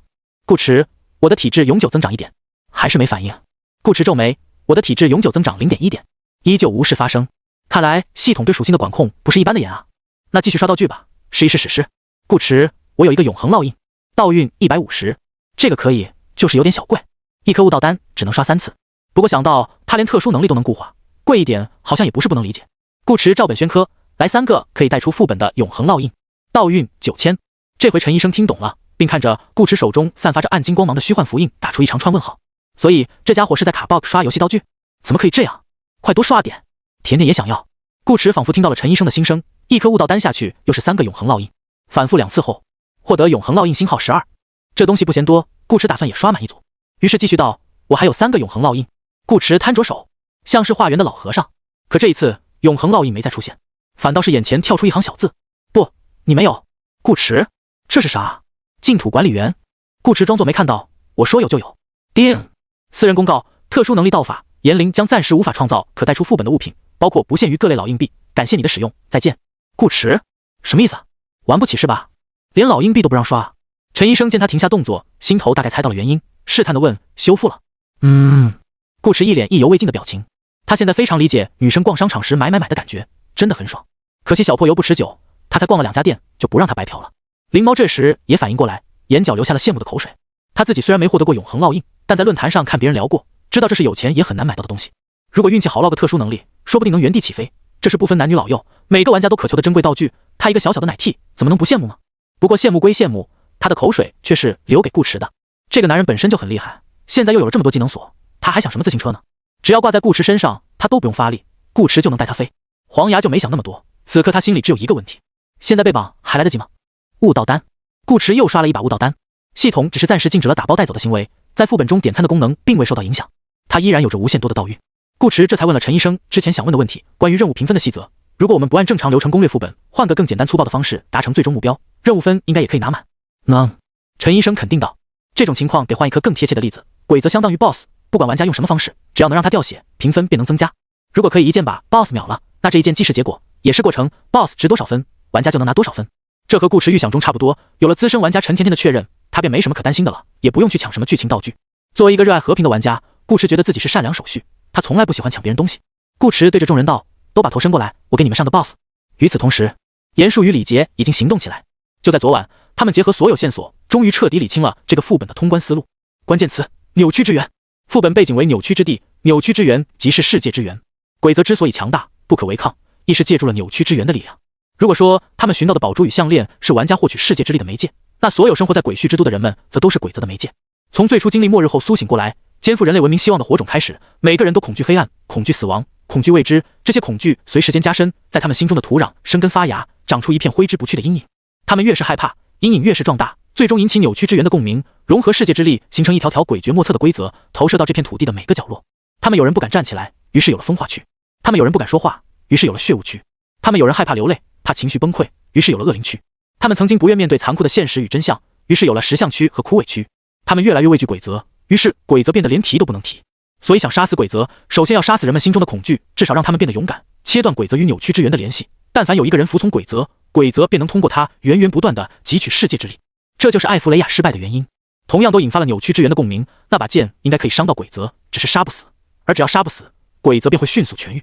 就像方才他们激活的宝珠与项链，两道光束明明已经贯穿了天空中的阴影，可光束一消，阴影又再度滋长，弥合继续笼罩这片大地。他们必须以身作则，告诉所有人鬼则并非无法战胜，只有万众一心，方可凝聚出最锋利的剑，如晨光破晓般刺破阴影，撕碎黑暗，让光明重现于世。升华了。李杰简直爱死了这个副本的主题。当保持缄默者突然开口说话，当满口谎言者突然勇于直言，当不敢泪流者放肆的宣泄悲愤，当卑躬屈膝者坚定的挺直腰板，当曾经甘愿被蒙蔽双眼的人选择清醒，当所有人同时站出来大声斥责这个世界的阴暗，这样的画面光是想一想都令人热血沸腾，不是吗？这个时代需要一个英雄，而他李杰，他就是这个英雄。副本的通关流程已经无比清晰，借助世界之力成为人们的信仰，并领导他们向鬼则发起反抗，最后一剑斩之。用玩家的话来说，就是刷声望。他们可以无视鬼则，不分昼夜，像总统大选一样去每个大街小巷做演讲，不用担心人们不信，鬼则杀不死他们，这就是最有力的证明。李杰完全想不到顾池等人拿什么来和他争这个领袖之位。此刻，他们已是召集余下所有玩家，包括摆烂那2位，并各自通过这几天发展的人脉关系，在不能说话的血雾区聚集了一大波民众，举办起了第一次演讲大会。广场上人山人海。诸位，李杰震声道：“这是个激动人心的时刻，我有一件非常重要的事情要和大家宣布。是不是很好奇我为什么能在血雾区说话？因为我心向光明。还记得许多年前的艾弗雷亚吗？他是曾经的鬼爵，是我们的英雄。而现在，此时此刻，你们即将见证下一位鬼爵的诞生，他将带领你们走出黑暗，杀死鬼则，获得真正的自由。没错，这个人就是……轰！”李杰还没来得及报出自己的名字，天空突然传来一道威严淡漠的嗓音，如天雷般在众人耳边炸响：“血雾区鬼则，下来说话！”这一嗓子把李杰喊得愣了一下，抬头看去，只见一道人影，双手杵着一柄金光闪闪的大剑，悬空而立。那金光渲染着他的衣衫，阳光胜过阴影照射下来，令他整个人都蒙上一层圣洁的光辉。姿势一摆，架子一端，仿佛一位等待仆从觐见的圣王，优雅而高贵。李杰，他在干嘛？耍帅吗？严树和其他玩家也摸不着头脑。耍帅就算了，毕竟确实帅，可他声音怎么那么大？而且他刚才喊的什么？血雾区鬼则，下来说话！众玩家，这是把鬼则当活物呢？反应过来的李杰心头微恼，这可是他人生中第一次演讲，游戏和现实都是第一次。他好不容易卯足情绪，起了状态，结果名字都没报出来，便被莫名其妙的打断，就好像看小电影看到关键时刻突然卡顿。李杰真是憋得难受。更难受的是，广场上所有民众的注意力都被吸引了过去，全部抬头望着对方，让他想继续都继续不了，气得李杰想冲上去给这家伙来2拳。他为什么把第一场演讲设在血雾区？除了可以直观彰显他不惧鬼则之外，不就是防着顾池等人跑来捣乱，争夺发言权吗？哪知这货嗓门居然这么大，并且还会飞，隔着10多公里都能抢他风头。有声音类技能了不起啊！你以为吼这么大声，鬼则就听得懂人话？他又不是个东西，就算真能听懂，也必然是极其强大的存在。你叫下来，人家就下来，凭什么？李杰有一肚子槽不知从何吐起，直到眼前的天色忽然亮了几分。鬼墟之都的天空永远是灰色，生活在这里的人们早已习惯，玩家们自然也留意到了这点。每个人对光线的变化都非常敏锐，此刻亮度明显超过以往，他们下意识便将目光挪向头顶，看见了令自己永生难忘的一幕。城市上空那如同巨大灰幕，从未消散过的阴影突然裂开了一道口子，像是一块画布被人割开一角，随后撕裂卷起来，从一端卷至另一端，卷出大片空白的缺口。赤亮的阳光从这缺口照进来，竟隐隐有些晃眼。李杰睁大眼睛，他发现阴影被撕掉的部分完全没有要愈合的迹象，周遭的灰雾如水波般沉浮摇动，却始终没去弥合这个缺口，就像一池子污水被人打了一拳，水面凹下去便再没有复原，一直在那凹着。李杰，众玩家，这合理吗？更不合理的还在后面。那卷成一团的阴影黝黑深邃，好似浓稠的墨水，它从天上飘下来，在众人见鬼似的目光中化成一道身着漆黑长袍，浑身邪气缭绕的人影，扑通一声跪在了顾池面前。明明两人都在空中，明明只是跪了个空气，可不知为何就是有跪在石板上的声音。李杰，严树，众人。有那么一瞬间，李杰甚至以为自己精神分裂，产生了幻觉。他看到了什么？鬼则有实体，且是个人，还在向顾池下跪。李杰，这把剑有这么猛？此时此刻，鬼墟之都所有人都停下了脚步，惊惶不安地望着天空。眼前正在发生的事情已经超出了他们的认知，在他们心中，鬼则宛如魔神，哪怕强如鬼爵都无法将他杀死。不论鬼则是有形还是无形，他都是禁忌一般的存在，不可忤逆，不可提及。可是现在，他却跪在了一个男人面前。这道黑影真的是鬼则吗？许多人都难以置信，不是他们不想信，是不敢信。鬼则给他们带去的恐惧太过深刻，比起鬼则的臣服，他们更容易接受这是一次盛大的魔术表演，只是为了让他们在心中出一口恶气。李杰也无法相信，理智告诉他不应该是这样，不可能是这样。鬼则要是真这么容易杀死，当初艾弗雷亚为什么会失败？艾弗雷亚也有剑，不仅有剑，他还凑齐了全部3件剧情道具，可即使如此，艾弗雷亚依然没能杀死鬼则，更别说让鬼则化为人形下跪。顾池凭什么可以？不要说方式不对，顾池也只不过是吼了一嗓子，与艾弗雷亚指天骂娘有什么区别？根本说不通。这鬼则一定是假的。然而接下来发生的事却让李杰不得不信。黑色人影跪伏在顾池身前，像一名认罪等死的囚徒。顾池将大剑放在他脖子上，直接斩下了他的头颅。这种当街斩首的方式能极大程度地消除人们心中的恐惧与仇恨。强行让鬼则化为实体并跪下，比单纯杀死鬼则的消耗要大得多，但也只扣了1/3的蓝条而已。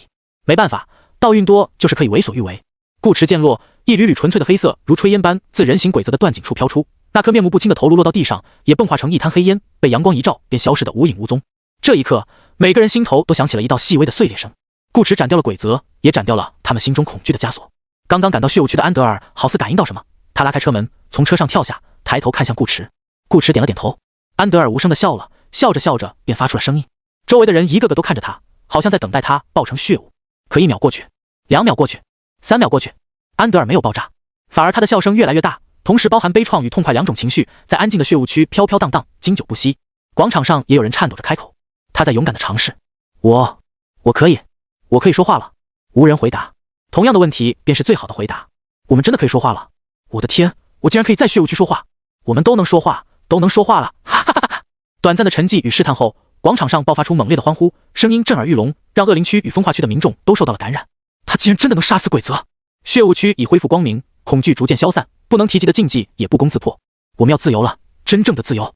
没有人再怀疑被顾池斩下头颅的是不是鬼泽，天空中阴影的缺口和血雾区人们的声音就是最好的证明。顾池再度开口：“恶灵欧鬼泽，下来！”天色更亮，阳光更多。第二颗漆黑的头颅落到地上。安德尔越过血雾区与恶灵区的边界，笑出了眼泪。越来越多的人不再压抑自己积攒已久的情绪，如洪水般倾泻出来。他们放声大哭，也放声大笑。去他妈的鬼泽！臭婊子！你的末日到了，老子要把你做成靶子，每天飙你100遍！顾池继续喊道：“枯萎区鬼泽，石像区鬼泽，风化区鬼泽！”一颗颗头颅落地，一个个区域被解放，城市上空的阴影彻底消散，人们眼前的世界忽然间变得前所未有的明亮。他们克才明白，从前的自己眼里一直少了一种色彩，那种色彩叫做光明。乐哥站在巷子里，望着碧蓝如洗的天空，那里好像有个女孩在对他笑。乐哥嘴唇颤抖，眼眶发红，终是忍不住捂着脸，脱力般跌坐在地上，嚎啕大哭起来。咖啡厅靠窗的位置，阳光被雨棚遮住了大半，桌子一半光亮，一半灰暗。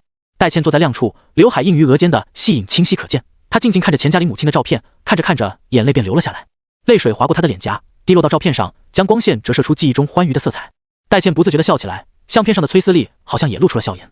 一时之间，好像每个人都在笑，只有李杰笑不出来。他身旁有一个男人，兴奋的手舞足蹈，善良的演讲者，你没有欺骗我们，他真的带我们走出了黑暗，杀死了鬼泽，获得了真正的自由。他是我们的英雄，是这座城市的英雄。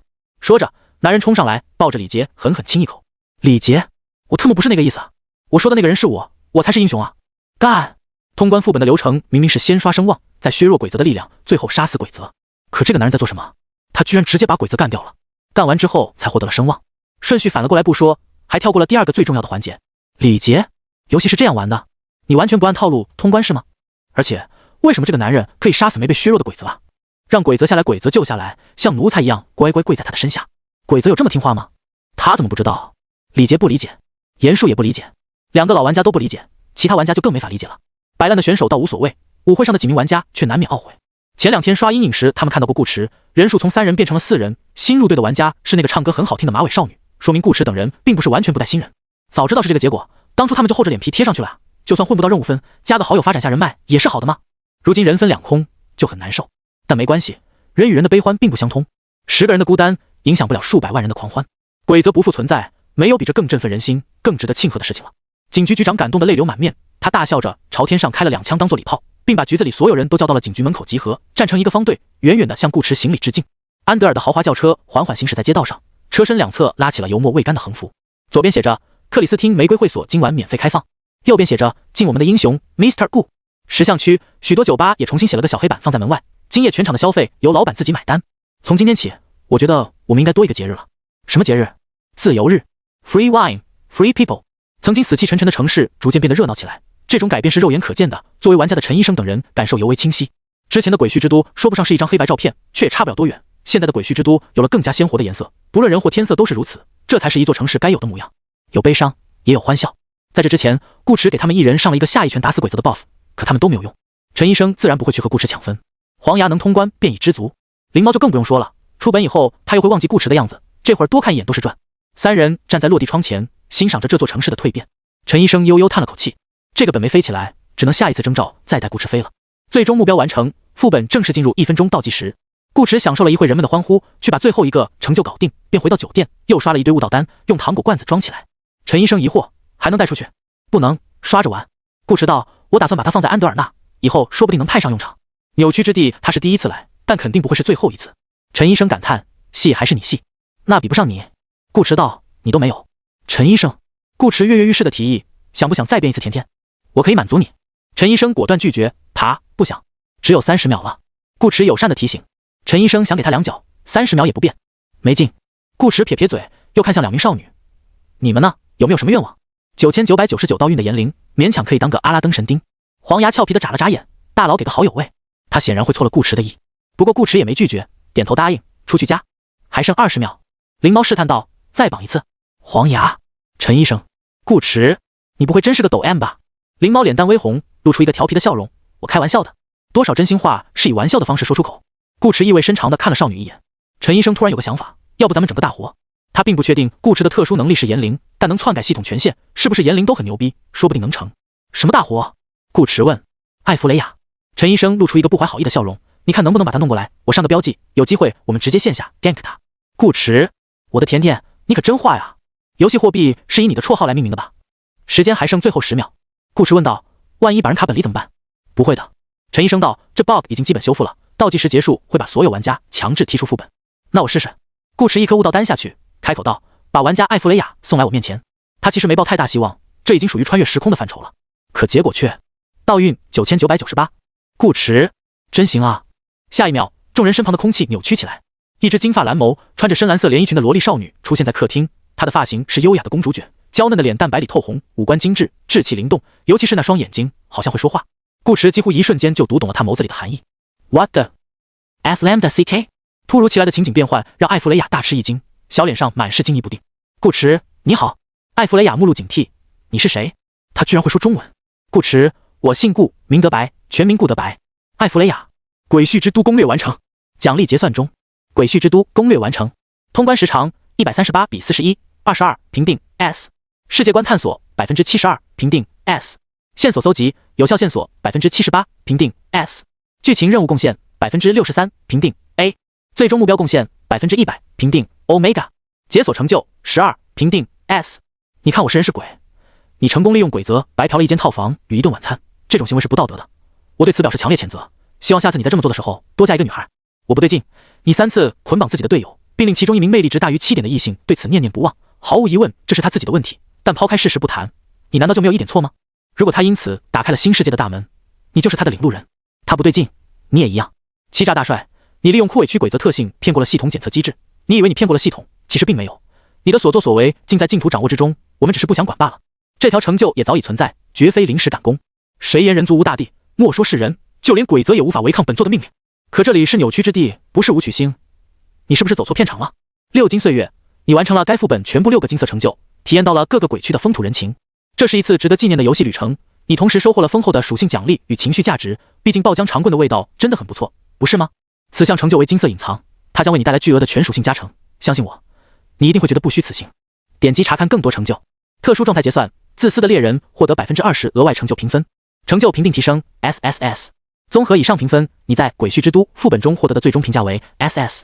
以下是你在本次游戏中获得的奖励：老硬币星号1100，黄色小药丸星号3，稀有，短时间内大幅提高你的机动性；群星与文明之舟星号1，史诗，你可以主动选择下一次被征召时的副本背景；精致的豹纹小皮包星号1，稀有，使用后获得一型额外的豹纹底色背包篮10格；锋利精华星号1，稀有，使用后可将任意一项等级不超过5的灵巧类能力提升1级；钢炼精华星号1，稀有，使用后可将任意一项等级不超过5的体质类技能提升1级；霍利结晶星号2，史诗，使用后可将任意一项等级不超过10的魅力类技能提升1级；谎言魔药星号1，稀有，繁星，扭曲之地专属道具，服用后你的话语将自动转换为谎言，持续30分钟；缄默酒杯星号1，史诗，繁星，扭曲之地专属道具，用该酒杯装成的酒液将具有缄默效果，饮用后无法开口说话，持续30分钟；安德尔的私人金卡，稀有，繁星，扭曲之地专属道具，出示本卡可让你在安德尔名下所有产业享受到最尊贵的服务。超智灵剑2，可从魔法、秘术、科技、仙武、圣灵、现实中任选一项，用此物质合成的装备必定为所选类型。超智灵剑3，工会，选择一项属性，若合成的装备附带属性加成，则必定为该属性。净土8周年礼盒星号1，比附带更高级的庆典礼物，包含当前版本各品质道具和技能，以及老硬币。下一次征召倒计时12天。顾迟回到了自己熟悉的大床，熟悉又不完全熟悉，左手的触感过于柔软。时间是凌晨4点，屋子里漆黑一片，空气中漂浮着一丝淡淡的奶花香，这个味道像是夏冷姐妹俩沐浴露的香味。顾迟不由侧头看向左边，黑暗中夏琳闭着眼睛睡得正香，细长的睫毛随呼吸轻轻颤动。夜色太浓，顾迟有些看不清少女的肤色，可那精致到无可挑剔的容貌却不会受到光线的影响。夏琳应该是刚洗过头，额前散落的细发凌乱地卷在她的脸颊与耳畔，发丝末端勾起的不仅是发梢，还有顾迟的心跳。睡着的少女比平时安静了许多，有种异样的反差感，好像她的脸颊、她的眉头、她的嘴唇，每个部位都变得乖巧听话，比以往更加秀色可餐。好像除了小时候，这还是自己第一次跟夏琳睡在同一张床上。那么问题来了，美色当前，作为一个男人应该干些什么呢？当然是打开游戏了。夏琳应该是在等他回来，睡觉都睡在床的另一侧，专门把他们尽本事的位置空了出来。可这大半夜的，少女本来又喜欢睡觉，顾池就不弄醒她了。他甚至连姿势都保持着没动，悄悄换出游戏界面，更新公告第一时间弹了出来。顾池看都不看，直接插掉。公告不重要，通关奖励也不重要，重要的是他刷的宝贝还在不在。顾池打开背包，悟道丹星号99，永恒烙印星号12，还在。系统没有把东西收回去，这下顾池舒服了，仿佛深冬的早晨喝了杯热牛奶。没有什么比道运自由对他的提升更大。之前处决鬼则的时候，顾池都一直想着这事，现在心里总算踏实下来。谁说小破油抠门的？这明明很照顾玩家的感受嘛。顾池去玩家反馈的板子上给了个5星好评，随后才打开公告瞅了一眼。这次的公告异常简短，净土 0.20 版本11月22日热更公告，修正了玩家在副本中制造物品时的归属权逻辑。现在玩家制造物品时，若制造过程中存在任何加粗副本因素，则产出的物品归副本所有，不可代出。只有这么一条。顾池一脸云淡风轻，这是意料之中的事。他都提前被发了条私人公告 ，bug 不修才奇怪。反正他已经爽过了，不碍事。顾池并没有把这个补丁放在心上，反倒是几个爱吹水的玩家在世界频道聊得火热。爆之刀法最近更新怎么这么频繁啊？9周第一小白脸，众所周知，净土的更新紧跟玩家的脚步，懂我意思吧？就像当初有人卡在本里出不来 ，ID 无法显示，非常规途径获取的传奇也算版本进度一样，游戏会在意外发生后迅速采取补救措施，进行线上热更，并给出相关公告。匿名10086，所以说是有人利用副本资源刷了波游戏道具。敏锐的直角，我觉得是，而且应该还是珍稀道具，不然系统不会管。比如每次通关必给的小药丸，你刷破天也就那么回事，人家游戏都懒得搭理你。匿名 A， 有道理，我空军了，千万不要告诉我3次更新都是因为同一个人，我怕我控制不住体内的举报之力。愤怒，愤怒。匿名 B 加1，匿名 C 加1。顾池，这帮老玩家怎么一个个都这么精？可是卡 bug 的是顾长哥，跟他顾渊有什么关系呢？顾池插掉频道，注意力回到背包，看起了通关奖励，一共有13个代表新增物品的小红点，虽然远远比不上 Omega， 但也值不少钱。光2个获利结晶就是4000老硬币，这一堆东西加在一块，5位数随便有。还出了一件非消耗品道具，缄默酒杯。顾池把杯子取出来玩了玩，材质似乎是玻璃，看上去没什么特别的，像是花20块钱便能从超市买到的高脚杯，平平无奇。但顾池却对这点十分满意。平平无奇好啊，要是一眼就能看出来杯子不一般，他还怎么阴？怎么请别人喝酒呢？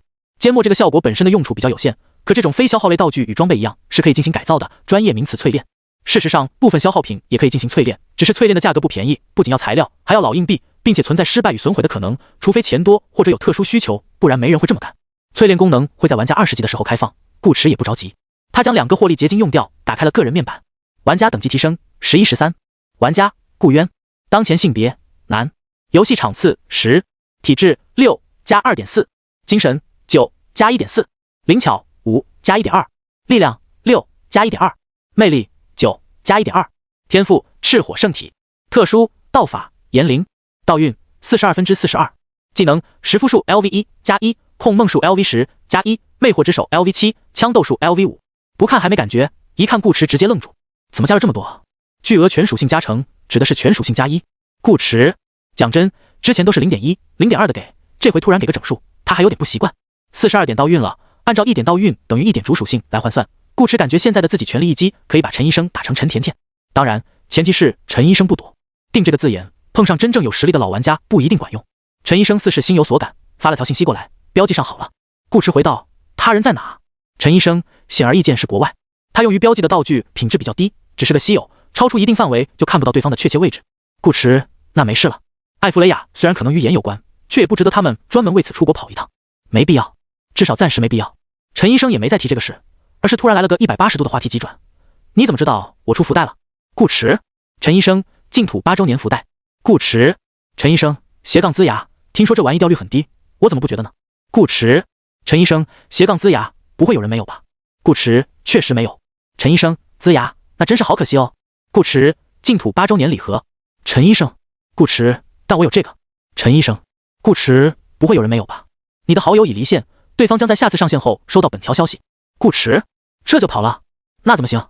顾池把工会 buff 额外爆出的超智零件截了个图，准备让陈医生上线时吃个暴击。从登录游戏到现在，顾池全靠一只右手在操作，看背包什么的不影响，截图就有些慢了。好不容易截好，正要发送，却忽然感觉有人注视自己。顾池转头一看，夏琳不知何时醒了过来，正直勾勾地盯着他，一双漂亮的眸子衬上这漆黑的光景，像个颜值超标的女鬼。顾池吓了一跳，你干嘛？一声不响的吓人是吧？夏琳不吭声，只是低头看了眼自己的胸脯。深秋时分，天气比较凉，但因为穿了睡衣，她只盖了一床薄棉被。顾池的手也盖着薄棉被，要不怎么会一直单手操作呢？顾池解释，我是怕不小心把你弄醒，所以没动。夏琳，这话你自己信吗？顾迟脸不红心不跳，你自己说的，想要享受，总得付出点代价。你之前天天调戏我，我收点利息没问题吧？夏玲，顾迟都不用借你的手，我自己来。夏玲，借手？顾迟还在反客为主，你不是有丝质手套吗？要不给我戴上，你自己先体验一下。按照过往的经验，话说到这个份上，夏玲就该娇羞瞪眼，甩开他的手不理他了。可今晚没有，非但没有，少女还毫不畏惧地与他对视，眸子里充满了意味深长之色。看来我不在的时候，你们两个玩得挺花啊。少女的声音冷冷清清，没得感情。顾迟神色突然僵住，等会，这语气和嗓音，他不是夏玲，是夏冷。顾迟，坏了，夏冷还要手套吗？我去给隔壁给你拿。顾迟，真坏了。对于双胞胎青梅而言，姐妹不分可是大忌，认错一个等于认错两个，更别说他还把夏冷当成夏玲调戏了一波，那只手到现在还没挪开。刚才是挪不动，被子有点粘人，现在是不能挪，一挪就代表心虚，代表他承认自己认错了人。相比之下，不如装作没认错。于是顾迟淡定道：暂时不用了，刚打忙完有点累，今晚先休息，手套的事明天再说。说完，光速脱衣，掀开被子，缩进被窝。夏冷在左侧躺下来，左手就不方便了，顾迟便换了右手接力，从被子外抱着少女。夏冷，顾迟，时间不早了，快睡吧。夏冷，你的手。顾迟，手怎么了？夏冷，你不换个位置？不换，说了收利息。顾迟理不直气也壮，都老夫老妻了，隔着被子你还害羞？夏冷，这个男人不会真以为自己看不出来他在装傻吧？顾迟的眼睛已经适应黑暗，夏冷更不用说，他一直看得很清楚。此刻两人面对面躺在同一个被窝里，距离近的能嗅到彼此温热的呼吸。夏冷看着顾迟，顾迟也看着夏冷，就这样静静的对视着，谁也没说话。良久，夏冷终于开口：你利息收够了吗？顾迟，没有。夏冷，手放在外面不冷？顾迟，冷，但我喜欢冷。夏冷，他挪开目光，把手放进来吧。好，抱着我睡觉。哦。翌日上午9点，隔壁的夏玲迷迷糊糊起床，揉了揉眼睛，她拉着拖鞋去了卫生间，顺便洗漱。她还没睡够，但昨天夏冷考完试来了白石镇，亲爱的姐姐会用高端食材做早餐，这是她的习惯，换到另一个家也不会变。夏玲准备吃一点再接着睡。等等，少女刷牙的动作忽然顿了顿，白沫呼了一嘴。不对啊，夏冷会做早饭，可为什么自己没听到厨房里有声音？顾迟家的厨房也是开放式，只不过是被迫开放。出租屋比较小，只有50-60平的样子，客厅就是厨房，厨房就是客厅，哪怕只是烧个水，他都能听到动静。可是今天，夏玲关掉电动牙刷，确实没有声音。他去客厅看了眼，也没有人。奇怪，难道夏冷还没醒？他不是会睡懒觉的人啊。夏玲2-3下洗漱完，狐疑地推开顾迟的卧室门，一眼便看到了正靠在床板上看书的夏冷。屋子里窗帘还没拉开，灯也没开，光线显得有些昏暗。你醒了怎么不起来？夏玲疑惑地问。夏冷淡淡道：替你还债。夏玲，还债？还什么债？夏玲觉得有点不对劲。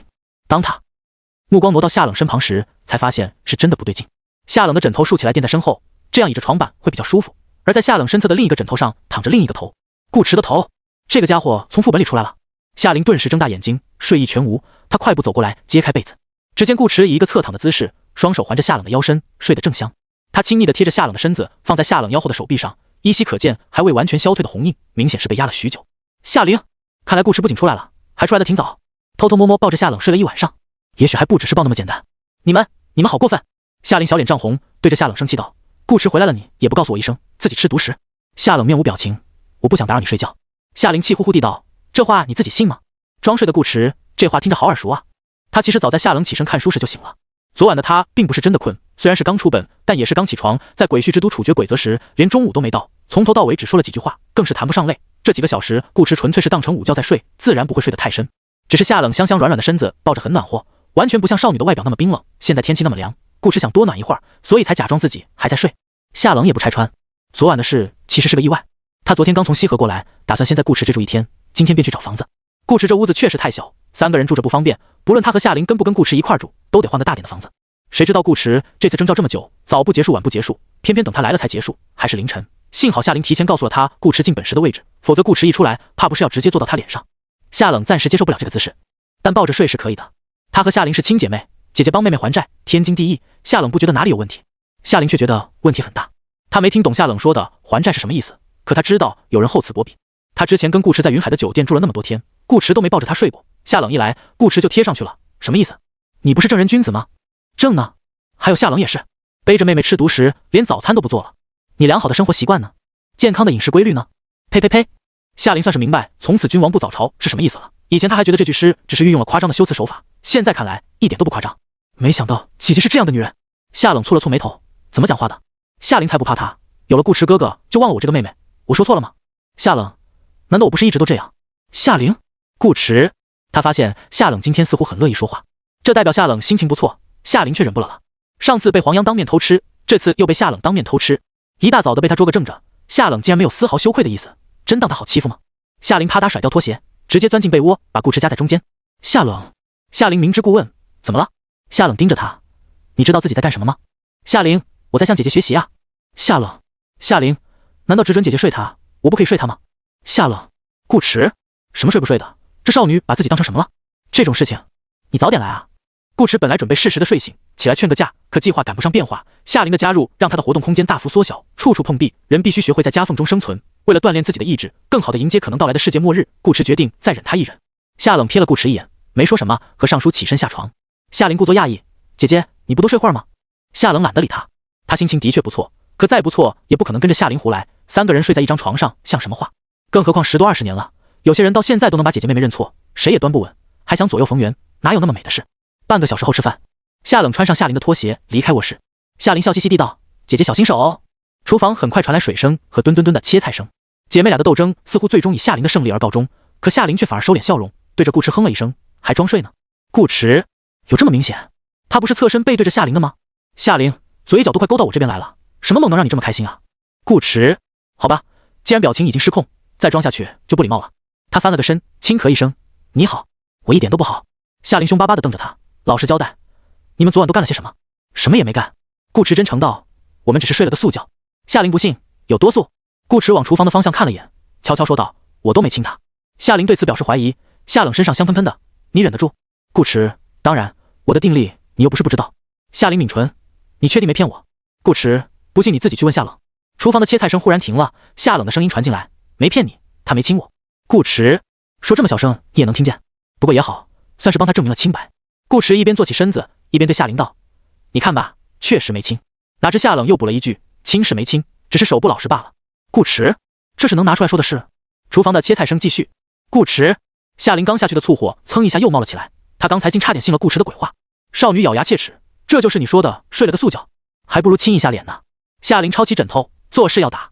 顾池赶紧道：“等等，你听我狡辩。”夏灵给他个机会，你辩不出来，我揍你。顾池这回把声音压到最小，并且直接凑到少女耳畔说话，他不信夏冷还听得到，这是个误会。顾池解释道：“我把他当成你了，虽是狡辩，也是实话。”顾池要知道，床上的人是夏冷，绝对不会单手开法拉利，这跟他对姐妹俩的喜欢程度没关系，和姐妹俩对他的吸引力也没关系，单纯是相处方式的问题。夏冷和夏灵性格不同，该怎么沟通交流，自然也不一样。换句话讲，如果不是认错了人，顾池不会随便动手。夏灵将信将疑，真的？顾池保证，比甄嬛还真。夏灵这才放下手里的武器，一般顾池用这种表情说话时，说的都是真话，这点夏灵心里还是比较有数的。可他转念一想，也不对啊，顾池是因为认错了人才动的手，那不是说明顾池其实是想对他动手吗？要是昨天晚上睡在这张床上的人是他，他岂不是要被顾池拿捏个够？坏家伙，你讨打！想通其中原委，夏灵羞恼地举起枕头，对着顾池一顿乱捶。顾池护着脸大喊：“你要是觉得我偏心，今晚我给你补上！”你还说？夏灵干脆骑到顾池身上，方便输出。他2条光滑的大长腿在顾池腰侧跪出一个雪白的锐角，丝毫没意识到自己着了顾池的道，又或许意识到了，夏灵是故意为之。毕竟每一个又才又爱玩的人都希望自己有几分真本事。两人玩闹了好一会，直到夏冷喊吃饭，才慢慢停下动作。夏灵从顾池身上起来，余光划过某处奇妙的地方，红着脸瞪了顾池一眼，把床上的睡衣睡裤扔给他，并警告道：“以后不许欺负姐姐，只能欺负妹妹是吧？”顾池懂了，好的。夏灵哼了一声，蹦下床，穿着夏冷的拖鞋去了客厅。顾池只能穿自己的了，姐妹俩的太小，他也放不进去。今天的早餐是包子、苦瓜炒蛋、香煎三文鱼以及一杯热牛奶，这只是表面。自从知道夏冷是个大富婆后，顾池便明白这些食材不像看起来那么简单。三文鱼不一定是三文鱼，热牛奶也不一定是热牛奶。一个问题随之而来，他今天凌晨突然回家，夏冷也没多问，这是准备跟自己摊牌，告诉自己他是玩家了吗？顾池一边啃着包子，一边打量着夏冷。夏冷似乎也意识到了自己的疏忽，其实以他的性格，不问也正常，他以前也从来不会过问顾池的私事，可这次不一样，玩家身份暴不暴露都是其次，重要的是从老夫老妻的角度出发，丈夫夜不归宿，妻子却什么都不问，这样会不会让顾池感觉自己不关心他？于是夏冷想了想，一脸认真地问道：“你昨天怎么那么晚才回家？”顾池不知为何，他突然觉得夏冷有点可爱。顾池很配合地编了个像样的理由：“我有个朋友在医院工作，昨晚有点忙，我去帮了他一下。”哦，夏冷点点头，表示自己知道了，拿起杯子喝了口牛奶，又继续吃饭。夏灵瞅着夏冷，悄悄把手机拿到桌子下，戳了戳顾池，示意他看。夏冷昨天下午才到，还不知道我把他的玩家身份告诉你了，你别露馅，否则挨收拾的可是他。顾池暗暗冲少女点了点头。吃过早饭，夏琳惯例洗碗。夏冷简单换了身衣服，说道：“一会儿我跟夏琳去看房子，昨天约好的，不用我陪你们去吗？”顾池问。夏冷：“你今天没课？”顾池问得好，他差点忘记自己是个老师，还有课要上了。从出本到现在，他连日期都没看，先后沉醉于姐姐和妹妹的温柔相中，真是堕落。如果重来一次，顾池还是会这么干。不过课也是要上的，如果学校还需要他上课的话。这份工作是陈医生帮忙走的后门，杨主任对他也不错，即使要辞职，至少也该先和两人打声招呼，好好道个歉，说明一下原因，不能说走就走，否则太不礼貌。我下课之后去找你们。顾池道，说完便回屋子换衣服，准备出门。可他裤子才脱了一半。叮！游戏《鬼梦妖简》攻略失败，即将降临现实。难度 AS。降临地点白石镇。降临前兆狂躁嗜血。降临倒计时11点59分59秒。顾池，什么情况？又来，而且又是白石镇。说好的线下本一年也没几个呢。工会通知，请所有在白石镇附近的玩家尽快到阿尔卑斯酒店7楼的会议室集合，准备攻略线下副本。系统公告之后，顾池又接到了红塔工会的消息，这倒是让他有点意外。顾池加入红塔工会也有一小段时间了，还没在工会频道说过话，只是偶尔窥下屏，对工会的性质也不了解。他纯粹是为了 buff 来的，没想过红塔工会居然会是白石镇的线下常驻团，难怪当初钢筋魂凝突能摇到他的好友。顾池顺便看了眼成员列表，工会人数241478，退了22个人，有一半人在线，其中又有一半是真正的在线，包括副会长烽火烟堂。顾池对他印象挺深，毕竟是可能拥有传奇的玩家，而且每次看他都是在线状态，好像从来不打本一样。工会的成员列表是根据职位来排序的，烽火烟堂位于列表第2个，第1个是会长 ，ID 鸣蝉私下，职位会长，等级20，当前状态游戏中。与烽火烟堂恰好相反，这位会长貌似是个刷本狂魔，顾池就没看他在线或离线过。这次线下本估计是赶不回来了，但有副会长在，应该问题不大。顾池，我和夏冷先走了哦。夏琳在门外喊道。顾池应道：“好，你们注意安全。”其实该注意安全的是鬼梦妖简，只不过演戏嘛，自然要演全套。这也是顾池觉得此次下线本问题不大的原因之一。按照夏琳对夏冷的描述，区区 AS 想出问题都难。顾池关掉工会，换好衣服准备出门。打本是晚上的事，急也急不来，等他把生活方面的问题处理好了再说。嗡嗡嗡嗡，甜甜打来电话，不用想都知道是什么事。顾池接起来便道：“我要先去一趟学校。”陈医生那头有喇叭声不停地响着，等着，我去接你，马上到你家楼下。顾池诧异：“你今天这么闲？”陈医生：“工作哪有游戏重要？”顾池这话说的，他竟一时找不到反驳的理由。3分钟后，顾池下楼，陈医生开着他的越野车快速冲来，一个急刹停在他身边，骂骂咧咧地打开车门，速速上车。从开车到说话都带着一股子难掩的急躁味。顾池想到了降临前兆，试探地问：“要不咱们走路？路怒症可是很危险的，更别说这还是超凡版的路怒症。”顾池心里其实有些疑惑，狂躁与嗜血属于精神类词条，陈医生是老玩家，精神属性不会比他低，他都没什么感觉，陈医生怎么会被影响？不用，我是被气的。陈医生知道他在想什么，说道：“相信我，车上绝对比人行道安全。”顾池好像有道理。顾池坐上副驾，系好安全带，很快他就明白陈医生为什么那么气了。除了开学和期末，白石镇几乎从不堵车，今天也没堵，可那些司机却比堵车还毛躁，一碰上红灯就疯狂按喇叭，连向来平静的顾池都听得有点火大。左前方有个车主受不了了，摇下车窗，把头伸出来就开骂：“催个锤子啊催，看不见红灯吗？”后面的车主直接给他骂了回去：“哄你妈，你不会闯吗？傻逼玩意，连个红灯都不敢闯，你开你妈的车呢？你他娘的在骂我他娘的，骂你怎么了？废物东西，我干你奶奶的，给老子下来！”前方车主下车，从后备箱里取出一根棒球棒。后方车主一看对方还敢掏家伙，火气更大了，当场把后座的高尔夫球杆拿了出来，撩起袖子推开车门。眼看两人就要干起来，一队执法人员及时赶到，都他妈疯了是吧？啊！大马路上打架，活腻歪了？怎么着？还想跟我动手？都给我铐上，带回去。特殊情况特殊处理，上面已经给了命令，不能见血。发现有人寻衅滋事，统统铐起来再说。类似的一幕在白石镇各个地方上演。这次副本的降临前兆并不像魔焰咒书馆那么魔幻，又是高温又是爆炸，可它给城镇带来的影响丝毫不比高温和爆炸小。情绪是会传染的，越是人多的地方越容易出乱子，到处都是火药味，根本抓不过来。官方的反应已经足够快了，可终归警力有限。红灯过后，陈医生踩下油门继续开车，顾池看着窗外，一路上都是打骂声，不少店铺都被砸了，甚至有人拿着一把西瓜刀追着别人砍。这才过了半个钟头不到，白石镇已是有了末日来临的迹象。清醒的人其实更多，只是他们远不如那些发狂的人显眼，也很难去反抗。正常人怎么可能打得过疯子？顾池这才意识到自己低估了鬼梦妖简的破坏力。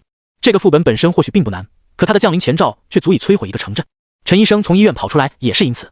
游戏比工作重要，只是随口一说，真正要命的是那些精神病人，他们本身就不太正常，再给个狂躁嗜血的双重 debuff， 陈医生真怕自己憋不住给他们全干了。他不能动手，动起来可能受不住，所以跑来找顾池帮忙。顾池的催眠是对付狂躁的最佳选择。另一方面，顾池也可以在必要时刻把他放倒，免得他四处解剖。陈医生的忙顾池自然会帮，但在这之前，他得先当次男主角，演一场催眠学员。今天的日期是4399年11月23号，周日。他们在攻略鬼墟之都时，现实的时间又跳过了2天，并且通关时长把这2天算了进去，导致这项评定只有 S。等他出本，下冷都考完试来，白时阵了。现在的一周只有5天，这周才刚开始执行新规，补之前落下的课程暂时没有假期。补完课或许会有周末，上4休1，但那也是以后的事了。今天是按周4的课表上课，学校里人很多。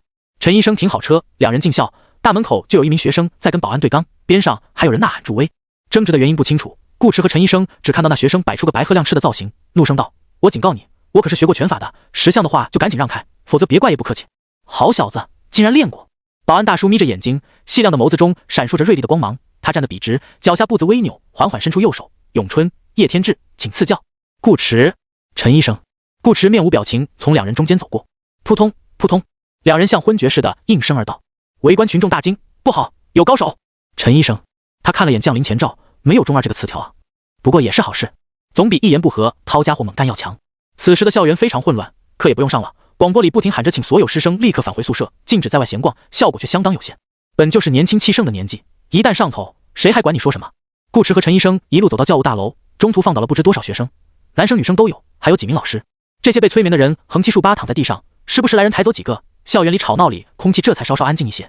来到办公室，杨主任正在跟另一个男人交谈，这是刘副校长。虽然前面有个副字，但因郑校长已经到了即将退居2线的年龄，学校大部分事务都是他管理，出了名的严格。见顾池进来，两人暂停说话。刘副校长压抑住因学校乱象而攀升起来的小暴脾气，走到一旁的沙发坐下，示意杨主任先把公务处理了再说。一向和气的杨主任这时神色也很严肃：“顾老师，你已经连着请了1周的假了。”请假这说法还是因为刘副校长在，他给顾池留了个台阶下。实际上，顾池只请了2天的假，周6进本，加上周末、周1和周2，总共4天。顾池以为能把这个本打完，哪知一直打到这个周末才出本，相当于旷了2天的课。关键这还不是他第一次旷课。非常抱歉，杨主任，是我没处理好自己的私事，给学校添麻烦了。有错就要认。顾池态度十分端正，先道了个歉，随后才向杨主任说明了自己打算辞职的想法。那倒不至于，批评肯定要批评，该扣的工资也要扣，但杨主任清楚顾池的能力，学校最近新招的几位梦境心理学老师，没一个比得上顾池。杨主任并不希望顾池辞职。沙发上的刘副校长却听得火冒三丈，梦境心理学现在可是极为重要的课程，虽挂着选修课的名头，却是教育部门亲自点名要大力开展的学科，对老师和学生的要求都得按必修课的标准来执行。他之前听说学校的梦境心理学老师无故旷课，由面试老师代课时就有点恼火，没想到这回又来，请这么久的假不说，还接着旷2天课，这3天打鱼2天晒网的懒散作风，当什么老师？让他辞！刘副校长火道，下堂课带着辞职信来，上完就可以走了。杨主任尬了一下，试图帮顾池说好话：“刘副校长，您先别生气，顾老师的专业能力是毋庸置疑的，教学质量也很高。高又怎么样？”刘副校长打断道：“学校要的是工作态度，他是老师，不是教授，该上课的课不上，专业能力再强又有什么用？你能学到，还是我能学到？行了，不用再说了。你要是舍不得，他的辞职申请我亲自来签。第一批梦境心理学的证书已经发了下来，老师这个职位根本不缺人，顾池要走就让他走好了，学校不差这么一位隔3差5请假旷课的老师。”杨主任看了顾池一眼，有些为难地道：“可是刘副校长，前天我们才把梦境心理学老师的名额定好报上去，过2天教育部门就要来人检查，这个时候换人会不会不合适？”没关系。顾池想了想，这2天也没什么事，便道：“我可以等检查完后再找合适的时间离职。”杨主任，看不出我在帮你争取机会是吧？刘副校长，行。顾池这么配合，倒也让他的语气缓和了几分。下来之后，我会让财务把你的工资核算清楚，不会多扣你1分。刘副校长道：“麻烦刘副校长了。”顾池道：“那你们忙，我就先走了。”说完，顾池对杨主任露出一个歉然的笑容，离开了办公室。陈医生在楼下等着顾池，见他出来便问道：“怎么说？很严重？”顾池一脸严肃：“我被炒鱿鱼了。”陈医生，顾池又笑了笑：“开玩笑的，杨主任不想我走，顶多算是半炒，全炒顾池也不会任何怨言和意见。他现在的时间的确安排不过来，起码要到20级以后才说得上稳定，期间挂个老师的职位，什么也不干，既不负责任，顾池自己也不好意思。没事，游戏重要。陈医生这次是很认真的在说，如果时间冲突，我也会考虑辞职。净土游戏并不存在将老硬币兑换成现实货币这项功能，但玩家自己有。线下交易是一直存在的，很多现实中的有钱人都是花真金白银去买游戏道具，甚至买高端食品，这也是许多玩家死命刷本的原因之一。游戏不是生活的全部，可游戏能让他们享受到更好的生活。只要不是一心想着变强，舍不得贩卖道具，玩家一般不会缺钱。陈医生自己住的地方就很好，他的房子在白石镇最高档的小区，虽然没有靠海，也没有直径5米的大圆床，但豪华还是很豪华的。只是陈医生比较低调，从来不会在朋友面前谈论这些，免得有意变质。从学校出来后，顾池跟着陈医生去幽南山精神病院逛了一圈，让病人们乖乖睡觉，这才聊起了游戏的事。办公室内，陈医生泡了杯胖大海给顾池，来去火。他指的是狂躁。顾池脑子里却浮现出了某个少女今早骑在他身上玩闹的样子，是该去火。陈医生坐到椅子上问道：“你看了最近的降临公告没？”顾池没看，怎么了？我们在本里的这一周先后出现了2次降临事件。陈医生道：“算上今天这次，一共3次。”顾池挑了挑眉头，这么多？他打开公告看了眼，还真是。前2次是周日和周二，分别在秦同市和小关镇。我觉得是有人故意搞事。陈医生道：“这降临频率明显不正常。征召模式是单排，如果排到的全是新人，打不过可以理解。可副本进了游戏库后还打不过，那就有问题了。总不能买游戏进本的人也都是笨笔吧？真笨不会找人带吗？他们的目的是什么？”顾池认同陈医生的猜测，他也有类似的感觉，只是想不到这么做对这些搞事的人有什么好处，可能巴不得末日早点降临吧。陈医生道：“这个世界从来不缺极端主义者，在他们眼中，做任何事都不需要有别人认同的理由，他们只顾自己，想做就做了，不会去管后果如何。”陈医生有这样的看法，是因为他知道线下游戏的一部分降临逻辑。副本出现在现实世界的位置与玩家在哪里生活、哪里进本没有任何关系，目前为止也没找到所谓的规律，他看起来更像是副本随便挑了个地方降临。说是有什么目的，未免有些太看得起这些家伙了。他们自己都不知道自己捅出来的乱子会出现在什么地方，纯粹是在瞎搞。你想插一脚？顾池问。陈医生：“不插。玩家有专门负责处理这些事情的工会，背后是政府在支持，天塌下来也有他们顶着，用不着别人操心。”陈医生只是单纯想骂骂人，毕竟这种没底线的玩家真的很令人讨厌。好好玩游戏过日子不好吗？非得把现实世界搞得一团糟，没点职业操守。顾池一边听陈医生发泄情绪，一边在心头琢磨，眼和频繁的副本降临会不会存在某种联系。陈医生骂了几分钟，心里舒服多了，基本消除了狂躁对他的影响。他调转话锋，聊回了今天的本。怎么说？白石镇有个线下工会，喜欢在阿尔卑斯酒店开会，咱们是单干还是跟团？顾池想了想，说道：“我觉得都差不多。”陈医生点点头，也是，有我们2兄弟出马，直接把本秒了，不跟团也无所谓。顾池：“甜甜，你一直都如此自信吗？有没有一种可能？”顾池道：“我说的差不多，是说我们参不参与这次攻略都差不多。”陈医生这话他就不爱听了，说的好像他们2人一点用处没有似的。你看不起自己可以，不要看不起兄弟。陈医生抄起双臂，我现在正式告诉你，我很牛逼。顾池：“是吗？”出于礼貌，他接了句话：“有多逼？摆烂团你知道吗？”陈医生问。顾池：“一个工会。关于净土老玩家的事，他的确了解很少。陈医生完全有资格当他的前辈。不是工会，但比工会厉害得多。”陈医生道：“他是当初为攻略 SS 本尘埃桑中建立的开荒团，一直保留到现在，里面的人都是各个领域的顶尖玩家，其中有些人的额外属性点已经超过了200，明白我的意思吗？”顾池：“200？你确定没开玩笑？”顾池清楚自己有几斤几两，也知道自己与真正的大佬必定存在不小的差距，可他没想到差距会这么大。200多的属性，岂不是一个能打他10个？你认真的？不然呢？陈医生扬起下巴，骄傲道：“而我，你的朋友，我就是。”顾池略微期待地看着他。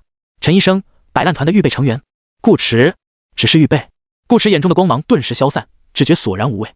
他还以为又多一条大腿可以抱了呢，结果就这，预备成员也很猛了好吧？陈医生对顾池这个态度很不满意。加入摆烂团的最低标准是100点额外属性，我现在只差5点了。连续使用1个月的高端大米可增加1至2点属性，如果足够有钱，可以买前几年才上架的其他高品质食材搭配着吃，1个月能涨3点左右。再加上偶尔完成个金色成就，最多2月他就能进入摆烂团，看一看净土金字塔间的风景。顾池：“懂了，你很快就要成为真大佬了。”陈医生神秘道：“悄悄告诉你，女神也在摆烂团。”女神？顾池回忆了一下，这好像是他第3次听到这个词了。第一次是白羊，说枪辉比他女神还高了；第2次是老实人，说女神是所有老玩家公认的女神；第3次是陈医生，这是同一个人吗？顾池疑惑，她长得很漂亮。陈医生：“不知道，没见过。”顾池：“群众的眼睛是雪亮的。”陈医生喝了口水道：“大家都这么喊，他的初始魅力值多半是10点 max。净土游戏的属性并不会改变玩家的外貌，虽然初始魅力值的构成包含了颜值，可提升魅力却不会让玩家的颜值增加，只会略微有点气质上的变化。力量灵巧这些也是一样，否则他31点力量，30点体质，早变成肌肉猛男了，怎么可能像现在这般儒雅随和，翩翩如玉？所以陈医生从来不吃胭脂蜜，氪金并不能使人变得好看。”顾池又对净土的魅力值大于7有了新的理解，他指的是初始魅力值。其实魅力值不是重点，能令摆烂团那么多顶级玩家仰慕，不可能只是长得好看。美女吸引不了那群臭打游戏的直男。女神这个词代表的不仅是颜值，还有实力。只不过陈医生没和顾池说这些，他也不是什么八卦的人。等顾池的玩家等级上去了，自然会明白女神为什么是女神。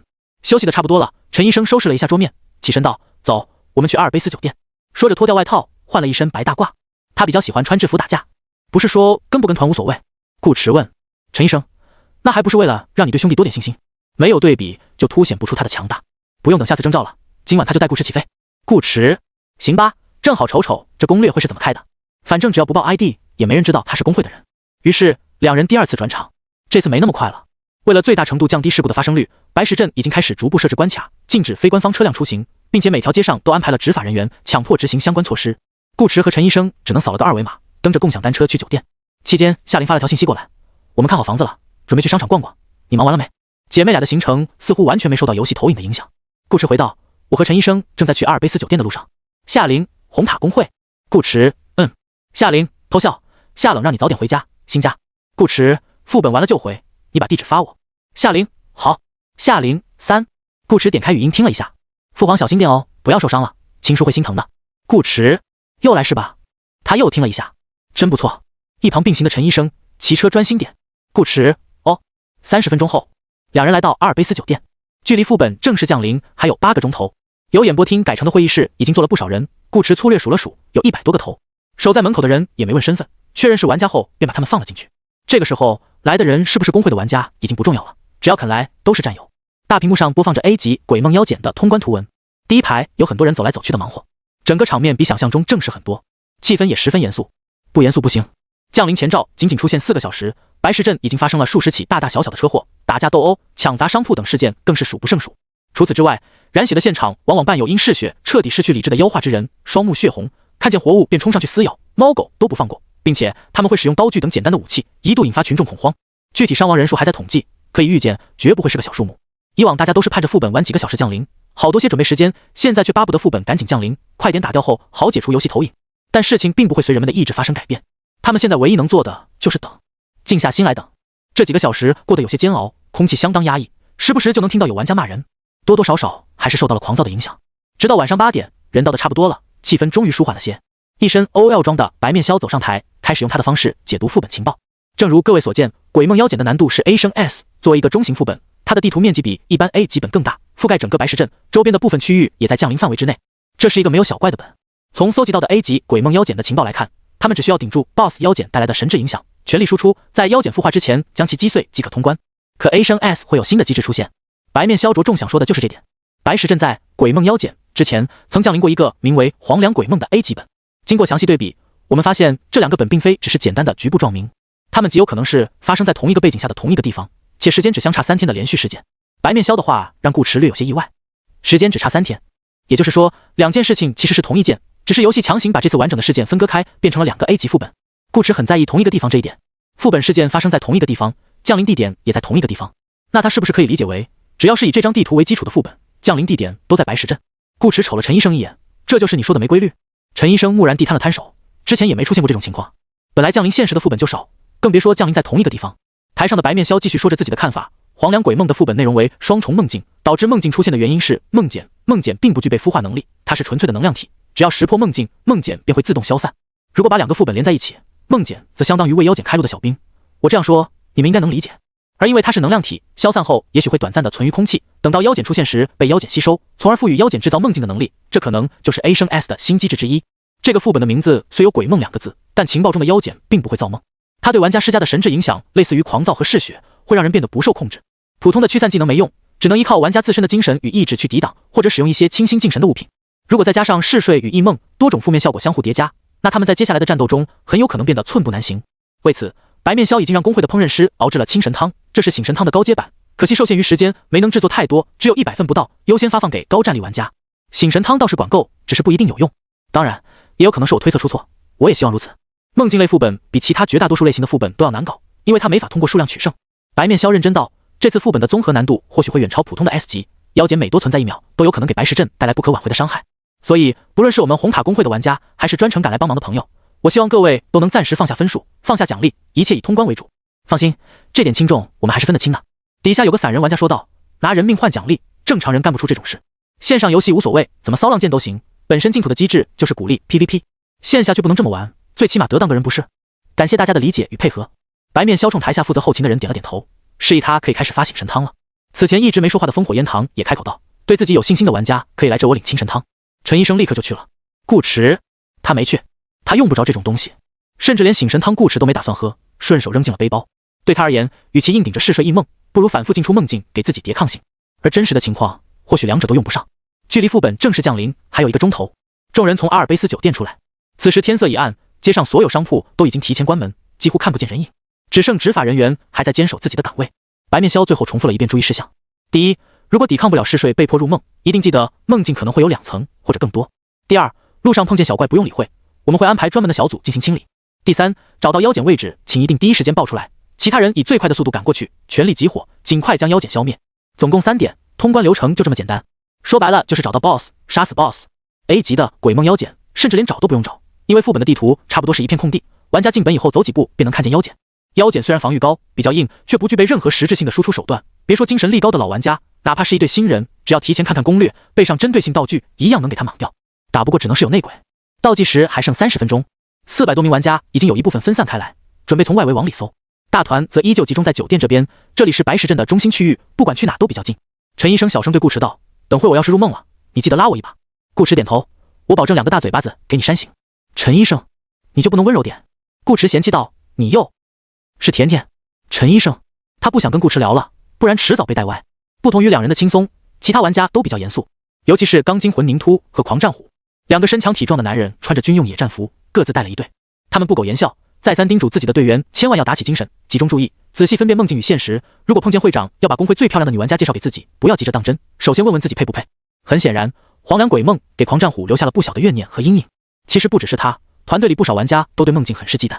他们上一次就迷失在了第2次梦境中，并且完全没意识到那是梦，重来一次出不出得来也不好说。这不是有没有信心的问题，是脑子不允许。很多人已经把增加精神属性的药剂给磕上了。夜色越来越深，几百号人虎视眈眈地盯着倒计时，5、4、3、2、1。一阵夜风拂过，卷起地面的落叶，无事发生。众玩家，什么情况？没有任何困倦之意，甚至连狂躁与嗜血带来的不适感都消失了。叮！紧接着，一则游戏公告弹了出来。区域公告：鬼梦妖碱攻略成功，游戏投影已回收，降临解除。通关评价 Omega。攻略者：一位不愿意透露姓名的帅哥。众人：白面鸮、钢筋魂凝突。无比熟悉的公告让红塔公会大半玩家都待在了原地。狂战虎有些傻眼，又是 Omega， 又是不愿意透露姓名的帅哥。一名散人玩家愣愣地问：什么叫又？白面鸮漂亮的脸蛋上细眉舒展，眸子里流露出一丝钦佩之色。上一次出现在白石镇的黄粱鬼梦通关评价也是 Omega， 也是匿名。只要初始魅力值大于7，当前性别为男，匿名都是这个几个字。可连着2次出现，连着2次 Omega， 很难不让人认为这是同一个人。这位大佬很有可能就生活在白石镇。陈医生也想起了上次的事，当初黄粱鬼梦通关的时候，他还不知道顾池对于梦境的理解已经达到可以随意催眠别人的地步。现在回头想想，的确很有可能是这个深藏不露的家伙啊。陈医生不由看向顾池，却发现顾池正闭着眼睛，眉头微皱，好像在思考什么事情。这又让陈医生感觉有点不对劲。副本都结束了，还有什么可思考的？难道说……不对，精神力较高的烽火烟堂这时也发现了问题，他的眉头比顾池皱的还厉害。副本没有结束，我们在梦里。众玩家，你们自己捋一捋逻辑。鬼梦妖碱是 A 升 S， 不是 A 降 B， 不管机制怎么变，难度始终是往 S 走，没道理越改越简单。以往难度提升的本也没有过改变副本目标的先例，换句话讲 ，S 级鬼梦妖碱的任务依旧是毁灭妖碱，除非白石镇藏着一位顶尖玩家，且妖碱刚好出现在他附近，否则不可能通关的这么快。这种可能性比会长把公会最漂亮的女玩家介绍给他们还小。烽火烟堂不信，可如果是梦，我们不是应该已经苏醒了吗？白面鸮不解地问。他不是没想过这种可能，可梦境会在人意识到自己正在做梦时幻灭或者发生改变，而事实却是他们一群人在这没有任何异常的表现或行为，他们甚至还能互相对话，回答彼此的问题。难道梦还能多人连接？这就是烽火烟堂眉头皱成川字的原因。能稳固成这样，已经不是单纯的梦了，它更像一个幻境，或者说他们在别人的梦里。所以单纯只靠浅层认知，意识到自己在做梦还不够，必须用暴力手段去识破这个梦境。烽火烟堂的反应非常快，在想到这一点时，立刻便有了动作。不管对不对，总要先试一试。他抬头看向天空，右手握成拳头，低喝一声：“此拳破梦！”嗡！烽火烟堂朝天一拳，那紧握的拳头上燃起炽烈的火焰，轰出一道焰光缭绕的拳影，如同炮弹一般直射天际。这一瞬间爆发出来的能量波动，让众玩家眼皮子都跳了跳。副会长又变强了，这一拳起码有40点属性的功力。可抬头一看，那拳影拖着火红的焰尾划过夜空，宛如逆流而上的流星，越飞越高，在视野中不断缩小，最后微光一闪，不见了踪影，好像一束哑火的烟花。夜色沉寂如水，波澜不惊。他们依旧处在烽火烟堂所说的梦里。烽火烟堂毫无保留的一拳，没起到任何破梦的作用。白面鸮却看出了烽火烟堂的用意，他想到了一句话：每个人都是自己梦境的主宰。最近这段时间，国家大力推广梦境心理学，翻开任何一本教材，第一页都是这几个字。假设他们确实在某个人的梦中，那只要梦境的主人有破梦的意识，全力一击便有可能摧毁这个梦。我明白了。钢筋混凝突双眼金光大放，臂膀上肌肉鼓动，学着烽火烟堂一步跨出，猛地打出一拳，给爷破！呼！一阵破风声后，空气恢复平静。众人，钢筋混凝突，不是我呀，那没事了。我来！狂战虎3步助跑，跳起来便是一记猛男回旋踢。他脚尖向上，斜身踢出一道白色弧光，飞向夜空，随后消失于夜空。狂战虎，他也不是梦境的主人。其余玩家相视一眼，纷纷开始尝试起来。大片大片的技能往天上砸去，那冰火交融，盘根老树似的特效将夜晚都照亮了几分。陈医生也试了一下，但都没有用。几百号人接连动手，连一条象征梦境受到冲击的裂缝都没能打出来，不免让人泄气。这到底是不是梦啊？梦境的主人会不会是那些分散搜索妖简的人？能联系到他们吗？看着眼前再正常不过的街道与建筑，烽火烟堂的脸色渐渐沉了下去，不得不思考起一个最坏的可能。A 生 S 为妖简带去的梦境能力不再是让玩家做梦，他已经不需要借助玩家的潜意识了，他自己就可以制造梦境。白面鸮猜测妖简拥有梦境方面的能力是正确的，只是不够全面。这个梦境的主人不是我们，是妖简自己。烽火烟堂道，妖简自己。众玩家哗然，那怎么破？按照梦境理论，他们想从别人的梦里出去，只能自己苏醒，或者别人把自己叫醒。前者他们已经试过，后者想试也试不了。且不说他们能不能联系到外界，任何踏入白石镇的人都可能会被强制加入进来，清神汤也没用。外援连自己都叫不醒自己，怎么叫醒他们？集火有用吗？钢筋混凝土一双拳头捏得咔咔作响，咱们以暴制暴，用比梦境更强大的力量来摧毁梦境，很难。白面鸮不想打击大家的士气，可事实就是如此。梦境的主人在梦里是无敌的，力量趋近于无穷大，他们是人多不错，其中还包括烽火烟堂这样的强力玩家，可跟无穷大比起来，差了不止一丁半点。刚才那么多人连续出手，某种程度上其实已经相当于集火，梦境却丝毫没有动摇的迹象。我建议再试一试。烽火烟堂沉默片刻，说道：不行，再另外想办法，总不能坐以待毙。好。白面鸮点点头，看向钢筋混凝土，后者立刻会意，卯足了劲大吼一声：兄弟们，听我倒数，干他娘的梦境！3、2、1，轰！随着钢筋混凝土的话音落下，白面鸮发射了一枚浮空信号弹，数百个大招同时砸向天空，汇于一点，一时将夜色照亮的如同白昼。天际处终于出现了一抹无形之幕，好像蜻蜓掠过的湖面，漾开一圈圈水波。这证明烽火烟堂的思路是对的，但也仅限于此了。妖简的梦境已经达到了幻境的程度，想从内部打破，仅凭他们这几百号人远远不够。事实摆在眼前，众人一阵沉默。没关系，白面鸮早有预料，说道：我们再找找看这个梦境有没有相对薄弱的地方。虽然他总觉得用蛮力去对付梦境不太合适，但现在暂时也没有其他更好的法子了。1队往学院区走，2队去商业街，3队不用那么麻烦。这时一直闭着眼的顾迟终于开口：陈医生，你刚在干嘛？争夺梦境的控制权。顾迟随口答道。他右手一握，一把朴素的木剑出现在手中。顾迟抬起头，对着天上轻轻一划，破。话落，深邃的夜空中多出了一道漆黑的裂痕，从南到北撕出一条巨大的口子，又缓缓愈合。不等众人反应过来，下一秒，整片天空突然如同遭受重击的镜子，一瞬间变得支离破碎，满布裂纹，无数碎片飘荡着落下，像是一场漆黑的大雪，始于夜色，融于夜色。而在这场大雪之上，是另一片崭新的夜空。众人，发生了什么？看着眼前天塌了一般的景象，众人眼睛睁大，脸上满是惊疑不定。烽火烟堂眼里也被浓郁的错愕之色充斥，这梦境有多难打破，他再清楚不过。白面鸮只是理论上知晓妖简在梦中的力量无穷大，烽火烟堂刚才却是切身体会过2次。别说是他自己，哪怕他去摆烂群里再搬几个人过来，也不可能如此轻易的击碎梦境。你是怎么做到的？白面鸮很少有这么呆滞的时候，她是个聪明的女人，否则也不可能成为红塔公会的副本评估员。可即使如此，她也看不懂顾迟这一剑。没有特效，没有技法，甚至没有能量波动，可偏偏就是这朴素到极致的一剑，打碎了力量无穷大的梦境。白面鸮难以理解，怎么有人可以强成这样？钢筋混凝土与狂战虎望着哗哗落下的玻璃渣子，面色涨红，憋了半天才憋出3个字：操，牛逼！何止是牛逼，跟平 A 式的普普通通的一剑，比他们几百个人的大招加起来都猛。这是牛逼2个字能概括得了的吗？一众玩家都看着顾迟，眸子里有惊艳，也有惊悚，期望得到一个答案。哪怕这个男人告诉他们，我就是这么强，他们也信，因为眼见为实。他们并不知道，顾迟是在场所有玩家中唯一一个没到20级的真萌新。破除梦境的方式其实很简单，核心依然那句话，梦境的主人在自己的梦里是无敌的。顾迟控梦能力再强，也不可能在妖简的梦里为所欲为。妖简不是恶哥，一旦察觉到他借用梦境之力，分分钟便能反杀他。在如此真实的梦境中被杀死，轻则精神受创，重则大脑宕机。顾迟多谨慎的人啊，怎么会去冒这个险？可他又不能眼睁睁看着妖简孵化覆灭白石镇，于是他把妖简的梦抢了过来，代价是一颗误导丹。梦境的力量成为了他的力量，顾迟自然不会去解释这些，这可是他的底牌组合技之一，和他的大宝贝一样，不能轻易示人。面对众人各色各样的目光，顾迟只是问了一句：你们不打本了吗？梦境已破，他们已经回到真正的白石镇，夜空不再是黑色，而是染着一层刺目的血红。一枚巨大的白色妖简悬在空中，猩红的丝线如蛛网一般连接着地面上的一栋栋建筑。那些由狂躁与嗜血引起的种种负面情绪，以及白天未清理干净的血迹，此刻都化成孕育邪恶的能量，顺着丝线一股一股向妖简汇聚而去。它的中心已经趋于透明，能隐隐看见其中有一颗鲜活邪异的心脏缓缓跳动。妖简没有藏，他用梦境困住了所有人，光明正大的汲取着自己所需的力量。A 级的妖检并不具备这种快速发育的能力，这很明显又是一种加速狂暴的机制。如果梦境破得晚，他极可能孵化成功，到时会蹦出来个什么东西，谁也说不准。好在没有如果。烽火烟堂眸光冷冽，双脚一蹬，整个人如离弦之箭一般冲出，直逼半空中的妖检。他的速度极快，众玩家只觉眼前闪过一道黑影，烽火烟堂便消失在了原地。陈医生一时不甘示弱，论属性点，烽火烟堂比他更强，可凭借心中那股带骨起飞的执念，陈医生脚下硬是爆发出了惊人的力量，弹射起步，后发先至，竟比烽火烟堂还快上一分。所有人跟上，准备集火！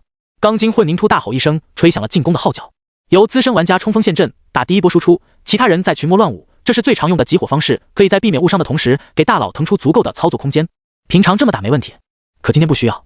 陈医生与烽火烟堂一路火花带电，踩着纤细如发的红丝，几乎同一时间来到妖检面前。真特甜甜的大！陈医生暗啐，这妖检贴脸观看，犹如一幢小型楼房，能把正前方的视野全部挡住，不用想都知道防御力必然极其强悍。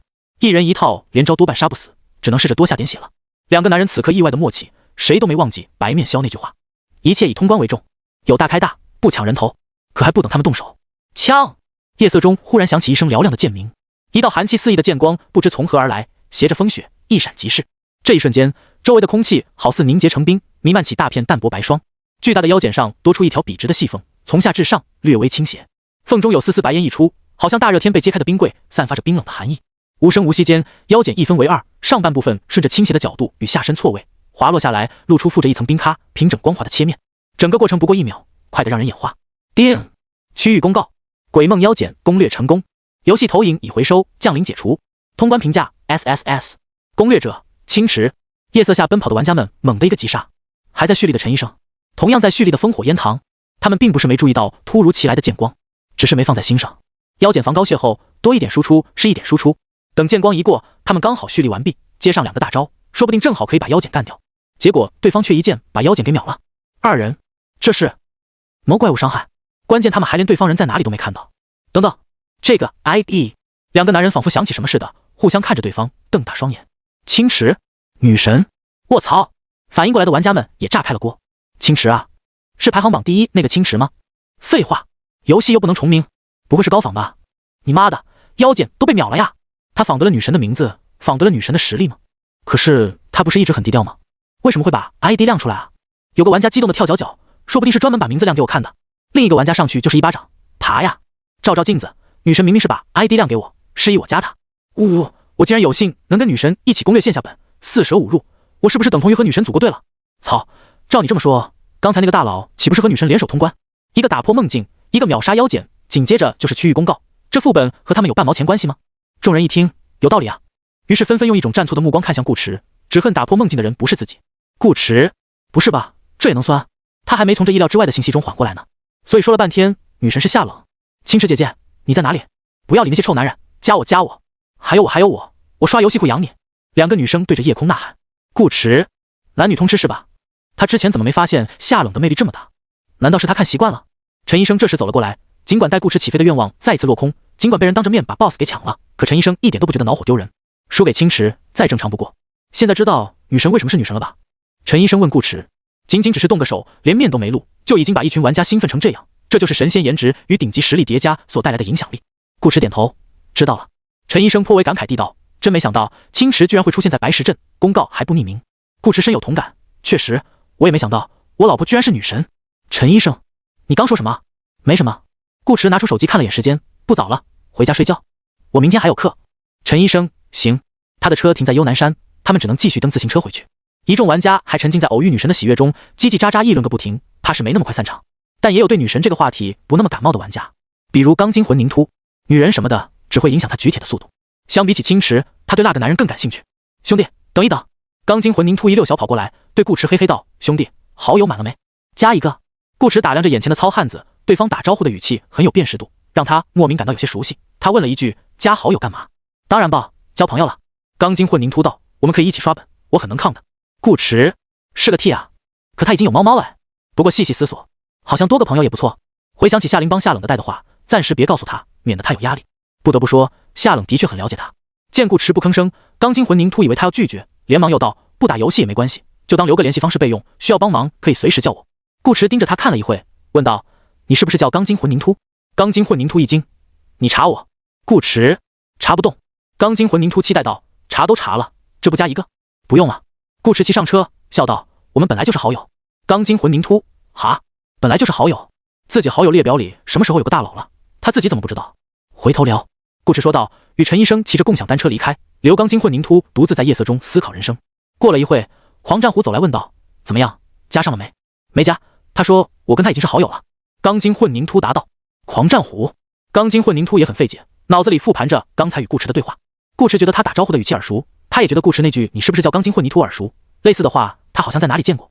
钢筋混凝土不停地翻看着好友列表，直到看见一个叫做顾渊的 ID， 他心头微动，打开聊天记录。顾渊，你是红塔公会的？自己，惊奇，你怎么知道？自己，我说的这个大佬，在1周之前以凡人之躯攻略了降临现实的 A 级副本，拿到了 Omega 的评分，懂我意思吗？顾渊大惊，这要牛逼！再联系起今晚顾迟一剑破梦，钢筋混凝土猛然惊觉，卧槽，不会是他吧？黄战虎疑惑，他？哪个他？钢筋混凝土 Omega。黄战虎，卧槽！另一边，大马路上，两个男人并肩骑行。顾迟打了个喷嚏，天气虽凉，可他穿的也不少，肯定不是感冒。再次得出结论，姐妹俩在想他。话说，你这个本拿了什么评价？陈医生问。顾迟 SSS。刚才有个玩家说的没错，这本确实是被他和夏冷包圆了，统共2个拿分点，他和夏冷一人一半。陈医生，给好东西没？顾迟没有，但出了个礼盒。陈医生撇了撇嘴，你猜我信吗？别想拿上次那个忽悠我。顾迟登录游戏，发了个截图过去，自己看，看就看。陈医生打开消息，只看了一眼，却沉默了10秒。他没说话，只是脚下卖力地蹬起踏板，把自行车都骑出了残影，飞快往前冲去。顾迟在后面喊道，甜甜，等等我呀，甜甜。陈医生，滚滚滚！该死的欧洲人，看兄弟出礼盒，简直比他自己不出还难受。顾迟大笑着追上去，你慢点，一会车被你骑散架了，那也是你赔。陈医生哼了一声，顾迟不秀他至于蹬得这么凶？顾迟安慰道，相信我，下次你一定出。陈医生，不出怎么办？顾迟，那我替你再出一个。陈医生，他突然想玩暴力摩托真人版是怎么回事？两人喝着风，聊着天，很快来到一个高档小区门口。这里的房子都是别墅，连排雨独栋都有，环境非常好。陈医生这时才发现不对，你怎么跟着我回来了？顾迟不由沉默，逗甜甜逗得太开心，他也没注意这事。陈医生一边锁车一边说道，算了，来都来了，你今晚就在我家住吧。苍天在上，他可不是故意要跟顾迟炫耀自己有栋大别墅的。顾迟已经看到有2名少女站在小区门口朝他挥手，应该是怕他找不到路，毕竟这小区挺大的。顾迟想了想，对陈医生道，如果我说我也住这里，你信吗？陈医生，你卖道具了？顾迟，不是，我吃软饭吃来的。陈医生，苍天在上，他可不是故意要跟陈医生炫耀自己有2个青梅的。明天见。顾迟拍了拍陈医生的肩膀，越过他走向夏冷姐妹。陈医生顺势扭头看去，然后瞪大眼睛，只见2名容貌一模一样，打扮也完全相同的漂亮少女挪步迎向顾迟。她们都穿着黑裙，披散着头发，像一朵盛开在夜色中的并蒂花，美得晃眼。两女明明可以在原地等着，反正都要回家，可偏偏就是往前走了几步，像是终于等到丈夫回家的妻子，急切又欣喜。其中一名少女笑颜明媚，上来便拉起顾迟的手；另一名少女看上去有些高冷，顾迟牵着明媚少女的手去拉她的手，她却没有拒绝，任由顾迟一手牵着一个。3人有说有笑地走进花园，背影温馨而和睦。陈医生，这就是你说的青梅？只是青梅。夜风吹来，他的白大褂在风中凌乱。这一刻，陈医生好像看见了狗，又好像他自己才是那条狗。夏冷姐妹的新家是一栋3层的豪华大 house， 总面积480平方米，设计风格以灰白色调为主，辅以黑色统摄全局，属于经典的性冷淡风。空间格局去繁就简，只保留了必要的家居，地板墙面则运用花纹不同的大理石与花岗岩搭配几何线条，简简单单便营造出一种非常高级的灰色格调，宽敞大气，又不失精致。无论沙发、桌椅，亦或是酒柜，所有物件的颜色与材料都是精挑细选，看起来朴素简单，质感又典雅高贵，完美的融于整个冷静色调的空间。客厅里的电子壁炉是点睛之笔，让原本禁欲克制的氛围多了一丝温和柔软的活力，沉稳却不沉闷。这房子一定是夏冷选的，这是顾迟进屋后的第一个感觉。没错，并且是夏冷一意孤行，非要买这里。夏琳从鞋柜里拿出一双崭新的灰色兔子拖鞋给顾迟，同时向顾迟诉说着夏冷专制独裁的霸行。他们今天看了3栋别墅，都是业主买来投资的，装修后便一直空着没人住，家具全新，带车库和花园，价格方面也差不多。夏琳觉得另外2栋的装修风格都比这栋好看，可夏冷不听，偏要买这栋。夏琳拍了照片，拿出手机给顾迟看，一个欧式，一个新中式，都很漂亮。你选哪个？夏琳问，一双漂亮的眸子咄咄逼人。顾迟刚要回答，夏冷便补充道，说实话，只能选一个，直接擦掉了第4个隐藏选项，全都要。顾迟，这就是与双胞胎姐妹生活在一起的烦恼，随时都可能冒出一道送命题。斟酌之下，顾迟决定从新，我感觉现在这栋就挺好。夏琳打出问号。夏冷嘴角微扬。顾迟紧接着道，但你知道为什么好吗？夏琳目光不善，你最好给我个像样的理由。不是理由，是事实。顾池走到客厅，环顾一圈，有理有据地道：“你看这装修风格是不是很冷静、很素朴，有种缺少色彩的感觉？你不喜欢这种风格，肯定也是这个原因。可这恰恰是我认为这栋房子最好的地方。这里其实并没有缺少色彩，只是色彩改变了模样。你知道它变成了什么了吗？”顾池看着夏琳，变成了你，你就是我眼中那抹不可或缺的色彩。夏琳，夏冷有被吐到。顾池又看向夏冷，你也是。夏冷，好像偶尔吐一下也挺好。夏琳弯起眸子，还是顾池哥哥说话好听，哪还有半分生气的模样？他甚至试图挑衅夏冷，姐姐啊，你明白你也是这3个字的含义吗？夏琳眨了眨眼道，顾池哥哥表达感情的主要对象是我，你只是附带哦。夏冷根本不生气，脸上连表情都没有，只是说道，去打水吧，我想洗脚了。夏琳，顾池疑惑，什么情况？还不是怪你。夏琳嘟着嘴拍了他一下，闷闷地进了浴室。顾池看向夏冷，夏冷简单解释，我们打了个赌，猜你喜欢哪栋房子，输的人今晚给赢的人洗脚。剩下半截话他没说，他和夏琳今天确实逛了3栋别墅，但却不是按照他们自己的个人喜好选择，而是按照顾池的喜好再选。至于赌注，夏冷自然不会这么无聊，那是夏琳的提议。夏冷很清楚自己不可能输，顾池的喜好就是他的喜好，可妹妹照着顾池出租屋的风格来挑，执意白给，他这个当姐姐的也不好拒绝，便勉为其难地答应了下来。结果如上。顾池听着好笑，万一你输了呢？夏冷，我会让你替我去给他洗。顾池，夏冷，你会拒绝吗？顾池，老实说，不会。谁能拒绝一对润洁如玉、好似珍珠般玲珑晶莹的泡椒凤爪呢？同样的，夏琳也不会，顶多象征性的反抗一下，甚至说不定连象征都懒得象征。所以夏冷从一开始就立于不败之地，无论怎样他都不会输。夏琳很快提着热水，拿着木盆过来，她像店小二似的，肩上搭着一条毛巾，衬上一身优雅的黑色长裙，显得格外滑稽。落魄公主不外如是。夏琳愿赌服输，不会食言，但这不妨碍她用幽怨的眼神看着顾池。但凡这个家伙向着他一点，这会儿坐在沙发上伸出脚，等着享受服务的就不是夏冷，而是他了。顾池假装没看见，我去楼上看看。夏琳，哼。夏冷，洗脚。夏琳，哦。2楼的装修风格与1楼差不多，客厅用屏风式的透明玻璃隔出一间小书房，落地窗外有个阳台，还算宽阔，精心布置了桌椅，像是一个微型的露天咖啡厅，可以一边晒太阳一边喝下午茶。卧室只有2个。顾池刚开始还有些奇怪，难道他的房间在3楼？可当他进去看过以后，便明白为什么只有2个了。首先2个卧室都很豪横，包含带浴缸的浴室和衣帽间，以及同样用玻璃屏风隔出来的工作房，也可以说是电脑房。桌下空间很大，只不过还没买电脑。其次，其中一个卧室有个旋转楼梯，上去后是另一个卧室。顾池忙猜姐姐在下，毕竟是懒得动的性子，这设计真是方便。顾池感叹，尤其是旋转楼梯的上下都没有门，这意味着2个卧室之间不存在太多隔音。顾池想到这便打住思绪，再往下想就不君子了。逛了一圈下来，姐妹俩还在洗脚，准确的说是泡脚。夏冷在看杂志，夏琳似乎已经完成任务，坐在一根小凳子上玩手机，也把脚放在木盆里泡着。于是木盆里有了2对泡椒凤爪。顾池很自觉地帮2个女孩换了桶热水过来。快入冬了，多泡会儿脚对身体好。顾池哥哥，你不来一起洗吗？夏琳朝顾池抛了个媚眼，语气暧昧，还特地扬了扬自己的小脚丫子，挑起一抹水花。她用脚底在夏冷的脚背上轻轻磨蹭，似乎又要启动自己的玩具车了。顾池一句话便把他的小车撞了个稀碎。洗脚就算了，下次洗澡再叫我。夏琳，怎么直接就快进到洗澡了？姐姐，他好坏，当着你的面调戏我。夏琳当场告状。夏冷连头都没抬。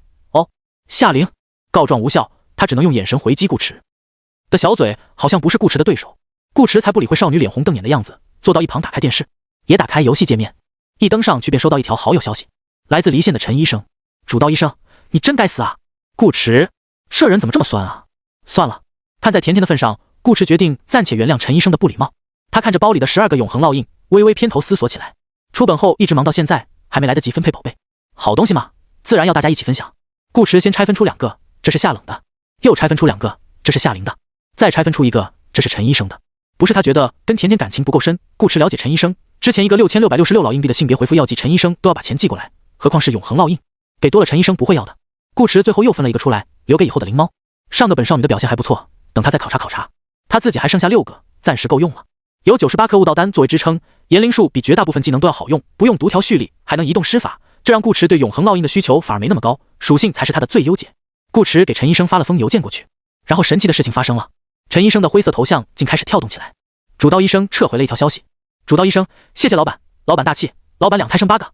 顾池，这货居然是隐身状态，不愧是老玩家，哪哪都透着一股子老硬币的气息。顾池没跟陈医生多聊，目光又接着锁定在2个8周年礼盒上。按照奖品逻辑，等他升到20级以后再来开盒是最好的，不会出现经验包这种无用的东西。可今晚没开2度，又出了个盒子，顾池便改变了主意。盒子的爆率好像没有想象中那么低，他决定先开先享受。是否开启净土8周年礼盒？顾池获得老硬币星号8。顾池， 8周年就8个老硬币是吧？小破油，你能再抠点？他打开第2个礼盒，获得老硬币星号7。顾驰，咻！一个独特的提示音响起，你收到一封新的邮件。顾驰顺手点开，净土8周年礼盒星号。顾驰不由看向少女，夏琳冲他眨眨眼，发了条消息过来，是不是在开盒子？顾驰，你给我系统安了监控。夏琳，你的表情太像小时候拧开瓶盖发现是谢谢惠顾时的样子了。顾驰，2个盒子15枚老硬币，确实和谢谢惠顾差不多。顾驰，礼盒还可以交易。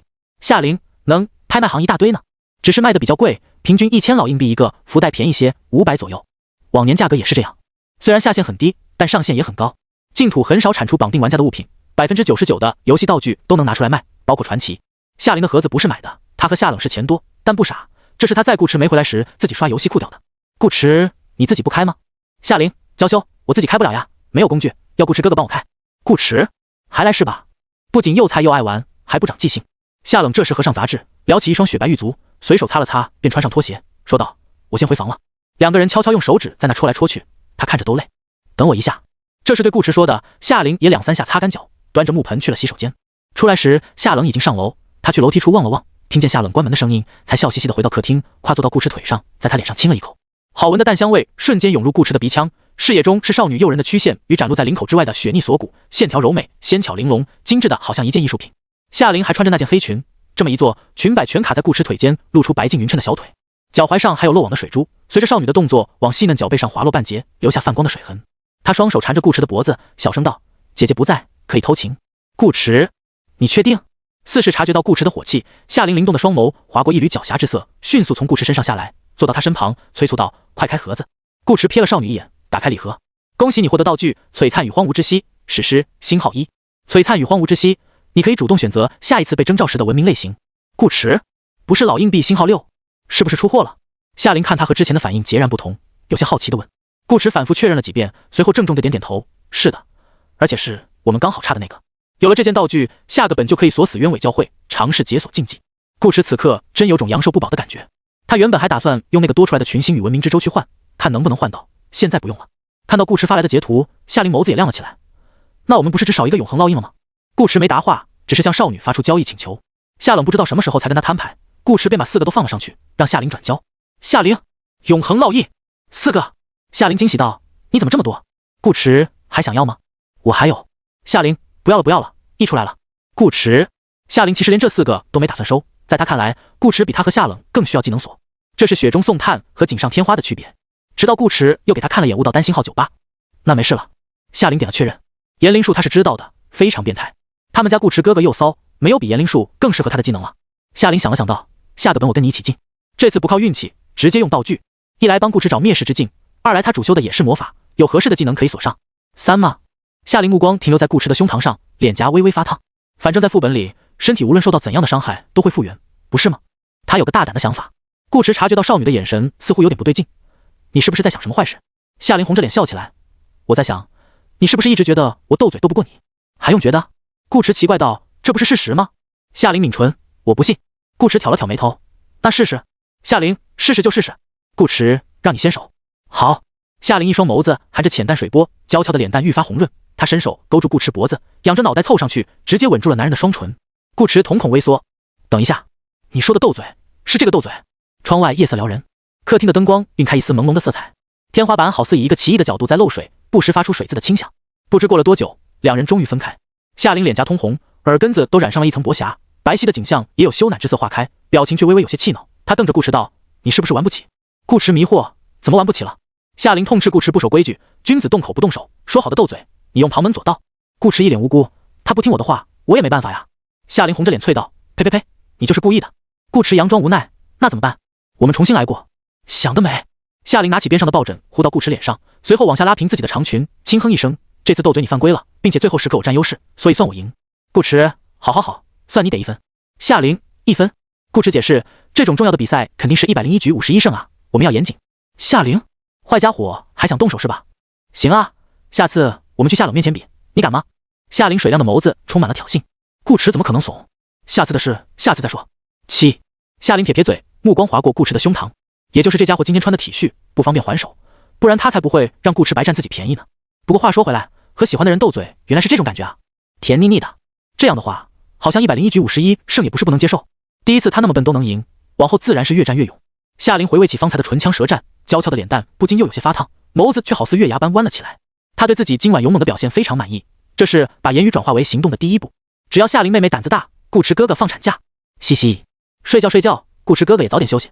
夏琳又在顾池脸上吧唧一下，踩着欢快的步伐上楼。瞧着少女雀跃的背影，顾池不由失笑。他向来不是个喜欢揣摩别人感情的人，自身情绪也比较浅淡，但此时此刻，夏琳却真切的让他感受到了一种无声又浓烈的爱意。他会因把自己的初吻送给她而感到开心，被这样的女孩子喜欢，真的是件很幸运的事。当然，顾池也不会忘记夏冷。关于某个玩家说女神一直很低调，为什么会把名字亮出来这件事，他一直都记在心里。毫无疑问，这是夏冷专门亮给他看的。女神也有自己的小心思，不出意外，夏冷这会儿应该在等他发消息。顾池打开好友列表，清池好友度0，当前状态在线。顾池思索片刻，选择了常规骑手。2楼的卧室内，倚在床上看书的夏冷注意到游戏界面右下角有个头像跳动，伸出手指点了一下。顾渊在。清池，顾渊，我今天看见你动手了。清池，你也在白石镇。夏冷刻意多打了几个字。顾渊，你那一件很漂亮。顾渊，说真的，我从来没想过你会这么厉害，完全超出了我的想象。顾渊，不愧是女神，没有人不希望得到心上人的夸赞，夏冷也不例外。他其实并不在乎女神这个称呼，可如果是顾池这么喊，又另当别论。夏冷承认自己有那么一丝丝愉悦，但他没有回。他故意亮出自己的 ID 是想让顾池夸他没错，可光夸还不够，甚至某个男人此时的处境还很危险。夏冷静静等待着顾池的下一条消息，直到20秒后，顾渊，但即使如此，我也不会对你动心的。顾渊，放弃吧，我真的已经有女朋友了。夏冷清冽的目光终于变得柔和起来，嘴角掀起一个好看的弧度。这就是他这么喜欢这个男人的原因，他总是可以给出他内心最想要的答案。清池，自恋。回了2个字，夏冷关掉游戏，也关掉灯。时间是凌晨1点，他早该休息了。客厅里，顾池看着夏冷的 ID 变灰，也退出游戏。水得好了，睡觉。翌日，周一上午7点半，顾池因为还有2天半要上，起得比较早。他洗漱完，换好衣服，一下楼便听见厨房传来忙碌的声音，有个姑娘在为他准备早餐。顾池脸上露出柔和的笑容，走过去，拿起岛台上的围裙，依旧是开放式厨房，只是比西河那套房子的厨房大了很多，是一个 U 型环绕式的厨台。顾池绕到夏冷身后，为少女系上围裙。你又忘了？夏冷微微抬臂，了一声。这次顾池没有系好围裙就走，而是顺势抱住了少女的腰身。夏冷怔了怔，不等他有所反应，顾池又低下头，在他左边脸颊上亲了一下。夏冷柔软的双唇触及脸庞，让他一时有些迟钝。顾池眨眨眼，惊不惊喜？夏冷，这不是你早就该做的事吗？幼稚。夏冷面无表情地给出一个评价，继续洗菜，身子却往左边挪了挪。顾池立刻会意，在少女右边脸颊上也亲了一下。哇，大清早你们就背着我在厨房卿卿我，都不害臊的吗？客厅里响起一声惊呼，穿着睡衣，头发乱蓬蓬的夏琳生气地走过来，站到顾池面前，下巴微扬，脸蛋一侧，说道：希望某个家伙自觉一点。甜蜜的同居生活由此开始。吃过早饭，顾池准备去学校，夏琳送他到门口，替他整理着衣领。午饭回来吃吗？不一定，顾池还不知道课程有没有调整，到时我提前跟你们说。好。衣领整理完毕，夏琳目送顾池出门，挥挥小手，笑盈盈地道：路上小心。此时，一只脖子上搭着一条毛巾，穿着运动服在小区内晨跑的甜甜恰巧路过，看到这一幕，差点一口气没喘上来。顾池讶异，这要巧？陈医生，巧什么巧？晦气！昨晚省一顿夜宵，今早省一顿早饭，节约致富指日可待。顾池诚挚的邀请，一起上班。幽南山与学院区不在同一个地方，但可以同一段路。陈医生内心是想拒绝的，可谁让这个令人嫉妒的家伙是他兄弟呢？等我换个衣服。于是5分钟后，两人又一次骑上单车，并肩而行。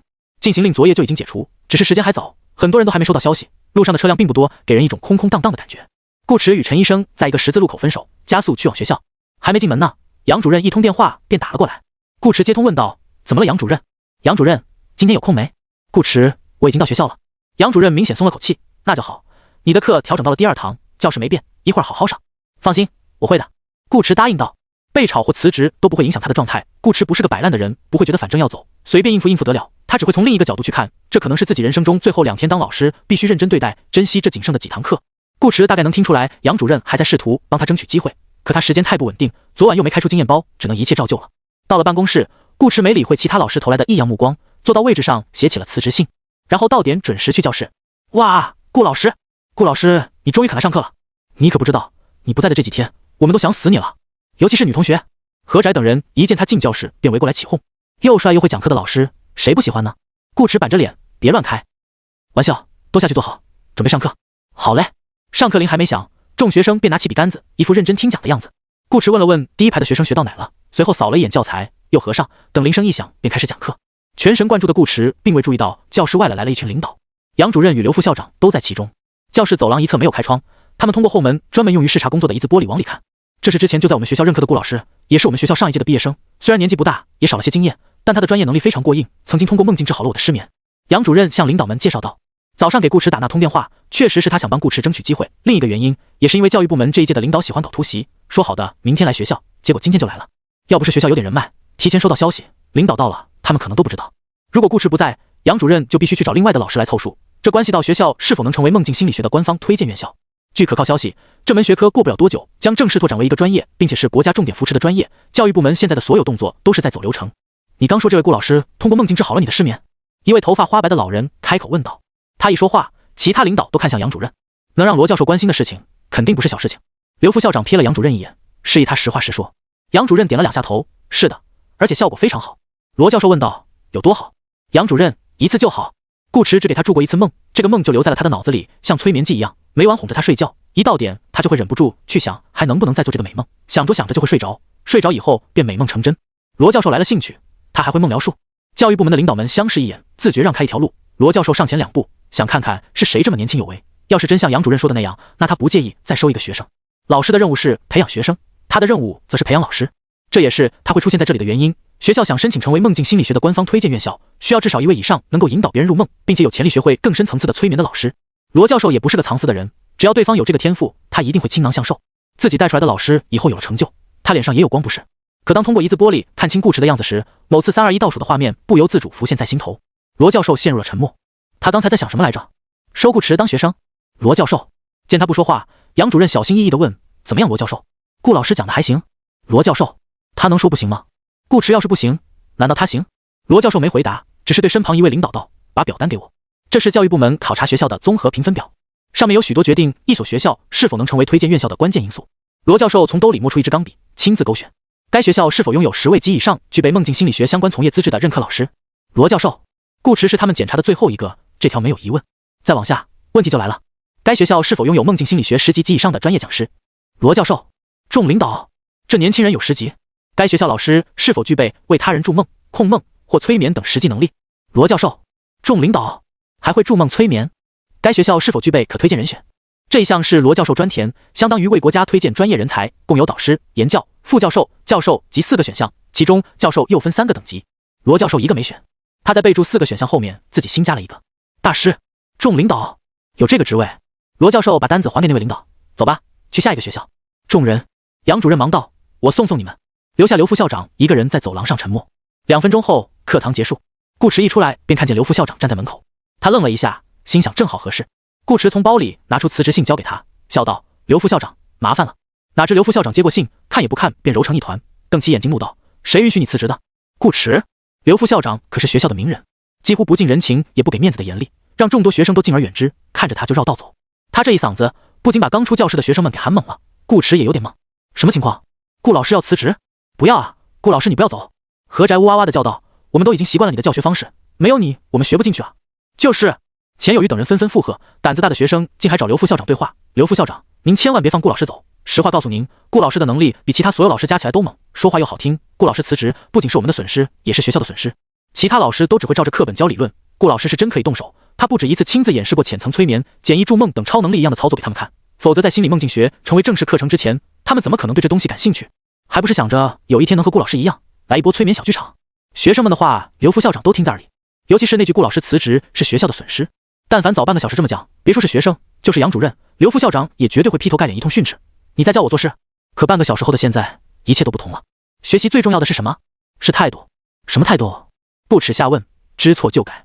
身为副校长，他自当以身作则。刘副校长面色严肃地道：各位同学请放心，我们学校一向重视人才，特别是像顾老师这样的人才，能力强，品行端，又深受大家喜爱。我一定代表校方，代表各位同学，请顾老师回心转意，继续留在学校，和大家一起努力学习，共创美好未来。说得好！何宅带头鼓掌，众学生啪啪啪。刘副校长高见。顾池，这怎么跟昨天的说法不一样啊？刘副校长递给顾池一个眼神，顾老师，我们去办公室聊。他的温柔不是谁都有资格看见的。顾池，好。办公室不是顾池的办公室，是校长办公室，因为顾池的办公室没有沙发，也没有上好的茶。刘副校长亲自为顾池沏上一杯，坐到他身边。顾老师呀，你说你在学校待得好好的，干嘛要辞职呢？顾池，刘副校长叹了口气，语气仿佛闲聊。昨天的情况说来也怪，不知道为什么每个人都暴躁得很，就连我脾气这么好的人都控制不住。哎，最近的怪事可真是越来越多了。顾池当然听得出来，刘副校长是在为昨天发火的事表达歉意，但其实顾池并未放在心上，本身旷课就是他的不对，挨骂是应该的。刘副校长没说错。刘副校长，我辞职不是因为学校对我不好，也不是赌气，是我最近的时间确实安排不过来。顾池道，希望刘副校长能够理解。刘副校长，不，我不理解。顾池，不会不放人吧？可是我时间真的很少。顾池道，刘副校长，有多少？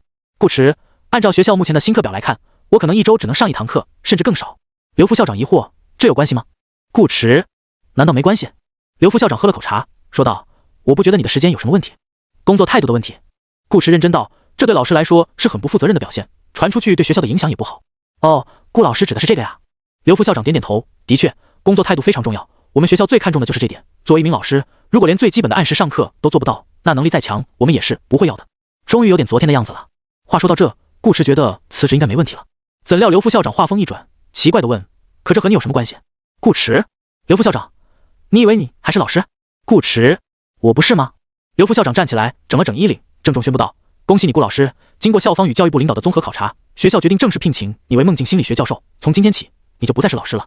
一般大学老师想要成为教授，需要过硬的学历、丰富的教学经验以及大量论文或对应专业的科研成果，不熬个10多20年出不了头。可梦境心理学不一样，个人能力高于一切，这是罗教授亲口告诉他们的，上头很急。顾池这个人也不一样，他是罗教授亲自推荐的，并且还不是教授，而是大师。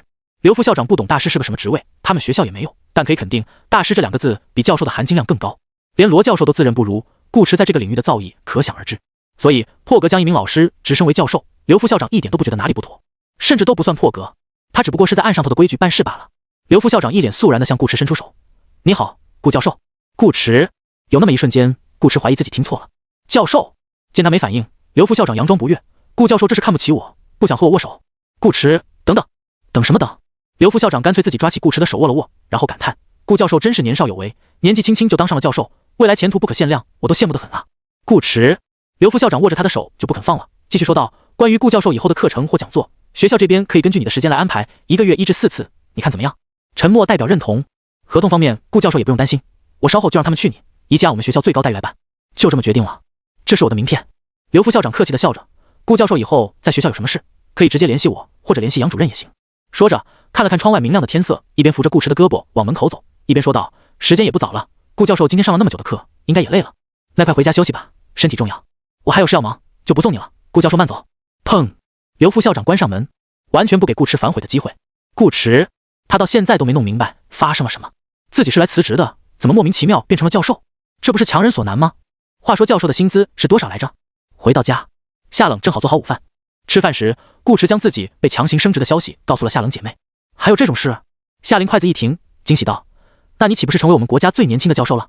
顾池，不用当真，就是个等级高一点的老师而已，反正他自己没当真，一没科研成果，2没教学资历，哪配得上教授这2个字？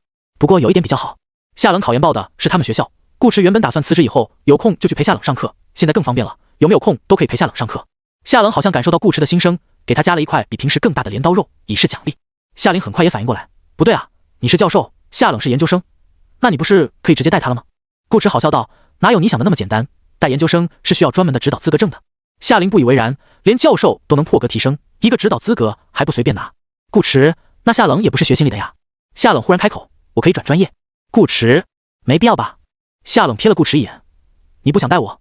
怎么可能？顾池光速表态，我做梦都在和你一起学习，这可不是撒谎，前段时间他连续梦见夏冷好多次呢。夏冷唇角微掀，继续吃饭。夏琳醋溜溜地盯着2人，语气吃味，你们2个可真会玩，教授和研究生哎，还好他有个公主身份，可以喊父皇，不然又要被夏冷领先了。父皇应该比顾教授好听吧？优势在他。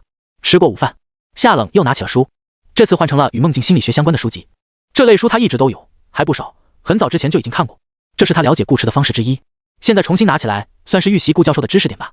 夏琳则懒洋洋地把脑袋放到顾池腿上，躺在沙发上用平板看剧，本就较短的睡衫因他伸展的姿势又被傲人的曲线卡住一截，露出少许鲜白的腰身，分外惹眼。房子变了，他们的生活却没变。顾池闲着没事刷起了新闻，一只手拿着手机，拇指划来划去，另一只手放在夏琳侧脸旁边，玩弄着少女散落在他腿间的黑发，时不时感受下少女细嫩的皮肤，摸摸她的脸颊。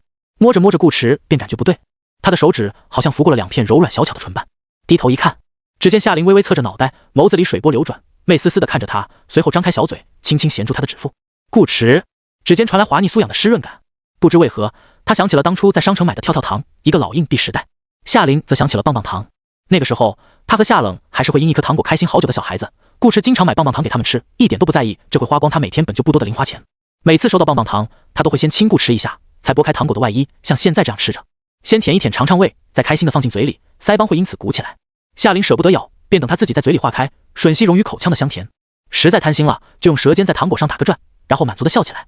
顾迟，夏琳太调皮，他有点头大。少女似乎也察觉到这点，脸颊微笑嘻嘻的拿开他的手，又扬起平板看剧，仿佛刚才什么也没发生。他向来是只管聊不管善后的。顾迟已经习惯了，瞥了少女一眼，自己从茶几上扯了纸巾擦手，继续刷新闻。昨晚出现在白石镇的巨大妖检，不出意外被人拍了下来，发到网上，又引起了一阵轩然大波，这波就没停过。看看前几天的新闻，上2个降临现实的副本也有不少视频和图片。一个是城里突然从地底冒出来一棵参天巨树，树荫几乎覆盖了1/3座城市；另一个是大半夜有许多半透明，像是水母一样的东西在大街上飘来飘去，乍一看还以为是某个埋藏在海底的遗迹。播放次数几百万，点击量上千万，底下的热评全在艾特各大专家，快出来！我迫不及待想知道大树盘根的科学依据了。下一个研究课题我已经帮你们想好，论水母进化为2栖动物的可能性，不用写。还有那些火球侠和光波侠，是不是在拍电影啊？鉴定完毕，毫无 PS 痕迹，专家们一个都不出来。这2次降临都在城中，动静极大，很多视频把救场的玩家也拍了进去。怎么远？陈圆圆。另一方面，连续几次超自然事件已经把这类话题推到了风口浪尖，转移注意力也不好使了。专家们只能集体出差，给自己打上忙碌标签，个人动态8个字：谢邀，刚下飞机，腻了。顾迟一边看着视频，一边浏览评论，看沙雕网友们吹水还是很乐呵的。直到余光注意到视频中的一个人影，顾迟按下暂停，盯着看了一会，又将画面扩大至全屏，这才看清人影不止一个，而是2个。小关镇是古镇，街道2侧是砖瓦房，由于拍摄角度和距离的问题，夜色又深，只能模模糊糊看到远处的房顶上有2个人，一个站着，一个趴着。站着的黑影头部往前有一点火星，像是在抽烟；趴着的人前方水平延伸出一根长条，与屋顶斜瓦形成一个锐角，那是枪管。这人在架局。顾迟下意识就想到了上次在曲谷游乐园里的枪声，怎么又是他？夏琳不爽道，一天到晚躲着放冷枪，也不知道参团帮忙。他本来想瞅瞅顾迟在看什么东西这么认真，以为是什么好看的，结果是个老六。副本都降临现实了，还在想着抢 BOSS， 好歹多开2枪打点输出啊。顾迟注意到少女口中的幼字，不由问道，你之前见过他？算是见过。夏琳瞄了眼在玻璃书房内看书的夏冷，小声道，昨天晚上我跟夏冷过去帮你们的时候，也看到有2个人在架枪，只是夏冷太强，他们根本没有偷鸡的机会，懒得理会。夏琳并没看清对方的样子，可直觉告诉她，视频中的黑影就是这2个人，加上魔焰咒书馆连着3次了，而且全是狙，哪有这要巧的事？只补最后一刀又没多少奖励，真不知道他们怎么想的。夏琳吐槽道，不对，他们想要的不是普通的通关奖励。夏琳的话让顾迟忽然想起一个事，他自己是怎么成为玩家的？在顾迟意识到问题所在之时，一个名为龙刃的玩家公会已经采取了行动。首都某个办公室里，一场人数极少却十分重要的会议正在召开。主位上坐一名中年男人，西装革履，但无半点商人气息。他头发有几丝花白，一张国字脸不怒自威，眼角如褶的皱纹也挡不住那双眸子里的精气与锐利。他的代号是将军。统计好了吗？差不多了。长桌右侧，一个戴眼镜的男人将桌上电脑转了一圈，推给将军，包括昨晚成交的工会单。我们目前在国内市场总共搜集到了1567张 B 级入场券，642张 A 级入场券，以及61张 S 级入场券。比起上个季度不减反增。一个副本要降临现实，每一次攻略都必须失败。其中从征召模式转入游戏库的副本，通常限时保留7至15天，限次5至20次，即最多可被20支队伍购买游戏权。这个游戏权会给你一个额外的匹配按钮，可与其他拥有该游戏资格的玩家组队。只要人数足够，所有队伍可同时进入副本，互不影响。A 级副本和 S 级副本的游戏权一般都是靠抢，狼多肉少，这是没办法的事。入场券的作用就是强占副本名额，哪怕手慢没买到，也可以通过入场券随机取代一名拥有非强占游戏资格的玩家。该玩家会收到系统退款，但扣除5%的手续费。抠是净土的老传统了，随时更新的游戏库里的副本也一样，只不过时限会提高到6个月至1年，次数更多，5至100次都有可能。这意味着，如果有人想让副本降临，故意攻略失败，需要至少5张同等级入场券，让顶级玩家入场，进去把队友全部杀光。这会让该玩家彻底出名，因为游戏库可以自由组队，相对于单排收益有限，是玩家们默认为和平模式的刷钱渠道。在本里打来打去，不如快点通关去下一个本，效率会更高。而最近这段时间，论坛上并未发现有8人的帖子，5张入场券的情况可以基本排除。从这里可以看出，对方并不想暴露自己，那么只能采取更为稳妥的办法，让一个副本的每支队伍都有更多的自己人，甚至全是自己人，这就不需要顶级玩家了，毕竟顶级玩家的数量也不多。这种方式对玩家实力要求不高，平均水平就行，只是会消耗大量的入场券。再回到刚才的结论，这个季度能搜集的入场券比上个季度还多一些，说明对方的入场券并非来自于国内，而是国外，并且最近降临的4个本里，其中有2个在国内论坛找不到相关攻略，这里牵扯到一个降临逻辑。当前版本外服与国服的玩家只有极小概率能出现在同一局游戏，但如果攻略失败，降临地点却是全球范围内随机。换句话讲，国外的玩家攻略失败，副本可以降临在国内，反之亦然。这就很奇怪，4次降临的现场都发现有狙击手藏在暗处，基本可以确定是有国外的玩家组织通过入场券的方式故意令副本降临，并试图让普通人去抢最后一刀通关副本，以此获取玩家资格与传奇奖励。可问题在于，他们怎么会提前知道副本降临在哪？以往的线下本少的可怜，想研究都研究不了，在这次鬼梦妖简降临于白石镇之前，可以说完全找不出任何规律，对方却能够精准预测。如果是特殊道具，未免也太多了些。光是国内1周就降临了3个本，全球范围内该有多少？真的很怪，只能把人抓回来问问了。将军沉思片刻，又问：纯梦境类副本搜集的怎么样了？左侧一名女人开口答道：1711个，其中109个已经进入30天倒计时。将军，让他们把这109个本清掉。女人：是。将军又看向另一个男人：你规划一下征召时间，带几个人去乐园走一趟，调查一下入场券的来源与去向。男人点头：好。他旁边坐着一个年轻的女生，见将军望过来，便主动汇报道：我们龙刃现在属性最高的玩家总值261点，摆烂团275，据说他们最近打算提高入群标准，不出意外是150点额外属性。红塔工会不太确定，那位阿姨还没出来。将军收回目光，275，很高很高了。可如果想把武曲星的人放出来，暂时还不够。科技类副本倒是个不错的选择，可在摸清降临规律之前，没有哪个国区的玩家敢轻举妄动，搞不好就会给别人送去一份科研大礼包。将军下达最后一条指令，扩充降临研究小组的人数，尽快把规律找出来。是。接下来的几天，时间又一次发生跳跃。刚开始的兴奋劲早就过去了，大伙对此已经索然无味，连调侃都懒得再调侃。毕竟一旦形成规律，固定下来，不论1周有5天还是7天，对绝大部分人来说都没有太大区别。不过是疯狂星期4变成了疯狂星期2。相比之下，不断发生的超自然事件才是重点。1周之内又有2个副本降临现实，都在省外，一个倒计时14小时，一个倒计时12小时。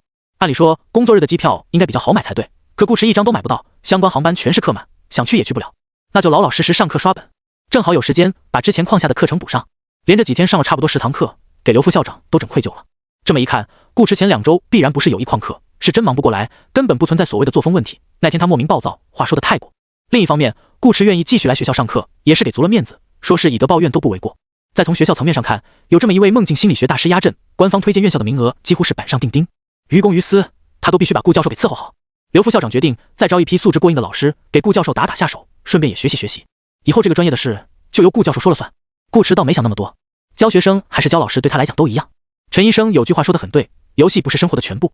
每天上班讲课，回家后陪双胞胎姐妹，闲下来就开一局游戏，这种日子过得很舒坦，顾迟非常喜欢。期间钢筋混凝土发来消息，直接大佬起手，敬礼，大佬好，重新介绍一下，本人性别男，爱好铁，主 T 腹地，总属性81 ，ID 钢筋混凝土，你可以叫我小秃子。顾迟谦虚道，大佬谈不上，只是运气好。钢筋混凝土，运气也是实力的一种。两人在同一个公会，钢筋混凝土可以看到顾迟的玩家等级只有14级，可那有什么关系呢？等级是净土里最没用的东西，如果能获得传奇，把玩家等级变成100钢筋混凝土都愿意。可他没那个运气啊。严格意义上讲，顾迟现在的确还称不上大佬，但有传奇在手，那不是迟早的事吗？大腿要提前抱，不是，感情要从小培养，不然等到人家发育起来，小弟能塞满整个好友列表，哪还轮得到你？不过钢筋混凝土也没有找顾迟刷本，上次说好了当备胎替，不能急着上位，他只是来混个脸熟，免得顾迟把他忘了。其实他的担心完全是多余的。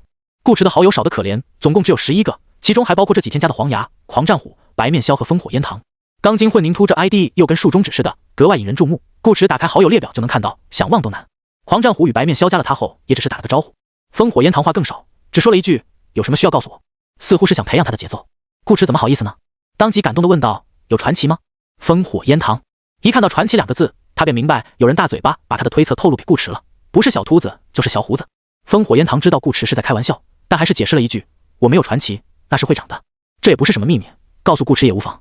于是顾迟心头又多了个较为关注的 ID， 又是一个周二，距离征召还有36个小时。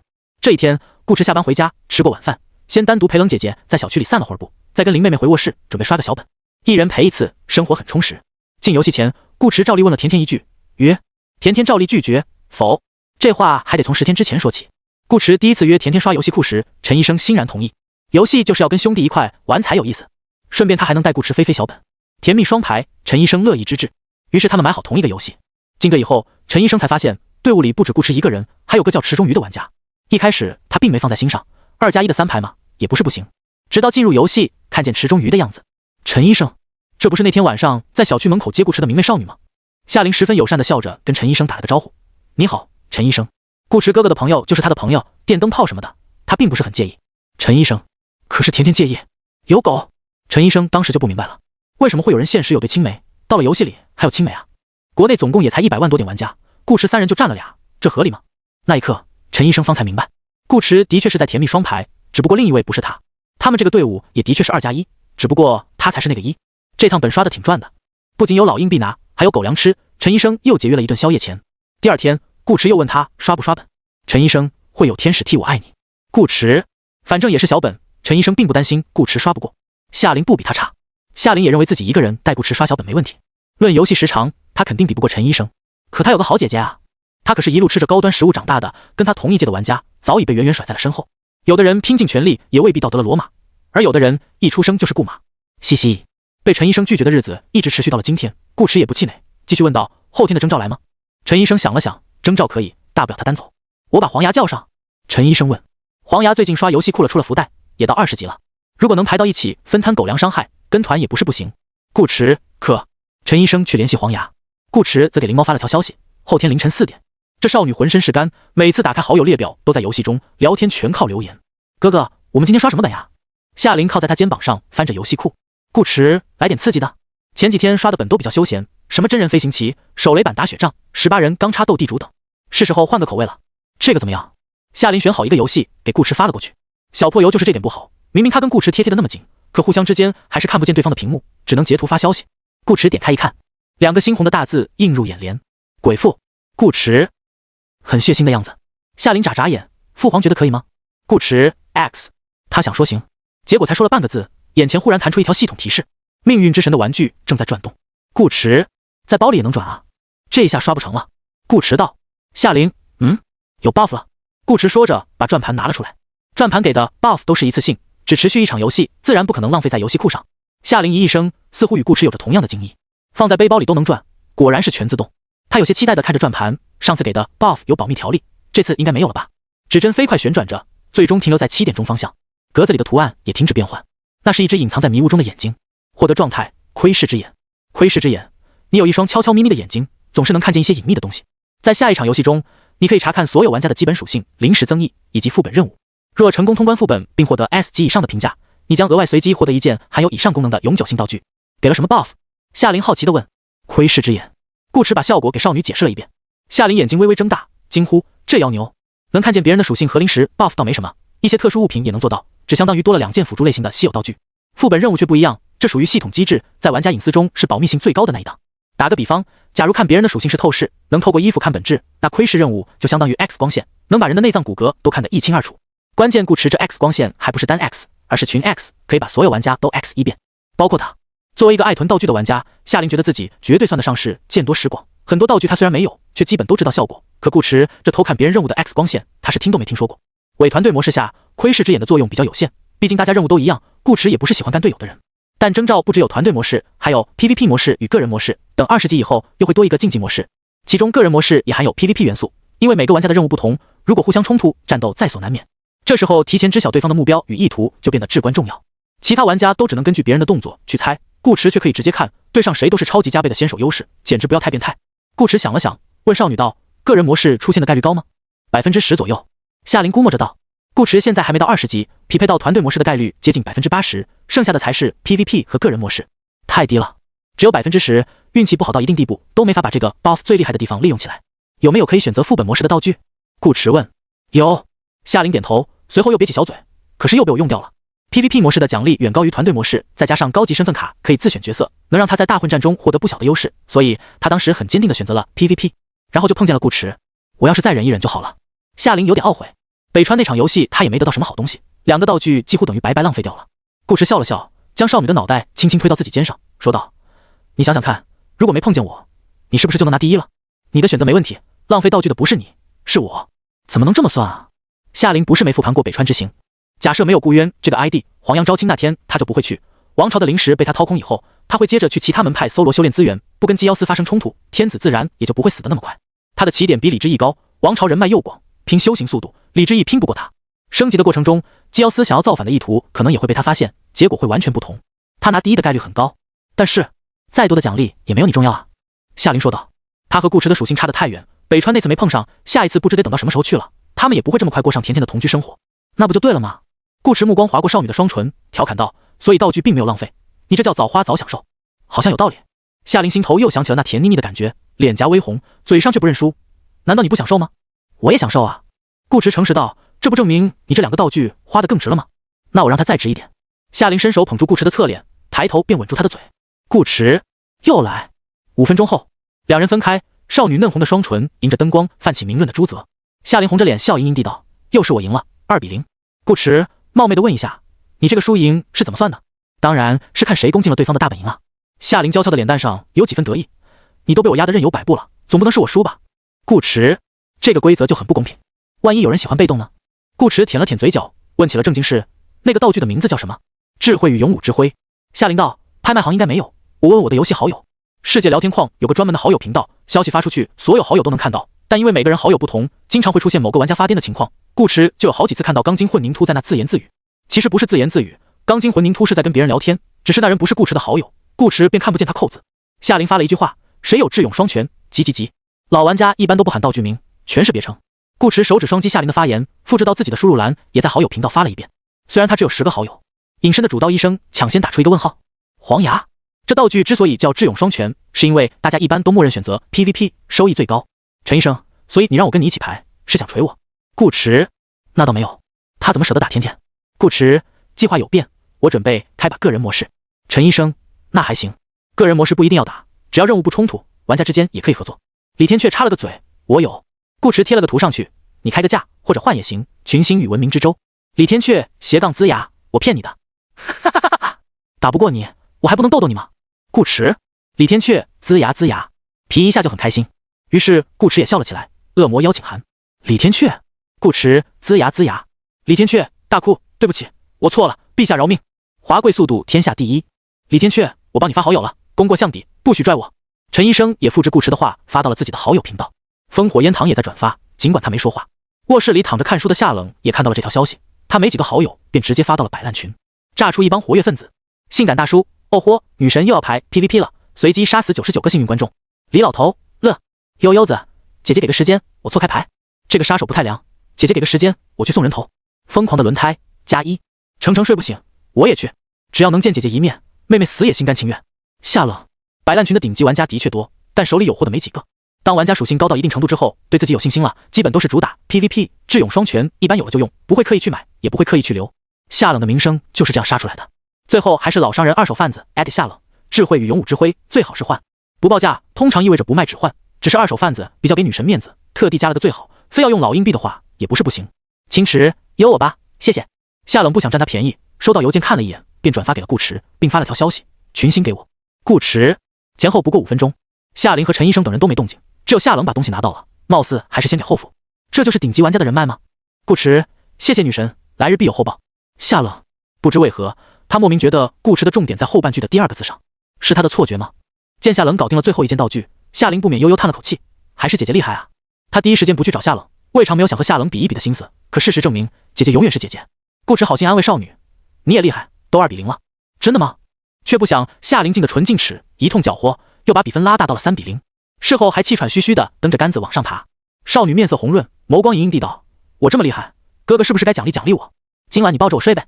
顾池，贪得无厌是吧？夏琳，是。顾池，好的。嘻嘻。夏琳弯着眸子在顾池脸上啄了一下，我去洗澡。房间里的浴室可没有隔音，水声哗哗的响。今晚因为提前出了 buff， 游戏环节跳过，的确可以早些睡觉。顾池打开背包，准备适当的提一提战力。7个水晶碎块，4个超质零件，1000年迈的老硬币放一边，可用余额8001。听说开技能时身处应景的场景概率更高，顾池打算试一试。他还惦记着跑路用的加速技能，加速等于快等于滑等于有水。于是他往浴室那边挪了一点，让水声更清晰些。请选择你需要的技能类型：灵巧、辅助、通用。获得技能：极硬、被动。极硬 LV1，你的忍术类技能释放速度提升1%。还有忍术，这是顾池没想到的，暂时没什么用。下一个，请选择你需要的技能类型：灵巧、辅助、通用。获得技能：风之子。风之子 LV1，使你的某个部位迅捷如风。顾池，这介绍怎么和十复数那么像？意思是可以强化腿部喽？顾池试着释放技能，顿时一股奇异的清凉感从下半身传来。只见他的双脚被一缕缕浅淡的青色光丝缠绕包裹，很上去很快的样子。顾池翻身下床，穿上拖鞋，如一阵风般从卧室跑到客厅，又从客厅跑回卧室，床单一角都被他带起的劲风吹了起来。不得不说，这个技能很润。它并不像传统意义上的加速技能那样对速度进行增幅，而是增加人的肢体灵活度。因为腿动得快，所以跑得快。人的身体是有极限的，论上限，风之子肯定比不上专门的跑路技能，但胜在全面。与食肤术一样，加持双脚只是其中一个选择。如果运用得当，能产生许多奇妙的效果，比如1秒5下，指拳头。不错，顾池买了几个精华，给他点到5级。风之子这名字一听就比食肤术高级，对近身战斗的加成也很明显。虽然顾池没什么近身技能，但当成跑路技能的下位替代来用还是可以的。日后还能开发一些其他用处，小点一手不亏。顾池又将目光挪到超智灵剑上，再看了看版本进度，思索片刻，顾池决定暂时先不合了。超智灵剑的掉落率比较低，8个本只出了1个。传奇搜集进度为9/12，考虑到现在有人搞事，净土或许很快就会迎来全新版本，囤一囤留到那时候再开，选择可能会更多。当然，也有可能失效。这种情况，游戏一般会提前发出相关公告，让玩家清理仓库，避免损失。还有一种可能，装备池不变，老版本的零件只能合成老版本的道具，反正怎样都不会亏。这个本有夏琳帮忙，他又开出个风之子，问题应该不大。就这样吧。顾池关掉背包，等夏琳从浴室出来，他也去洗了个澡，随后便关灯睡觉。顾池的思路向来非常清晰，他知道这次打本多半要抱夏琳的大腿，所以打算先适应一下，从今晚开始抱。第二天，顾池上完课，离校时给刘副校长发了个短信，说自己要去出个差，短时间内回不来。刘副校长大方表示没关系，下个月不来学校都没问题，哪怕每月4堂课来算，顾池也已经上满3个月，刘副校长知足了。到了凌晨，顾池靠着床板跟陈医生和灵猫聊天，夏琳则打着呵欠躺在他腿上看剧。这征兆时间也是够阴间的，凌晨4点都给他等困了。灵猫倒是很兴奋，只要能跟顾池一起排，几点他都可以。倒计时还剩10分钟，5个人在4张不同的床上，各自以不同的姿势等待着游戏开始，颇有种熬夜开黑的感觉。陈医生躺在大床正中央，翘着个2郎腿，黄牙坐在床边，戴着耳机轻轻哼歌。灵猫卷着被子在床上滚来滚去，把自己裹成一团。顾池问夏琳道：“我拉你还是你自己来？”夏琳：“我自己来吧。”他比较喜欢主动。双子契约嘛，他有好几个呢。顾池也开始使用道具，算上夏琳的单向奔赴，总共5个史诗，令这次普普通通的征兆变得极尽奢华，已经没有更多可以往上加的道具了。一切为了竞技。天堂与深渊之钥，你选择难度 S； 群星与文明之舟，你选择背景陈庸星；璀璨与荒芜之息，你选择文明魔法；智慧与勇武之辉，你选择模式个人。副本已锁定，正在进入游戏。5895年冬，陈庸星。这是个糟糕的时代，见鬼的陈庸政府依旧在主张科学至上，坚持去魔力化，可手下的士兵却拿着魔法枪，飞艇上装载着魔法炮。沃星企业口口声声为民着想，呼吁世界和平，暗地里却偷偷生产口味不同的丧尸药剂，品类比超市货架上的巧克力还齐全。冤伪教会受够了这群卑鄙无耻的伪君子，他们绝不会眼睁睁看着原本纯洁的人间被暴力和污秽填满，这是每一个善良的人都无法忍受且必须阻止的事，所以他们决定毁灭世界。此刻的陈庸星被3大巨头统治，不论作为哪个阵营的核心成员，都能享受相对完整的人生，为自己崇高的理想而奋斗。但很不幸，你只是个平民，你生活的地方即将被摧毁，你必须尽快离开这里。本场游戏人数12，任务逃离欧姆达区，难度 S， 时限18天，临时道具已发放至个人背包，请注意查收。一间小木屋内，顾池睁开眼睛，这次出现在副本里的姿势与以往不同，他是躺着进入的，有点像进本前的姿势，就是身上少了个人。他鼻尖好似还残留着少女身上好闻的香味，但夏琳人已经不在他身边。床板有些硬，还很老旧。顾池稍一用力，他便发出咯吱咯吱的响声。他撑着身，仔起来打量起周围的环境。这是一间异常简陋的木屋，简陋到家具只有一张积灰的桌子和他身下这张床板。桌上有只快见底的蜡烛，线头发黑，目测还能燃个5-6分钟。除此之外，再无他物。总共20平米不到，四面都是墙，由一块块长条木板拼接而成，估计一把火就能全部烧光。没有窗户，只有2个天窗。三角形的斜面屋顶一左一右各破了一个洞，阳光从这断裂式的缺口照射进来，能清晰地看见灰尘在光里跳舞。应该没有比这更破烂的出生点了。顾池推开门，发现这木屋还是个独栋，四面八方都是树，他好像在一片树林里。门口有一个用小石子围起来的篝火堆，散落几根木条，不知熄了多久。别说玩家，连个 NPC 的影子都看不到，应该是游戏刻意分散了每个玩家的出生点。顾池思忖，好消息，没有人知道他在哪；坏消息，他自己也不知道自己在哪。更坏的消息是，顾池点开自己状态栏里的眼睛图标，1玩家 ID 风过无痕，总属性107，点击查看详情，当前状态无。任务1，离开欧姆达区。任务2，杀死2名同阵营玩家。2玩家 ID 池中鱼，总属性105，当前状态无。任务1，离开欧姆达区。任务2，阻止无阵营玩家逃离。3玩家 ID 悠悠子，总属性156，当前状态隐匿。任务1，离开欧姆达区。任务2，完成预言家的心愿。4玩家 ID 别打了我投降，总属性113，当前状态无。任务1，离开欧姆达区。任务2，寻找凯瑟薇的巫药棋盘。5玩家 ID 多喝岩浆，总属性120，当前状态无。任务1，离开欧姆达区。任务2，找出潜伏在企业阵营的教会玩家，打爆他的狗头。11，玩家 ID 力量39，总属性213，当前状态无。任务1，离开欧姆达区。任务2，杀死全部非陈庸政府玩家。竖着一排看下来，没有一个玩家属性低于100。顾驰点开最后一名玩家查看详情。玩家 ID 力量39，体质30，精神18，灵巧14，力量139，魅力12。顾驰，你管这叫力量39？什么一拳超人？顾驰严重怀疑这副本有属性加成，于是也点开自己的个人面板看了看。道运44，包括最近痴迷长的一点体质和一点精神。顾驰，所以自己40时开局，开出个高端局。看着脚边的篝火堆，顾驰陷入沉默。粗略计算一下，取130总属性为平均值，力量39明显属于乱入玩家。他也是，前后各入一个，很合理不是吗？一阵凉风吹来，顾驰刘海飘动。他怀着甜蜜的心情回到木屋，把门关得严丝合缝。不是怂，主要是有点冷。毕竟是大冬天，狗游戏给的衣服也不厚实，一身普普通通的棉麻衣，看起来像个猎户。顾驰走到床板边坐下，打开背包。Orange 18，沃星企业旗下公司生产的最新款手机，采用魔法电池，一次注入100年待机。老旧的橡木弓，普通，弓弦易断，请勿用力拉扯。劣质魔法剑矢星号50，优质，含有微量魔力，比一般剑矢威力稍大。科尔达铜币星号9，节约一点，这是你买完手机后身上仅剩的钱。还真是个猎户。顾驰现在都懒得吐槽一名猎户为什么会把钱全拿来买手机这种事了。丧尸加魔法加科技，画风再怪都是正常的。他本以为与众不同的物品简介会隐藏着什么重要信息，结果打开手机一看，是个白板，一个联系人没有，软件除了自带的时钟日期等，只有一个火球消消乐。顾驰只能说他这个猎人有个当魔法师的梦。手机暂时是用不上了，50根魔法剑矢送个剑筒，外加一把橡木弓，这就是他的初始装备。有一说一，顾驰觉得这些剑矢加起来可能都没有他狙一枪的威力大。这可是炮与魔法的世界。看背景介绍，人家陈庸政府都开飞艇搭载魔法炮了，他却还在用剑，这无疑是个地狱开局。结合其他玩家的属性与任务来看，这地狱还是18层地狱。他的身份是没有身份，而其他玩家属于3大阵营，初始装备一定比他好，也许好的还不止一丁半点。另外还有个小细节，他的任务是逃离欧姆达区，其他玩家是离开欧姆达区，说明阵营身份有可能带给他们关于这个任务的更多信息。如果来再张身份卡，顾驰忽然2度沉默。对啊，为什么自己不搞一张高级身份卡再进游戏呢？顾驰大意了，他属实没想过自己会乱入进高端局。玩家一旦进入线上副本，包括好友在内的所有日常功能会被全部禁用，这意味着他无法直接联系到夏玲、陈医生等人，也没排进来。目前唯一的好消息大概就是他只有一个任务了。从其他玩家的个人信息中可以推测出来，属性越高，任务难度应该越大。他这个总属性连人家一半都不到的小菜鸟，不配拥有第2个任务。只是现在这情况，一个任务也不好做，一点信息没有。且换个角度想，如果他是总属性200以上的顶级玩家，对自己实力有足够的自信，又恰巧排到了可以合法 PVP 的个人模式，他会放过其他人吗？不会，除了他老婆，其余人都得死。角度再换回来，顾驰觉得自己不能坐以待毙，摆烂是不可能摆烂的。为了这场游戏，他和夏玲投入了5件史诗，但凡有一丝放弃的念头，顾驰都感觉自己对不起父皇这2个字。武力不够，那就智取；正常打不过，那就玩骚东西。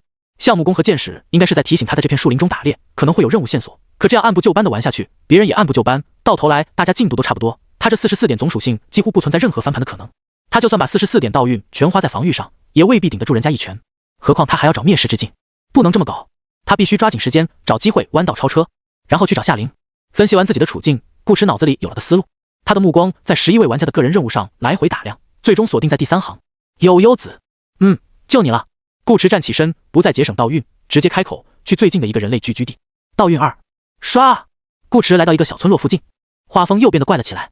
村落是很落后的那种村落，木屋谷堆，石磨板车，看起来很原始的样子。有个中年男人在井口旁打水，穿着一件十分朴素的军大衣，他双手拉着绳索，歪着脖子，脑袋与肩膀之间夹了个金灿灿的手机，似乎正在跟谁打电话。明明看起来并不富裕，通讯工具却是 Orange 18土豪金，貌似比他身上那款还高级。男人身边还有一条贵妇打扮、直立行走的贵宾犬，前爪攥着一张手绢，围着井口散步，气质格外出众。一人一狗见他瞬移过来，只是看了一眼，又继续打水绕圈，仿佛对凭空出现个陌生人这种事已经习惯。顾驰暂时没空体验这处村落独特的风土人情，他走过去，等男人打完电话，才笑着问：“大伯你好，我想向你打听个事。”稍等啊，我点根烟。男人这时已经把水打了起来，放到一边，从兜里摸出一根紫色烟卷，啪的打了个响指，指尖上立时窜出一撮小火苗。他吧唧吧唧的将烟点燃，还没来得及深吸一口享受，贵宾犬突然跳起来，一巴掌把烟给他打飞出去。汪汪汪汪！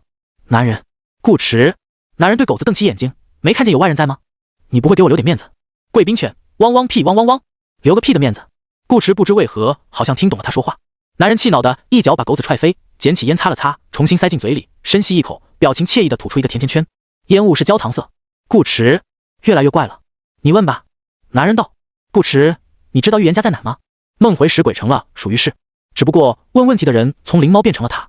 顾迟还是更喜欢当懒狗的日子。预言家？男人问。你是说约瑟？顾迟，难道还有其他预言家？有啊。男人道。海鸥镇有一个，库尔村有一个，城里有一个，看守所里也有一个，总共差不多8个吧。你问的是哪个？顾迟，七匹狼是吧？还得找真预言家。顾迟想了想，问道：预测最准的是哪一个？哦，能预测准的呀。男人顿了顿道：那一个都没有。顾迟，男人叼着烟道：约瑟上上个月说上个月会有雨雪，结果大冬天愣是放了1个月的晴。海鸥镇的乔尔逊预言一名身中18枪的伤者第2天将会痊愈，人家听到这话一激动，一口气没缓过来，当场就没了。还有库尔村的维纳，买了一辈子的魔法彩票，连最低档的1银币都没中过。城里的李斯特曾替一个大肚皮的贵妇占卜，说是个男孩，可贵妇生了一对姐妹双胞胎。看守所那个倒是成功预言过一次。男人回忆道。顾迟心中一动，怎么说？男人，他预言自己会进看守所，然后去把警车砸了，于是他就真的进了看守所。顾迟6。男人将烟扔到脚下踩灭，拍了拍顾迟的肩膀道：他们名气都不小，你过去之后随便问问就能找到，但如果是想找他们占卜算命，我给你个建议，反着听，没准可信度更高。说完，男人提着水回了屋子。顾迟反不反着听他都不想信了，可没办法，他必须找到真正的预言家，不把真的预言家干掉，他自己怎么当预言家呢？顾迟本来以为只有一个预言家，打算一步一步摸过去，先了解了解对方的情况，比如有没有高手贴身保护，住宅防卫森不森严。现在看来，好像只能铤而走险了，否则等他把真预言家找出来，悠悠子说不定任务都做完了。顾迟开始给自己上 buff， 别人看不见我，道运3，听不到我的心跳，道运2，闻不到我的味道，道运2，也感知不到我的气息，道运10，下一步去悠悠子要找的预言家身边，道运10，下一步10公里外，道运2，大半颗悟道丹没了。顾迟一步跨出，下一秒，繁华热闹的声音充斥耳膜，他出现在了一辆轿车的后座上。车内的空间相对狭小，顾迟个子并不算特别高，但也不可能站立在轿车车厢中，所以他此时是弯着腰的，整个人像即将发起冲刺的弓形，屁股撅得略显性感。更性感的是，他背后坐着个人，屁股刚好撅到对方脸上。顾迟的反应已经足够快了，第一时间调整了姿势，可还是不可避免地触碰到了对方的脸颊，尽管对方戴着一张面具。查斯里只觉自己的左脸被什么东西轻轻碰了一下，他愣了愣，随即眸子里有温柔之色化开，隔着面具他都能感觉到其中柔软，一定是命运女神在偷偷吻我。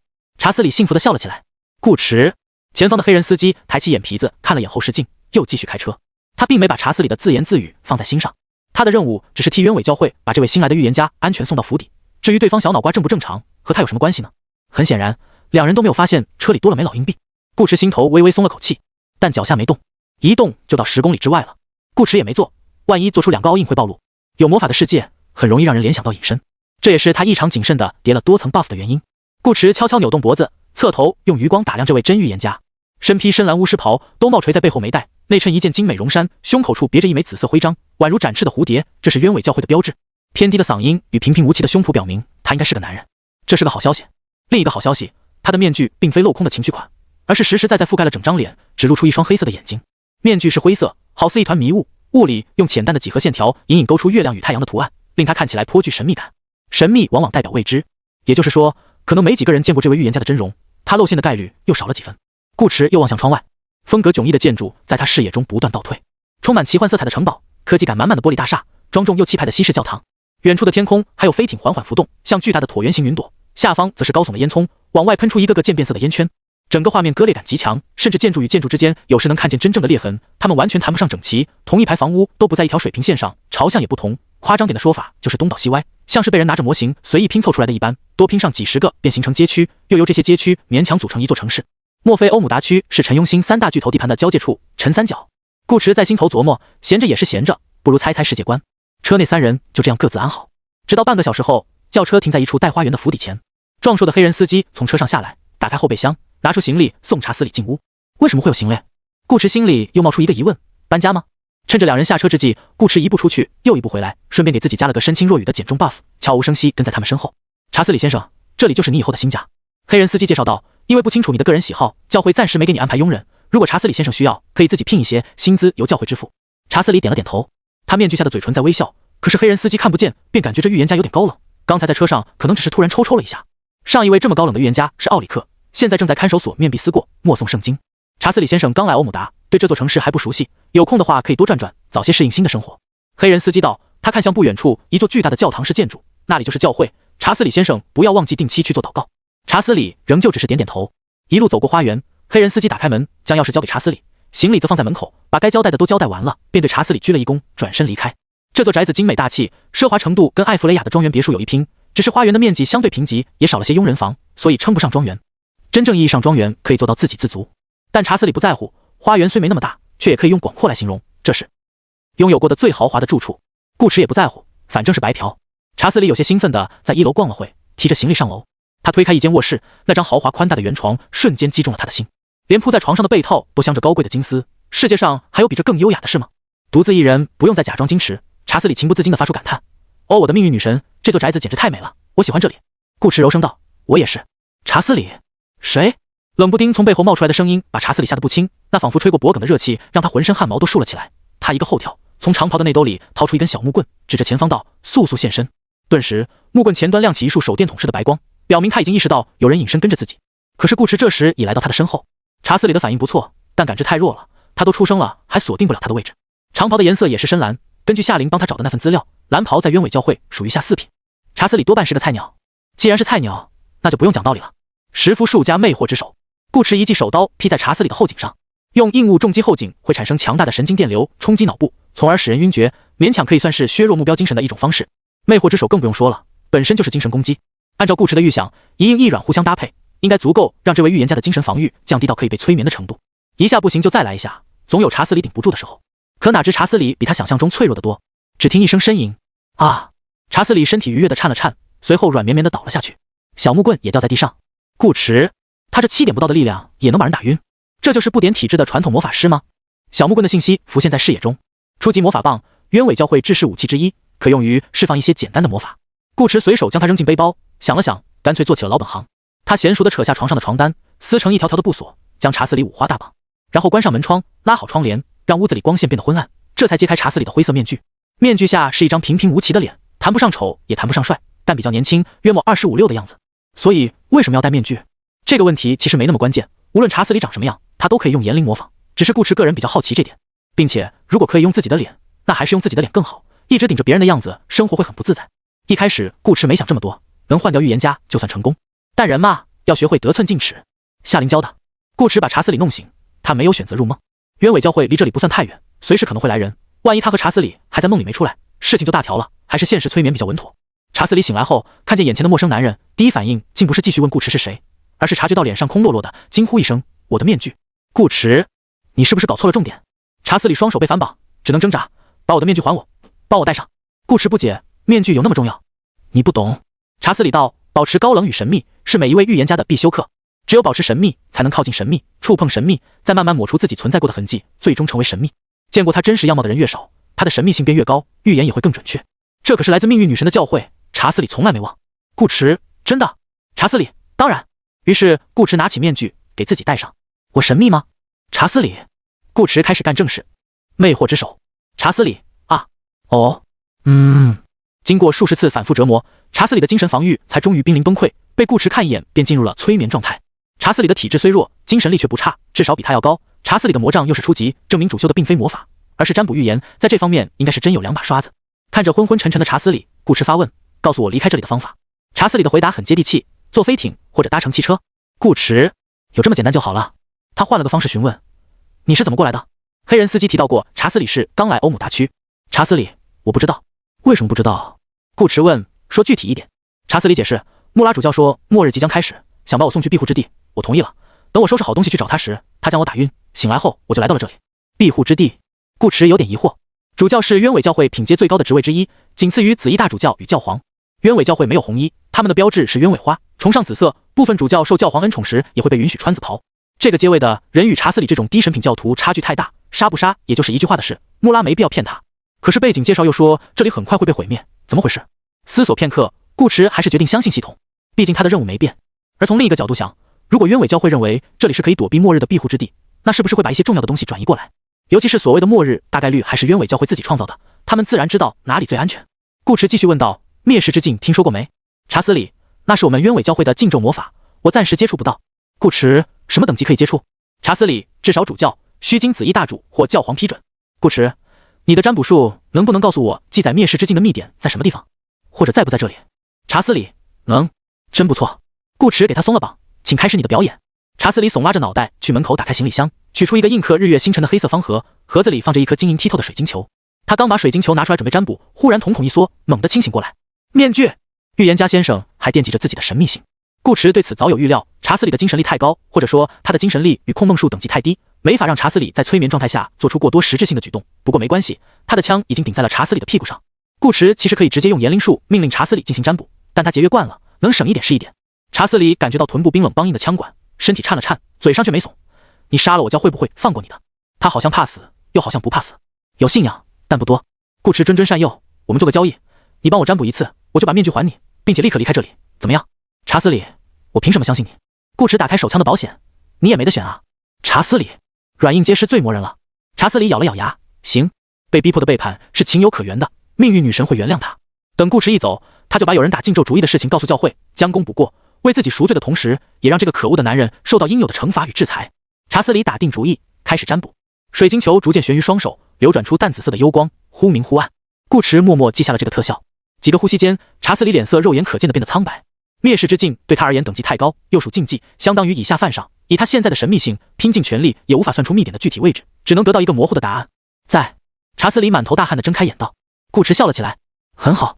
从这一刻起，他的主要目标不再是逃离欧姆达区，而是学会灭世之境。悠悠子的任务也有了，帮他找到禁咒典籍。他就是查斯里，他的心愿即是查斯里的心愿。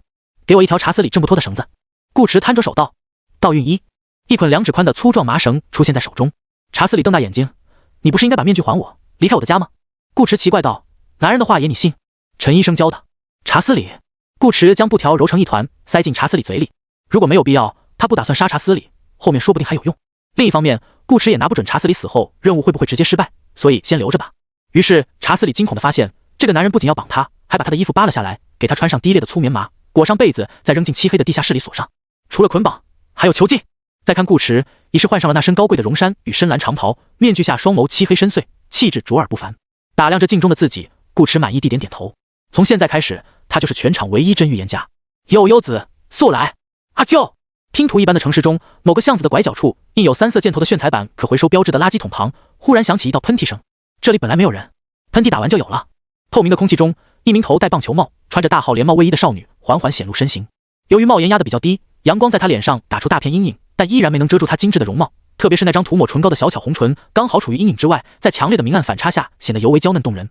少女有着一头齐肩的短发，160厘米左右的个子，衣服的袖口撩到手肘处，露出一截白净的手臂，但看不见手，因为她的手正放在垃圾桶里，好像在找什么东西。突然显形的少女让路过的行人纷纷侧目，眼神惊奇又古怪，不少人扼腕叹息。多么可爱的女孩子啊，没想到会有这样的癖好，竟然大白天隐身到街头翻垃圾桶，魔法是拿来这样用的吗？现在的女生简直是，不如来我家也翻一个。悠子，如果有得选，她也不想这么做，可是没办法，副本只有18天，她必须尽快完成个人指标，才有功夫去对付其他玩家。至于离开欧姆达区，应该是个公共任务，悠子不打算去做。这局游戏总共12名玩家，总有人会找到线索，到时把爪子放在他们胸口上挠一挠，不怕他们不交代。时限小于1个月，剧情参与度就不重要了，甚至悠子觉得这个本可能没有剧情。系统给他发放的临时道具中有一张较为完整的地图，欧姆达区比想象中大很多，包含一个主城及周边16个小镇，外围的森林与山脉也都属于这片区域。从面积来看，这已经可以算是一个中型本了。18天时间连地图都逛不完，更别说还含有 PVP 元素，需要找人，根本没有多余的时间给玩家走剧情，自然也就不存在所谓的剧情分。作为一名资深玩家，悠子在15岁时就开始打本升级。是的，小破游并没有防沉迷机制，他今年19，已经有了4年多的游戏经验，对于副本的评分构成再了解不过。悠子相信自己的判断，在这个本里，个人任务、公共任务人头，其次才是世界观和成就，和剧情没有半点关系。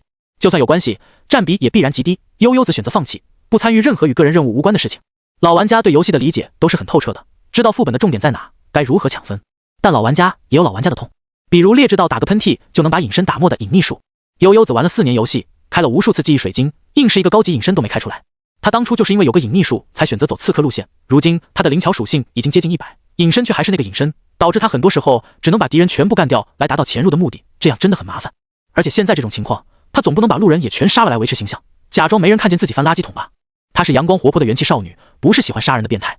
悠子说服自己无视路人投来的目光，继续翻找垃圾桶。没过多久，她将手从垃圾桶里拿出来，卸掉缠在手上充当手套的染血布条。这是一双会弹钢琴的手，修长漂亮，没有丝毫伤口。布条上如浸润一般还未彻底干涸的血迹，并不是她的血，只是她一无所获。福克奥博斯街26号小巷口的垃圾桶里面有你想要的东西。这是奥里克的原话。预言家总喜欢用一些模棱两可的词语，以此凸显自己的高深与神秘。悠悠子自己也不知道自己想要什么，可他知道这些可回收垃圾自己都不想要，垃圾桶里甚至连一枚铜币都找不出来。又骗我！悠悠子叹了口气，为什么老是欺骗她这个小女生呢？她的身体逐渐变得透明，直至消失。街上人来人往，巷口空空荡荡，垃圾桶的盖子还未盖上，里面的垃圾却再也没有任何动静。直到某一刻，远处传来刺耳的警报。知名预言家奥里克昨日于看守所中遇刺身亡，心脏被掏出撕碎，死状惨烈，疑似仇杀。另有5名警卫在本次袭击中殉职。奥利安娜主教严重怀疑此事为陈庸政府杀手所为，已下令严查到底，必将凶手绳之以法。啧。次日早晨，顾驰穿着优雅的金丝睡袍，坐在落地窗前的椅子上晒太阳，看着手中的报纸直咂嘴。第一天就大开杀戒，这是真狠啊！他才不会信什么仇杀，早不死晚不死，玩家一来人就死了，还死在看守所里，哪有这要巧的事？真要有仇，也只能是戏耍了不该戏耍的人。不出意外，凶手8成就是悠悠子。看名字，大概率是个女生，有着非常讨厌被人欺骗的性格，并且对方年龄应该不会很大，因为年龄大的早该被骗习惯了。哪个成年人不是吃着各种味道的饼长大，不至于为了这么点小事就要杀人？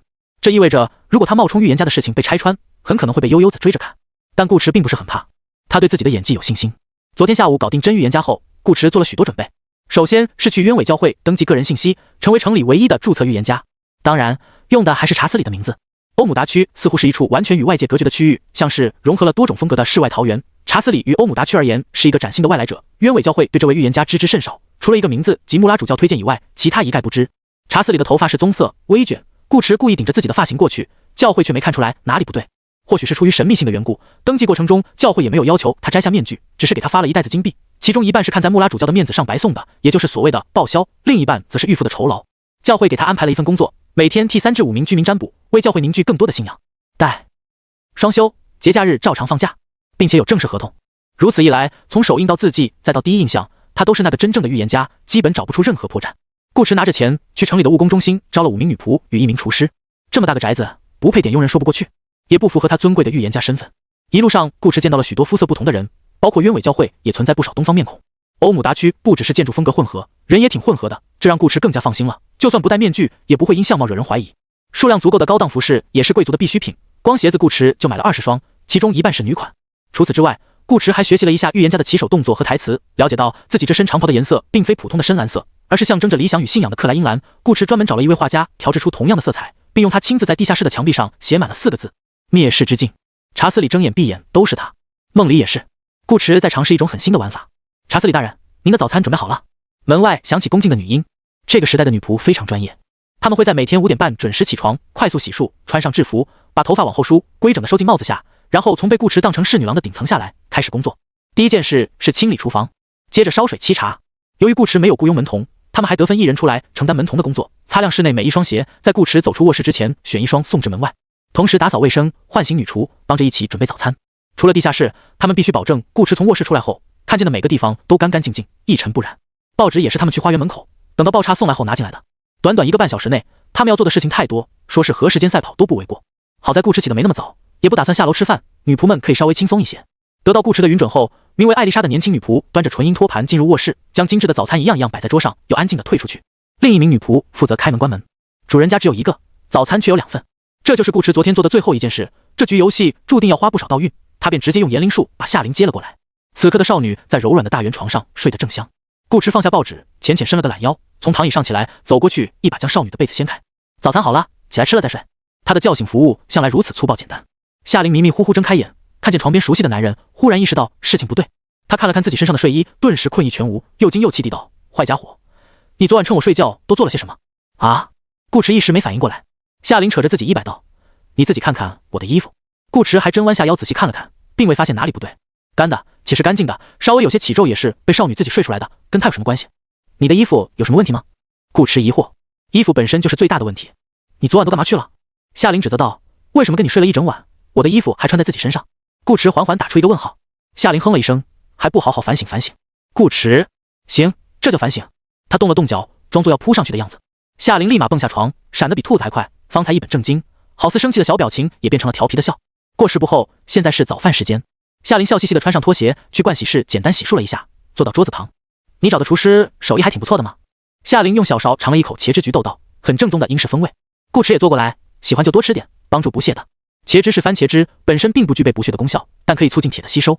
夏琳奇怪道：“好好的补血干嘛？”顾池干啊！夏琳。顾池咬了一口夹着培根的吐司，嚼巴着道：“或许有人这几天就会流血，未雨绸缪。”呸呸呸！夏琳红着脸瞪了顾池一眼：“好好吃饭，不许开车。”顾池好笑的摇摇头，只当少女是一如既往的又菜又爱玩。他没发现夏琳其实是在演给他看，要不然他怎么骑兵突袭，一举把顾池哥哥拿下呢？夏琳心里很清楚，顾池一直在端水，之所以从不主动，也是怕谁洒了。从这方面来讲，顾池的确是个很佛系的人。要是让这家伙察觉出自己的意图，提前有了防备，说不定他脱光光躺进被窝，顾池都能隐忍不拔。之前抱着夏冷睡他不就忍住了吗？这个男人有着禽兽不如的意志力。往最坏的方面想，万一顾池顾及到夏冷，直接跟他分房睡怎么办？那可不行。勇气是消耗品，在尔摔3、2节，夏琳太习惯了，没把握自己能勇猛多久，所以最好一次成功。当了顾池那么久的青梅，夏琳多多少少也是学了点东西的。这个本只有18天，他和顾池昨天聊到很晚。按照他们的计划与推测，前几天是最轻松的，基本什么都不用做，只管享受生活，有机会打听一下灭世之境的消息就行。夏琳是企业阵营，个人任务与顾池的平民身份互相冲突，自然是选择放弃，剩下的就只有一个公共任务，不用着急。等顾池的预言家名声传开，其他玩家自然会找上门来。不只是悠悠子，但凡需要找人或者找什么物品，有个预言家给出提示，都会方便很多。这些老玩家属性这么高，肯定一个比一个精明狡猾，很容易便会想到这点，只要守着预言家，便能把其他大部分玩家都给揪出来。如果每个人都这么想，那大伙直接欢聚一堂，互飙演技，就看谁演技更好。这也是顾池想要的效果。玩游戏嘛，要人多才有意思。到时候他们这个府邸将会变得无比热闹，甚至成为最终战场，提前结束比赛都不是没可能。而夏琳要做的事，就是趁着他和顾池还没忙起来，找个时间让这家伙当一回真正的禽兽。比方说今晚，话说有没有什么道具可以分辨玩家与 NPC？ 吃过早饭，顾池与夏琳继续完善自己的钓鱼大计。他还不知道夏琳在北川时用副本专属道具看过他的真实身份。夏琳当时也是怕认错人，他和夏冷都长得一模一样，不排除顾池也有个失散多年的亲兄弟这种可能。特别顾池又是被叔叔阿姨抱养的，事关重大，夏琳不得不考虑的细一些。他可不想喜欢顾池以外的男生，认错都不行。而除了某些特定道具之外，部分其他的永久性物品也可以分辨一个人是否为玩家。最简单的是查看玩家属性。夏琳道：“不是玩家查不了，相比那种连普通人或 NPC 都可以查的道具而言，各有优劣。查看属性的道具一般只能查看属性，连名字和性别都看不见，只有比较高级的道具才能看到属性之外的其他信息。但是名字这一项就有2种标注，姓名与玩家 ID。前者不管对方是不是玩家，都只会显示为姓名 XXX， 后者如果对方是玩家，则会显示为玩家 ID XXX。其中姓名又分真实姓名与当前姓名，有的能打假，有的分不清。小破油的通用道具大多都是如此，功能划分的极细，不是一般的复杂，并且不会给你详细的使用说明，玩家只能自己去摸索，用不好随时有可能自己坑自己。最经典的就是魔女药剂。这样啊，顾池想了想，问少女道：“你有没有这样的道具？”“有是有，可不是没用吗？”夏琳道：“他的确有个可以查看别人总属性的道具，但也只能查看总属性，淬炼了好几次都没加上额外功能，完全比不上顾池的 buff。顾池，你可以查我呀。”夏琳：“我都没有工具，怎么查你？”顾池：“我说的是查属性。”哦。夏琳装作误会的样子：“查你干嘛？”顾池：“是个新东西，现在查吗？”夏琳掏出一个小熊框放大镜。等等。顾池先用言灵开口：“其他玩家无法查看我的个人信息。”没反应。顾池换个指令：“其他玩家无法分辨我是否为玩家。”还是没反应。是太笼统导致道运消耗过大。顾池思索片刻，细了一点：“其他玩家查看我的名字时显示为姓名查斯里威廉姆斯，道运时……这么便宜，那为什么刚才不行？”顾池不由看了眼自己的 buff， 状态栏内多了一个迷雾图标，图标左下角有个1。哦，是一次性 buff 呀。那没事了。顾池再来，其他玩家查看我的属性时，5项属性均显示为999。道运时，迷雾图标旁又多了个肌肉图标，一看就很强壮。依旧是一次性，但好在这个 buff 似乎没有时间限制，可以多叠几层。顾池对夏琳道：“来，查我。”夏琳说查就查，拿起放大镜对准顾池，一个数字浮现在镜面上：4995。夏琳：“真行，言灵术还能这样玩？”夏琳惊奇道：“当然，顾池当初可不就是看中了言灵术与自己一样灵活的特质吗？如果那次结算没给赤火圣体，他考虑之后大概率还是会选择烙印言灵。事实证明，言灵术确实非常灵活。他给的指令是各项属性999，夏琳查看的是总属性，可依然得到了对应的结果，既检测了 buff 的实际效果，又节省了专门针对查看总属性的道运消耗，很棒。这下应该是万无一失了。套已下好，顾池现在就等着老玩家们往里钻。夏琳语气崇拜地说道：“顾池哥哥真的好会玩。”顾池谦逊摆手：“哪里哪里。”夏琳眼巴巴地看着他，不知道顾池哥哥其他方面是不是也这么会玩。顾池：“是。不是。”夏琳笑盈盈地躲开顾池的爪子：“我去换衣服。这个衣服不是普通的衣服。由于预言家顾查斯里池先生初来乍到，直接多个夫人会徒增许多不必要的怀疑，并且因为他身份特殊，属于鸢尾教会的公务员，按制度他的妻子也需要去教会登记。夏琳本身又是企业阵营，麻烦不说，还危险。是以两人商讨之后决定给夏琳安排一份十分重要的工作——霸道预言家的贴身女仆，在保护顾池安全的同时，协助顾池完成预言家的日常任务。很快，夏琳换好制服站到顾池身前，怎么样，好看吗？少女眨巴着眼睛问。顾池称赞，不错。衣服其实很一般，这个时代的女仆装非常保守朴素，黑色的古典连身裙配一件稍长的白色围裙，就这么简单。只不过贴身女仆不用做家务，穿着打扮更注重外表而不是实用，这才把帽子变成了缎带，围裙边缘设计了蕾丝边，并在胸口处加了些优雅的刺绣。可即使如此，也远远称不上美观，与现代审美下精致可爱的女仆装大相径庭，差之甚远。但如果穿的人是夏琳，那又不一样。他老婆这么漂亮，哪怕是穿皇后的新衣，他也觉得好看。下午时分，顾池该上班了。鸢尾教会的效率非常高，昨天下午才把预言家定下来，晚上就做起了宣传。24小时不到，广告海报便贴满了最近几片街区。穿行在城市中的有轨电车，站台的牌子也换成了顾池的形状，甚至连许多酒店的小卡片都印上了走进神秘4个字，图案是顾池的面具，面具下的眸子加了魔法特效，会眨眼。想必客人半夜去前台询问特殊服务，发现是特殊服务是预言而不是映照女郎时，一定会感到十分惊喜。占卜地点本来设在教堂，顾池以大自然是神秘的，亲近自然即是亲近神秘为由，略施催眠，成功说服教会把场子换到了自家花园。居家办公比较舒服，主要他也算不了几卦，懒得专门去鸢尾教会跑一趟。顾池早早便让女佣们清扫花园，打理出一片场地。这是按照查斯里行李箱中书籍上记载的最适合预言家占卜的4大场景来布置的。草地上铺了许多白色花瓣，庄重肃穆，只差一张黑白照片和几个花圈就能发表悼词了。场内摆了一张桌子，桌上放着塔罗牌、水晶球、魔法罗盘、一本手册以及一个圣杯。圣杯据说是进行伟大预言时用于盛放预言家的神秘之血，是某种祭祀手段，正常情况下用不上，所以一般拿来装金币。这些都是从查斯里那搜出来的占卜用品，顾池已经基本摸清了用途。2点整，顾池戴着预言家面具准时到场。在女佣的接应下，花园里已是有了不少人在等待。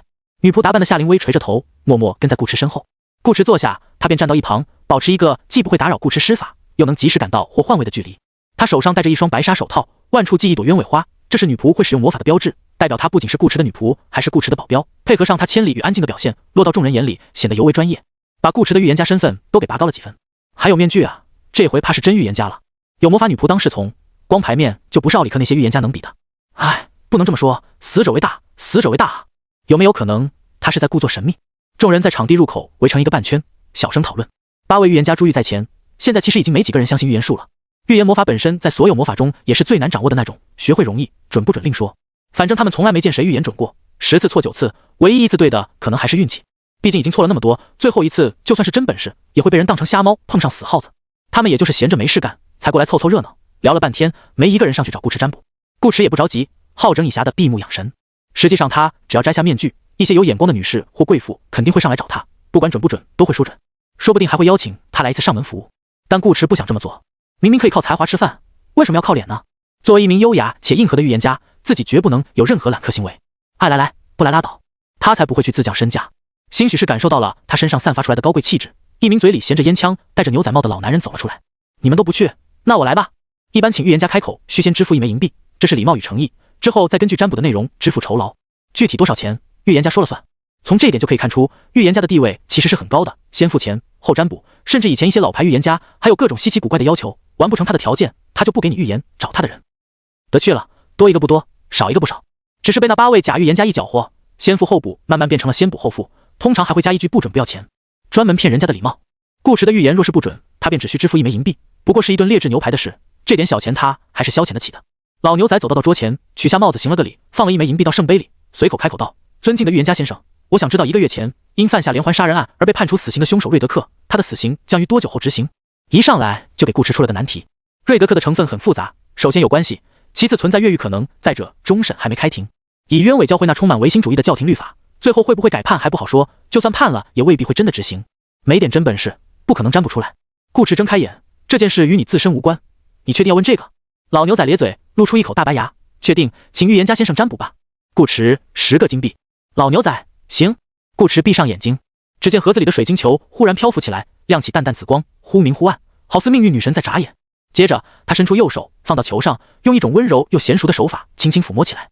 众人见状，下意识屏住呼吸，不去打扰顾池。别的不说，光这起手就比那些假货厉害得多，连手都没动，水晶球便自己飘起来了。夏琳脸颊却悄然浮上一抹红霞，他怎么感觉顾池的手法这么眼熟呢？半分钟后，顾池占卜完毕，给出答案：死刑不用执行。老牛仔愣了一下，什么意思？顾池他今晚就会死。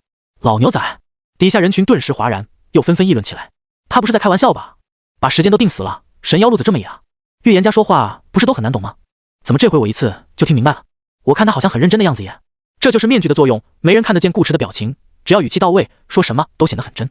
老牛仔看了顾池一眼，说道：我明天再来，预言成功他就来给钱，没成功他就来嘲笑。顾池不予回应，重新闭上眼，继续当个高贵的美男子。很快又有2人上来，这个时代就是如此，姿态放得越低，别人可能会越嫌弃，反之把样子做足，即使是装的，人家也会先信你2分。第2个来占卜的是一名农夫，我想知道我什么时候才能与我的妻子重逢？他失踪了吗？顾池问道。农夫，他去世了。众人，顾池，要不我现在就送你去见他。再次经过30秒的摸球施法，顾池开口道：今晚。众人，又是今晚。第3位来占卜的是一名穿戴贵气的男人，他问顾池道：预言家先生，能否告诉我，我前些日子与小舅子私奔的夫人躲在哪里？众人，顾池，不是吧，这种事也拿出来问？男人平静道：我已经委托律师拟好了离婚协议，等他签字。他叫什么名字？顾池问。瑟琳娜·琼斯。男人答道。顾池又玩了会儿球，说道：他们今晚会在艾顿公馆过夜。众人，还是今晚？谢谢。男人起身致谢。顾池点点头，示意女佣收拾桌子，下班回家。说占卜3次就占卜3次，一句多的话顾池都没讲，直接带着夏琳走人，步伐不徐不慢，只留给众人一个高深莫测的背影。直到回到卧室，夏琳锁上门，顾池立刻摘下面具，走，最后一单得赶时间。夏琳疑惑，赶什么时间？顾池，把人弄到艾顿公馆去呀，只要结果是准确的，谁会在乎过程呢？夏琳，反应过来的少女睁大眼睛，你是这样来预言的？看顾池刚刚从容又专业的样子，她竟然真的相信顾池学会了占卜。顾池，这难道不比普通的预言术更硬核？夏琳，确实硬，希望今晚的你也能这么硬。对了，你会反应吗？顾池问。夏琳摊手，只能凭感官反。顾池，那还是用言灵吧。首先要应验的是给贵族男子的预言。由于暂不清楚对方精神属性如何，会不会魔法，顾池便没有给出精确时间。今晚可以指12点，也可以拓展到明天天亮之前。这是为了给自己留下更多余地，保证有足够时间去完成预言。他们不能简单的把人打晕送到艾顿公馆，那样人为痕迹太严重。NPC 好骗，玩家可没那么容易糊弄。而模糊的时间界限在带给他操作空间的同时，也带来一个问题：贵族男子不知道什么时候过去捉奸，有可能明天一大早便带人守在公馆门口等着，让狗男女最后快活一晚；也有可能今晚就去，直接冲进房间，把离婚协议甩在女人的屁股上，来一个脱手耳光。这些都是不确定因素。万一他们送人过去的时候正好跟贵族男子撞上，那就只能灭口，悠悠子又要上头条了。所以顾池选择了最稳妥方式，入梦，给这2个人植入一个相同的想法，或者说潜意识，让他们自己去艾顿公馆。没有多耽搁，顾池用言灵在房间里布下一个针对隐秘的显形魔法阵，又给自己和夏琳上好反引 buff， 便去找了瑟琳娜。他们来到一间整洁但光线昏暗的公寓内，现在还是下午，屋子里却窗帘紧闭，女人一个人喝着红酒，懒洋洋地躺在沙发上看爱情电影，颇有生活情调。看来私奔后的小日子过得挺滋润。好消息，只有瑟琳娜一个人；坏消息，只有瑟琳娜一个人。女人的好弟弟不知道去了哪里，可能是上班或是什么。不过瞧女人这副慵懒惬意的样子，也不用做家务，家庭地位似乎很高，那她一些充满情趣的小想法，好弟弟应该会满足她吧。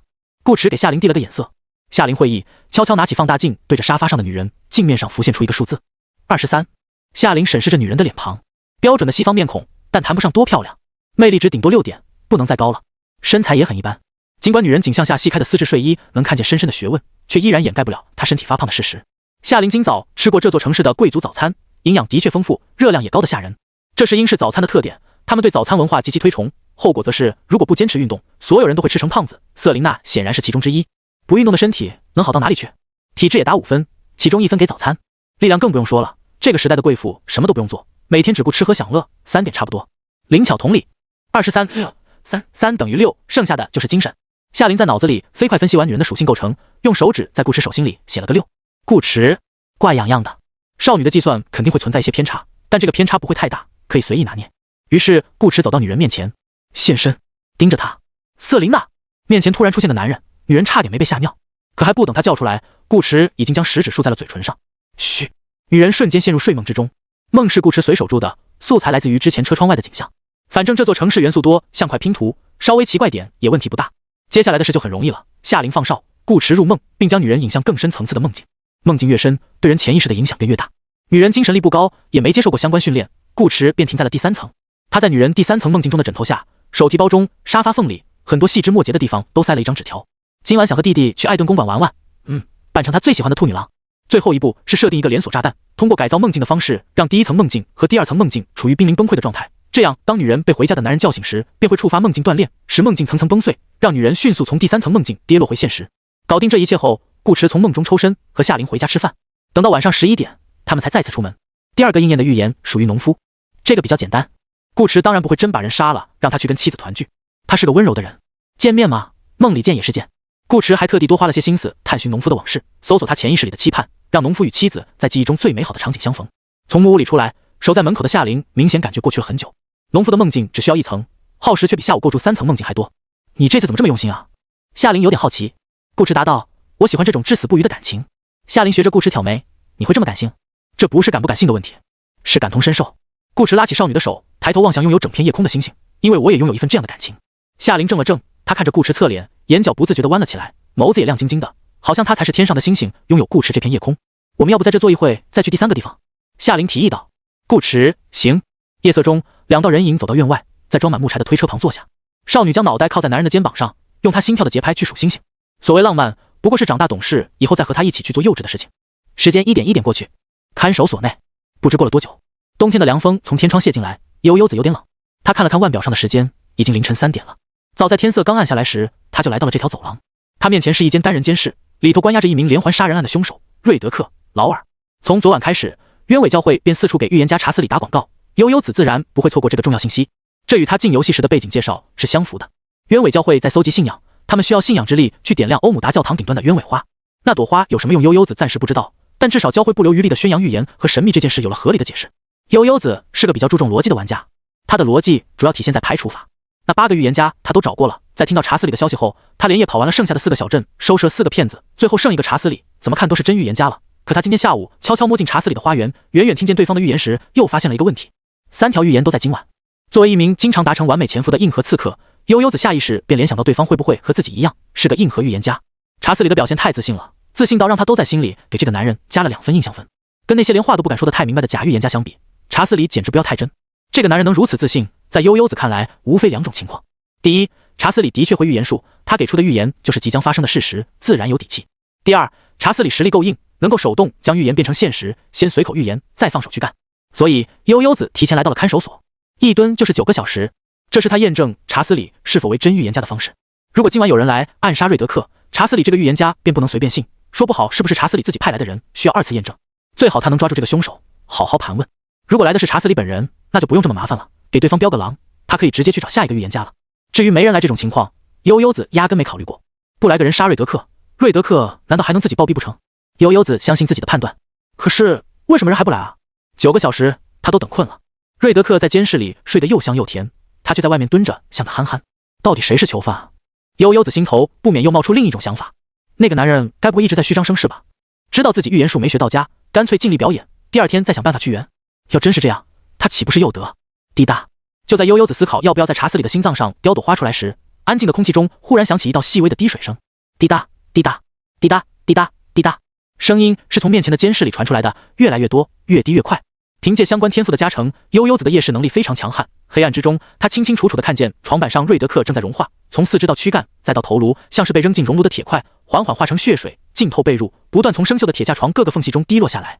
这些血滴着滴着，便连成了一条条血线，仿佛好多个水龙头被同时打开，嫣红的鲜血迅速铺满地面，从铁栏下方流出来，令空气弥漫起一股刺鼻的血腥味。悠悠子睁大眼睛，不可思议地看着这一幕。睡梦中的瑞德克就这样在他眼皮子底下化作一滩血水，这本该是一种极其痛苦的死法，瑞德克却全程没有发出丝毫不适的声音，好像完全没意识到自己正在死亡。而他一直守在这期间，也没察觉到任何可疑的动静。血流得很快，床隙间的血线又变回了血滴，滴答滴答。床板上已经没有人了，只剩一件满是皱褶、血红泥泞的囚服。猩红的血水蔓延至过道，染红了少女的白色运动鞋。眼前的画面诡异又血腥，令悠悠子呼吸微微急促，脸上爬上一丝水润的潮红。好残忍的杀人方式，流了好多血，可是好喜欢啊。与此同时，顾池与夏琳已经回到家中。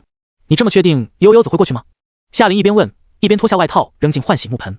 紧身的紫色毛衣立刻将少女诱人的曲线展露出来，不知是不是错觉，好像比之前的起伏更大了些。顾池礼貌地看了一眼，便挪开目光，答道：不确定，只是他昨天在城里出现过，又会隐身，具备这个条件。悠悠子的任务就是要找到预言家，并帮助预言家完成心愿。鸢尾教会那么卖力的宣传，悠悠子不可能看不见。换位思考一下，如果顾池自己是悠悠子，白天一定会去花园，至少看一看预言家长什么样。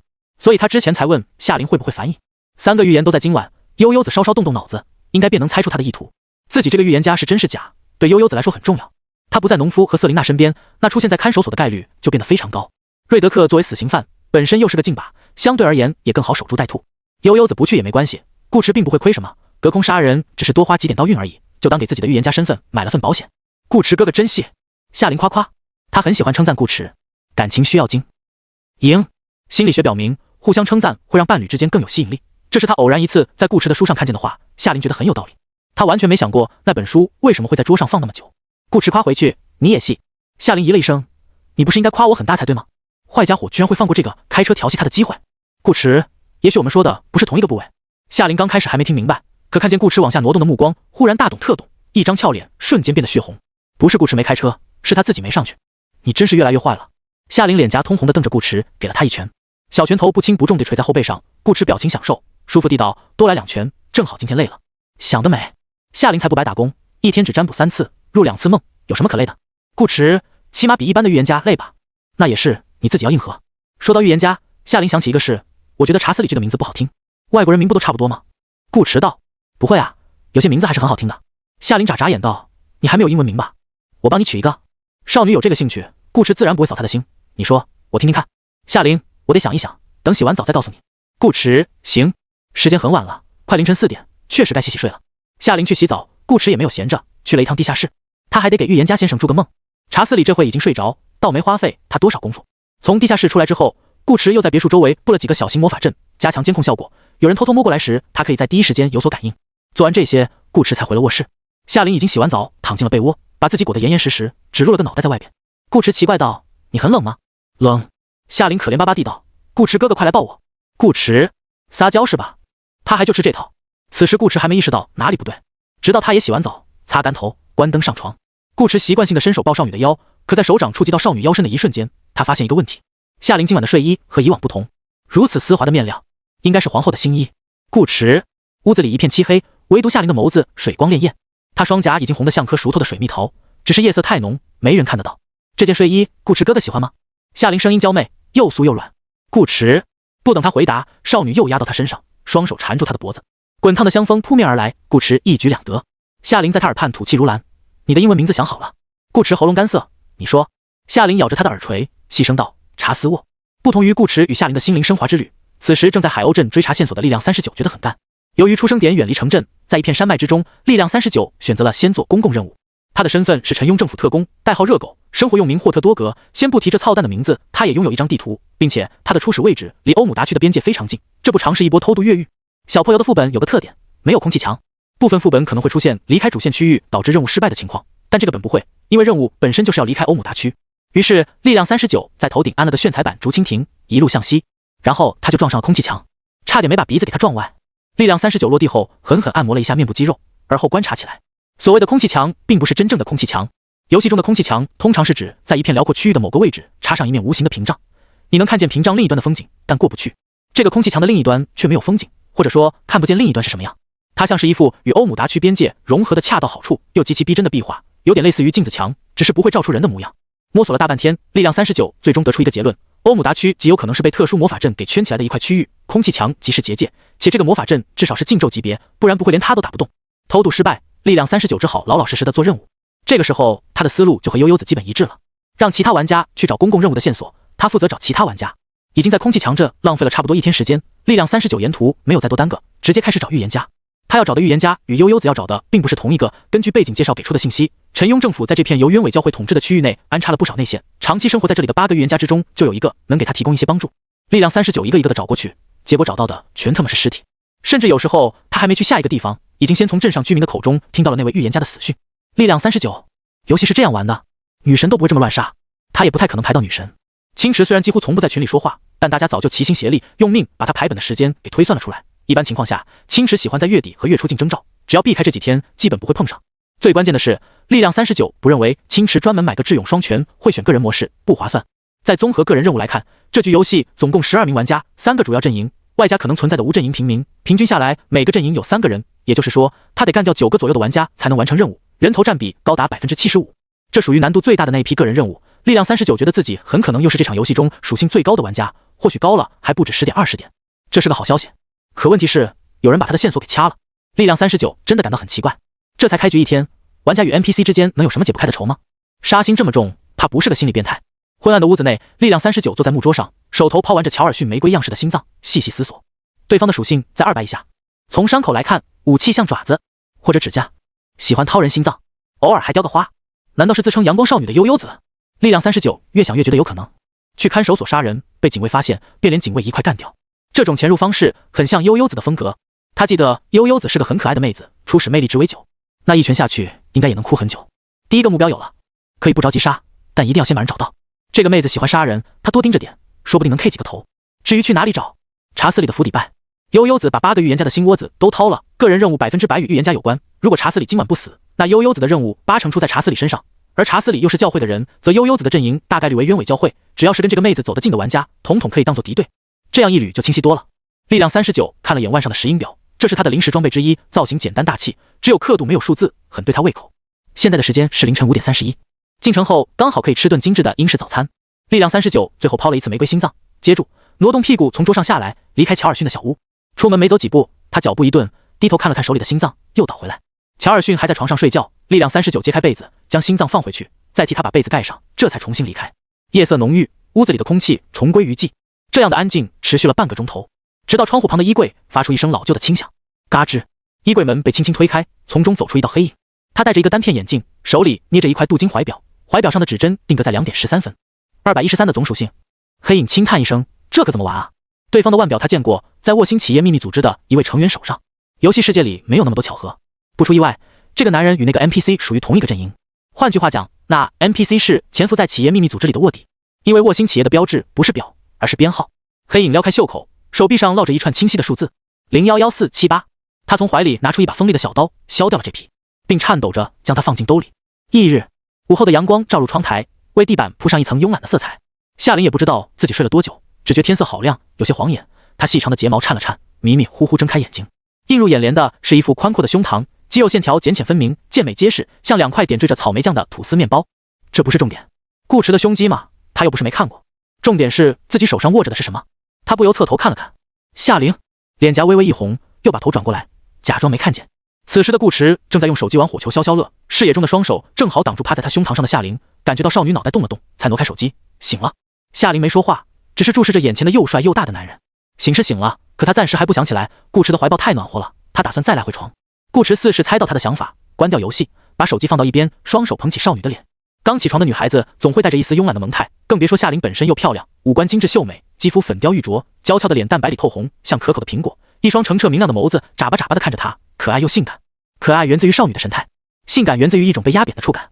有种说法是可爱在性感面前不值一提，另一种说法是性感在可爱面前不值一提。可顾池觉得以上两者在夏琳面前都不值一提。反正昨晚夏琳不停呼唤他的名字，是把他搞炸了。如果不是亲耳听见，顾池绝对不会相信这个又才又爱玩的少女敢给他取个这么有力量的英文名。小瞧他了。两人各怀心思地对视着。顾池在想夏琳从什么时候开始胆子居然变得这么大，是因为游戏吗？没错，是的。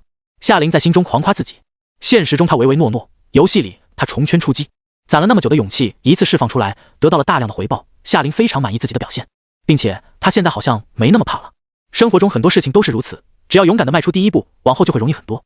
他那只手到现在还没放呢，舍不得松手的性格与顾池一脉相传。总结自己昨晚真棒。当然了，顾池哥哥也很棒。回忆起副本里的情景，夏琳脸颊不禁有些发烫。他当时输得好惨，一败涂地，就像喝醉了酒一样，都被顾池给弄断片了。很多细节他都想不起来。不过没关系，游戏结束后身体会恢复原貌，以后有的是机会。说起来他好像领先夏冷一步了呢。也是因为身体会复原，所以游戏里偷吃不算偷吃，夏冷那么通情达理，宽宏大量。就算他把这事告诉夏冷，作为好姐姐，夏冷应该也能够理解，不会怪他吧。嘻嘻，夏琳一边想着，一边弯起了眸子。尽管她笑起来很好看，顾池也喜欢看她笑，可好看归好看，喜欢归喜欢，顾池太了解这个少女，这笑容一看就不对劲。你不会想倒是吧？顾池怀疑道。没有了，我只是想起了昨晚做的梦。夏琳道。顾池不信，你能记得住梦里发生的事？正常情况下，95%的梦境都会在醒来后被忘得一干二净，别说梦的具体内容，连场景都不一定记得清，许多人甚至不会意识到自己昨晚做了个梦。可是我确实记得很清楚啊。夏琳道。可能因为梦到的是以前发生过的事。顾池，什么事？我梦到自己为了考驾照，一个人练车，那车还是手动挡的，需要挂档。说着，夏琳给顾池演示了一遍。顾池，夏琳，怎么了？顾池，我觉得你欠收拾。夏琳察觉到顾池想要翻身做主的意图，1秒钟都不多留。他的身体虽然还有点疼，但不影响行动。夏琳拿起睡衣围在自己身上，便溜进了浴室，只笑嘻嘻地留给顾池一句话：父皇，你快吩咐御厨做饭吧，亲叔饿了。那不正好，我喂你。顾池冲着浴室说道。夏玲，呸呸呸，不要，试试吗？顾池手臂落到床沿，拿起拖鞋啪嗒啪嗒拍了2下，假装走路。夏玲以为顾池来真的，吓得砰一声关上门。父皇请自重。浴室的隔音效果不怎么好，水声格外清晰。顾池意味深长地道，希望某个女孩子游戏结束之后还能这么勇。热水带来的雾气弥漫浴室，夏玲听到这话，白净的双腿微微并拢，脸颊泛起红晕，嘴上却不认输。那你别管，线下的事线下再说。有夏冷在，他才不信顾池敢真的对他做什么呢。浴缸很快放满水，夏玲把睡衣挂起来，迈开一双长腿坐进去，挤了些沐浴露涂抹在身上。她的肌肤如牛奶般纯洁无瑕，美背上的线条倩云优雅，光洁如玉。夏玲用柔软的细纱浴球裹着泡沫，擦拭自己柔嫩的双臂，白皙的颈项，秀巧的锁骨，舒舒服服地洗起了澡。顾池则拿起座机打去客厅，吩咐女佣让厨师做顿营养丰富的午餐，给夏玲补血。饭后就该准备做正事了。生活不只是生活，还有游戏。昨天顾池是下午2点上班，今天他打算晚半个小时，2点半再去。3条预言完美应验。身为欧姆达区唯一的硬核预言家，顾池觉得自己有资格耍耍大牌，并且规矩也要改一下，先富后补，爱来不来。如果是昨天，那100多号人肯定散了，本身就是来凑个热闹，捧人场给面子，结果你还迟到，谁惯着你啊？今天却不一样。今天的早报有2个头条：大快人心，红灯区连环杀人案凶手瑞德克昨夜于看守所中突然暴毙，化为一滩血水，冤委教会称此为神明的惩罚，瑞德克已入地狱。亲情大戏，一贵妇与亲弟私奔，深更半夜时在艾顿公馆被丈夫捉奸在床，竟趁势排演话剧，为日后出道准备。丈夫以德报怨，帮助曾经的妻子完成心愿，亲自为2人拍摄，剧名暂定为伏地魔，预计于下月1日激情开播。这2则新闻一出来，众多居民拍手称快，好剧，不是好死，这种人渣就该拍成超轻。可惜没能看到现场，我看到了，我当时就在隔壁。伙计们，我发誓，这绝对是我有生以来见过最刺激的画面，你们能想象出来吗？那个丈夫竟然用自己的皮鞋踩着弟弟的屁股往前推，他的腿一曲一直，就像蹬自行车一样，充满了奇妙的节奏感。你一定录像了对吧？一定录了。怎么可能？偷拍是违法的事，我可不干。就算真录了，也不能传播，除非给我50硬币。今日的城区从上午开始就比以往热闹。欧姆达区只有这么一座城市，虽然面积不小，可人不会变。长期居住在这的居民大多互相脸熟，有什么事情很快便能传开。聊完新闻，又聊起了新来的预言家。那个录像的人就是昨天到场凑热闹的围观群众之一。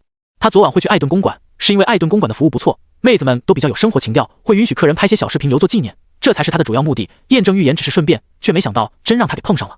还就他隔壁，他那时正拿着 DV， 没有偷拍，仅仅是举手之劳罢了。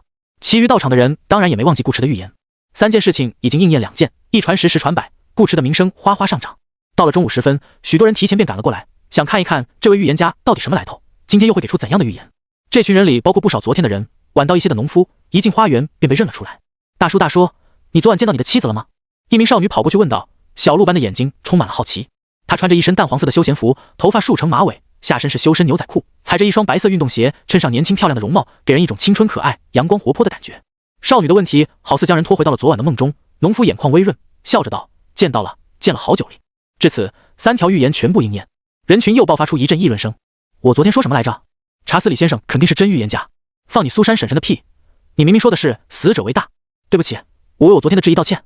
今天谁也别跟我抢占捕名额，我必须知道我老婆什么时候能怀孕。这会儿已经过了2点，顾池还没出现，但没关系，他们愿意等。别问，问就是值得。普通市民并不会思考太多，对他们来说，即使是预言家先生亲自动手实现预言，也足以称得上神迹。冤委教会都亲自承认了这点，他们有什么可纠结的？但玩家不一样，预言家的身份是否属实太过重要，必须多验证一下。少女继续问农夫，大叔，你们是怎么见到的啊？心想，你这不是没死吗？要是换他来，一定会送农夫一程。农夫感慨，我昨晚做了个梦，梦见我与他携手走进教堂，那是他永生难忘一幕，也是他唯一一次穿上西装。原来是梦啊！少女眸子微亮，她今天上午已经很礼貌地询问过那对私奔的贵妇。贵妇说，昨天自己在家里喝红酒看电影，看着看着睡着了，醒来后精神饱满，想起好久没玩花活，便与弟弟去了艾顿公馆，没想到会被丈夫抓住。这证明贵妇是自己想去艾顿公馆，并非被迫。瑞德克不用说，他守了一晚上也没见着人，精通魔法的法医赶到现场，收集了1碗血水回去分析，至今没找出瑞德克的死因。比起下毒自爆什么的，在拥有信仰之力的陈庸心，有神明因瑞德克的恶行而降下惩罚，反而是最靠谱的说法。农夫的梦境在一定程度上也能说明问题，总不能这个预言家既会神法又会筑梦，还能操控人心吧？那他还当什么预言家啊？直接当神明算了。经过非常细腻的逻辑推理，悠悠子此时已经90%相信查斯里就是自己的关键 NPC， 剩下10%他要等一会见到这位预言家，和他说几句话才能确定。既然是预言家，那应该能预测到自己今天会来找他吧？悠悠子这个时候很期盼能收到一些暗示，省去不必要的试探。人与人之间应该多一些诚信。1天之内对8个假预言家掏心掏肺，悠悠子已经不想再被骗了。他他希望这个男人就是他要找的人，快点给他安排任务，可以的话再帮忙找出其他玩家，让他好好当一次阳光少女。拜托拜托！悠悠子双手合十，小声祈祷。草坪上的人越来越多，各种风格和款式的都来了，与这座城市本身的画风高度相似。西装革履的壮硕大汉，踢着滑板的精神小伙，戴单片眼镜的斯文男子，化着浓妆的妖娆女郎。昨天凑热闹的人还只是聚集在场地入口，人数较少，今天却几乎把整个场子都围了起来，只空出一早便铺在地上的地毯。地毯的颜色是高贵紫，一路铺到别墅门口，这是顾池的专用通道。2点半，别墅大门准时打开，2名女仆一左一右，低着头站在门口。众人一阵兴奋，来了来了，快看，那就是预言家！哇，还戴着面具，好酷哎！不对啊，预言家先生昨天戴的好像不是这个面具吧？偶尔换口味嘛，多正常。换口味，悠悠子不由也看向别墅，只见一名内衬精美黑衫、系着蔷薇纽扣、身披深蓝长袍的男子，在众人的注视下，踩着地毯上被树叶阴影打散的细碎阳光，迈着优雅的步伐缓缓走来。略带哥特风的暗色系装扮，让他宛如一道行走在白天的影子，浑身上下都散发着一种神秘感。这一刻，悠悠子的心跳仿佛都漏掉了半拍，一半是被帅的，另一半是他感受到了预言家的召唤。他看不见顾池的脸，可是他能看见顾池的面具。昨天那张如迷雾一般的灰色面具变成了深邃的暗紫色，上面的线条不再是太阳和月亮的形状，而是以和构成这座城市一样的拼图方式拼出了一些零散的图案。这些图案看似絮乱无章，却又隐隐组成一个极具几何美感的字图。悠子，真的是他！这个男人不仅预测到了他今天会来，还预测到了他的名字。少女又圆又大的眸子里涌现出浓浓的惊喜与感动。开局第3天，他终于有任务可以做了，再也不用被骗了。呜呜！此刻的力量39也有些错愕，他本以为预言家只是个普普通通的任务 NPC， 即使真会预言术，顶多也只是像昨天那样占卜一些鸡毛蒜皮的小事。可现在看来，事情好像和他想象中不太一样。顾池面具上用几何图案拼出来的悠字多多少少有些抽象，没那么显眼。他能一眼看出来，纯粹是因为悠子这个名字已经提前进入了他的视线。他猜到了悠子可能是这局游戏的玩家之一，但没想过一个 NPC 居然能把玩家 ID 都给占卜出来。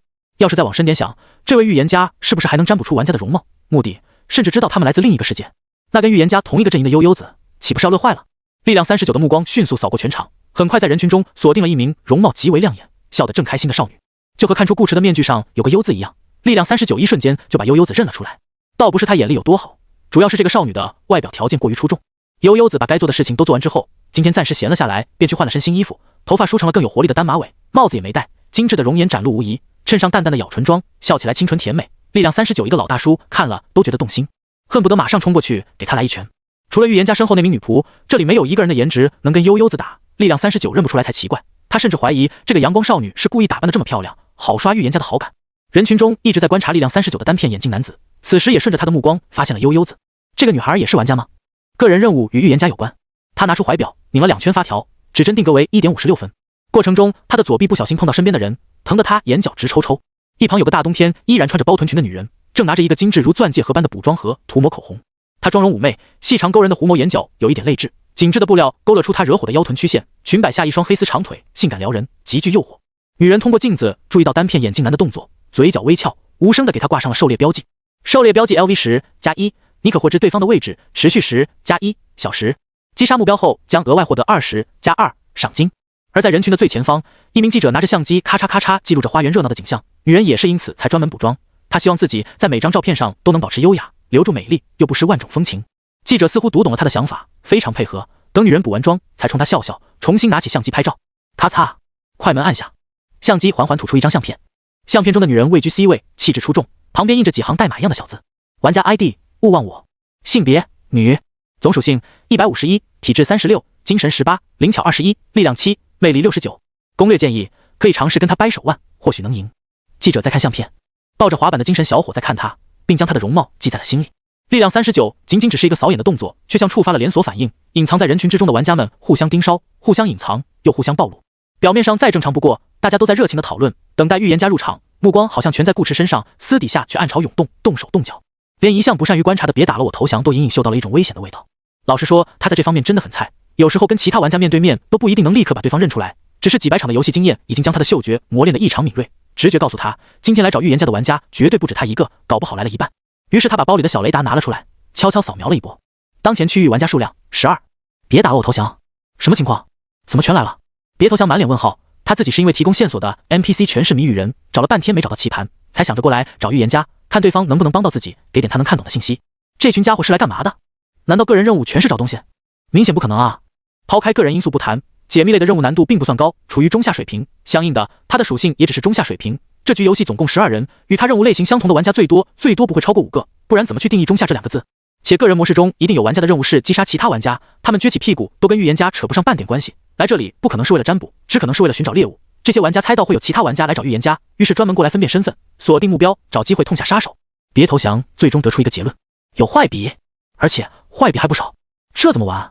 他要是赶上去问，岂不是立刻就会被人盯上？走也不好走，大家都是来看预言家表演的，起码表面上是，而现在预言家还在走紫地毯，这个时候离开比上去找预言家占卜更引人注目。别投降突然发现自己被卡住了，上也不是，跑也不是，好像只能默默等待预言家结束今天的3次占卜，自然散场，这就很难受。余下11名玩家都藏在人群之中，他在这里每多待1秒，暴露的可能性就更大1分。只有预言家占卜时相对安全，做法的预言家和上去占卜的人会吸引在场玩家的大部分注意力，让他们暂时没工夫瞄来瞄去的找人，他被发现的概率会降低很多。可偏偏这个男人却跟走秀似的，几十米的路走了半天还没到，能不能搞快点啊？顾迟偏不，他原本没想这么磨叽，今天的任务是接待悠悠子，获取悠悠子的信任，其他玩家可以暂时不用管，让他们各自再做几天任务，不然他也套不出太多线索。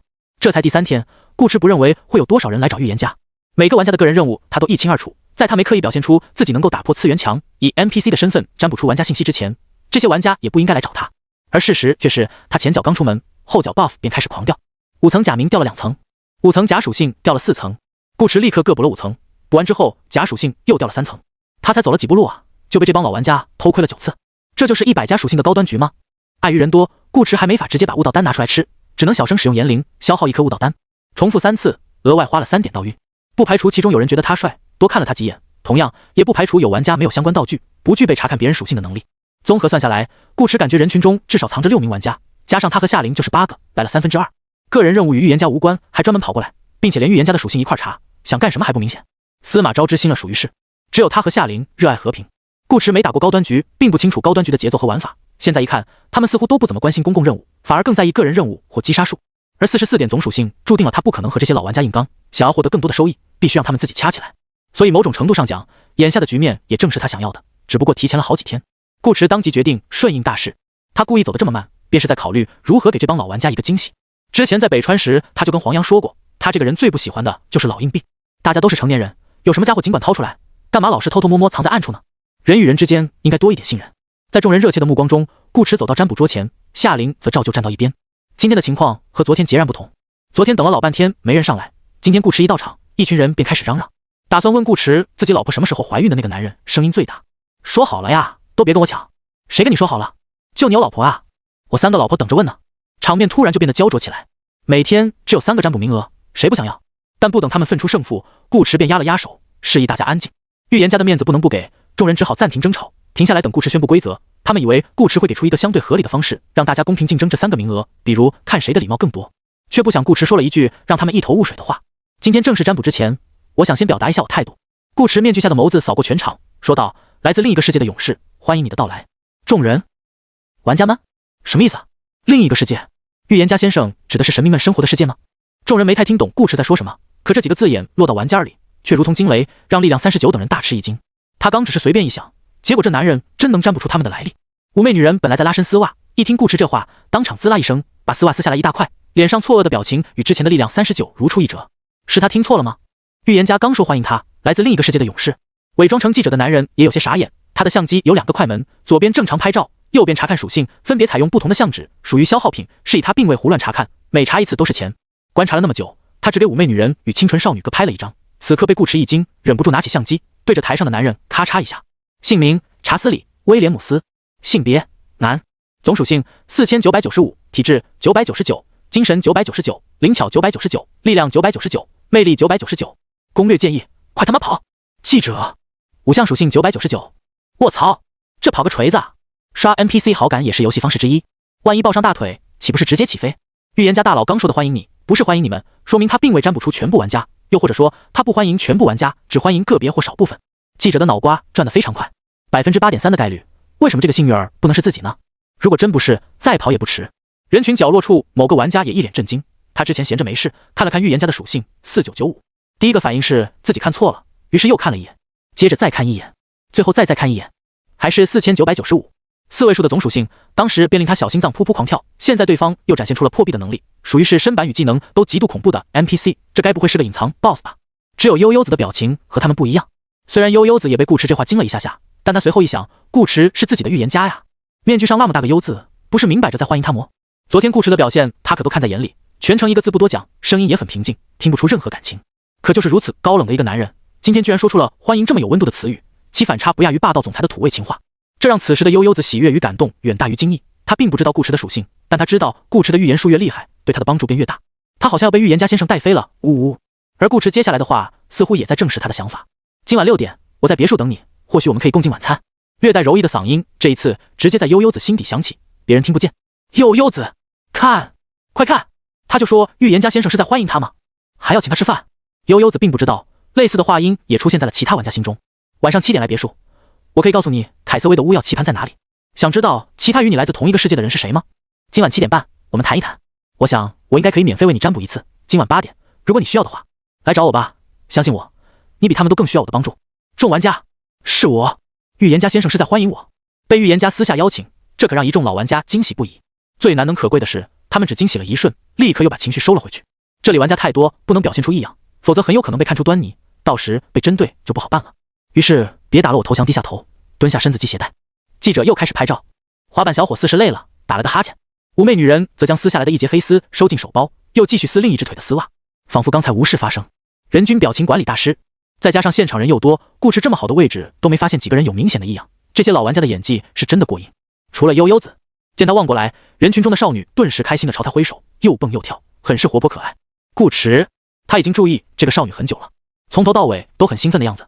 这个反应在他意料之中，毕竟他脸上写了个悠字。少女的年纪也符合他心中的猜想，只是对方青春靓丽的样子看起来实在不像个杀人狂，所以顾持并未立刻确定少女的身份。但现在可以确定了，不是玩家不会这么跳脱到甚至与这个画风本就不太正常的世界都格格不入。这般毫无顾忌的跟他打招呼，真不怕被认出来啊？要是每个玩家都这样，那他的计划岂不是要泡汤？还好悠悠子只有一个。好了，开始占卜吧。顾持做完正事，走到位置上坐下，准备上班。人群又变得闹哄哄起来。这里的居民并不关心另一个世界，也不关心那个世界有没有神明，相比之下，他们更想知道自己老婆什么时候能怀孕。顾持没有制定竞争占卜名额的规则，他们一直这样吵下去也不是办法，便很懂事的自己定了个规矩，看谁更有礼貌。最终是一名穿着天鹅绒长袍的男人以16金币的价格抢下了第一个名额。昨天的礼貌只有1银币，今天翻了足足1600倍，顾持不由感叹这钱来的真是容易，只可惜带不走。第二个名额的礼貌为15金币，第三个名额18金币。由于今晚要开会，顾持便把预言日期往后推了一些，时间范围也留得更广，等他空了再去应和。这时候玩家们已经不在意预言内容了，反正与他们无关，他们在意的是预言家会不会不止邀请自己一个。包括力量39也在思考玩家之间的事情，他知道悠悠子的个人任务锁死在预言家身上，如果悠悠子真能把预言家的好感给刷满，有事没事便让预言家帮忙占卜一下，主动权就全跑到悠悠子那去了。他不能简单的满足于一次占卜或谈话，要不直接把预言家绑了。力量39想到这，也从包里拿出道具，看了看顾持的属性。像他这种属性点超过200的玩家，没有谁会缺 PVP 常用物品，自己开不出来可以找别人买。上千场游戏累积下来的资源，足够他们偶尔奢侈一回，高价换取自己所需的道具，只是不一定见人就用罢了。力量39的扫描笔同样可以查看目标的名字或 ID， 属于当前版本最高级的那一档，不过比较费钱，用商城道具充一次只能扫3个人。他对着顾持闭了一下，姓名查斯里·威廉姆斯，总属性4995，点击可查看详情。力量39，这么高？点开一看，全属性999，难道是隐藏 BOSS？ 力量39心头浮现出和某个玩家同样的疑惑，但他接下来的反应却与那个玩家截然不同。愣了一下后，力量39眼中逐渐金光熠熠，夹杂着一丝隐晦的惊喜之色，把单片眼镜男看得很是不解。他刚也查了下顾持的属性，怀表的时针指向4，分针指向9，没有秒针。他读出来的总属性为445，的确比一般 NPC 高了不少，但也不算夸张。一般来讲，除了武曲星的本之外，其他大多副本里的 NPC 就算属性高上个100-200，也不一定打得过手段众多又诡计多端的老玩家，战斗力相对有限。所以即使力量39也收到了预言家的私聊，有把握将对方拉到自己阵营，也不该如此兴奋。单片眼镜男认为预言家最强的地方应该在于他预言未知的能力，而不是属性。力量39的 G 不太对，445而已，他真没觉得有什么特别的。妩媚女人则在想，这会儿离晚上赴约的时间还早，自己可以先去做个头发，换身漂亮的礼裙和高跟鞋，再买双新的丝袜，好生打扮一下。男人嘛，多少都吃点这套。他69点魅力，稍微操作一下，或许能无伤把这位预言家先生拿下。别投降也在思考一个问题，这个男人预言术这样牛逼，肯定深受冤委教会的重视与信任。欧姆达区又是冤委教会的地盘，自己要不要试着通过预言家打入教会内部，勾搭奥利安娜主教，借助冤委教会的力量来对付其他人？一众玩家各怀心思，连找人的事都暂且放到了一边。以预言家刚才所展现出来的能力，帮助他们锁定其他玩家应该轻而易举。重点是如何刷取好感，或者通过今晚的占卜和谈话，为自己争取更多的优势。顺便告诉预言家先生，其他玩家都坏得很，全是老硬币，千万不要跟他们接触，否则会变得不幸。刷好感获取 NPC 的帮助是游戏方式之一，阻止其他玩家这么做自然也是。很快，顾池完成了今天的3次占卜，人群3355的一边聊着，一边散去，玩家们混在其中，跟着离开。悠悠子其实非常想现在就冲到顾池面前，与预言家先生精诚合作，取长补缺，互相满足，共同进步。他替顾池完成心愿，顾池帮他完成任务，争取在接下来的5天里把人杀光光，这样便可以把整体通关时间控制在9天以内，小于实现的50-100分号。这是一个常用的评定档位，应该能拿个 S 或者 SS。如果公共任务难度偏高 ，SSS 也不是没可能。只不过嘛，作为一名有礼貌、守规矩的阳光少女，悠悠子并不想破坏自己的美好形象。既然预言家先生都说了6点，那他就6点再去敲门吧。悠悠子走出大门后，去街道拐角处的便利店买了杯魔力奶茶，咬着吸管，步伐轻快地逛起了街。顾池和夏琳则回到别墅，有女仆打扫的房子到处都干净整洁，地砖被擦出了光，令人赏心悦目。精致的嵌入式壁炉安静地燃烧着，为宽敞的客厅提供暖气。夏琳坐到布面华丽的沙发上，端起水晶茶几上的果盘，揪下一颗葡萄，刚要吃，又忽然想起一个事，于是顺手把葡萄喂到刚在他身旁坐下的顾池嘴边，眨了眨眼，长哥，快尝尝亲叔的小葡萄。顾池，他想起了黄央，如果游戏是真实存在的世界，黄央现在过得怎么样？顾池哥哥不会在想圣女姐姐吧？夏琳语气略带茶味，好像又变回了当初的养月公主。顾池直接查了回去，故意道：亲叔妹妹这是在吃醋？那倒不至于。夏琳才懒得跟一个过去的 NPC 计较，她没那么小气。若不是感情这是不讲道理，黄央给她的印象其实还挺不错的，但她也没那么大气。顾池这家伙居然不否认自己在想黄央，一点都不乖。你葡萄没了。夏琳轻哼一声，把葡萄扔进自己嘴里。顾池并不介意，相比起葡萄，我更喜欢你喂的小樱桃。噗嗨嗨，夏琳差点没被噎着，一张俏脸涨得通红。我什么时候喂过你小樱桃？顾池，昨天啊。夏琳，明明是你趁我不备自己抢来吃的。顾池甩锅可是一把好手，你要是铁了心不让，我抢得到吗？他5项属性加起来还没夏琳一项力量高，少女是真正的法师。夏琳红着脸瞪了一眼这个得了便宜还卖乖的家伙，辩驳道：可是你会言灵啊，言灵术那么牛，他想反抗也反抗不了啊。懂了。顾池道：今晚就用言灵让你主动喂我。夏琳，我不是那个意思。听着两人吵闹，路过的扫地女仆低着头，心中羡慕不已。贴身女仆作为女仆中的贵族，本就是所有家务女仆的奋斗目标，而夏琳和主人斗嘴，主人还不生气，说明主人真的很在意自己的贴身女仆，这就更让人想努力的往上爬了。正常来说，女仆的工作协议里不包含卖身契，可如果是查理斯先生的话，他觉得好像也不是不行，因为顾池在家里都没戴面具，他不需要所谓的神秘性。与顾池打情骂俏了一会，夏琳问起了正事，削了块价格昂贵的贵妇梨喂给顾池。今天来了多少人？顾池将梨吃进嘴里，答道：全来了。他一开始以为只有6-7个，可当他用言灵术传音时，却发现每次开口都只消耗1点道运。顾池是照着玩家列表挨个点的名，这些玩家就算不在花园，也绝不会离花园太远。你还是打算跟他们一个一个聊吗？夏琳问。顾池摇头，不聊。一个一个聊是指带有挑唆意味的私聊，比如煽动多个玩家去围攻力量39，这是顾池的原计划。他个人也很喜欢这种掌控全局的感觉，就像用一只手把敌人整个握住，揉圆捏扁，为所欲为，这是一件非常过瘾的事情。可是今天所有玩家提前集合，摩拳擦掌的想搞事，把他这个需要时间来酝酿的计划给打乱了。玩家们一旦开始私下接触，互相交流，他背着其他玩家找某一个玩家谈心的事，便很容易被拆穿，一个搞不好可能就会被群起而攻之。人多不仅是力量大，胆子也会变大。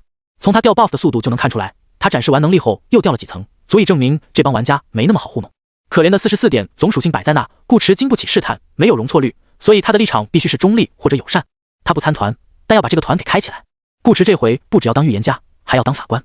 叮咚，下午18点，提前1分钟来到门口的悠悠子准时按下门铃，1秒钟都没多等。夏琳还跟顾池坐在客厅里聊天，听到门铃声，少女快速起身整理好围裙上楼，并提醒顾池道：你的面具。顾池说了句牛头不对马嘴的话，和昨晚一样。夏琳没听懂，什么意思啊？顾池，不用戴。夏琳，哇，这个家伙好花呀，随时随地都可以开，不戴就不戴，今晚也别戴，以后都别戴。哼！在顾池的示意下，客厅女仆去开门，为悠悠子换好拖鞋，将少女领进来。悠悠子跟着女仆进屋，好奇的左看右看，打量着别墅的装潢，心中感叹不愧是预言家住的地方，好奢侈，到处都摆着工艺精湛、色彩鲜活的塑像和画作。而色彩鲜活往往意味着价值不菲，外表越华丽的东西，价格越昂贵，这是享乐主义的特征之一。来到客厅，悠悠子灵动圆秀的鹿眸终于没瞅来瞅去了，因为他的注意力全被一个坐在沙发上看报纸的男人吸引了过去。顾池自然也看见了悠悠子，不过他并不打算起身迎接。预言家的关键词是高贵，999全属性的关键词是淡然，人设不能崩。且从心理学的角度来讲，一味的谦卑与热情也并不能让人产生好感，反倒是高冷淡漠中偶尔流露出的温柔才更令人动心。他不用刻意迎合悠悠子，只要让这个少女明白她在自己这里是特别的就行。女孩子的心思通常比较细腻，她们善于发现细节，并且在意细节，也导致她们更容易被细节俘获。所以顾池没戴面具，简简单单的运动服、牛仔裤加上单马尾的装扮，让悠悠子看起来像极了朝气蓬勃的18岁清纯女大学生。或许她现实中真的是……顾池放下刚拿起来装样子的报纸，冲少女微微一笑：“你好，悠悠子小姐。”能喊出自己的 ID， 这个男人肯定是预言家本人了。虽然脱下了长袍，里面的黑衫却没变。悠悠子一时没反应过来，他眸子睁大，呼吸微微急促，脸颊泛起一抹红晕。为什么没人提前告诉他预言家长这样？这 NPC 好帅，好想给他的心脏雕一朵玫瑰花，不，一朵不够，雕2朵，成双成对。悠悠子小姐啊！悠悠子迅速敛去眼里的异彩，露出一个阳光甜美的笑容，主动走过来向顾池伸出手：“你好，预言家先生。我们鸢尾教会没有握手的礼仪。”顾池淡淡的笑着，但说是这样说，却依旧伸出手与少女握了握：“请坐。”悠悠子并未拘束，表现得大方随性，具体体现在她一直弯着一双明亮的眸子盯着顾池看呀看，好像在欣赏一件艺术品。说话时用柔和的目光注视对方的眼睛是一种礼仪。悠悠子并不觉得自己这么做有什么不妥。哦，他没还说话。没关系，马上说。预言家先生，你有什么心愿吗？悠悠子挑开话题，他可没忘记自己是为什么来找顾池的。虽然没聊几句就直接问任务，显得有点急功近利，但他是玩家嘛，玩家找 NPC 不都是为了获得帮助？主要他实在是太想接任务了，其他玩家的任务进度可能已经过半，他都还不知道自己应该做什么。所以，英俊的预言家先生啊，快给你眼前可爱的少女安排任务吧。顾池很明显地感受到悠悠子内心迫切的渴求，如此热情主动，他不好好满足对方，岂不是很不礼貌？于是顾池目露回忆之色，轻声道：“我的心愿啊，我现在好像没有心愿，不过小时候倒是有一个。”悠悠子期待地问：“是什么？”顾池：“我的这个心愿是希望有人可以帮我完成另外10个心愿。”悠悠子：“预言家先生，你刚才说多少来着？”悠悠子有点懵：“10个，7、8、9、10的10。”楼上悄悄听着两人对话的夏琳险些笑出声，不用看他都能想象出悠悠子迷茫的表情。这家伙也太坏了，他以为顾池顶多给悠悠子安排2、3个任务，没想到顾池直接来了个超级加倍。虽然他很喜欢顾池一本正经的外表下藏着一肚子坏水的样子，可这样不怕被悠悠子看出端倪吗？哪有 NPC 给玩家发任务一次发10个的？顾池当然考虑到了这点，他不会给悠悠子细想的机会。只见他云淡风轻的笑了笑，说道：“都是很早以前的事了，悠悠子小姐不用放在心上。”顾池此时扮演的人设不允许他说10个愿望这种话，所以他特地强调是小时候，使其理所应当。另一方面，也可以预防999全属性还要别人帮忙完成心愿一类的问题。最合理的只有现在不需要的过去的愿望。悠悠子啊，他还琢磨着要不要跟顾池讲价呢，怎么又不用放心上了？我知道你来这个世界抱有一些目的，或者说任务，你想替我实现愿望，对吗？顾池说着摇摇头，叹了口气道：“其他事情我或许可以帮你，比如占卜，但是愿望，很抱歉，悠悠子小姐，我现在没有愿望。”悠悠子没有愿望，那他任务怎么办？不行，悠悠子忙道：“没关系的，预言家先生，小时候的愿望也可以。系统总不可能发个不存在的任务给他。顾池现在没有愿望，那肯定是指小时候的愿望了。”顾池仍旧摇头：“我不喜欢欠别人人情。”悠悠子想借着任务蹭一波预言家好感的想法立马落了空，任务都没了，哪来的好感？他只能暂时放弃个人任务的附加价值，不算人情的。悠悠子解释道：“我帮预言家先生完成心愿，我自己也有好处，它本身就是一次公平的交易，预言家先生并不会因此欠我什么，我也不会以此要求预言家先生为我做事，这也能叫公平交易？”顾池疑惑：“你确定没骗我？”“没有，我保证我说的话是真的。”悠悠子信誓旦旦地举起小手做发誓状，随后又脸颊微红，不好意思地道：“那个预言家先生，我会努力帮你完成心愿的，就是你的心愿能不能少一点呀？”顾池：“还是算了吧，悠悠子小姐不用勉强自己。”悠悠子：“不勉强，10个就10个。”悠悠子道：“看，可不是他强迫这个少女的，是对方自己要做10个任务。”顾池没再提这事，似乎不想再谈，又似乎是默认，站起身对少女道：“悠悠子小姐先坐一会吧，晚餐很快就好。”悠悠子笑着回应：“好。”顾池离开客厅，也没说自己要去干什么，好像几句话聊下来，已经把浑身的温度耗尽，又恢复了高高冷冷的样子。事实上，他从头到尾也谈不上平易近人，即使笑起来，也给人一种距离感。这一点悠悠子的感受非常清晰，别看他表面在笑，心里却已经开始吐槽这个男人好难相处。悠悠子还有点委屈，明明下午的时候顾池传音给他10声音都很有温度，谁知晚上又变了回去，并且还把他晾在客厅。他都答应10个愿望了，顾池还不告诉他愿望是什么，也不跟他多聊会天，这不是把人骗过来冷落吗？顾池倒也没冷落他多久，只是上楼和夏琳说了说接下来的安排。过了几分钟，女佣将晚餐摆上餐桌，两人一同下楼。悠悠子这时才想起，顾池还有个很漂亮的贴身女仆。按照这个时代的规矩，贴身女仆应该陪着主人见客，女仆刚刚却没来，现在来了，来跟主人和客人一起上桌吃饭，这规矩是不是哪里不太对？悠悠子本想问一问顾池，却看顾池板起个脸，面无表情，一副不想搭理人的样子，他又把话憋了回去。整个晚餐过程中都没人讲话，各自安静地吃着盘里的食物。于是悠悠子更委屈了，这就是你说的共进晚餐吗？菜肴倒是精致，还有红酒，也点了烛台，可是多了个人啊。只是多个人也就算，气氛还沉闷，弄得他一个阳光少女都快阳光不起来了。他性格再好，也不可能一直用热脸去贴顾池的冷屁股啊。等到吃完饭下桌之后，预言家先生才终于主动找他说了句话：“悠悠子小姐，是不是想知道其他与你来自同一个世界的人都是些谁？”顾池问。悠悠子点头，大大的眼睛看着顾池，诚恳道：“你愿意帮我占卜吗？我可以给钱。”不知为何，顾池觉得此刻的少女像是卖火柴的小女孩。不用占卜，他道：“不过要麻烦悠悠子小姐等一等。”悠悠子，哦。2楼的某个房间已经被女佣整理成了会客室，里面摆着一张大圆桌子。顾池将少女领进来，又不见了踪影。悠悠子这次倒没急，只是事情又一次出乎了他的预料。他以为顾池已经事先占卜出了结果，可是等了10多分钟，推门进来的不是顾池，而是另一个男人。两人四目相对，悠悠子，这人谁啊？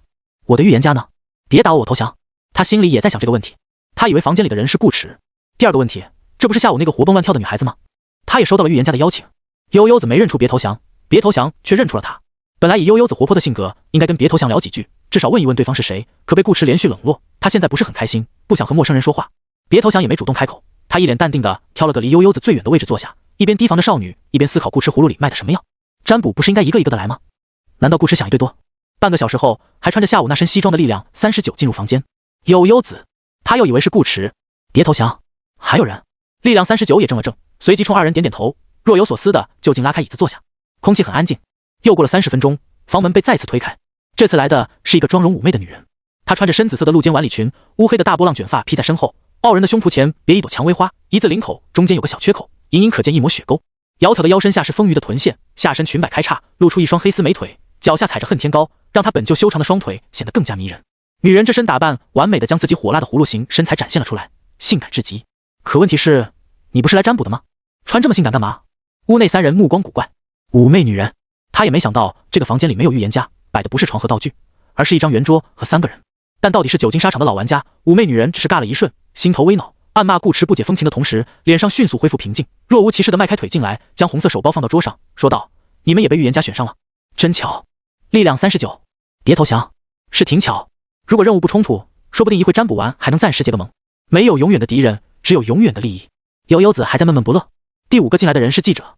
妩媚女人想起了下午是她在给自己拍照，不由深深看了他一眼。记者装作没看见。直到这个时候，几人都还算镇定。在这里见到其他玩家，虽然令他们稍微有点猝不及防，但总归是在情理之中。毕竟他们之前就想过顾池不止邀请自己一个玩家这种可能。可再往后，他们便有点坐不住了。玩家一个接一个进来，到了9点半，屋子里已经坐了9个人。最后差的那个是单片眼镜男，但他其实早就到了。下午占卜会散场以后他就没走，一直在街对面藏着。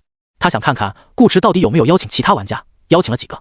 单片眼镜男出于本能的考虑的比较细，主要是怕被坑。万一顾池一早就和其他玩家串通好，合起伙来坑他怎么办？为了一次占卜搭上一条命，不划算。尽管这种可能性非常小，但不得不防。尤其在看到悠悠子去找顾池之后，半天没出来，单片眼镜男更加怀疑这可能是个圈套。可他很快又发现自己的怀疑好像没有意义。不仅是那个少女没出来，其他玩家进了别墅也没出来，而且来的人比他想象中多得多。等了很久都没有等到玩家死亡的系统公告，单片眼镜男便知道自己已经没得选了，是不是圈套他都必须去看一看，否则里面的玩家约法3章，决定先把他这种脱离群众的玩家给干出去怎么办？单片眼镜男无奈之下只能踏入花园。于是10名玩家到齐，众人不出意外，等会还要来2个。预言家貌似是把所有玩家都请了过来。ID 为纸面巾的女人有种上当的感觉，吐槽道：“她到底想干什么呀？”一旁穿着夹克的醋溜苹果面色也不好看，也许是想把我们一网打尽吧。风水大师呵呵道：“我觉得他没那个本事。”多喝岩浆瞥了他一眼，能说出这话多半没有查看别人属性的道具。悠悠子这时也明白了顾池的意思，怪不得顾池说想知道玩家是谁不用占卜，原来是打算直接把人送到他脸上。虽然悠悠子不怎么在乎自己的玩家身份暴露与否，对他而言，当面与玩家接触和间接性的占卜都差不多，可悠悠子还是不开心。他一直以为顾池只邀请了他一个人，面具上写着那么大一个幽字，又是紫色，明显是冲着他来的，哪知他并不是唯一，只是之一。悠悠子现在闷得慌，直到纸面巾又问：“你们进来之前，他有给你们占卜吗？”风水大师摇头：“没有，有都会说没有，何况确实没有。”醋溜苹果道：“我连人都没看到，他一进门就被女仆领了过来，还以为预言家在里面等自己呢，结果是一群玩家，这不纯纯搞事情吗？”妩媚女人听到这话就舒服多了，看来大家都一样了。悠悠子则怔了怔，什么意思啊？顾池没有见他们，也没占卜谈话，甚至连茶都没得喝，直接过来坐冷板凳。咦，这么一对比，悠悠子发现预言家先生好像对他还不错。尽管叫了很多人来，但私底下只见了他一个。咔咔，房门再度被推开，顾池又一次恰到好处的出现，印证了悠悠子的想法，因为他一直在隔壁听玩家们聊天，根据话题去猜少女的心思，对他来说并不是什么难事。此刻的顾池又穿上深蓝长袍，戴上了面具，一副公事公办的样子。悠悠子的心情忽然就好了起来，其他玩家心情却不怎么样。等了一晚上才见到人，占卜没占卜倒不说，还把自己暴露了出来，后面还怎么阴人？预言家先生其实可以再晚点再过来。风水大师道：“还有2个人没到呢。”第一个在字咬得特别重，语气颇有些阴阳怪气的意味。顾池只是淡淡道：“不等了，我已经给过他机会。”说完，他看了看身旁的夏琳，夏琳没吭声，只是默默走到悠悠子边上的位置坐下。众人，这女仆是玩家，有的人是真惊讶，有的人是装惊讶。不等他们细想，顾池已经开门见山的开口：今晚请各位过来的原因很简单，我知道你们都来自于另一个世界，来欧姆达区是有事情要做，也许是好事，也许是坏事，这都没关系，我下午的话依然作数。我可以不管你们从哪里来，也不过问你们要做什么事，甚至可以替你们占卜，给予你们一些帮助，但有一个条件，你们必须遵守。无论你们的目的是什么，想得到什么，都不要影响这个世界的秩序，否则……顾池面具下的黑眸依次扫过众人，说道：“你们可能会死在这，你们可能会死在这。”这句话有着浓浓的警告意味，可偏偏顾池的语气又很平淡，仿佛只是在说一件稀松平常的事情。尤其是那双漆黑平静的眸子，透着一种孤高的漠然，似乎完全没把他们这些玩家放在心上。这句话与其说是警告，不如说是不带任何感情色彩的通知，像是陈述事实一般告诉他们，要么遵守规则，要么死。话音落下的一刻，连夏琳都感受到了一丝若有若无的压力，要不是和顾池知根知底，说不定真会被唬住。悠悠子就被唬住了，愣愣地看着顾池，只觉这个男人突然变得好硬，气场与之前截然不同。之前只是高冷，这会儿是高高在上，哪里像个预言家啊？不知道的还以为他是教皇呢。一众玩家神色都在变化，其中醋溜苹果的表情最为立体，脸上好像写着一个问号。他怎么敢的？醋溜苹果承认自己刚刚有那么一瞬间被顾池唬了一下，包括下午也是。一个 NPC 能算出玩家的事情确实牛逼，可风水大师说的没错， NPC 再牛逼也依然只是 NPC， 还是低神品的蓝袍，说白了就是个初级法师，只不过在占卜方面得天独厚罢了。今晚把他们骗过来的事都还没解释，现在一开口又要他们守规矩，真以为他们好欺负？什么是玩家？第4天灾，真守规矩还玩什么游戏？一旁的风水大师似乎也憋了一肚子火。醋溜苹果看了风水大师一眼，目露不善之色，好像想搞事。风水大师阴沉着脸点了点头，对顾池的敌意呼之欲出。围坐在圆桌旁的其他玩家脸色也都不怎么好看，那还等什么呢？他们这么多人，难道还搞不定一个预言家？兄弟们，我有一个想法。醋溜苹果不忍了，出声道：我们都是被预言家先生请过来的，说几点到就几点到，还专门为此做了准备，又是打扮又是买礼物，可结果呢？人家不领情啊！我们给足了预言家先生面子，预言家先生却不给我们面子。既然如此，我觉得没有再讲道理的必要了。大家今晚来赴约，不都是为了占卜吗？那不如换个方式。醋溜苹果看着顾池，意味深长地道：我们也请预言家先生去我们那做个客，让他好好为我们占卜，一人一次的来，谁也不吃亏，省得每天跑来跑去，怎么样？言外之意就是绑人，谁让预言家先生敬酒不吃吃罚酒呢？醋溜苹果相信不少人都有着和他一样的想法，把人绑回去天天占卜，不比刷好感快得多。他猜的也没错，力量39当时就这样想过。玩家们一向追求效率，能动手解决的问题绝不多逼逼。虽然这局游戏是个人模式，但对大家都有好处的是，合作一下也没关系。道理是这个道理，可不知为何，力量39没有吭声，其他玩家也没吭声。醋溜苹果话一说完，整个会议室就变得鸦雀无声。顾池静静地注视着他，其他玩家也静静地注视着他。醋溜苹果，都看着我干嘛？你们倒是来个人接句话啊！悠悠子满足他的愿望，声音清清脆脆，我觉得不怎么样。倒是预言家先生的话提醒了我，异界并非法外之地，需谨言慎行。少女一脸认真乖巧，不论在哪，我们都应该保持一颗善良的心，不能随随便便杀人。醋溜苹果，力量39，保持善良，不随便杀人，你可真好意思说啊！于是力量39也神色肃然地说道：没错，我们应该时刻严格要求自己，不能因为异于常人便忘记初心，放纵自己。我们的责任是守护，而不是滥杀无辜。醋溜苹果，单片眼镜男见力量39开口了，也附和道：异界有异界的法律，既然来了，自当遵守。我认为预言家先生的要求很合理，没有问题。妩媚女人及其他玩家纷纷点头，确实。醋溜苹果，他这时才发现，众人脸上的不悦不知何时已经消失得无影无踪。再回头看风水大师，这个之前和他一起吐槽了顾池一晚上，在顾池进屋后第一个阴阳怪气，并且刚刚还黑着脸点头让他冲锋的家伙，此时像是换了个人一般，看不出丝毫对顾池的愤怒与火气，反而一脸不满地对他来了一句：怎么跟预言家先生说话的？醋溜苹果。直到此刻，醋溜苹果终于反应过来，自己被演了。风水大师是导演，其他玩家是群演，这是一个不需要私下去酒店讨论的剧本。醋溜苹果是个比较冲动的人，可他也没有那么傻，把预言家绑回去给他们占卜，一定比刷好感效率更高，可以大大提高他们的通关速度。其他玩家不可能不明白这点，不这么做不是因为那骗鬼的善良，是因为他们知道自己做不到。唯一的问题在于还没试过，为什么觉得做不到？醋溜苹果想起了有些道具可以查看别人的属性，能让这么多玩家干干脆脆的放弃尝试，说明他们与预言家的属性差的不止一丁半点，是10个人加起来都打不过的程度。保守估计总属性在2000以上。风水大师有意无意地说预言家实力不行，没那个本事云云，都是故意说给他听的。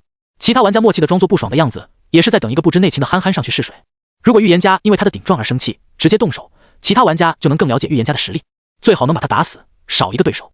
如果预言家不动手，说明容忍度较高，这也是个好消息，至少暂时不用担心对方反水。反正只要有人去对预言家，不管结果如何，对其他玩家而言都是有利无弊，受伤的唯有他自己。醋溜苹果，他有局麻卖皮，不知当姜不当姜，这帮狗东西！醋溜苹果在心里狂喷，一时都忘了自己还没脱离险境。直到顾池淡淡开口：“你刚才说要请我去你家做客。”醋溜苹果。顾池，醋溜苹果。一众玩家幸灾乐祸地看着他，其中也不乏一些鼓励的眼神，好像在说：“刚他，不要怂。”似乎是受到他们的影响，醋溜苹果盯着顾池看了半天，深吸一口气道：“是的。”众玩家真敢啊，这么有。只见醋溜苹果从包里取出一瓶包装精美的红酒，双手递给顾池道：“预言家先生，呵呵，看喜不喜欢？喜欢的话，我家里还有。”众玩家，去你家是这个意思啊？那就让大家都尝尝吧。顾池也没客气，接过红酒，叫女佣拿来杯子，现场开瓶。见顾池不追究，醋溜苹果不由松了口气。说实话，这事要是早发生个几年，他可能还真会抹不开面子跟顾池硬刚到底。可现在的他已经过了年轻气盛的年纪，也不再是新人，面子这个东西，该丢的时候就要麻利的丢，活着通关副本拿奖励才是硬道理。再说了，有坏笔害他，这个仇还没报，他怎么能死？敌意不会消失，只会转移。醋溜苹果不善地看着风水大师：“你不去当演员，真是可惜了。”多喝岩浆觉得也是，他最初以为风水大师没有查看属性的道具，结果对方连他一块骗了过去。好兄弟，你误会了，我也是迫不得已跟着大部队走的呀。风水大师委屈地表示自己是临时变卦，心头却在可惜，这预言家的脾气也太好了点，他要是有999全属性，谁敢多瞅他一眼都得挨揍。女佣将红酒一杯一杯送到各个玩家面前，人比较多，每个人只分到一点，过瘾是肯定过不了瘾的，但浅尝辄止，稍微烘托下气氛也不错。顾池没打算再留在这，团已经开起来了，剩下的是让这帮老玩家们自己把握。还有人有疑问吗？顾池问。有。力量39道：“预言家先生的意思是让我们不要伤害这个世界的无辜者，那我们自己之间呢？”力量39问得非常直接，丝毫没掩饰自己的意图，也用不着掩饰。个人模式本来就是要打架，坦荡点没什么不好。众玩家看了看力量39，又看向顾池：“那是你们自己的事，我不会插手。”顾池说着瞥了悠悠子和夏灵一眼，但我希望你们心里有个分寸。他的用词很微妙，众玩家的眼神也很微妙。分寸是什么分寸？不能动那个2个少女吗？夏灵都还可以理解，毕竟是预言家的贴身女仆，悠悠子又是为什么呢？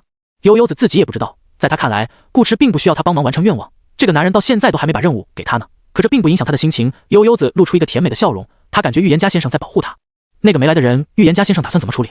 单片眼镜男问。这也是你们自己的问题。顾池无情地给自己判了个死刑，他已经失去了进入这里的资格。一直没想通的醋溜苹果忍不住问了一句：“预言家先生，你的长袍为什么是蓝色？”不少了解鸢尾教会的玩家心里都对这点存有疑惑。999全属性，当教皇怕是都绰绰有余，怎么还穿着下等神品的衣服？顾池就等着他问呢。这个问题和你无关，不过看在酒的份上，我可以回答你。顾池道：“或许你看到的颜色并非是他真正的颜色，只是我更喜欢象征理想与信仰的克莱因蓝。”说完，顾池一身深蓝色长袍在众人眼皮底下变成了鸢尾教会最高贵的紫色，还镶着金边。众人，风水大师瞪大眼睛：“你是鸢尾圣子？”顾池不答，只是在众人惊异的目光中把长袍的颜色又变了回去。你们需要占卜，可以来楼下找我，什么时候想走也可以直接走。留下一句话，顾池离开房间，把场子留给了一帮老玩家。风水大师问夏灵道：“他真的是圣子吗？”夏灵摇摇头：“我也不清楚，他没和我说过这些。”真没想到你也是玩家。悠悠子眸子微亮，他又想通了一个问题。之前他和顾池在客厅说话，夏灵没下来，应该是被顾池特地支开的，为了替他的个人任务保密。悠悠子发现这个男人真的好有魅力，看起来十分高冷，不近人情，实际上心思非常细腻，对他比其他玩家好多了。要不是他也心细，还真发现不了这些小细节。夏灵笑着跟悠悠子解释道：“我的个人任务是学会2级占卜术，技能书只能帮助玩家习得这项能力 ，LV1 大概是那8个假预言家的水平。而正是由于这类任务的存在，技能精华在副本里禁止使用，想要提升技能等级，只能自己去正儿八经的练。怪不得你要跟在他身边呢。”悠悠子道：“我的任务也和他有关。”众人这下明白顾池为什么会罩着这2个少女了。他答应过会帮助玩家完成任务，2个少女的安全便是任务中的一环。悠悠子也明白了顾池为什么会说自己没有愿望。夏灵告诉他顾池的总属性接近5000，悠悠子都惊呆了，一张小嘴张得能放下瓶盖。强成这样，真有什么愿望也自己去实现了，哪还用得着他？2个女孩小声地聊着天，其他玩家却在沉默。他们的任务跟顾池没多大关系，也不好光明正大的说出来，没什么可聊的。本身个人模式下，所有玩家聚到一块就是一件很离谱的事，有功夫闲聊，不如想想这种11人名牌的局该怎么玩。不少人都在心头埋怨顾池，不可能不埋怨，只是迫于顾池的淫威没有表达出来罢了。顾池剥夺了他们习惯性的，同时也是最擅长的硬币打法，搞得他们现在很被动。只有力量39爱死了顾池这一手。作为全场属性最高的玩家，眼下的情况对他非常有利。正面打架他谁都不怕，甚至一个打3个都没问题，唯一可能翻车的点就在于背阴。而现在尊敬的预言家先生替他把人都找了出来，这要是还掌控不了全局，力量39都觉得自己是个菜逼。他目光扫过众人，咧嘴一笑，露出雪白的牙齿：“各位，我想我们可以尝试一种全新的玩法。”新玩法有多新？众人看向力量39，这个人高马大的男人穿着一套经典款西装，浑身肌肉把里面的衬衫绷得异常紧致，一看就是个力量型选手。也不知道是衬衫买小了，还是他体格过于健硕，妩媚女人总感觉这家伙一挺胸，能把胸前的扣子都给崩飞。这身打扮其实很像个保镖，戴个墨镜可以直接去保护总统了，前提是不看发型。保镖一般都不会烫头，避免喧宾夺主，而力量39烫了个小爆卷，抛开年龄不谈，乍一看还挺酷。夏琳与悠悠子这时也暂停了交谈，等着听力量39怎么说。只见这个西装型男掏出一把火红的左轮手枪，啪一下拍在桌子上。俄罗斯轮盘都玩过吧？力量39道，咱们一人一枪，比运气，最后活下来的人去跟预言家双宿双飞，怎么样？众人，这就是你说的新玩法。看力量39好像很认真的样子，悠悠子觉得自己要变成无语子了。他用正妹的语气道，拜托大叔，俄罗斯转盘已经快老掉牙了好吗？拍电影都不用这个桥段了，很 low 的。不，你不懂，我这转盘和一般的转盘不一样。力量39说道，一般的转盘只放1颗子弹，我的转盘子弹放满8颗，那怎么玩？单片眼镜男疑惑道，这不是谁开枪谁死吗？是的。力量39点头，所以他的规则也不一样。妩媚女人稍微来了点兴趣，哪里不一样？力量39，需要我来当裁判，监督你们依次开枪。妩媚女人，众人，玩家都是很敏感的，尤其是这个节骨眼上，大家被迫面对面坐在一起，看似安安静静，非常和谐，实际上谁也不知道旁边的人肚子里装着什么坏水。这点醋溜苹果的体验尤为深刻，一起简简单单聊个天都差点被带沟里，这帮老东西一个都不能信。而力量39这个离谱的规则，怎么看都像是在暗示他们，他想一打十，气氛一下子就变了味，不少人都目光警惕地盯着力量39，手放在兜里或者桌下，随时准备掏家伙，甚至有人已经把家伙掏出来了。风水大师手里多了一个八卦盘，不知道有什么用，但应该很强。这种造型一般都是武曲星的装备，再弱也弱不到哪去。力量39哈哈大笑，你们别紧张啊，我开玩笑的，只是你们不说话，活跃一下气氛而已。众人，这个玩笑一点也不好笑。在场只有3个人对力量39的举动没什么太大反应，一个是悠悠子，有预言家先生罩着，他才不怕呢。这个时髦的肌肉大叔再厉害，能有顾驰厉害，他不可能敢在这里对他动手。另一个是夏琳，他一直在观察一个从头到尾都没说过话的玩家，包括刚刚和悠悠子聊天，他的余光也在注意对方。夏琳不知道自己有没有看错，顾驰离开会议室后，他看见这个玩家收起了一件道具，有个银色小圆盘在他手中一闪而逝，好像是个雷达。雷达形状的道具在净土里同样有很多，这是科技测的物品，功能多种多样，大多与探测有关。其中一种可以探测一定范围内的玩家数量，很适合 PVP， 或者说很适合当下。夏琳拿不准对方的道具是不是雷达，有没有这个功能，但仅仅是存在这种可能，便足以给他敲响警钟。特别是对方的脸色看起来有些凝重。顾驰特地把邀请玩家过来的时间错开，目的就是不想他们提前聚到一起讨论预言家的话题，因为一旦有一个人对顾驰的身份产生怀疑，其他玩家便都会往这方面去想，局面将脱离他们的掌控。他必须盯着点，而别打了我投降。看见桌上那把左轮，反应也与其他玩家不同，他愣了一下，脸上的神色好似多云转晴一般，忽然变得明亮起来。力量39自然注意到了3人的表情变化，但他没管，继续乐呵呵的接着上句话道，别这么看着我了，我真是开玩笑的，我又不傻，你们也不傻，真想干什么我会放到台面上来告诉你们，让你们10个打我1个吗？他又不是女神，一打10还是有一定难度的。不瞒你们说，我确实很想赢，我相信你们也想，个人模式嘛，谁不想赢把大的？力量39今晚主打的就是一个真诚，他毫不避讳地道，按照以前的玩法，我会让你们自己先打，等你们打的差不多了，我再来偷家。隔岸观火，坐收渔利是老玩家常用的手段，但现在这个情况你们也看到了，大家都在一张桌子前坐着，谁敢说自己头上没被挂几个标记？力量39道。妩媚女人闻言，意味深长地看向对面的记者，其余玩家见状也纷纷目光不善地看过去。记者看我干嘛？我又不会标记。祸水东引也是个老套路，妩媚女人嘴角微翘，谁让这家伙今天偷拍她呢？力量39继续说道，我觉得我们没必要搞得那么麻烦，你标我标你，互相都知道对方在哪，想拿人头的奖励，最后还是只能光明正大的打一架。既然如此，何不换个轻松点的方式？这话是有一定的道理，大家都是100加属性的老玩家，各有各的手段，一旦露面基本跑不掉。这就像2个开了透视卦的人在互相对狙，谁也赢不了谁，打着还累，不如把枪扔了，找个风水宝地拼刀子。你想怎么轻松？单片眼镜男问。每当没人接力量39的话，他总会及时开口。力量39怀疑这个人对自己图谋不轨，不过现在不是说这些的时候。他回答道，很简单，先保住我们自己的基础奖励。你们应该都算得出来，这个本的个人任务比公共任务重要，2选1的话肯定选前者，可我们现在这么多人，完全可以2个都要。力量39说道，每个玩家手里应该都有一些关于公共任务的线索，我们把这些线索拿出来拼一拼，讨论讨论，想离开欧姆达区还不轻而易举。这是想把个人模式变成团队模式的节奏。众玩家不由沉思，听起来好像确实可行。当一个玩家的线索被其他玩家得知，这个线索就会变成大家的线索，讨论的过程则是解密，只要参与讨论，甚至都不用开口，只用记住这些信息点就行，这样每个人都可以获得不错的线索分。他可能不会在最终结算中单独列出来打分，但一定会算在公共任务的评价之中。商讨完公共任务，我们再来处理个人任务，3天吧，给大家3天时间，各自去做自己的个人任务，让这个副本在7天之内结束。力量39道，卡通关时长这个点应该不用我多解释吧？你的意思是大家互不干扰？风水大师问道。那个人任务是杀人的怎么办？哟，你的任务是杀人呀？醋溜苹果吃惊道，看样子你的属性很高咯，要杀几个？透露透露呗。风水大师，这人怎么跟自己一样阴阳怪气的？我属性低，任务是杀同样属性低的玩家，不可以吗？妩媚女人道，这样对需要杀人的玩家是不太公平。他们又不用学技能或者找东西，3天时间等于白白浪费。众人都看着力量39，等着他做出解释。他们都没发现力量39已经隐隐成为了这次玩家会议的二把手。我正要说，力量39早已经把净土游戏的评分机制摸得透中透。他双手交叉在桌上，说道 ：S 级副本的公共任务通常存在解密与行动2个环节，可能需要我们去找一把钥匙，抢一艘空艇，又或者搜寻剧情道具，打破结界。个人任务则分为 PVP 和其他。为了让分数分配得更加合理，行动部分就由个人任务为 PVP 的玩家来做。PVP 玩家无法保证自己一定可以完成任务，不管哪个分段被反杀都是常有的事，所以让他们多拿些公共任务分作为陪玩3天的补偿，相当于非 PVP 任务的玩家用这部分分数买了个保质期3天的平安符，两边都不吃亏。最后一个部分是重点，我们刚才就说过，个人模式免不了打架，也有玩家需要杀人，所以等其他玩家做完个人任务，我们第7天再来预言家这里汇合。力量39咧嘴笑道：“咱们公平决斗，既分生死，也决高下。”顾驰通过夏琳围裙兜里没挂断的手机，听到这话，咂巴了2下嘴。铺垫了这么多，终于图穷匕现了。一个200加属性的玩家跟一群100加属性的玩家决斗，真的公平吗？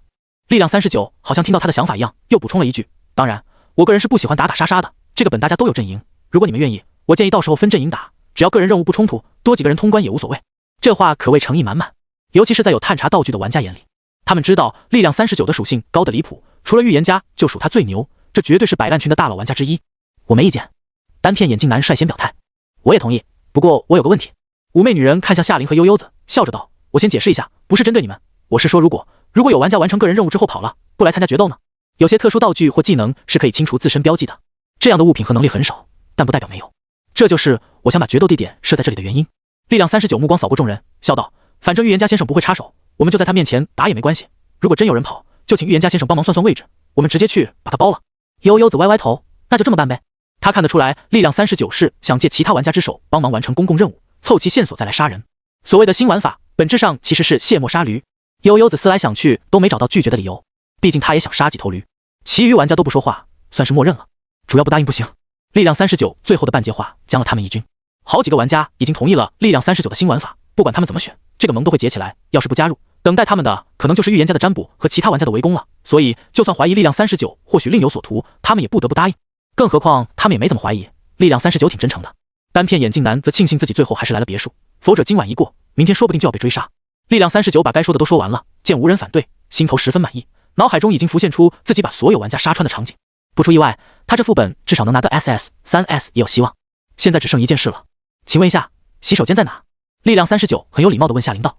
夏琳答道：出门右拐，走廊两边都有客房。谢谢。力量39仿佛功成身退一般，奖励自己上个厕所。他刚走没多久，别打了我投降也站起身。你们先聊，我也去下洗手间。这是他今晚说的第一句话。夏琳冲悠悠子眨眨眼，想不想吃水果？我去拿。悠悠子连连点头，想吃想吃，多拿点。今天的晚餐气氛太冷，他都没怎么吃，早就饿了。于是夏琳也离开会议室。客房内，力量39并没有真的进洗手间。跟过来的别投降一推开客房门，便见到有个男人抄着双臂，斜靠在墙边瞅着他，无声无息，跟个鬼似的。力量39丝毫都不意外别投降会来找他，反倒是别投降进门看见个人，自己被吓了一跳。力量39注意到别投降手里捏着个小雷达，暗暗猜测着对方的来意。你认识我？力量39问。别投降略微激动，认识，你是39大佬。力量39打量着他，那你应该也知道我那把左轮枪。别投降继续激动，知道，他是传奇。力量39又问，你是不是还知道我的特殊能力？别投降，可以把预言家吊起来打。力量39不由在心中感叹，你知道的可真多啊。这场玩家会议一直持续到了凌晨1点，个人模式在力量39的操作下暂时变成了团队模式。正如力量39所说，每个人手里都掌握着一些线索，唯一没线索的人还没到场。包括夏琳在内，11名玩家很快把这个副本的世界观和任务流程给推了出来。他们手里的线索其实并不全面，不少人都没有特地去找，一个个全等着抢别人的线索。老老实实做任务的玩家就有点亏，但也没有太亏。人生中最宝贵的永远不是一时的利益，而是活到老学到老的经验。个人模式不做公共任务，专门盯着其他玩家搞，以后他们也这么玩。群众之中有几个坏笔，能提供的信息只有尽本事的背景介绍。众人本以为线索不够，还得安排人去做任务。可当他们把已知信息好好整理出来时，又发现大伙的运气好像很不错，接近20条线索，一条都没有重复。众人你一言我一嘴，各自发挥自己的想象力和逻辑，并根据以往在陈庸星的游戏经历，硬是像做填空题似的梳理出了一个离奇又合理的世界观。比较缺乏细节，但大体方向应该不会错。我们可能在一颗球里。夏琳道。此前大家讨论的时候，为了节省时间，便让有需求的玩家轮流去找预言家占卜，两边同时进行，导致顾驰有很多地方都没听到。这会人都走了，夏琳才来给顾驰补课。两人坐在卧室的餐桌前吃着宵夜，少女像个历史老师一样将故事娓娓道来。鸢尾教会历史上曾有位名为希拉瓦的女教皇，任期大概在5400-5500年之间。他精通空间魔法，实力非常可怕，曾经于战争期间强行在陈庸政府的军事基地中构建出一个连通外界的传送门，带领鸢尾教会打了陈庸政府一个措手不及。那时候的陈庸政府并不如现在这样强大，希拉瓦以这次进攻打开局面，上百支军团里应外合，内外夹攻，把陈庸政府打得溃不成军，1月之内便占领了10多个重要城市，险些直接将陈庸政府灭掉。直到后来，他的老师出面调解，总统又签下长达100年的战败者契约，割地赔款，几乎把国库掏空，希拉瓦才答应收手。夏琳说着，拿起一个现烤的焦糖甜甜圈喂到顾池嘴边。那次战争被鸢尾教会称为开拓者战争，打完之后，陈庸政府的领土就变成了这种形状。顾池咬了一口甜甜圈，味道还不错，没有炸出来那么香，但更柔软可口。他老师是什么情况？顾池问。夏琳也咬了一口甜甜圈，含糊道：“他老师的名字就叫欧姆达。希拉瓦是用剑的，配合魔法打近战。单论魔力，这位女教皇应该是8阶魔法师，这其实已经很猛了。历任教皇差不多都在这个层次，再加上希拉瓦剑术高超，所掌握的魔法又是空间系，他的实际战力远超其他教皇，可以说是旷古绝今。而传授他空间魔法的老师欧姆达，则是玩家目前已知的鸢尾教会唯一一位9阶大法师。欧姆达擅长空间魔法和自然魔法，学识渊博，慈祥善良，据说是一个喜欢穿旧衣服的白胡子老爷爷，戴着一副很小的圆框眼镜。开拓者战争之前，他曾和希拉瓦尝试过一次魔法实验，想在水晶球内创造一个小世界出来，但最后以失败告终。为什么失败不清楚，也不重要，这个本用不上这条信息，只要能为他们提供一个思路就行。5400年左右实验失败，现在是5985年冬，已经过去了400-500年，这片区域以及教堂又都是以大法师欧姆达的名字命名，那不妨大胆假设开拓者战争之后，欧姆达又进行了多次实验，找到问题，解决问题，最终成功创造出一颗蕴含世界的球状水晶。所以夏琳才说他们可能生活在一颗球里。这座城市奇特的画风也有了合理的解释，它不是好像一块拼图，是确实是一块拼图。这片土地最初应该没有太多东西，欧姆达或鸢尾教会看见有什么不错的模块，便通过特定方式将它们放进来，组成城市与村镇。当然也有可能只放了人进来，这些建筑都是他们自己建造的。人的审美和性癖一样，都是非常自由的事，喜欢这种怪异的画风也不是完全不能理解。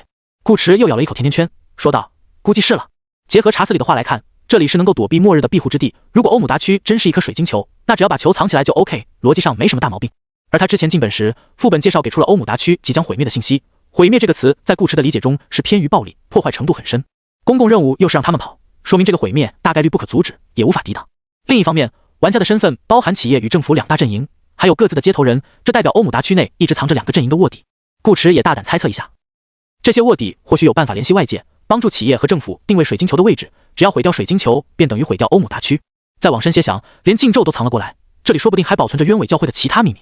夏琳把最后一块甜甜圈塞进顾池嘴里，夸夸道：“顾池哥哥真聪明。”顾池虽然是实话，但略显僵硬，像一句不合时宜的土味情话。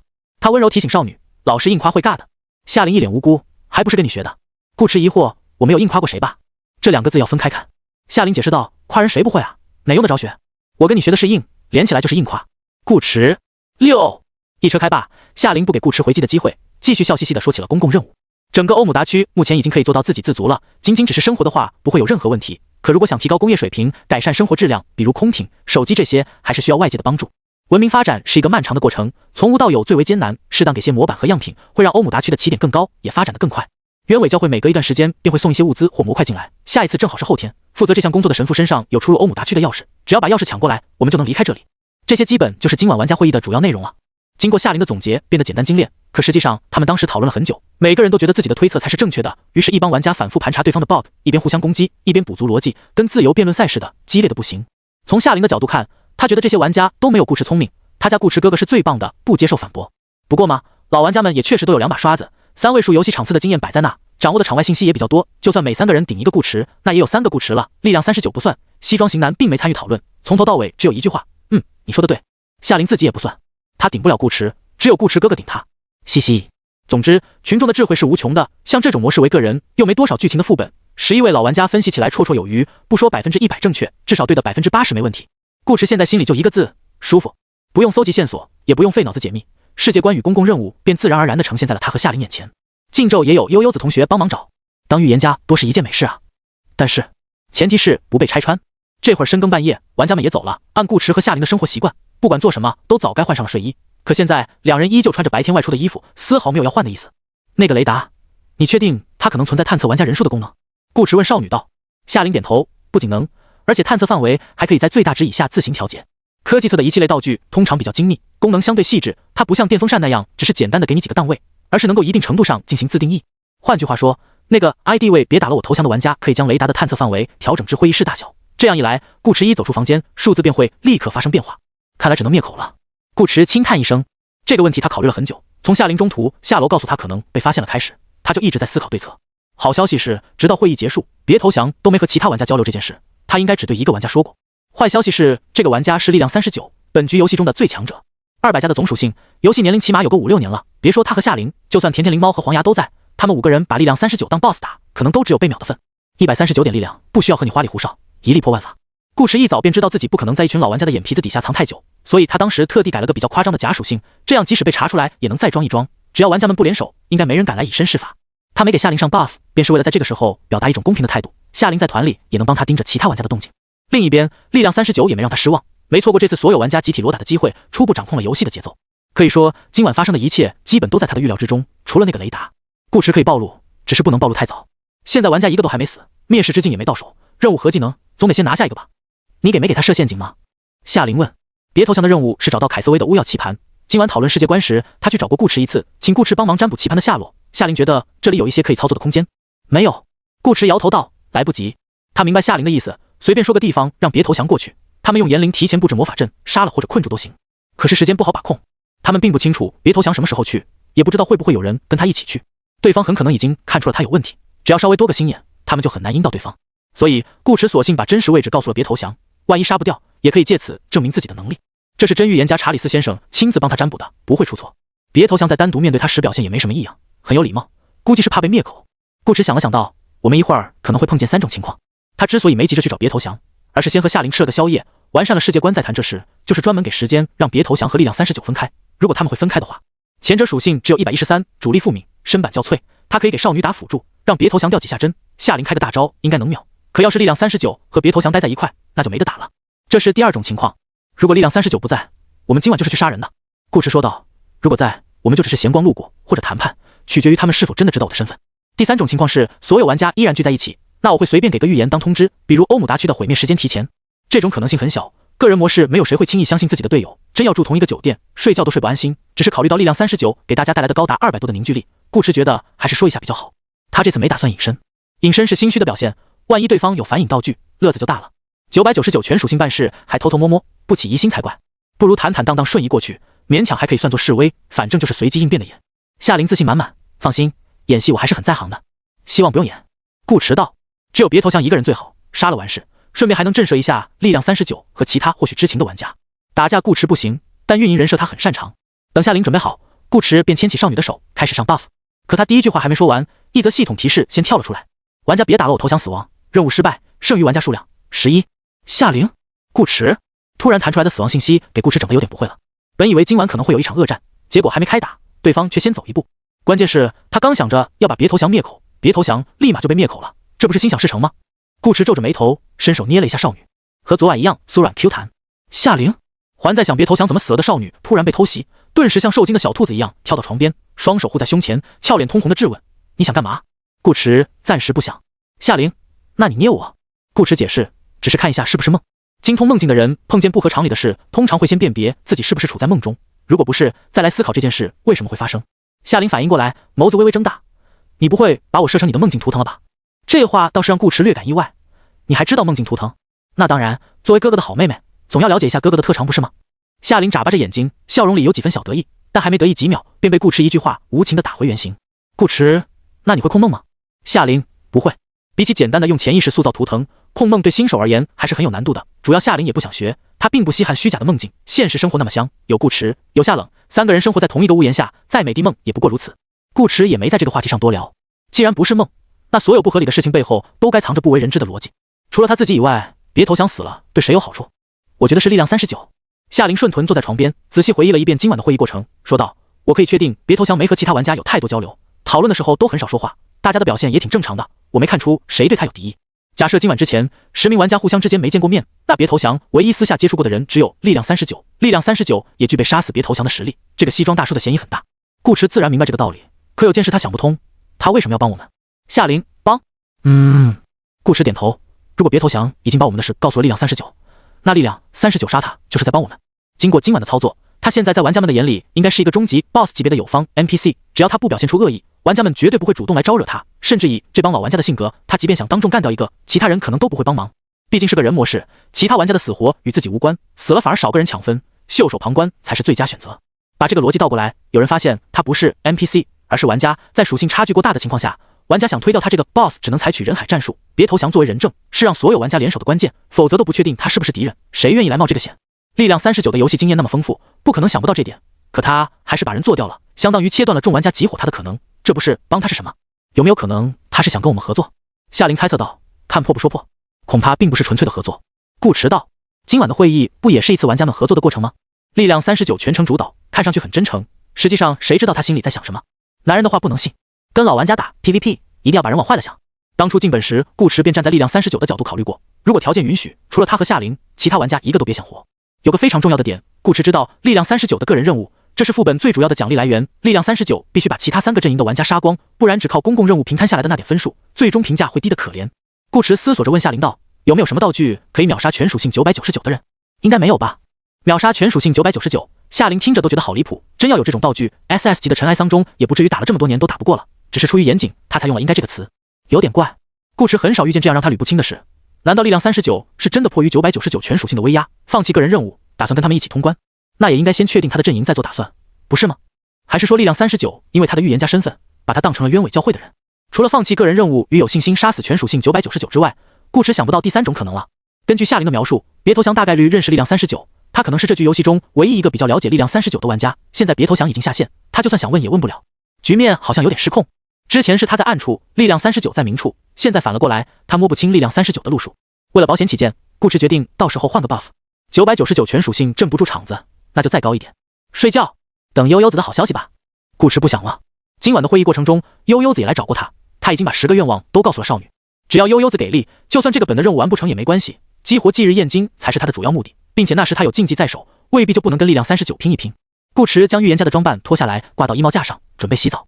夏琳颇为好奇，除了灭世之境，还有9个愿望是什么？都是技能书。顾迟聊起100，一次把剩下2件衣服都脱了下来，头发弄得蓬乱，裸露出健美的身材。他继续说道，我跟他说，我小时候想当大法师，让他多拿些魔法书回来，越高级越好。夏琳一双漂亮的眸子在顾迟宽硕的胸膛上滴溜溜的打转，这样会不会太冒险了？他问。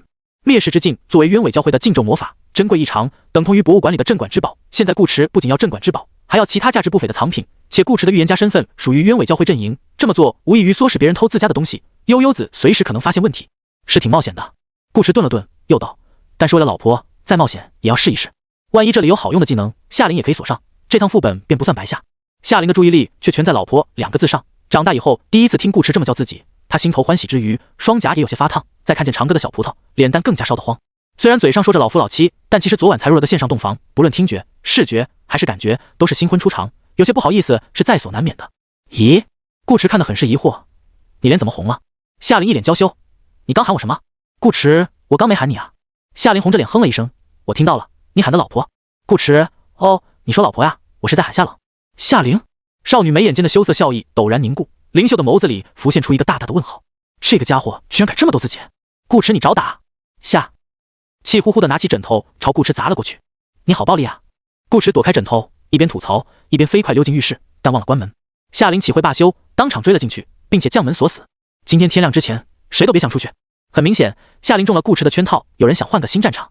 可反过来，顾迟也未尝不是中了夏琳圈套，鹿死谁手尚未可知。而与此同时，另一边，悠悠子已经来到了欧姆达教堂门口，他仰着头打量着这座宏伟的哥特式建筑。白日里如同油画般的浅彩玻璃，此刻被夜色掩埋，像藏于雾中的宝石，在月光下散发着淡淡的异彩与神秘感。繁复耸立的高塔好似一座巍峨石林，尖顶锋锐如针，直刺幽深浩渺的穹宇。主楼顶端有一抹紫色，那是含苞未放的鸢尾花，形似笋头，等到信仰之力足够，它便会绽放出神明的光辉，庇护这里每一位信徒。不过悠悠子觉得还早，花苞紧紧闭合，欧姆达区人数也有限，就算有位真预言家，没个1年半载，这花也开不出来。主要是预言家先生似乎并没有帮助冤伪教会收集信仰，连着2天都是占卜完便走，也不引导大家关注神明与教会，这不是他的职责之一吗？为什么不做呢？还让自己来偷进咒秘点。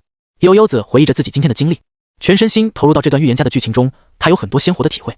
从初见预言家先生时的惊喜，到预言家先生欢迎他时的感动，再到登门拜访后的失望、难过，最后又因一连串表明预言家先生对他更为特别的细节而重新变得开心。悠悠子发现，这个高冷的男人好像在操纵他的情绪。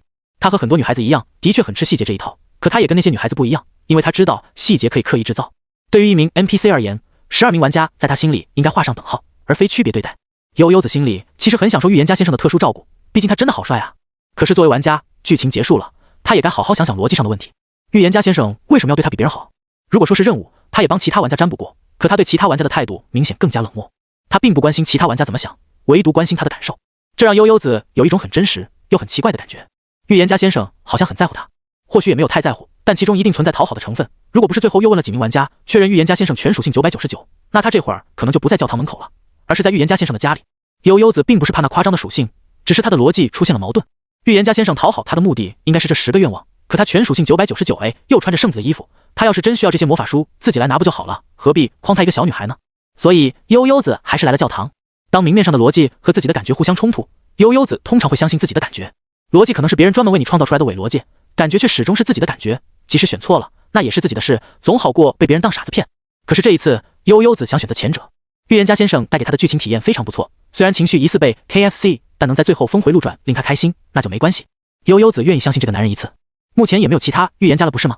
预言家先生，拜托了，千万不要骗我哦，要不然……少女双手合十，小声祈祷。可她话还没说完，身旁突然响起一道警惕的声音：“谁在那？”一个手电筒照了过来，澄亮的光束照出少女缓缓显露的身影。她披着斗篷，脑袋隐藏在兜帽下，低头呢喃，像个虔诚的信徒。悠悠子，什么破隐身啊？说句话又没了。他明明那么小声。问你呢？你是谁？大半夜来教堂做什么？那人走过来问道。悠悠子露出一个阳光的笑容。我听一位吟游诗人说，如果有天堂，天堂应该是图书馆的模样，而教堂是离天堂最近也最像天堂的地方，这里应该也有图书馆吧？我是来取书的，顺路送你去天堂。风铃似的清脆嗓音落下，少女消失了，斗篷却还在原地。一道鬼魅般的黑影一去一回，拉出一串模糊的残影。悠悠子又重新出现在斗篷下，他的速度快到连斗篷都没来得及他追。咚！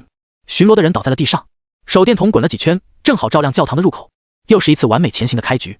悠悠子继续合着手，把话说完：“预言家先生，我要去杀人了，你要是骗我，我可是会生气，跟你拼命的哦。”接下来的一天里，顾池感受到了老玩家的效率。由于凌晨与夏琳学习新知识到早上，他一直睡到下午才醒。好在今天是周六，不用上班。夏琳醒的比他稍早一些。顾池一睁眼，便看见少女的小脑袋贴在他胸膛上，冲他眨眼睛。华美厚实的天鹅绒被套没有完全盖住他的娇躯，光滑的双肩露在外面，伸出一只白嫩的手臂抱着他，视线往里近一些，能看见少女颈项下玲珑精致的锁骨，凹陷的小窝因姿势和阴影略显幽深，用来盛牛奶应该味道不错。改天试试。别的就看不到了，都被夏琳散落在他身上的乌黑长发遮挡。顾池偶尔喜欢玩两姐妹的头发，比如现在。顾池哥哥早上好。夏琳知道顾池醒来以后会发一会儿呆，特地等了2分钟才开口。这都下午了。顾池拿起床头柜上的手机看了眼，教育道：“而且就算是早上，你也不应该说早上好。”夏琳，那说什么？顾池，你昨晚真棒，这还用说吗？夏琳俏皮的眨眨眼，顾池哥哥不是一直都很棒？顾池宠溺的捏了捏少女的脸，我就喜欢你实话实说的样子。和夏琳聊了会天，顾池便披上浴袍起床，吩咐女佣做早餐。洗漱时打开窥视之眼看了一下，4玩家 ID 别打了我投降，已死亡。5玩家 ID 多喝岩浆，总属性120，当前状态无。任务1，离开欧姆达区。任务2，找出潜伏在企业阵营的教会玩家，打爆他的狗头。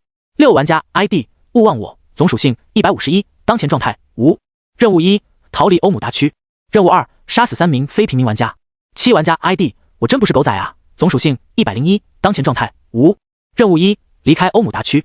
任务2，搜集3滴灵泉甘露，并将它交予戈尔基神父，已完成。8玩家 ID 风水大师，总属性132，当前状态无。任务1，逃离欧姆达区。任务2，杀死2名陈庸政府玩家，获取他们的身份证明。9玩家 ID 醋溜苹果，总属性135，当前状态无。任务1，离开欧姆达区。任务2，找到 LSP45号保险柜，盗取沃星企业机密，已完成。10玩家 ID 托马斯回旋踢，总属性129，当前状态无。任务1，离开欧姆达区。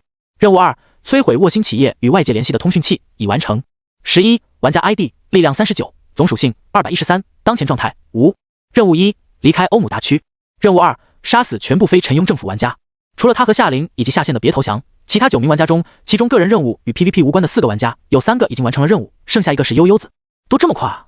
顾池怀疑这帮老玩家昨晚是不是没睡觉，虽然他昨晚也没睡就是了。夏琳求之若渴，顾池倾囊相授。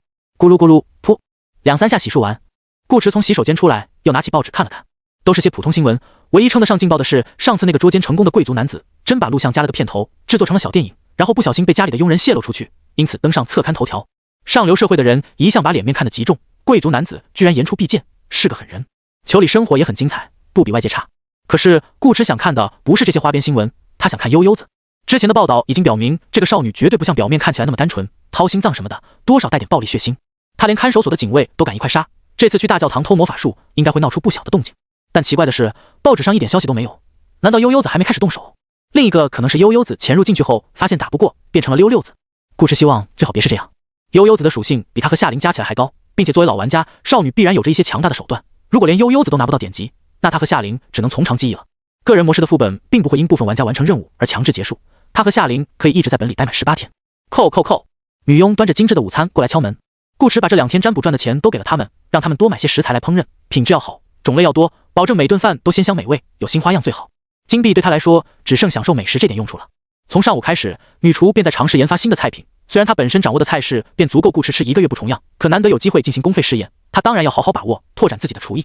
所以这次午餐做得特别快，厨房里摆满了各种已经处理好的食材，拿起来就能用，省去了洗菜切菜的环节。夏琳还蜷在被窝里不想起床。顾迟问道：“你要不吃点再睡？”夏琳有另外的想法，一天不挑逗这个男人，她总觉得生活不完整。一条光洁雪腻的大长腿从被子里伸出来，夏琳语气暧昧：“不如我们先学习一些新知识再吃饭。”顾迟懒洋洋地切着牛排，算了吧，副本里学再多也没用，有人一下线就会装傻，忘得一干二净。夏琳脸颊微红，怎么听不出顾迟在揶揄她现实中胆子小？但没办法嘛，她是女孩子，要适当的保持矜持。夏琳传承性的嘴硬道：“那可不一定，万一不敢的是你呢？我有什么不敢的？”顾迟道：“真不敢也是你的问题，不能怪我。”夏琳，这锅也能甩给他？你不敢和我有什么关系？夏琳道。顾迟反问：“你不会等夏冷不在家的时候偷偷来吗？”夏琳，都给他安排好了是吧？想得美。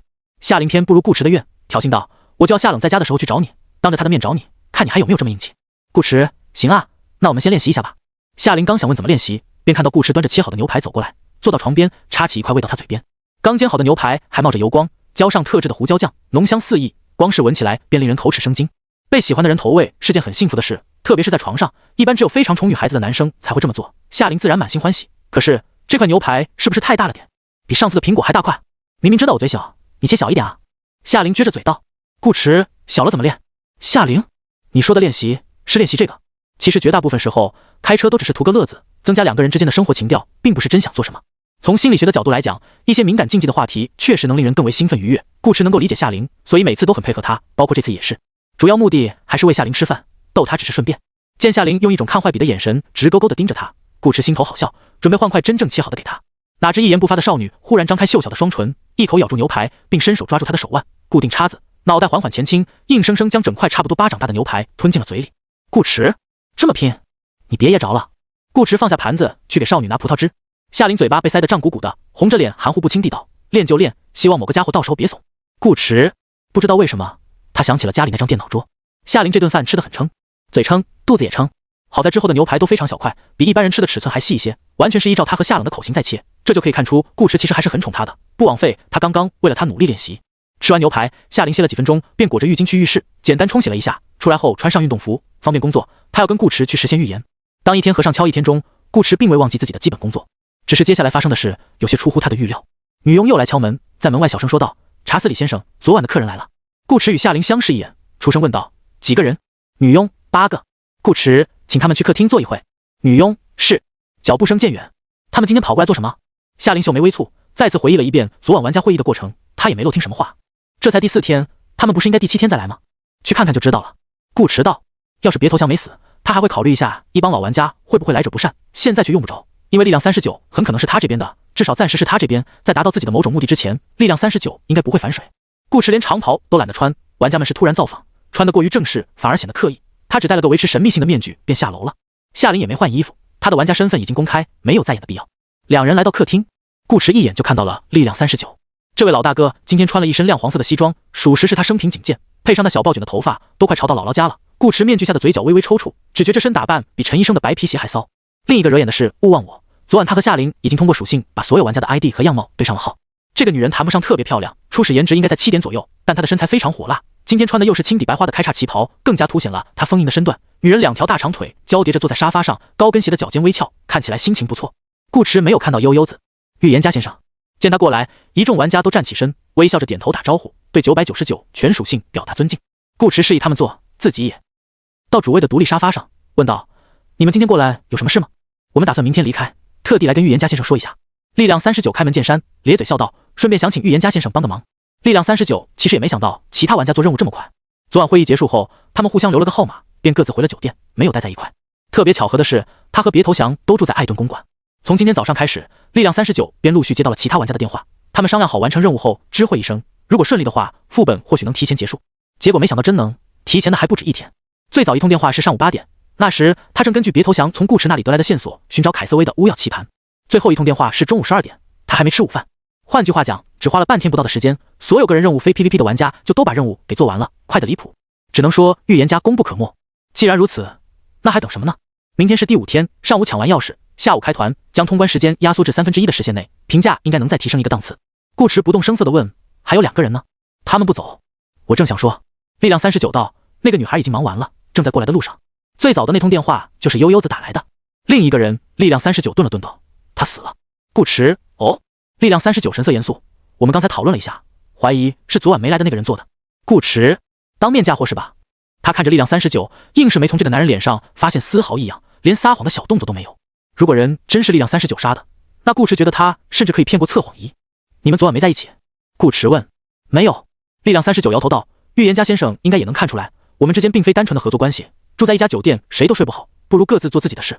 关于他的死，我们也只是通过一些特殊手段知晓了死讯，但不知道尸体在哪。”顾池似乎懂了，你想让我帮你们找到尸体，你们好把他带回去，安葬在你们的家乡。力量39，众玩家，那倒不必。力量39没想到顾池会蹦出这么一句话。眼睛是心灵的窗户，说话时他一直在观察顾池的眼睛，企图找出一点破绽，可那双眸子始终平静如水，他什么也看不出来。如果对方真是玩家，那力量39觉得奥斯卡欠他一座小金人。两个男人在心头互相认可，互相警惕。力量39盯着顾池，认真道：“我们是想问问预言家先生，能不能帮忙把这个凶手找出来，我们带他一起走。”力量39问完这话，勿忘我等人都看向顾池，这其实是他们最关心的问题之一。相比之下，别投降，死了就死了，少个对手是好事。他们可那个闲工夫去当侦探找凶手，只是有个阵营不明且属性未知的玩家藏在暗处，他们心里总觉得不踏实。万一明天打得差不多了，这人冒出来偷袭怎么办？或者抢了钥匙就跑，这样岂不是让他白捡一个大便宜？既然都在个人模式下开团了，自然得先把不合群的玩家给清出去。另一方面，也有人对顾池的预言家身份存有小小的怀疑，主要是人数上过于巧合，算上预言家刚好12人，暂时没有证据，但不妨碍他们在心头给自己提个醒。而且不知道是不是看错了，勿忘我总觉得夏琳看顾池的目光不太对，温柔、欢喜、专注，同为女人，她很清楚这代表着什么。爱一个人的眼神和想到一个人的眼神一样，都是藏不住的。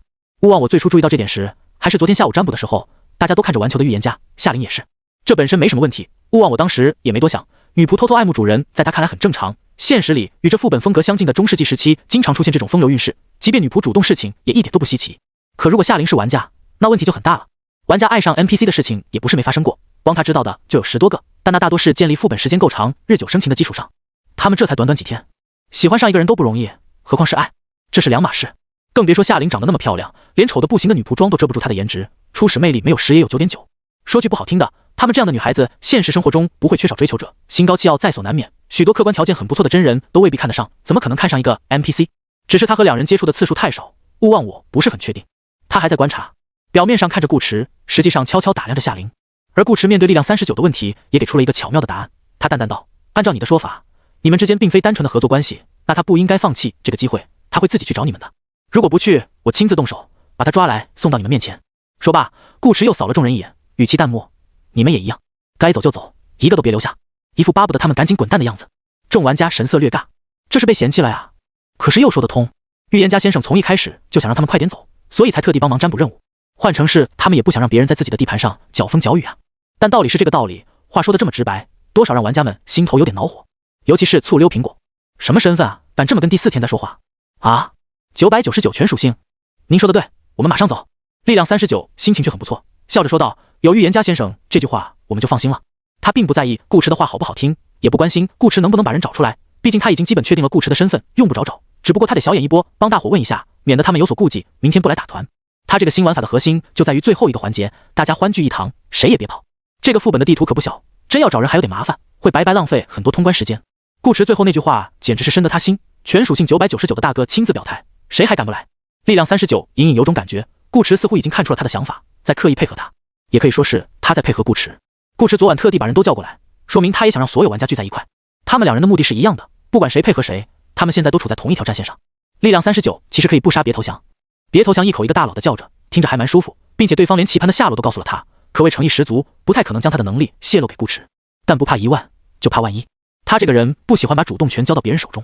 力量39也不希望看到别投降把这件事情告诉别人，他还需要预言家先生帮忙控场。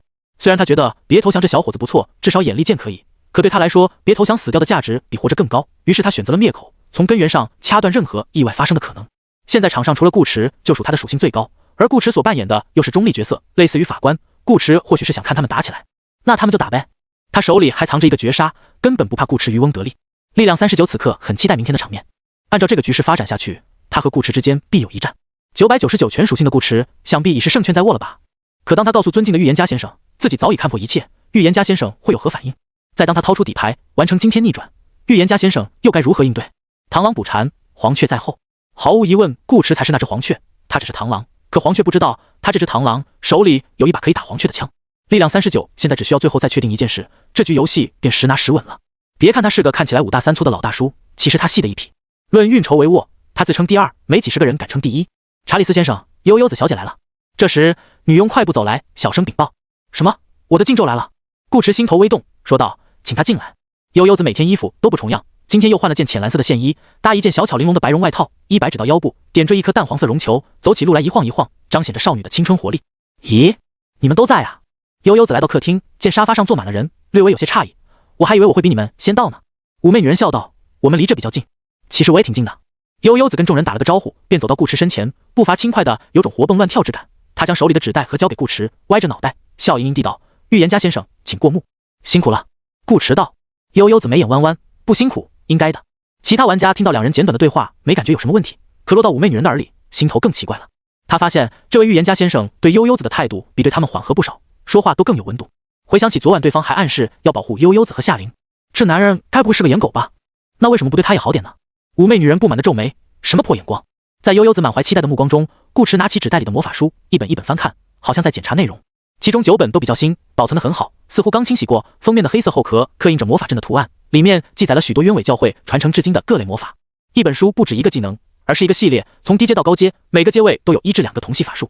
如果有玩家拥有几10个永恒烙印，又不缺钱买技能精华，那这一个副本就能毕业成为大法师。只有最后那本不一样，它不是书，是一个细长的盒子，材质好似风干的桦木，呈现出一种死灰色。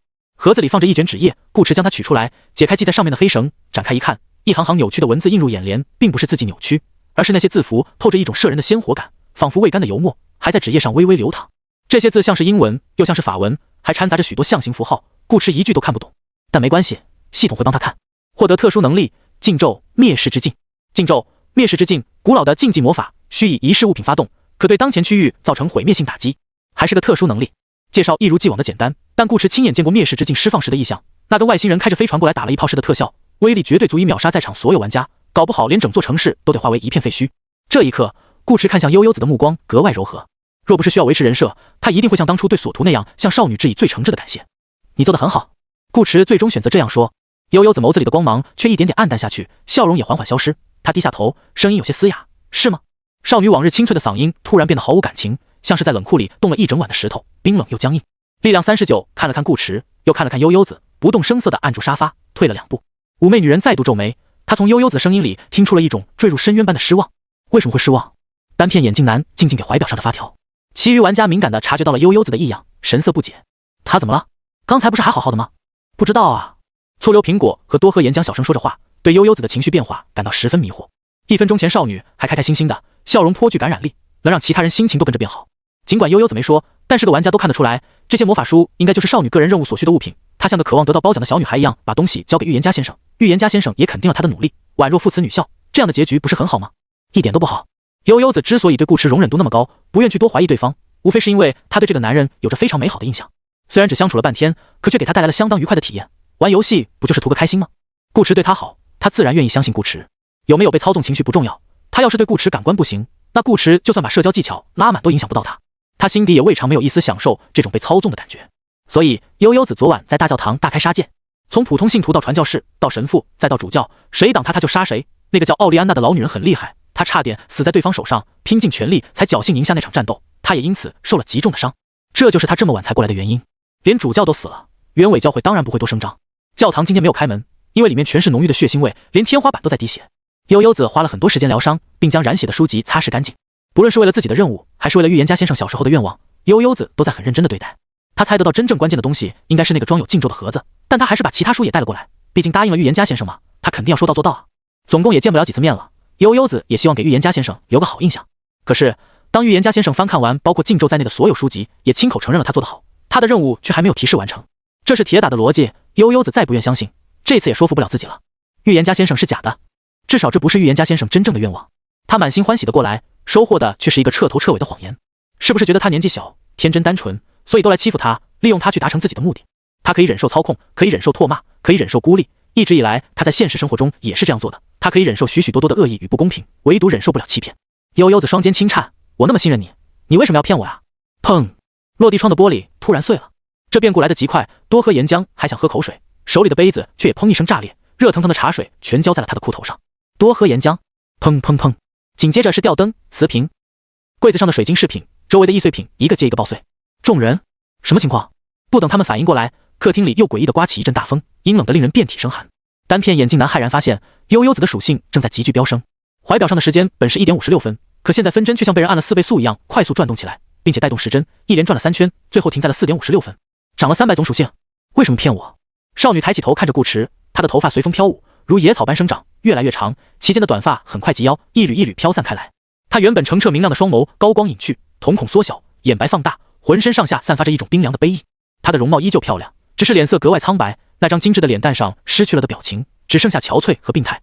众玩家大惊，连忙退开。风水大师更是一个跟头翻到了沙发后面。干，神妖路子这么野。多喝岩浆有点绷不住了。他总是喜欢有事没事就查一查别人的属性，好确保自己处于一个比较安全的环境中，但现在不需要查了，光是悠悠子身上爆发出来的气息便让他明白，此刻的少女绝不是他能招惹的。关键是对方之前一直表现的活泼阳光，哪知道说翻脸就翻脸，且翻得如此彻底，相较于正常状态，悠悠子这时的战力起码翻了3倍。什么黑化病娇？醋溜苹果忍不住吐槽。一众玩家虽然躲得快，但也没多远，贵族家的客厅还是很大的，他们找了个掩体便开始看戏。毕竟这是在预言家先生的家里，悠悠子再猛也不可能打得过全属性999，要是预言家先生一生气把悠悠子给秒了，他们说不定还能冲上去捡个老硬币。夏琳也跟着妩媚女人溜到了酒柜后面。这种情况他们事先便商讨过，假设悠悠子发飙追着他砍，那夏琳便混入人群，反正顾池可以1步10里，没人杀得了他。要是带着夏琳一起跑，那玩家身份直接坐实便都没得变。力量39同样与两人拉开了一些距离，他并不怕悠悠子，可这也不关他的事，没必要掺和。倒是打起来才好，正好看看预言家先生的实力。老实说，顾池也有点猝不及防，他完全没想过悠悠子生气的这么快，他还在把禁咒往盒子里装呢。但越是如此，越不能慌。999全属性，即便真没办法，也得稳住。这么多双眼睛盯着他，但凡他露出半点不该有的情绪，这局游戏就到此为止了。顾池只能慢条斯理地继续手里的动作，将禁咒收进木盒，盖上，放回纸盒袋里。而在他手拿出来的一刻，木盒不见了踪影。顾池淡然注视着少女，我没有骗你，是吗？那为什么我没收到提示呢？悠悠子的指甲在变长，他的眸子暗淡无光，声音又冷又凄。预言家先生，你知道吗？我宁可你命令我、威胁我或者强迫我，我也不想被你欺骗。你甚至都不愿意和我解释几句。我知道自己也许是在自寻死路，可我接受不了谎言啊，尤其是预言家先生你的谎言，所以就算死，我也……叮！个人任务预言家的心愿已完成，剩余任务离开欧姆大区。少女的话音忽然打住，所以是系统延迟了吗？悠悠子，顾池等了2秒，问道：“你也？”悠悠子，他的双眸逐渐恢复色彩，头发变短，指甲缩了回去，身上病态凄冷的气场也随之消散一空。小鹿眼是最漂亮的眼型之一，又大又圆，而此刻悠悠子眼里的尴尬也又大又圆。空气一时安静无比。众玩家，怎么寸止了？你倒是接着说啊！顾池知道少女应该已经收到提示，心下大松一口气的同时，淡淡道：“把话说完，就算死，你也什么？”平静的语气中有着7分高冷淡漠，2分不容违逆，以及1分隐晦的怒意。预言家先生好像生气了。悠悠子这时哪还有半点黑化的样子？他好像一瞬间又变回了之前那个阳光活泼的少女。单片眼镜男发现怀表开始逆转，再次定格在1点56分。见少女不说话，顾池眸光冷了下来。我再问最后一次，你刚想说什么？我想说，就算死，我也要向预言家先生道歉。悠悠子捏紧拳头，脸蛋羞红，深深对顾池鞠了一躬。对不起，预言家先生，请原谅我的失礼。小外套上的绒球随少女的动作弹了2下，晃个不停。众玩家，这又是个什么情况？还有人黑化到一半手动取消，然后赔礼道歉的。醋溜苹果与多喝岩浆面面相觑，互相看到了彼此眼中深深的迷茫。力量39，妈的，绝了！事情发展到这种程度，如果不是提前知道顾池有问题，他100%会相信顾池是真预言家，并且是死站边的那种，9头牛都拉不回来，谁对顾池他就对谁。一个人演技好不好，主要看眼睛，而顾池眼睛里全是戏，语气也掌握得恰到好处，既保持了高高在上的冷漠，也让悠悠子看出来他在生气。等这局游戏结束，他一定要加顾池个好友，问问对方奥斯卡有没有给他颁发小金人，如果没有，他自己找人定做一个给顾池寄过去。悠悠子还弯着腰，有些心虚的悄悄打量着面前的男人。顾池扫了一眼被少女炸得乱七八糟的家具和饰品，说道：“你自己看着办吧。”悠悠子连忙抬头道：“我赔，我保证给预言家先生买一模一样，不，买更好的回来。”顾池没搭理他，起身离开客厅，连纸袋盒都没拿。生气就要有生气的样子。悠悠子不顾众玩家古怪的目光，慌慌张张追过去：“预言家先生，你别生气，我知道错了，我真不是故意的。”不是故意的这句话真的很蠢，警察并不会因为你不是故意杀人就不逮捕你。悠悠子自己也知道这点，可他现在心里着急，一时也想不到更好的说辞。他那种状态下，对周围事物产生的破坏也的确不受他的控制，那属于技能特效，而他这个技能又是个被动技能，由情绪触发，他唯一能做的就是及时取消。力量39也走过来，对顾池道：“预言家先生，我们的事还没说完，你看要不要再聊两句？”顾池脚步微顿：“你说。”力量39道：“我们想借预言家先生的花园用一用，顺便也请预言家先生到时帮忙占卜一下。”顾池瞥了他一眼：“你们想在我这里打架？请预言家先生放心，我们保证不会弄脏花园。”力量39笑道：“主要是换个地方请你占卜，你还得跟着我们跑一趟，挺麻烦的。如果你不介意，我们倒是也可以去森林或者山脚下，不用那么麻烦，就在这吧。”顾池道：“正好我亲自送你们走。”说完又问：“还有其他事吗？”力量39站得笔直：“没有了，预言家先生慢走。”顾池点点头，上楼去了书房，全程没有再看悠悠子一眼。悠悠子看着两人聊天，像个局外人一样站在旁边。这会儿顾池上楼，他又不好跟上去，小脸上满是懊悔和自责，看得力量39在心头重重叹了口气。这妹子长得确实乖巧讨喜，可惜太感情用事。力量39并没看清少女，也不觉得少女傻，正相反，他认为悠悠子比这局游戏中不少玩家都更聪明。从少女黑化的速度就能看出来，少女心里其实早已对顾池的身份有了怀疑，否则怎么可能一言不合就要动手？如果悠悠子从来没对顾池起过疑心，那交付任务物品后没有提示，他第一反应应该是惊讶错愕，而不是生气。所以悠悠子并非对此毫不知情，只是他自己一直不愿往这方面去想罢了。另一方面，顾池的演技也太他妈唬人了，力量39便更不会觉得悠悠子菜，毕竟少女的年纪摆在那，可能大学都还没毕业，碰见顾池这种老油条，只有被骗的份，换成18岁的他，结果也好不到哪里去。力量39评价一个人向来是很客观的，因为只有足够客观，才能对自己和敌人有更加清晰的认知。客厅里，众人又坐回到沙发上，部分先前对顾池的预言家身份存有疑心的人，被悠悠子这么一闹腾，多少更信了些。能交任务就是最好的证明，但也有人不这么认为。妩媚女人十分好奇地问夏琳道：“你见过预言家先生的样子吗？”夏琳刚想说没见过，可又想起顾池在悠悠子面前露过脸，便点点头：“见过，他在家偶尔不戴面具。”妩媚女人八卦道：“长得帅不帅？”夏琳发自内心的肯定道：“非常帅。”她老公能不帅吗？初始魅力100。妩媚女人眸光闪烁，似是来了兴趣。那我明天离开之前，可要想办法摘掉他的面具，看看他到底有多帅。风水大师闻言撇了撇嘴，肤浅。妩媚女人翻了个白眼，都懒得理他。这种男人他见多了，口口声声说外表不重要，可自己喜欢的全是好看的女生，不仅肤浅，还虚伪。躲到厨房的女佣这时才走出来，默默拿起扫把清理地上的玻璃渣。刚刚那一幕虽然很恐怖，但对于生活在魔法时代的他们而言，也不是无法理解。悠悠子见状，心头更愧疚了，走过去小声道：“对不起，刚刚吓着你们了，我来帮忙吧。”女仆有些受宠若惊，又有点害怕，忙道：“不用不用，您忙您的，我自己来就好。”她可不敢让查斯里先生的客人来做家务。力量39路过悠悠子身旁：“走吧，我们还得说说剧情。”哦。悠悠子闷闷不乐地跟着力量39回到客厅，在夏琳身边坐下。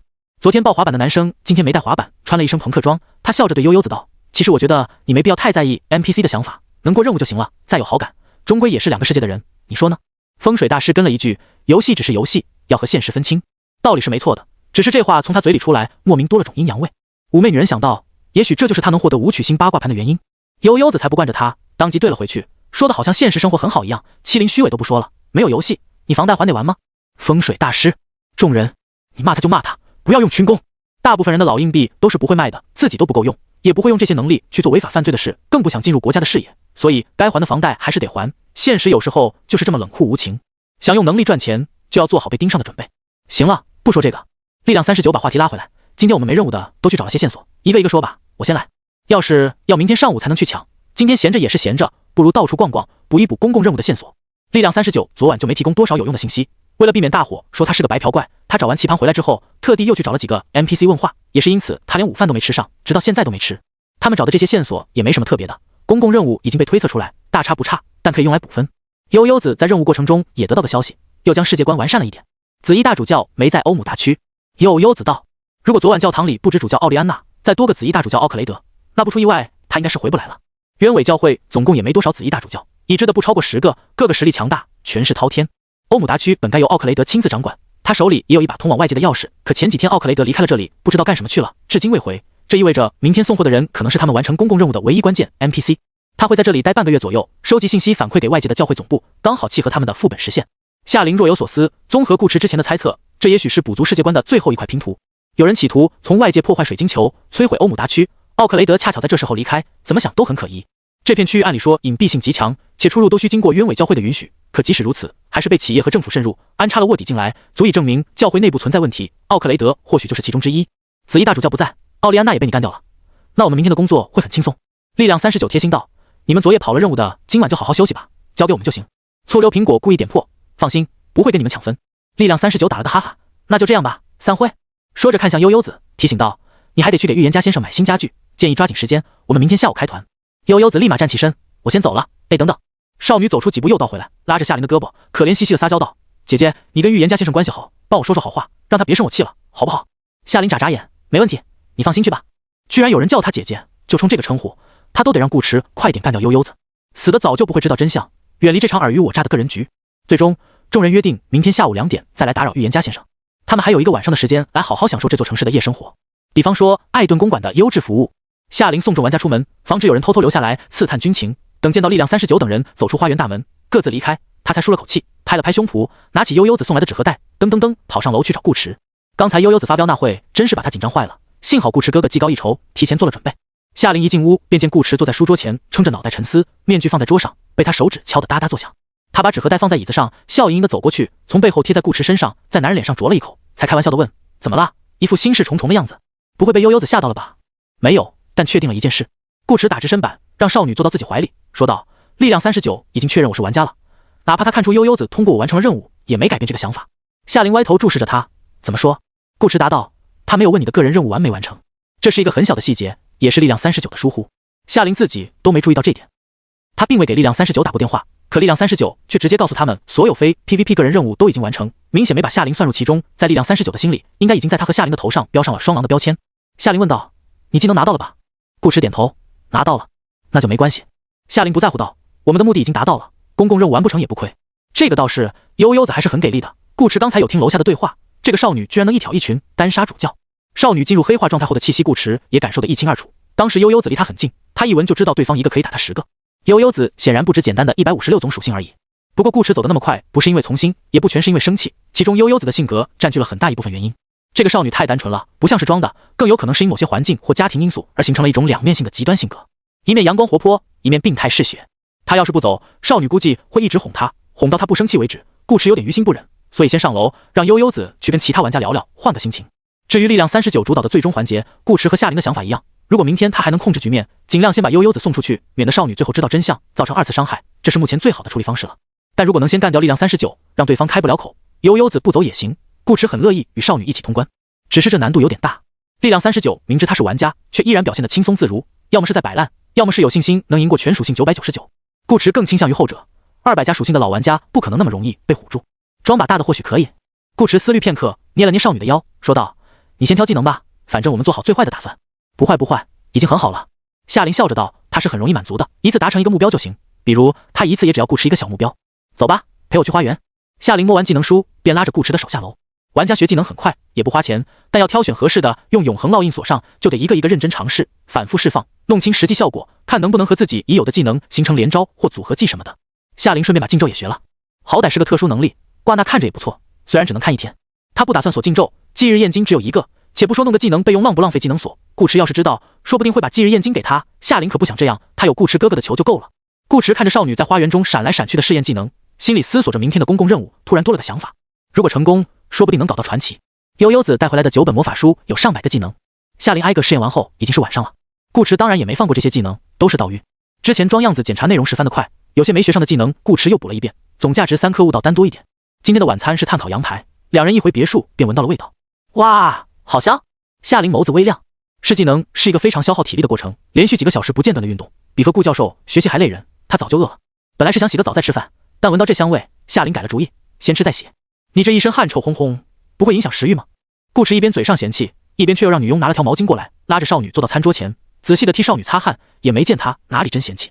此时的夏琳脸颊红扑扑的，额间渗着细汗，白皙的颈项也有汗渍，粘着几根发丝在灯光下折射出一种湿润的光洁感，莫名有些勾人。大概这就是运动系少女总是很受欢迎的原因。出汗与出浴相似，能让从视觉上觉得性感，再加上浓郁的青春气息和活力，谁不喜欢呢？夏琳舒服的眯起眼睛，享受着顾池的温柔，任由这个男人用毛巾轻轻擦拭自己的脸颊、颈项、锁骨以及锁骨下方一片雪腻的肌肤，他眉眼里全是欢悦，故意问顾迟道：“说我臭还靠我这么近，你是不是有什么特殊癖好？”其实是香的。顾迟道：“都腌入味了，能不香吗？”夏琳好似猜到他心里的想法，眨着眼道：“可是我没化妆哦。”顾迟：“是吗？我不信。”夏琳：“真的。”顾迟：“那你擦了身体乳？”夏琳咦了一声：“你怎么知道？”他从来没在顾迟面前用过身体乳，并且现在是在副本里，现实中的身体乳带不进来，这栋别墅里也没有。他都是习惯性把这当作御后环节。夏冷不在，他洗完澡便自己擦，擦完才会穿上衣服出浴室。顾迟怎么会知道？难道这家伙还能通过嗅觉分辨出沐浴露和身体乳的香味？顾迟：“我尝出来的，柠檬味。”尝？夏琳始料未及又猝不及防的回答让他双颊有些发烫，可仔细一想，好像又合情合理。这家伙确实尝了啊，不仅尝，还作了呢。顾迟淡定道：“所以你这算不算投毒、谋杀亲夫？”“当然不算。”夏琳俏脸通红的解释：“我用的身体乳是可以吃的。”顾迟：“还有这种？你自己看。”夏琳从背包里拿出一个淡黄色的小盒子，晨露美肤霜、牛奶柠檬，沃星公司研发的身体乳，焕白嫩肤，水润透亮，长期使用可微量增加魅力值，亦可食用，味道因人而异。虽然是沃星公司生产的商品，但它并不是副本物品，这是夏琳从商城里买的。这款产品被研发出来时，沃星公司还只是公司，没升级成企业。多了解一些陈庸新文明就会发现，沃星公司不是什么好公司。可有一点必须承认，除了丧尸药剂这种东西之外，他们生产的正经商品还是挺好用的，能上架游戏商城，也不用担心有害。他和夏冷都是用的这个。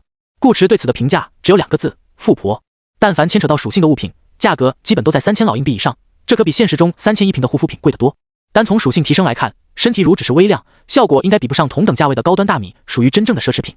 顾迟哥哥什么时候吃腻了？我还有其他的，可以给顾迟哥哥换换口味。夏琳微红的脸蛋上挂着暧昧的笑意，或者顾迟哥哥有没有什么特别喜欢的味道？我去买。顾迟想了想，说道：“我认为你还是选你自己喜欢的味道比较好。”夏琳眸子亮晶晶的，做感动状：“这是只要我喜欢，顾迟哥哥就喜欢的意思吗？”那倒不是。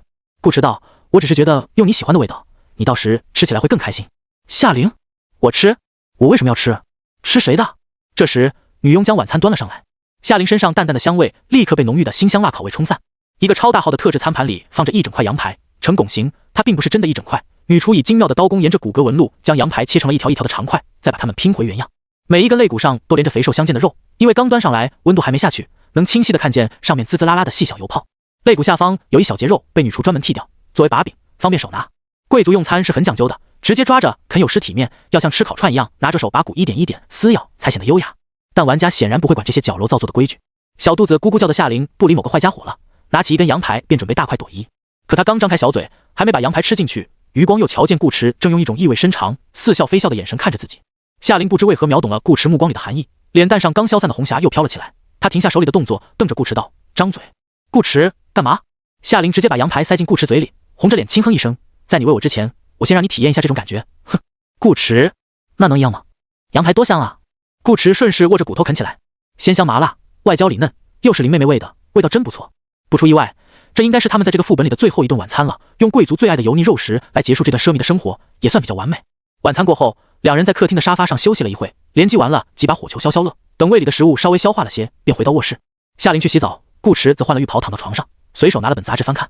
他的目光停留在书页的文字上，脑子里却琢磨着明天可能会出现的各种情况。这局游戏进行到现在，顾迟基本把能操作的事情都操作了，重来一遍也不可能做得更好，只是他属性实在太低，这是硬伤，碰上力量39这种顶尖玩家真的非常难搞。他猜不出对方到底藏着什么手段，只能走一步看一步。虽然顾迟理性分析他和夏琳的通关概率极低，可实际上他的心情非常轻松，应该比其他大多数玩家都要轻松。本身他也不是个会随便紧张的人，考虑那么多也只是方便明天敞开了眼。主要是悠悠子给了他很大的底气，大不了现学现用，直接一发灭世之境下来，大家一块玩完。只要玩家们敢集体反水来攻击他这个预言家，他就敢这么做。没有预言家的最终环节没必要存在，掀桌子嘛，这是他老擅长了。不过除了这种比较极端的情况之外，顾迟不打算随便把竞技拿出来用。净土游戏没有队友保护机制，他这大招可以秒了所有人，包括夏琳。对他而言，这个本最好的结果是他和夏琳都存活到最后一刻，并且成功拿到钥匙，这样他那个想法才能发挥最大的价值。不一定能成，但如果成了，夏琳得在，否则独自享受胜利，就像一个人站在华山之巅，多寂寞孤单啊。很快浴室里的水声停了，夏琳洗完澡出来，换顾迟去洗。顾迟洗澡的时候喜欢登录游戏窥屏世界频道，看玩家们聊天比刷论坛意思，但副本里没有世界频道，他只能看看个人信息和背包，其中背包顾迟这几天都没专门打开过，他怕自己看到悟道丹的剩余数量会心痛。为了这个预言家身份，他的盗运开销极大，被一帮老玩家查来查去，从来就没消停过。按理说都确定他是预言家了，也知道他全属性999了，干嘛还老是查他？顾迟很不理解。所以他不想看背包，甚至都不会主动去想盗运的事，不想就不心疼。但偏偏有人要提。顾池一出浴室，躺在床上的夏琳便问道：“你还有多少舞蹈单啊？”顾池，他踩着湿哒哒的拖鞋走到桌边，拿起水壶倒了杯水，喝了一口才道：“能不能换个话题？”“哎呀，我是关心你嘛。”夏琳说道：“你现在就靠言灵术撑战力，舞蹈单要是用的差不多了，我好帮你想办法呀。”“暂时不用，没那么夸张。”顾池走过来，上床揭开被子，躺到少女身边，说道：“就算用完了，你也别买记忆水晶，648老硬币一点盗运，家里有矿都玩不起。需求更多盗运的本质是为了更好的通关副本。既然如此，他为什么不去买群星与文明之舟，泡在武曲星打本呢？再怎么也比买记忆水晶便宜啊。”夏琳侧过身子，抱着顾池的手臂，眼巴巴地道：“顾池哥哥真不肯告诉我剩多少吗？”顾池不告，反正短期内肯定够用。是吗？我不信。夏琳学着顾池晚饭时的语气：“除非你证明给我看。”顾池瞅了少女一眼：“真要证明？”夏琳要。顾池：“那你可别后悔。”夏琳莫名道：“你证明给我看，我为什么会后悔？”顾池：“也别说我坏。”夏琳更奇怪了：“这和你坏不坏有关系吗？”顾池说道：“你应该知道我这个人做事很有分寸，如果盗运真不够用，我不会把它拿来玩。”夏琳期待道：“然后呢？”顾池：“你喂我吃樱桃吧。”夏琳秒回：“好呀。”盗运1。顾池：“等会儿，为什么盗运才扣一点？”不等他反应过来，夏琳已经坐到他身上，并顺手啪一下关掉了灯。屋子里顿时变得漆黑一片，遮住了少女红艳艳的脸颊。顾池只觉一股窒息感扑面而来，令他呼吸不畅。坏了，他好像上当了。窗外夜色渐浓，宣告时间已来到深夜。这个时候上当，无论如何都跑不掉了。屋里平静的气氛开始热闹起来。这座城市的夜晚也十分热闹，有轨电车穿梭在各个街区，将寻欢作乐的人们送往灯红酒绿的目的地，周而复始，整夜不停。恰巧又是周末，许多人一玩就是一个通宵，其中也包含某些玩家。毕竟最后一天了，再不放肆没机会了。不过玩归玩，觉还是要睡的。科学表明，精疲力竭后往往比正常入眠睡得更香，这未尝不是另一种劳逸结合。直到次日上午10点，轰！顾池和夏琳被一道剧烈的爆炸声惊醒。夏琳喜欢趴在顾池身上睡觉，很有安全感，每次一睁眼就能看到顾池的脸，但他现在没工夫多看。顾池也是。两人同时望向窗外，只见远处的天空中有一艘圆滚滚的飞艇，浑身窜着火焰，冒着黑烟，以一条斜线快速往下坠落，很快被城市中林立的建筑遮挡，随后砰的一声，强势着陆。夏琳、顾池盲猜是玩家们干的好事。飞艇爆炸以及坠地所产生的威力应该很大，兴许能炸死1-2个玩家。两人对视一眼，很默契的没有说话，安安静静的等待系统提示。可等了快10分钟，什么也没有。顾池颇为遗憾的叹了口气，可惜了。夏琳不满地道：“人都不死，一个还扰人清梦，一点都不礼貌。青舒公主有起床气，要不你再睡会？”顾池问。夏琳：“你不睡了吗？”顾池看了眼手机，差不多了，我去准备准备。6个小时的睡眠时间足够他精神一整天。那我也不睡了，我来帮你。夏琳撑着身子起来，伸了个懒腰，任由被套从他背上滑落，而后又发现不对，身上凉飕飕的，他下意识低头看了眼，脸颊一红，连忙扯起被子把自己盖上，缩回被窝，并推了推顾池的胳膊，楚楚可怜道：“父皇你先起，老夫老妻了还害羞？”顾池打趣了一句，起身时故意把被子掀了个天光大亮，然后再次发动风之子，飞一般下床溜进浴室，速度快的连夏琳羞恼之下砸过来的枕头都没追上。可恶的家伙！夏琳气得双颊通红，啐道：“掀了又不看，呸呸呸！主要是不能看。”夏琳的身材很棒，曲线诱人，皮肤又好，和牛奶一样丝滑，一双大长腿更是缠人的紧。大早上的本就火气旺盛，看多了容易擦枪走火，腿软的预言家可不是个好预言家。夏琳穿好衣服也来到浴室，跟顾池一起刷牙。哦，对了，有件事忘了告诉你。夏琳看着镜子里的顾池，一嘴白沫的含糊道：“昨天勿忘我问我你帅不帅，我回答帅。他说今天要想办法摘你的面具，看看你有多帅。”顾池：“你应该谦虚一点。”那可不行，过分谦虚是骄傲的表现。夏琳道：“我实话实说而已，客观评价你也很帅啊。”顾池：“那我今天不戴面具，免得那妩媚女人突然动手，容易露馅。现在已经快中午，早餐可以免了。”顾池和夏琳凑合着吃了个清淡的午餐，便开始和女佣交代一些事情，比如地下室里有个人，什么时候把人放出来等等。顾池用言灵术在地下室设置了静音法阵，女佣们并不知道真预言家的存在，每天的饭也是顾池自己抽空去送的。他走之后，这栋别墅就该物归原主了。安排完这些琐事，顾池便让女佣把楼上的大圆桌子抬到了花园里，并准备了12把椅子，桌上摆了红酒与高脚杯，以及一颗占卜水晶和一张面具。好有仪式感啊！夏琳感叹。顾池已经入戏了，面无表情地吐出2个字：优雅。好好好，优雅。夏琳笑着道，也不找顾池说话了，安安静静坐在顾池身边，等待玩家们的到来。下午1点，悠悠子第一个到，提前了1个小时。少女又换了一身打扮，这次是 JK 纯白蓝领的衬衫配黑底红线的格子百褶裙，外面套了件羽绒服，裙摆下颀长的双腿只露一抹雪白，接一双过膝袜，脚下踩着一双黑色小皮鞋，整个人看起来青春靓丽，似乎这才是她的本体。这个时代可没有 JK 制服，衣裙鞋都只能是装备。顾池看了看窥视之眼，悠悠子的属性果然有所提升，从156变成了160。悠悠子身后还跟着2个工人，抬着一个大纸箱。顾池猜这应该是少女的赔偿。悠悠子远远的见到顾池坐在花园里，娇俏的脸蛋上顿时浮现出惊喜之色，一溜烟跑过来，也不压裙子，她的头发和裙摆都在阳光下飘扬，露出皮质的安全裤，也许她就是一条短款皮裤，很潮。预言家先生，中午好。悠悠子甜美的笑容很有感染力，顾迟却仿佛夏冷附体，平静道：坐吧。悠悠子和夏琳打了个招呼，又试探地问顾迟：预言家先生没生我气了吧？顾迟：他好了。悠悠子开心道：我就知道预言家先生宽宏大量，不会跟我一般见识。顾迟，他发现这少女情商还挺高的，换个人可能会说我就知道预言家先生没那么小气。悠悠子又问：预言家先生今天不打算戴面具吗？顾迟：悠悠子，是不是面具戴久了很闷？顾迟：悠悠子对此表示肯定，不戴是对的，预言家先生这么帅，就该多见见光。顾迟看得出来，少女很想找话题跟他聊天，可他不是这个人设啊。眼看悠悠子有进化成话痨子的趋势，顾迟不动声色地给夏琳递了个眼色。看戏的夏琳偷笑两声，这才找悠悠子搭话，替顾迟解围。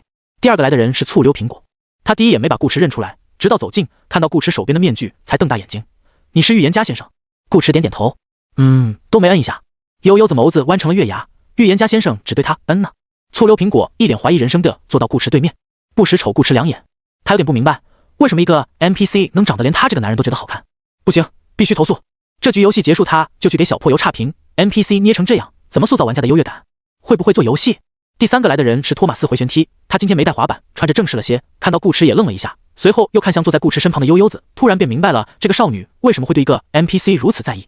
几人也没有多聊天，毕竟从这个时候开始，他们已经不再是队友，而是敌人。第四个来的人是记者 ，ID 我真不是狗仔啊！见到顾迟没戴面具，他好似职业病犯了一样，惊讶之余拿出相机便给顾迟拍了一张。咔！他拿着新鲜出炉的照片欣赏，预言家先生真帅。少了一层 buff 的顾迟，我谢谢你。没多过久，力量39等人也到了。他们上午抢完钥匙，一起逃跑，一起吃饭，当然也该一起来。妩媚女人没想到顾迟今天会不戴面具，此刻看到顾迟的样子，双眸微微闪烁。这个男人确实长得勾人，如果夏琳是个颜控，表层逻辑就全说得通了。可是他不该在这么多人面前露面。身为一名预言家，神秘性是最重要的东西。别人可能不懂，妩媚女人却很明白。之前大家讨论世界观，大部分场外信息都是她提供的，她对鸢尾教会的了解远超在场所有玩家。只凭摘下面具这一点，妩媚女人就可以确定自己的猜测，预言家不对劲。力量39倒是能理解顾迟这个举动，都决赛圈了，还管什么逻辑？即使猜到他是玩家又如何？999全属性，谁敢动他？这分明是要甩开膀子玩的节奏。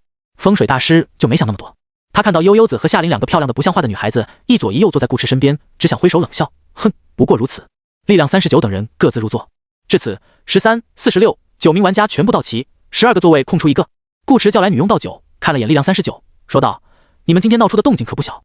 力量39无奈道：我们也不想，但没想到飞艇上有自爆装置，我们还在跟那位神父讲道理，就有人直接引爆了飞艇。妩媚女人补充道：出口在大教堂主楼楼顶，为了避免不必要的麻烦，我们特地等到神父上飞艇才动的手，光想着人少，没防着这一茬。说着，他对顾迟露出一个歉意的笑容，希望预言家先生不要怪罪。顾迟淡淡道：你们自罚一杯吧。妩媚女人：好。他倒干得痛快，小半杯红酒下去，脸上立时浮现一抹浅淡的红霞，感慨似的说道：这酒的味道真不错呢，不知今晚还能不能再喝一杯。力量39感觉这女人今天话有点多，但她没说什么，只是笑着对顾迟举了举杯，一饮而尽。顾迟手指敲了敲桌面，似是在示意一旁的女佣添酒。女佣也确实来添酒了，夏琳却莫名有种感觉，妩媚女人可能会第一个出局。等力量39几人喝完酒，醋溜苹果才问：那你们钥匙拿到了吗？可别跟着飞艇一块炸了。都说了，让你们放心。力量39笑道，拿出一枚菱形水晶，门上有个孔，把这放进去就行。单片眼镜男一直在注意那个空着的座位，预言家先生知道他什么时候来吗？这个座位应该是留给最后一名不跟团的玩家，你们该做什么就做，他妨碍不到你们。顾迟道，言外之意，不论这人什么时候来，999全属性的预言家先生都会亲自出手将他擒下。单片眼镜男没吭声了，端起酒杯喝了口酒。妩媚女人撩了撩头发，抿唇笑道，那就有劳预言家先生了。悠悠子微微蹙眉，也不管别人的眼神，直接凑到顾迟耳边，小小声道，预言家先生小心，他在勾引你。顾迟耳朵好痒。悠悠子声音非常小，几乎只是嘴唇翕动引起的气流声，连边上的夏琳都没听见，但他看得见啊。妹妹，你是不是离我哥哥太近了？从他这个角度看，悠悠子就和亲到顾迟脸上了一样。众人目光也十分古怪，光看这个动作其实没什么问题，说句悄悄话而已，又没真亲上，离得远了大家都听得见，那还能叫悄悄话吗？可话虽如此，有昨天悠悠子对顾迟的态度作为前置印象，此时再见到这略显亲密的举动，他们很难不去联想。托马斯回旋踢心里五味杂陈，他当时提醒悠悠子分清现实和游戏，其实也有点私心。这么好看的女孩子可不多见，怎么能沉迷 NPC 呢？不如回头看看他这个真人。可现在他发现，除了是个真人，他好像真的比不过一个 NPC。风水大师已经招手唤来女佣，你好，请问有柠檬吗？女佣，有的，先生需要多少？风水大师先来10个吃着。女佣。众人只有力量39看得明白，帅其实只是吸引悠悠子的一个点，不是全部。悠悠子真正看重的是顾驰的身份，在少女眼里，顾驰不是玩家，是 NPC。他之前提到过欺凌与虚伪，也说过自己忍受不了欺骗，可想而知，他的现实生活并不如意。也许对悠悠子而言，他可能更希望触发老版本的 bug， 被关在游戏里一辈子都不出去。悠悠子并未觉得自己的举动有什么不妥，见大家突然安静，不禁疑惑的歪歪头：“你们怎么了？干嘛都不说话？”众人说什么？说自己很酸。力量39咳嗽2声，及时控场，把话题带回来。他咧嘴露出一口白牙，笑道：“时间也差不多了，咱们该聊的也聊了，开始吧。儿女情长都是浮云，只有拳头才会永远伴随自己。”顾驰微微打直身子，端起酒杯，离得与圆桌远了些，示意众人随意。他不参与，只负责看戏。妩媚女人看着力量39：“你想怎么打？按照说好的，先分阵营，之后打团或者单挑都行。”力量39意味深长地扫视众人，为了避免有人见风使舵，我们把自己的阵营写在纸上，随后再亮出来。众人闻言，互相看了一眼，又各自沉默。力量39拿出早就准备好的纸笔，发给众人。顾驰无声地笑了笑，看来这位老大哥也怕被围攻啊。这很明显是分散玩家力量的手段。单片眼镜男率先表态：“我没问题。”悠悠子：“我也没问题。”夏琳则干干脆脆拿起笔写好阵营，将纸盖在桌面上。都不反对，就是默认喽。那就写呗。妩媚女人笑道，也动笔写下自己的阵营。这是一件很简单的事，每个玩家一进游戏便知道自己的身份，只用写2个字而已，能花多少时间？可一帮老油条硬是写了好几分钟没写完。顾驰在主位上坐着，看着他们描来描去，跟高考想瞅人家答案似的，迟迟不肯落笔。力量39老神在在的靠在椅子上，一点也不着急。只要用了这种方式来分阵营，这些玩家便不可能再急火他，想写多久都无所谓。每个人都是有私心的，不给机会开口讨论传递信息，便无法达成一致。5分钟时间过去，众玩家陆陆续续动笔。想了半天的风水大师也哎呦一声：“我想起我什么阵营了。”众人：“你能再浮夸点？”单片眼镜男道：“都写完了，从谁先开始？”力量39浑身散发着强烈的自信：“同时吧。”他还不信其他9个玩家能全写教会或企业或平民。要真是那样，那这局游戏即使被围殴出局，他也认了。力量39，我数3、2、1，大家一起翻。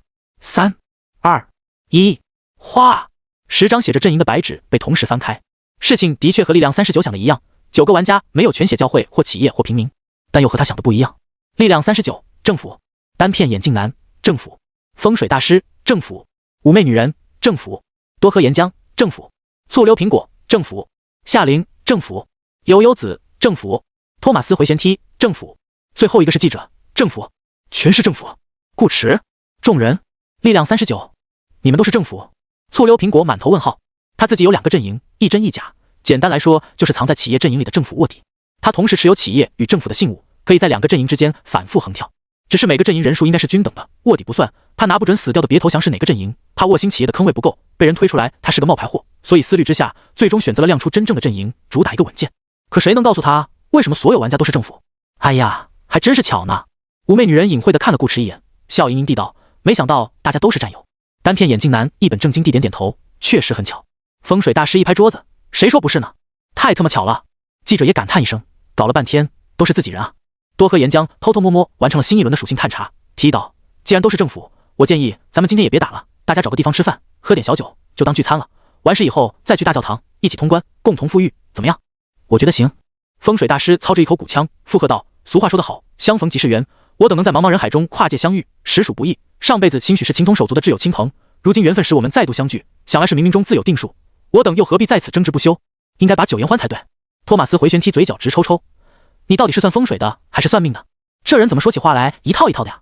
风水大师打了个哈哈：“都一样，都一样，一脉相承。”悠悠子看着风水大师，纯真的笑容里带着一丝戏谑，他眨巴着大眼睛，一脸单纯地道：“不懂就问。风水大师，你的任务不是杀人吗？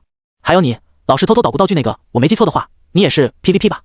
悠悠子问道：“你们真的甘愿放弃奖励，和大家一起通关？”瞧你这话说的。风水大师不乐意道：“一点蝇头小利而已，岂能与前世修来的缘分相比？”就是。多喝岩浆道：“都是兄弟，打打杀杀算怎么回事？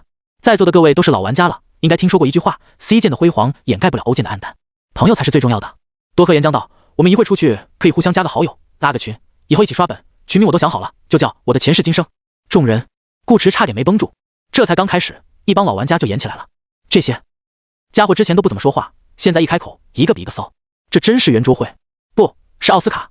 托马斯回旋踢意味深长地说道：“我的个人任务你们都知道，非 PVP。你们想一起通关，我自然100个赞同，但怕就怕我们之中藏着一些坏笔，在教堂内设了埋伏，等我们过去，便阴悄悄地痛击自己的兄弟。”记者神色微僵，又迅速恢复正常。多喝岩浆不满道：“大家这2天差不多都在一块，哪有功夫去设埋伏？是吗？”托马斯回旋踢道：“难道你们都没有接头人？一通电话的事，喊上10来个人应该没问题吧？别的不说，光是他所在的陈庸政府，其中一名领头的 NPC 便明确告诉他需要帮忙只管提，随叫随到。欧姆达区是鸢尾教会的地盘，闹得再大，他们都无所谓。风水大师又一拍桌子，呆，休要血口喷人！众人，托马斯回旋踢，又没喷你，你急个屁？自爆是吧？夏琳非常聪明的没有说话，这种时候说的越多越容易出错。一直没吭声的力量39观察了半天，忽而笑起来。他必须承认自己先前低估了这帮玩家，实力如何先不谈，起码是会玩的。眼下的情况也的确出乎了他的预料，可对他而言反而是件好事。所有玩家都是政府，也许是觉得他属性高，跟他一对胜算更大，也有可能认为大部分玩家都会往他的阵营里钻，站边他是大势所趋，所以打不过就加入。这意味着他现在处于一个绝对安全的位置，因为他本身便是政府阵营，不管接下来怎么玩，他永远都不会成为众玩家的集火目标，而只要给出一个合适的理由，他想搞谁便搞谁。你们都玩了这么久的游戏，难道不知道个人模式如果存在阵营，各方人数大概率是均等的吗？力量39说道，就算只有3个阵营，每个阵营也不会超过4个人，你们这么演是把预言家先生当傻瓜吗？顾迟，看戏呢，勿 Q。记者反驳道，你自己也说了是大概率，证明这种可能的确客观存在，而净土世界大概率发生小概率事件，小破有整烂活和阴间机制也不是1次2次了，团队模式都可以当个人模式玩，那个人模式变成团队模式，我觉得也很合理。一番话说的有理有据，不少玩家点头称是。悠悠子看热闹不嫌事大，挑完风水大师的刺，又开始攻击力量39，他依然像个傻白甜一样笑着，大叔，你之前说自己不喜欢打架，如果大家都是一个阵营，你不介意一起通关，现在是想反悔吗？应该不会吧。妩媚女人看着力量39，耐人寻味的笑道，我们大家都很信任你，你要是临时变卦，我们可不干哦。风水大师也正色道，我生平最讨厌言而无信之人，相信大家也是一样，如果真有人出尔反尔，失信于我等上辈子的亲兄弟，那我建议大家同仇敌忾，先把他铲出去。局势发生了一些微妙的变化，隐隐有了将矛头对准力量39的趋势。力量39笑了笑，轻松化解危机，我这个人向来说话算话，只是不想让一些居心叵测的人浑水摸鱼罢了。你们自己想一想，个人模式下所有玩家都属于一个阵营，这种概率到底有多少？把手机拿出来算一算呗。力量39道，说实话，哪怕只有1个玩家跟我们阵营不同，我都不会这么难以接受。单片眼镜男帮腔道，仔细想想也对，团队模式都经常会有人被小破油故意安排成内鬼，个人模式更不用说。我倾向于这局游戏大方向为团队模式，但其中有2-3人存在问题。从逻辑上讲，最起码每个阵营要有1个玩家，这个阵营才有存在的意义。你们觉得呢？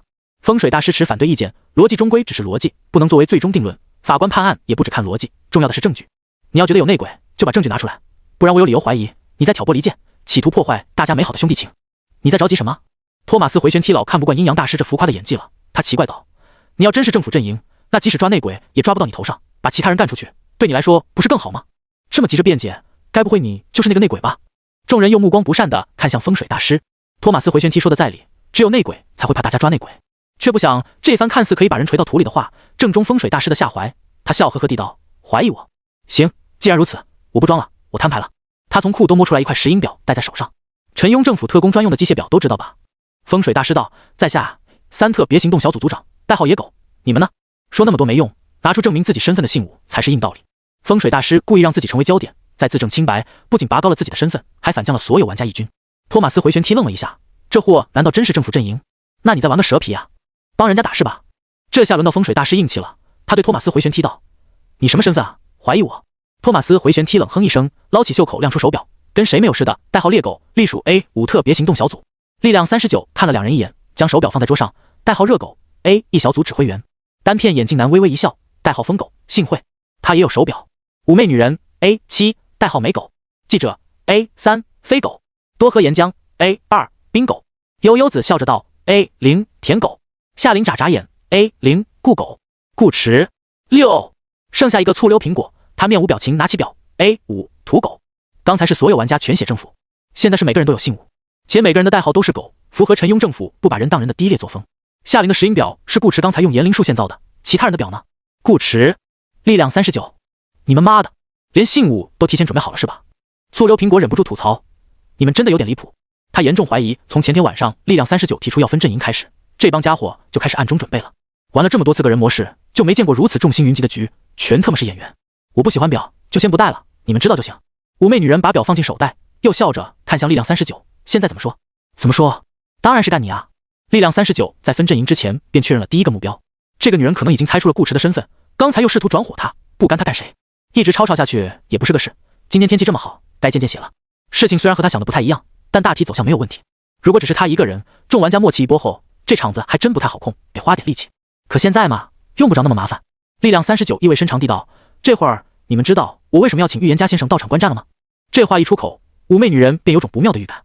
她先前光顾着猜预言家是不是玩家，如果是，她可以倒贴一波，不行贴2波，努力拉近关系，争取活到最后。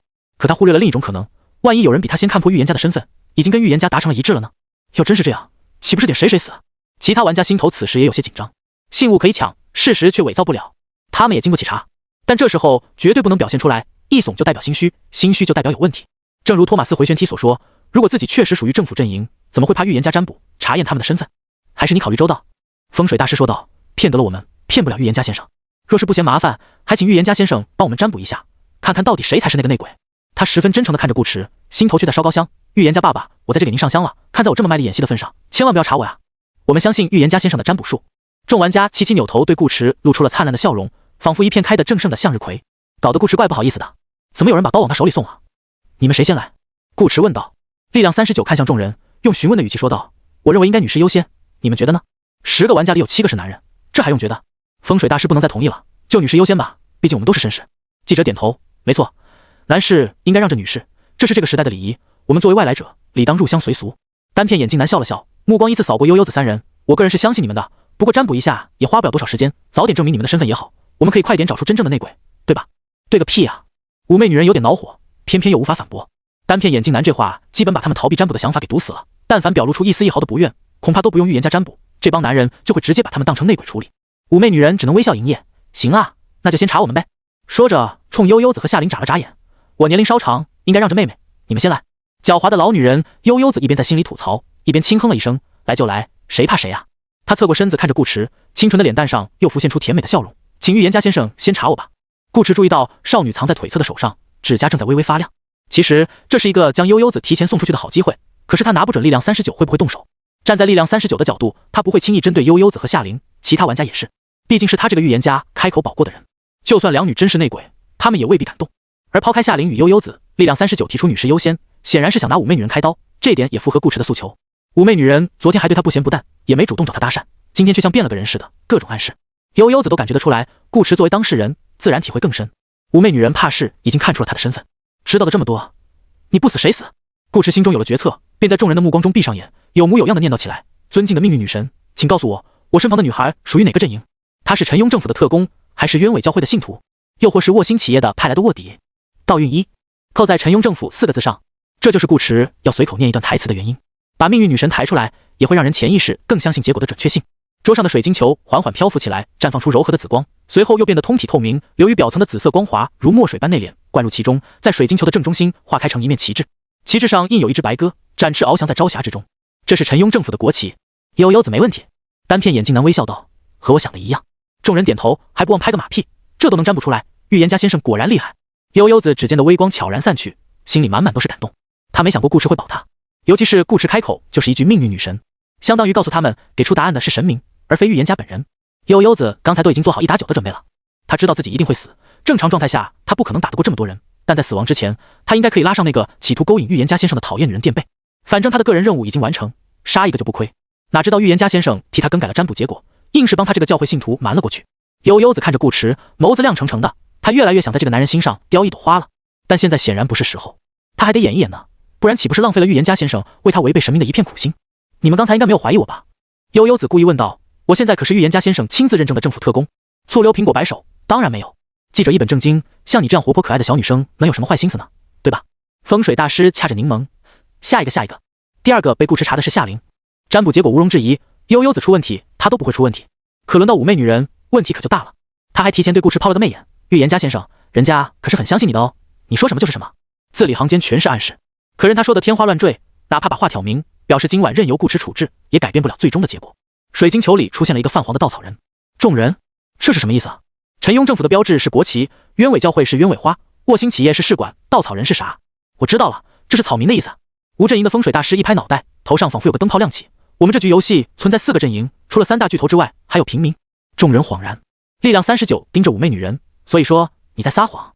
托马斯回旋踢冷笑，我就说我们之中藏着坏笔。多喝岩浆失望透顶的看向妩媚女人，没想到你居然是内鬼，枉我之前那么相信你。妩媚女人终于有点慌了，不，一定是哪里弄错了。她目光祈求的看向顾池，预言家先生，你重新占卜一次，我确实是政府的人啊。顾池平静道，我可能会错，但命运女神不会错。这句话无疑是给女人判了死刑。单片眼镜男拿着怀表，适时的报出女人的属性151，各位请吧。一直和谐的气氛在这一刻急转直下。妩媚女人是真不明白，她从头到尾都没对顾池表现出任何敌意，反而在不断示好，顾池为什么要针对她？夏琳的个人任务可能是假的，暂且不提。悠悠子的任务摆明了与预言家挂钩，只可能是教会阵营。顾池既然要做假保人，多保一个不行吗？妩媚女人不甘心，但此刻已经没有多余的时间给她争取了，见事情无法挽回，她眸子里的慌张和恳求荡然无存，取而代之的是一抹厉色。悠悠子昨天变脸变得很快，妩媚女人比悠悠子还快。她那又柔又媚的声音突然凶厉：“你们从来都不怀疑这个？”轰！一股爆裂的气浪声响起，力量39毫无征兆的动手了。他怎么可能让女人把话说完？任何时候，只要谁敢质疑顾池，他都会立刻让对方闭嘴。妩媚女人还不知道，不论她怎么选择，开口戳破预言家的身份，或是暗中站边，结局都不会有任何改变。她错就错在不该表现得太明显，让顾池和力量39看出了端倪，否则第一个走的不会是她。眼见女人想掀桌子不完了，力量39当即一拳轰出。他与女人的座位恰巧对边，这一拳不受任何阻碍，朴实无华，却又快得令人眼花。力量39的手臂没这么长，坐着不动够不到妩媚女人，可他拳至终点时，拳头上爆发出一股汹涌的劲风，宛如隔山打牛一般，将女人从座位上轰出去10多米远，带翻椅子，跌跌撞撞摔在地上。噗！女人张嘴便喷出一大口鲜血，染红了自己精美的礼裙与胸前的深沟。她不是没挡，是挡不住。最可怕的不是这一拳的威力，而是力量39对于力量的掌控。一张圆桌说大也大，说小也小，众玩家围坐成一圈，彼此间隔半米不到，力量39却丝毫没伤到女人身旁的醋溜苹果与悠悠子，就像从高耸的积木中猛地抽出一块保持不倒。两人只觉得脸颊拂过一阵清风，吹起悠悠子耳畔的发丝，等回过神来时，身旁的女人已经飞了出去。力量39这一拳又快又准，并且他没用全力，不然把女人打爆了，这一桌子酒还怎么喝？众玩家还在震惊于力量39恐怖的实力，力量39已经踏着椅子越过圆桌追了过去。此刻的他像极了一名武林高手，他浑身上下没有半点特效，可就是给人一种猛地一劈的感觉，一拳下去如有千斤。顾池感觉他已经返璞归真了。妩媚女人捂着胸口破口大骂：“一群蠢蛋，白痴，被别人耍得团团转还不自知。”众玩家怎么骂人呢？是不是玩不起？悠悠子的身影消失在座位上，风水大师也拍案而起：“妖女住口！我等兄弟之情岂能容你质疑？”他当场拿起八卦盘加入战斗。醋溜苹果二话不说跟了上去。托马斯回旋踢，记者与多喝岩浆三人相视一眼，紧随其后。圆桌这边一时只剩下了3个人：顾池、夏琳以及单片眼镜男风过无痕。风水大师等人真的是被妩媚女人一句蠢蛋白痴给气着了吗？或许有点，但更多的是为了抢人头，痛打落水狗的机会他们怎么可能放过？本身以力量39这波强硬的姿态，没人想去虎口夺食，强行 K 头无疑会得罪力量39，不值得。可妩媚女人出言不逊，给了他们一个合理的动手理由。毕竟他们之中有些人的任务是需要杀人的，甭管女人是不是平民，先干了再说。顾池抬眸看向风过无痕：“你怎么不去？”风过无痕摇头：“没必要。”他已经通过已知的信息，基本判断出了每个玩家真正的阵营。这片区域是冤委教会的地盘，作为领主，冤委教会不会想看到自己的领土出乱子。他们应该也不知道欧姆达地区混入了其他阵营的卧底，否则教会自己就动手清理了，轮不到玩家。所以教会阵营的个人任务大概率都不是 PVP。换而言之，悠悠子、夏琳、记者、醋溜苹果、托马斯回旋踢以及死去的别投降这6个人里出3个教会阵营。其中醋溜苹果与托马斯回旋踢在刚才的表演中明显与其他人不同，他们甚至都没在演。前者感觉无法理解，后者对人底气十足，说明2人极有可能是真正的政府阵营。加上力量39，3个人齐了。而夏琳一直待在预言家身边当贴身女仆，风过无痕很难相信她与预言家没有更多的关系。学习2级占卜术这个任务不能信，那么教会的3个人也出来了，分别为悠悠子、记者和死去的别投降。妩媚女人的确是平民，因为她手腕上没有印记。反之多和岩浆一直都穿着长袖，可暂时放入企业阵营。剩下3人为预言家、夏琳、风水大师，其中再出一个企业阵营。他的个人任务是杀死2名同阵营玩家，而他的属性在所有人中又是最低的那一档，这意味他的任务难度一定不高。多和岩浆属性120，他可以杀，但预言家全属性999，他即使机关算尽也杀不了。风水大师总属性132，夏琳总属性105，相比之下，明显是这名贴身女仆更符合他的任务难度。不出意外，夏琳应该是企业阵营。风过无痕唯一没弄明白的点是夏琳手腕上没有印记编号，一点痕迹都看不出来。不过这也不重要，最好不是夏琳，否则有预言家帮忙，他的个人任务根本不可能完成。他的目标只能也必须是多喝岩浆和风水大师，抢人头什么的，轮不到他这个总属性只有107的菜鸟。事实证明，风过无痕的选择非常正确。妩媚女人并不是玩不起，她只是明白自己不是力量39的对手，1对1她被杀死是迟早的事，并且什么也捞不到。妩媚女人没有再试图戳破顾池的身份，因为就算戳破，力量39也不会放过她。在对方突然动手的那一刻，妩媚女人便确定力量39已经和预言家穿上了同一条裤子，不会因他的言辞改变目标。既然如此，他揭穿预言家的身份又有什么意义？用自己的死为这帮落井下石坑他的玩家换取一个赢下游戏的机会吗？做梦呢！还不如让预言家赢，好歹人家长得帅。所以妩媚女人选择骂娘，她要让其他玩家也过来干她，找机会换掉一个，这是她最后能为自己争取的事情。如果风过无痕赶过去，一定会被他当作首选目标，是对方断绝了他辩驳的余地。风过无痕不在，那就从风水大师和记者里挑一个杀。妩媚女人是这么想的，也是这么做的。这场战斗发生的极快，力量39追过去时，妩媚女人果断开出了大招。万花迷魂阵 LV10+3，幻化多个分身迷惑目标，最多不超过100+30个。69的魅力值已经让他可以发挥这个技能的最大威力。一瞬间，草坪上出现了100多个妩媚女人，直接把顾池的花园变成了载歌载舞的风月场。这些女人穿着单薄，衣袂飘飘，饱满的身段呼之欲出，在原地随风起舞，罗裙荡漾间露出一双双雪白的大腿，带起阵阵香风，令空气都染上了一层薄红。力量39冲进一堆舞女中间，一时竟找不到女人的真身，一连打爆好几个都是假的，反倒只有18点的精神防御，让他感觉体内气血上涌，想把女人抓起来按在地上狠狠摩擦。妈的，这娘们真骚！力量39暗骂，掏出一颗丹药服下，顿觉浑身清凉了不少。这就是他觉得自己没办法一个打10个原因。每个玩家都有自己的杀招，小看对手只会白白送命。可要是1对1，那力量39无所畏惧。妩媚女人这阵法的确有点东西，但也困不了她太久。对方不敢现身与她硬拼，这就注定了女人的败局。100多个舞女而已，大不了她一个一个挨着锤爆。力量39完全不怂，其他玩家就有点惨了。首先是风水大师，他一进女人堆便花了眼睛，脸上呈现出不正常的潮红，喘息声渐渐粗大。他也在尝试击杀舞女。风水大师左手握着八卦盘，右掌上凝聚出一个太极印，黑白两色交替旋转。可转着转着，太极印变成了粉红色，这一掌也直奔舞女的胸脯而去。其次是醋溜苹果，他手握一把史诗级菜刀，一顿狂舞，手臂都挥出了残影，面前的舞女却毫发无伤，只是一身罗裳被撕了个粉碎，像醋溜苹果裸露大片春光。第三个进场的人是记者，他再也出不去了。本身他的总属性就相对较低，101，其中精神力又1点没加，只有6点。妩媚女人的阵法开出来时，一个舞女便恰巧出现在他脸上，记者猝不及防吸入一口香气，顿时双目通红，逮着面前的女人便开始狂作。那女人还眉目含情地与他互动，轻轻推搡他埋在自己胸前的脑袋，羞涩道：“公子，不要！”记者：“我偏要！”他啃得很香，直到嗤的一声，一把利刃从背后捅穿了他的胸膛。妩媚女人不知何时出现在了他的身后，记者的动作戛然而止，迷离的眸子忽然变得清明。他嘴角溢出鲜血，低头看了一眼，随后难以置信地睁大眼睛：“怎么会？怎么不会？”妩媚女人娇笑：“牡丹花下死，你也不算太亏。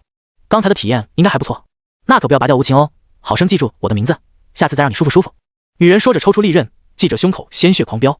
玩家我真不是狗仔啊！死亡任务失败，剩余玩家数量10。注意到这一幕的力量39已经冲了过来，妩媚女人自知躲不掉了，索性身形一闪，又来到附近的风水大师身后。她要再换一个。妩媚女人至始至终没想过跑路，她自然是想赢的，可她也不怕输。只可惜力量39更快一步。妩媚女人手中利刃刚刺出去，力量39已经从侧面一拳轰在了她肩上，导致这一次没能刺入心脏，但依旧将风水大师的身体捅了个对穿。女人的肩膀也被打烂，原本圆润白皙的肩头直接凹陷下去，骨头粉碎，血肉模糊，连锁骨都少了半截，整个人更是像被高速行驶的大卡车撞上一般飞了出去。可她没有落地。其实这个时候女人已经死定了，力量39这一拳蕴含着极其恐怖的力量，几乎震散了她的骨架。只是死亡的过程需要一点时间。一直隐身在附近的悠悠子显露身姿，笑容明媚地举起手臂，微微屈指，指甲锋锐如刺。妩媚女人飞过来，正好砸中她这只手。少女另一只手扶着女人的臀部，脚尖发力，抵挡着倒飞的冲击力。她的鞋底在草坪上擦出2段白痕，稳住身形。顾池抬眼看去，只见妩媚女人如同被钢钉刺穿一般钉在悠悠子身上，而悠悠子那只贯穿女人胸膛的手中捏着一颗带血的心脏，在阳光下闪烁着猩红的光。玩家勿忘我死亡，任务失败，剩余玩家数量9。很显然，妩媚女人的人头被少女抢了，时机把握得刚刚好。力量39也没说什么 ，K 头是很正常的行为，他一个大老爷们不至于为了这点小事生气。当务之急是查看风水大师的伤势。风水大师被妩媚女人重伤倒地，但伤不致死。万花迷魂阵因女人的死亡消散，此时的风水大师捂着胸膛的血窟窿，龇牙咧嘴，疼得五官都皱成了一团。狗日的，还真是个妖女！风水大师骂骂咧咧。力量39赶过来，将风水大师扶起来坐着，让对方半截身子靠在自己怀里，关心地问：“怎么样，伤得重不重？”风水大师：“还行，死不？”他话没说完，一把小刀已经从背后悄悄刺入了他的心脏，撕裂的疼痛在胸腔里蔓延。风水大师难以置信地抬头看向力量39，想说什么，张嘴却全是勃勃鲜血，让他一个字音都发不出来。什么？有毒？力量39一脸悲愤地大声斥责：“这女人太过分了，竟然在武器上抹毒，真没素质！”下令顾池，风过无痕。风水大师井号人民币100号人民币100号。动，身体抽搐了片刻，风水大师最终脖子一歪，没了呼吸。玩家风水大师死亡，任务失败，剩余玩家数量8。力量39叹了口气，似乎在对风水大师的死亡表达惋惜。他并没有什么心理负担。风水大师伤成这样，活着也是痛苦，对方没在第一时间疗伤，说明没有治疗类技能，其他玩家也不可能施以援手，不如给他个痛快。与其便宜别人，不如便宜自己。再说了，个人模式偶尔赢个人不是很正常？他能成为摆烂团的顶级玩家之一，靠的可不是仁慈。力量39拍拍手，若无其事地回到座位上。醋溜苹果、多喝岩浆与托马斯回旋踢三人什么也没捞到，但也没亏。他们互相看着对方，心头只觉可惜。为什么自己这边没人重伤呢？悠悠子最后一个回来，他去水池边把心脏洗了一下，笑盈盈地将他捧到顾池面前。预言家先生，送给你临别礼物。心脏上雕有一朵细小的玫瑰花。顾池，夏玲，这妹妹好像真有点变态。谢谢。顾池拿过心脏，放到面具旁。比起悠悠子的性格，他更在意的是这次战斗的过程。这么多人打五妹女人一个，硬是被对方换掉一人。本该只有一名玩家出局的轮次，却一下子死了3个。但凡醋溜苹果3人之中有人被五妹女人刺一刀，说不定还得再死一个。说是齐心协力讨伐妖女，实际上都在盯着自己的队友。这就是老玩家吗？好脏啊！还好自己是预言家。这场架并没有打太久，几分钟而已。力量39之士挥了几下拳头，悠悠子也只是抢了个头，叼了朵花。多喝岩浆3人虽然被五妹女人的万花迷魂阵给迷得神魂颠倒，手脚并用，但也未尝不是一种享受。累肯定谈不上累，不过众人很默契的没有直接往下聊，先来了个中场休息。顾池也不着急，叫女佣洗了些水果过来。整个圆桌奥斯卡的过程，一旁的女佣也是观众，在一个礼貌的距离观看了全程。她完全不明白为什么大家聊得好好的，突然就打了起来，下手还那么狠，又是捅刀子，又是掏心脏。查斯里先生也不阻止，反倒饶有兴致地看着，不时抿一口红酒，好像心情很不错的样子。难道把人叫来打架，自己喝酒观赏，是查斯里先生一种全新的娱乐方式？女佣不懂，但也不敢问，只是默默听从顾池的吩咐，安安静静做自己的事。一张圆桌12个位置，现在只剩了8个人。顾池、夏玲、悠悠子、力量39、风过无痕、多喝岩浆、醋溜苹果以及托马斯回旋踢。灭世之境应该用不着了。悠悠子和力量39暂时都是他这边的，明面上4打4，不会再有人想不开要集火他这个预言家。他现在很安全。按照顾池的猜测，第一轮死了3个人，第2轮再死3个，第3轮就差不多了。其实在顾池眼里，从刚才的战斗来看，力量39所展现出来的实力是具备1条6的可能的，并且夏玲不会掺和，相当于1打5，力量39胜算很大。只是这个男人格外谨慎，似乎一直在防着他。顾池不由开始琢磨一会该怎么震慑力量39了。预言家先生，给。悠悠子剥了一个橘子给他，饱满丰润的橘瓣像一弯弯橙黄的月牙，粘着丝丝橘络，闻起来清香甜美。夏玲心里的感觉有点怪，他和顾池的感情根深蒂固，相交匪浅，为了避嫌，他们特地保持了一定距离，免得被其他玩家看出端倪。倒是本来和顾池没关系的悠悠子，什么也不怕，想做什么就做什么，反而显得比他和顾池更加亲近。夏玲也不是吃醋，剥个橘子而已，又没味，他没那么小心眼。他只是觉得这个妹妹不是很对劲。对于玩家而言， NPC 应该是个减分词条，双方都不在同一个世界，再深的感情也长久不了。可到了悠悠子这里， NPC 却成了加分项。听少女昨天那话的意思，好像不是 NPC 他还不喜欢。好乖哦。醋溜苹果没说什么。风水大师走了，可他没吃完的柠檬还在，还剩8个。醋溜苹果继承他的遗产，一口柠檬一口苹果，勉强也算回归自我了。休息了大概10分钟，力量39开口道：“咱们继续。”继续什么？多喝岩浆一脸迷茫，3个内鬼不是都抓完了吗？众人，多喝岩浆一句话直接把风水大师和记者都打成了内鬼。什么？死者为大？好的，大内鬼。多喝岩浆心头明白的很，内部内鬼根本不重要，重要的是必须有人出局。他刚才为什么要冒险去 K 头？不就是想着赢那狗仔记者一手吗？完成个人任务后出局也无所谓。他的任务是找出潜伏在企业阵营的教会玩家，打爆对方的狗头。多喝岩浆判断阵营的底层逻辑与风过无痕一样，教会阵营的个人任务应该都是非 PVP， 其中只有记者和别投降符合他心中的猜测，他们属于教会阵营，要找的东西却不在教会。别投降已经嗝屁，招呼都不打一声人就没了，很不讲武德。他只能寄希望于任务目标是记者，而记者又不争气的死在了五妹女人的16罩下，都没坚持到他过去支援，他能怎么办？只能把重心放在公共任务上了呀。多喝岩浆之前的确想当个坏笔，一边说着大家共同富裕，一边藏着自己的小心思。只要能干掉记者，就算剩下的玩家联手把他锤烂，他也不亏。个人任务换公共任务很值。但今时不同往日，记者已逝，生者善之。多喝岩浆现在想做个好人，他这会是真心希望大家并肩携手，勇闯教会，等通关以后拉个群名，我和我的好兄弟。托马斯回旋踢和醋溜苹果却不这么想，他们可是真正的政府阵营，可以让预言家先生随便查的那种。如果说之前10人在场，场面还比较混乱，现在死了3个人，局势就变得很明朗了。场上唯一的大佬玩家力量39是他们这边的，预言家跟2个女孩关系好，襁褓他们也可以摘开，他们又不傻，怎么可能看不出来顾池对占卜结果做了手脚？包括已经嗝屁的记者和风水大师，尤其是后者，瞧他那张口就是一嘴骚话的样，能说会道的，脑子能不聪明吗？大家都只是看破不说破罢了。本身拉拢 NPC 也属于游戏方式之一，悠悠子和夏玲这么玩没问题，预言家要保他们也没问题，但是剩下的人总跑不掉了吧？目前看来，预言家不打算插手，保人也只是将他们安排进政府阵营。换句话讲，他们这边现在有5个玩家，优势很大。他们并不知道预言家也是玩家。托马斯回旋踢看了看风过无痕，又看了看多喝岩浆，不怀好意的笑起来。我怎么觉得还有内鬼呢？醋溜苹果嘿嘿嘿，要不咱们请预言家先生再查一手？风过无痕平静道，我觉得没必要。他的单片眼镜不知是游戏道具还是装饰品，但确确实实起到了一些视觉上的效果。他本来长相便属于比较斯文秀气的那种，配上古铜色的正圆形镜框，框架上垂落一条银链，令他看起来很像个知识渊博的学者，文质彬彬，说话自带3分淡然与底气。多喝岩浆非常为顾池着想，说道：“确实没必要，大家都是政府的人，查了也是白查，咱们还是不要浪费力气了。据我所知，使用占卜术很是费神费力，我们马上就要离开，何必再给预言家先生添麻烦呢？”风过无痕一开口，多喝岩浆便知道对方多半也不是真正的政府阵营，他们两人此刻属于一条绳上的蚂蚱，自然要互相帮腔打配合。他特地捎带上顾池，便是捏准了顾池的性子。这位预言家先生一直很高冷，没把他们这些小打小闹放在心上。虽然他话里提到了预言家先生，但说话对象是各位玩家。多喝岩浆在时不时探查属性的同时，也没少观察顾池。他总结了一条经验：只要你不去找预言家先生说话，预言家先生就懒得搭理你，他便可以以预言家先生默认为由，小小的借题发挥一下。你们不给我们面子没关系，但预言家先生的面子总要给吧？哪知事情和他想的完全不一样。先是一直没说话的顾池冷不丁冒出3个字：不麻烦。多喝岩浆。接着风过无痕也开口道：你误会了我的意思。他看着多喝岩浆道：我说没必要查，不是因为没有内鬼，是因为我知道你就是那个内鬼。多喝岩浆，谁是内鬼？这话把醋溜苹果和托马斯回旋踢都给整愣住了。力量39和顾池的表情也变得十分精彩。为了避免被集火，所以先集火别人。多喝岩浆在心里骂娘，这货会不会玩啊？难道他以为搞掉自己，其他玩家就会放过他吗？多喝岩浆有点气，一时没能想到风过无痕的个人目标可能是他。不过这并不影响他狡辩。气归气，多喝岩浆也不会坐以待毙。他瞪着风过无痕道：你小子颠倒黑白是吧？我告诉你，我是真正的政府阵营，不仅有表，还有推荐信。他啪一声将一个信封拍在桌子上，不给风过无痕拿证据锤他的机会，如同遭到被刺一般，语气愤懑。本来我不想把它拿出来，念着大家来自同一个地方，就算你是内鬼，我也睁一只眼闭一只眼便过去了。没想到你还倒打一耙，那我必须请预言家先生查你一手了。说着，多喝岩浆将这封信划给顾池，一脸认真地道：预言家先生，这是陈庸政府的机密文件，事关我的个人任务，不能随便给外人看，里面有我的身份证明，请预言家先生帮忙过目，还我一个清白。顾池有些疑惑地看了多喝岩浆一眼，从窥视之眼展示的个人任务来看，这家伙不是企业阵营吗？怎么还有陈庸政府的机密文件？难道是个双面间谍？多喝岩浆说的言之凿凿，看样子不像撒谎。顾池信了80%，结果打开信封，抽出里面的纸一看，只有2个字：救命！顾池。多喝岩浆正色道：怎么样，预言家先生，我没有骗你吧？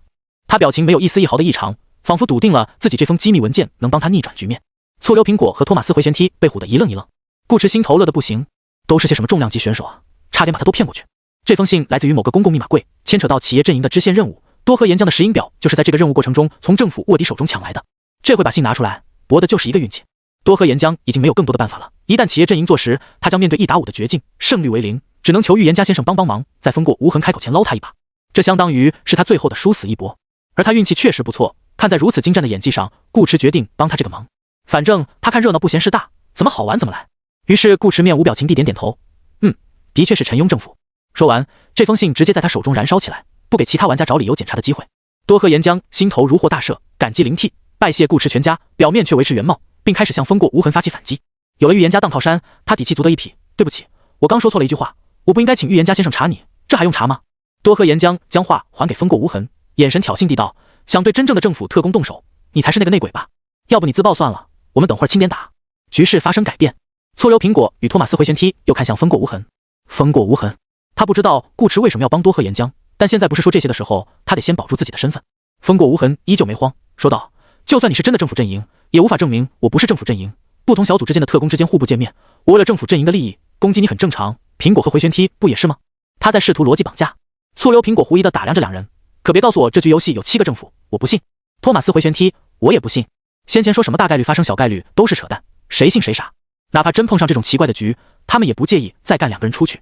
风过无痕扯起顾池的大旗：你们是在怀疑预言家先生吗？醋溜苹果，预言家先生又没查你，但我可以被查。风过无痕说道：真金不怕火炼，你们想请预言家先生查我那就查，没关系，只要还没查，他就可以继续演下去，演到最后1秒为止。风过无痕的心理素质非常过硬，反倒让醋溜苹果和托马斯回旋踢有点拿不定主意了。如果预言家查出来不是政府阵营，一切好说，干就完事了。如果查出来又是一个政府阵营，那他们还怎么找理由对风过无痕动手？所以说他们还是太年轻，瞻前顾后，怎成大事？一直没说话的力量39目光扫过众人，从醋溜苹果开始依次询问：你确定自己是政府阵营？醋溜苹果：当然。力量39又看向托马斯回旋踢：你呢？托马斯回旋踢：确定、一定以及肯定。下一个是多喝岩浆，他信誓旦旦地答道：如假包换，铁打的政府阵营，预言家先生亲自认证。风过无痕也道：我还是那句话，我可以接受查验。力量39没问夏琳和悠悠子，他点点头道：行，既然都这么肯定，那我相信你们，你们互相之间也别争了，都是政府阵营的好兄弟。多喝岩浆试探道：那咱们去教堂。力量39端起杯子喝了口红酒，说道：慌什么？人这么多，游戏还没结束呢。多喝岩浆顿时目光警惕，你不会想反悔吧？闻言，醋溜苹果和托马斯回旋踢也暗自提防，这帮玩家一个劲的往他们的政府阵营里钻，不就是为了力量39同阵营玩家可以一起通关那句话吗？如果力量39反悔，意味着他们两人也会成为目标。力量39摇头，我说过，我说话算话，不杀同阵营。多喝岩浆道，你刚还说了我们都是政府阵营的好兄弟。力量39，没错。多喝岩浆，那为什么游戏还没结束？力量39沉默片刻，忽然咧嘴一笑，因为我不是政府阵营啊。多喝岩浆，醋溜苹果，托马斯回旋踢。力量39颇为不好意思的挠了挠头，那个，实在抱歉，我之前记错了，其实我是企业阵营。众人唯独风过无痕一脸淡定的从兜里掏出一块皮，捞起袖子露出伤疤，对着多喝岩浆道：你说的没错，内鬼是我，我也是企业阵营。多喝岩浆，局势再度发生转变，且这次转得异常彻底。醋溜苹果和托马斯回旋踢脑瓜嗡嗡的，只觉自己上了个大当。多喝岩浆赶紧道：我也是企业，真企业，我手臂上有编号的。他撩开袖口急于证明。力量39却看也不看，不，你不是，你是政府特工，预言家先生亲自认证的。风过无痕补了一句，你是在质疑预言家先生，还是在质疑你自己？多喝岩浆，你大爷啊！说变就变，有你们这么玩游戏的吗？悠悠子适时的哎呦一声，我突然想起，我好像也是企业哎。众人，这就是力量39为什么不问悠悠子是不是政府阵营的原因。他一个人打5个有风险，但加上悠悠子变成2打4，那就没问题了。以少女那阳光的性格，必然不会放过这个杀人的机会。即便悠悠子只能打1个，他也最多只需面对3个人的围攻，这已经进入了他的斩杀线。力量39刚才不说话，就是在考虑这个问题。他在观察顾池，见顾池一副看乐子的样子，力量39便知道顾池依旧没有想插手的打算。既然如此，那还演什么呢？开团！轰！力量39这回是真掀桌子了，他已经喝完了红酒。这个男人此刻仿佛爆气一般，身上猛地燃起一团无形气焰，一巴掌拍在桌上，当场将圆桌震得4分5裂，如同切块的飞饼般射向四周。战斗一触即发，顾池反应非常快，拉起夏琳的手便闪到了50米外。他早就给自己上好了跑路的 buff， 要不怎么会一直坐在那半天不动？悠悠子也不见了踪影。多喝岩浆几人却没躲过去，这个距离太近了。他们本就坐在桌子周围，力量39出手又快，他们反应是能反应过来，可身体完全跟不上，灵巧属性不够。分裂的圆桌迎面击中几人的胸口，将几人全部弹飞出去，人仰马翻，酒瓶杯子也碎了一地。力量39这巴掌不具备多少实质性的伤害，但却把几人的位置彻底打乱，东一个西一个，极大的拖延了他们联手围攻的速度。你个老骗子！多喝岩浆气的大骂，他被打飞了10多米远，麻溜的爬起来，抄起一把熔岩巨锤，便向力量39冲过去，大吼道：大家一起干他！醋溜苹果在地上滚了好几圈，滚着滚着就站了起来，从被击退到起身一气呵成，显然拥有极其丰富的翻滚经验。他同样没怂，右手又拿起那把发光的菜刀，左手则将刚才千钧一发之际从果篮里拿的苹果抛起来，刷刷几刀，随后像打乒乓球一样一个反铲，被切开的苹果顿时化为数枚暗器，击射向力量39。托马斯回旋踢则原地转了一圈蓄力，将滑板沿着地面狠狠甩了出去，速度极快，滑板前端呈现出流线型的气流光幕，宛如一发炮弹，碾得草泥乱飞。3个人各自处在不同的方位，一个没跑，并且第一时间选择了集火反打。他们站边力量39时十分果断，此刻翻脸也翻得果断。每个人心里都很清楚，面对200加属性的力量39，不联手没有一点机会。醋溜苹果还喊了风过无痕一句：愣着干嘛？帮忙啊！风过无痕当然要帮，不仅要帮，还不止他一个人帮。风过无痕掏出对讲机，准备开火。话音一落，花园的墙壁外突然架起一挺挺机枪，一个接一个人影冒出来，密密麻麻，少说有100人。他们只露半身，有的穿着防护服，有的穿着作战服，将花园一面全部包围。醋溜苹果又惊又喜：你喊了人？风过无痕点头。醋溜苹果又觉得不对，他看到了政府阵营的 NPC， 其中还有不少是他埋伏在去教堂路上的人。风过无痕怎么能把他们也叫来？你真是政府阵营？醋溜苹果问。风过无痕：不，我把他们策反了。醋溜苹果：算了，不重要，先把力量39解决了再说。醋溜苹果道：快让他们集火。风过无痕：为什么要集火？醋溜苹果：风过无痕，我要的不是公共任务，是个人任务。醋溜苹果隐隐有种不好的预感，什么意思？风过无痕笑了笑：无差别扫射的意思，包括我。醋溜苹果：你疯了？并没有。风过无痕戴起头盔，又拉开外套拉链，露出里面的防弹衣，认真道：都是3级的，应该能顶一会。醋溜苹果：草，开火吧。风过无痕轻松道。墙外的100多号人扣下扳机，哒哒哒哒哒哒，枪口火舌喷涌，子弹如狂风骤雨般往花园里疯狂倾泻，一时间草木飘摇，碎泥四溅。所有人都在这群 NPC 的扫射范围中，包括顾池与夏琳。风过无痕并没有忘记夏琳也许是企业阵营这个可能，反正这一波打下来他肯定会死。别看力量39现在说自己是企业阵营，过一会可能就变成交汇了，不如拼一拼，万一成功了呢？可惜没有万一。顾池确实没想到风过无痕还有这么这一手，可他有顺义啊，他没去找风过无痕麻烦，夏琳应该打得过对方，只是那边是扫射的重灾区，没必要冒这个险。这又不是现实，如果现实中有这么一个敌人，那顾池可能就要说一句此子不除，日后必成大患了。这个单片眼镜男是真的会玩，力量39同样没料到会有这样的变故。好在这些子弹虽带着点穿刺的魔法效果，但等级太低，对他造成不了多少伤害。枪声响起时，多喝岩浆正好跳起来，双手握着锤子，想要给他来一锤狠的。力量39躲都不躲，一拳轰在锤子上，直接把多喝岩浆连人带锤一块打飞，又顶着一群 NPC 的扫射追过去。近100点的属性差距，实力悬殊太大。多喝岩浆哪怕使出吃奶的劲，也完全不是力量39的一合之将。再加上突如其来的机枪扫射，多喝岩浆不得不分心使用防御技能去硬抗，气得他又想骂娘了。这局游戏都是些什么老硬币啊！托马斯回旋踢和醋溜苹果也被扫得狼狈不堪，在草坪上抱头鼠窜，根本没法全力激活力量39。一把枪他们不怕，10把枪也不怕，可这他妈100多把枪，草人靶子都经不起这么打。他们一管蓝条有一半都用来套盾加防，抵挡子弹了。最搞心态的是，这些枪只能伤到他们，伤不到力量39。子弹打在这个男人身上不痛不痒，顶多擦破点皮。他的西装被打得稀碎，隐隐可见几丝血迹，但浑身上下一个弹孔都看不到。风过无痕纯粹是在帮着力量39搞他们。也正是因此，力量39没去管风过无痕，但悠悠子不会放过他。什么坏笔，居然敢对预言家先生动手！预言家先生大人有大量，不跟风过无痕计较，他却不一样。他是个小气鬼，看不得别人欺负他心心念念的东西。不对，预言家先生不是个东西，好像也不对。不管了，反正风过无痕必须死。隐身的悠悠子如同幽灵一般穿梭在枪林弹雨之中，飞速逼近风过无痕。风过无痕看不见他，但能看见空气中绽开的一蓬蓬蟹花，这在他意料之中，也在他意料之外。风过无痕猜得到，就算顾池不对他动手，悠悠子也一定会为了顾池来杀他。只是他没想到悠悠子这么狠，宁可自己受伤也要让他快点死。这个时候中弹基本与通关无缘了，悠悠子相当于为了一个 NPC 放弃了通关奖励，他也只能被迫提前动手。坏笔去死！悠悠子突然在风过无痕背后现身，一爪子刨向他的脖颈，出招又快又狠，连空气都被撕出了5道猩红的爪痕。但想象中血肉飞溅的场景并未出现，少女这一爪直接从风过无痕脖子处穿了过去。风过无痕的身形仿佛信号不好一般闪了闪，身上出现许多细密的白色线条，转眼又恢复原样，站在那一动不动。悠悠子愣了愣，全息影像，准确的说是粒子逃逸。粒子逃逸 LV 时进入粒子状态，持续10秒，期间受到不超过自身生命值10倍的致命伤害时，免疫此次伤害，在原地留下全息影像，并可发动一次瞬移。这是风过无痕的保命技能，触发免死后有48小时 CD， 十分宝贵，但现在被他当成了一个位移技能。刚才的风过无痕是真正的风过无痕，否则子弹也会穿模，骗不了悠悠子。但悠悠子一爪下去之后，风过无痕就变了影像。他借着粒子逃逸的效果，整个人好似由万千光尘重新组合一般，来到了多喝岩浆身侧。此时多喝岩浆与醋溜苹果3人正在跟力量39进行游击战，主要是游击不太好击，力量39拳头太硬了，没人顶得住，他们只能避开正面，轮番从侧面或后方发起进攻。风过无痕突然出现，多喝岩浆被吓了一跳，旋即大怒：“你还敢过来！”一锤子便呼了过去。风过无痕不躲，一掌拍向多喝岩浆的胸口。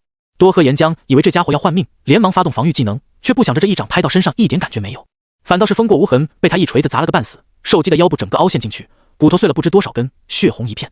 这货是来送人头的吗？见风过无痕如此轻易被自己锤飞，多喝岩浆觉得对方是不是想以死谢罪，直到一阵滴滴滴的声音传入耳里，多喝岩浆低头一看，才发现自己胸口上被贴了个闪烁着红灯的白色圆盘。多喝岩浆睁大眼睛，还没来得及做出反应，力量39的拳头到了。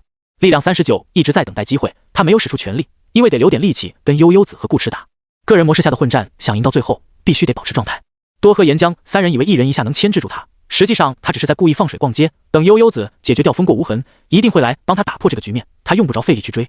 眼下来的人虽然不是悠悠子，但对他来说差不多。多喝岩浆打飞风过无痕，加上低头的这一下，足够他赶过来施展正义铁拳了。砰！噗！力量39一拳轰在多喝岩浆背上，后者顿时喷出一大口鲜血。与此同时，风过无痕咳着血，艰难地按下遥控器，引爆了多喝岩浆身上的特制炸弹。之前悠悠子抢了力量39一个头，力量39不可能再留手，他只能尝试在这时候 K 头。轰！剧烈的爆炸带起滚滚烈焰，吞噬了多喝岩浆，也吞噬了力量39。玩家多喝岩浆死亡，任务失败，剩余玩家数量7。也不知是谁拿到了这个人头。下一秒，悠悠子站在了重伤倒地的风过无痕身前，毫不留情地伸出手臂。风过无痕其实还能再挣扎一下，只是没什么意义。这局游戏他已经尽力了，不管最终评价如何，他都接受。风过无痕平静地闭上眼，任由少女的五指刺入胸膛，取出自己的心脏。玩家风过无痕死亡，任务失败，剩余玩家数量6。花园里的枪声正在减缓，外围的机枪手一个接一个倒下。力量39那边火焰还未熄灭，醋溜苹果以为机会来了，提起菜刀便冲了上去，却不料火焰中的力量39突然回头，他半边身体和脸都被烧得焦黑，血肉模糊，对醋溜苹果咧嘴露出一个灿烂的笑容，一口整齐的牙齿在黑脸的对比下显得格外洁白。醋溜苹果却只觉得这个男人好他妈恐怖。但来都来了，就不要走了。力量39依旧只是朴实无华的一拳，醋溜苹果的菜刀还没砍下去，整个身体便突然爆开成漫天碎块，洒下大片血雾。玩家醋溜苹果死亡，任务失败，剩余玩家数量5。力量39捡起金币，看了一眼场上的情况，顾驰和夏琳没在花园里，应该是在外边清理 NPC。托马斯回旋踢则正在被悠悠子单方面欺负。他的属性其实不差少女太多，30点左右，真打的话不会毫无还手之力。但他没有反影技能。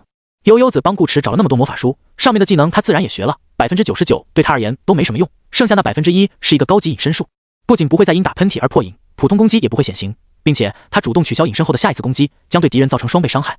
悠悠子全程隐身，速度又快，接近3位数的灵巧属性让托马斯回旋踢连少女的攻击轨迹都很难捕捉到。几个回合下来，身上已是伤痕累累，滑板上也满是爪痕，打得十分憋屈。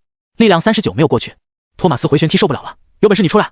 好呀，悠悠子清脆的声音在他身后响起。托马斯回旋踢反手便是一滑板，打了个空气，反而是他自己的胸膛上嗤一声出现5个血孔。悠悠子依旧没现身。托马斯回旋踢低头看着自己的心脏和着胸前的碎肉自动飘出来，满脸不甘的倒下去。他发誓下一次再进副本一定要带一背包的反影道具。玩家托马斯回旋踢死亡，任务失败，剩余玩家数量4。力量39这时才对着空气开口，我知道你下一个目标是我，但不要想着偷袭，我看得见你，堂堂正正出来打一场吧。悠悠子没答话，只是挪动脚步绕着圈靠近力量39。他自己的技能除了隐身，其他都是齐的，只要他愿意快速奔跑也不会有任何脚步声，更别提走路。可力量39的视线好像锁定了他一样，硬是在跟随他的位置转动。他真能看见我？悠悠子蹙眉想了想，忽然一个加速反方向绕了半圈，力量39却还在保持着刚才的节奏原地打转，看起来很呆。悠悠子，果然男人都是骗子，还是预言家先生好。悠悠子露出笑容，慢慢接近力量39。不是他轻敌，恰恰相反，这是目前最契合他的刺杀技巧。他的天赋与技能可以帮助他隐藏自身所有气息与声音，连心跳声都没有。不具备反影能力的对手只能依靠风声与环境来辨别他的位置。如果他耐着性子将速度放到最慢，敌人将完全察觉不到他的踪迹。悠悠子还特地用了漂浮魔法，双脚离地，移动过程中连草坪上都没有丝毫痕迹。他现在就像一只幽灵。悠悠子的状态其实不怎么好，他刚才中了好几枪，尽管用治疗术止住了血，但子弹还在身体里，他得速战速决。他从夏琳娜打听到了力量39的详细属性，这家伙力量超高，体质却只有30点，只要命中要害，加上破影时的双倍伤害，应该能一个大招秒掉这个男人。力量39还在转圈，悠悠子静悄悄地飘到他身后，5米、4米、1米，开始蓄力。轰！就在这时，力量39突然毫无征兆地反身轰出一拳，139点力量全无保留，他的拳头甚至隐隐呈现出了一种暗金色。悠悠子睁大眼睛想要躲闪，但慢了半拍，被力量39一拳结结实实地轰在肩头。我说了，我能看见你。这一拳是大力沉，速度极快，直接将少女整个左肩打碎。悠悠子的身体好似被撕裂，鲜血淋漓的左臂先被打飞，随后整个人才被余力带动，发出一声痛呼，如炮弹一般倒飞出去。花园门口清理完 NPC 的顾驰轻叹一声，踏出一步接住了少女。少女血流不止，仿佛被生生掰断的左肩瞬间染红了她的衣襟，断肩处的骨头已经碎成了渣子，嵌入血肉，触目惊心。预言家先生，悠悠子脸色苍白，嘴鼻上都染着飞溅的血迹，她强忍着身体的剧痛，断断续续的小声道：我好笨啊，又被骗了。她声音虚弱的像是在耳语，好像随时都会断气。顾驰没吭声。悠悠子又挤出话音道：不过没关系，这是我自找的，如果有下次，我还是会这么笨。不知他的口中的笨是哪个笨？骗人分很多种情况，对于打架而言，这是常用的手段，悠悠子自然不会去怪力量39，他自己技不如人，活该被秒。在他这里，游戏很简单，个人模式只有一个赢家，就算明知打不过，他也一样会上，自己玩得开心就行了。反而是能死在预言家先生怀里，让他感觉有些赚。悠悠子也没有矫情的让顾驰杀他，预言家先生只是 NPC， 杀他没有丝毫好处，同为玩家，人头给到力量39会更好。人死之前应该发挥自己全部的价值，而他之所以这么忙，今天谁也不怕，对完这个对那个，和他另一个天赋也有关系。谁说死了就不能通关呢？总之，悠悠子这局游戏没有半点遗憾了。唯一令他比较烦闷的是，下线之后又要回到那糟糕的现实，也不知道以后还能不能再见到预言家先生。悠悠子没再说话，也说不出话了。力量39这一拳不仅打烂了他的左肩，体内的生机也被全部震散，哪怕专精治疗的奶妈过来开个大也救不了他，所以到此为止了。悠悠子最后抬起眸子看了顾驰一眼，笑着闭上眼睛。玩家悠悠子死亡，任务失败，剩余玩家数量3。第二轮圆桌会结束了，以一种混乱又血腥的方式。现在该最后一轮了。顾驰将少女放在地上，缓缓站起身。夏琳来到他身后，力量39也走过来，笑着说道：你这 NPC 演得挺不错，悠悠子知道真相后怕是会杀了你。顾驰，你会告诉他吗？力量39摇头，当然不会，我前面阻止那个女人也不全是为了我们。剩下半句话力量39没说，说出来显得有些假，但他的确不希望看到悠悠子难过。都是一个群里的玩家，能照顾一下就照顾一下。顾驰笑道：没想到你还有这一面。力量39翘了翘嘴角，我这叫心有猛虎，细嗅蔷薇。顾池问他要再喝一杯不？力量39摆手，不喝了，早点结束，回现实喝。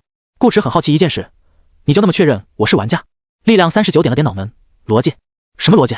顾池问。很多逻辑。力量39道，最简单的，你一边说着让我们不要到处搞破坏，一边又让悠悠子去教会杀了个血流成河，这不是一个教会 NPC 该做的事。其次，别投降的雷达扫到你了，你们应该知道这点。力量39看向夏玲，那天晚上我注意到你一直盯着别投降，应该是想防着他不要多嘴。本身玩家人数对不上，还存在另一种可能，最后一人隐身藏在附近，可是你这个动作让我都不用思考，直接可以确定预言家有问题。闻言，夏玲看向顾池，眸子楚楚可怜，好像在说对不起。顾池笑了笑，示意少女没关系，更多的就不用说了吧。力量39笑道，反正从我看到你的属性开始，不管你是不是玩家，都会成为我的目标，只是最后杀不杀的问题。顾池，所以你确实有把握赢过全属性999。没错。力量39点头，并且我可以让你跑不掉。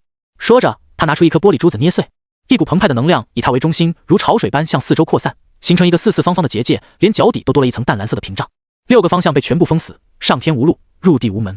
力量39拳头捏得咔咔作响，来吧，最后一架，你们2个一起上。顾池也懒得去试颜灵跑不跑得出去，轻笑一声，你真的很有自信。力量39实话实说，我不可能输。这局游戏风过无痕，机关算尽，他又何尝不是？为了确定顾池的属性，他私下还特地挨个问了一遍其他玩家，得到的答案都是4995。那只能对顾池说声抱歉了。是吗？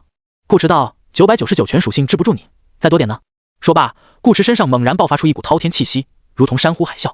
他的衣衫被吹得簌簌作响，双瞳泛起金光，背后更是浮现出一道如梦似幻的女人虚影，仿佛命运之神亲临，散发着朦胧神辉，令人心生朝拜之意。这一瞬间带来的压迫力，甚至让力量39产生一种不可匹敌的感觉。他惊疑不定地道：“你还能更强？”顾池似笑非笑：“要不你自己查一查。”力量39还真查了一下，姓名查斯里·威廉姆斯，总属性 Omega， 点击可查看详情。力量39，无穷大。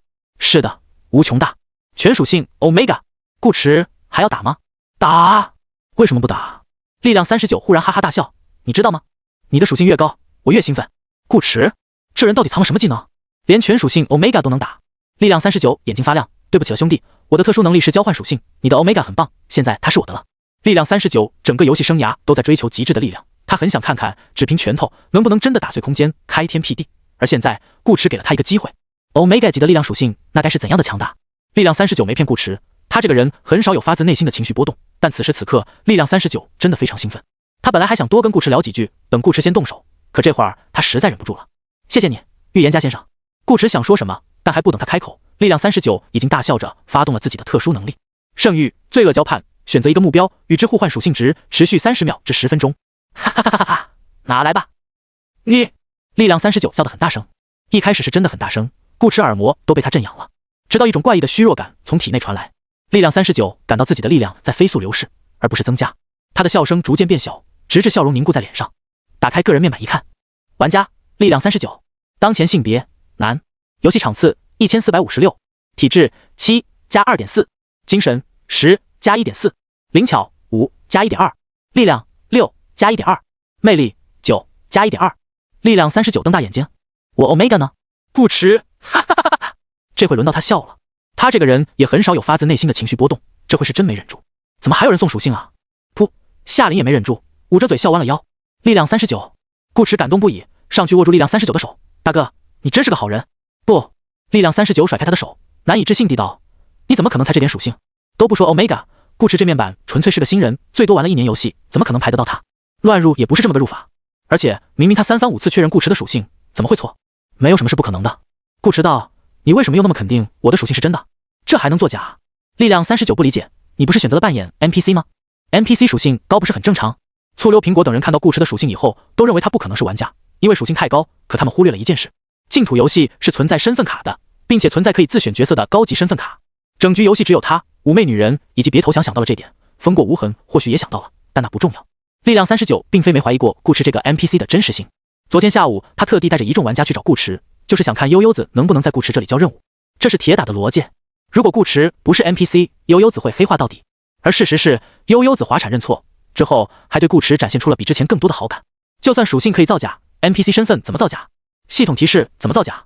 力量39并不知道，真正的预言家查斯里，直到此刻还在别墅的地下室里不停叨念着一句话：灭世之境，灭世之境，我要灭世之境。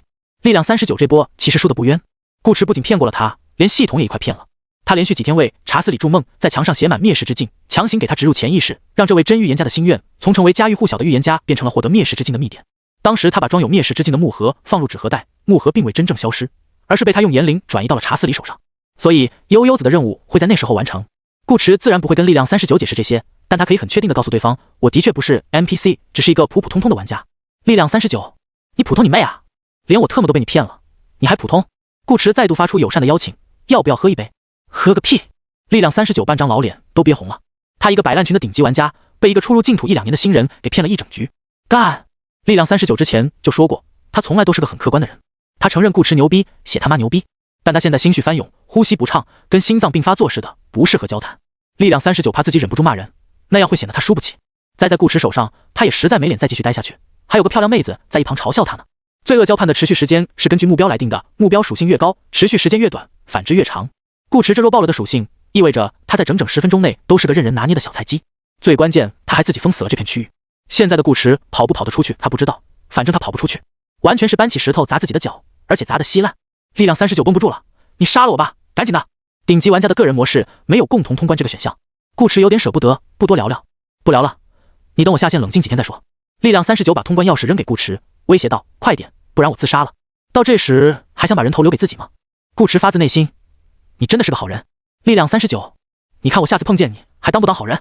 顾池也不多说了，毕竟他还有事情要做。下局游戏见。顾池拿出夏琳给的大砍刀，结束了力量39此次征召之旅。玩家力量39死亡，任务失败，剩余玩家数量2。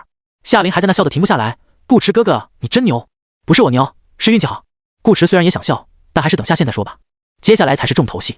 副本结束了，他的操作还没结束，时间有限，得搞快点。顾池带着少女一步来到大教堂主楼楼顶，有几个守门的信徒，顾池随口一句话便杀了。夏琳，我们直接离开吗？当然不。顾池面色变得略微严肃，问少女道，敢不敢跟我一起赌一把？夏琳眨巴着眼睛，赌什么？赌这个副本的公共任务奖励。顾池道，如果赌输了，这个副本便通关不了，如果赌赢了，可能会有惊喜，很大的惊喜。夏琳想都不想，我听你的。顾池，好。他这个操作本来没有太大的成功率，44点道运不一定能帮他完成他想做的事情，可力量39帮了他一个大忙。他现在的道运上限是213，2次 AS 的线下本让顾池有了这么一个想法，其中牵扯到一个逻辑，副本难度只会提升，不会下降，否则会全部乱套。因为攻略副本本身就是一个让副本不断变得简单，直到通关的过程，总不能我打掉一个 BOSS， 副本需求战力降低，难度也跟着降低吧？这不合理。所以副本难度一旦提上去，就不会再降下来。顾池看着手里的菱形水晶，深吸一口气，果断将其捏碎，耳旁立刻响起了系统提示音。叮！副本公告：当前副本唯一通关物品损毁，难度提升 S。 夏琳。顾池补满道运开口，复原道运66。嗡！碎裂的水晶如时光逆流般重新凝聚，一把崭新的钥匙出现在顾池手上。没有第二个副本公告了。夏琳有点傻眼，还能这么玩？顾池将水晶放入门框上的凹槽，原本中空的传送门中间立刻亮起一阵白光，形成一个光滑流转的漩涡。顾池眸光微闪，牵起夏琳的手，走。熄灭的鸢尾花，攻略完成，奖励结算中。现实世界22点54分，悠悠子回到自己的小屋，拿起手机看了眼日期，12月5日，周六。咦，一天都没过吗？悠悠子记得自己进本的时间也是12月5日周六，只不过是凌晨4点，也就是说他在副本里待了4天多，现实时间只过了19个小时不到，那不是很快就可以拿到奖励了？悠悠子有个非常赖皮的发育型天赋，游魂偷渡。游魂偷渡在副本中死亡后，你的奖励结算将延迟最多24小时，现实时间期间副本被通关可照常获得相关评分，但该评分降低 50%。 因为这个天赋的存在，悠悠子出本后没有结算界面，自然也看不到游戏时长，他每次都是自己算的。本来以为出本之后就该去学校上课了，没想到还有个周末可以过。前段日子因时间跳跃而漏掉课程已经全都补了回来，现在是1周5天，上4休1。悠悠子觉得自己这次征召的运气是真不错，不仅游戏体验非常棒，下线后还有1天假，正好明天在家里窝1天，把预言家先生画下来放在最显眼的 C 位。悠悠子的出租屋不大，只有1室1厅，大了他也用不上，一个人住反而显得空空荡荡。他的房间具备浓浓的追星属性，墙上贴满了海报，这些海报都是他自己用手绘版画的，其中大部分是游戏里的 NPC， 不全是人，还有许多动物和妖精，会说话的石头等等。每次碰见特别友善的生物，悠悠子都会把它们画下来当做纪念。另一部分是他给一些现实里的游戏公司画的插图或例会。人总是要生活的嘛，悠悠子又舍不得用老硬币去换钱，就会偶尔接一些商单，维持自己的日常开销。悠悠子的绘画天赋非常高，字也写得娟秀漂亮，就是成绩不怎么样。从初中开始，悠悠子便经常被老师责骂，说他不务正业，每天只知道玩，勾搭男生，影响别人学习。但其实悠悠子有努力在学，老师看见的画都是他课余时间抽空画的，所谓的勾搭男生，也只是别人往他抽屉里塞情书之类的东西，被其他同学举报，老师便连他一块骂。苍蝇不叮无缝蛋，一个巴掌拍不响。说起来还有点不好意思，悠悠子当时真想一巴掌呼过去，问问那个老阿姨想不想。他保证只用一只手，这些都只是他生活中很小的一部分。外人的排挤、孤立，带有不良企图的接近，又或是有色眼镜、说话难听什么的，这些都伤不致死。最可怕的是，自己的家人也和外人一样，宁可相信陌生人，也不愿意相信他。不过抛开现实不谈，悠悠子觉得自己的日子过得还是挺开心的。游戏多好玩啊！他现在一点都不关心下一周的校园生活会是什么样，只纠结该把预言家先生画成什么姿势，站着还是躺着，戴不戴面具，要不画个接面的动作。悠悠子心想，露半张脸，身后画个贵族沙发，但不坐，衣服的领口稍微敞开一些，灯光朦胧点浪漫点，茶几上再摆个花瓶，插一朵玫瑰，这样想象空间会很大，什么姿势都可以有，很完美。可是悠悠子想着想着，脸蛋上忽然浮现出迷茫之色，他发现自己好像记不住预言家先生的样子了，怎么会这样？22点56分，力量39也返回现实，出现在一栋海景房的落地窗旁的躺椅上，只穿了条花裤衩，壮硕的身体上搭着一条白色毛巾。他刚完成副本结算，还没来得及退游戏，右下角摆烂群的图标便开始闪烁，有人在艾特他。力量39打开看了看，老李头艾特力量39出来了，升了几个？力量39升几个是他们的调侃用语，一般情况下是问出了几件史诗。同为西洋红工会的成员，老李头还是很关心力量39的，跟他闲得无聊，刚好看到力量39出本没关系。力量39不想回答他这个问题，公共任务没完成，个人任务没完成，人头也没拿到几个，100%世界观的探索度都拖不动他的评分。力量39这次征召的最终评价是 B， 梦回新手期了属于，这能有史诗？不存在的，只有一张发烧的老脸。老李头仿佛是他肚子里蛔虫，打出一个狗狗表情，乐，该不会一件没出吧？力量39，老李头的表情包顿时升级成乐炸了，不会吧，不会吧，不会有人200加的属性打个本连 S 都拿不到吧？原本没什么人说话的群瞬间变得热闹起来。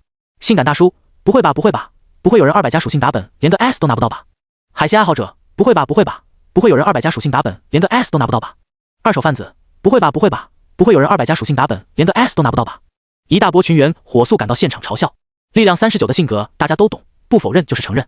力量39看到一屏幕的乐炸了，气恼道：笑个屁，排到个怪物，换你们上也一样。老李头，是吗？我不信，这个杀手不太凉，你该不会排到女神了吧？看看日子，刚好是月末月初。楚留香，肯定不是，女神在群里呢，她敢骂女神怪物，纸上谈兵，那我第一个不同意。二手贩子，我第二个。疯狂的轮胎，我第三个。程程睡不醒？问号，意思是姐姐不在群里，你们就同意她骂咯？纸上谈兵，臭妹妹，我警告你啊，少在这拱火，我们维护女神的立场坚定不移，不允许任何人质疑。二手贩子，就是。程程睡不醒，白眼。男人一边击剑去，姐姐是我的。亏平的下了，这个群就很怪，每次一说起他就停不下来。力量39倒觉得纸上谈兵这波节奏带的不错，至少没人继续聊他200加属性打本没史诗的事了。哪知和他感情深厚的老李头硬是插了个嘴，把话题又带了回来。所以你到底排到谁了？什么模式？力量39，真想拿根棒槌把这个老东西的嘴巴堵上啊！他面无表情，选择性的回答道：个人模式。这个杀手不太凉，会不会是女神用了身份卡？程程睡不醒，警惕，干嘛？老是把话题往女神身上带，你是何居心？这个杀手不太凉，无辜，能把39打得连一件史诗都拿不到的，我只知道一个女神啊。白烂群里能打过力量39的人不在少数，可想把力量39的评分压到 S 以下，没几个人做得到。这个杀手不太凉接着道，而且前天女神才从奸商手里买了个智勇双全，搭配高级身份卡使用，不是正好合适？这话倒是提醒了力量39，以他现在的个人面板来看，顾驰不应该排到他，可如果进本前使用了智勇双全这类道具，那就不好说了。这个家伙该不会是用了一整套刷技能的史诗道具，强行锁定了一个高级本吧？老李头思索着打字，还有个老脏笔应该也可以。楚沐尘，不关我事，别艾特我。众人，有人艾特你吗？亏平怪。老李头艾特清池。夏冷，不是我。一帮人还没来得及扣除女神2个字，悠悠子加入了群聊。少女直接艾特力量39，大叔问你个事。力量39，别问，问就是我真看得见你。悠悠子，谁要问你这个啊？悠悠子道，那个预言家是不是玩家假扮的？力量39，哦嚯，被发现了，这就是女孩子的直觉吗？力量39开眼，你不是在他那完成任务了吗？你问我？悠悠子答道，我记不住他的样子了。力量39，坏球，他把这一茬给忘了。这下子连身份卡这个选项都可以直接剔除，只剩玩家本色出演一种可能。这怎么圆？力量39有点麻，这不是为难他这头猛虎吗？程程睡不醒，你们是玩了局狼人杀吗？还有人悍跳预言家。老李头似乎察觉到了什么，你们俩排到一起了。悠悠子，老李头，然后都被同一个人给演了。悠悠子，是的，他现在很生气。力量39有点后悔，自己还是太诚实了。刚刚老李头问他的时候，他就应该装一波逼，告诉对方自己把其他玩家全干掉了，爆了一背包史诗，这样不仅有面子，悠悠子问起来，他也好快马加鞭。眼下这情况，拿个圆规给他，他都圆不回来了。而就在力量39不知该如何回答少女的问题时，小破油帮了他一个忙。一则在座玩家从来没见过的系统公告弹了出来，背景是星空，边框是土豪金，像是给满布繁星的夜晚加了个 24K 纯金相框，亮得晃眼。叮！全服公告，恭喜玩家顾渊，池中于悠悠子完成 Omega 及副本首通。这是一个值得纪念的历史性时刻。人类诞生了3位英雄，他们战胜了灾厄，挽狂澜于既斗，扶大厦之将倾。他们的名字将永远铭刻在人类文明发展的里程碑上。净土游戏 1.0 版本繁星篇章至此告一段落，但人类的旅途并未结束。我们将于3月内完成 2.0 版本更新，前往真正的浩瀚星空。终点亦是起点，玩家永不止步。首都时间22点59分。同样的公告被译为多种语言，同时发送。这一刻，全球玩家都炸了，甚至某个正在开会的演播厅里，上千号人全体瞪眼起立。What the fuck, Omega？ 骗人的吧？连 SS 都打不了，怎么可能通关 Omega 啊？还只有3个人。阿西，欧米家的首通哦，开挂低干活。一名混血玩家被震惊到语无伦次。世界频道上一串问号。我空军了，爆之刀法。九州第一小白脸。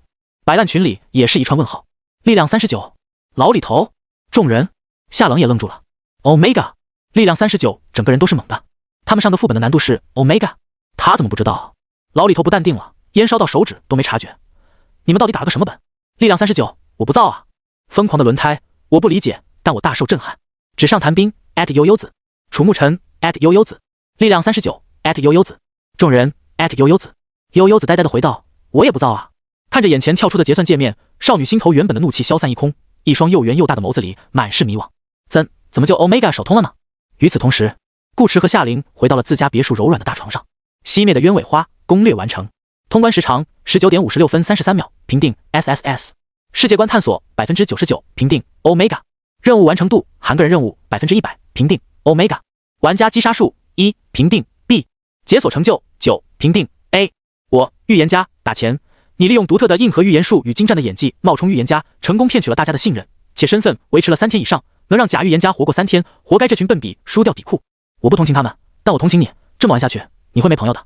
对不起，我也是内鬼，你故意摧毁了本次副本的唯一通关道具，导致副本难度横跨2个档次，骤升至 Omega。WDNMD， 这是替你队友骂的。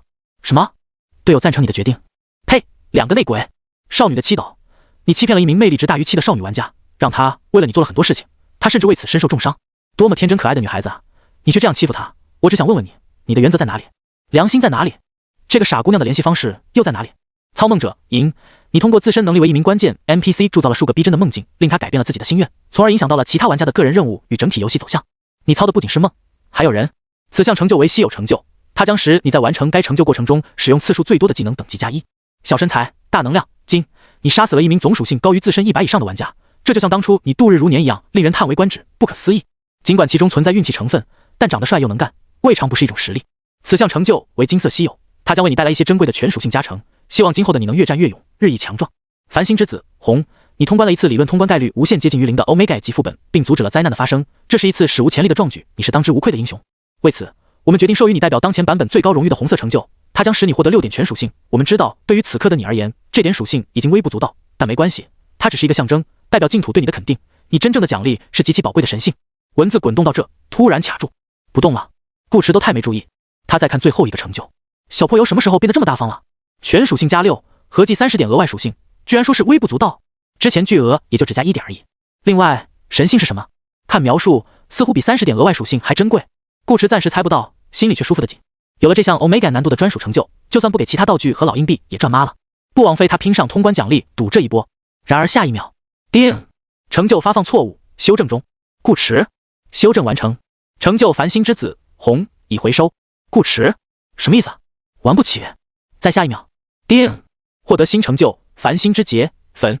繁星之劫粉，你通关了一次理论通关概率无限接近于0的 Omega 级副本，阻止了一次副本降临，这是一次史无前例的难度诈骗，你的骚东西。为此，我们决定授予你目前为止净土游戏中唯一一个骚粉色成就，它依然会给予你全属性加6的海量属性增幅，以及超越当前版本的神性。但听我说，朋友，你最好没事。点击查看更多成就。顾池，哦，只是改了个文本啊，那没事了。骚粉色就骚粉色，只要属性和神性到位，死亡芭比色他都能接受。毕竟他又不是陈医生，不会真把自己变成女人。结算字幕继续往下滚动。综合以上评分，你在熄灭的鸢尾花副本中获得的最终评价为 SS。以下是你在本次游戏中获得的奖励：老硬币星号15800，年迈的老硬币星号748，彩色小药丸星号27，史诗短时间内略微提高你的神性。神国之门星号3，传奇消耗品不计入版本进度，建立单人特殊通道，随机通往一个神秘副本。酷炫的星空小皮包星号13，史诗使用后获得2行额外的星空色背包栏，10个星号2。紊乱的传承星号5，史诗消耗品，可选择一项普通天赋或技能进行强化、提高或增加一些效果。贵宾入场券星号9 SSS， 可在游戏库中强占一次 SSS 级及以下难度副本的游戏资格，附赠入场特效。锋利结晶星号10，史诗使用后可将任意一项等级不超过10的灵巧类技能提升1级。惊魂灵韵星号2，史诗使用后可将任意一项等级不超过15的精神类技能提升1级。巨人之血星号6，史诗使用后可将任意一项等级不超过15的体质类技能提升1级。查斯里的祝福星号1，史诗熄灭的鸢尾花专属道具，进行一次预言，大概率产生反向结果。预言家面具，史诗繁星陈庸专属道具，提高你的神秘性，一定程度上增加预言成功率。丧尸药剂 M7 型草莓味星号1，史诗繁星陈庸专属道具，量产魔法丧尸感染力极强，慎用。繁星的馈赠 Omega 星号1，随机获取一件当前版本最高品质的道具。水晶碎块2星号1，特殊状态结算窥视之眼，随机获取一件含有相关功能的永久性道具。获得物品探索者微型5277，史诗探索者微型5277，可通过配套物件共享视野。详细功能键使用说明。你现在可以选择是否使用永恒烙印。斜杠成顾池的眼睛已经看花了，文字太多，滚动速度又比之前快，好像小破油在发脾气似的，巴不得他赶紧领完奖励滚蛋。顾池点了下，眼前弹出一行技能图标，一个副本可以使用多个永恒烙印。这次他仔细看了看，确认没有其他想要的技能，才选择了灭世之境，结束了这次气急败坏的结算。获得特殊能力禁咒灭世之境，忌日验金已激活，可在背包中选取查看。下一次征召倒计时9天。顾池哥哥，我出传奇盒子了。顾池还没来得及打开个人面板升级，便被身旁兴奋的夏琳扑倒在了床上。床和少女都香香软软，让他一时腾不出手来。世界频道和摆烂群则还在炸锅，老李头等人不停地@悠悠子，悠悠子却一直没回。他还在震惊于这次副本的奖励，好多就算了，其中大部分还是以前没见过的，这些都是超越版本的新道具。最关键是还有一个 Omega 的通关礼包，貌似也许应该能开出一件传奇。力量39看着群里不停往上刷的消息，不由陷入沉默。他觉得自己好像错过了什么重要的东西。程程睡不醒，悠悠子你快出来啊，呜呼，发个截图让我馋一馋，求惹。老李头切，不过如此。我老李头一点都不羡慕。这个杀手不太凉看着手通公告上的3个名字，有点蒙圈，真不是女神啊。别墅里，床上捧着书的夏冷往顾池房间的方向看了一眼，唇角掀起一个好看的弧度。确实不是他，是他的男人。悠悠子，你快出来啊！给我们康康报了什么吧？求了，就看一下你就撤回，我们保证不外传。悠悠子你变了，你变得好高冷，手通 Omega 就不理我们了，是我们不配了吗？呜悠悠子悠悠子，一帮玩家还在摆烂群里呼喊悠悠子，其中包括力量39。3次悠悠子的人都是他。力量39真的很想知道少女到底出了什么，那可是与他失之交臂的东西啊。悠悠子其实不是故意装高冷不回，是他此刻的心情非常复杂。毫无疑问，顾池骗了他，把他骗惨了。他甚至还因此获得了一个隐藏成就。我和我的预言家先生，这是一个悲伤的故事。有人被骗了一整局，但我不说是他是谁。有个傻姑娘明知情绪被人家 CPU， 依然心甘情愿去为对方完成心愿，哪怕为此负伤垂死。她不愿相信预言家先生会骗她，直到最后一刻，她都想快点杀死其他玩家，再与自己的预言家先生在副本里待满18天。幸好他死了，否则我真担心他会被骗到底裤都不剩。你说他笨不笨？此项成就为金色隐藏，它将使这个女孩获得巨额的精神属性加成，希望她以后多长点心。精神属性可以让人变聪明，真的，相信我。井号。悠悠子，信个屁呢！精神属性不加智商，这是玩家们很早辨得出来的结论。就像提升魅力不加颜值一样，它只会让人精神饱满，被骗一次后马上又兴冲冲的去被骗第2次。小破油分明是在嘲笑他，可是嘲笑归嘲笑，一向抠抠搜搜的小破油又大方地给了他1整点精神属性，这是实实在在的收益，他不好骂人。同理，顾池虽然把他骗惨了，却又用某种方式带他手通了 Omega 副本，收获了好多新道具。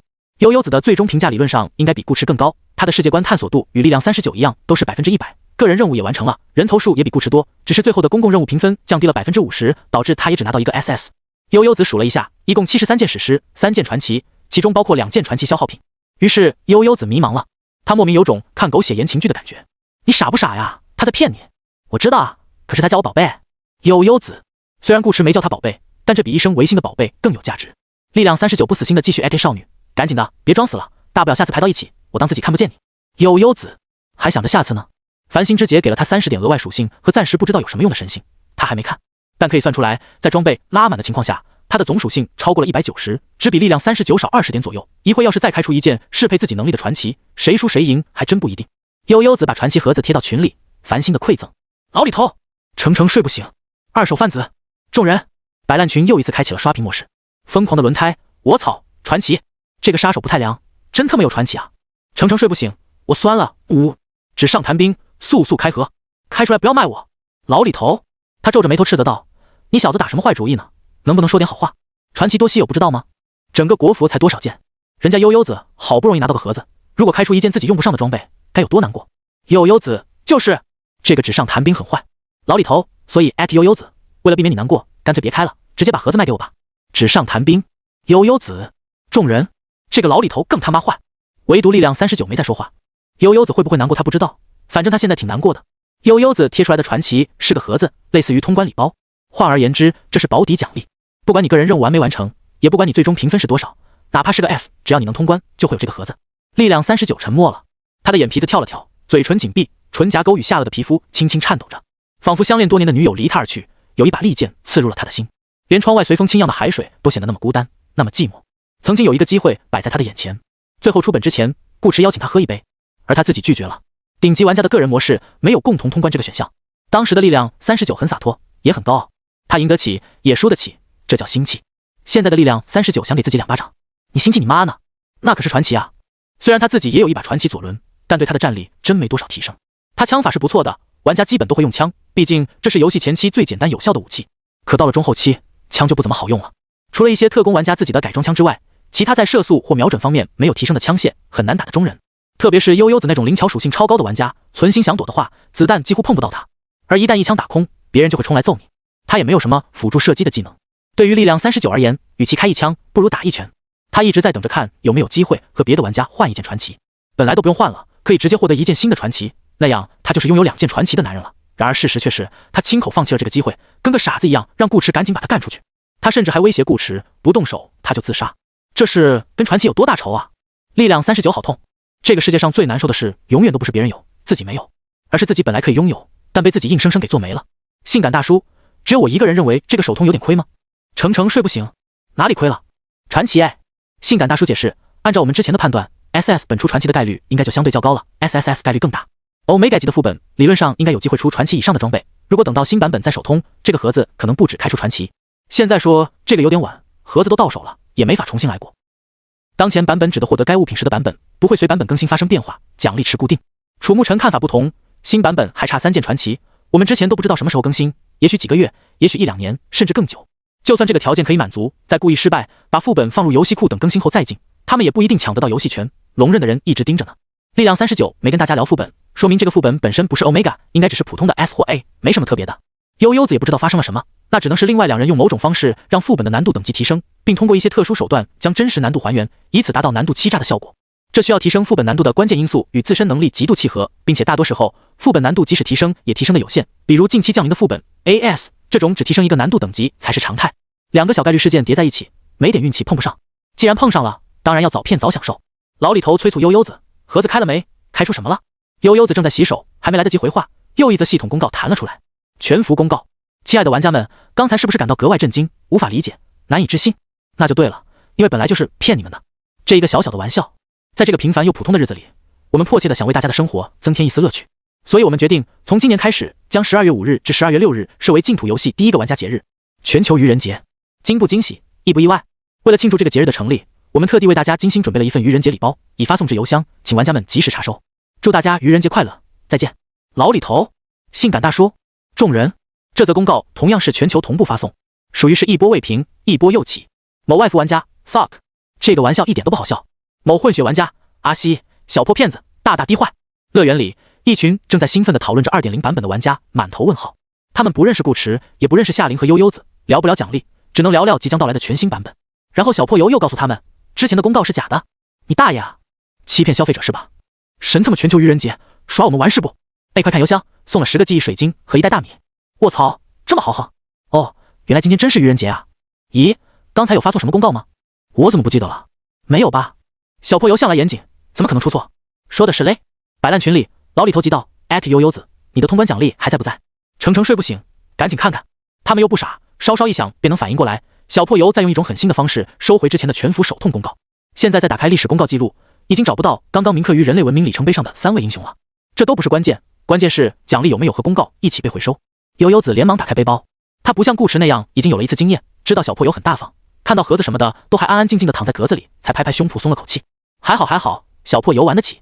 悠悠子在群里回道：都在。老李头，那就好。发完这条消息，他又觉得不对，等会什么叫都在？力量39心态有点崩，千万别告诉我不止一件传奇。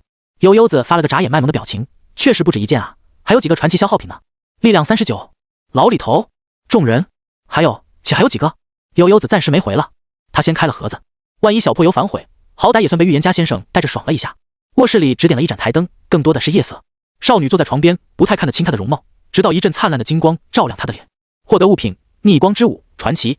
逆光之舞最高超的刺杀技巧，从来不是隐身、靠近、全力一击，而是光明正大的走过去，在动手的那一刻隐藏自己。年幼的黑暗之神曾听老师这样说，可他有点笨，一直没学会。于是他后来制作了这块吊坠，携带此物将使你的灵巧属性加5，你每次攻击都会进入隐匿状态，持续至该次攻击结束。悠悠子隐身，他居然开出了一件可以被动隐身的传奇装备。之前在本里学的那个高阶隐匿魔法他带不出来，因为没有永恒烙印。悠悠子开了几年的记忆水晶，本来已经不抱希望了，尽管他每次还是会往这个方向去开，但心里已经没什么波澜。对他来说，不出货才是正常的。可没想到这次运气这么好，直接开出个传奇隐身。哇，我的预言家先生！悠悠子感动的想哭。群里的人见他不说话，又开始 edit 他。疯狂的轮胎人呢？出了什么好东西？给大伙看看啊！老玩家都比较闲，游戏库的奖励他们已经看不上了，每月征召次数又有限，除了偶尔刷钱，大部分时间都在一边盯着拍卖行捡漏，一边打屁聊天。悠悠子才不会上这些坏笔的当，装备属性怎么可能轻易给别人看？尤其是随时可能排到一起的人，给他们看无异于削弱自己，他才没那么傻。悠悠子轻哼了一声，又满足的笑起来，流口水，我爱预言家先生。疯狂的轮胎，老李头，力量39，夏冷，程程睡不醒，女神姐姐居然发问号，难道悠悠子口中的预言家先生跟他有关系？力量39酸不拉几滴扣子，刚才不是还问我人家是不是玩家，想找人家报仇吗？现在又爱了，这就是女人吗？悠悠子脸蛋微红，理不直气也壮，你懂什么？我这叫恨之深，爱之切。他也不是不懂事的人，明天睡一觉起来不好说，但至少这个时候他确实不生气了，他也没资格生气啊，不然不是得了便宜还卖乖吗？反正他有办法再排到顾池，等下次见面，他再和亲爱的预言家先生一码归一码，现在先爱了再说。疯狂的轮胎反复打量着预言家先生5个字，突然一拍脑袋，操，忘记加好友了。这波手通 Omega， 悠悠子啥也不知道，明显是个挂件，真正发力的是公告上另外2个人，不，大概率是1个人。预言家先生都喊先生了，当然应该是个男人。从 ID 来看，顾渊2个字更像男人。程程睡不醒，坏了，我忘记他们的名字了。这个杀手不太良，笑死，你是真没睡醒吧？才过多久啊，这也能忘？程程睡不醒委屈道，谁知道小破油会删公告吗？楚沐尘打出2个 ID， 顾渊、池中鱼。过了2秒，疯狂的轮胎开始骂骂咧咧，你妹啊，谁动作那么快？我好友申请都发不出去了。程程睡不醒，大哭，我也没发出去。楚留香，我也。这会儿已经过了12点，摆烂群今日份第2波刷屏开启，一帮逮着悠悠子不放的玩家，一个人都没发出去好友申请。净土游戏中好友数量上限只有500，接收系统提示的消息箱则最多可以容纳2000条好友申请，一旦超过这个数量没及时处理，其他玩家便加不上了。老李头，嫌弃，你们这帮家伙好歹也是第一梯队的玩家，天天想着抱别人大腿，能不能有点上进心，自己给点力？疯狂的轮胎，对不起，我是废物。程程睡不醒，废物+1，众人废物+1。另一头，顾池跟夏琳玩闹了一会，斗了斗嘴，等到罪恶交判的 buff 消失，才意犹未尽的退出结算界面。见右下角有小喇叭在闪，他顺手便点了一下，顿时弹出一连串好友申请，从1-20依次往下排序。玩家老李头请求加你为好友，通过 ID 搜索是否同意。玩家我空军了请求加你为好友，通过 ID 搜索是否同意。玩家九州第一小白脸请求加你为好友，通过 ID 搜索是否同意。玩家哥哥要我请求加你为好友，通过 ID 搜索是否同意。顾池第一眼看过去以为只有20条，可加着加着发现右上角有个2000-2000，不管他怎么同意，始终是2000-2000。他这头刚处理了消息，那头又立马有人申请，这得加到什么时候？夏琳也是一样，顾池果断澄掉消息箱。他其实是个喜欢交朋友的人，比如李天阙，但这次太多了，等他空了再说吧。顾池打开个人面板，玩家等级提升14-20，玩家等级已达上限，无法获得更多经验值。排行榜功能已开放，定时征召功能已开放，竞技模式已加入征召，你的下一次征召必定为该模式。道具淬炼功能已开放，能力道具分解功能已开放，高难度副本匹配概率增加3%。新属性已激活，神性可在个人面板中查看。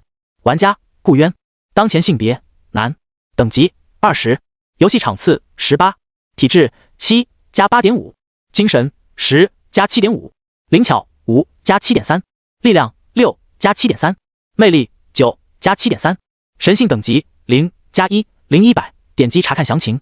天赋赤火圣体，特殊道法炎灵禁咒灭世之境，道运7575，技能食肤术 LV1 加1，控梦术 LV10 加2，魅惑之手 LV7， 剩余3条未显示，等级直接飙升到了20。他现在也是个满级玩家了，新功能不少，不过顾池暂时没看，他比较关心那个神性传奇盒子，他都没开呢。牵扯到属性的事比装备重要。夏琳此时的动作与顾池基本同步，都是打开个人看神性。咦，好像是个新功能。神性拥有一个独立的面板，背景似乎是一棵大树，轮廓浅淡，绝大部分都被迷雾遮挡，只能看清最下方的树干。树干上有3颗星辰式的光点，只有最下方那颗是亮的。速神之路简化测试版 1.0， 当前神性等级1，以激活效果，你受到的所有负面效果降低 20%， 承受的最终伤害降低 20%， 造成的最终伤害提高 20%。神性等级2时激活，上一级效果增加至 30%， 你的身体自愈速度提高 30%。神性等级3时激活，上一级效果增加至 50%， 你的全部能力消耗降低 50%。神性等级4时激活，哥哥，夏琳目光略呆地拽了拽顾池的胳膊，喃喃道：“这个神性好像有点变态啊。”顾池咂嘴，何止是变态，完全是不当人了。通俗易懂的讲，这就是另一种形态的等级压制，或者说物种压制。尤其是神性等级3的效果，对他的炎灵术而言，等于将道运上限提高了整整1倍。这还不原地起飞。那么问题来了，神性该怎么获得？同样的操作不可能来第2次，小破油肯定连夜修复，再用这种方式通关 Omega 估计也没好东西了，只能另外想办法。顾池思索道，神性等级后面有个经验条，会不会要刷怪？神性不是技能，没法练，也不像属性，可以干饭长。从玩家的角度思考，顾池看到经验条的第一个反应就是刷刷刷，但普通的怪肯定不行。按照净土游戏的设定，很多东西是在接触之后才会解锁，比如道运、魔力、血气等等，分别对应不同类型的技能。反过来也一样，假设有人在现实中练出了魔力，个人面板的战斗信息上也会出现这个词条。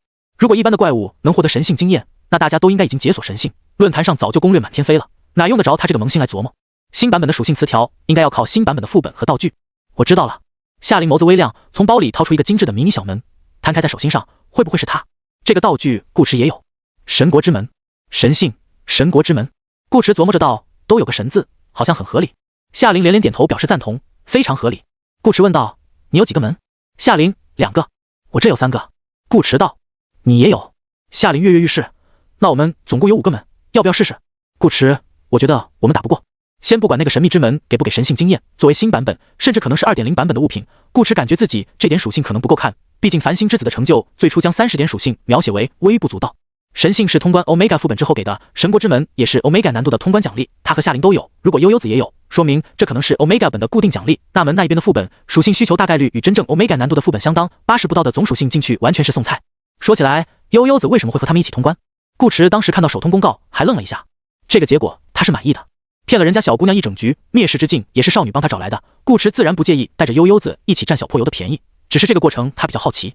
悠悠子是在他眼前断的气，系统也给了副本公告，证明少女的确是死了，难道他的尸体也算个玩家？顾池打算加少女好友问一问，不过不是问尸体，那是人家的秘密，他不好多嘴。他想知道悠悠子到底出没出神国之门，以及对方知不知道他是个假预言家。我们可以叫上夏冷一起。夏琳道，神国之门写的是单人通道，可它同时也是一个副本，应该可以被双子契约和恶魔邀请函这样的捆绑道具介入，并且神秘副本如果真给神性经验，夏冷或许还可以借此开启速神之路。这要是能成，他这个姐姐就牛大发了啊！顶级属性加顶级装备加神性等级，打谁不是砍瓜切菜？顾池略微讶异地看着少女，你这小脑瓜今晚怎么转得这么快？他都还没想到这一点。夏琳不满地拍了顾池一下，佯装生气，意思是我平时很笨。那没有。顾池一本正经，我们家林妹妹最聪明，这还差不多。夏琳变脸变得老快了，笑盈盈地蹭进顾池怀里，问道，所以我们要去打吗？打也得先把传奇开了呀。顾池道。夏琳又一下从顾池怀里起来，对哦，神性给的加成太离谱，他都把传奇给忘了。我们一起开。夏琳拿出盒子，飘亮的脸蛋上挂着些小兴奋。从今天开始，他也是获得过传奇的老玩家了。顾池看少女迫不及待的样子，不由笑了笑。夏琳注意到他的表情，眸子微凶，笑什么？嘲笑我是个没见过传奇的土老帽？干嘛那么敏感？顾池好笑道，我只是觉得游戏就该这样玩，看你开心，我也开心。夏琳狐疑，真的？顾池点头，真的。他自己拿到传奇盒子都什么太大感觉，也不是第一次了，反倒是看见夏琳欢喜的笑容，他心里比之前拿到灭世之境还满足。他确实是个情绪比较淡薄的人，但对夏冷和夏琳两姐妹除外。其实我也不是敏感，是比较有危机感。夏琳道。顾池不解，你哪来的危机感？你给的呀。夏琳一脸认真地道：“你成长太快了，就跟前几天晚上一样，最开始还任人拿捏，后面越来越强硬，越来越凶猛，我很快就会被你超过，好像已经被你超过了。”顾迟，你说的超过是哪个超过？开合开合。夏琳微红着脸，装作什么也没说，催促顾迟搞快点，主打一个见好就收。顾迟也不跟少女计较，他身上有一杆秤，会帮他计量少女有没有过火。两人数了个1、2、3，颇有仪式感的各自将盒子打开，两束金光照亮房间。隔着一个过道，在另一个房间里的夏冷都看到了门缝中的亮起的光。3尺清风传奇武曲星神将齐天宫为青帝所铸之剑的残渣所铸，虽只是残次品，却亦有仙人之剑的几缕神韵，大智若愚，大柔为刚。此为齐天宫铸剑之时所想，故曰清风。拥有此剑可使你全属性提高 8%， 武曲剑士等级+1。顾迟嘶，百分比加成。超质垃圾回收装置传奇，不要误会，我不是针对谁，这是愚弄之神曾经最满意的小发明之一，它可以轻而易举地鉴定出对方是否为垃圾。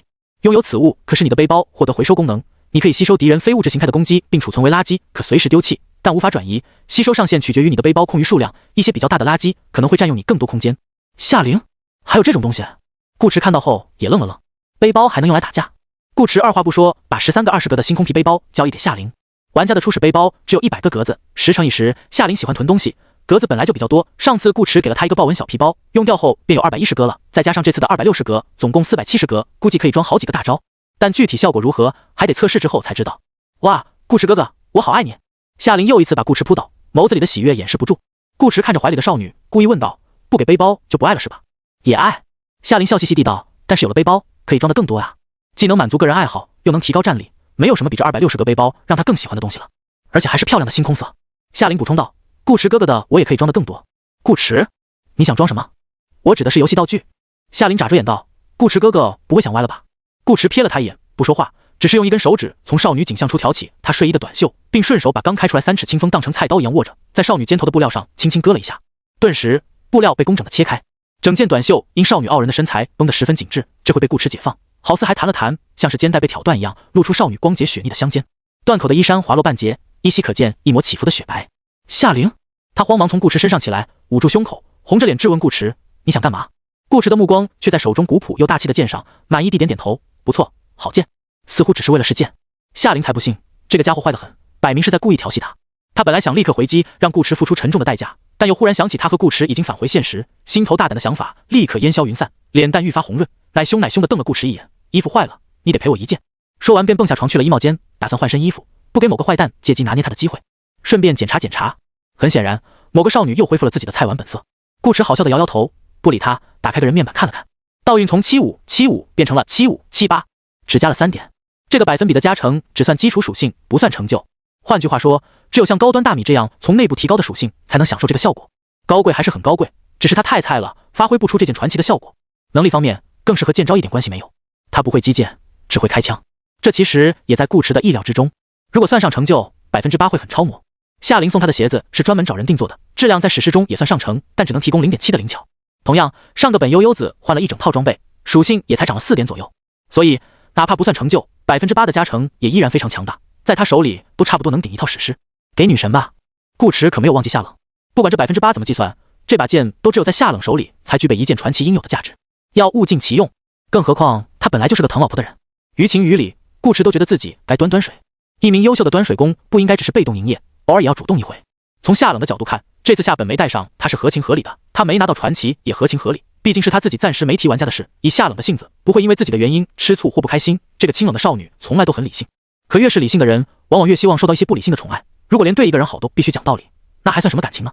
夏灵从衣帽间出来，换上了一件纯白色衬衫，这是顾迟的衣服，上面还有淡淡的折痕。本该是短袖的袖口一直延伸到了少女的手肘处，宽大的衣摆也遮住了少女的腰臀，再往下就是一双颀长笔直的大白腿了，看起来跟没穿裤子似的，有点晃眼睛。好不好看？夏灵眨眨眼。顾迟，我这衣服是透的。夏灵，他赶紧低头一看，夏灵，哪里透了？一点都看不见好不好？你个骗子！夏灵红着脸啐道，他里面什么都没穿，要是真透，他还得换一件。顾迟笑了笑，确实不透，不过挺好看。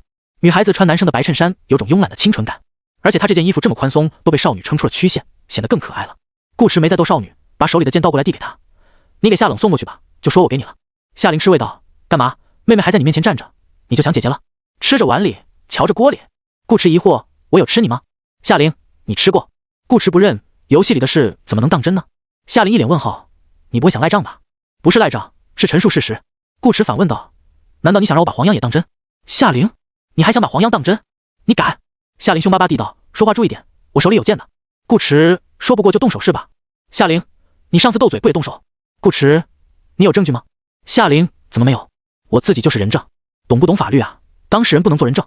顾池说道：你要证明我动过手，只有一个办法。他顿了顿，又道：我们再来一遍，回顾一下之前的场景，这回你认真感受，仔细取证。夏灵，想得美！我找夏冷去了，不理你了。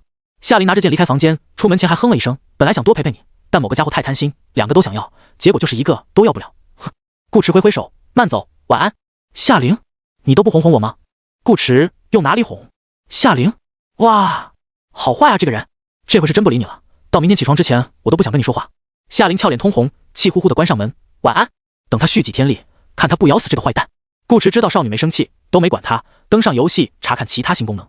夏灵则来到夏冷房间，现在已经快1点了，他不知道夏冷休没休息，专门从3楼绕下来，没去敲门。夏灵轻手轻脚地踩着楼梯，下到一半，弯下腰瞅了一眼，才发现夏冷还没睡，正盖着被子倚在床板上看杂志。夏灵这才放下心，迈开一双雪白长腿，吧嗒吧嗒走完剩下的小楼梯，问夏冷道：今天怎么这么晚？夏冷翻了页杂志，等你来找我。夏灵坐到床边，你就知道我一定会来。夏冷瞥了他一眼，你拿到传奇会不来找我炫耀？夏灵，夏冷顺便假装不经意提起顾池，说是顾池哥哥带你拿的。夏灵，夏冷，女人太聪明不好。夏灵小脸严肃，模仿着顾池的语气道：夏冷，放心，在他面前我会笨一点的。夏灵，他怎么感觉自己这个姐姐话里有话？夏冷，说吧，什么效果？夏灵，你自己看呗。他把剑拿给夏冷，夏冷微微一怔，也是把剑，8%属性，剑士等级+1，很强。顾池的呢？夏冷问。这就是顾池的。夏灵按照顾池的意思解释，他说他自己拿着没用，给我了。我觉得你属性比我高，所以拿来给你。夏冷，这话你自己信吗？他刚才说自己会笨一点，的确是有更深的一层意思在内。从那天打完线下本，顾池专门给他发消息哄他，夏冷就知道顾池已经看出他是玩家了，可能是某个好妹妹告的密。这个男人光顾着端水，没想过自己有多了解他。如果青池只是一个不认识的人，那即使他再强大、再漂亮、再怎么被别人称为女神，以顾池的性格也不会主动给他发消息，更别说夸他。只不过夏冷没有多问，在他心里，顾池知不知道他是玩家并不重要，重要的是顾池一直没说破，并且愿意耐心地陪他演下去，这才是让夏冷感到最温柔的事。显而易见，顾池是想把这把剑给他。于是夏灵这话落到摊里，便让夏冷莫名有种这两个人在把他当傻子忽悠的感觉。但有时候当傻子也不坏，可以更真切地体会到别人对自己的感情。夏冷这次真没想着让顾池端水，顾池却自己想着他，这比单纯的水端的好更令他愉悦。大半夜的让他心情这么好，一会儿怎么睡觉？夏冷收了手里的剑，又拿出另一把剑。这把剑通体雪白，仿佛用冰雪铸造，2指宽的剑身上散发着丝丝肉眼可见的寒气。仅是亮出来的这一瞬间，便已令周围的空气隐隐浮现出些许白霜。落雪无尘，传奇无名之山的剑种曾下过一场大雪，数千把名剑一夜白头。那场雪足足下了3月，等雪尽天明，剑上积雪纷纷融化，唯此一把霜华长存，亦不染半点尘埃，遂名落雪无尘。拥有此剑将使你全属性+2，你的剑势将额外附带冰冻效果。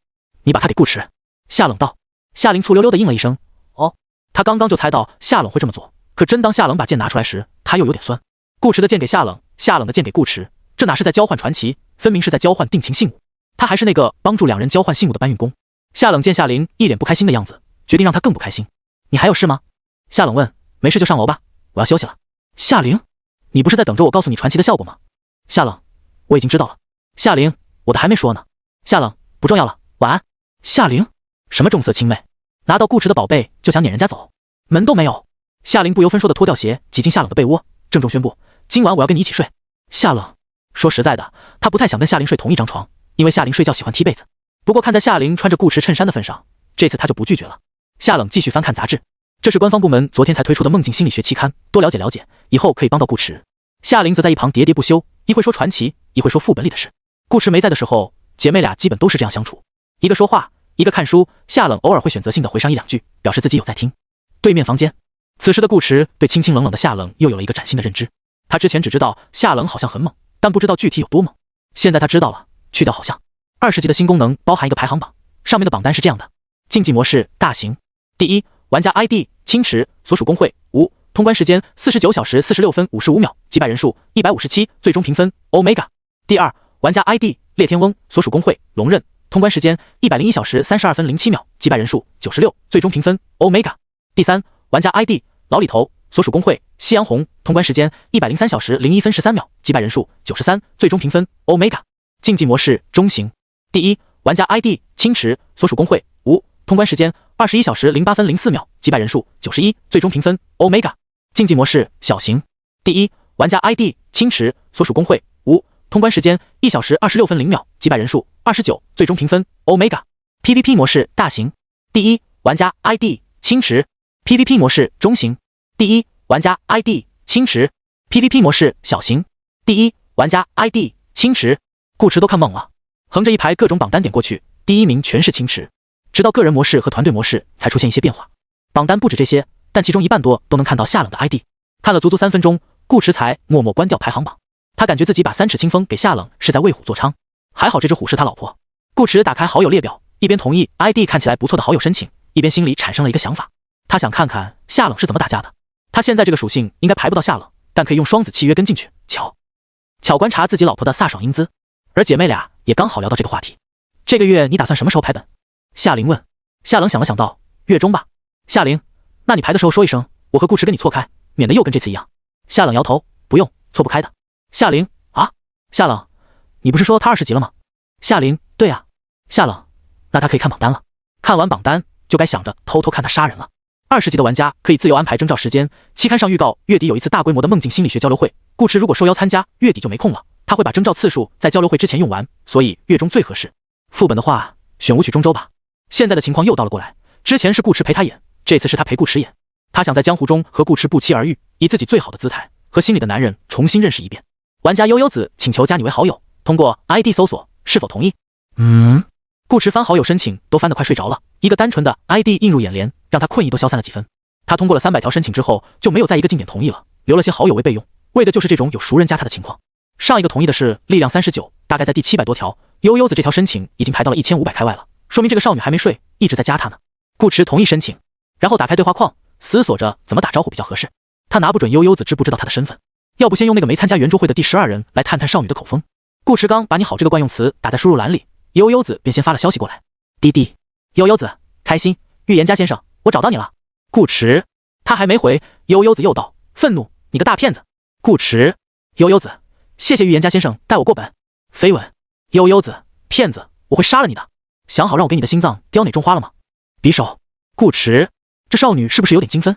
一会谢他，一会又要杀他，还好这是他擅长的领域。顾池回道，你这种情况，我建议早点找个心理医生进行治疗，以免病情加重。我刚好认识个人，会催眠，会筑梦，有非常丰富的开导精神病人的相关经验，最近还刚评了教授，收费也挺便宜的，1800一节，50分钟，要不要推荐给你？悠悠子，顾池，保证梦到病除。悠悠子，谢谢你哦，你真贴心。顾池，不客气，都是朋友。悠悠子，谁跟你是朋友？骗子，他不认识什么 ID 为顾渊的玩家，只认识预言家先生。悠悠子在不停添加顾池好友的时候，已经想清楚了，一码归一码。预言家先生带他通关是事实，顾池骗他也是事实，但这两件事情并不冲突，就像爱恨可以共存。正常情况下，玩家在结束游戏之后不会再去纠结上个副本发生了什么，毕竟上个副本是敌人，下个副本可能就变成了队友，可这明显不是正常情况，至少对他来说不是。悠悠子受不了有人欺骗自己，特别是他在意的人，他自问也做不到当这件事没发生，以后都不去想预言家先生。那怎么办呢？淡黄色的小床上，悠悠子坐直了身子，很是认真的打字问顾池，你现在是用什么身份在和我说话？预言家还是玩家？顾池，那不都是我吗？这少女该不会想让自己也精分一个跟他聊天吧？顾池目光古怪的回道，出本了，我是玩家。悠悠子，双子契约。顾池，警惕，你想干嘛？悠悠子，杀你。顾池，听我说，冤冤相报何时了，相逢一笑泯恩仇。悠悠子笑起来，只要杀掉你现在这个身份，你就只剩预言家先生一个身份了。顾池，自欺欺人是吧？悠悠子，我是认真的，不过你不用担心奖励，我会先把其他玩家杀掉之后再来杀你，然后把通关奖励发到预言家先生的邮箱里，预言家先生不会亏什么，我也可以拔掉心里的刺。悠悠子的想法很简单，他不想去思考传奇和欺骗哪个更重要这样复杂的问题，信任和好感也不是游戏装备可以衡量的，悠悠子一贯都是跟着自己的感觉走，等出完气，预言家先生还是他的预言家先生，他这也不算偷袭。双子契约发过去，就是明摆着告诉顾池他会在下一次征召时动手，虽然是撒气，但也是礼貌的撒气。而且他的传奇是预言家先生给的，那用顾池的血来泡一泡这个吊坠，再挂在颈项上，也不失为一件很有纪念意义的事情。于是悠悠子道，鱼的刺卡在喉咙里可以用醋泡软，欺骗的刺卡在心上只能用血泡软了。悠悠子，流口水，所以我要你的血，预言家先生。顾池，他现在可以确定这个少女不太正常了，隔着屏幕他都能闻到感觉到对方提起血的兴奋劲，多少有点变态。顾池试探地问，必须杀我？悠悠子，是的，我已经把双子契约用掉了。顾池，可你要是打不过我怎么办？悠悠子，我不信。他又不傻，知道顾池是玩家后，自然不会再相信999全属性。他也没去查顾池。悠悠子手里有一个可以线下输入玩家 ID 查看对方基本信息的特殊道具，不过他不会对顾池用。事实上，这类道具落到高级玩家手里，基本都是放仓库吃灰，因为现实中查别人资料是一种比较冒犯的行为。尽管被查的玩家不会知道自己被查，但革命靠自觉嘛，一般不是实在好奇或者有什么深仇大恨，都不会随意使用。悠悠子个人虽不怎么在乎这些，可他在乎预言家先生，他冒犯谁也不会冒犯顾池，何况他又不是算不出来。上局游戏里，力量39的个人属性高出平均线7、80点，能排到一起已经很离谱了。总共才12个人，不可能出现第二个像老大叔那样200加的顶尖玩家。顾池的属性顶多也就150、160的样子，再高也高不到哪里去。悠悠子更倾向于顾池的属性只有100出头，低属性玩家越多，力量39的乱入才会显得更合理。再说了，他是个近战，没有人比他更懂出招时附带隐身的含金量。1对1的情况下，悠悠子不信自己打不过顾池。顾池，万一呢？悠悠子没有万一。接着又道，如果有，那我下次继续努力，就算为了预言家先生，我也要杀死你。顾池，为了我杀我？行吧。顾池不在这件事情上与悠悠子多纠缠了。作为半个心理医生，他可以理解少女异于常人的想法以及略显变态的小性子。悠悠子想找他报仇，那就让悠悠子来，问题不大。顾池贴了张图过去，换了个话题道，神国之门，这个你有吗？悠悠子也贴图上来，神国之门有2个。顾池建议道，你先别用，一个人不一定打得过，我们到时可以组个队。悠悠子好，答应得很干脆。别说服从安排，即使顾池让他把神国之门交出去，悠悠子也不会拒绝，因为他现在很开心。老实说，他刚刚其实很怕顾池生气，骂他恩将仇报。悠悠子从很早开始便不再奢望周围的人对他有什么好态度，更不会奢求别人能理解他。如果顾池真要骂他，他也认了，但他不会改，改了他就不是悠悠子了。悠悠子宁可自作自受，承担更严重的后果，也要先把这件事解决掉。不过顾池的反应比他想象中温和很多。预言家先生的本体意外的好说话。此时的悠悠子并不知道顾池在打什么主意，所以你打算什么时候排本？悠悠子问。我好准备一下。顾池他有点想吐槽，你不觉得作为一个杀手，问自己的猎物什么时候有空，再根据对方的时间来安排自己的时间，这件事很奇怪吗？好像是有点奇怪。身为杀手，执行任务时应该时刻准备着。悠悠子颇为不好意思地答道，你不告诉我也没关系，我多请几天假就好了。顾池叹了口气，明晚8点吧。悠悠子羞涩，那你洗干净点哦，这样胸口被撕开流血的时候色差更强烈，你的死相会更漂亮。顾池这么为我考虑，我是不是该谢谢你？谢就不用了。悠悠子在屏幕前笑得很甜，不过可以的话，你到时不要忍着，疼就叫出来，越大声越好。悠悠子的属性近2年长得比之前快很多，排到的玩家也越来越厉害，最起码这些人忍耐度都挺高的，一个个死得安安静静，哪怕眼睁睁看着自己的心脏被掏出来都不会发出惨叫，让他少了好多乐趣。顾池，再提醒你一次，你可能打不过我。悠悠子还是那句话，我不信。顾池，行，明天晚上8点。悠悠子，你的心脏要什么花？顾池随手答道，鸢尾花。悠悠子，好，那明晚见，预言家先生。玫瑰。顾池下线睡觉。20级之后的征召没了倒计时，但多了个次数限制，玩家每个月可进行1至3次征召，最少1次。上个本是他这个月的第1次，顾池要是不想，接下来的1个月内都不用打本，但这显然是个极其摆烂的选择。征召模式的奖励池比游戏库丰厚的多，真想刷稀有道具还得靠它。如果把打本比作钓鱼，征召模式便是大海，藏着无限可能，你甚至可以钓出个人来。游戏库则只是人工水库，每天0点定时捕鱼，钓来钓去都是那些，只有偶尔才会出点好东西。每月3次机会，顶级玩家都不会漏，有时还会去买增加征召次数的道具，顾池就更不用说了，已经用掉1次，明天再来1次，剩下1次等下冷，就这么安排。他的下一次征召必定为竞技模式，这和之前北川的 PVP 有些不同。简单来说，普通的 PVP 模式都有一定的剧情，可以学习技能， NPC 也可能成为决定胜负的关键因素。竞技模式就没那么多花里胡哨的东西，不能学技能，也没什么 NPC， 约等于把一群人放到一片区域里互殴，玩家之间的尔虞我诈和你追我逃就是剧情，任务都是杀人，非常粗暴直接。悠悠子这个时候跟他双子契约，怎么说呢？正好合适。悠悠子大概是想拿他来试一试传奇的效果，他也想试一试灭世之境的威力。少女现在应该有190加的属性了，可以算是顶级玩家，能秒他就能秒绝大部分人。次日，顾池在一阵吨吨吨的切菜声中醒来，卧室在2楼，自然听不见厨房的声响，但他之前把夏冷切菜的声音录了下来，当作闹铃，每天一睁眼就是满满的幸福感。顾池洗漱完下楼，一直走到客厅才把手机的闹铃关掉，与在厨房忙碌的少女切菜的响动无缝连接。夏琳还在呼呼大睡，这就不能怪他水端不平了。顾池走到厨房，从背后轻轻抱住夏冷的腰身，在少女脸上啄了一下，柔声道：早安。夏冷今天自己系了围裙，他以为顾池刚打完本又不用去学校，会睡得比较晚，没想到顾池会按时起床。不过顾池抱得很巧妙，一双手伸进围裙，环着她的腰，宽厚的手掌贴在她的小腹上，隔着单薄的睡裙，夏冷能清晰地感受到男人掌间的温度，还有耳畔传来的温润呼吸，都令人异常安心。夏冷停下手里的动作，让顾池抱了会，才开口道：你去坐一会，饭好了我喊你。干嘛？我还没抱够呢。顾池不满道：这么急着赶我走？夏冷，他也没抱够，怎么都抱不够。可是，一直这样抱着，他怎么切菜？顾迟当然知道少女的意思，但人要懂得礼尚往来啊。他抿着唇道：“要我不打扰你做饭也可以，但我都表示了，你是不是也该表示表示？”夏冷，顾迟，夏冷没说什么，侧头瞥了顾迟一眼，面无表情的在他凑过来的脸上亲了一下，真软。顾迟这才心满意足的离开厨房。夏冷，他记得某天晚上顾迟也这么说。理论上讲，他的身体应该比嘴唇更软才对，他更喜欢哪个？蹲蹲蹲。夏冷继续切菜，顾迟则坐到沙发上登录游戏。之前在副本里，他都快养成每天起床看报纸的习惯了。可现实生活中，他们家并没有订报纸，各类杂志夏冷倒是订了不少，只是顾迟不怎么感兴趣，不如多研究研究淬炼功能。而一登上去，一个熟悉的框框又弹了出来：净土 0.21 版本12月6日更新公告。注：本次更新为当前版本最后一次更新，包含重要内容，请仔细阅读。1. 修复了部分 ID 无法正常显示的玩家。2. 修复了部分玩家在游戏中死亡后以尸体的形式返回现世界的 bug。3. 调整了副本难度与通关奖励的计算逻辑，现在通关副本奖励将始终与副本的初始难度保持一致，加粗。4. 略微提高了净土8周年惊喜福袋礼盒的掉落概率。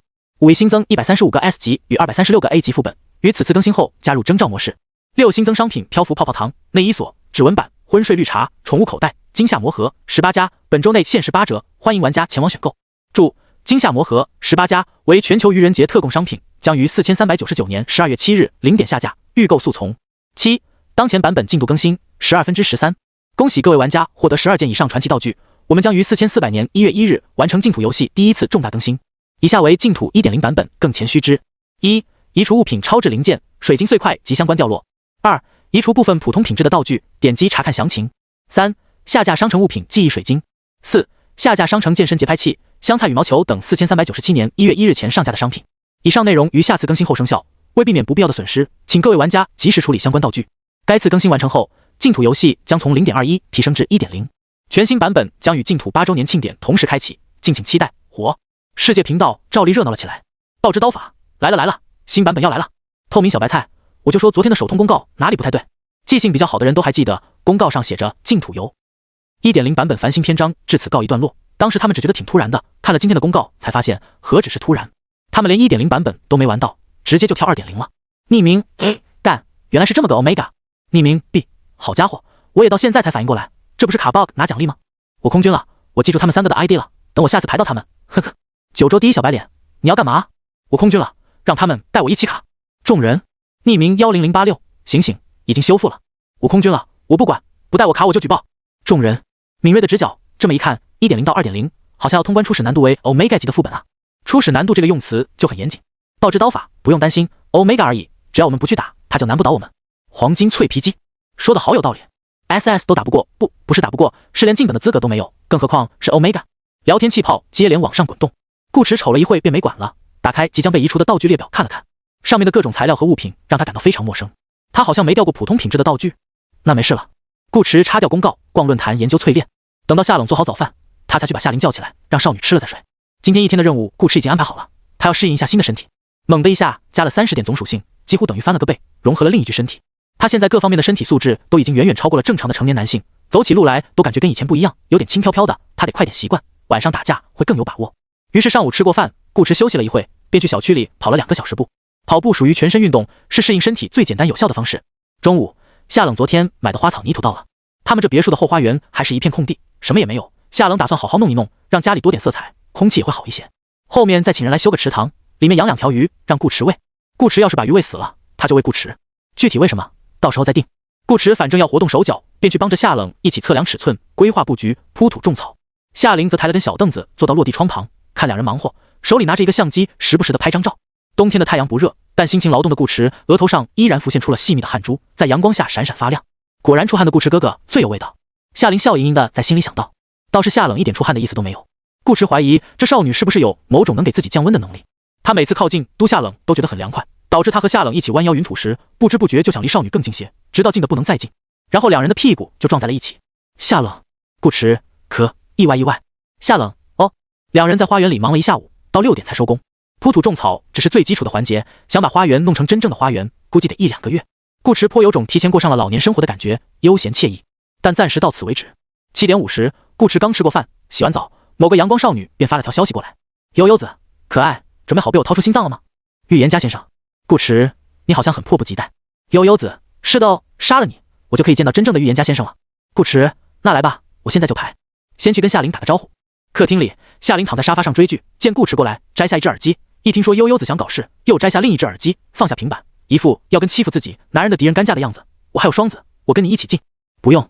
顾迟道，我就是来跟你说一声，灭世之境敌我不分，他可舍不得杀自己的老婆。夏琳不放心道，真不用我帮忙？顾迟，你看你的剧就行。传奇加竞技，他觉得自己可以适当的自信点。顾迟回到卧室，悠悠子正想问他怎么还不进，他都准备好了，眼前忽然弹出提示，你已触发双子契约效果，锁定对象顾渊，本次副本将替代你下一次征召。正在进入游戏，一望无际的大海上，夕阳的余晖洒下来，为水面铺上了一层随波荡漾的粼粼波光。一艘巨大的游轮静静漂浮在海面上，船身看起来很新，用深蓝色喷漆喷出了几个极具艺术感的字母 Dawn of the Seas 海洋曙光号。这是一艘非常豪华的游轮，拥有21层甲板，近4000间客房。葱郁的中央公园与歌剧院融为一体的游乐场，横跨中庭的高空滑索，纵贯17层甲板的旋转滑梯，还有不同风格与主题的泳池、酒吧以及金碧辉煌的赌场等等，好似一座繁华热闹的海上都市。但偏偏它又很安静，听不见丝毫人声，只有悠扬的钢琴声轻轻飘荡在空气中。船上的灯光都亮着，离得近了才能看清墙壁与地板上刺目的猩红。顶层的露天设施里，乘客们横七竖八躺了一地，个个眼睛脓肿，嘴唇血肉模糊，死得不能再死。泳池也被鲜血染红，飘着零碎的内脏和几具面部朝下的尸体，画面定格在这残酷而血腥的一幕。5886年夏，陈庸星，一种未知病毒席卷了海洋曙光号，包括船员在内的12366人全部罹难，无一生还。它的传染性极强，目前为止致死率100%，感染者体内的器官会在2至3天内融化，无药可救。至少这艘船上的药救不了。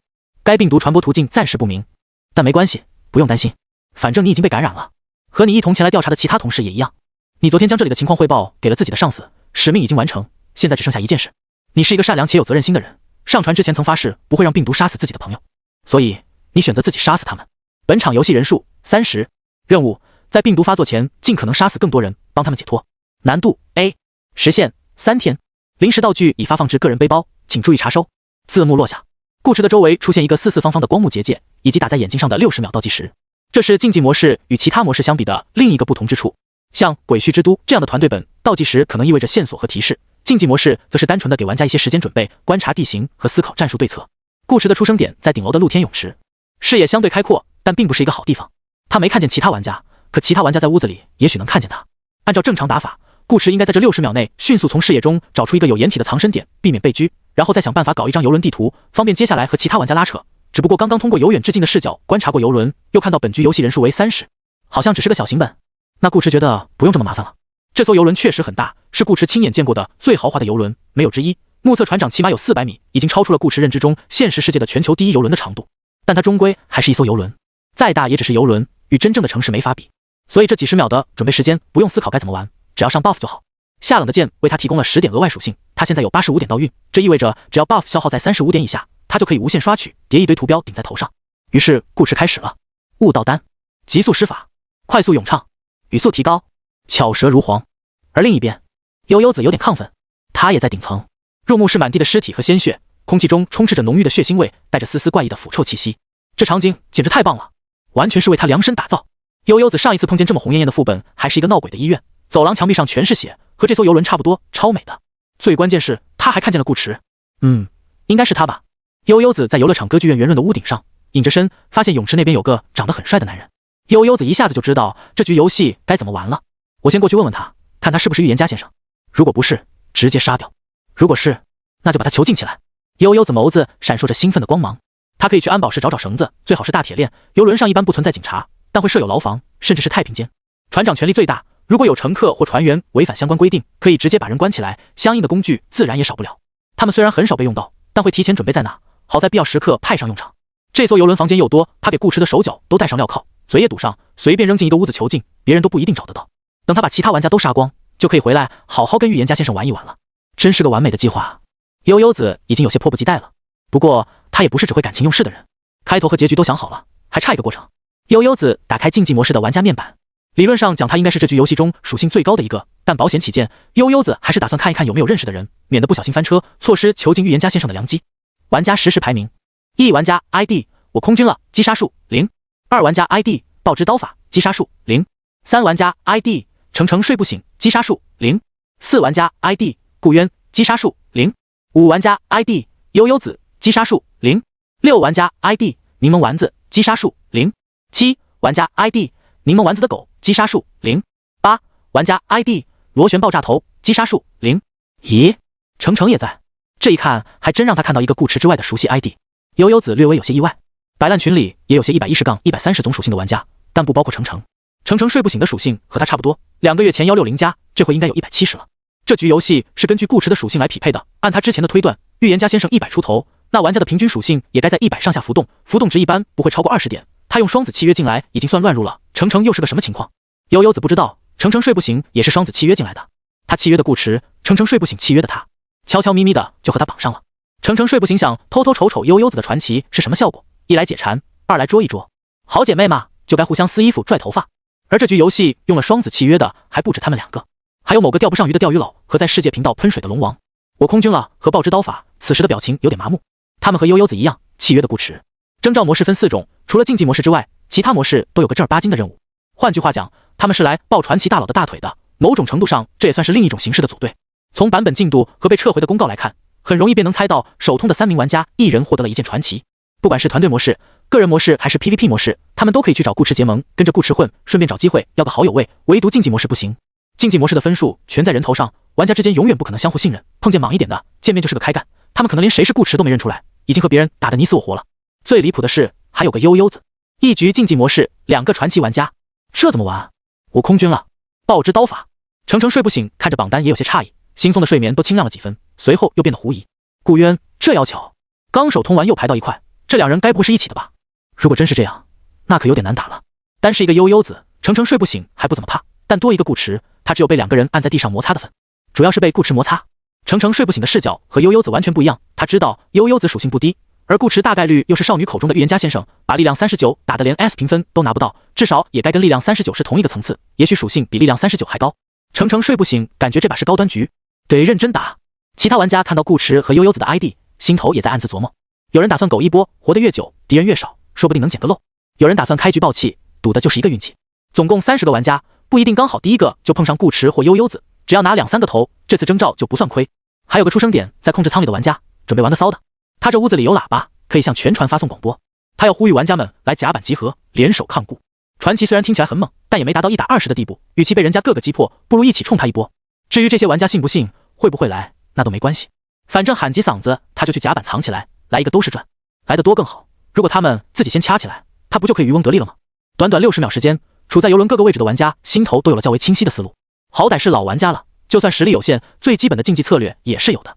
也许身体跟不上脑子，但并不妨碍他们多想一想该怎么打。可惜的是，计划永远赶不上变化。倒计时还剩最后3秒，3、2、1。就在倒计时结束，光幕消失，众人正要往外冲时，耳边忽然响起一阵呢喃低语，字音模糊不清，前半节完全听不懂，后半节也听得很吃力，因为这人说话极快，跟4倍速播放的 rap 似的，他们反都没反应过来，人家已经把话说完了。伟大的毁灭之神啊，请聆听你最虔诚信徒的祈祷，天空已布满阴霾，大地已污秽不堪，人们违背了心中的善念，因欲望化为恶魔，阳光不再纯洁人性，只剩贪婪，为了焚尽人间的罪恶，请将您的怒火化为烈焰，赐予这个世界吧。爆之刀法，程程睡不醒，众玩家，什么东西？副本特色 BGM 吗？怎么听上去有点中二？悠悠子也一脸迷惑，他记得这是顾池的嗓音，他也看到是顾池在那低头叨念，可是这念的是什么啊？什么污秽不堪，焚尽罪恶，咒语吗？是的，咒语。顾池的话音落下，一股毁天灭地的气息毫无征兆地笼罩了整艘游轮。嗡！火红的光柱从顾池捧在手中的忌日焰经上迸发出来，直冲天际。这个引导的过程本该在禁咒的吟唱期间出现，但顾池念得实在太快，他的唇舌在各种 buff 的加持下，足有20年功力，导致咒语已经念完，忌日焰经才产生反应，慢了大半拍。毁灭之神可能也没想到顾池的嘴这么快，原本需要一些时间将能量传输到天上的技能前摇，也因急速施法快了许多，仿佛一道激光从下往上直射，一闪即逝。忌日焰经里流转的焰光被抽得干干净净，变成了一颗透明的水晶球。昏暗的天色在这一瞬间被照得火红，天空中被焰光击中，云层燃烧起来，将云烧成了黑色，好像被点燃的纸张，在火焰中化为灰烬，留下星星点点的零碎火光。这些被烧焦的黑云汇聚起来，形成一个巨大的漩涡，于中心处绽放出一抹令人心悸的红。下一秒，轰！一道比之前粗壮了数倍的火焰光柱从天而降，狠狠轰在游轮上，像根火红的钢筋一样，直接将游轮贯穿，刺入海底。大片大片的海水翻涌起来，被恐怖的高温蒸发成白雾。冲击的震荡首先扩散开来，游轮的房间内杯子玻璃齐齐爆碎，残渣乱飞。顶层之下的一众玩家还不知道发生了什么，人已经倒飞了出去，砸在了墙上。悠悠子的衣衫裙摆在震荡掀起的狂风中簌簌作响，袖口鼓动，头发飘舞，精致的容貌被贴在脸上的发丝遮挡了一半。她是看着光柱落下的，提前有点防备，这会儿倒是站得挺稳的，可是光站得稳没用啊，震荡过后才是真正的毁灭。轰！仅仅只是顿了一瞬，游轮与光柱的交接处猛然爆发出一股滔天烈焰，如浪潮般铺天盖地的席卷向四面八方，顷刻间便将泳池、游乐场、赌场等设施全部淹没。悠悠子眼睛睁大，红唇微张，小脸上满是不可思议，她略显呆滞的眸子里倒映着越来越近的火光，直到被猎吞噬都没能做出更多的反应。其他玩家就更反应不过来了，他们刚被掀飞，还贴在墙上没落地，便觉眼前艳光大亮，身上传来剧烈的灼痛，风暴般的火焰携着滚烫的浊气撞碎墙壁，将他们的血肉骨头一并融化。至此，距离倒计时结束刚好过去5秒，右上角的时间定格在0.005秒。悠悠子好歹还见到了自己的预言家先生，看了个特效，吹了吹海风，他们却连人影都没瞧见一个，视野已经变成了灰色。你已死亡，正在返回结算界面。我空军了，爆之刀法。程程睡不醒。众玩家，发生了什么？为什么我刚开局就没了？晚上8点，世界频道聊得正欢，玩家之间本来便有聊不完的话题，更别说这2天连发了3条公告，其中1条还预告了版本更新。9州第一小白脸斜杠龇牙，大的要来喽！老东西们准备好包金币了吗？敏锐的直角，我来预测一下，商城会新增属性道具，售价6480起，猜中了回来刀我。匿名2，说好的不卖数值呢？不改昵称，醒醒，连吃饭都要钱，没有什么是小破油干不出来的。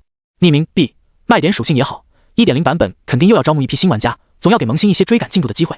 抹蜜开光嘴，拉倒吧，追不上的，人和人的差距比人和狗都大，不信你看看排行榜。叮，全服公告，恭喜玩家顾渊刷新征兆，竞技模式小型通关记录，通关时长 0.005秒，击杀人数29，最终评价 Omega。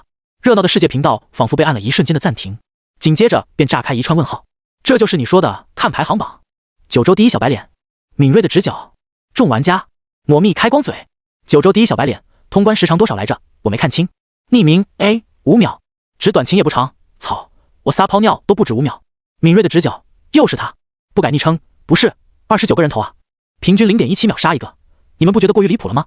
地中海，咱就是说，有没有可能是他一个大招秒了全场？小福，不，我不信，一定是 bug， 女神都花了1个多小时，他怎么可能超过我女神？5秒是什么概念？开局人就没了，动作慢点的玩家可能还在出生点玩泥巴，什么都不知道就死了，这可能吗？匿名12315，会不会是刷的？29个双子绑定同一个人，开场集合送死。敏锐的直角，可是你光集合都不止5秒啊！小型地图虽然小，但也没小到几秒钟就能让30名玩家集合的地步。再说了，双子契约可不便宜，谁那么人傻钱多，用来刷榜单？9州第一小白脸，难道真是 bug？ 计时系统出问题了？抹蜜开光嘴，我估计是小破油最近 bug 频出，再多一个也不稀奇，主要是太夸张了。竞技模式能看到 ID， 玩家们又不傻，一旦发现跟手通大佬同局，绝对会有人选择当狗东西，惹不起还躲不起吗？但凡有一个玩家稍微藏一下，29个人都不可能在5秒内被全部杀光。众人越想越觉得不对，严重怀疑这个叫顾渊的家伙又在卡 bug。直到某位受害者现身说法，爆之刀法，流泪，兄弟们，我好开心。9州第一小白脸，你不会也上榜单了吧？爆之刀法，但是我很有参与感。敏锐的直角，哈，爆之刀法，因为那5秒钟死的29个人里有我一个。众人抹蜜开光嘴，不会吧，你们真被秒了？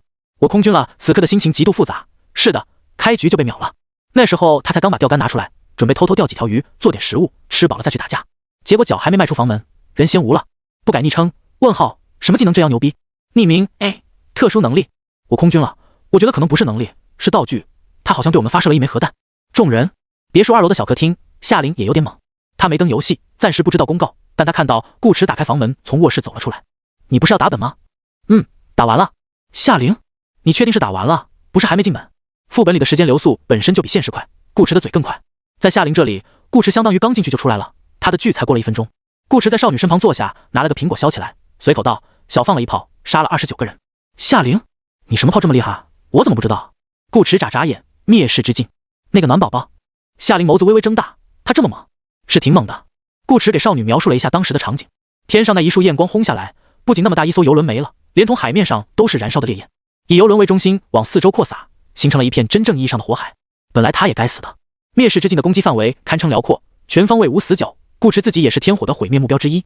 鸢尾教会这个禁咒魔法，从一创造出来便是为了跟敌人同归于尽，属性接近200的悠悠子都顶不住，何况是他，全靠黄央给的赤火圣体抬了一手。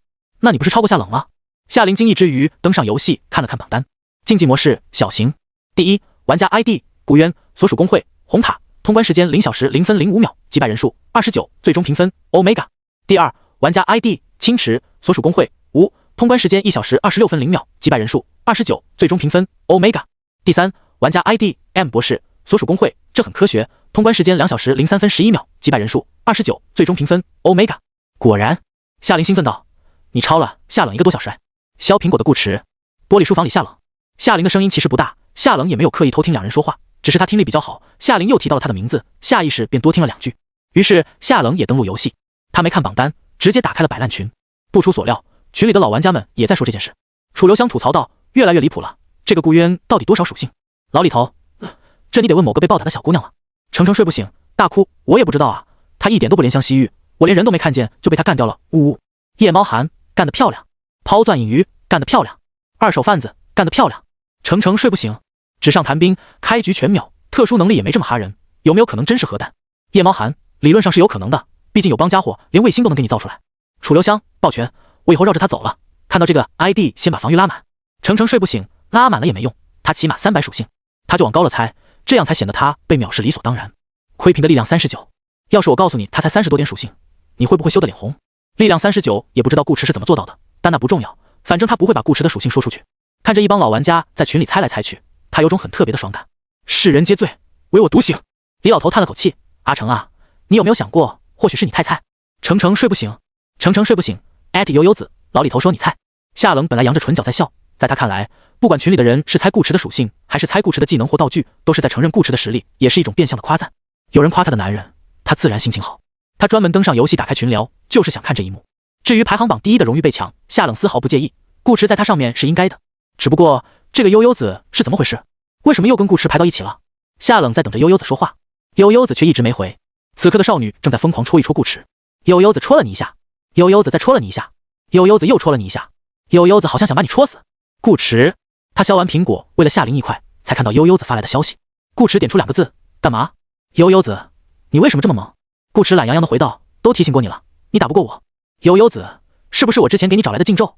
他返回现实后，一直在想顾池那段 rap， 配上从天而降的光束和游轮上如同烈焰末日一般的场面，越想越觉得像是一种禁咒魔法。刚好上个本他又帮预言家先生抢过一个禁咒，悠悠子现在很怀疑顾池是不是用永恒烙印把这个禁咒锁了，并且拥有发动他的仪式物品。顾池有些意外的挑了挑眉头，心道这少女看起来憨憨的，实际上也不是很笨，这么快就猜到可能是禁咒，小脑瓜转得还挺快。但顾池不想承认，考虑到悠悠子似乎不喜欢被别人欺骗，他也不否认，没有否认的必要。灭世之境他又不是只用这一次，以后多炸几次场子，总会被一些见多识广的老玩家认出来。顾池干脆给了少女一个可以套娃的答案，你猜。悠悠子不跟他套，我不猜，就是禁咒。除了禁咒，他想不到其他还有什么技能能有这么大的破坏力。净土游戏没有巧合，重新捋一遍，悠悠子甚至觉得顾池上个本就是冲着禁咒去的。顾池扔了一句渣男语录过去，你说是就是吧。悠悠子鼓着双腮，气呼呼地道，你等着，我这就去找奸商再买个双子，下局游戏一定杀了你。顾池，你别这样。顾池怪不好意思地道，送一次就够了，老送我心里过意不去。悠悠子，谁要给你送了？他哼了一声道，别以为我不知道发动禁咒魔法的物品是消耗品，用一次就没了，需要新的仪式物才能再次启动，我不信你还有。他承认顾池很厉害，可越是如此，他越要把顾池杀掉，这样厉害的就是他的预言家先生了，而不是诡计多端的玩家。顾池发现这少女懂得还挺多。忌日焰晶的确算消耗品，仅仅一次灭世之境便把里面的能量抽得干干净净，只剩下个空空如也的容器。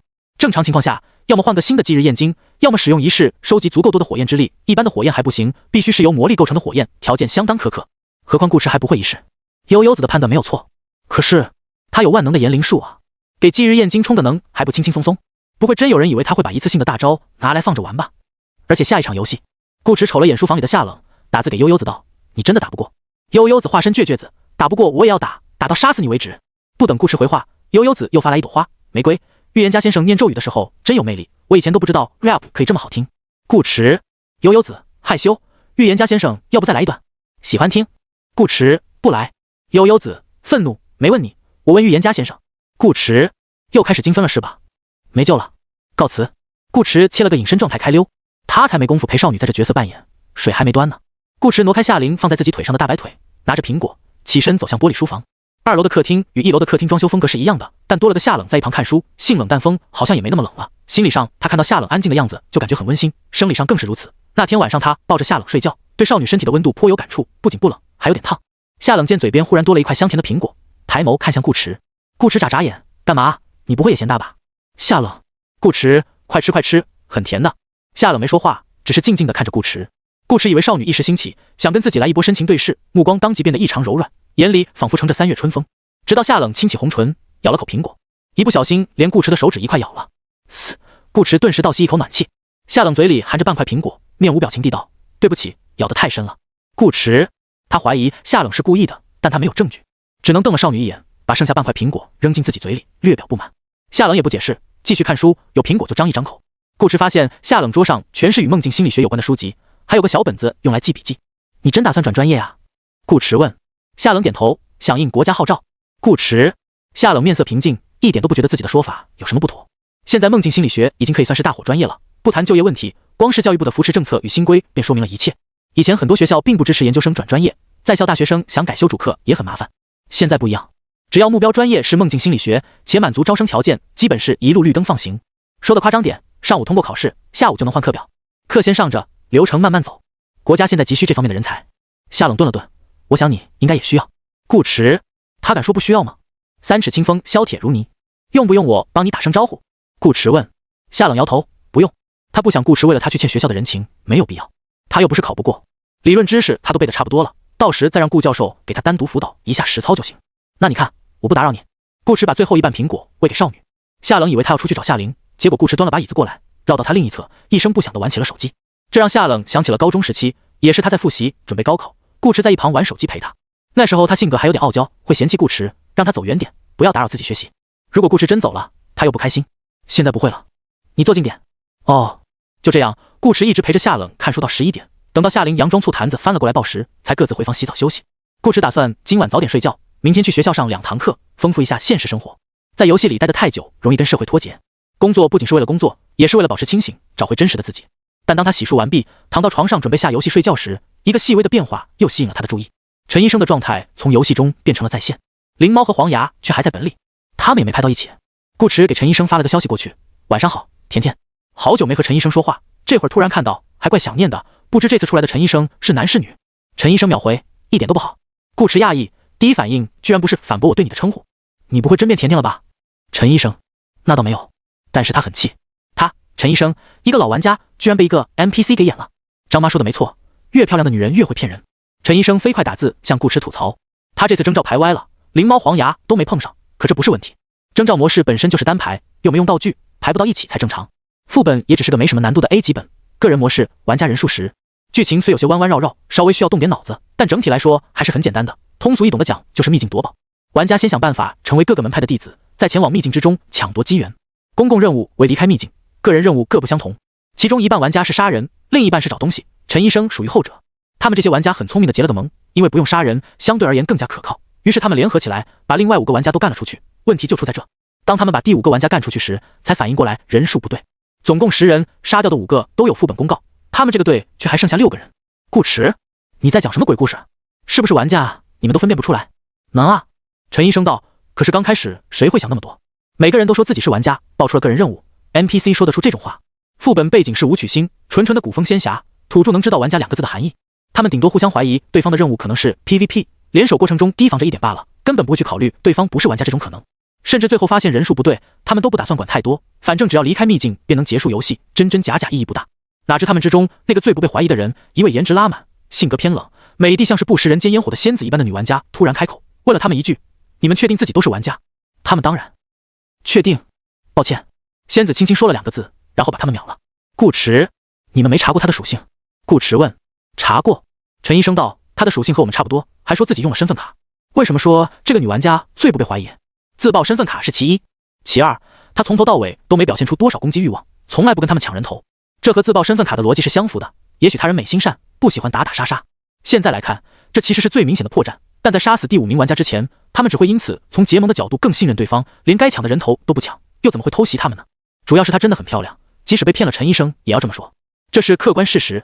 若不是对方的武器不是剑，陈医生都怀疑她是女神本人。顾池，所以这个 NPC 是在利用陈医生这些玩家去找其他玩家。你们攻略失败了？是的。陈医生道，完全打不过，一点机会没有。这就是他最气的地方。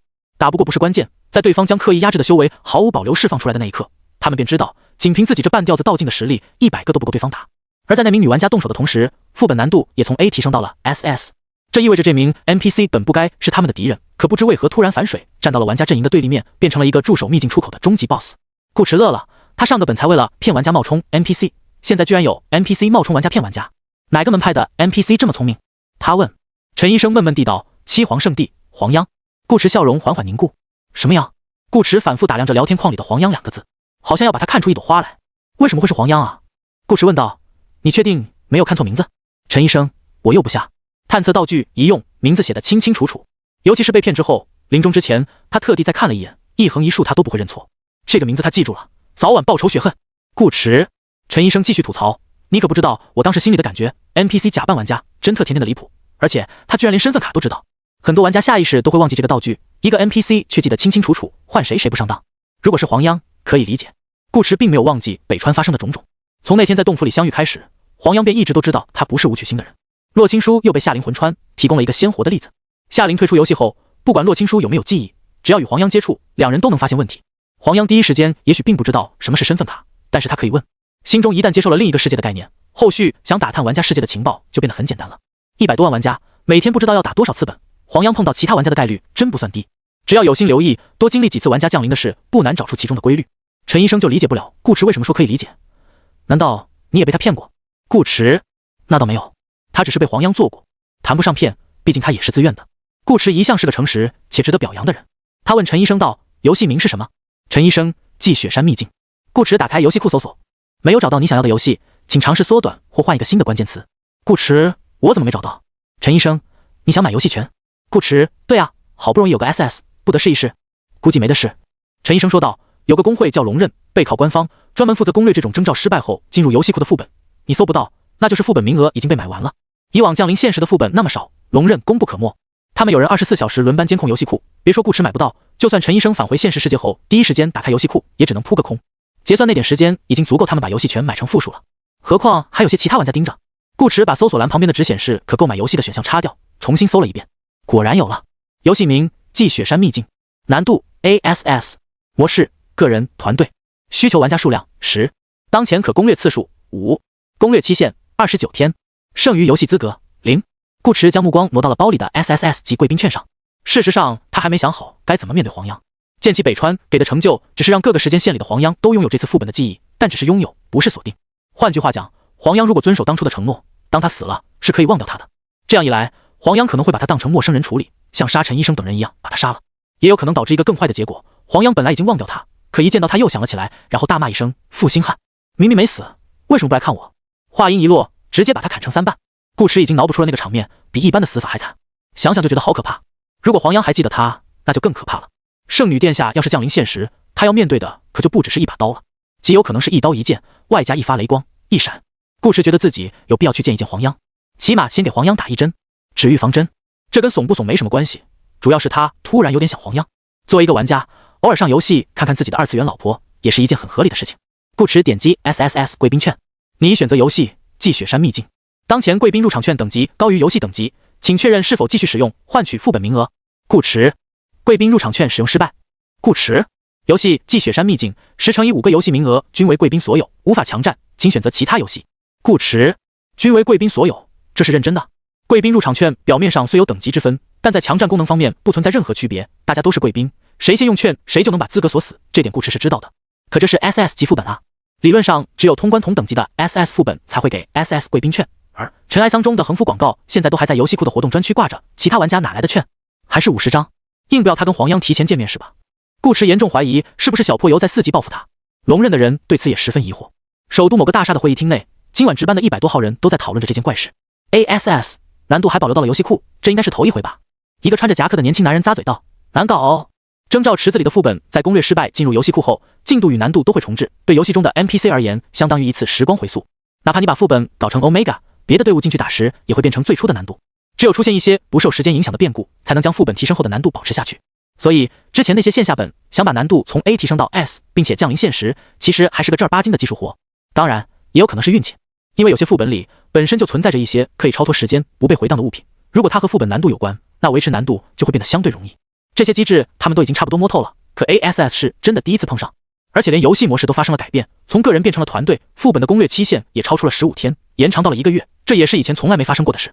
最怪的一点，副本难度已经从 A 提高到了 SS， 可他们在强占游戏名额时用的都是 A 级贵宾券。最初看到季雪山秘境后面跟着2个 S， 他们内心是很紧张的，甚至有点慌。SS 的难度，当前版本只有一个尘埃桑中可以作为参考，而尘埃桑中又是让百烂群的顶级玩家都束手无策的高难本。如果让那些贪玩的普通玩家把名额买走，那降临几乎是板上钉钉的事，后果不堪设想。一般情况下，他们只需要一个轮次10个游戏名额即可，因为通关一次副本便能避免游戏降临。可 SS 级的本通不通得了都不好说，谁敢保证进一次本便100%攻略成功？这种难度的副本，名额自然要尽可能掌握在他们这些高级玩家的手中，增加容错率。论单人战力，他们或许比不上百烂群里的真大佬，但论团队配合，龙刃自认第2，没有其他公会敢说自己第1。百烂群终归只是个聊天群，不会像他们这样专门去训练队伍的配合与默契，在这方面他们是专业的。而由于最近降临现实的副本实在太多，尽管其中大部分都来自国外，但也足够起到警示作用。为此，他们特地增加了值班人手，每12小时盯梢游戏库的人数从1000提高到了3000。这个会议厅里只是一小部分，他们之中很多人并不在龙刃公会，但会听从将军的调遣，其中也包括一些百烂群的玩家。3000人说少不少，说多也不多，毕竟玩家基数摆在那。继雪山秘境刚从征兆池移入游戏库时，他们只买到了30个不到的名额，但有人试了一下，发现 S 级和 A 级的贵宾券都能用，于是他们纷纷开始狂点背包，最终抢下了47个名额。总共5次攻略机会，每一次都要凑齐10个玩家才能进本，也就是说，什么时候开本由他们说了算。这让众人松了口大气，随之而来的便是与顾池相似的疑惑：小破油不会又出 bug 了吧？会议厅第一排，一个 ID 为软萌啪啪熊的壮汉问身旁的另一个壮汉道：“小乖，你怎么看？”软萌乖乖兔摊了摊手：“能怎么看？等修复呗。”一旁的女人听到小乖这个称呼，忍不住翻了个白眼。这2个男人，他真是见一次清醒一次，永远不要用 ID 去判断一个玩家的性别，否则会吃大亏，各种意义上的大亏。凭借着与外形毫不相干、极具迷惑性的 ID， 这2个家伙一起双排不知上了多少分，个人模式的胜率高达 35%， 平均每3局就能拿一次第1，欺骗了无数纯情玩家，他就是其中之一。我觉得应该不是 bug。楚木晨思索了许久，得出一个结论，可能和这次更新有关。怎么说？女人腿上放着一个笔记本，手指在键盘上灵活地敲动。楚木晨是他们的战斗指挥，人很聪明，深得将军信任，他得把楚木晨的话记下来，明天给将军汇报。这次更新中有一个针对获取 Omega 难度通关奖励的补丁，还记得吗？楚木晨问。女人打开历史公告记录，点点头，记得。楚木晨长话短说，小破油将通关奖励调整为与副本初始难度保持一致，影响到了贵宾券的使用逻辑。通关奖励和贵宾券就好像2颗齿轮，副本难度加在中间，边上的齿轮怎么转，都根据中间的难度来定。难度被固定下来，齿轮的转速也就固定了下来。ASS 现在只算 A 级本奖励，这是收获。A 级贵宾券可以强占 ASS 的游戏资格，这是付出。两者关系对等，这个改动是合理的。就算真是意料之外的 bug， 小破油应该也不会再改了。改了也不影响现状，毕竟悠悠子手通 Omega 的奖励都还在。跟传奇相比，几十个名额真不算什么。楚木晨道，不用担心游戏资格被回收，直接进攻略流程吧。他身旁的烈天翁出声道，我刚抢到个名额，我来带队。游戏权不能转让，谁抢到只能谁进。楚木晨摇头，你先不急。烈天翁的实力是毋庸置疑的，260加总属性是龙刃公会最强大的玩家之一。由烈天翁带队攻略的中层本，至今为止没有失败过。他们将因征召失败转入游戏库的副本称为中层本，介于线上与线下之间。中层本每个玩家只能进入1次，出本后会永久丧失游戏资格。如果只是 A 或 S， 现在就能让烈天翁去打，即便失败，也还有其他顶级玩家可以带第2队。SS 却不能这么冒险，以尘埃桑中为参考，只有10个烈天翁这样的玩家同时进本，才有可能争取到一丝通关机会。目前有3个名额在外面，我们先让7个人去补位。楚木晨安排道，以打探情报为主，能通就通，不能通便尽可能多存活一些时间，等确定了副本具体内容和战力需求，我们再来组织第2队。女人，好。楚木晨又看向烈天翁，你就等到新版本之后吧。净土游戏1月1日更新，副本持续到1月5日，他们可以先看看有没有新的装备或道具，尽量再提升点实力，卡在最后一天进本，他也好多点时间做其他的安排。查到积雪山是哪张地图了吗？楚木晨扭头问身后的女孩，女孩头敲着笔记本，头也不抬地道，武曲星，时间点在6102年往后，之前的积雪山叫无名之山，更多的我还在查。武曲星吗？楚木沉思片刻，我记得武曲星的部分副本拿到 Omega 评分后可以获得一个保留修为的分身，等下次进本时继续使用。烈天翁点头，对，我就有一个道镜。说起来还有点心累，本来他不止道镜，远远不止，直到有次碰见了某个女神。楚木晨，道镜什么战力？烈天翁诧异，你不知道？楚木晨，游戏里很少有他不知道的事，武曲星的高级境界恰好是其中之一。一个原因是他排到的武曲星副本比较少，另一个原因，楚木晨面无表情，我不擅长打架。他不会说自己从来没修炼到过道镜，更不会说自己曾经以圣人境的修为被一个天人境的玩家给干掉了。那个玩家叫老李头。武曲星打架没那么简单，事实上现实中玩家真人 PK 也不简单，这牵扯到熟练度的问题，就像同样一把枪，一个是用枪高手，一个是刚摸枪的菜鸟，枪爆头和人体描边发挥出的威力完全不一样，并不是你属性提上去，有装备也有技能，打架就一定很猛的，这更多的是取决于玩家本身。烈天翁不知道该怎么解释，这个不太好衡量，具体得看道法。之所以说武曲星的 NPC 难打，就是因为有道法这样的能力存在。用高武世界的说法，道法相当于掌握了某种凌驾于一般力量之上的规则之力。假设这道规则是死亡，那即使全属性为一，人家一巴掌下也能要了你的小命。抛开道法不谈，还要看修行方向。有的修士境界不高，属性却异常离谱。烈天翁自己就见过一个300加体质的天人境僧人，比许多圣人境甚至道境修士还高。他是炼体的，硬的要死，说是金刚不坏之身都不为过。这就导致武曲星的战力非常抽象，你不能光看属性，也不能不看属性。非要描述道境的强弱，烈天翁只能用一句同样抽象的话来概括：只有仙术才能打败仙术。楚沐尘，算了，不重要。重要的是 Omega 可以保留修为，能确认这点就行了。楚沐尘对女人道：除了第一轮的7个玩家，你让其他拥有名额但没有分身存档的人，之后的征召模式都选择武曲星，尽量拿 Omega 在本里的修为越高越好。女人抬头看向他，那需要很多群星与文明之舟，言外之意得用到国库的资源。没关系，楚沐尘道：你明天去请示将军，他会同意的。SS 级的本可不是开玩笑，万一放出来的大魔头，世界末日就可以提前开启了。想提高通关率，不仅要用群星与文明之舟，还要用到大量的双子契约。如果国库充盈，他们可以强行制造一个高修为的 Omega 存档出来，这些都是可以操作的地方。另外，你麻烦将军写一个官方借用证明，我后面有用。楚沐尘道：好。女人点头答应。烈天翁不解，为什么要等明天？才1点不到，将军这个点应该还没睡吧？他是个比较雷厉风行的人，一般有了计划就会立刻去做，晚半天没关系的。SS 级副本也急不来。楚沐尘解释道：而且将军今晚心情不太好，让他好好休息吧，我们多体谅体谅他。心情不好？烈天翁愣了一下，是出什么事情了吗？也不是什么大事。楚沐尘道：你应该知道将军每天都很忙吧？烈天翁：知道啊，将军可不只是龙刃的将军，除了工会的事，现实中也有很多事需要将军去做。楚沐尘，你想啊，将军每天处理完一堆事之后，本身已经很疲惫了，还要抽空玩游戏、参加征召，是不是更累？烈天翁疑惑：可将军不是不在乎奖励，把游戏当成放松自己的娱乐方式之一吗？楚沐尘：娱乐要尽兴，尽不了心，心情自然不好。烈天翁懂了，所以将军是玩得不开心？楚沐尘点头：换你也不开心。烈天翁：为啥？楚沐尘：因为将军刚开局就被人秒了。烈天翁：哦，原来那个5秒的榜单，将军也出了一份力啊。与此同时，老李头在摆烂群里冒了个泡，普斯普斯。程程睡不醒，碧啵碧啵，纸上谈兵，啾咪啾咪。老李头都没睡呢。程程睡不醒，睡不着。力量39，失眠2天了，我也不知道为什么。悠悠子斜杠偷笑，我知道为什么，要不要我告诉你？力量39，愤怒，住口。夜猫寒，大半夜这么热闹。二手贩子，这话说的，一群夜猫子，哪天晚上不热闹？老李头，我有一个想法。楚留香，放。老李头，版本末期了，最后1个月，咱们一起玩了这么久，互相之间还没认认真真打过，要不趁这个机会组个 PVP 的局，也算是给即将过去的老版本留个纪念。程程睡不醒，你确定是留纪念，不是想我们给你送人头？老李头，你这是在承认自己菜？程程睡不醒，撇嘴，你才菜，我只是帮大家揭露你的真面目罢了。老李头，哪有什么真面目，我是认真的，这个月又是今年最后1月，大家就当聚一聚，有意切磋。疯狂的轮胎，去年你也是这么说的，然后从草丛里跳出来给了我一刀。老李头，你就说惊喜不惊喜吧。疯狂的轮胎，疯狂的轮胎，要不要我也给你惊喜一下？老李头，好啊，就这次，我等你。夜猫寒，打其实可以打，老李头说的对，都版本末期了，正好看看到底谁最牛逼。程程睡不醒，不来，除非背景选武曲星。性感大叔，笑死，你不如直接说你有 Omega 存档。程程睡不醒，嘻嘻，我那不是怕我说了你们不敢来吗？老李头，你以为只有你有存档？楚留香斜杠龇牙，我没有，但我同意武曲星。夜猫寒，你好假哦，我也同意。力量39，都有存档是吧？老李头，没有，我就随口一说，放心来。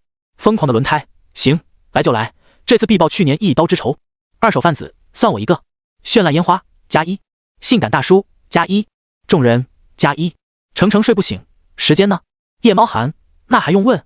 老李头，当然是选择女神不在的月中了。老李头这一回还组织到了不少人，主要是这个月还没过几天，大家的征召次数都在，毕竟排早了，容易碰上不该碰上的人。而且说是聚一聚，其实谁不想赢？就跟亲朋好友凑在一块搓麻将一样，虽然友谊第一，大家都输得起，但如果能赢，为什么不呢？要知道 PVP 模式下杀人，老硬币是按照玩家的总资产来报的，一般为5%，看着不高，可这个群里全是吃喝不愁的老东西，一刀下去可能直接就是1-2袋大米，这不狠狠地爆他们的一波？再说了，既是版本末期，又是年末，这个月确实很有纪念意义吗？他们这些老玩家一天到晚除了征召就没事干，可以说是长了好几年的草，也该整整活了。老李头一副主人家的口吻，就这么定了呀？咱们挑个中间日子，15号都提前把时间空出来，怎么样？夜猫寒，行，正好趁着大家都在，到时出来再打个 SS。夜猫寒已被管理员禁言。老李头，小伙子摁部长记性。性感大叔，没开2度了，属于是没开2度，叫我干啥？性感大叔，众人没开2度，大团圆是吧？加我一个，不就是武曲星存档吗？跟谁没有事的？这个群都是顶尖玩家，基本个个都在武曲星拿过 Omega， 没存档或者存档等级不高，只有一种可能，那就是被女神干掉了。程程睡不醒悠悠子，你来吗？期待。悠悠子，不来不来，我有事。拒绝得很果断，但其实悠悠子心里非常想去。武曲星的存档他也有，并且境界不低，除了杀人赚钱，大家一块玩也有趣。可是他要去杀顾池，把预言家先生解放出来啊！主人格长期被顾池占据，预言家先生会被污染的。如果顾池早点进本，打完出来赶得上的话，悠悠子肯定会去。可如果顾池15号之后才进本，那他就去不了了。跟预言家先生比起来，钱和有趣算什么？但凡有一丝一毫的犹豫，都是对预言家先生的不尊重。不过嘛，他可以催一催预言家先生。第2天是周一，悠悠子得去学校上课了，无聊的打了几10分钟小瞌睡，一下课他就给顾池发消息。顾池这时也刚好下课，一个是老师，一个是学生，空闲时间正好对得上轴。悠悠子坐在教室里，预言家先生，你打算什么时候排本呀？顾池则在办公室，说不准。悠悠子，可怜，能不能早点排？顾池，你很急。悠悠子，有一点点。顾池，后面有事。低情商，月中有团建。悠悠子，害羞，我想快点见到预言家先生呀。顾池，你不如说你想快干掉我呢。顾池想了想道，我建议你先把自己的正事忙完，送头什么的，我不着急。悠悠子，这个家伙怎么老说他送头？没了禁咒，谁送谁头还不一定呢。悠悠子切换姿态，愤怒，我的正事就是杀你，骗子，进本的时候记得洗干净。顾池，虽然但是作为一个爱洗澡的人，他每天都洗得挺干净的。顾池第2堂课在下午，现在比较闲，可以跟悠悠子多聊会。刘副校长给他新安排了一间独立的办公室，也不用担心手指出空气会引来别人古怪的注视。顾池照例一心二用，一边登着游戏，一边用手机刷着新闻。So， 你有一封新的邮件。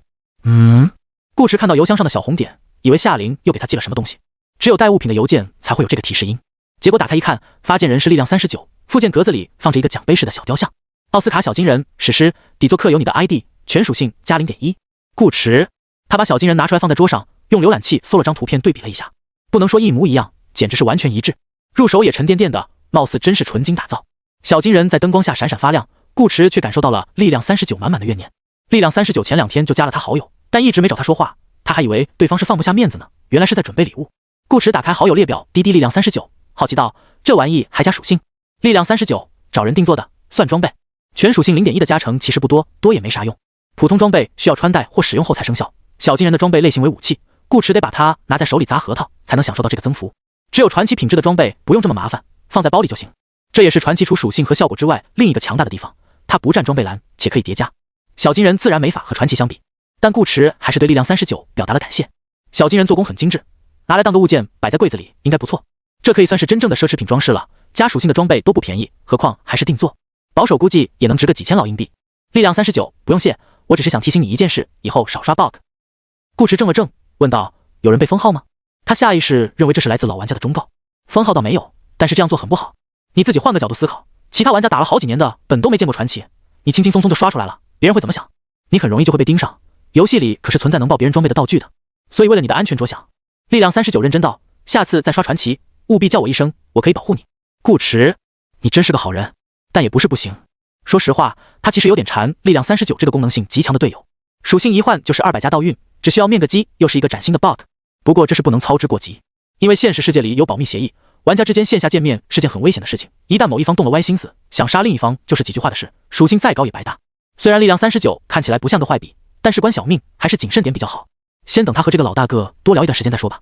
这就和网恋一样，也没有刚认识就奔现的不是。普通人与普通人见面都有被嘎腰子的风险，更别说玩家。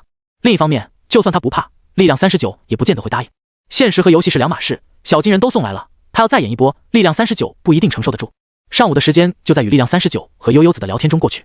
到了中午，顾池收拾好桌子离开办公室，刚一出门便看见走廊里一身西装的刘副校长正朝他走来。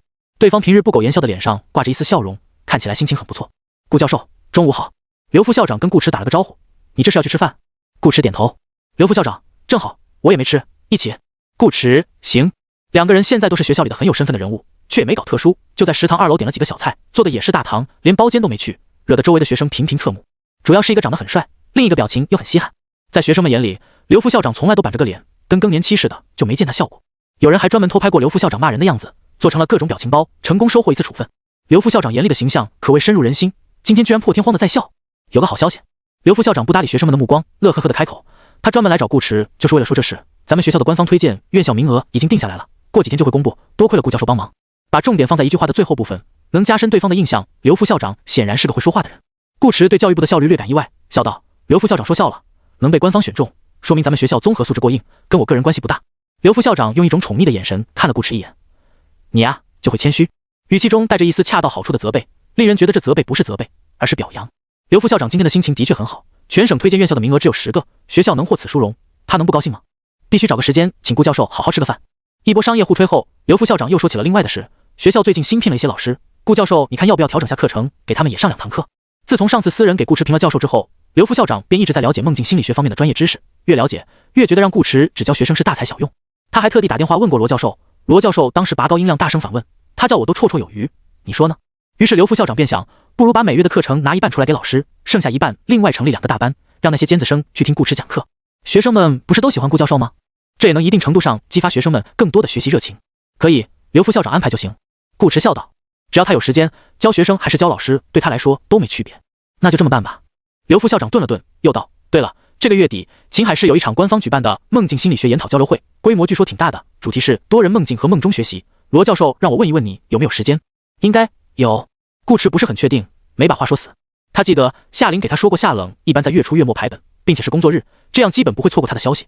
顾驰当时听了大为感动，然后就被夏琳吐槽了一顿，还不是因为你只有周末才有空想我们。其实不是不想，只是他不怎么发信息。刘副校长问，那我和罗教授说看情况。顾驰看情况。他不会像悠悠子催他一样去催促夏冷，暗示都懒得让夏琳暗示，又不是必须参加。在他心里，可有可无的交流会远不及夏冷的习惯重要。假设交流会非去不可，他也不会让夏冷改时间，他自己改就行了。大不了下一次再看青池女神大杀四方，反正是他老婆，又不会跑。晚上回到家，顾驰吃过饭便进入贤者模式，陪着夏琳在沙发上追剧。他们没有在刷小本，现在的道运已经够他用了，刷出技能还得花钱升级，不划算。有这时间，不如多享受生活。夏琳也不缺什么技能，他这几天都在盯拍卖行，看能不能捡漏再买几个背包。客厅里的电视一如既往的放着，但不看，仅仅用来营造家庭氛围。顾驰瞅了眼书房的夏冷，低下头小声对夏琳道，下次征召我打算捆绑夏冷。今晚的少女换了个姿势，把脑袋放在他腿上躺着，自己2条雪白的大长腿则弯起膝盖踩在沙发上，像是带条细缝的削瘦雪山，不论说话还是做什么都很方便。夏琳已经从夏冷的预判中知道了顾驰的想法，此时听顾驰这么说也不意外，只是撇了撇嘴，想看夏冷耍威风。我才不去，你自己跟他排吧。顾驰好笑道，干嘛？这还吃醋啊？夏琳轻哼一声，我上辈子是泡在醋坛子里的柠檬精，你不知道吗？酸度超级加倍。顾驰无辜道，我又没说要丢下你。算了吧，男人都是口是心非的动物。前天晚上我穿着你的衣服站在你面前，你都能想夏冷，我还不如不在呢。夏琳似乎还对这件事耿耿于怀，可实际上她是想给夏冷与顾驰留些单独相处的时间。她和夏冷是真正的亲姐妹，一胎双凤，情比金坚。作为妹妹，夏琳自然不会握着顾驰不放，也要给姐姐点甜头尝尝。这么做纯粹是出于对夏冷的感情以及她自己的大度，绝不是因为某些事情心虚。真不去啊？顾驰道，这可是个旅游的好机会，有夏冷在，他们都不用怎么操心任务的事，可以把大部分时间花在吃喝玩乐上。夏琳嘟嚷道，不去不去，你要真有这个想法，不如现实中带我们出去玩。游戏始终是游戏，现实才是实实在在的。行吧，顾驰也不勉强。仔细想想，少女说的也对，他们长这么大还没正儿八经一起出去玩过。现在他时间也比较自由了，有机会可以尝试来一波景点双飞7日游。甜蜜的同居生活过得很快，又有不断跳跃的时间加速助力，一晃眼便来到月中。这一天，顾驰照常下班，从学校回家，一进门便闻到了厨房传来的油辣香味。他放下公文包，脱掉外套，过去抱了夏冷一下，夸赞道，真香。夏冷瞥了他一眼，又不是第一次做这些菜。顾驰，我说的是你。夏冷，这么多年了，他依然会时不时的被顾驰一句话给甜到。夏冷拿起一旁的筷子，从锅里夹了块肥瘦相间的肉，轻轻吹了2口，用手接着油，喂到顾驰嘴边，尝尝。顾驰很不客气的一口吃进嘴里。夏冷，味道合适吗？顾驰，合适，好吃，那就行。夏冷放下筷子，继续翻炒。你这个月上了几堂课了？没记。顾驰道，10多堂肯定有了。夏冷，你不休息？顾驰，要啊，明天开始就不去了。刘副校长虽然没要求他上这么多课，但他自己心里有个数，上的差不多了，他就安心宅在家里陪老婆。夏冷点点头，那就今晚排吧。12月15日晚上20点，老李头开始在群里吆喝了，同志们，今天是个好日子。经过长达1周的翘首以盼，我们终于迎来了这激动人心的一刻。这是咱们摆烂群在今年以及净土老版本的最后一次团建，你们准备好了吗？程程睡不醒，准备好了。纸上谈兵，准备好了。疯狂的轮胎，速，我的大刀已经饥渴难耐了。没开2度，你们别急啊，考虑一下社畜的感受。我刚下班回家，等我洗个澡先。性感大叔刚到家+1。老李头，那你们搞快点，几十个人等着呢。程程睡不醒，几十个是几十个。老李头，没人放鸽子的话，53个。夜猫寒，好家伙，这么多！楚留香流口水，流口水。楚沐尘冒泡，这算少的了。如果没有祭雪山秘境这档子事，龙刃的人也会去，包括他。尽管他不擅长打架，但人多热闹，玩一玩也未尝不可。龙刃这边大部分都是好战分子，加上群里的54个，说不定能直接把一个100人副本灌满，省得去祸害其他玩家。可惜没有如果。目前副本地图分为大中小3个类型，中型地图最多容纳50名玩家，超过50便算大型本，下一个人数档次是80或100，也就是说，今晚的副本注定会有几十个无辜玩家被这帮家伙乱杀。二手贩子，我有一个问题，你们都有双子契约没？不绑着牌，万一牌飞了，岂不是很孤单？难得今晚大家都在，没有双子的可以找我买，活动价给你们打11折，怎么样？众人，二手贩子斜杠龇牙，楚留香，来人，把这个奸商给朕铲出去。老李头，我要是你们我就买了，懂的都懂，杀2个就不亏，杀3个血赚。力量39，这咋还有拖呢？建议一块铲出去。二手贩子，哎呀，人家老李头也没说错啊，多杀几个就够本了。而且你们这个本出了双子，也可以卖回给我，一样的价格，本良心商人1分不赚，可以吧？程程睡不醒，两位，这还没进本呢，已经开始想着杀人了。说好的大家一起聚一聚呢？老李头撤回了一条消息，二手贩子撤回了一条消息。疯狂的轮胎，没必要撤回，真没必要。跟特么谁不知道你俩风格似的，又没有新人，装什么装？性感大叔，笑死！大家风格难道不都一个样？想在一堆老硬币里找出一张纸币，不存在的，顶多是谁更硬点罢了。二手贩子，快来快来，不开玩笑了，9折！群星与文明之舟，一会儿去武曲星的船我来掏，这总藏了吧？楚留香，嚯，奸商今儿个这么大气。老李头，智勇双全呢。二手贩子，老李头，不如。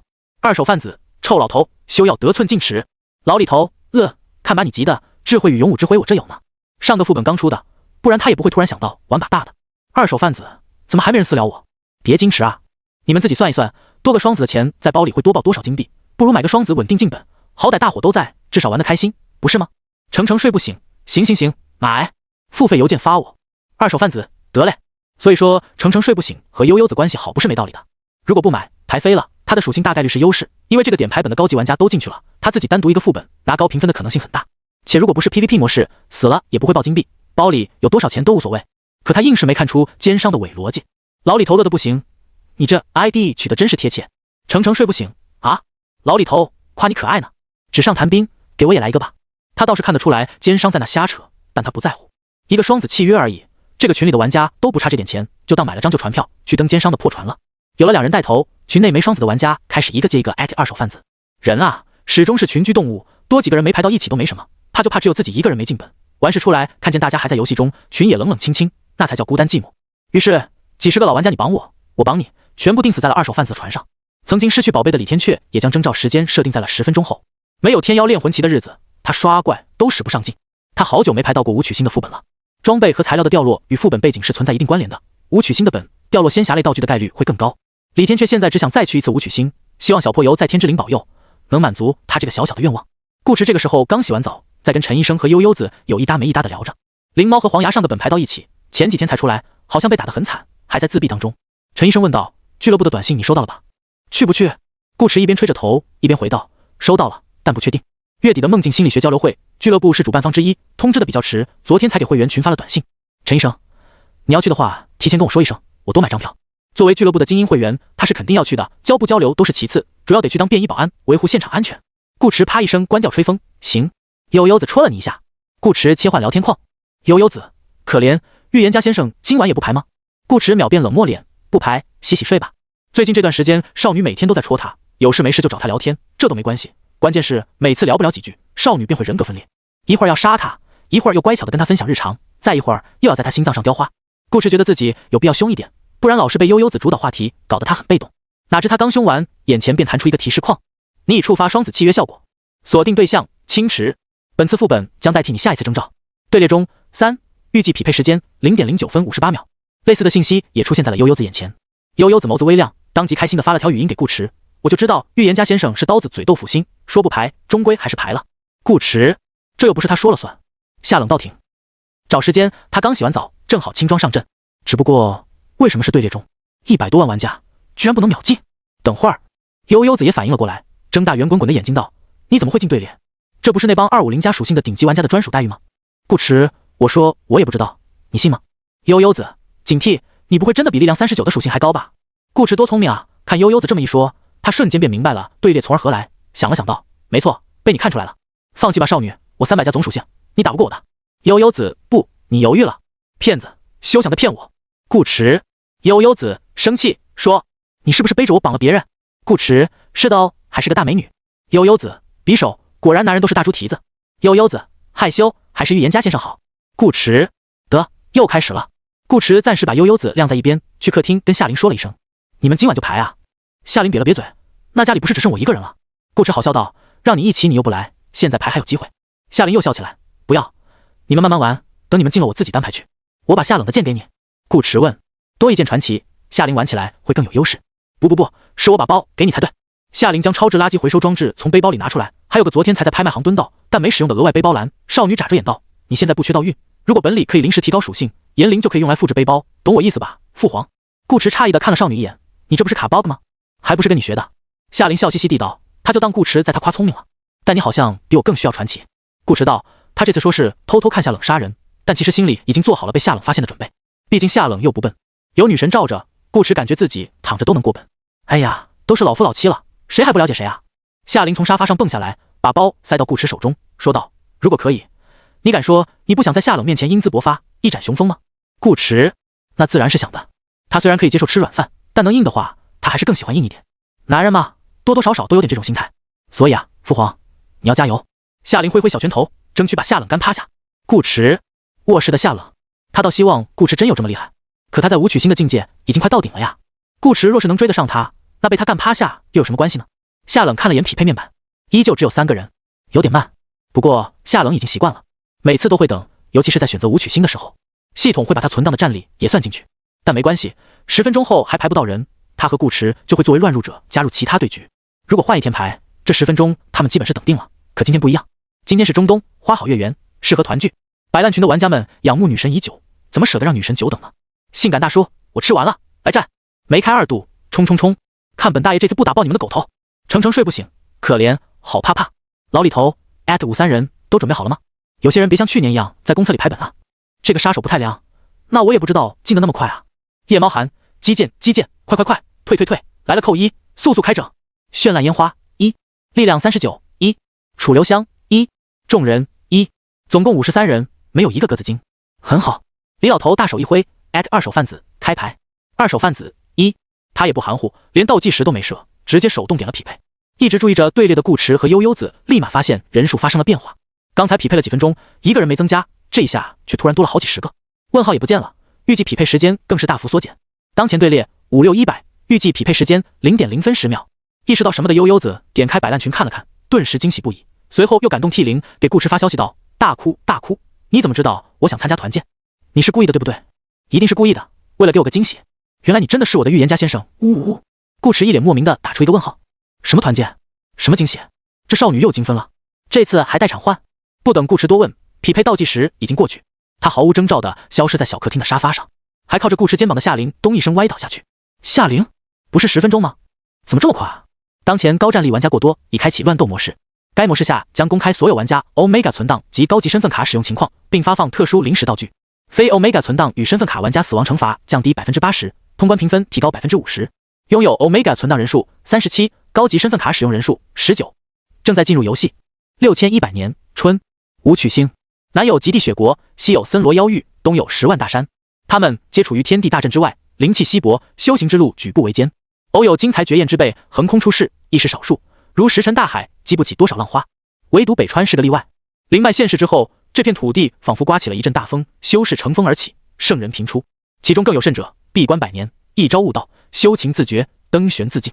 中州修士仰首北望，只见一道金焰如利剑般扶摇直上，捅破了半边天。那一日，无数北川修士随他踏剑横波，齐度汪洋。消息传至雪国、妖域与大山，引天下震动，不甘偏安一隅者纷纷赶赴中州。至此，中州原有的格局被彻底打破。节选自《中州之乱》，这一乱便是上百年，而你们的介入，又令这本就纷乱的局面变得更加风云莫测。这是意外，也是注定。早在命数交汇之际，一场大战便已不可避免，该来的总会来。本场游戏人数100，任务尽可能的提升修为，在即将到来的帝女之战中存活下来。难度 SSS， 时限1年。特殊道具已发放至个人背包，请注意查收。注：本次游戏为乱斗模式，将自动选取存档角色进行游戏，没有初始技能，也不能再选择出生点。文字落下时，100名玩家便被随机传送到了中州各处。人与人之间是有差距的，有人悄悄地来，没引起丝毫波澜；有人自带境界，一出场便触发了高贵的 Omega 入场特效，仿佛有大修行者突破一般，数十道强大的气息如同火山迸发般荡开一圈圈无形气浪，瞬间席卷整个中州，令万千修士齐齐抬头，脸上写满了惊疑不定。发生了什么？怎地突然如此多大修士接连突破？不知道啊。许多被身份卡选中的人也睁开眼睛，眸中金光毕露。他们其中不乏大宗宗主、先朝皇族，论修为，不见得就比那些家伙的分身差。而某个城镇内，一身乞丐打扮的李天阙神色僵硬，他被一波波气浪震得有点懵，一时都忘记了吐槽系统给他发放的符誓。是武曲星没错，这里也是他陌生又熟悉的中州。他好像得偿所愿了，又好像没有。不是啊，37个 Omega 存档是什么情况？还有19张高级身份卡。李天阙自己这是进了个什么神仙局？其余一部分玩家也跟他反应差不多，他们身上都多了个死亡惩罚负 80%， 通关评分正 50% 的 buff， 效果非常给力，说是刷分神器都不为过。可他们一点都高兴不起来。buff 的图标已经说明一切，那是一团黑不溜秋的灰烬，定睛一看，写有2字：炮灰。一众玩家绷不住了，甚至有人趁着这个 buff 还新鲜，当场拔剑自刎。玩家老实人死亡，任务失败，剩余玩家数量99。玩家别打了，我投降死亡，任务失败，剩余玩家数量98。众人好像有人心态崩了。另一边，这局游戏是摆烂群组的局，他们应该比较开心。老李头也确实乐呵呵的，他看着一望无际的蓝天，心下不免感慨：中州啊，你们的花九剑仙又回来了。说起来还多亏了程程小姑娘的提议，程程敢让他们来武曲星，证明他的分身境界一定很高。但不好意思，他老李头境界更高，只差一步便能渡劫。哪怕是放眼当下的整个武曲星，他的修为都属于很顶尖的那一批，懂不懂半步捷径的含金量啊？这可是他小心翼翼避开女神，偷偷练起来的小号，苦心经营了2年多，如今是时候大杀四方了。程程睡不醒与夜猫寒等人也对自己信心十足，甭管老李头怎么想，打架首先讲究一个自信，都是顶级玩家，谁还没点底牌？说句不客气的，高一个大境界也未必不可一战。直到他们打开乱斗模式特有的榜单， Omega 存档及身份卡玩家实时排名：1青池，当前境界3捷径，击杀数0；2老李头，当前境界玄境圆满，击杀数0；3梅开2度，当前境界玄境后期，击杀数0；4这个杀手不太凉，当前境界玄境后期，击杀数0；5力量39，当前境界玄境后期，击杀数0；6夜猫寒，当前境界玄境中期，击杀数0；7程程睡不醒，当前境界玄境中期，击杀数0；23悠悠子，当前境界玄境初期，击杀数0；55二手贩子，当前境界道境中期，击杀数0；56古渊，当前境界圣人境初期，击杀数0。程程睡不醒，夜猫寒，老李头，青池，为什么女神会在？边陲之地，一个腰上挂着酒葫芦的邋遢老男人瞪大眼睛，脸上的笑容陡然凝固。某个大宗宗主嘴角抽了抽，闭上了刚睁开的眼睛。程程睡不醒，也神色微僵。女神姐姐，摆烂群众人，几十处欢声笑语戛然而止。刚才有多自信，现在就有多绝望。顾池，他现在的心情也很复杂。这次的副本介绍相对较短，但信息量极大，至少对他来说是这样。排到一群神仙，修为垫底就不说了，关键这还是武曲星。净土游戏目前开放了陈庸、武曲、扭曲之地、地平线等4个区域，其中地平线为科技世界，他一次都没排到过。按道理来讲，进了这么多次征召，也该排到一次了。哦，不对，好像是下冷排的。顾池，那没事了，可能这就是命吧。如果没有继雪山秘境，顾池不会多想，他的炎灵在武曲星有着很大的优势，这是好事。苟一苟未必不能拿到好分数，可在知道了黄央把陈医生砍了之后，他就没法不考虑这一层了。中州之乱所记载的闭关100年，一朝悟道的北川修士会不会是黄央？如果是，那个时候的黄央便已经突破到了玄境，如今又该多强？修情自觉，黄央不出意外应该还记得他，要是和夏冷碰上了该怎么办？太多的问题，让一向淡定的顾池都略微有些心慌。他不知道夏冷和黄央谁会赢，但他大概率会死，且死得很惨。顾池，他是来看老婆打架的，不是来看老婆打架的呀。于是，一场游戏，一个榜单，沉默了99人，唯独夏冷心情很好，似乎是刚才的入场特效引动了天象，中州下起了淅淅沥沥的雨。一袭青裙的夏冷站在山巅，手拿3尺清风垂于腰间，另一只手皓腕轻抬，摊开纤秀白皙的手接住落下的雨滴，任由雨水打湿他的手指，在他掌间缓缓积蓄成池。夏冷在想一件事，这局游戏这么多摆烂群的人，一个个都有存档，要不就是用身份卡选了高境界的 NPC， 把顾池都挤到最后1名去了，顾池会不会因此有压力？要不他先杀个人，给顾池一些底气。夏冷一边思索，一边收回手，没了他的掌心作为容器，汇聚的一团雨水本该散落下去，可他没有，依然静静漂浮在空中。不仅如此，随着夏冷目光飘忽到某一方向，周围下坠的雨滴也在这一刻与之一并静止，仿佛被按了下暂停。去！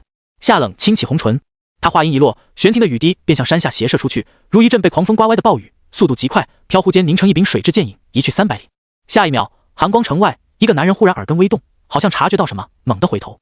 可还不等他有所动作，水剑已嗤的一声贯穿他的护身灵气和身体，在他胸膛上留下一个细小的血洞。好快！男人喃喃两语，目光已是失去神采，嘴角却勾起幸福的笑意，咚一下栽倒在地上。玩家海鲜爱好者死亡，任务失败，剩余玩家数量97。牢里头，程睡不醒，摆烂群众人，这可是群里的玩家啊！道静啊！开局就没了。还在看着榜单的他们，目光往榜首一抬，赫然发现青池后面的击杀数已经从0变成了1，这个1好似一根棍子，敲得他们心头警钟大作。坏你奶奶的腿！女神要开始杀人了！梅开二度慌的一匹。别看他修为排在第3，好像很牛逼的样子，实际上跟女神差了800条街。玄境之上为捷径，每度一劫都是另一重天地。说简单点，女神高了他3个大境界，起码要同为捷径，才可能有一战之力。梅开二度榜单也不看了，直接运起全身修为往最近的城镇里冲。人越多，越不容易被女神锁定。他身影跟瞬移似的，连沿途留下的残影都断断续续，这可把路上的2名土著修士吓得不轻。这人气息如此恐怖，修为怕是已至玄境，谁能把他撵得乱跑？难道是七皇圣地那位神女？两人相视一眼，一个机灵，也撒丫子狂奔。牢里头也溜了，他得先想办法渡个劫。这个杀手不太良等人亦是纷纷跑路。女神都来了，还团建个锤子啊！先找个人多的地方避避风头再说。夜猫寒就不这么想，有些事情他看得很透彻，打不过就是打不过，换个世界或许有一丝机会，但再无取心，一辈子都打不过。这里是青池仙子的主场，很多女神不在的局里，玩家都能从 NPC 口中听到她的名字。与其苟存活时间，不如多杀几个人。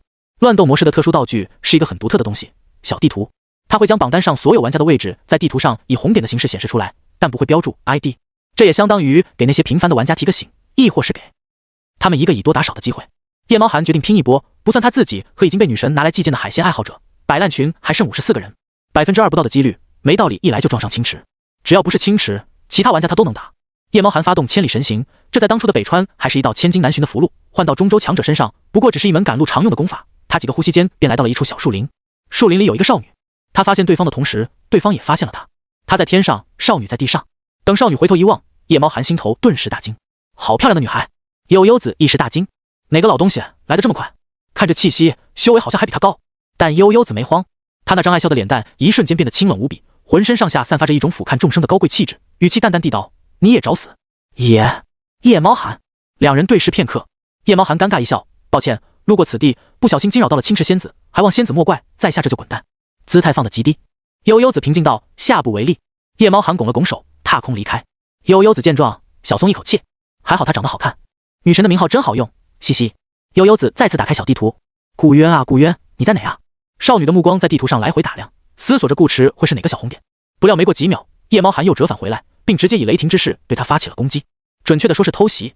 夜猫寒隔着几十米在空中划出一剑，惊起阵阵龙鸣，那如虹的剑光仿佛一湾彩月，带起的剑锋将路径上摇曳的树叶撕得粉碎，直奔悠子后背而去。悠子反应极快，他自己就是搞偷袭的行家，怎么可能这么容易被别人偷袭？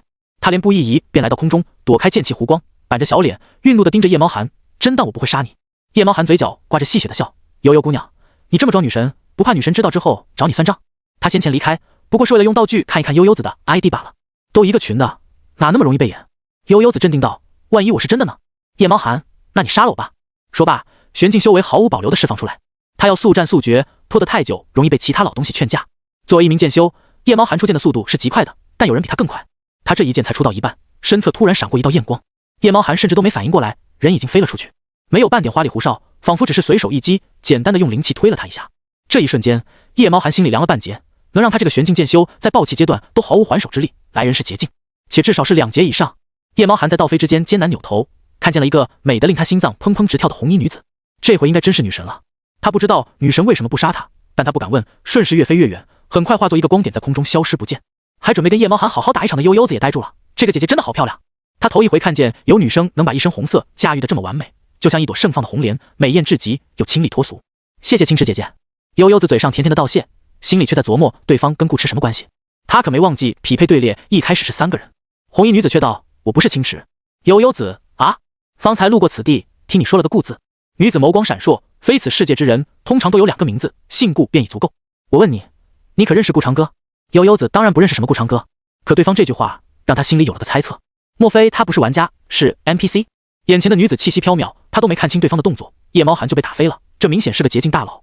而榜单上的捷径只有青池一个，总不能还有玩家不用身份卡，也不用存档，一出来自动满级吧？那不是开挂吗？这么一想，悠子眸子顿时亮了起来，好像真是 NPC 哎，他最喜欢 NPC 了，尤其是这个姐姐，好像很好说话的样子。修行界的辈分一向十分严格，尊卑有序。尽管有时候会乱，比如有人娶了师傅又娶徒弟，但在没乱之前，玄境碰上捷径，怎么说也要叫一声前辈，这是礼数。NPC 最讲究这套。可他刚才喊的姐姐，姐姐却没在意，说明对方脾气很好，至少不是个老古板。悠悠子自然不会傻乎乎的把称呼改回去，这可是个套近乎的好机会。不过他也不会说谎就是了，他只会以偏执骗去演玩家，不会无故欺骗 NPC。于是悠悠子很老实地道：姐姐，我不认识顾长歌，本色出演阳光少女，主打一个真诚。黄洋闻言略微有些失望，但也没太放在心上。出关的这200年里，他遇见了一些和顾池一样来自另一个世界的人，有的人见过还不止一次。黄洋心里便因此生出顾池会再回来看他的期盼。这些人突然出现又突然消失，倒回去几十年，黄洋都没怎么注意到。可随着他步入捷径，对这些细微的变动也越发清晰。只要不是离得太远，他基本都能有所感应。而一旦察觉到对方出现，他便会一个一个寻过去。黄洋已经快记不清自己问过多少人了，得到的答案无一例外都是如此，不认识。但他不会放弃，他还差5节，顾池若是不来，他便自己找过去。你们这次来了多少人？黄央问。来了多少人？悠悠子愣了愣，什么意思啊？这个 NPC 姐姐知道他们是玩家，似曾相识的感觉。若不是榜单上清清楚楚的写着捷径只有一个，悠悠子恐怕要怀疑这是不是预言家先生另一个改了性别的身份了。黄央见他不说话，补充了一句：我对你们并无恶意，只是想找人。他其实不用和悠悠子多解释，但为了顾池，他愿意多些耐心。悠悠子并未立刻回答，而是试探地问：姐姐找顾长歌是想干嘛？黄央如实相告：他是我夫君。悠悠子，夫君？入过洞房的那种？哇，不会有坏笔在游戏里骗炮吧？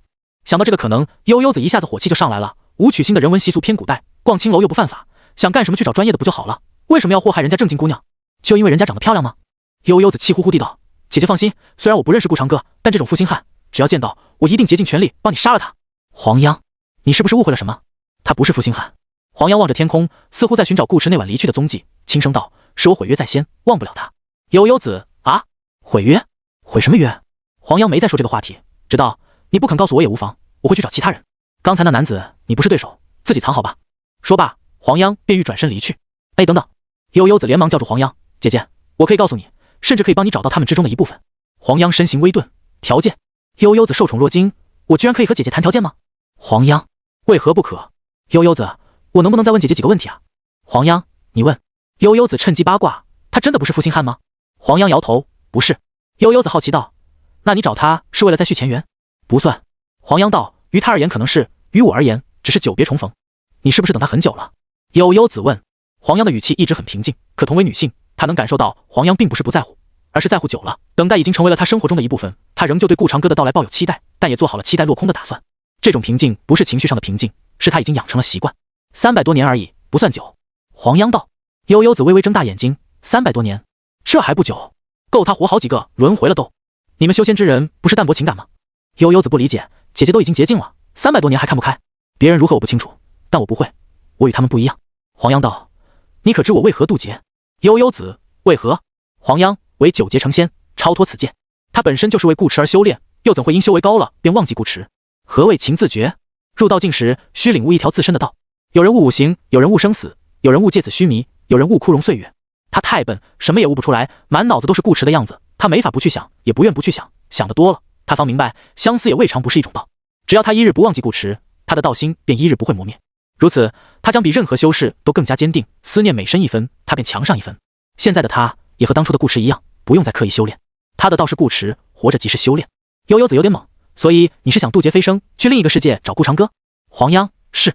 悠悠子，可是你方法不对啊。飞升一般都是往仙界飞升，净土游戏有没有这方面的设定他不知道，但仙界一定不是现实世界，现实世界不配。黄央盯着悠悠子，意思是你知道对的方法。悠悠子眨了眨眼，知道是知道，不过姐姐得帮我一个忙。黄央并不意外，方才我便让你说条件，那不一样吗？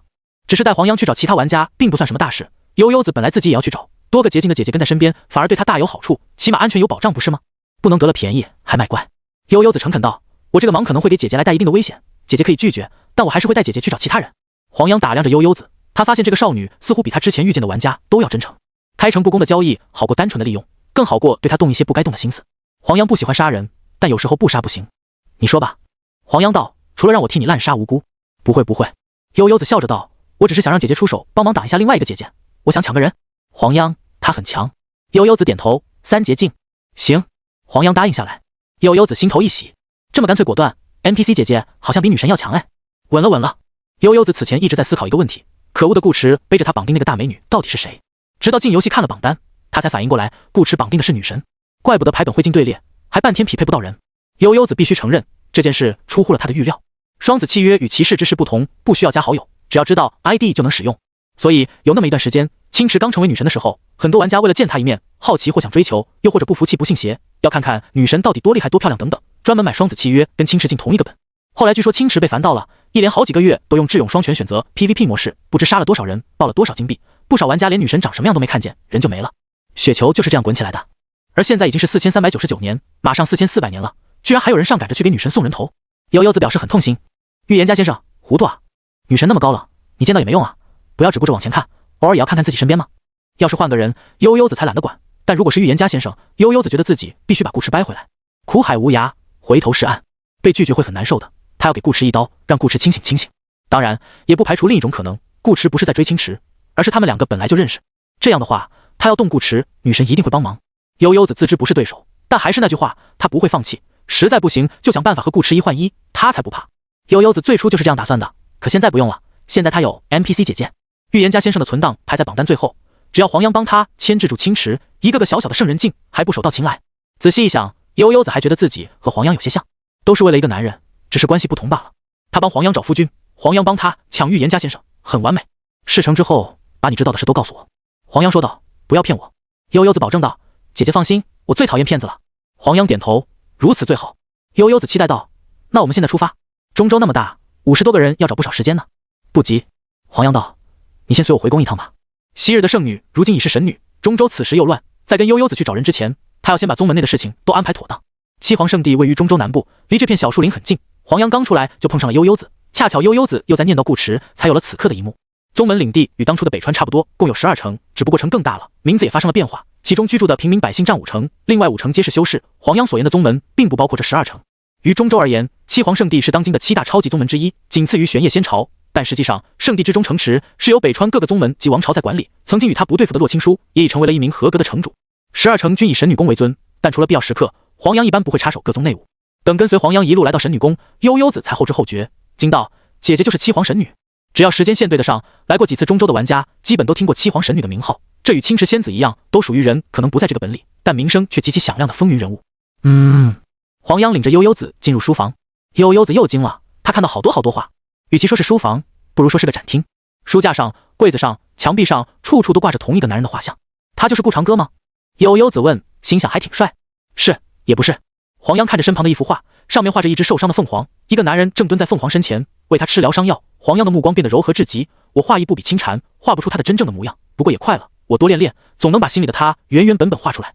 悠悠子看到桌案上的笔墨纸砚，仿佛看到了一个红衣女子抬着袖口，神情专注，日日夜夜执笔作画的样子，令他一时有些恍惚，心头生出一种不真实的感觉。一位高高在上的洁净大佬，平时竟也会像他这个普普通通的学生一样，花心思练习画画。他究竟有多爱这个叫顾长歌的男人啊？如果说之前悠悠子对黄央的感情还没多少了解，那现在悠悠子是真真切切的感受到了。他也会把一些印象深刻的 NPC 画下来贴在墙上，但只画一张，哪怕预言家先生也只有一张，只不过画得更仔细更认真，张贴的位置更显眼罢了。可黄央却画了一整个屋子，筒楼里似乎还有。进了书房，睁眼闭眼都是他。300多年啊，他是不是连闭关的时候都在想着他？悠悠子忽然有点心酸，又有点羡慕。这样的爱情只有游戏里才有。黄央从柜子里取出一摞功法，放到悠悠子面前。另一个世界的人学术法都很快，这是个小小的测试，也相当于帮悠悠子一个忙。这些都是中州最顶级的刑法，可以让悠悠子修为增长得更快。悠悠子随手翻开一本，里面也夹着一张顾池的画像。悠悠子，黄央，他面无表情地将画像拿过来。抱歉，不用抱歉，也不用等事成之后了。悠悠子只觉自己的心弦被什么东西波动一下，他拉着黄央的手，表情坚定而认真。姐姐，我现在就告诉你怎么去找他。黄央姐姐，你记住，以后看见这样的人，99%都是玩家，把他们全杀了就行了。我知道姐姐心善，不喜杀人，但没关系，我们被杀不会真的死掉，只是提前返回原来的世界而已。这个世界的我们相当于一道分身，死了就死了，不影响什么。书房内，一盏香炉冒着若有若无烟韵，混着桌案上烧开的茶水溢出的清香，满屋子都是令人心旷神怡的清新之味，好似身处林间。悠悠子挑着重点给黄央解释玩家的特性，还不忘夸一句黄央人美心善，这也是实话吗？中州的捷径 NPC 不止黄央一个，还有掌控玄烨仙朝的镇业皇帝玄清歌，周游四海讲学的书院院长韩龟子，守在无名之山寸步不离的剑球萧一白等等，但他们无一例外都没有黄央好说话。毕竟他只见过黄央，连面都见不上，默认清高。修行者本来也是这样，修为越高，架子越大，也越心狠手辣。像黄央这种温柔姐姐真的很罕见。你没骗我。黄央问。自然没有。悠悠子直接拿自己举例，说道：你到时可以把我杀了试试，未来某一天我们还能再见面的。黄央，他将信将疑地问：为什么把你们杀光，我就能过去？这两件事毫无关联，黄央想相信都不知该怎么相信，甚至不如说让这些人把他杀了铸造因果，再轮回转世的可信度高。悠悠子也不知道这是什么原理，他只能给黄央打比方道：你可以把我们的世界当成一个大门派，我们来这里是有任务在身的，如果没完成任务，我们的门派便会受到惩罚，这个惩罚就是被你们的世界入侵。这下稍微好理解一些了，但不是每个人都会用分身降临。黄央想起了洛青书，问道：你们是不是还具备夺舍的能力？不是夺舍，那叫身份卡，高级身份卡。悠悠子解释道：只是看起来像夺舍，但对神魂没有损害，我们完成任务离开之后，他们便会苏醒，就像做了个梦，前提是不死。黄央若有所思地点点头，又问道：那你们这次的任务是什么？经历帝女之战，活下来。这是悠悠子自己对任务的解读，必须经历，不能躲，否则不算。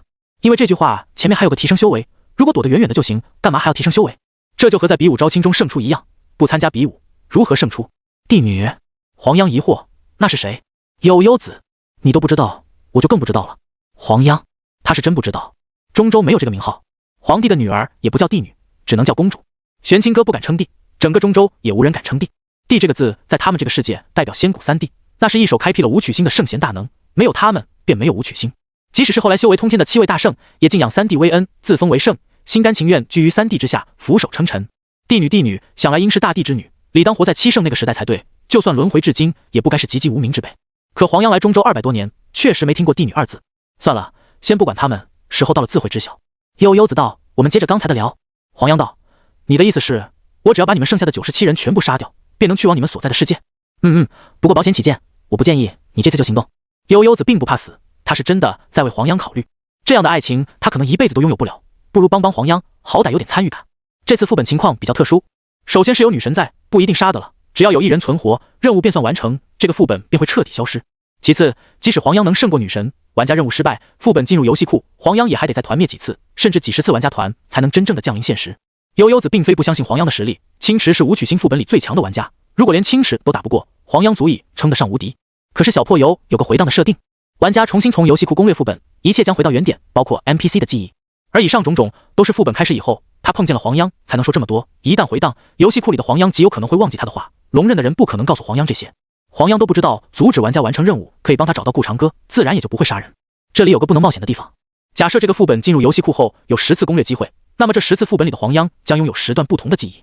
最后副本消失时，悠悠子不确定6100年以后的黄央会拥有哪一段记忆，这超出了他的知识范畴。最好的情况是记忆融合，黄央同时拥有全部11段记忆，包括他们这次副本。最坏的情况，也是可能性最大的一种情况，黄央只拥有最后一次副本的记忆，而那一次大概率是龙刃的人在打本，黄央多半会忘记该怎么去找自己的夫君，他今天跟黄央说再多都没用，等下一次他和黄央见面，不知道是什么时候了。悠悠子固然可以买个群星进来找黄央，但副本的时间线与区域是完全随机的，他不一定找得到人，找到了黄央也不一定会信他。又或许他们下次相遇时间线是在7000年，对他而言可能只是几次征兆的事，只过了1个月或者2个月，可对黄央来说这却是3个300年。所以最稳妥的方式是放掉这次副本，让黄央永远记得他今天说过的话。只要记得这次副本的经历，往后的时间里，黄央便可以随时尝试真正的超脱此界。黄央，老实说，他一句都没听懂，但他能感受到悠悠子的认真。他们这才刚认识，悠悠子便愿如此帮他，黄央心头难免有些触动，看向少女的目光都变得柔和了些。晚一点便晚一点吧，已经等了300年，也不差这点时间了。你们的任务是不是每次都不一样？黄央问。是的，这个不是我们说了算，不过处理方式大同小异。悠悠子继续给黄央出谋划策，传授经验。我们之中有些人很会藏，你如果不好找人，可以先随便抓一个，逼问出他的任务，然后顶替他的身份，混入玩家之中，让他们帮你找。因为各种道具的存在，玩家找玩家会容易很多。黄央虽是 NPC， 但在了解过玩家的特性，知道一些游戏专属名词之后，只需说自己进游戏时用了张身份卡，便能轻轻松松瞒过去。悠悠子不信他们不上当。吃一堑长一智，此灵感来自于预言家先生，这叫活学活用。与此同时，预言家先生本人正在一家客栈里，看着自己的面板沉默。玩家顾渊，当前性别男，等级20，游戏场次19，体质8加 26.5， 精神11加 25.5， 灵巧5加 25.3， 力量6加 25.3， 魅力9加 25.3， 神性等级0加1，天赋赤火圣体，特殊道法炎灵禁咒灭世之境，道运167，技能十符数 LV1 加1，控梦数 LV10 加2，剩余4条未显示。境界圣人境，修为020000000，突破条件掌握道法已完成。167点道运上限，其中包括他在上个副本里炸船后成就给的1点全属性，高端食物增长的1点体质和1点精神，以及夏冷的传奇带来的2点全属性加成。他现在的现实面板总属性92，进本后算上修为增幅，变成了167。秒一个圣人境都绰绰有余的道运，却连下一步去黄羊身边都做不到。这具炎灵包含2个部分，一是锁定目标，二是虚空挪移。道运消耗取决于两者的总和，挪移消耗并不大，实力也就1点道运，大的是锁定目标。要么黄羊不在这个本里，要么黄羊的修为已经高到了他锁定都锁定不了的程度。前者不太符合逻辑，黄羊不在中州能在哪？北川吗？那也不影响他找人啊，只能是后一种可能。顾池虽然只是喊着玩，武曲星的本不缺道运，他就想试一试看能不能成，反正可以用其他炎灵术把去黄羊身边的指令给顶掉，不用担心有去无回。结果黄羊不让他顶，他便没得顶了。同理，他也去不了夏冷身边。这其实没关系，就目前的情况而言，他不管去谁那边都会提高两女见面的概率，见面不是关键，关键是他在。如果他不在现场，那即使夏冷和黄羊碰上也不会出什么问题。所以延缓他和两女见面的时间，便是延缓被砍死的时间。但不见也不行，放任事情发展，最终一定会变得不可控制。想阻止夏冷和黄羊见面以及见面后产生的种种无法想象的后果，他便必须把见面时间掌握在自己手里。比如将两女一个安置在南边，一个安置在北边，一天见夏冷，一天见黄羊。他有炎灵术，跑得快，完全可以管理一波自己的时间。可两女修为实在太高，导致他现在连计划都没法计划，彻彻底底丧失了主动权。摆在他面前的只有一条路，修炼。道境应该是全属性加6，玄境全属性加7，以此类推。从时间管理的角度来讲，他需要更高的道运上限，否则跑不动。从管理失败后可能被砍的角度来讲，他也需要更高的道运上限，这样才有机会保住自己的小命。暂时不能找两女帮忙，他只能依靠自己。杀人什么的，顾池已经不想了，他现在只有一个心愿，那就是世界和平。夏灵若是在身边，想必一定会用实际行动来支持他。可惜夏灵没来。好消息是，圣人境到道境所需求的经验不多，只翻了1倍。这里又是中州，货币就是灵石，他只要疯狂赚钱就行。升级的难度应该在掌握道法上，但他已经有了炎灵，不用考虑。坏消息是，按照这个设定下去，从道境到玄境再到劫境，可能需要更多的道法或特殊物品。而剩下的97个玩家里有54个都是劲敌，最差的也高他一个大境界。这要是运气不好，碰到个厉害加头铁的，说不定还没见着老婆打架，他人就没了。海鲜爱好者多半是夏冷杀的，道境圆满，开局就没了。玄境不知道能不能做到如此干脆利落，但显然3劫境的夏冷可能性更高。换了平时，顾池必会心中大定，夸一句老婆真棒。夏冷越强，他越有安全感。可现在，顾池他只觉得裤裆有点凉。唯一对他比较有利的是，夏冷名气那么大，又一开局就杀掉一个，表明女神现在很暴躁。那些老玩家才是真正怕碰上夏冷，毕竟可能一个照面就无了。客官，您要的铁板腰花。小二端着托盘过来上菜，同时外面响起了一阵破空声。客栈门口突然出现一个披头散发的男子，速度快得好似瞬移，停下之时余风未息，吹起他额前几根发丝，略显飘逸。可偏偏他身上散发的气息又十分厚重，仿若大山，只是往那一站，便给人一种不可逾越之感。堂下众人心中一震。玄境，中州乃灵气盛世，修士随处可见，哪怕是平民百姓，许多也有1-2门术法傍身。但越是如此，越是明白修士与修士之间有着天大的差距。能修炼至的玄境的人，无一不是天赋绝佳之辈，即便在修士云集的中州，也算1等1的强者。不少宗门宗主也不过这个层次。众人纷纷投去敬畏的目光，小二更是屁颠屁颠跑过去，弯着腰朝男子露出一个谄媚的笑容：“大人，想吃点什么？快里边请。”来人正是途经10余小城，一路狂奔至此的梅开二堵。这里是归雁郡主城，等同于省会城市，比其他2、3线城市更加繁盛热闹。主要是人多，不容易被女神锁定。从小地图上重合的红点来看，这家客栈里还有一人。梅开二度轻易的便发现了顾池。一来对方容貌过于出众，位置也相对显眼，他一眼便看见了这个男人；二来对方反应过于平淡，好像完全没把他这个玄境放在眼里。99%是玩家。梅开二度觉得可以搞一波事。跑路与杀人这2件事并不冲突，他可以捡个人头后继续跑路。这人气息飘渺，估计是用了某种掩盖自身修为境界的术法，但他不怕，总归是个男人，长得这么年轻帅气，也不会是老里头，那他修为一定是优势。就算真打不过，他想跑，对方也拦不住他。于是梅开二度直勾勾地盯着顾池，一步一步向顾池走去。原本热热闹闹的大堂瞬间噤若寒蝉，他们感觉到了一丝若有若无的杀气。众人脸色微变，这个玄境大佬不是来吃饭的，是来杀人的。顺着梅开二度的目光，众人的视线汇聚到了顾池身上，心道这男子怕是要遭殃了。不少人默默放下筷子，不动声色地站起身，准备溜号，以免被殃及池鱼。梅开二度的身上的杀气越来越浓，离顾池也越来越近。客栈内的气氛一时变得格外压抑。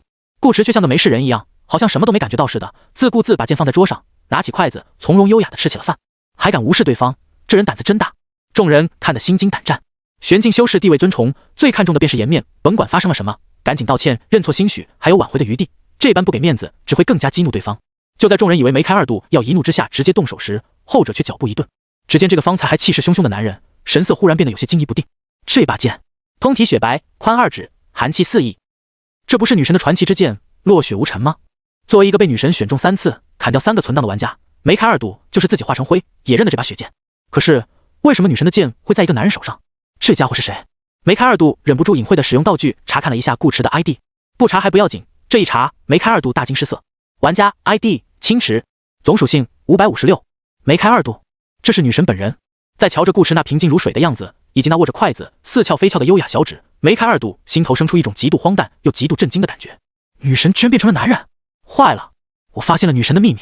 青池仙子饶命，我什么也没看见，什么也不知道。告辞。仓促的留下2句话，梅开二度再次运起全身修为，一溜烟跑了个没影。顾池收回小兰花指，一脸淡定的继续吃饭。小二，众人，梅开二度消失在众人眼皮子底下，来得多快，跑得便有多快。他甚至都没有去细想这个女神是真是假，哪怕是假的，他也不会去赌。赌赢了最多获得1个头，赌输了却保底，失去1个头，这生意太亏，做不得。要赌也要等多杀点人再来赌。这局游戏除了他们摆烂群的玩家，还有一些路人。路人的脑袋不值钱，但会算击杀分，起码先保证一定评价，再来考虑冒不冒险。而且这个险不一定要他去冒啊。梅开二度瞅着小地图上代表自己与女神的红点，几个呼吸间便拉开一大段距离。3捷径无疑是很恐怖的，不过终归没到全地图点杀的程度，只要出了归雁郡，以他玄境后期的修为，青池想杀他也没有那么容易。那还怕什么呢？搞事搞事！梅开二度一头扎进人堆，打开背包使用道具，贵妇的呐喊，史诗消耗品。局内喇叭可向副本中所有玩家发送一条信息，淬炼效果，若使用者当前性别为女性，则显示使用者 ID 镀金，若使用者当前性别非女性，则随即显示一名副本中当前性别为女性的玩家 ID。 于是3秒后，每个人眼前都弹出了一条消息：程程睡不醒，哈哈哈，女神变男人了，就在归雁郡主城，大家快去笑她，过了这村可没这店了。下冷，众玩家，程程睡不醒。此刻的程程正在一条小溪边洗脚玩水，一边盯着小地图防偷袭，一边思考该怎么玩。2只白净的小脚丫在水里拨来拨去，溅起晶莹的水花。他本来思索的正认真，直到这条消息突然弹出来，他瞪大眼睛，差点没坐稳，一屁股滑进水里。什么女神变男人，什么帅不帅，这跟他有什么关系？为什么会显示他的 ID 啊？可恶，有坏笔！程程睡不醒，气呼呼的刷一下站起身，纤巧的脚掌刚好踩在一块尖锐的石头上，然后把石头踩了个粉碎。一定是老李头，这个老家伙成天乐来乐去，一看就一肚子坏水。程程睡不醒，第一时间想到了老李头那个狗狗表情包，并在心里把这只狗当成老李头撕成了70-80片。女神如果没变男人，他这就是故意调侃诋毁女神的形象。上一个死的是海鲜爱好者，下一个死的可能就是他了。如果女神真变成了男人，那他就是泄密者，他自己闭不了嘴，女神便会来帮他闭嘴。程程睡不醒，觉得自己也不用再想该怎么玩了，先找女神解释清楚再说吧。不过在这之前，他要先给老李头找点乐子，他程程可不是那么好欺负的。于是程程睡不醒也打开背包使用道具，头号通缉令，史诗消耗品，可在副本中使用，对一名玩家发起全地图通缉，其余玩家将收到该玩家包括相貌在内的相关提示，击杀目标后可获得赏金1000老硬币。淬炼效果，可自行出资增添额外赏金，无上限。你已经选择通缉玩家老李头，额外赏金1万老硬币。叮！玩家们眼前又弹出一条消息，玩家老李头被通缉，击杀者可获得赏金11000老硬币。点击查看老李头详情。顾池，下冷，众玩家，11000老硬币，你已被通缉，可自杀获取赏金。正在买酒的老李头，我自杀你个锤锤！怎么回事？刚开局就搞我是吧？行，李大爷今天就陪你玩玩。于是老李头也掏出了道具，雷云灌顶符，史诗繁星舞曲专属道具，消耗品，召唤雷云锁定目标，降下共计4800道天雷，威力取决于使用者当前境界，持续24小时。淬炼效果，天雷数量正50%，副本内无使用，距离限制。老李头灵气画笔，在符箓上刷刷几笔，写下一个 ID， 往天上一扔，符箓顿时雷光大亮，消散于空气之中。整个过程中，老李头没有丝毫犹豫，他甚至想都没去想是谁给他发的通缉令，如此迫不及待地针对他，除了他的好兄弟力量39，还能有谁？轰隆隆，大片大片的乌云于西边的天空中汇聚，形成一朵山仿若月般的巨大雷云。坐望峰上，力量39刚从宗主寝卧中走出来，只觉眼前的天色忽然暗了，抬头一看，一条金色雷霆轰然落下。力量39，卧槽！他赶紧闪身躲开，雷霆劈在花园的青石板上，砸出一个陨石般的巨坑，整个花园好似都塌陷了下去。有事前来汇报的弟子恰巧看见这一幕，顿时大喜过望。宗主莫非是在渡劫？他当即大声道：“恭喜宗主登临劫境！”力量39。不等他说完，又一道天雷落下。轰！弟子恭喜宗主再渡一劫！轰！恭喜宗主再渡一劫！轰！恭喜宗主连渡4劫！轰！恭喜！等等，好像哪里不对。弟子看着力量39越躲越快，越飞越远，头上的雷云也跟着飘向远方，终是反应过来。坐望峰上传出一阵惊呼：“不好了，大事不好了！宗主被雷劈了！”享用完铁板腰花的顾池站在街头，遥遥望着西方，心头感慨万千。这就是跟夏冷一个段位的顶级玩家吗？才第一天，道具便一件接一件的甩，真富啊！还好目标不是自己，中州太危险，得快点提升实力。顾池收回目光，准备开溜。先前被那个玄境玩家发了个副本喇叭，现在大家都知道女神在归雁郡了，保不齐会过来看热闹。你查一下，我查一下，他迟早得露馅。此地不宜久留。但当打开小地图瞅了一眼，顾池才发现他好像低估了夏冷的威慑力。看乐子固然重要，但更重要的是自己的小命。女神变成男人的事情被曝光，估计正在气头上，谁敢去凑热闹？如果是假的，那更不能去了，摆明了是个圈套。本身小地图上的红点星罗棋布，到处都有，分布的还算均匀，可仅仅只是吃个饭的功夫，这些分布均匀的小红点已经全部跑开，呈半包围之势离得远远的，恨不得钻到空气墙里去，似乎归雁郡有什么很恐怖的东西。顾池，那他是不是不用走了？顾池思索片刻，发现好像也不对。其他玩家不来，夏冷会来啊？要是被夏冷提前找到，他怎么去哄黄妖？不行，还是得走。乱斗模式的小地图太致命了，完全没法藏。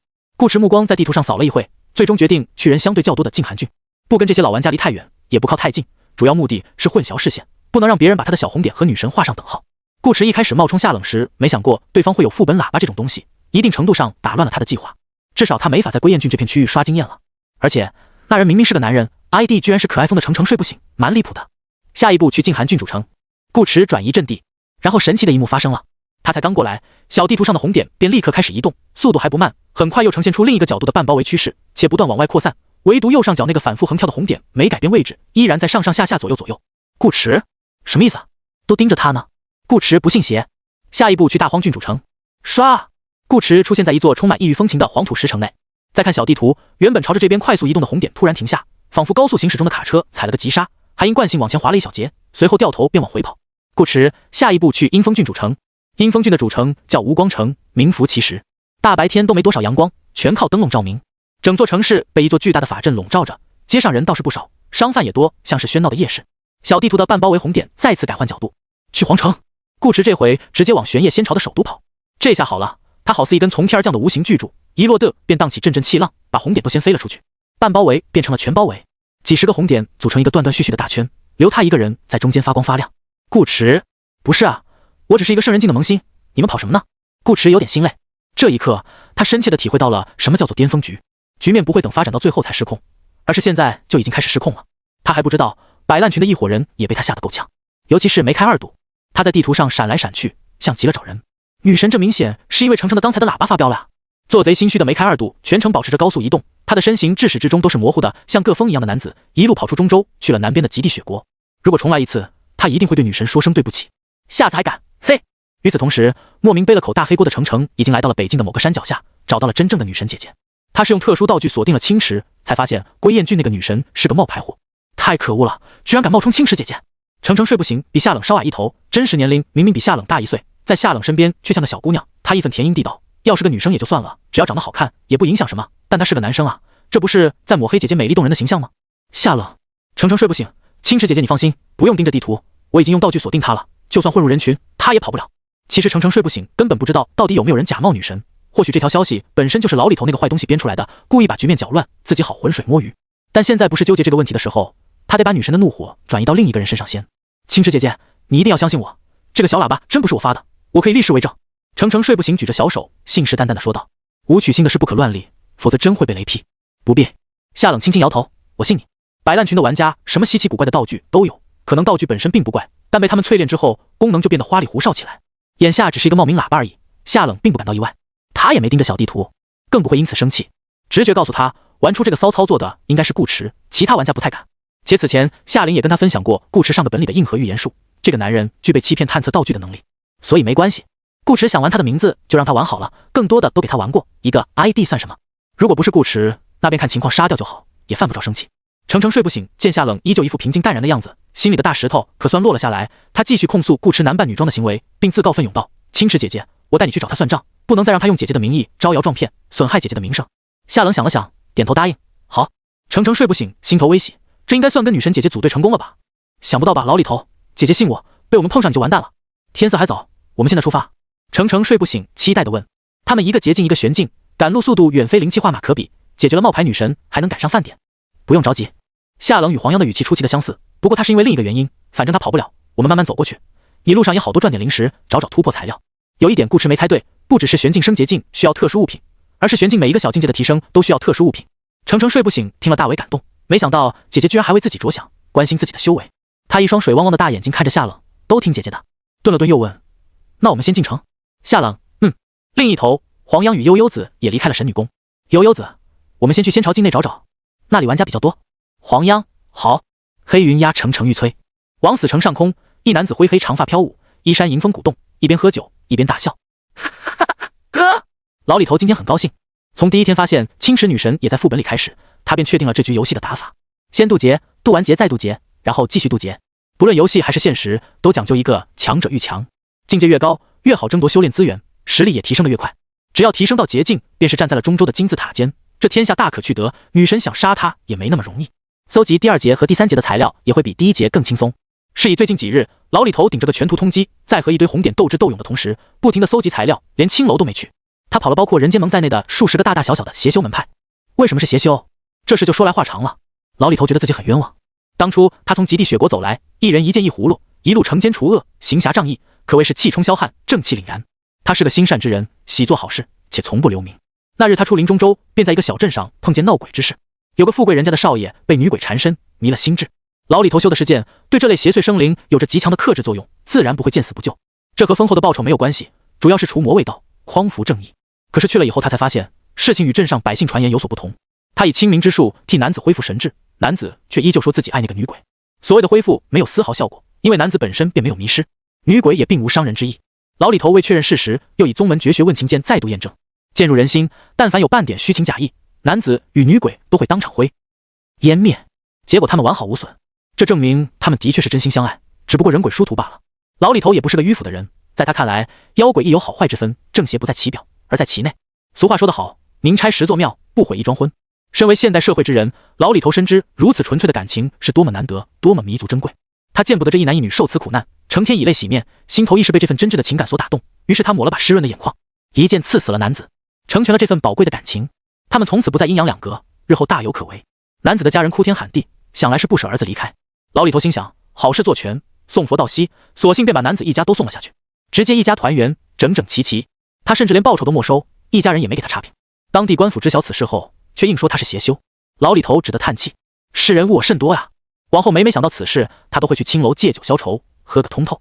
只有人间烟火气，才能抚慰他这颗不被理解的凡人心。邪修便邪修罢，倒也符合他的性子，不用再被那些条条框框束缚，自由自在，做事不问旁人，只问自己的心。在中州，邪修也有自己的势力，且掌握的资源不少。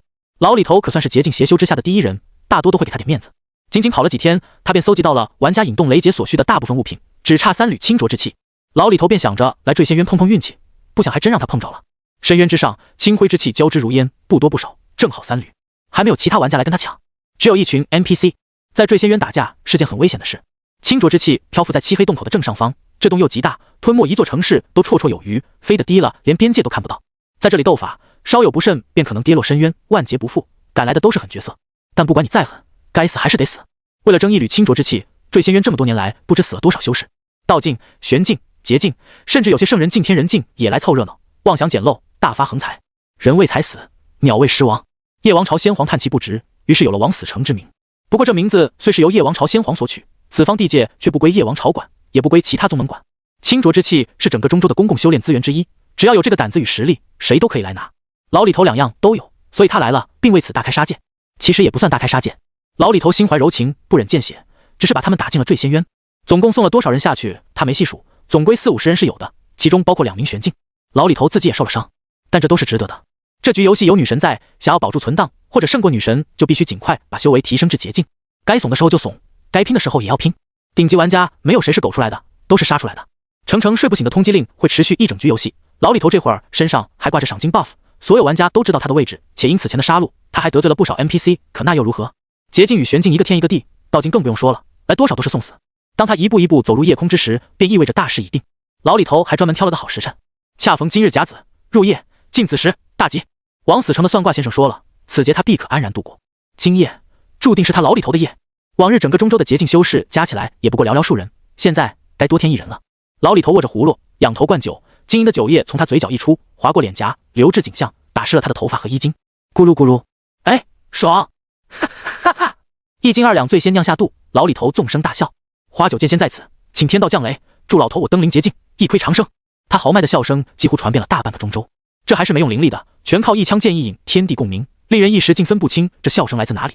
离得近的修士只觉四面八方都是笑声，耳膜鼓动间甚有剑鸣，与这声音一道格外嘹亮。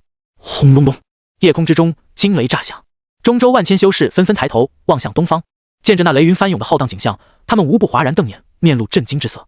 我的天，那是什么？是雷劫！有大修士在渡劫。紫禁之巅，一男子脚踏虚空，身着龙袍，远远地望着王死城，不怒自威的面容上亦有几分凝重。每次有新的劫境修士出现，中州格局都会发生变化，联系到前几日的怪象，这次恐怕也不会例外。老东西还进状态了。坐望风的力量39忍不住吐槽，别人或许不知道李老头偷偷练的小号叫什么名字，做过些什么，他却清楚得很。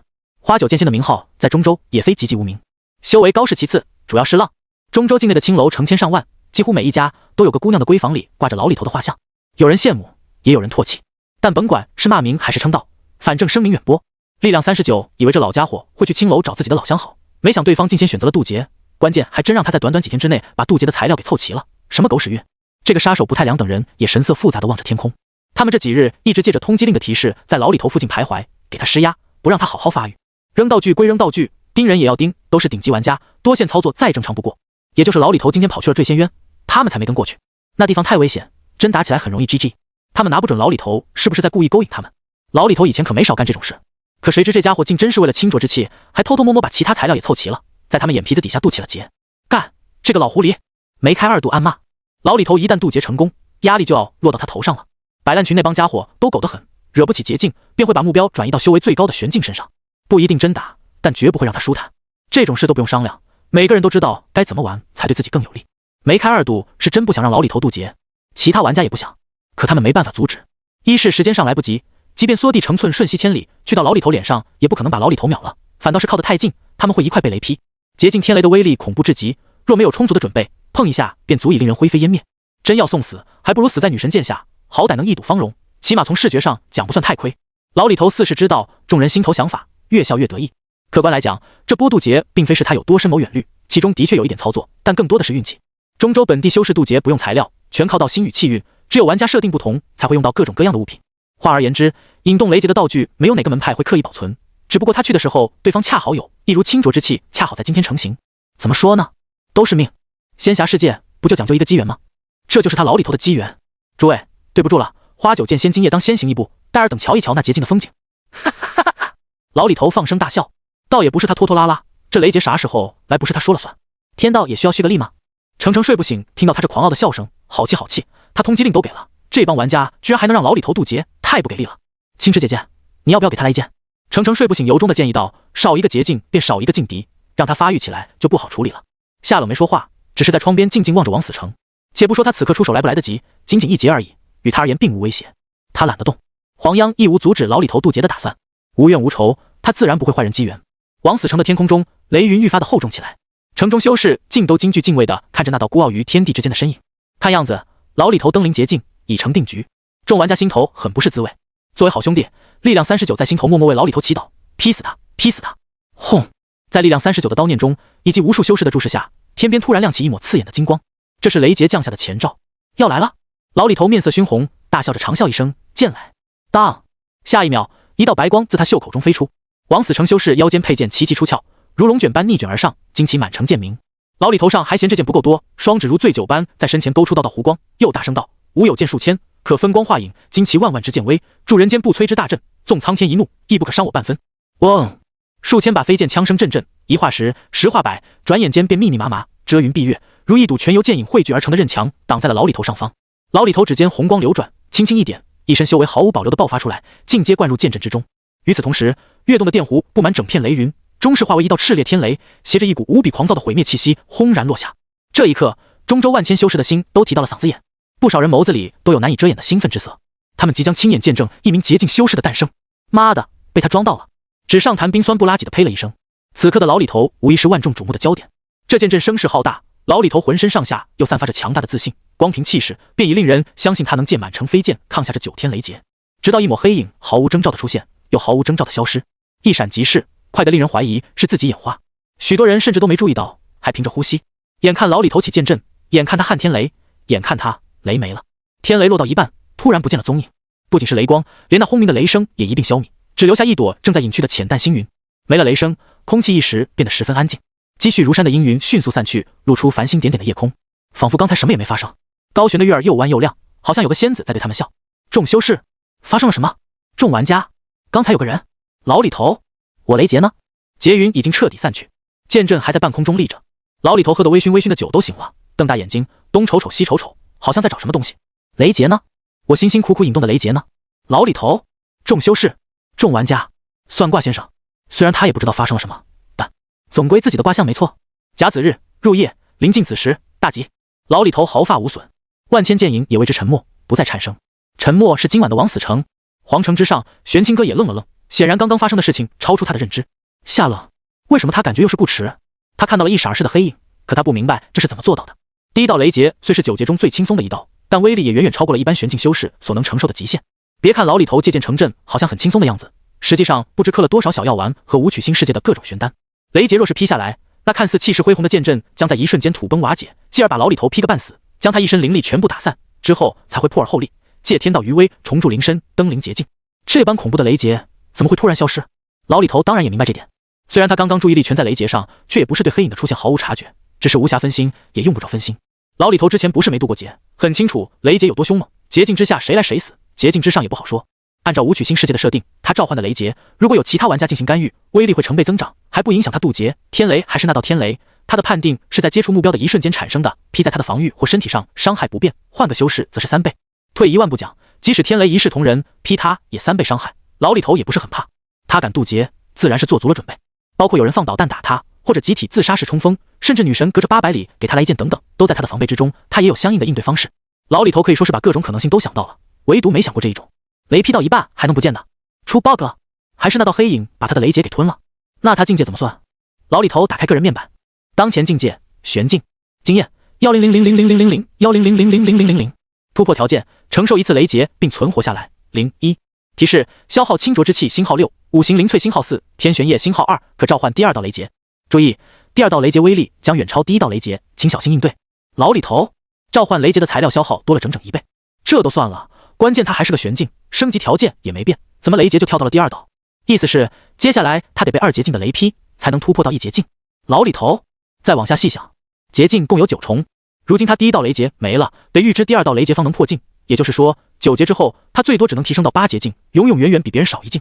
念及此处，老李头险些一口气没缓上来，随即平静的夜色划过一道仿若吐血的大吼：“你大爷的！谁偷走了我的雷劫？”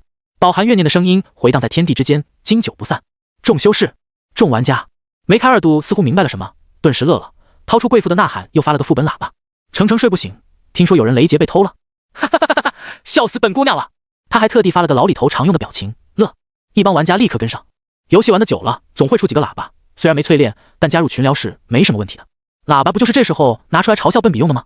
力量39，乐。夜猫寒，乐。这个杀手不太凉，乐。二手贩子，乐炸了。性感大叔，哈哈哈哈哈哈。老李头，笑你们妹啊笑！他当场回了个喇叭，揪住第一个发声的罪魁祸首，臭丫头，给你李大爷等着！血怒，程程睡不醒，不是我，谁又用喇叭冒充他啊？程程睡不醒，赶紧抱住夏冷的胳膊，露出可怜无助又委屈的表情。青池姐姐，你看，他们又欺负我。夏冷，虽然但是他们欺负你，跟我有什么关系？你又不是顾迟。但想归想，夏冷并没有把这话说出口，怕伤害到程程幼小的心灵。休息吧。他最后瞥了眼夜空，离开窗边道。直觉告诉他，那道黑影可能是顾迟，只是他刚才没注意小地图，并不能确定。不是的话倒没什么，如果是，老李头万一找到顾迟，顾迟会有危险。他们慢悠悠走了几日，程程的灵晶也搜集的差不多了，可以快些去顾迟身边。程程睡不醒，此时还望着窗外，倒不是看李老头，没有雷劫照明，这个距离已经看不见老李头的身影了，对方也未必还站在枉死城上空。当着天下修士的面说要登临劫境，一窥长生云云，结果却被人抢了雷劫，境界卡在玄境圆满上不去也下不来。换成他是老李头，早就找个地缝钻进去了，哪还有脸飞那么高啊？程程睡不醒是在看力量39等人聊天，只要喇叭够多，哪里都是摆烂群。众人你一言我一句，3句话不离一个乐。程程睡不醒忍不住窃笑，想必老李头的表情现在一定很精彩吧？他其实不太相信是有人把雷劫拐走了，雷劫多猛啊，谁那么牛逼，一来一去便能带走天道之力？且这种骚操作一般都是玩家才会做，唯一有可能具备这个实力的人只有青池，而青池就在他身边，哪儿也没去。相比之下，程程睡不醒觉得 bug 的可能性更高，毕竟小泼油最近老出问题。你之前说万亨商会有3缕清浊之气要拿来拍卖，夏冷问。程程睡不醒转过来点头道，就在下周怀城。顾迟在京城，从他们这过去并不顺路，夏冷看了眼榜单，顾池的修为还卡在道境圆满，以这个男人又骚又稳的性格，不太会冒险去坠仙渊，那就只有参加拍卖会一个选择。夏冷想了想道，暂时不去京城了，先去怀城吧。程程睡不醒愣了愣，旋即又一次面露感动之色，姐姐是要陪我去拍清浊之气吗？为了我专门绕路，姐姐真是太好了。夏冷，程程睡不醒又问，姐姐最近是不是换风格了呀？他对女神的了解也不少，按理来说女神是不太可能专程陪他跑一趟的，要帮他也只会去商会让人把清浊之气调过来。青池仙子的面子，万亨商会不可能不给。女神从来都是个注重效率的人，但这几日相处下来，程程睡不醒发现青池好像换了个人似的，玩法与过去完全不同。这都第7天了，才杀了一个人，换做以前90%的玩家，这会儿游戏都已经结束了，更别说还有个老头想偷偷渡劫。女神不砍死他才怪。夏冷，这个问题他不好回答。说没变，确实是变了；说变了，其实也没怎么变。他一直都是这种风格，只是此前没碰见过顾池罢了。没有顾池，他便按照自己的想法来玩；有顾池，他便按照顾池的想法来玩。没有那么多复杂的东西，他只需要站在顾池的角度稍作思考，自然而然便知道下一步该怎么做。阿 T， 夜来客栈，顾池打了个喷嚏。这回他分辨不出是夏冷在想他，还是黄洋在想他了。反正老李头一定在想他。拉击老李头的第一道雷劫，1999格，有点猛。顾池目光落在第1道3个字上。按照一般设定，9道雷劫应是1劫更比1劫强，第2道可能得4、5千格，第3道或许就装不下了，比鬼则猛得多。好在他只需要装第1道。榜单上除了夏冷，其他都是玄境。玩家引动雷劫应该没那么容易。老李头第1次渡劫失败，第2次估计要等一段时间。这个过程中，没开2度和力量39这些已经玄境圆满的人渡劫概率更高。顾池此前并不清楚玄境到劫境的突破条件，他以为雷劫没了，老李头还是能到劫境，只是战力方面的加成或许会少一些。但回来看了眼榜单，老李头依旧是玄境圆满，顾池才猜测要突破至劫境，可能必须被雷劈。他这人向来心软，如何见得来自同一个世界的朋友们遭此劫难？通通带走，雷劫什么的，让他一个人承受就好了。有道是，我不入地狱，谁入地狱？从来没有什么岁月静好，只是有人在负重前行。这一次，顾池决定由自己来当这个负重前行之人。一帮玩家们还在用喇叭聊天，眼前时不时便会弹出一条系统提示。顾池叹了口气，可惜自己没有喇叭，不然一定鼓励大家努力修炼，早日渡劫。有他在前面挡着，必不会让大家受半点伤害。手里掌握着一道雷劫，顾池现在已经不是很怕碰上这些老玩家了，可以适当的骚一骚。谁想对他图谋不轨，就让对方尝一尝老李头的厉害。2000道运的威力，秒个玄境应该问题不大。看着包里的垃圾雷劫，顾池越发满意。他今晚去偷电其实有点冒险，但回报是值得的。一切恐惧都来源于火力的不足，眼下多了张底牌，参加拍卖会都更有几分底气。时间一晃便是7日，这一天，顾池带上几大万灵晶，一步踏入怀城。这座城镇没有京城那么大，却也十分繁盛热闹。因地理位置不错，又有居此地发横财的传言，许多富贵人家都在此定居。周围还有不少小城镇，各有各的特色，彼此距离不过数十里，形成了一个城市圈。用现代眼光来看，以怀城为主，这片区域就是夜王朝的经济中心。顾池来之前便发现怀城里已经有了10个小红点，他过来后小红点也没散开，不知是时过半月已经忘了第一天的恐惧，还是准备跟女神抢一抢清浊之气。顾池其实可以装得更像，女神是他老婆，没有人比他更清楚女神长什么样，只需要用颜灵术一个容，再调整下体态，夏灵来了估计都得抓瞎。但一想到陈甜甜那双性感的黑丝大长腿，顾池果断放弃了这个打算。女装只有0次和无数次的区别，他怕自己未来某一天会跟陈医生当姐妹，于是顾池退而求其次，找了家成衣铺子，买了个浅黑轻纱的斗笠，学名为帽，以增加一些神秘感，顺便再给自己上了几十层 buff。他依旧是男儿身，一眼就看得出来，可查出来的玩家信息又显示 ID 青池，到底该信哪个呢？那顾池可就不管了，随便这帮老玩家脑补，信哪个他都不亏。嗨嗨，顾池手握成拳，放到嘴边轻咳了2声，调整出一个清冷的声线，施施然走向拍卖会场。远处人群之中，2个女子注视着顾池的背影，看他渐行渐远，消失于街上拥挤的人潮。他们一人穿着大荒剧异域风格的华服，一人只是简单的素衣罗裙，他头上也戴着围帽，只是纱帘是淡青色，透过细细的薄纱，隐约可见女子不施粉黛，却依旧清丽无双的容貌。程程睡不醒，一脸气愤，为身边的夏冷打抱不平。青池姐姐，你看那个家伙还在装你，居然也买了个围帽戴着，说不定一会还要利用你的身份抢拍清浊之气，我们干脆现在就过去干掉他算了。夏冷，干可以，干掉不行，而且不能是现在，也不能是我们，他一个人就够了。走吧，等拍卖会结束再说。哦，夏冷不急，程程睡不醒也没办法，只能瘪了瘪嘴，跟在女神姐姐身旁。而某个酒楼内，一男子看着手里的探测器，表情活像见鬼。怎么有2个女神？他的 ID 是青池，他的 ID 也是青池。疯狂的轮胎有点傻眼，但只傻了一会，又迅速反应过来。如果是2个大美女或者2个美男子，他还真分不出来。可2个女神，一男一女，那不就一目了然了吗？以女神那清冷的性格，怎么可能专门变成男人来骗他们？一件便能解决的事，何须如此麻烦？真要变，也只能是不可抗力，比如一时兴起喝了瓶魔女药剂之类的，这种可能性非常小。疯狂的轮胎本身便对此持怀疑态度，他最初以为是程程想坑人，故意编了个假消息，现在一看，这比假消息还离谱，居然真有人敢冒充女神，用的还是男儿身。疯狂的轮胎直呼好家伙，他再晚2年半，可能都没这么骚。问题来了，这人到底是谁？酒楼的窗台上有2个头，一个向左，一个向右。疯狂的轮胎看向身旁的性感大叔，你怎么看？性感大叔也非浪得虚名，他在吴曲星的形象经过悉心打理，操中有戏。胡子刮了但没刮完，留下一层粗浅不一的胡须。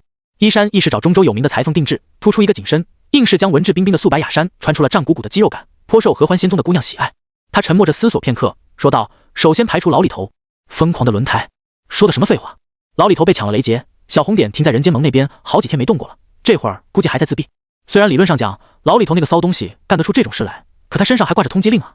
假女神是谁都不可能是老李头。你没懂我意思？性感大叔敲着窗台说道：“我是指老李头那个修为的人。”疯狂的轮胎玄境圆满。性感大叔点头，包括玄境后期。开局半个月，大家的修为都有所提升，中州临时富足，玩家刷经验比在雪国北川等穷乡僻壤快得多。疯狂的轮胎是高级身份卡开局，运气不怎么好，随机发放的20个角色里，修为最高都只是道境中期。他这存档也差不多被女神砍的，可即使如此，他们现在也刷到了道境圆满，只差一缕清浊之气便能突破至玄境。获得清浊之气的方式有很多种，可以去坠仙渊砍人，也可以去一些大宗门礼貌索要。如果本身与叶王朝关系亲近，想办法薅国库也是个不错的选择。相较而言，参加拍卖会无疑是效率最低的一种。首先，拍卖会什么时候举办，是人家商会说了算，再急你也得等着。其次，还不一定拍得到。可没办法，以他们目前道境的实力，只有这样最稳妥，起码人在城里，安全相对有所保障。换而言之，但凡修为再高一些，谁来参加拍卖会啊？修仙者飞天遁地，赶路极快，一个个宗门挨着问过去，都比在这干等着拍卖会开场要强。参加拍卖会还要先赚钱，麻烦得很。所以性感大叔才说可以排除老李头等人。假女神今日能出现在怀城，大概率也是为了清浊之气，修为不高。真女神会来，多半是找假女神算账。程程则是个挂件，抱女神大腿，女神去哪他去哪。从这里也可以看出来，前面嘲笑女神的人并不是程程，有坏笔用了冒名喇叭。不过这不是重点，重点是性感大叔觉得自己好像知道这个假女神是谁了。疯狂的轮胎是谁？性感大叔，你看看榜单上最后一个 ID 有没有很眼熟？能不眼熟吗？疯狂的轮胎道：古渊，一个拯救了人类文明，名字被刻在里程碑上又被删掉的男人。卡 bug 把小破油下个版本的公告都给卡出来了，力量39和悠悠子也被骗了一整局，后面又只花5秒钟结束了一局竞技模式，刷新了女神保持了1年多的通关记录。这股子骚味跟用男人的身体冒充女神有没有很像？性感大叔问。疯狂的轮胎恍然大悟，何止是像，简直像极了，连副本难度的 bug 都能卡，卡个 IDE 难道不是很合理吗？而且顾渊的存档或身份卡境界很低很低，刚进本时只是个圣人境，碰上谁都打不过，因此有了冒充女神的动机。而他现在境界也是道境圆满，有来参加拍卖会的理由。这么一分析，假女神的真实身份便很清晰明了了，此人必是顾渊无疑。下午时分，拍卖会准时开场，偌大一个场地坐满了人，2楼还有包厢。顾迟因入场较早，座位比较靠前，戴着个围帽格外吸睛，惹得后方2名女修窃笑不已。这男人好生讲究，出门在外还以轻纱遮面，莫不是长得太俊俏，怕被人捉去当顶炉？兴许是个邪修呢，怕被人认出来。瞧你说的，这有何可怕？咱们不也是邪修吗？哎呀，姐姐你小声点，被人听去可就麻烦了。顾迟，我看你们是生怕别人听不到哦。台上，拍卖师做完自我介绍，很快进入第一件物品的竞拍环节。此次拍卖会规模不小，东西挺多，足有100件，下至天人镜，上至玄镜，法宝、灵材、符箓、丹药等什么都有，偶尔还会出现1、2件特别之物，譬如春阳楼花魁寒春姑娘的手绢，得知可与家人共进晚餐，探讨画本，又或者白墨书院外放的信物，迟之可入院听学，博览群书。席间气氛热闹无比，众修士也热情高涨，拍什么都能喊上1、2嘴。一本名为《淬日金身》的心法秘术更是拍出了10万灵金的天价，被2楼包厢的一位贵宾所得。这货多半也是个玩家。性感大叔吐槽道，他和疯狂的轮胎在1楼散坐，看不见2楼贵宾的模样，小地图上的10个红点也重叠在一块，分不清谁是谁。只是淬日金身这功法品级不高，也就是让人变得皮糙肉厚，更加耐打而已。强度有一点，但不多，对 NPC 而言完全不值这个价。毕竟 NPC 是这个世界的人，10万灵金可以一辈子带在身上，想什么时候用都可以，不像玩家出本之后便不知道什么时候再回来，自然是有多少花多少。淬日金身可以增加玩家的体质属性，提高包括自带技能在内的绝大多数减伤效果，不论打架还是渡劫都用得上。这也是武曲星除提升境界之外，少数能拔高玩家属性的方式之一。可惜对方有备而来，性感大叔囊中相对羞涩，没能抢过。下面将要竞拍的宝物是本次拍卖会的重头戏之一——清浊之气。拍卖师用灵力将自己的声音调整至了一个适中的音量，不大不小，既不觉得刺耳，又能恰到好处引人注目。相信在座诸位今日有不少都是为此而来，在下可代表商会向大家保证，此次竞拍的3缕清浊之气皆完好无损，一经形成便立刻由商会玄境修士捕捉，放入运灵瓶保存，不必担心效用流失。拍卖师一边介绍，身后面容姣好的旗袍女子一边端上来一个银盘，上面放着3个几近透明的水玉小瓶，瓶中有青灰2色交织流转，宛若阴阳双鱼。依照往常，3缕清浊之气将分3轮竞拍，每缕清浊之气的起拍价为3000灵金，每次加价不低于100，诸位请。6000。拍卖师话音刚落，一楼中座便有一男子喊了一声，直接把价格抬了1倍。拍卖师笑道：“168号客人出价6000金。”另一男子道：“6100、6200、6500、7000。”拍卖师：“102号客人出价7000。”万亨商会的拍卖会本身是比较专业的，给了牌子，举一次牌便代表加一次价，只是客人们大多生性洒脱，习惯了直来直去，都是用喊的，牌子放在一边就没拿起来用过。只要不低于加价，口头报价也不违反规定，拍卖师便任由他们咋呼了。每逢整数，他才出声重复一遍，一来提醒客人当前物品的价格区间，二来让他们搞快点再往上喊。1万，这次出价的是一名女子。15000，有玩家开始发力了，这一嗓子比历史成交均价高出一半，把场子都吼得安静了几分。不少本地修士已然住嘴。15000看起来似乎不多，可那是零金啊，换成零食便上亿了，小点的储物界都装不下。顾驰适时开口，16000。疯狂的轮胎，17000。顾驰18000。性感大叔2万。先前拍下翠日金身的贵宾间传出一道懒洋洋的声音，3万。性感大叔31000。贵宾间4万。性感大叔41000。贵宾间5万。连续3次，一次加1万。性感大叔，疯狂的轮胎，干！这货是身份卡摇了个大富翁吗？哪来这么多钱？现场又安静了些。疯了，一缕清浊之气而已，竟然能拍到5万。众修士完全理解不了贵宾的想法，有钱也不能这么造啊！5万零金买颗成品的阴阳玄合丹都绰绰有余了，何必浪费在这？很显然，他们并不懂玩家之间的事，更不懂有些人天生就会赚钱。有的玩家进游戏兜里空空如也，没几个子儿；有的玩家却一只手带5个储物戒，个个满满当当。二手贩子舒舒服服地躺在贵宾间的长条软椅上，享用着侍女未来的香脆甜果，那叫一个享受。另一座位上还有个男人正在闭目养神。玄镜，他的保镖。看啊，这就是金钱的力量。拍卖师出声道：“3号贵宾间客人出价5万零金，可有更高者？”顾驰瞥了眼2楼，没再接着往下喊。他身上统共也就8万零金左右，照这么喊下去，别说3缕，1缕都拍不下来。性感大叔与疯狂的轮胎虽有不甘，但在强大的金钱压迫下，也只能选择放弃第一轮竞拍。一楼散作鸦雀无声，无人在争。二手贩子以为稳了，正要让侍女再喂颗葡萄庆祝一下，隔壁的隔壁却突然传出一道清冷的嗓音：“5万0100。”这声音是极好听的，想来应是个绝色美人，但他只加了个最低价。二手贩子，你这是不是太小气了点？才加100，看不起谁呢？二手贩子6万字还没喊出口，拍卖师插了他一嘴：“1号贵宾间青池仙子出价5万0100。”此前拍卖师都只说数字，不提身份，这次却直接报出了名号。众人多少？呸，不是，什么仙子？拍卖师按照上头的吩咐，特地重复了一遍：“青池仙子出价5万0100。”一次，这回所有人都听清了。青池仙子。短暂的沉默后，会场一下炸开了锅。青池仙子来参加拍卖会了，是那个容貌无双、剑压天下的青池仙子。废话，除了她，还有谁配得上仙子2字？可仙子不是在道清宫闭关吗？怎会来怀城参加一个小小的拍卖会？我不信，除非让我去包厢看一眼。呸！算盘珠子都打到老子脸上了。万亨商会背靠夜王朝，他们放出来的消息便约等于官宣，这是岂能有假？于是二手贩子接着刚才的6道66666。顾驰，老婆来了。他不由抬头看向1号包厢，却没看见人。疯狂的轮胎与性感大叔幸灾乐祸，他们之前便见过青池，此时听拍卖师在说，自然不意外。倒是3号包厢那位富贵人家，这回应该很惊喜吧？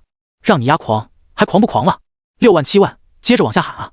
拍卖师大声道：“5万0100。”2次，他用凌厉震声将混乱的场面压了下来。可谁敢再喊价？且不说天下修士仰慕青池仙子已久，光是那几度雷劫的实力，便无人敢去争抢。青池仙子美是真美，狠也是真狠，当初连夜王朝皇子都说杀便杀，何况是他们？敢抢青池仙子看上的东西，几条命啊！眼见一众修士竟都沉默，程程睡不醒，心里简直爽到没边。他一直没喊价，便是知道青池会开口，只是小加100零金，便震得满座无声。这就是青池仙子的威慑力吗？说起来，这还是女神第一次帮别人拍东西吧？程程睡不醒，感动道：“谢谢女神。”夏冷，又不是给你拍的，不必客气。夏冷这会儿的心思不在于程程睡不醒的想法，而在于顾驰能不能领悟到他的意思。他只加了100零金啊，这可是个得罪他的好机会。5万0200。就在大家都等着拍卖师落锤之时，顾驰忽然开口打破了沉默。众人哗！顾驰声音不大，却让满场修士一片哗然，上千颗脑袋齐刷刷向他看齐。竟真有人敢与青池仙子抢东西？性感大叔与疯狂的轮胎面露古怪之色。这个兄弟怕不是入戏太深，真把自己当女神了吧？他怎么敢的啊？程程睡不醒也怔了怔，而后似是震惊于顾驰硕大的胆子，睁大了眼睛，对夏冷道：“青池姐姐，你看，他还敢和你争？”夏冷却只是掀了掀唇角，没再说话。程程睡不醒一瞬间便明白了他的意思。女神在冷笑，反正都要算账，不如让假女神帮忙拍下物品，等拍卖会结束后再一并清算，如此还能省一笔钱。程程睡不醒开吹：“姐姐高见。”夏冷，没人再出价了。台上的拍卖师怜悯地看了顾驰一眼，最终落锤，恭喜18号客人以5万0200零金的价格拍下第一缕清浊之气。接下来是第2缕。拍卖师道：“诸位请出价吧。”二手贩子试探道：“4000。”这是真试探，连价都没敢往上抬。夏冷淡淡道：“4100。”二手贩子立马闭嘴。性感大叔乐得不行。二手贩子刚才有多威风，现在便有多怂。拍卖师喊道：“青池仙子出价4100金，可有更高者？”这个价格其实是很亏，可如果能卖仙子一个面子，别说亏，白送都行。干他们这一行最讲究的便是人情世故。做生意可以没有钱，但不能没有人脉。可偏偏有人不遂他的愿。顾池再度开口：“4200。”拍卖师，性感大叔，众修士还抢。夏冷又不吭声了。于是第二缕清浊之气也落入了顾池的口袋。拍卖师摇头叹气。下面是第三缕。夏冷3100，顾池3200。众人懂了，这小子八成是本身便不想活了，所以故意招惹青池仙子，这样临死之前还能一睹仙子风采，血赚不亏。性感大叔与疯狂的轮胎相视一眼，互相看到了彼此眼里的兴奋之色。这下好玩了。顾渊连续3次与女神争抢清浊之气，算是把女神得罪的死死的了，一会肯定被女神拦下，又可以看女神杀人，但不是杀自己了。疯狂的轮胎，我猜他会被女神砍成2半。性感大叔，我猜3半，均分。疯狂的轮胎赌1万0金。性感大叔，行，反正这次拍卖没戏了，0金太多也没什么用，不如拿来当成看乐子的天头，输了无妨，赢了更尽兴。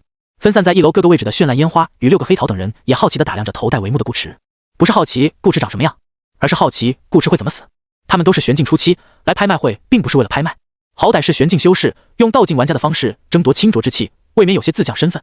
去坠仙渊呢，又打不过，只好折个中过来拍卖会打个结。只是没想到会碰见女神，更没想到会碰见有人和女神硬碰硬，这不去看场好戏，打劫的算盘落空了没关系，还有第2次拍卖会，看乐子的机会可就只有这一次。6个黑桃敢肯定，此人绝对不是摆烂群的玩家，否则胆子不会这么肥。某个花酒剑仙曾经也不服女神天下第一的地位，去找女神单挑，于是他活出了第20。清浊之气并非是本次拍卖会的压轴物品，后面还有几件品质极佳的法器与丹药，那才是中州修士的最爱，只是对玩家没有太大的吸引力。程程睡不醒，全程用神识锁定着顾池，都不带遮掩一下的，生怕人跑了似的。比他修为低1境的顾池都清清楚楚感受到有人盯上了自己，这感觉一直持续到了拍卖会结束。顾池快步离场，低着头，压着帷帽，穿梭在街道的人群中，貌似想跑。程程睡不醒，轻哼一声，一步踏出，身形如鬼魅般飘到顾池身前，挡住了他的去路。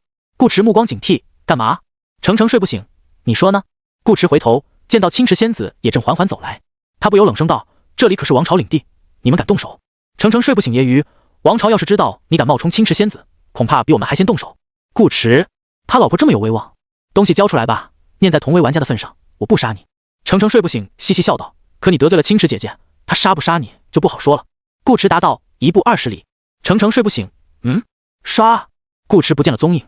程程睡不醒，想逃，门都没有，缩地成寸。程程身形也消失在街头，顾池前脚才落在荒郊野岭的黄草地上，后脚程程便出现在他身前。对于玄境修士而言，仅仅是挪移已经当不了逃命之术了。程程睡不醒，有点想笑，你还真会挑地方，往这没人的野外跑，不是更方便他们动手吗？性感大叔等人也追了过来，包括疯狂的轮胎与二手贩子以及二手贩子的保镖在内，他们8人是一起过来的。看热闹吗？不分敌我，这是摆烂群玩家的默契，该打的时候打，该乐呵的时候便一块乐呵。顾池脸色微沉，你还叫了人？你是真不知道还是假不知道？程程睡不醒，也没管天上的玩家们，奇怪的看着顾池，3节境内，青池姐姐要杀你，还用得着喊人？就是。性感大叔附和一句，我们只是来帮女神加油的，顺便也帮你加油，小伙子勇气可嘉。疯狂的轮胎，你也不用想逃，那是白费力气，女神动动手指便能把你困死在这。似乎为了印证他的话，顾池后方的空间忽然扭曲起来，夏冷仿佛横渡虚空般从空气漩涡中走出。性感大叔，注意，这不是特效。3节境的夏冷已是真正掌握了些许空间之道，而在他来到顾池身后的同时，帷帽下的白纱轻扬，方圆5里处空间悄无声息地凝固起来，自下往上形成一道无形的曲面之墙，如一只倒扣的透明大碗，封死了这片区域的4面8方。程程睡不醒，眨眨眼，假女神，你跑不掉喽！假女神！顾池当一声从背包里拔出落雪无尘，谁真谁假？你们可认得此剑？性感大叔，程程睡不醒，众玩家，疯狂的轮胎瞪大眼睛，女神的剑怎么会在你手上？不，这也是假的！性感大叔迅速反应过来，一副看穿顾池阴谋的样子，连 ID 都能造假，一把外观相似的剑又有何难？若真信了顾池是女神，他们势必要与真女神起冲突，那乐子可就大发了。你小子死到临头还想拖我们垫背？性感大叔冷哼，我告诉你，不可能，作为女神忠实的拥趸者，我们就算是死，从楼上跳下去，也绝不会把女神认错。休要挑拨离间！顾池夏冷，他知道性感大叔这是在故意拍马屁，想站队，换做以前，他不会把这种游戏话术放在心上，左耳进右耳便出了。可现在当着顾池的面这么说，他必须考虑一下顾池的感受。但顾池哪有那么小气？且不说他知道这是玩笑话，就算这帮玩家里真有人喜欢夏冷，也不关夏冷的事，他只会觉得是自己老婆魅力大。客观来讲，在这个看脸的时代，哪怕夏冷性格顽劣，追他的人也能排出一条长街。高中时期，夏冷姐妹收到的情书可比她多得多。就在夏冷思索要不要干脆让性感大叔闭嘴时，顾池问道：“你们有没有想过一种可能？这把剑其实是女神送给我的。”程程睡不醒，疯狂的轮胎，绚烂烟花等人，女神会送剑给你？凭啥？凭你胆子大，还是凭你黑纱遮脸，不敢露面？疯狂的轮胎，我从未见过如此厚颜无耻之辈！性感大叔，笑死！女神就在你身后，要不你先问问她在说这话。夏冷，是我送的。性感大叔，听见没有？女神说。说啥？疯狂的轮胎，众人，谁送的？送谁的？程程睡不醒，睁大眼睛，姐姐你。夏冷轻声道：“交出来吧。”二手贩子眼珠子转得老快，大声斥责顾池：“听到没有？女神让你把血剑交出来！”说完转身就跑，动作之快，连他的玄境保镖都没反应过来。然后砰的一声，哎呦！二手贩子撞到了无形的壁障上，3节镜的空间牢笼，他撞破脑袋也不可能撞得开。顾池跑不掉，他们也跑不掉。夏冷瞥了二手贩子一眼，道：“我是说让你们把东西交出来。”众玩家，性感大叔难以置信地看着夏冷，又看了看顾池，都是高端玩家，这个时候还想不明白，对高端2个字就不太礼貌了。闹了半天，感情是真女神怕他们四散奔逃，抓住他们爱看乐子这一点，所以和假女神串通好了，专门演了一场戏，把他们骗过来杀。干，上当了！程程睡不醒，这时也反应过来，眼神钦佩地看着夏冷。老玩家都是滑头，会跑得很，杀一个人简单，想一网打尽却也没那么容易，把他们聚到一块，无疑是最简单省力的方式。程程睡不醒，眸子亮晶晶的道：“姐姐好聪明。”夏冷面无表情：“你也交出来。”程程睡不醒，除了顾池以及夏玲，夏冷向来一视同仁，该拿的东西要拿。不过看在这半月以来他们相处的还不错的份上，他可以保程程进决赛，也不算欺负人。性感大叔等人就没那么好运了，摆在他们面前的只有2条路，要么交出修行资源，要么当场下线。疯狂的轮胎不明白，女神几乎从来都是一个人玩游戏，很少和人组队。程程还说得通，本身是女孩子，又嘴甜讨喜，可假女神是男人啊，女神怎么可能和一个男人合起伙来阴他们？女神只会光明正大的杀人，何时会跟他们一样玩脏套路了？还把自己用了几年的血剑拿给对方。疯狂的轮胎不甘地问：“你真的是女神？”夏冷：“是。”疯狂的轮胎简简单单2个字，硬是把他的问题给呛了回去。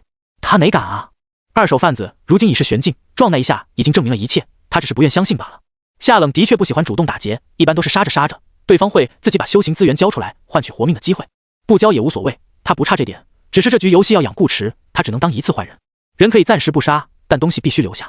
性感大叔一脸悲伤地取下手上的储物戒，在夏冷的示意下扔给程程。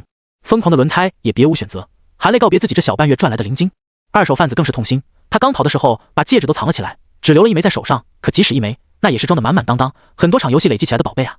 其实这都不是关键，关键是女神好像在帮那个男人，这才是最令他们难以接受的事。更难以接受的还在后面。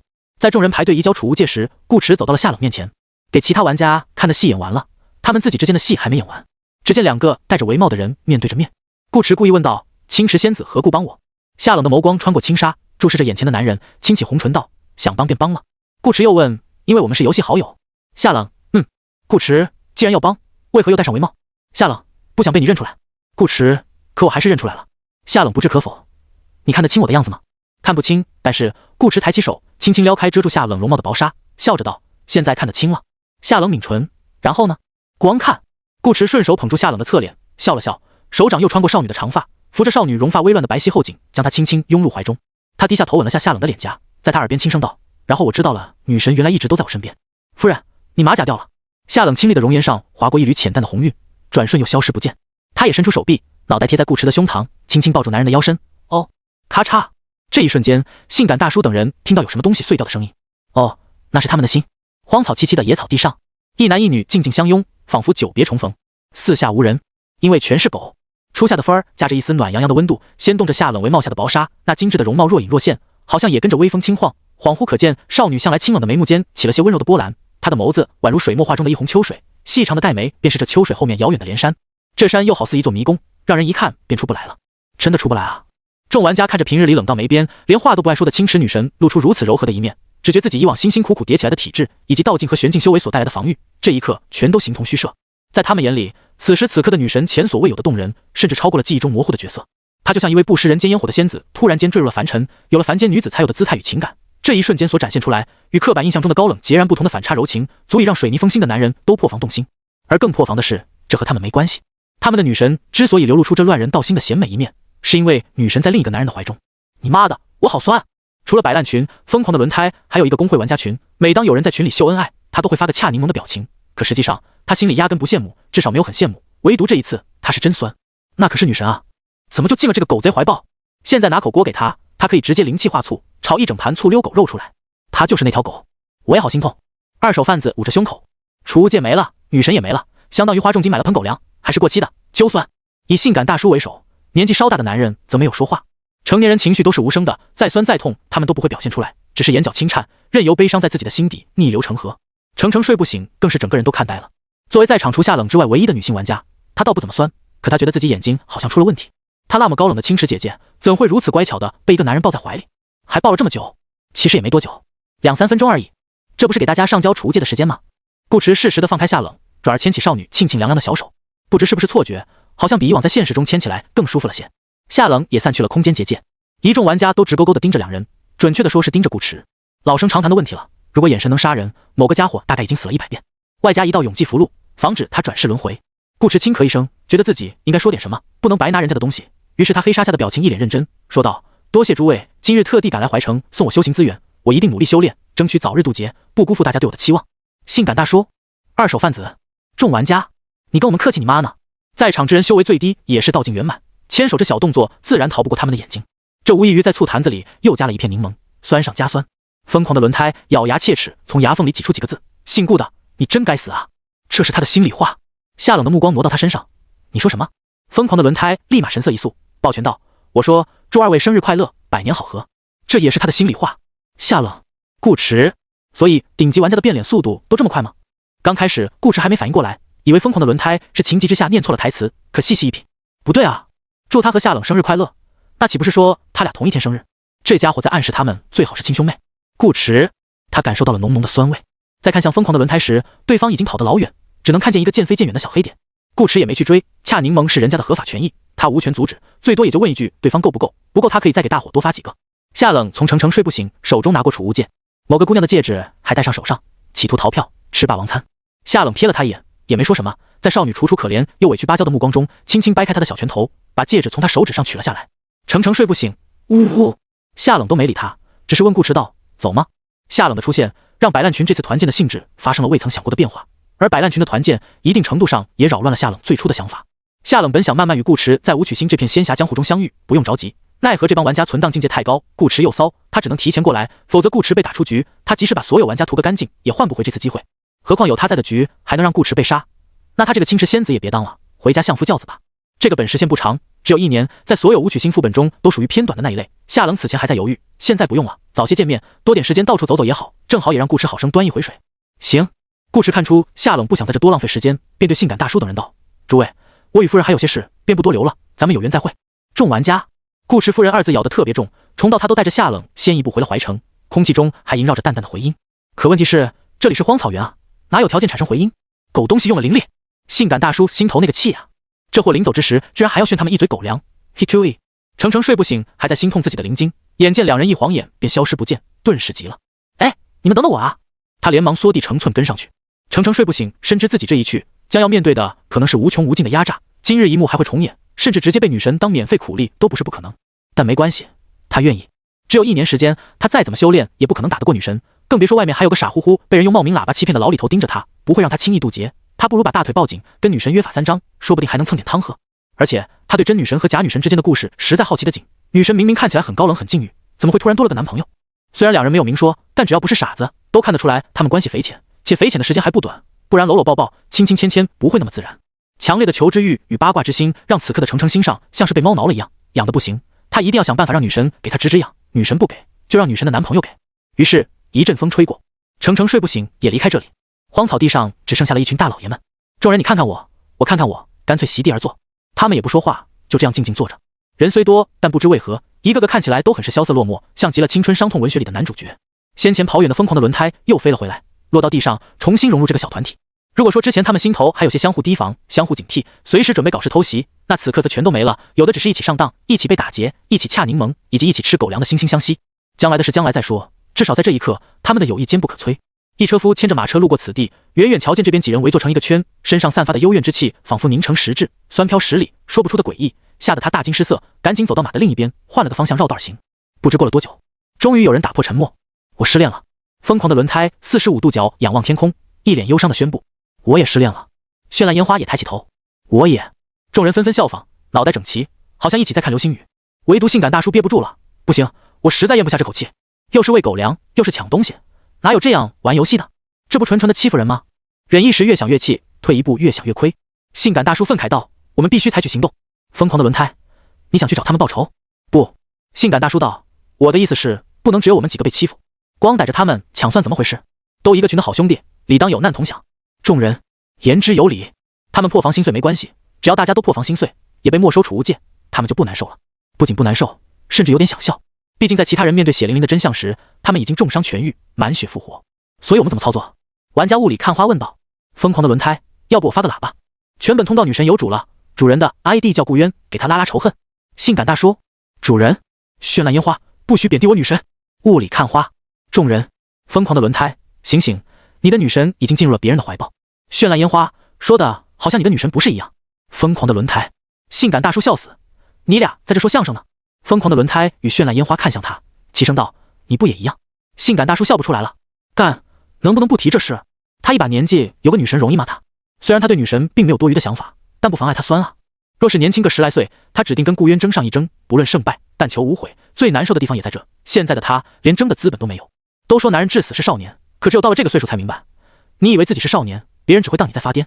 雾里看花把话题掰回来，接着刚才的说：“疯狂的轮胎，发喇叭，不行，不能这么发。”性感大叔道：“你这样等于摆明了告诉大家，女神在他身边，就算羡慕嫉妒恨加水土不服，又有谁敢真的过去找他？首先必须明确一点，他们的目的是拖人下水，而不是真要找那个男人麻烦，主要也找不了麻烦。有3捷径的女神护着，这个男人已经可以在中州横着走了，谁也动不了他。那咋整？”二手贩子道：“如果程程成功应聘电灯泡，他们那边便有3个小红点，小地图上都看得到，更没人傻乎乎的跑过去送了。这个简单。”雾里看花掏出一枚半透明的银币，隐形的老硬币，史诗乱斗模式专属道具，与普通老硬币在价值上没有区别，但可以用来贿赂系统，使你在乱斗模式的特殊地图上消失，持续3天。淬炼效果，隐形时间正20%，可对其他玩家使用。我们现在人还多，应该不会有人专门去数红点，对不对得上？雾里看花道：“我可以半夜给他们上 buff， 更不容易被发现。”理由呢？绚烂烟花问。他们为什么要去针对顾渊？因为女神。性感大叔答道。疯狂的轮胎，你刚不是还说不能把他们的关系公布出去吗？但我们可以给他们换一段关系。性感大叔意味深长地道：“如果女神护着他，自然没人敢去。可如果女神也想杀他呢？什么叫好兄弟？把自己上过的当给兄弟原汁原味分享一遍，这才叫好兄弟。”另一边，程程睡不醒也有了按捺不住的分享欲，他追上了顾池和夏冷。好消息是两人没赶他走，坏消息是两人都不理他，没空。顾池和夏冷手牵着手走在街上，一会看看这个摊子，一会看看那个摊子，偶然发现漂亮的发簪，顾池便拿起来亲手给夏冷戴上，然后笑着点头付账，又继续往前逛，俨然一副恩恩爱爱老夫老妻的模样。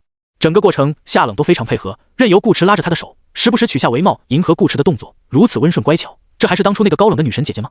他们该不会是现实中的男女朋友吧？程程睡不醒，远远地跟在两人身后看着，一边觉得不可思议，一边心头又有点小兴奋。有一说一，真女神和假女神好像真的蛮般配的。不行不行，忍不住了，必须把这个劲爆又好嗑的消息跟好姐妹分享分享。程程睡不醒，偷偷打开背包，闺蜜间的悄悄话，史诗。号品可在副本内使用，指定一名当前性别为女性的玩家，建立专属私聊频道，需使用者当前性别为女性。淬炼效果，字体颜色变为可爱粉。于是，一条粉粉嫩嫩的消息穿越大半个中州，在悠悠子眼前弹了出来。程程睡不醒，小悠悠，告诉你个惊天大秘密，女神有男朋友了。悠悠子，此刻的悠悠子正与黄央在一家酒楼用膳，他们这半月过得十分悠闲。入了夜王朝境内，便一座城一座城的巡过去。说是巡，实际并无太多急切之意。悠悠子每次想起一些此前未说的玩家特性，便会巨细无遗地告诉黄央，导致黄央现在对小破油的了解已经不逊色于许多初入净土的新玩家。他甚至已经知道了小破油这个词。除此之外，悠悠子偶尔还会和黄央说说现实世界的生活，教他一些现代社会的词汇。文化与语言是一个世界最基础的东西，悠悠子每谈及此处，便说得头头是道，还会引经据典，用一些小故事来解释为什么这个词会是这个意思。黄央尽管不是每次都能听懂，但对悠悠子的信任却在日益渐增。说得如此详尽真实，且还提前将那个世界的许多注意事项讲与他听，悠悠子应是真心想帮他寻找夫君的。黄央心底也认下了悠悠子这个朋友，也可以说是妹妹。倘若依照悠悠子的说法，他真能跨越时空长河去到另一个世界，那除了长歌之外，悠悠子便是他第二个可以信任的人。是以黄央也将心头浓重的思念放轻了些。300年都已经过去，不差这1年半载。前些日子外面又烽烟四起，跟打仗似的。据悠悠子说，几乎所有玩家都被迫回到了夜王朝领地，他们不用再翻山越岭、五湖四海的找。于是黄央更不着急了，每日带着少女一城一城的逛，吃遍各地美食，买些漂亮衣物和上好的胭脂水粉，也算他略尽地主之谊了。悠悠子这段时间也玩得颇为开心，尤其是看到榜单上预言家先生的修为提升很快，可能还有女神罩着，完全用不着操心预言家先生的安全。他只需要陪着黄洋慢慢找人，路上顺便打听打听帝女的事就行，反正大家都在夜王朝，说不定下一个小红点便碰上了，正好给预言家先生一个惊喜。可乃知程程先给了他一个惊喜，看着眼前突然弹出来的粉色文字，悠悠子粉雕玉琢的秀眉脸蛋上浮现出一个大大的问号。女神，男朋友，悠悠子。程程睡不醒，又发了条消息过来，小悠悠你可不知道，女神居然会笑，而且笑起来超温柔超美的。悠悠子有多美？悠悠子隔着屏幕都能感受到程程睡不醒的兴奋劲，换成平时他一定会和程程一样惊呼，女神竟然偷偷交了男朋友。现在他却只想问一个问题。悠悠子放下筷子，急急的戳字，女神男朋友是谁？他可没忘记预言家先生是绑定女神一块牌的。黄洋注意到少女的动作，也没多问，静静的用勺子小口小口的喝着汤。程程睡不醒答道，我也不太确定，我查他显示是女神的 ID， 但听风轮胎说他是顾渊。程程睡不醒对顾渊2个字同样印象深刻，前不久他才被秒过一次，手通公告的时候加好友也没加上，但从今天发生的事情来看，这个男人是顾渊的可能性极大，毕竟没点真本事，女神估计也看不上他。悠悠子看到这个回答，心里已经有了答案。程程查预言家先生的 ID 是青池，就像当初力量39等人查预言家先生的 ID 是查斯里，一模一样的手法，不是顾渊还能是谁？如此说来，程程第一天发喇叭说女神变成了男人，也是碰见了预言家先生。可是为什么啊？女神和预言家先生怎么可以是男女朋友？预言家先生怎么可以找女神当女朋友？悠悠子咬紧了嘴唇，程程，你是不是多打了个字？程程睡不醒，检查了一遍聊天记录，没有啊。悠悠子不甘地问，你确定他是女神的男朋友，不是朋友？程程睡不醒，这么大的事，他能弄错吗？虽然两人现实中的关系是他合理瞎猜的，但起码游戏里的表现不会错啊。他又不瞎，真女神和假女神之间最少也是个网恋，搞不好这次就是奔现呢。我确定一定以及肯定。程程睡不醒道，你是没看见，女神被他抱在怀里，像小鸟依人一样，都可以用乖巧来形容了。你能想象出高冷女神乖巧的时候是什么样吗？把风轮胎他们都看傻了。程程睡不醒，我当时站在他们身边，吸一口气全是酸味，不知道的还以为他们中午集体吃了一锅老坛酸菜面呢。悠悠子完全忽略了程程睡不醒的后2句话，注意力全在抱这个字上。他抱了女神。程程睡不醒，你反应这么大干嘛？问号都快从屏幕里跳出来打我脸上了。抛开他们这些猝不及防的吃瓜群众不谈，人家情侣之间搂搂抱抱不是很正常吗？程程睡不醒不以为意，他还亲了女神一下呢。悠悠子还亲了。程程睡不醒，我现在就跟在他们后面，他们手拉着手在逛地摊，看起来好恩爱啊。悠悠子气道，你去把他俩分开啊。程程睡不醒，你在说什么鬼话？好你个小悠悠，我把你当姐妹，和你分享这么劲爆的消息，你却想要我的命。青池仙子想牵谁，是他能干涉的吗？怕不是还没走过去，人已经下线了。而且之前他在街上拦住假女神时，尽管对方的容貌被黑纱遮住，但依旧能看出来是个大帅哥，跟女神挺合衬的，干嘛要去把人家分开？等等，程程睡不醒，看着悠悠子的 ID， 忽然想起个事。悠悠子最初是说不来参加团建的吧，但最后还是来了，不仅来了，还是和顾渊一块来的。他们俩第一次组队是手通 Omega 副本，第2次是刷新小型竞技模式的通关记录，这是第3次。换句话说，顾渊已经连续3次和悠悠子排到一起了。不对，应该是悠悠子连续3次和顾渊排到一起。小破游100多万玩家，能当一次队友都很不容易，全看缘分，连着3次，一定是有人用了道具。再回头看悠悠子这几句话的语气，程程睡不醒，好像明白了什么，睁大眼睛道，我的小悠悠，你该不会是想跟女神抢男人吧？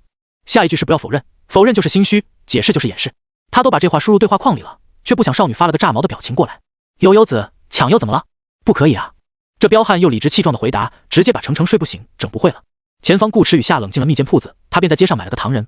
糖画师傅喊了他好几声，他才反应过来。姑娘，你的双鸾系住。哦，谢谢师傅，给。程程睡不醒付了钱，唇红齿白的小嘴一口咬在柱子上，又着急的给悠悠子发消息道，小悠悠你疯了，你抢不过女神的，别自讨苦吃啊。悠悠子反问，为什么抢不过？是我长得没青池好看，还是胸没青池大？完了，女神都不叫了，直呼大名了。程程睡不醒，实在不忍心打击这个可怜的少女。悠悠子现实中的生活他是了解一些的，也知道少女长得清纯漂亮，可是先不说悠悠子和女神类型不同，没法比较，这也不是好看不好看，胸脯大或不大的问题啊。男人都是有征服欲的，光是女神这个称呼便足以胜过很多事情，再加上性格反差，一般女孩子怎么跟他打？悠悠子，回答我的问题，我哪里不如青池？程程睡不醒纠结道，你要听实话吗？悠悠子，当然，不过我先把丑话说在前面。程程睡不醒，啊？悠悠子，匕首，你要是敢说我比不上他，我把你一块杀了。悠悠子，好了，说吧。程程睡不醒，他咔一下又把糖画柱子咬碎一截。臭悠悠，存心为难我静香是吧？不等他回答，悠悠子忽然又笑起来，调皮，开玩笑的啦，程程姐别生气。是吗？程程睡不醒道，跟女神抢男人也是开玩笑。悠悠子，不然呢？我又不喜欢他，干嘛要抢？程程睡不醒对此表示怀疑，真不喜欢？悠悠子，你又不是不知道我对现实里的人不感兴趣，顾渊再帅再厉害，对我来说也只是个路人乙罢了。为什么是路人乙？程程睡不醒问，假呢？悠悠子，刚破了。程程睡不醒。悠悠子，总之你不用担心，我不会去和女神抢顾渊的。这句话看起来倒挺认真。程程睡不醒，稍稍舒了一口气，那就好。可他这口气还没舒完，悠悠子又道：“我只要预言家先生就行。”嘻嘻。程程睡不醒，那不还是顾渊吗？坏了，小悠悠发病了。悠悠子，不跟你聊了，我饭还没吃完呢，你继续跟着他们吧，正好帮我看看他们每天都在干嘛。说完，悠悠子也不管程程睡不醒在说什么，重新拿起了筷子。桌上摆满了色香味俱全的大鱼大肉，面前的玉碗里晶莹的米饭也堆得冒尖，光是看着都很有食欲。程程睡不醒告诉他的惊天大秘密确实很秘密，秘密到他想把顾池的秘密悬下来，雕2层花，放到柜子里当藏品。但是这并不会影响他的心情。女神的男朋友是顾渊，跟他的预言家先生有什么关系呢？吃饭吃饭，黄央姐姐尝尝这个。悠悠子不光自己吃，也没忘记给姐姐夹菜。黄央看了眼饭上的鱼肉，问少女道：“出什么事了吗？”方才少女一会儿生气，一会儿又笑，若不是她修为够高，一切邪祟无处遁形，悠悠子又是玩家，她都要怀疑少女是不是中邪或者道心不稳，走火入魔了。没事，就是跟另一个姐姐聊了会八卦。悠悠子道：“黄央，八卦？你们还懂五行道术？”悠悠子：“好吧。”她还没来得及教黄央这个词，黄央也不太在意这些，知道你有什么需要帮忙的地方可以和我说。谢谢姐姐。悠悠子露出一个甜美的笑容，其实还是那个忙，不着急的，先帮姐姐把玩家认一遍再说。少女顿了顿，又道：“不过倒是有个问题想请教一下姐姐。”黄央，你说。悠悠子想了想道：“就是我想请姐姐帮忙抢的那个人，他有2个身份，姐姐可以理解为夺舍，我必须把现在的他杀掉，才能见到真正的他。可现在的他又是那个3结境姐姐的心上人，我这样做好像有横刀夺爱的嫌疑，会不会不太好？你很想见到真正的他？”黄央问。悠悠子重重点头，非常想。黄央，我记得你说过这个世界对于你们而言只是一场虚假的游戏，死了也无妨。悠悠子，那便杀了吧。黄央道。悠悠子想见真正的他，正如他想见顾长歌，不论谁要挡他，都唯有死战而已，何况还不会真死。黄央能理解悠悠子略微矛盾的心情，可这世上很多事情没有对与错，也没有好与不好，立场不同，自是无法比较。且修行之人本就讲究随性而为，想做什么便去做，不求无过，但求无悔。悠悠子开心道：“我就知道姐姐会站我这边。”黄央微微一笑，到时你若不好动手，我可带你杀他，或是替你将他擒下，你想怎么样都行。姐姐，你真好。悠悠子感动道：“快吃吧。”黄央也给悠悠子盛了一碗汤。此时已是入夜，天色渐渐暗了下来，街上人影稀少。顾池与夏冷逛了一天，手头拎着大包小包，正准备回客栈，忽觉后颈有凉风吹来，不禁缩了缩脖子。怎么了？夏冷问。顾池想你想的脖子酸。夏冷，哪个脖子？顾池侧头瞄了眼远远跟在后面像个小跟班一样的程程，问夏冷道：“你这朋友是不是喜欢尾行？”夏冷，他觉得程程应该没这个癖好。他与程程也不是第一次在游戏里碰见，对方的性格挺开朗的，可能是怕尴尬。夏冷道：“毕竟下午才被他和顾池演了一波，前1分钟得意洋洋的让顾池把东西交出来，后1分钟后又角色调换，脸上有些挂不住也正常。但其实程程睡不醒，并没有在意面子。他跑来抱大腿，本就是设下了一张俏脸不要，又怎会因这点小事害臊？他只是有点心虚，本想着和好姐妹一起分享八卦，却不想好姐妹心思不纯，意图篡位。万一悠悠子真杀过来，女神发现是他泄的密，他岂不是要被一剑开山，疯鸾个半？眼瞧着2人走到客栈门口，夏冷转过身来看着他，程程睡不醒，连忙摇头摆手，浑身上下都写满了拒绝，示意他们先进去，不用管自己。夏冷不明所以的顾池有点想笑，说道：“那就让他自己先玩着吧。”他是不介意程程跟过来的，夏冷也不介意，他们对2人世界的定义相对较宽，只要夏琳不再多算，也不会刻意驱赶电灯泡。有时候多个人在旁边吃狗粮也挺好，可程程自己不愿来，那就不能怪他们了。2人走进客栈，掌柜见来者为貌遮面，气度不凡，赶紧亲自从柜台出来，笑脸相迎：“2位贵客，这是打尖还是住店呀？”这个点厨子已经收工了，但若需要，胃肠也不能喊起来。住店。顾池道：“要上房。”哎，好好。掌柜又道：“几间呢？”顾池：“有几间？”掌柜：“有3。”顾池：“嗨嗨。”掌柜：“2。”顾池：“可嗨嗨。1间。”掌柜顿时会意，打了个哈哈：“2位来的真是巧，咱们客栈刚好还剩最后1间上房。”顾池拍出一定欢迎：“那就1间吧。”说完又转头对夏冷眨眨眼：“你看，只剩1间上房了，我们今晚就凑合凑合。”夏冷，他突然想皮一下，面纱下的表情看不太清。夏冷声音清冽：“我不用上房也可以。”那怎么行？顾池一副霸道总裁的口吻：“我家夫人必须住最好的。”夏冷，那你去住次一些的。顾池。掌柜连忙说道：“2位贵客，我刚查了一下，次房也没了，只剩这最后1间。”顾池摊了摊手：“你看。”夏冷偏过头去，掀起唇角笑了笑，没说话。多余的银子自是不用找了，赚钱有时就这么容易，他心情好也这么容易。许多生活中的小事上故意多些欲盖弥彰的演技，在平淡的日子也会变得有趣。顾池真的是一个善于将干燥无味的东西玩出水来的人。掌柜领着2人来到厢房，一开门便能闻到一股淡淡的熏香，屋内陈设干净整齐，还挂有字画，屏风上也染了山水，重淡雅的品调。2位可还满意？掌柜弯着腰笑问。顾池点头：“不错。”“那就好，您2位歇着，有事只管吩咐一声就行。”掌柜识趣的没有多留，轻轻带上房门。顾池和夏冷这才把帷帽揭下来放到桌上。夏冷待他是不想暴露身份，玩家之间互相记不住容貌， NPC 却能记住，被人认出来会徒增麻烦。此前在拍卖会上，若不是怕顾池被老玩家用钱欺负，他也不会提前与商会打招呼开这个口。今日之事传开，道清宫的人恐怕过不了多久便会寻过来。算一算，他辈分好像又该高一轮了。顾池也戴着帷帽，则是因为夏冷戴着，他觉得这样比较般配，与怕被七皇圣地的人认出来没什么关系。不多时，两人又听到有客人住店上楼，应该是程程睡不醒。顾池没去管，清点着逛了大半天的收获，今天还真买了不少东西，确实不少，瓜果蜜饯、金银首饰、胭脂水粉，还有衣鞋内衬等等，很多都不一定用得上，用也用不了这么多，那为什么要买呢？夏冷坐到凳子上，看着顾池收拾，观察了半晌，吐出几个字：你在讨好我。顾池，他一脸迷糊地问：有吗？夏冷：没有吗？顾池：就算有，讨好自家夫人不也是应该的吗？夏冷抿唇，无事献殷勤。顾池秒接：非喜即爱。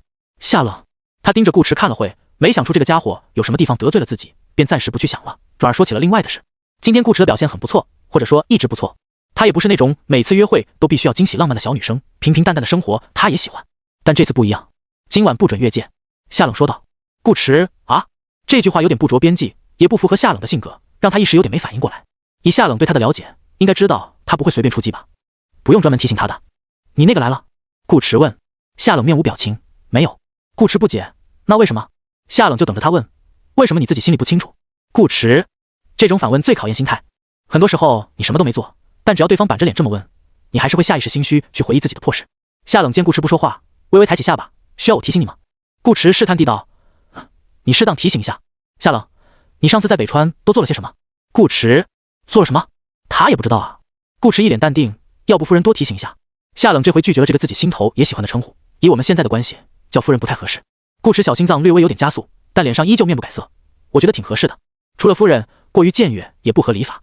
夏冷别过头，不让顾池看他脸上微红的意思，说道：入乡随俗，你想做什么可以，但必须按规矩来。这句话可以说是明示了。顾池也不是笨笔，稍一转，脑子便明白了夏冷的意思。如果他想洞房花烛，就得先拜堂成亲。夏冷可是中州万千修士公认的仙子啊，娶夏冷为妻，这岂不是天下震动，成就感爆棚？黄央必会亲自前来祝贺，送他一程。眼下没发飙，应该是还不知道他和黄央的事，否则不会只是成亲这么简单。顾池暂时想不明白，素来不在意这些的夏冷为何会有这个想法，但少女无疑是小看他的定力了。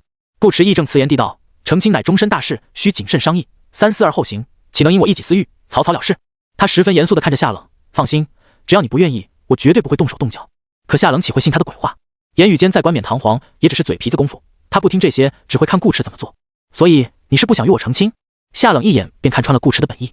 顾池，没有，绝对没有。夏冷淡淡道：理由？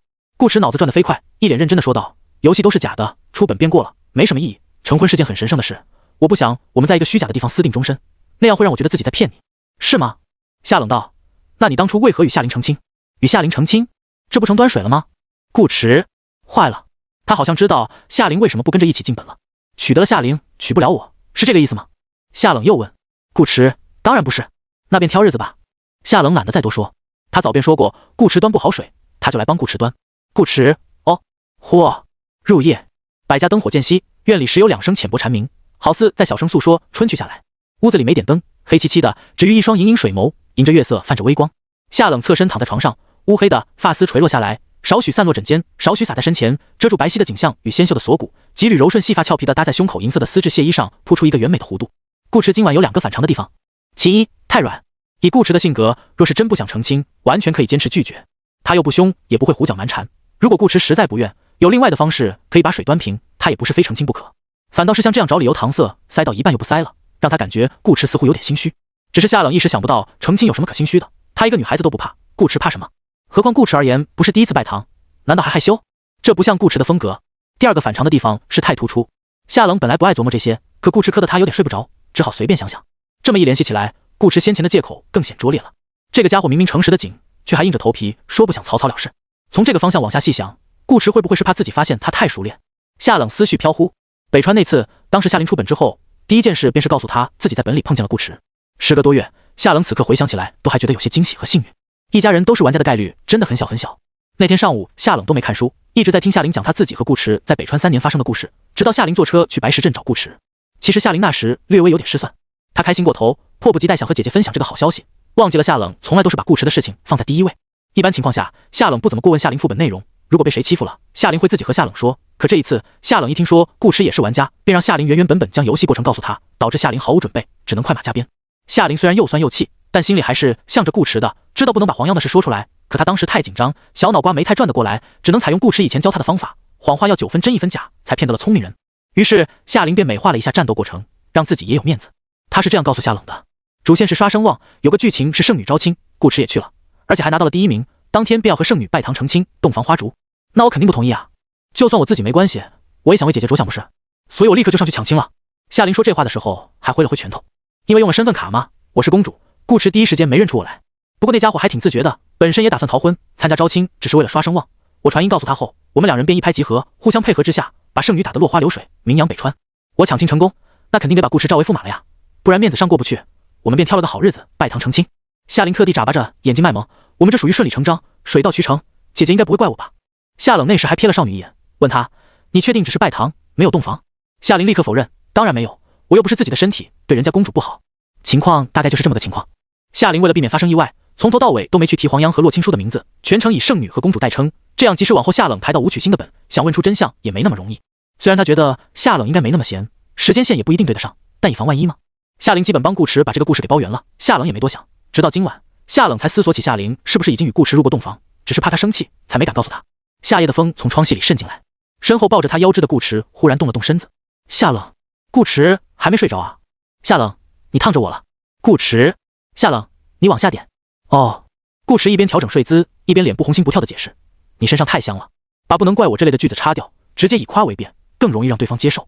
可惜夏冷太了解他，不吃这套，只是不咸不淡的问了一道：想要？顾池，我说不想你信吗？夏冷，想就快点把日子挑好。顾池，顺便再选个风水好的地方，可以直接埋了。夏冷轻轻握住自己腰上的大手，闭上眼睛睡觉。顾池，哦，夏冷，成亲之后再说。顾池，夏冷不说话了。顾池其实也想睡，可有一把随时都会落下的剑悬在头上，他不太睡得着。顾池并不知道夏琳当初是怎么和夏冷说的，也不重要了。不管夏琳是把自己和黄央角色互换，亦或是提前发现他在游戏里把他召为驸马，都没有用。逻辑再完美的谎言也是谎言，只能暂时改变一个人的认知，而无法改变事实。黄央一旦发现他，夏琳的故事便会变成事故，能有个全尸都算他赢。顾池一直在尝试控制局面，可一直没控制住。巅峰局的节奏变化太快，一帮老玩家的想法完全不能以常理度之，钱和修为也刷得极快。夏冷来找他的速度同样超出了他预计，成亲的想法更是让他始料未及。他现在即使道运足够，在夏冷不知不觉的情况下找到黄央也没什么用了。婚帖一发，全部白搭，唢呐一响，爹妈白养。今天是进本后的第15天，1年才过去5%不到。顾池最初所想的时间管理计划已经崩了个稀碎，他倒是想管理时间，可没有人给他这个时间。为今之计，只有一条路可走，在与夏冷成亲之前完成主线任务并通关副本，结束这场游戏。这种有明确指标的任务不同于刷声望，只要帝女之战打完，副本便会立刻进入倒计时，所以他现在的目标应该是提前引发帝女之战，最好打的激烈点，波及范围广一点，这样便成不了亲了。脑子里有了一个较为清晰的思路，顾池心头也相对踏实了些。他搂着夏冷的纤腰，脑袋靠在夏冷后颈上，嗅着少女身上清幽的淡香，很快睡了过去。翌日，顾池起床时，夏冷已经不在床上，桌上摆着一盘热腾腾的包子和一碗清粥，以及一碟咸菜。一身素衣白裙的夏冷坐在靠窗的一方，正迎着阳光看书。游戏里还不忘学习，顾池心头嘀咕，也不知夏冷怎么如此喜爱读书。直到他定睛一看，认清书封上的标题：婚缘吉书。顾池，哦，原来是在给他挑日子。夏冷微微侧眸，醒了。顾池醒了，本来还迷糊着，一本小红书直接把他的困意撵了个干干净净。先吃饭。夏冷道。顾池穿衣起床，语气略点调侃的随口问道：青池仙子这么着急嫁给我？夏冷面色平静，只是怕你把身子憋坏。顾池坐到桌边，严灵洁牙，拿起个包子啃了口，说道：那我们直接走正常流程。怎么正常？夏冷问。顾池咽下包子，说道：现在很多人都是先婚后爱，离婚风险很大，我们就按部就班，先爱后婚。夏冷，他觉得这个字应该是动词，那你还是先憋着吧。夏冷道。顾池佯装不满的撇了撇嘴，憋就憋，憋得越久越好，给他2-3月时间，他一定把这副本打通。然而夏冷下一句话便击碎了他的幻想。少女将翻开的婚缘吉书放到他面前，葱郁般的手指指着其中一格，说道：这个日子不错，念5、6黄道日，发财履地，万事大吉。而今天正好初一，满打满算25天，属于是肉眼可见的死期了，很有盼头。顾池试图将自己的死缓延期，不是说我来选吗？行。夏冷挪开手指，你选。顾池当然是往后翻了，并且为了掩盖自己的真实意图，他特地思考了一会，貌似很认真的看完了这1月的日子，才往下翻篇，然后便看到了红红的书底壳以及书籍中央残留的锯齿状纸页。顾池，你把后面的撕了？没有。夏冷面无表情地道：买回来就这样，或许这就是缘分吧。上天也希望我们早日成婚。顾迟，夏冷，怎么，你不愿意？那怎么可能？顾迟说道，当初要不是法定结婚年龄没到，我们这回都7年之痒了。夏冷，有多痒？就这天吧，听夫人的。顾迟和尚书不看了，看多了心慌，不如专心吃饭。夏冷瞧着顾迟一口包子一口粥的模样，眸子弯起一个浅浅的弧度。他如何看不出来顾迟有些未知的小心思？可不管顾迟出于什么目的想拖延婚期，最终都还是依了他的意思，选择了念武。不情不愿的妥协，更能证明顾迟对他的宠爱。单凭这点，夏冷便觉得这次副本没有白来。等拜堂成亲之后，他也会依顾迟，满足顾迟一些小小的要求，任他摆弄。叩叩叩，门外有人敲门，继而传来一个熟悉的女音：“青池姐姐，青池哥哥，起床了吗？”40了。夏冷，顾迟，他不是青池哥哥，是青池的哥哥。这是程程。顾迟问：“夏冷起身开门，进来吧。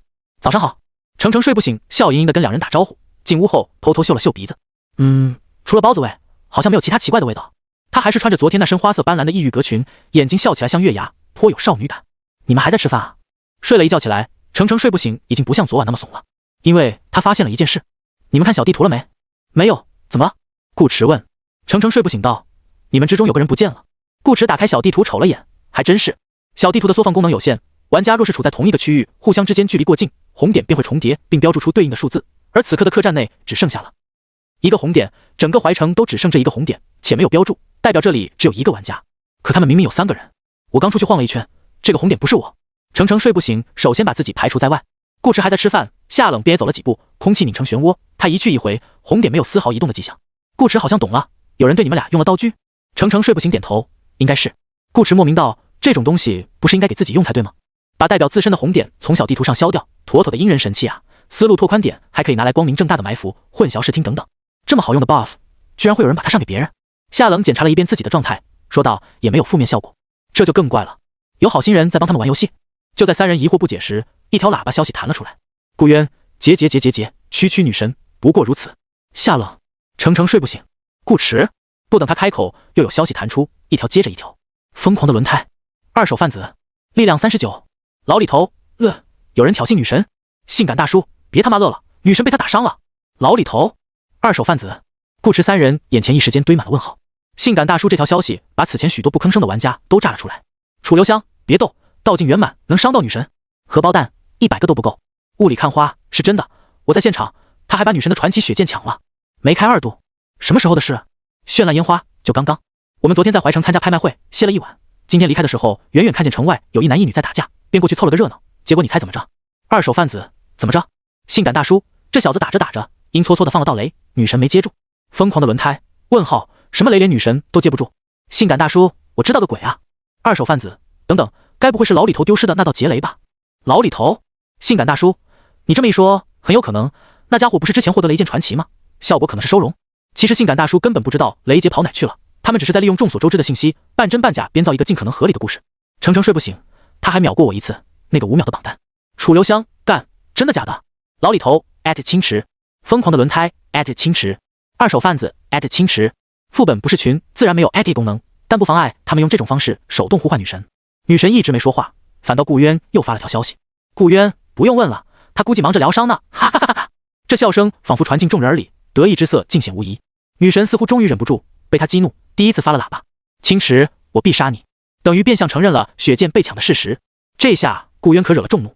抢一般的装备没什么，哪怕史诗都无所谓，可抢传奇，那基本就是不死不休的局面。而且抢的还是他们女神的传奇。疯狂的轮胎，草了，当着我们摆烂团的面欺负女神。顾渊，给老子报坐标！老李头，偷了你李大爷的雷劫，又去抢女神的剑，好小子，你有取死之道！荷包蛋，顾渊，出来！楚留香，不说话是吧？以为藏起来我们就找不到你了？二手贩子，我查位置了，他又跑回了怀城。楚留香，顾渊，哟，还会玩灯下黑是吧？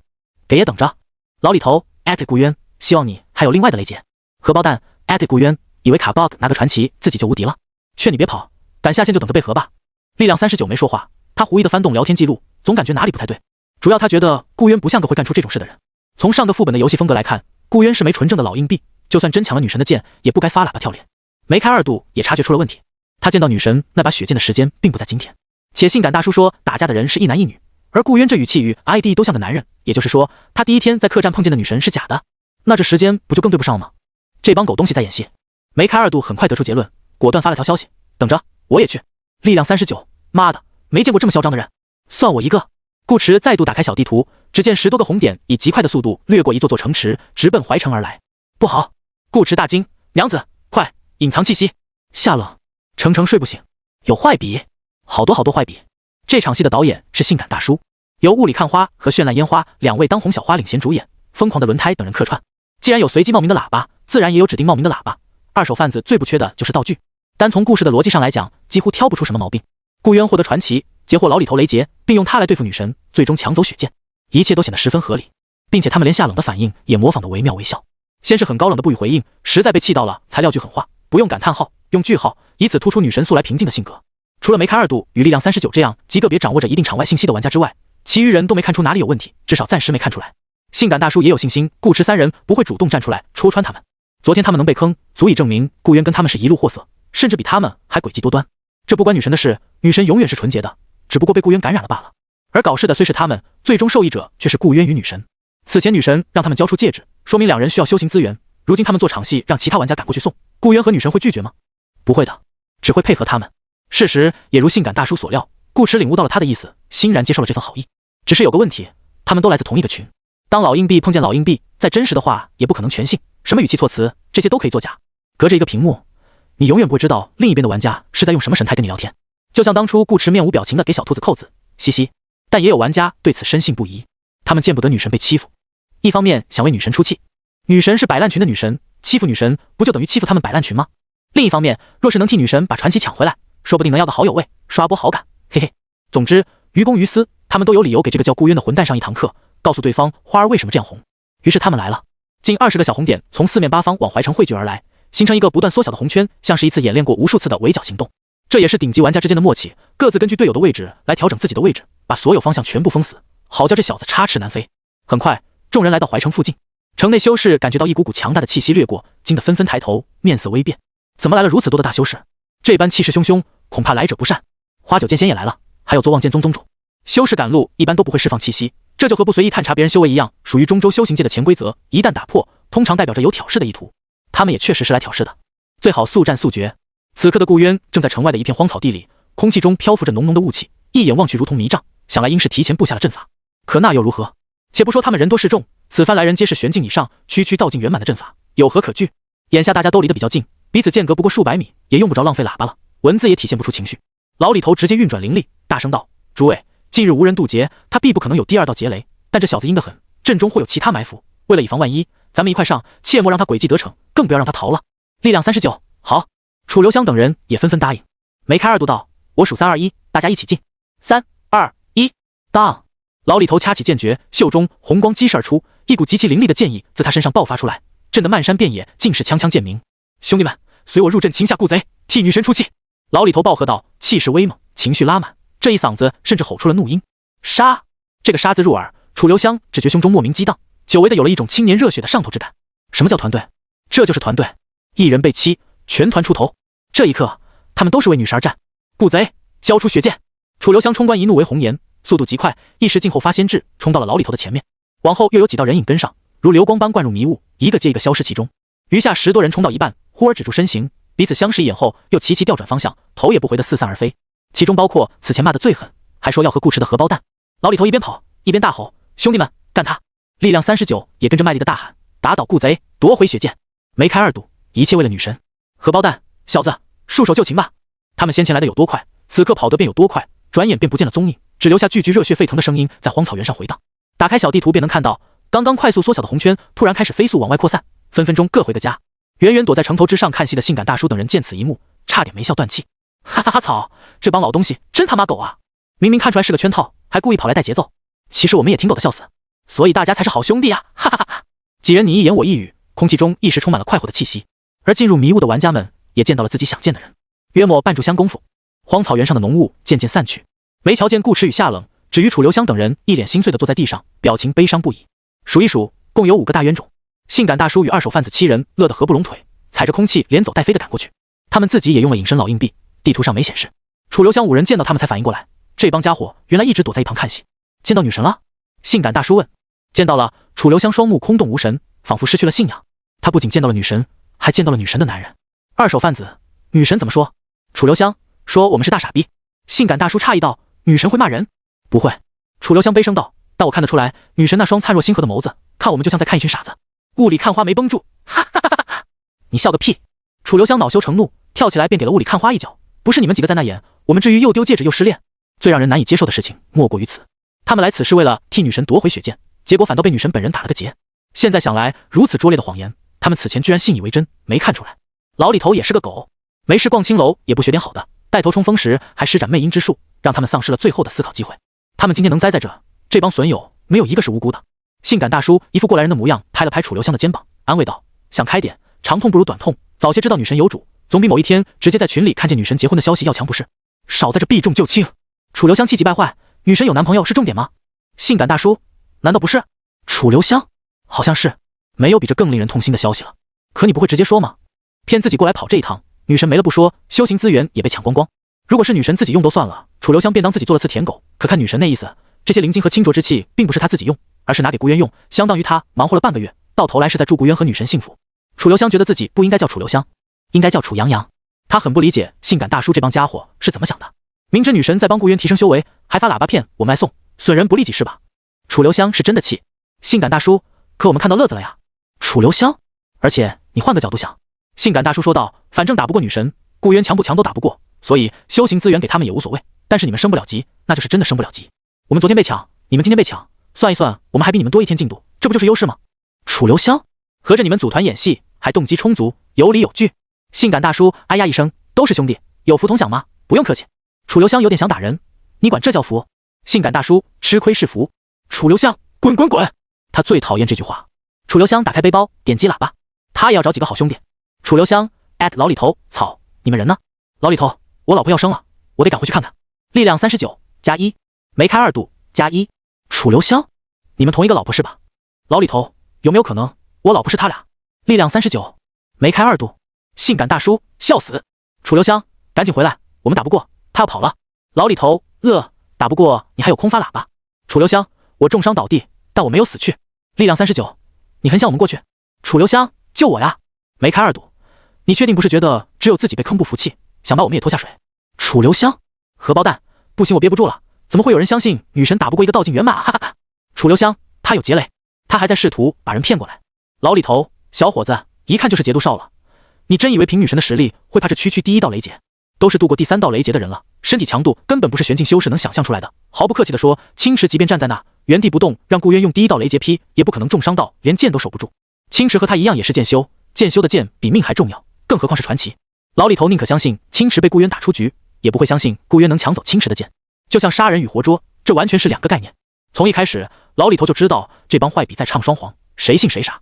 见老李头等人早便看穿一切，楚留香多少有点破防，所以闹了半天，只有他和硫酸炒饭几人才是真傻子。不行，不能只有我们破防，要破大家一起破。楚留香还搁着女神的喊啊，女神都成别人的女神了，你们知道吗？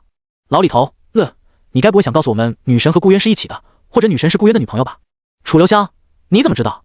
力量39，接下来我们肯定不信，你又会说不信便自己过来看，是不是这个节奏？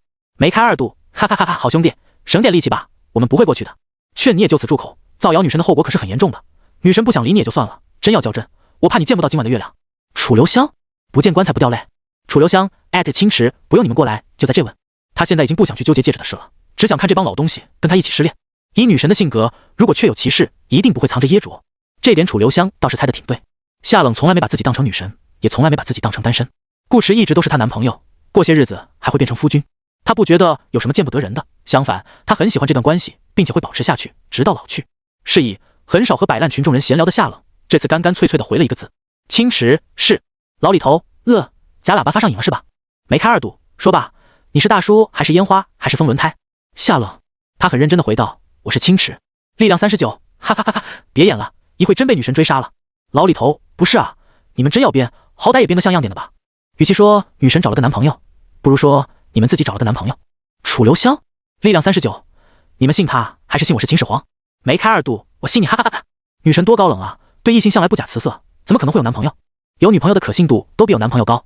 性感大叔，你们就没想过，万一刚才说话的真是女神？老李头，没有万一。性感大叔，如果有咋办？老李头，我倒立拉屎。力量39，我倒立洗头。梅开2度，我倒立帮那个拉屎的洗头。客栈里，一直在看众人聊天的程程睡不醒，笑得腰都快直不起来了。如果有那个能力，他现在真想把两人送到这帮家伙面前，喂他们一嘴狗粮，看他们如何拉屎洗头。顾池也一边吃着水果，一边好笑道：“看来你平时太高冷，都有人以为你喜欢女人了。”夏冷想了想，要不你变个女人，我试试。顾池，大可不必，不用试。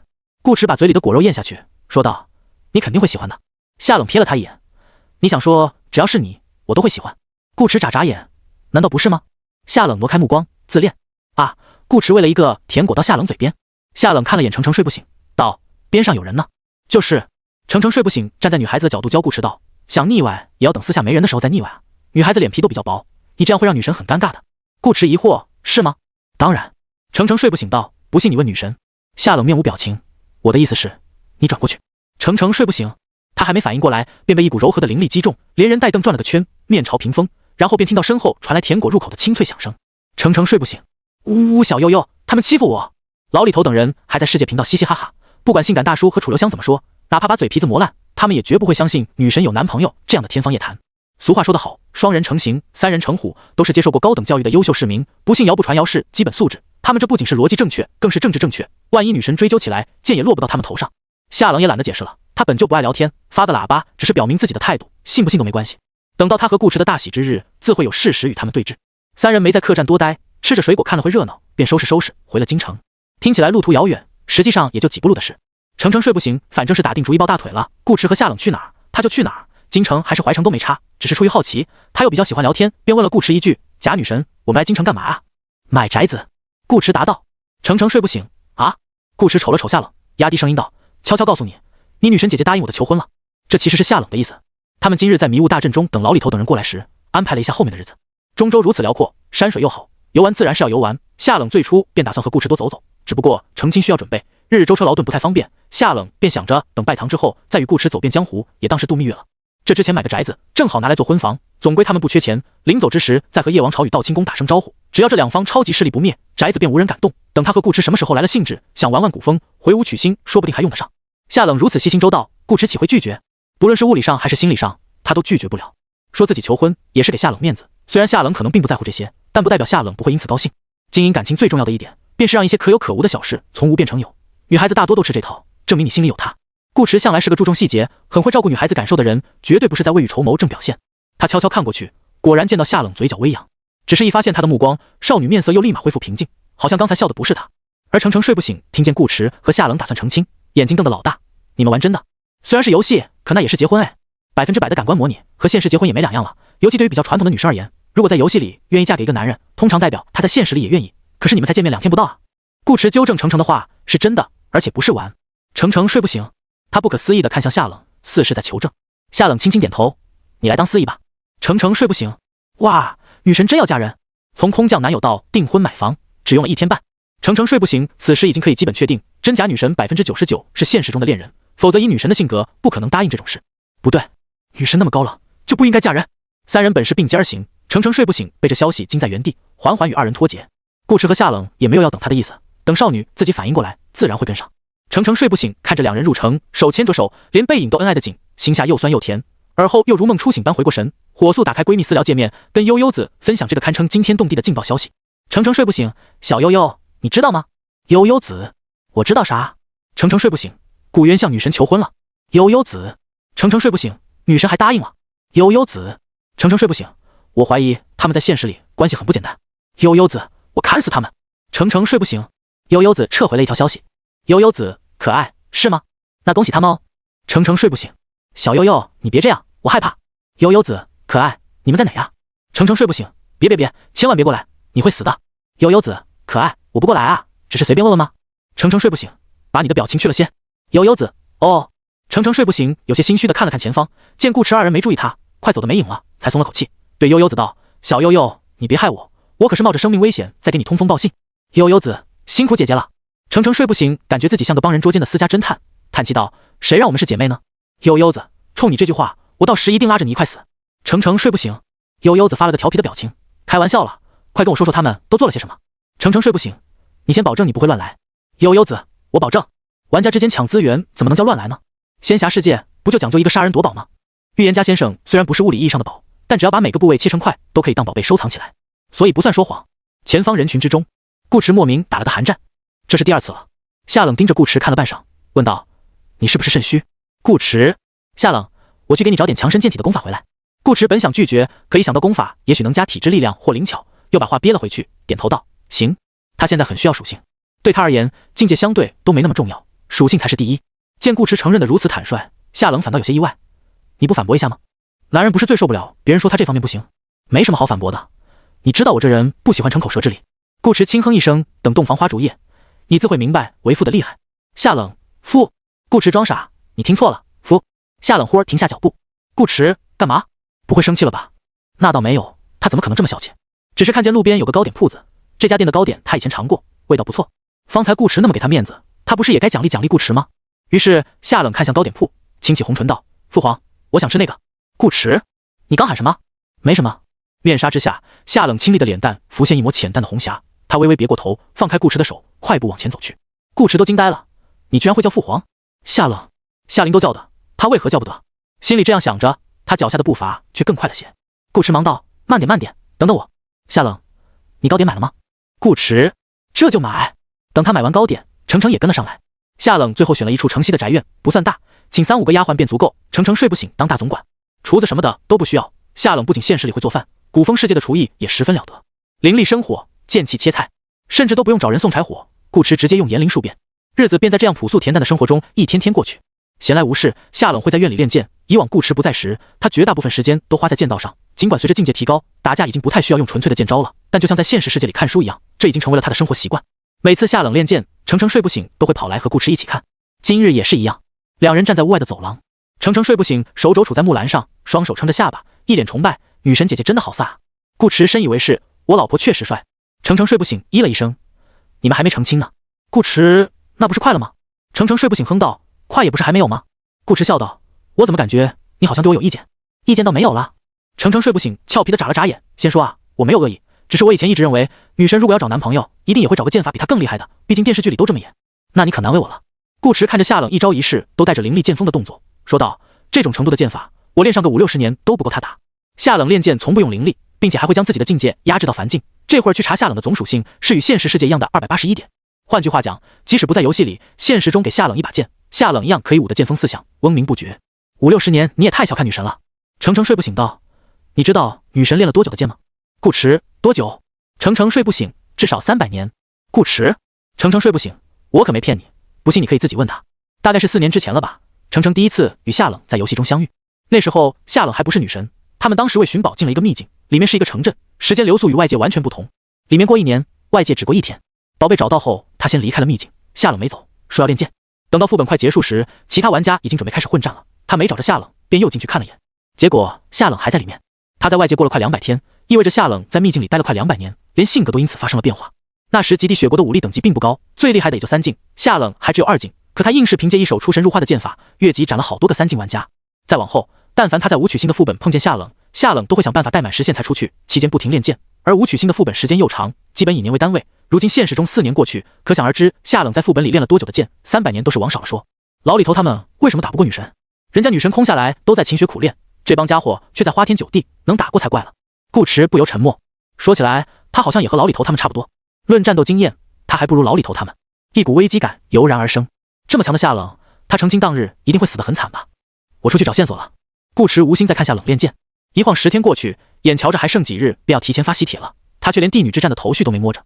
顾池虽然很享受与夏冷这样悠闲的同居生活，但也没有摆烂，每天都会出去打探消息。有时候夏冷或程程也会跟着一起。可这个本很奇怪，非常奇怪，明明有主线任务，却没有主线剧情。他把夜王朝的陈年旧报都买来看了，一点和帝女有关的东西都没找到。事关自己的小命，顾池不得不再把时间抓紧些。你一会回来吃饭吗？程程睡不醒问。顾池应了一声，忙归忙，家还是要回的。夏冷依旧在练剑，他其实不在意这次副本的主线，顾池就是他的主线。不过顾池想做，他也不会阻止，也不用担心顾池有危险。他的神识已经锁定顾池，整个中州没人动得了他的男人。而顾池刚走到门口，便见一身着书院墨袍的老者急匆匆往这边走。见他出来，老者顿时双目一亮，问道：“阁下可是顾长歌？”一听顾长歌这3字，顾池心头立马警惕起来。为了避免消息传入黄烟里，他至今未对外透露过自己的名字，这老者如何知道？他当即否认道：“我不是，你认错人了。”老者闻言却是大喜，果然如院长所说，你一定会否认，连措辞都与院长说的一模一样。顾池，我真不是。不，你就是。顾迟，他还欲说什么，却见老者神色一肃，退开2步，随后抖了抖袖口，扬起双臂，双手掌心向下叠放，对着他行了个书院大礼。顾迟，这是干嘛？老者弯腰不起，躬声道：“老朽徐青云，恭迎天帝转世。”顾迟，院里的程程睡不醒，隐隐听到一声天帝，疑惑之际，正想过来瞅瞅，眼前又突然弹出一行粉嫩的文字：“悠悠子，我准备去京城了哦。”程程睡不醒，一看悠悠子说要进京，一下子紧张了起来。作为一名合格的八卦卧底，他是很有职业素养的。顾迟与夏冷平淡中带着丝丝甜蜜的日常，他都分享给了悠悠子。本身这也不是什么说不得的事，但那些不该说的，比如他们现在在哪，程程睡不醒一个字没说。他就怕悠悠子一冲动，跑来跟女神抢男人，那岂不是要血流成河？他之所以把女神要成亲的消息告诉悠悠子，不就是想让少女提前有个心理准备，免得收到喜帖当场发飙吗？效果如何，程程睡不醒暂不清楚，但拖得越久，悠悠子恢复理智的概率就越大。程程睡不醒，赶紧去门口追顾迟，想提醒顾迟把帷帽戴上。按理来讲，悠悠子作为玩家，每局游戏都是新的开始，在遇见顾迟之前，悠悠子不会知道顾迟的容貌，但架不住小破油有开盒道具啊。这就像一些小女生追剧一样，看见个帅哥便去上网搜索人家的资料，男生也一样，还搜车牌。悠悠子又有记录 NPC 的习惯，想画却画不出来是很难受的。当爱好与期待重合，一个19岁的少女如何顶得住美色带来的双重诱惑？程程睡不醒觉得悠悠子10有8九已经查过顾迟的脸了。这家伙前几天出门都戴了帷帽，偏偏今天去得急没戴，安全系数直线降低。看起来是个巧合，但老玩家都明白，你以为的巧合全是小破油精心安排的必然。程程睡不醒从前院追去，可哪里还有顾迟的身影？打开小地图一看，只这几个呼吸的功夫，代表顾迟的小红点已经跑到了白墨书院。而京城西边的一座城镇，另一个小红点已经出城，正以一个不徐不慢的速度沿着官道往京城走来。完蛋！顾迟出了家门，程程睡不醒也没有理由追上去了，否则意图太明显，会暴露他给悠悠子通风报信的事，那才真是好姐妹一块死。程程睡不醒，一张小脸皱成苦瓜，只能在心中默默祈祷，刚听来的天地一词正好派上用场。天地在上，千万别让他俩碰架，拜托，我一会儿给你上香。后院的夏冷也有些疑惑，他五感比程程敏锐得多，清清楚楚地听见徐青云恭敬地喊了顾迟一声天地。徐青云夏冷是知道的，白墨书院的4大院士之一，主掌其院，是中州万千修行者中极个别渡劫失败却仍然活下来的大修士。徐青云修为只是玄境圆满，但凭借与其术相融的儒道，遇上一捷境修士也可堪一战。赢肯定赢不了，但不会输得太惨。天地二字夏冷也听得懂，为3地中的最强者。顾长歌这个名字他也从夏林口中听过，是顾迟的舞曲名。可这两人一词连在一起，夏冷就有点不明白了。顾迟是天地转世，难道主线任务与顾迟有关？此时的顾迟也有点没反应过来，表情略懵。直到徐青云缩地成寸，带着他来到白墨书院。白墨书院地盘很大，强者如云，像是一个大隐隐于市的超级宗门。不过严格来说，书院并不算一方势力，他们只管讲学育人，宣扬儒道。虽然叶王朝文官大多出自书院，但书院本身并不问政，也不像其他宗门一样雄踞一方，争抢资源，主打一个佛系。入得院内，能听见整齐划一的朗朗书声，读书者都是些7、8岁左右的孩童，声音稚嫩而认真，与这院中山水竹林的景致相映成趣，让顾迟颇有种进了私塾的感觉。可听着听着又觉得不对，远处读书的孩童们念道：“君不见，大河之见天上来，半生风流此一载。君不见，庙堂山河多姿色，我自一见天下白。”顾迟怎么那么耳熟呢？再回头一看，天上赫然有一柄巨大的水剑凝形，漾起层层水波，悬于书院上空。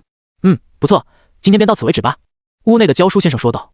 语罢，水剑又立刻散去，化为点点水光，隐于天色之中。顾迟惊异道：“他们这么小便已经天人境了？”徐青云哈哈大笑，笑得略微得意，口头上却比较谦虚：“没有，只是加起来勉强能和天人境打一打而已，与天地大人相比，还是有不小差距的。”顾迟可别，他7、8岁时还在跟女孩子玩呢，等会他也不是天地啊。徐青云一路走来，一口一个天地大人的叫着，把他都给绕进去了。徐青云自顾自地解释，这就是儒道的妙处。这些孩童大多都是凡人，最有天赋的也不过一境，但只要认真读书，有那个悟性，便可以文入道，借一缕微薄的道义，施展出远超自身境界的招式。剑道、拳道等亦是如此，只是比读书难得多。他先前使用的缩地成寸也是一种儒道，其他修士的缩地成寸是一门功法，他们书院的缩地成寸只是一个词一句话。徐青云领着顾迟来到内院书阁，这书阁与一般书阁布局不同，2、3楼藏书，1楼倒更像个书房。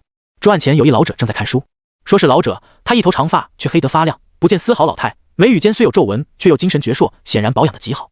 院长，顾天地道。徐青云话还没说完，院长已经消失在座位上。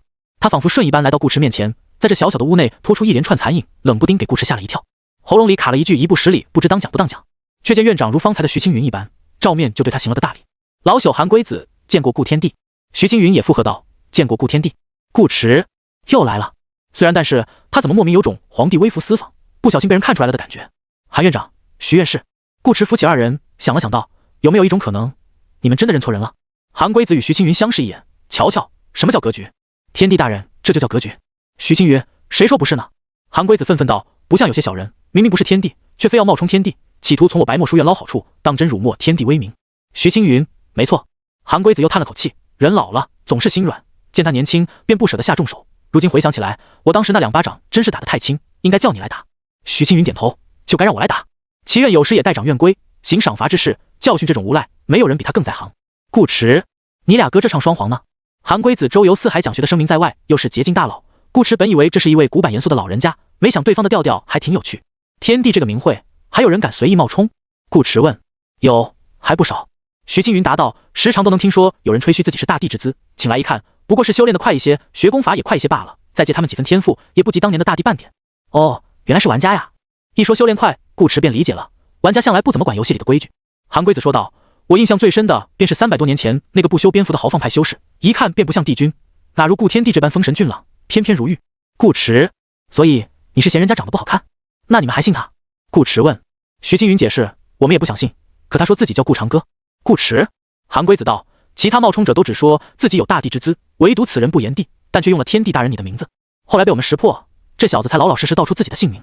徐青云道，顾迟，他叫什么？韩龟子，陆三平。顾迟，那个曾经说爱他的骚包。顾迟有点明白了，应该是陆三平在北川之后又排进了一次武曲星的本，但时间线在北川之前，想用假名搞事，也或许是真名，可能陆三平觉得他这名字好听，顺嘴就拿来用了一下。那么问题来了，顾迟不解道，为什么你们会认为叫顾长歌的就是天帝？韩龟子学着天帝大人的样子，想了想道，有没有一种可能，天帝本名便叫顾长歌？顾迟，这也能重名？韩龟子乐呵呵的，丝毫不意外顾迟的反应。转世重生嘛，没有上辈子记忆很正常。天帝素爱清静，不喜被人打扰，他的名字在最初那个时代便鲜有人知，大家谈论起来都以帝君称呼，以表尊敬。久而久之，众人便只记得曾经武曲星有一位开天辟地的天帝，而不知其真名。少数知道天帝真名的人也都消失在了漫长岁月之中。朝代更替，春去秋来，时光的长河可以淹没很多东西。到现在，整个中州也只有他与徐青云记得天帝之名。是以当初陆三平自称顾长歌，令他们2人激动不已，结果哪知是个假货。陆三平那时一听有人叫自己天帝，也愣了愣，随即道，没错，我就是你们要找的顾天帝。本座现在急需灵石灵玉，速速拿来，等本座修为恢复，定大等平步青云。于是韩龟子给了陆三平2巴掌，叫他清醒清醒。他以院长的身份亲自给陆三平上了堂课，陆三平才告诉他们是在北川碰见了一个叫顾长歌的人，方才用了这个名字。韩龟子立刻派了弟子前往北川打探消息，就当是出门历练。可惜什么也没打听到，北川根本没有顾长歌这个人，反倒是他们因此损失了2名弟子。横渡汪洋的过程中，弟子们遭海中妖兽袭击，其中1人被妖力蛊惑，错杀同门，自己也被法器所伤，身中墨毒。其他人倒是成功逃脱，这名弟子却不知死活，或许是自知命不久矣，又或许是有愧于师门，总之再没回来。修行之路便是如此残酷，你永远不知道什么时候会遭受意外。顾迟这下明白他和黄洋的姻缘从何而来了。他捋了捋时间线，发现这前前后后的因果关系似乎是颠倒的。辽焰山的洞府秘境应当在陆三平去过中州之后才会出现，可陆三平又必须先和他一起经历北川副本，才知道顾长歌这个名字。说不通，除非这并非单纯的时间线问题，而是一种既定的未来。每个玩家的副本都是被安排好的，该你扮演一个角色时，你无论如何都会出现在对应的世界与对应的时间。这样一来，艾弗雷亚那件跨越版本的魔力内衣锁也就说得通了。可事实真是如此吗？顾迟不太确定，这个问题有点复杂，他选择先抛到脑后。当下最重要的是他的名字从何而来，会不会传入黄烟里？就算天帝也叫顾长歌，韩龟子与徐青云如何知道顾长歌此刻就在城里，还精准地寻到了他的住处？你们书院还会算命？顾迟怀疑道。不会。韩龟子摇头，天地之命，无人可算，亦无人敢算。顾迟，那你们怎么找到我的？韩龟子感叹，或许这就是缘分吧。他其实并不知道顾长歌在京城，只是知道天帝最强大的能力。韩龟子贵为院长，虽自身没什么架子，但也很少为生活之事亲自操劳，这是没办法的事，毕竟是中州大陆为数不多的捷径之一。你不端架子，别人也会帮你端。昨日韩龟子难得看书看乏了，觉着书院有些清静过头，想感受一下市井喧嚣，便去热闹的街上逛了一圈。这一逛，正好碰见顾迟府上出门采购的2名丫鬟。这2名丫鬟又正好在聊天，夸顾迟长得帅，还能大变活柴，说有一堆木头便有一堆木头，都不用买，这样的老爷又省钱又耐看。韩龟子一听，张口就来，这不是言灵术吗？儒道便是言灵的一种，或者说言灵是儒道的极致。儒道以言化形，尚需讲究规则，非诗词章法不可，且还需文雅，不能骂人。言灵却无拘无束，说什么便是什么。古往今来，唯有天帝一人能做到这般地步，此为儒道至圣。韩龟子为何如此了解天帝，既记得天帝之名，又熟知天帝之威？因为白墨书院本就是天帝所创，隐于俗世也是天帝定下的规矩，这是一代一代传下来的，哪怕世人都把天帝忘得一干二净，他们也不会忘。顾迟，懂了，都是命。他自然记得自己当初第一次来武曲星时那个大帝转世的 buff。尽管顾迟不太相信一个转盘能影响这么多事，但没关系。你说我是，那我就是了。反正韩龟子和徐青云已经把他认死，多说无益，不如来点实际的。有没有什么天地传承之类的东西？顾驰问。哪来的传承？韩龟子道，我们书院还指着天地大人给我们传承呢。顾驰，这可就难为他了，他传不了承，顶多传宗。韩龟子顿了顿又道，不过倒是有一个玉盒，这是天地遗留下来的物品，只有延灵术能打开，陆三平便是倒在了这个盒子面前。顾驰眸子微亮，快拿来我看看。好，韩龟子自然不会拒绝天地大人的请求，真的假不了，假的也真不了。抛开玉盒不谈，韩龟子也相信自己这次没有找错人。他手一摊，一个精致碧绿的长盒便出现在掌心。天地遗物，内藏奇玉，须以道法延灵开启。竟是奇玉！顾驰毫不犹豫发动延灵开。轰！话音一落，玉盒颤动，绽放出一束璀璨夺目的金光，刺得人快要睁不开眼。与此同时，书院上空惊雷骤响，白云变色，原本明亮的天空一瞬暗淡下来，阴云密布，一股毁天灭地的气息随滚滚雷鸣扑至四面八方，顷刻席卷整个京城。这是有人渡劫，在京城里渡劫。城内修士大惊失色，刚走到城门口的黄央与悠悠子也抬起头看着天上的异象。道运146。此时怀城的某个茶肆中，性感大叔等人还在讨论帝女之事。这座城市是叶王朝的经济中心，不论购买功法或修行资源，还是打探消息，都比较方便，作为歇脚之处是个不错的选择。老玩家玩 PVP 模式都有个特点，先紧后松再紧，一般都是这个节奏。实力强的玩家会在开局尽可能的寻找目标，拿人头分，这个时候大家都是白板，谁存档境界高谁就牛逼，不是武曲星就看属性。捕猎一段时间后，便会进入一个相对和平的平缓期，全力搜罗资源提升自己，免得被其他苟下来的玩家追上，同时完成任务保全评分，最后再来决战。他们这局游戏也差不多是如此，只是因为女神的加入，他们不得不提前开始和平。前些日子用道具轰来轰去也就图个乐子，摆烂群的人一个没死，普通玩家倒是死了快一半，现在就是任务时间了。不只是性感大叔，没和他们在一块的杀手不太良等人也在寻找主线任务的线索。哪怕一心想着渡劫的老李头，每去一个地方也会顺道打探帝女的消息，但始终毫无收获。这个任务真的怪。性感大叔捏着茶杯吐槽，玩了这么多年游戏，第一次碰见连一点线索都不给的，剧情也没有，又不是解密本。二手贩子道，难度也很奇怪好吧，开局就是 SS， 难度提升往往都是因为玩家的骚操作，可他们才刚进游戏，还没来得及骚呢 ，S 就变成了 SS， 这找谁说理去？尤其上次更新后，奖励不再随难度增加，升难度就是纯亏。一帮老玩家都对这个本颇有微词，直到远处忽然传来一声雷鸣，性感大叔等人愣了愣，相视一眼，有人渡劫，纷纷夺门而出。每一次渡劫的声势都是极大的，身在大山之中，隔着千万里远的夜猫寒都远远看见了汇聚于天边的阴云。他不由发了个喇叭：夜猫寒，不会又是老李头吧？这个杀手不太良，不知道，但光凭这玉树临风的气质，就和老李头半点不搭边。老李头，悠悠子难得说了句话，我也觉得。他和黄央就在京城，离得相对较近，不过也只能看到一道身影自白墨书院踏上高空，浑身被一层朦胧神光笼罩，看不清他的容貌，只是平白无故令人从心底生出一种感觉，认为这应该是个极其俊朗的男子。善于切换人格的悠悠子心里还有另一个声音，再俊朗也没有预言家先生俊朗。黄央则怔了怔，不知为何，他莫名觉得这渡劫的男子有些眼熟。城中数万修士此刻也如两女一样望着天空。上次老李头渡劫是在晚上，又远离城区，这回是白天，且是在人最多的地方，吸引了不知多少目光。皇宫上空也这两道人影，老太监略有些急眼，陛下，这如何是好呀？若是渡劫成功还好说，若不慎失败，这天雷一劈下来，岂不是整个京城都要跟着遭殃？也不知是哪个门派的修士居然跑来京城渡劫。玄清哥轻笑，无妨，有韩大夫在，一道雷劫而已，翻不起多少风浪。韩龟子如今已过3劫，放眼天下，也唯有2、3人可与之一战，其中一人恰好也在京城，不会出问题。天子脚下没有什么风吹草动瞒得过他的眼睛。老太监微讶，韩大夫回京了？玄清哥瞥了他一眼，你会不知？老太监连忙陪笑，自是不知，全靠陛下提点。伴君之道变化莫测，总归知道的越少，马屁拍得越多越好。性感大叔等人此时也飞进了线，敢在京城渡劫，除了玩家，谁还有这个胆子？小地图上又有一红点，恰好在京城书院，十有八九是顾渊。10天时间从道境圆满到渡劫，这个速度无疑快得不科学，哪怕玩家也没这么猛。可以想到他们给顾渊连送了2波大礼，一切又显得合情合理了。只是这个家伙怎么藏头露尾的？渡劫这么有面子的事，还用功法护脸，来个犹抱琵琶半遮面。只有韩龟子知道，这并非顾持自己的功法，而是藏于玉盒之中的帝君神辉。传闻天地一言可令天地色变，会森罗万象之道凝聚神光，纵使天塌地陷也伤不了天地一根汗毛。眼下顾持身上这神光显然没这么夸张，一个小玉盒也容不下那么多道，但用来抵挡一次雷劫绝对毫无问题。这都不是重点，重点是这个男人真的打开了天地遗留之物。心里相信是一回事，事实发生在眼前又是另一回事。韩龟子激动啊！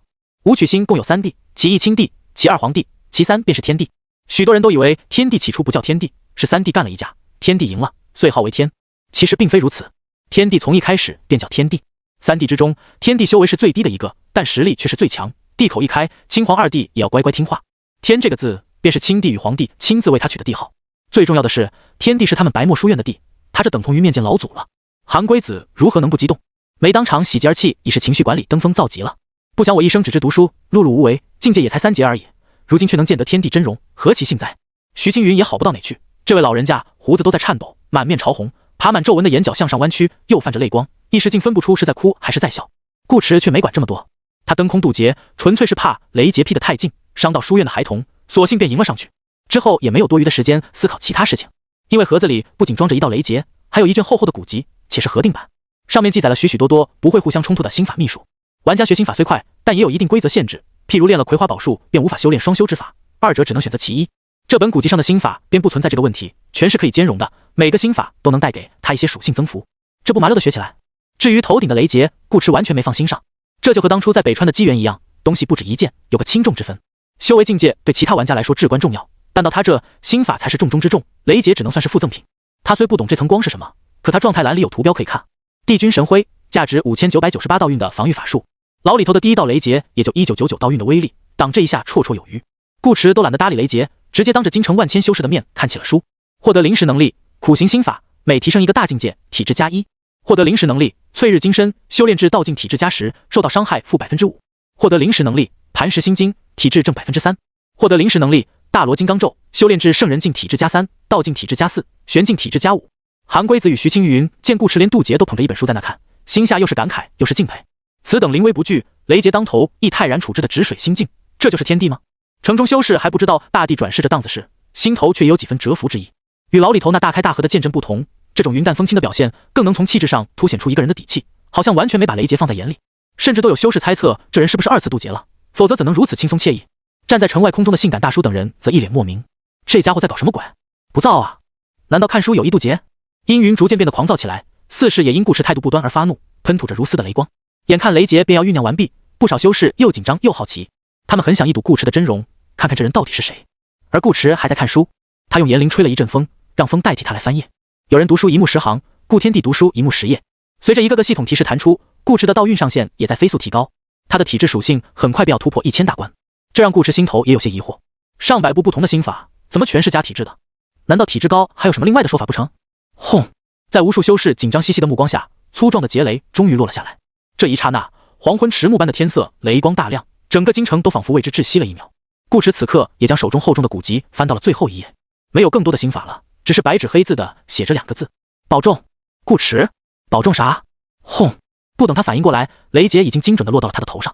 顾迟渡劫的过程比其他修士快得多，雷劫的威力绝非1-2个招式便能扛下来。1个月前牢里头渡劫时也留有后招，这相当于和天道对轰，天道只出一招，修士却要使出浑身解数方有机会抵挡，而顾迟却一招没出，连这个神光都不是他的。众人只见天地间闪过一道极尽刺目的光华，宛若实质的劫雷，一接触到神辉便以极快的速度消融，好像一泓嶙峋之水落入深潭，连顾迟头发都没碰到便尽数消弭。境界提升，当前境界一劫境，获得全属性加成10，总计38。与此同时，一股浩瀚的气息自他身上爆发出来，掀起一阵大风，将天上的乌云全部吹散。阳光重新洒下，只见顾迟手握书卷，立于半空，仿若文圣下凡。再看榜单，顾迟的 ID 已经一跃来到第2，仅次于青赤仙子。一直关注着排名的悠悠子睁大眼睛，险些惊呼出声。他是预言家先生，怪不得气质那么好。黄杨姐姐，我要抢的人就是他，是不是很帅？悠悠子兴奋地对身旁的黄杨道，语气好像在炫耀自己的宝贝。黄杨没答话，只是直勾勾看着天上的男人，神光还在，他暂时无法看清对方的容貌。这是成了？更多修士则在喃喃自问，渡劫原来这么轻松。顾迟也觉得很轻松，他甚至连一点感觉都没有，雷劫便已经结束了。不过如此，所以说这有什么可保重的？下一秒他便知道了。书院之中，韩龟子纵声大笑。有一件事他一直没和顾迟说，其实他一直替天地感到委屈与不公。细数中州历史，每一次改朝换代，又或是有修士渡劫这样的大事发生，史册中皆有记载。像叶王朝10余位皇帝，包括前朝君主等等，他们的名字都被世人熟知，上到修士，下到百姓，家喻户晓，口口相传。他们对这个世界有很大功劳吗？并没有，顶多算是风口浪尖的时事英雄罢了。韩龟子并非看不起这样的英雄，只是与开辟武曲星的天地相比，他们真不算什么。所以韩龟子不甘心，连开国立宗的皇帝或大修士都能被记住，那可称得上是整个武曲星老祖的顾天地，为何反倒不可？没有这样的道理。天地是他们白墨书院的天地，亦是天下所有修士的天地。此时此刻，正是让天地大人名传千古、流芳百世的绝佳时机。他要这天再也遮不住天地的名。于是韩龟子满面红光的动了。3劫境的修为毫无保留的汇于嗓中，外加终此一生领悟的10余条道，他大口一开，老而弥坚的声音顿如万千洪钟同时敲响，一瞬间传遍整个中州，连身处10万大山的夜猫寒都隐隐听到了他的高呼：恭贺天地故长歌，在临中州重登捷径！贺天地故长歌，在临中州重登捷径！天地故长歌，在临中州重登捷径！还带回声：黄央、悠悠子、众修士、众玩家、顾池。不是，你不要喊啊！许是韩龟子声音实在太大，雷劫之威也与顾池所想不同。帝君神辉抵御天雷后，便已趋于暗淡，大有摇摇欲坠之感。此刻又被韩龟子这大嗓门一吼，直接把余下的神辉震散了去。一张令许多人印象深刻、一生难忘的俊朗面孔出现在了所有修士眼中，空气一时安静无比。至于韩龟子，一声天地回荡于京城之中。真的是你？黄央眼眶红了，难怪他会感到熟悉，难怪他渴望看清对方的真容。这个男子就是他日思夜想、等了300多年的人啊！这一刻，黄央内心所有的坚持与憧憬都与炽热的思念融在了一起，交织出一种难以抑制的情绪，从心底一路涌上喉咙，最终化为2个字眼：夫君。顾池。完蛋！黄央声音轻颤，顾池的心也跟着轻颤。他一转头，便看到了那个曾经与自己日日夜夜相拥入眠的姑娘，她还是如记忆中那般明艳动人。京城众多修士还震惊于天地2字中没回过神，又见一美得不可方物的红衣女子自人群中飞出，似乎忘记了自己的身份，与这城中千千万万双眼睛不管不顾地扑进了天上男子的怀里。玄清歌，众玩家，众修士，等会儿，这不是七皇神女吗？他刚喊这男子什么？好像是夫君。七皇神女什么时候有夫君了？我他妈哪知道啊！众人有些傻眼地看着天上紧紧相拥的男女，只觉脑子有点不太够用。仰慕神女已久的修士心碎成了2半，没心碎的也没反应过来。他们连天地在临中州这句话都没还消化，七皇神女又有了夫君，且夫君正是天地，这都是什么情况？过来凑热闹的玩家们也一脸懵逼。性感大叔本就属于糙汉子那一类，长相比较粗犷，皮肤又偏黑，整个一活脱脱的黑人问号脸。顾渊不是女神的男朋友吗？怎么又变成了七皇神女的夫君？性感大叔站在街头的悠悠子更是呆若木鸡，他半分钟前还在向黄央介绍他的预言家先生，一转头，黄央已经被预言家先生抱在了怀里。所以这个男人不仅是青池的顾渊和他的预言家先生，还是黄央心心念念苦苦寻了几百年的夫君。而此刻温香软玉在怀，顾池一时心绪翻涌。他其实从未忘记黄央，对他而言，即使算上中途副本里的时间，与黄央分开也不过2月。而在这2月之前，他与黄央以夫妻的身份朝夕相处了2年，且不说他答应过黄央不忘，这点时间他想忘也忘不了。如今的黄央已是七皇圣地的神女，竟是中州无数修士只能仰望的存在。毫无疑问，黄央是有变化的，至少身份与心境都不可同日而语。可当黄央向他飞来，顾池又觉得这个姑娘好像没变，一如当初招亲时，当着众多修士之面洒脱地问他：顾长歌，你可愿娶我？顾池那时没有拒绝，现在便拒绝不了了。他任由黄央扑进自己怀中。人是很复杂的动物，待到此时真正见到黄央，伸出双手抱住他温热的身躯，顾池方才看清自己心底深处未尝不曾期待这一次跨越时空的久别重逢。书院中，韩龟子手抚胡须，笑得十分欣慰。他是在场所有人中唯二对此不感到意外的人。另一个是徐青云，他那一嗓子本也有告知黄央的心思在内。白墨书院与七皇圣地算不上熟，除了偶有宗门之间的正常往来之外，并无其他交情。黄央也不知自己的夫君是天地转世，可韩龟子却知道天地转世的顾长歌是黄央的夫君。世人大多听过中州之乱这么一部史书，却不知这部史书出自谁手。若非亲自去北川走过一趟，如何知晓黄央曾闭关100年，修情自道？200年前，黄央带领北川修士奔赴中州，境界不过玄境，想站稳脚跟并非易事，但有书院暗中帮忙，那就很简单了。韩龟子说不参政便不参政，只不过以老师的身份让玄清哥的父亲莫管闲事。七皇圣地也因此顺理成章地成为了中州有史以来崛起速度最快的超级宗门。这些都是陈年旧事，不提也罢。反正这会儿见到天地夫妇再次相见，他心头开心得很。人老了就喜欢看这些。2人也未拥抱太久，仅仅3-5秒。黄央微微放开顾池，抬头注视眼前的男人。他没哭也没说话，只一双略微泛红、藏有缕缕情意的眸子，已是胜过千言万语。顾池轻轻摸了摸黄央的脸颊，好似触碰到了离别那晚的回忆。他笑着柔声道：“你食言了。”黄央坦荡点头承认，又问：“你呢？”顾池：“我没有。”黄央：“夫君会怪我吗？”顾池：“自然不会。”黄央唇角抿起好看的弧度，露出一个悠悠子从未见过的温柔笑容。此刻的黄央全然不像一位威震八方的4阶境大佬，更像是一名终于等到丈夫归家的妻子，眉眼里尽是幸福与柔情。他食言了，顾池没有，也不怪他，这便是于他而言最完美的结果。直到顾池一脸认真地说了句话：“你也别怪我。”黄央：“他没太听懂。这里人多，我们换个地方说话。”顾池道：“黄央，好，都听夫君的。”说着，他主动拉起顾池的手，也不问去哪。顾池带他去哪，他便去哪。不远处观察着这一幕的老李头扔了片柠檬到嘴里，一边嚼巴，一边眉头微皱。这个顾渊与神女举止如此亲密，看来是有过命的交情了。而顾渊本身也渡劫成功，修为反超他们，这局面一下子就变得有点复杂了呀。还有更复杂的。就在2人打算离开此地，顾池将炎灵树都含在了嘴里时，一道冷若冰霜的剑气携着寒冬腊月般的刺骨冷意，好似洞穿虚空一般，突然从后侧方袭来。途径之处一路飘雪，连空气都被冻出了霜花。随之响起的是比这剑气更加冷冽的声音：“放开他！道境修士全力施为，已可搬山倒海，更何况高出好几个大境界的3阶境、4阶境，真打起来，直接就是毁天灭地。”神女与仙子都是不会轻易动手的人，且不说他们性格本就清心寡欲，光是那远超寻常修士的修为与身份，便注定二人不会像普通修士那样一言不合便拳脚相向。整个中州就属他们二人最为优雅。可今日的神女与仙子一点都不优雅。在玄清哥看来，两女能为一个男人在大庭广众之下明嘲暗讽，已经足够令人大跌眼镜。没想到他们竟还能打起来，这可是真正意义上的抢男人啊！你们都不要面子了吗？若非亲眼所见，玄清哥绝不会相信此事。谁来汇报谁就是欺君之罪。可现在，快去请韩大夫！玄清哥觉得光开护城大阵可能不够，如若神女与仙子打得够久，别说大阵，大道怕是都要被磨灭几条。玄清哥本还对韩龟子口中的天地持几分怀疑态度，毕竟这不是小事。尽管韩龟子不太可能拿帝君来开玩笑，但该询问的细节还是要询问一下。现在用不着了，除了转世重生的天地，谁还有那么大本事能让神女与仙子为他大打出手？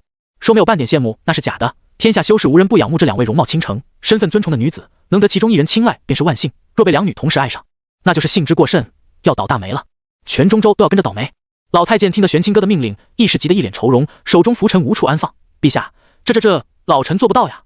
韩大夫在白墨书院，而神女与仙子的战场就在书院上头，打得神光阵阵，冰焰翻舞。他这玄境圆满的小身板，只怕还没靠近，已经被余波给送去了轮回。没看刚渡完劫，状态正好的天地也顶不住磨。俗话说得好，君要臣死，臣不得不死。可老太监以为他死没关系，白跑一趟辜负陛下的期望，耽误救火的最佳时机，导致大阵崩塌，京城倾覆，那才是真的万死难辞其咎啊！废物！玄清哥骂骂咧咧，但也知老太监所言属实，没再为难他，龙袍一甩，亲自去了书院。手下不中用，只能他这个中州皇帝2阶境强者自己走一趟了。轰！恰在此时，一声灵爆轰响，夏冷与黄央又对了一招，掀起如风暴般狂躁的气浪，将周遭的空间都扭出了涡纹。也就是这一下，令这片区域的空间秩序发生了变化。玄清哥的挪移之术因此跑偏，好巧不巧正好出现在两女战场的10米范围之内，太近了。皇帝陛下一个字没说出口，直接被震飞到了城外。老太监，哎呦，我的陛下！老太监赶紧过去救驾。此时的京城上空，一道淡金色的曲面屏障护住了下方的建筑，而屏障之上是怒响9天的火凤与分光错影的剑光。夏冷的身形快到根本看不清，他并未施展自己的分身之术，空中却足足出现了9个他，全是未来得及消散的残影，风里来雪里去，弯出一朵朵冰莲剑花，连黄央的灵凤之火都如同食物般被冻僵冰封，由得剑气搅碎。可黄央这300多年的修炼亦不是白费，他的修为本就比夏冷高上一截，夏冷再快也逃不过他的神识锁定。他每一掌都带着足以焚化山川河流的燎原烈焰，化火凤灵雀之形，红袖飞舞间似有百鸟啼鸣，目标不只是夏冷，还有夏冷的残影。黄央此刻正在气头上，管他真也好假也罢，只要是这个装成仙子勾引他夫君的狐妹子，统统去死。夏冷也并未留手，女剑仙的名头可不是说说而已，极致的剑道令他一招一式都有不输4阶的威力，全然不惧与黄央正面交锋，甚至时而还有空与黄央说上几句话。夏冷本不是个爱说话的人，打架时更不会多言，但这次不一样。对了，这把剑好看吗？夏冷一剑刺出，故意将青光缭绕的剑身送到黄央眼前。你夫君送我的定情信物。黄央？夏冷，不对，他已经是我夫君了。黄央银牙都快咬碎，挥袖拍开夏冷的剑，接下来的话同样也把夏冷气得不轻，一把破剑而已，终归是身外之物。夫君曾亲手与我1日3餐，伴我游山玩水，日日夜夜拥我入眠，你又曾得过几回？夏冷，他的剑更快了。黄央的火也燃得更盛，两女打得不可开交，仿佛冰川撞击火山，每一次对碰都惊起阵阵冰火交融的余波，如涟一般扩向四周。脚下的大阵抖了又抖，连众人的视野都跟着摇晃。传言可抵挡捷径修士的护城大阵，不知能坚持到几时。10万大山中的夜猫还远远望着这一幕，心头惊疑不定。他这位置过于遥远，端着一把大狙，用16倍镜都看不清，只能模模糊糊瞧见，好像有2个人在斗法，特效眼花缭乱，少说值个5000块。这是什么情况？才刚渡完劫，便迫不及待地打起来了。打开小地图一看，几乎所有红点都集中在了京城附近。夜猫寒不由发了个喇叭：“你们那边发生了什么？性感大叔要开席了，速来！”夜猫寒，免费吃席，还有这等好事？夜猫寒将大狙扔进背包，火速赶往中州。其他玩家并未吭声，因为他们还沉浸在震惊与心碎互相交错的情绪之中。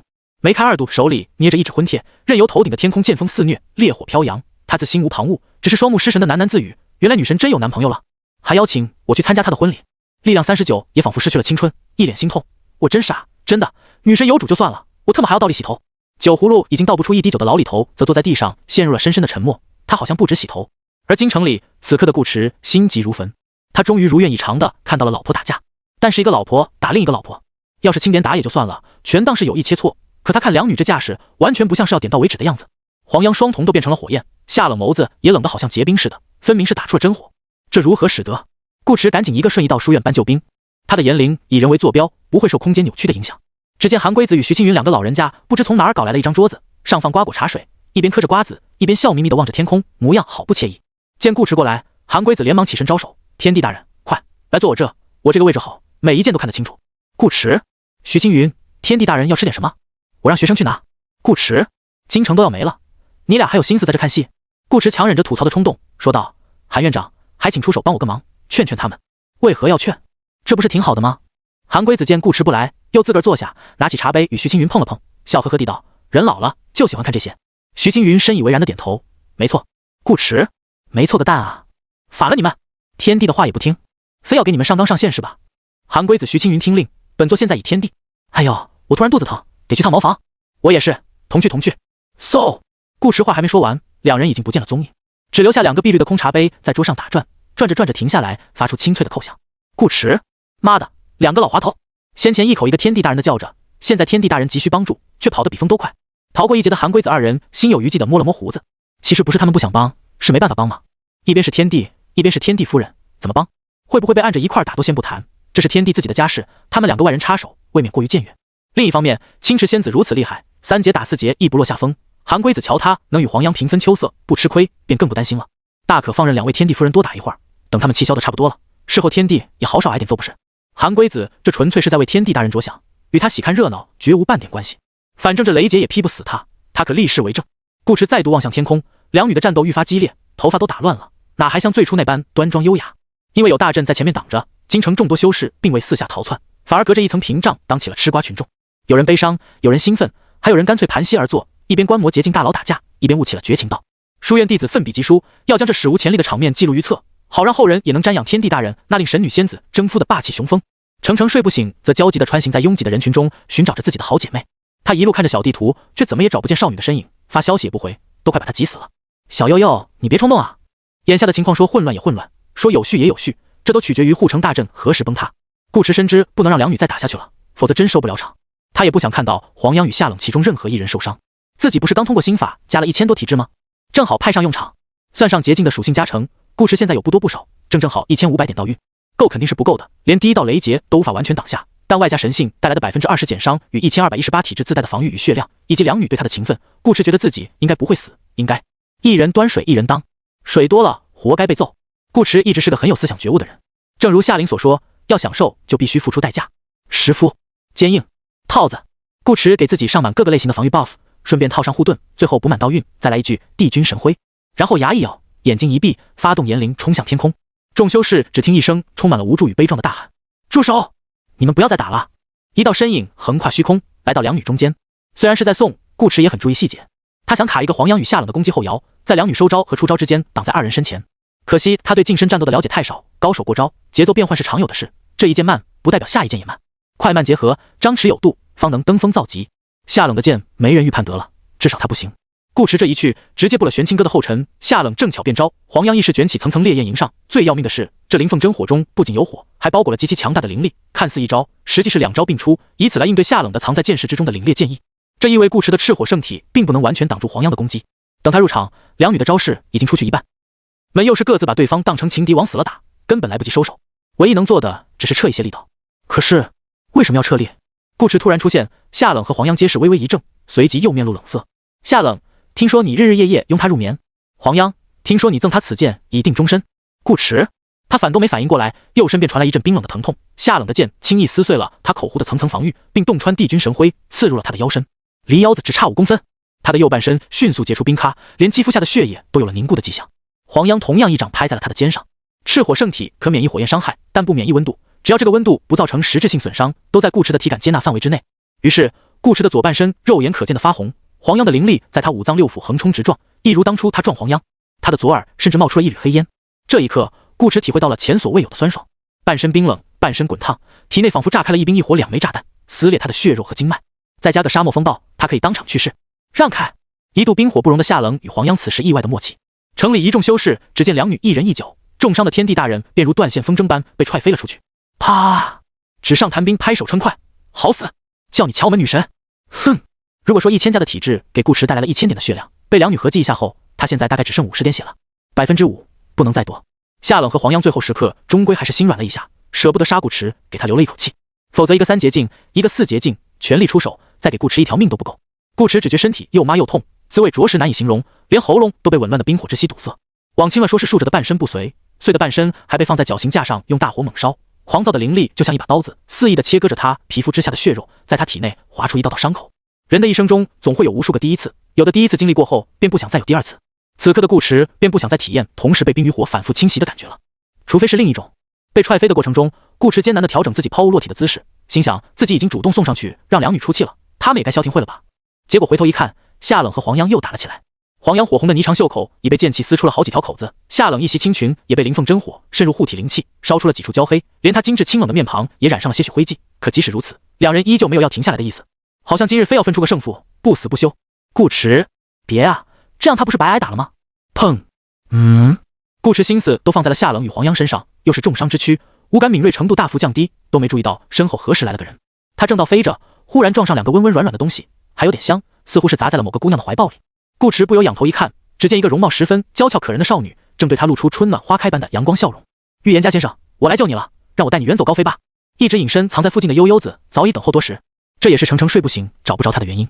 城内的吃瓜群众太多了，即使有着小地图的帮助，也很难真正定位到一个有心躲藏的玩家。在发现自己的预言家先生就是黄央要找的夫君顾长歌时，悠悠子一度感觉自己像个笨笔，气得他想自己来一刀，先把自己的心脏掏出来叼朵花。怎么会有人蠢到给自己的对手带路啊？他眼睁睁地看着黄央与顾池抱在一起，夫妻相认，险些没当场冲上去自爆给他俩助兴。但悠悠子终归是忍住了。这些日子黄央没少帮他，虽然大多时间在玩，可他的修为并未落下。灵晶自然是不缺的，缺的是清浊之气。黄央下令让七皇圣地帮忙搜罗，也让他的境界提到了玄境圆满。可是这还不够，预言家先生渡劫成功，黄央又是四劫大佬，就算他家在两人中间自爆，也做不到一换一。于是悠悠子选择暂且忍让。程程说预言家先生是女神的男朋友，并且准备近日成亲，那预言家先生闹出这么大动静，又当众与黄央相认，女神会在一旁看戏吗？肯定不会。他要是女神，非把黄央切成两半不可，要不然就把预言家先生切成两半，打包带走，反正不能便宜了别的女人。果不其然，女神火速杀到现场，上演了一出紧张刺激的征夫戏码。那时悠悠子便知道自己的机会来了。黄央找了预言家先生300多年，绝不会轻易放手。高冷的女神也不可能允许有人抢自己的未婚夫。情敌见面，分外眼红，两人一旦打起来，势必火星撞地球，无暇顾及其他。作为大猪蹄子的预言家先生，多半也会跟着遭殃。他不就可以趁机偷一波预言家先生的鸡了吗？终于，皇天不负有人心，事实如他所料，黄央与女神打得不可开交，预言家先生劝架未遂，身负重伤。此事不动，更待何时？悠悠子果断现身，于战场之外接住顾池。别说预言家先生还真是硬，给他都撞疼了，好像接了辆大卡车。毕竟1000加体质的10夫术，不硬才怪。不过悠悠子也不在意，硬点才好呢，可以放心折腾，否则一刀下去就没了，未免无趣。总之，宝贝到手，速溜！预言家先生，我们走。悠悠子眉开眼笑，好像一个抢到点心的小女孩。那寒气结成的冰痂失去夏冷的剑意的支撑，与顾池左半身滚烫的温度迅速中和，融化成浅红的冰水，染了悠悠子一身，流得他手上腿上到处都是。可悠悠子一点都不介意，反而还有点兴奋。预言家先生的血哎！此刻的顾池在少女眼中如同一块刚解冻的爆浆蛋糕，好香好香。他微微眯起眼睛，愉悦地嗅着顾池身上的血腥味，仿佛已经预见了自己今晚蜷缩在预言家先生的怀里，对他掏心掏肺的模样。可顾池哪会任他摆布？在少女第一句预言家先生出口时，他便反应了过来。不好，有变态！少女人畜无害的笑容既清纯又可爱，特别是那双大大的小鹿眼，灵动清澈，好像一弯月牙泉。顾池却心头大惊，悠悠子可是抱着杀他目的来的，即使现在不动手，也是为了等会更好的满足自己内心对某种嗜好的渴求。换句话讲，他会死得极其凄美。于是被少女从背后抱住的顾池颤颤巍巍抬起手，嘴唇翕动，似乎想交代临终遗言。悠悠子多善解人意啊，一下子握住他的手，认真道：预言家先生放心，你死不了，一会回去把你捆起来，我就给你疗伤。顾池，他这会说话有点费劲，不过除了言灵，他还有其他技能。他为什么要抬手？不就是骗少女主动与他的手接触吗？悠悠子是老玩家，尽管平时蠢萌的，但真动起手来，悠悠子的战斗素质可一点不差。如果他找机会去摸少女，很可能被少女发现他目的不纯，从而心生防备。主攻精神的技能就怕这个。但如果悠悠子主动握他的手，便不存在这个问题了。顾池毫不犹豫发动魅惑之手，一道粉色微光于两人相握的掌间亮起。悠悠子只觉一阵酥酥痒痒的电流自顾池指尖窜出，划过他的掌心、手腕、小臂，一路蔓延到他敏感的颈项，继而扩散至全身。这种感觉就像炎炎夏日冲了个冷水澡，高温与低温碰撞那一瞬间所带来的体感反差，如同心底积蓄已久的渴望被填补，满足到溢出来，连神经末梢都在愉悦的站立。悠悠子白嫩的皮肤隐隐泛起粉色，明亮的鹿眸蒙上水波，情不自禁发出一声小鹿般的呜咽。好舒服。顾池，不是，你精神力是不是太差了点？真就传统刺客全点灵巧是吧？魅惑之手的主属性虽是魅力，效果也根据他的魅力值成长，但受击一方所需防御却是精神，能被魅惑之手一下弄成这样，足以见得少女精神力有多低，也或许是她境界比悠悠子高一截的缘故。1秒过去，悠悠子还没恢复，不但没恢复，反而有点变本加厉。这个清纯的少女，此时眸子仿若一汪春水，浑身上下散发着一种纯欲的气息，尤其一身轻纱翠烟的古装打扮，加上略施粉黛的妆容，更让她平添几分小家碧玉的灵秀之美。只见少女娇俏的脸蛋显露潮红，檀口微张，声音带着几分湿滑感。好喜欢，预言家先生，请再来一下。顾迟，他想起了魅惑之手的介绍，一巴掌让对方爱上我。小破油诚不我欺。顾迟决定这次出本后把这技能点满，今后的属性成长也选择体魅双驾。一方面身强体壮，不容易被秒；另一方面碰上悠悠子这样精神属性比较低的对手，一巴掌就可以把人控到死。2秒了，这个时间足够杀死敌人很多次，换成他全胜状态，悠悠子这会已经被他捆起来，心脏雕花了。预言家先生，你再不摸我，我可要摸你了哦。少女媚声道，她纤细的手指抚过顾迟的胸膛。预言家先生，把衣服脱了吧。刚嗑了个速效疗伤丹的顾迟，悠悠子脸色愈发红润，朦胧的双眸有一抹不正常的兴奋之色浮出水面，她的笑容也逐渐趋于病态，深情款款的目光里混入了一种暴力的欲望。悠悠子伸出粉嫩的舌尖舔了舔嘴唇，瞳孔中一点嗜血的猩红正在放大，抚摸顾迟胸膛的小手上，指甲更是如野草般狂野生长，轻轻一勾便撩开了顾迟的衣衫。顾迟，等会你不是被控了吗？这还能有攻击本能？顾迟赶紧催动体内刚恢复的些许灵力护住胸口，强忍着喉咙的刺痛开口，玄镜杀不死我。悠悠子还以为顾迟是在和他说话，抿唇露出一个羞赧的笑容，杀不死也要杀，谁让我喜欢预言家先生呢？小悠悠想得到预言家先生的心哦，再喝掉预言家先生的血，这样就可以与预言家先生永远的融为一体了，谁也不能把我们分开。顾迟，对不起，我小看了你的变态程度。人群之中，韩龟子瞧着两人亲昵的动作，不禁啧啧称奇，不愧是天地大人，连吸引的姑娘都如此与众不同。他没有半点要去救顾迟的意思，主要是用不着。该担心自身安危的不是天地大人，而是那个像是邪修的小姑娘。两人纠缠了太久，黄阳与夏冷已经发现了悠悠子的小动作。夏冷眸光一寒，拂袖成霜，凝出一道水蓝色的剑影，朝悠悠子直射而去。黄阳的身形同时消失在原地，剑还未至，极度敏锐的危险嗅觉先让悠悠子浑身汗毛根根竖起。他颤了颤，猛然惊醒过来，才发现自己被美色蒙蔽了双眼。紧接着，他身前便出现一团火焰，黄阳自火中走出，一掌击碎飞袭而来的剑影，救下了少女。否则夏冷这一剑落到实处，足以要了悠悠子的命。悠悠子也知自己差点被女神给秒了，不由气恼地瞪了顾迟一眼。顾迟干脆闭上眼，什么也没看见。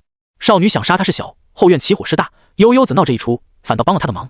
只要夏冷与黄阳能停手，其他都问题不大。悠悠子见顾迟开始装死，也拿他没办法。眼下神女和女神都赶了过来，跑也跑不掉，他只能先甜甜的对黄阳道了声谢，谢谢黄阳姐姐救我。黄阳冷哼一声，回去再和你算账。悠悠子，都怪预言家先生，他那么完美的计划，只差一点便成功了。你要魅惑，等去个幽静偏僻的地方，我让你魅惑就是，干嘛非要现在弄吗？夏冷也来到此处，一眼便看穿了少女的身份，盯着她道：陆悠悠，你在玩火。话里有2层意思，也不知悠悠子听没听懂。他抱着顾迟，悄悄挪动步伐，躲到黄阳身后，理不直气也壮地道：我与黄阳姐姐情同姐妹，她的夫君便是我的姐夫哥，我自然要帮他抢人。他这声音可不小，观战的一众玩家听到这话，脑门上仿佛亮起个大灯泡，他们好像知道主线任务是什么了。夏冷懒得跟悠悠子废话，人交出来。为何要交？不等悠悠子开口，黄阳先道：我的夫君受伤，自有我来照顾，与你无半点关系。说着，他余光看向悠悠子，顺着少女的话道：带你姐夫哥回神女宫，不要乱走。好。悠悠子闻言喜上心头，光速答应，换了个公主抱的姿势，便要带着顾迟开溜。可夏冷怎会让他离开？悠悠子刚一转身，夏冷的身形便蓦然模糊起来，一道虚影自他身上剥离出来，直奔悠悠子而去。黄阳欲上前阻拦，却没能拦住。那道虚影仿佛不属于这片空间，直接穿过了黄阳的身体，也穿过了悠悠子的身体，旋即化虚为实，凝聚出一个崭新的夏冷，挡住了少女的去路。悠悠子吓了一跳，以为女神交了闪现，赶紧掉头，可一回眸，发现身后也有个夏冷。悠悠子，2个女神，悄悄睁着一只眼偷看的顾迟一时大吃一惊，又来个老婆。方才与黄阳打架时，那些夏冷都只是因速度过快而产生的残影，这次却是正儿八经的分身。顾迟能清清楚楚感受到新老婆身上的气息，丝毫不弱于他，起码是个异捷境。这他如何顶得住？与本体心意相通的夏冷似是看出顾迟心中所想，瞥了他一眼，顾迟立马又把眼睛闭上。性感大叔等人则与他恰恰相反，眼睛瞪得老大。女神还会分身？这打个毛线啊！从玩家的角度出发，一个女神便已经可以乱杀他们了，再来一个，他们岂不是连跑路的机会都没有？所以说，女神以前砍我们的存档时还没用全力，绚烂烟花有点傻眼。妈的，我好酸！继一声好死之后，纸上谈兵再度面容扭曲，质壁分离。一想到顾迟取一个等于取2个，他血管里流淌的血液都变成了柠檬水，酸得浑身发抖。唯有老李头与力量39等少数玩家不感到意外，他们是见过女神施展分身的，且不限于武曲星的副本。这是个非常强大的特殊能力，被女神用技能所带回了现实。如果没见过，那只能说明还需努力。毕竟2、3剑就能干掉的敌人，何必用分身？悠悠，走！黄阳知道悠悠子不是夏冷分身的对手，当机立断，一掌将抱着顾迟的少女送城外，同时卷起大片火浪袭向夏冷，为悠悠子争取时间。两女的争斗进行到现在，已经从精神上的抢男人变成了物理上的抢男人，还加入了第三方阵营。若没有黄洋开口，韩龟子绝不会放任悠悠子出城。比起神女与仙子，这个小姑娘她不太信得过。但有了天地夫人允准，那便不关她的事了。韩龟子与徐青云不知何时又回到了书院，端起刚掺满的茶杯碰了碰，来，咱们接着看。主打一个老年悠闲。也就是顾迟没看到这一幕，否则保不准要把桌子给这两个老头掀了。不过梁老头也没能如愿，悠悠子的出现打破了维持已久的僵局，将夏冷对黄洋的仇恨全部吸引到了自己身上。玩游戏的人都不喜欢从草丛里突然钻出来偷鸡的老六，除非是自己，何况悠悠子偷的还是他男人。此前夏冷与黄洋交战便不落下风，这回又开出一个分身，虽未必能占多少便宜，但夏冷铁了心要让分身走，黄洋也留不住。黄洋去拦夏冷的分身，夏冷便来拦他，仅交手2-3个回合，分身便脱离战场，追出城外，迅速拉近与悠悠子之间的距离。悠悠子努力地跑啊跑，一边跑一边也能感受到从身后追来的女神越来越近，心头不由泛起些许憋屈之感，亦有些委屈。好歹是拥有传奇的玩家，却连人家的分身都打不过。要不是在武曲星竭尽修士强大的神识天克他的隐身，他才不怕侵蚀呢。放开他！一道冰冷的声音从背后传来，夏冷的分身距离悠悠子已只有100米不到。不放！悠悠子毫不犹豫地回道，他绝对不要把预言家先生交出去，不放便死。夏冷的剑上已亮起青光，死也不放。悠悠子的声音带着几分倔强，他仍旧再跑也只能跑。若是转身与夏冷拼命，势必要放开顾迟，天知道还没有另外的分身来趁机抢他的预言家先生。夏冷不再多言，隔着50多米，一剑挥出，荡起嘹亮的剑鸣，一道青色弧光撕裂空气，转瞬即至，以破竹之势劈在了悠悠子的背上。悠悠子抱着顾迟，微微侧身，不让顾迟被剑光刮到，将全身灵力汇于后背，却依旧脆得像是一张纸。青色剑光一瞬间便击溃了他的护体灵气，余下的剑气结结实实落到身上，令少女藏于胸口。可抵挡一次致命伤害的玄光护心镜当即崩裂，在他背上留下一道又长又深的伤痕，从左到右横裂整个背部，深可见骨。鲜血飞溅，少女痛苦地发出一声闷哼。这一剑携带的巨大力道，让她身子都弯成了反弓形，怀里的顾迟也像个货物一样被抛了出去。悠悠子完全抱不稳自己的预言家先生了，可即便如此，他依然有一只手紧紧抓住顾迟的手掌，不让他彻底飞远。还不放？夏冷淡淡地问。他自然看得出来，悠悠子身上有着保命之物，这对存档玩家而言也不算特别罕见。中州地阔天长，奇遇不少。他曾经进入的剑渊禁城秘境也是其一。夏冷也不是没给悠悠子机会，打掉少女一条命，此前的恩怨便一笔勾销，是以他重新问了一遍。不放。悠悠子依旧是这个答案。他咬紧染血的银牙，于将要坠地之时，竭力稳住身形，想将顾迟拉回自己怀里再跑。分身夏冷又是一剑挥出，住手！黄洋此刻才终于甩开夏冷本尊追来，可夏冷的剑太快，他终归慢了半拍。他身后还有千万看热闹的修士跟来，两女战场转移，他们也跟着转移。随后便见到了令他们眼皮子直颤的一幕。黄洋未能完全截住这一剑，被他从侧面震散的剑光仍有一片飞向了悠悠子，如同一抹岁月，直接将少女握着顾迟的那只手从中斩断，带起大捧血花。死！性感大叔等人倒吸一口灵气，这真是看着都疼啊！悠悠子娇嫩的脸蛋顷刻间被抛洒的血迹染红，一种空荡又剧烈的疼痛随之钻入心窝。好痛！少女表情极度痛苦，偏偏还想伸出另一手去抓顾迟。夏冷似乎还想再补一剑，黄洋却没再给他机会。见悠悠子受如此重伤，黄洋眸光冰冷，掀起滔天烈焰，当场将夏冷的分身烧成了虚无。夏冷本人嘴角亦有鲜血溢出，却不管不顾，任由灼痛在体内蔓延，径直冲向悠悠子。你敢！黄洋大怒，以为夏冷杀心不止，却不想夏冷的目标已不再是悠悠子，而是顾迟。杀悠悠子只是因为少女抢他男人，非要和他决。悠悠子又是玩家，不顺手教训一下不会长记性。如今他出了2剑，斩悠悠子一命一臂，不死算少女运气好。他的目的已经达到，也懒得再搭理对方。一个人头而已，在夏冷心里不及顾迟半根毛发。黄洋错判夏冷的意图，便失了先机。他倒是把悠悠子抢了下来，但顾迟却被夏冷接在了怀中。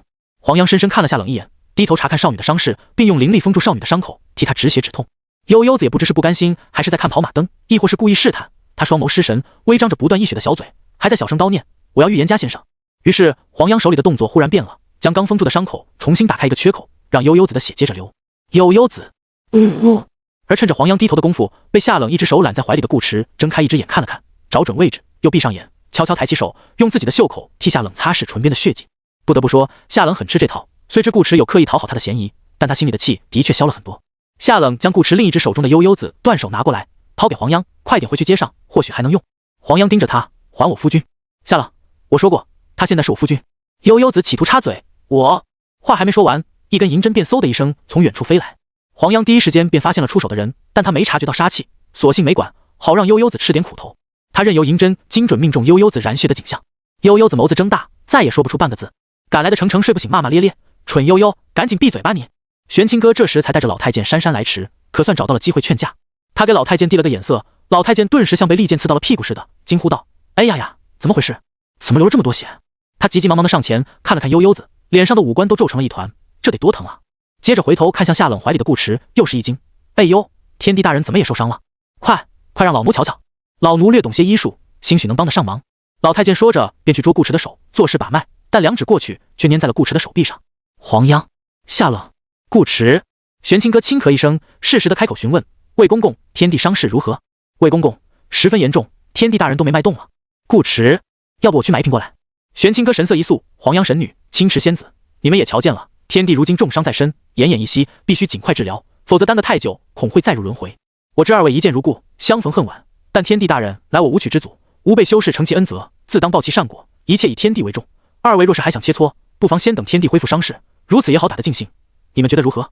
顾池，这话怎么越往后听越不对劲呢？打得尽兴是指打谁？夏冷不语，只是看着黄央。反正顾池在他手里，他不急。黄央若是不打，今日可到此为止；黄央若是不服气，他亦可奉陪到底。结果显而易见，黄央当然不可能就这样让夏冷把顾池带走。换做其他事，他可以给玄清哥一个面子，但是关他的夫君没得商量，他绝不会放手。黄央正欲与夏冷再大战300回合，把人抢回来，一个虚弱的声音却忽然传入耳里：“娘子，我快不行了。”顾池将头埋入夏冷博大的胸怀，不让少女看见他嘴唇在动。他拖着重伤的身躯，断断续续给黄央传音道：“临死之前，我有一个小小的心愿，还望娘子成全。你们不要再打了，不然为夫死不瞑目啊！”黄央，若非他能感知到顾池没有任何性命之忧，只是伤势较重，兴许真会信了顾池这惟妙惟肖的临终遗言。唯一让令他目光略微柔和的，只有顾池这番话中表现出来的性子。这个男人还是和以前一样，喜欢装腔作戏，鬼话连篇。黄央目光挪到顾池身上，顾池此刻的状态比悠悠子好不了多少，同样满身是血，将夏冷的青裙都染成了深红色。先前在气头上，他和夏冷都没太留手，这回细细打量起来，黄央不禁又有些心疼。还疼吗？黄央传音问顾池道。顾池一听这话，便知道自己的遗言起了效果。女孩子的心软通常是持续性，软一下就会软许多。顾池趁热打铁，语气可怜地道：“疼。”黄央，活该。顾池，黄央，所以夫君是想跟他走？黄央也不是傻子，这会儿劝他停手，不是说明他的夫君选择了另一个女人吗？娘子切莫误会。顾池解释道：“只是青池仙子擅长疗伤之术，等我伤势恢复，立刻便去与娘子相会。”黄央道：“我也可以为夫君疗伤。”顾池脸皮超厚：“不可，这等损耗修为之事，岂能让娘子来做？”黄央，顾池又认真道：“娘子放心，最迟亥时，我定去寻你，给你一个交代。”交代？黄央，他其实不需要交代，他要的是自己的夫君。他和青池打了这么久，许多事情心里早已有了猜测，就像当初的洛青书突然莫名其妙要与他抢人一样。此时的青池未尝不是由玩家扮演，三捷径也符合悠悠子的描述。那么在另一个世界，他们二人又是何种关系？黄央一时沉默，夏冷亦不作声，两位天地夫人都不开口，玄清哥与老太监也只能干等着。不说话总比打架强。自打两女碰面开始，局面几经波折，一度急转直下，失去控制，直到此刻才总算有了些缓和的迹象。半晌，顾池血都快流干了，黄央方才抬眸看着夏冷道：“夫君重伤在身，今日便暂且作罢。你好生为他疗伤，休做其他念想，待夫君伤愈，你我二人再来清算。”黄央终是选择了退让，并非他怕了青池，只是不想让夫君难做。说罢，黄央也不再多留，悠悠子还需他疗伤。他最后看了顾池一眼，便抱着少女转身离开，留给顾池一句传音：“夫君不要骗我，今晚你若不来，黄央便亲自去接你，总要把你接回来几块。”顾池，几块？夏冷看着黄央离开，平静的眸子里划过一缕波澜，又很快敛去。程程睡不醒，小心翼翼地飞过来，问道：“女神，我们回家？”夏冷没说多余的话，剑化湖光，带着顾池回了京城，程程紧随其后。一场令无数修士心碎的大战终于落下帷幕，以青池仙子的胜利而告终。可仰慕仙子的修士们却一点都高兴不起来，反而一个个失魂落魄，双眼发红，仿佛走火入魔。他们嫉妒啊！看上去似乎输的是黄央神女，赢的是青池仙子，可实际上根本不是那么回事。这只是表面上的胜负，不论最终结果如何，这场战争真正的赢家都不是他们其中之一，而是那个引发战争的男人。哪怕亲眼见到顾池被两女打得半死不活，他们也依然恨不得以身代之。毕竟半死不活也没死不是。修行之人，但凡有一口气吊着，那便一切皆有可能。人人痛恨顾池，人人又羡慕顾池，只有顾池自己知道这事还没完。夏冷和黄央打够了，该来收拾他了。一个处理不好，便是鸡飞蛋打的结局。顾池此刻被夏冷抱着，温温软软，鼻腔里充斥着少女身上好闻的味道。可他完全没心思想这些有的没的，满脑子都是该用什么姿势和夏冷解释。遥控器还是方便面？夏冷帮他选了一个。你的言灵术可以造物？夏冷忽然问。顾池，夏冷，弄个搓衣板吧，上面加几颗钉子，要可以破灵的。他比较传统。顾池，两人说话没用传音，跟在后面保持着一个礼貌距离的程程也听得清楚，幸灾乐祸的偷笑。他才不可怜顾池呢，谁让天地大人有了女神，还偷偷在游戏里养老婆呢？一个是仙子，一个是神女，都是令中州万千修士仰慕的大佬兼美女，任何风吹草动都能引来一堆人注意，不翻车才怪。但实际上夏冷也只是说说而已，并不会真让顾池跪搓衣板，他没那么无聊。说这些不过是在向顾池表明自己的态度罢了。刚刚他是真的有在生气。顾池一时知道这点，于是一回到住处便开始吩咐丫鬟做事。黄鹂、翠柳，去烧些热水，夫人劳累，要沐浴更衣。白露，你去将我昨日买的琼花糕拿来，夫人爱吃。西陵、秋雪，此时尚早，你们去真仙坊多买几条鱼回来，今日我要亲自下厨为夫人做饭。院子里，夏冷先回了房间，几个丫鬟站在顾池身前，听从自家老爷安排，一脸害怕的样子。其实顾池语气一点也不凶，平日里对他们态度也比较温和，很好相处。但架不住他现在的形象太吓人，浑身是血，尤其是腰身的伤口，鲜血浸透衣衫，红得发黑。从门口一路走来，石板上都全是血脚印。一丫鬟忍不住问道：“老爷，您的伤真的不要紧吗？”“要不您先疗伤？”“无妨。”顾池震声道：“区区致命伤，哪有夫人开心重要？懂不懂什么叫夫人至上？”他声音大得连路过院门口推着小车卖菜的老大爷都听得到。夏冷、程程、众丫鬟。顾池挥手：“行了，快去忙吧，别让夫人久等。”“是。”丫鬟们应了一声，各自离去。顾池这才进房间找夏冷。夏冷此时已经换了身干干净净的素白长裙，如瀑的黑发用一根丝带简单的挽于脑后，清丽的面庞上看不出太多情绪，好似又变回了往日清冷的样子。他瞥了顾池一眼，又看向桌子，躺上去。顾池，简简单单3个字，却让他莫名有点心慌。夏冷没有要解释的意思，顾池只能乖乖听话，紧张兮兮的在桌上躺平，宛如一个盛菜的容器。只见夏冷掏出一把银质剪刀，刃边闪闪发亮。顾池，等等，有话好说，娘子不必如此。夏冷又拿出几瓶塞着红布的疗伤药，说道：“止血的。”顾池，止哪儿的血？夏冷不理他了，坐到顾池身侧，看着男人腰部血肉模糊的伤口，眼底有一丝藏得很深的心疼，上面已有些凝固的血液与衣服粘在了一块，呈现出干瘪皱褶的僵硬感。顾池是真流了一路的血，这样直接脱衣服会很疼。夏冷手指轻轻拈起一角血布，用小剪刀一点一点沿着周围剪开，神色专注而认真。此刻的他全然不像一位高高在上的清冷剑仙，倒像一个再普通不过的凡人妻子，为自己的丈夫治伤上药。顾池的心情也跟着夏冷的变化大起大落。捡到的目标不是他的家伙，这让顾池稍稍松了口气，同时心底也淌起一股暖流。夏冷终归还是心疼他的。直到又一剪子落下，顾池嘶，夏冷动作微顿，抬眸看着他，似乎在问怎么了。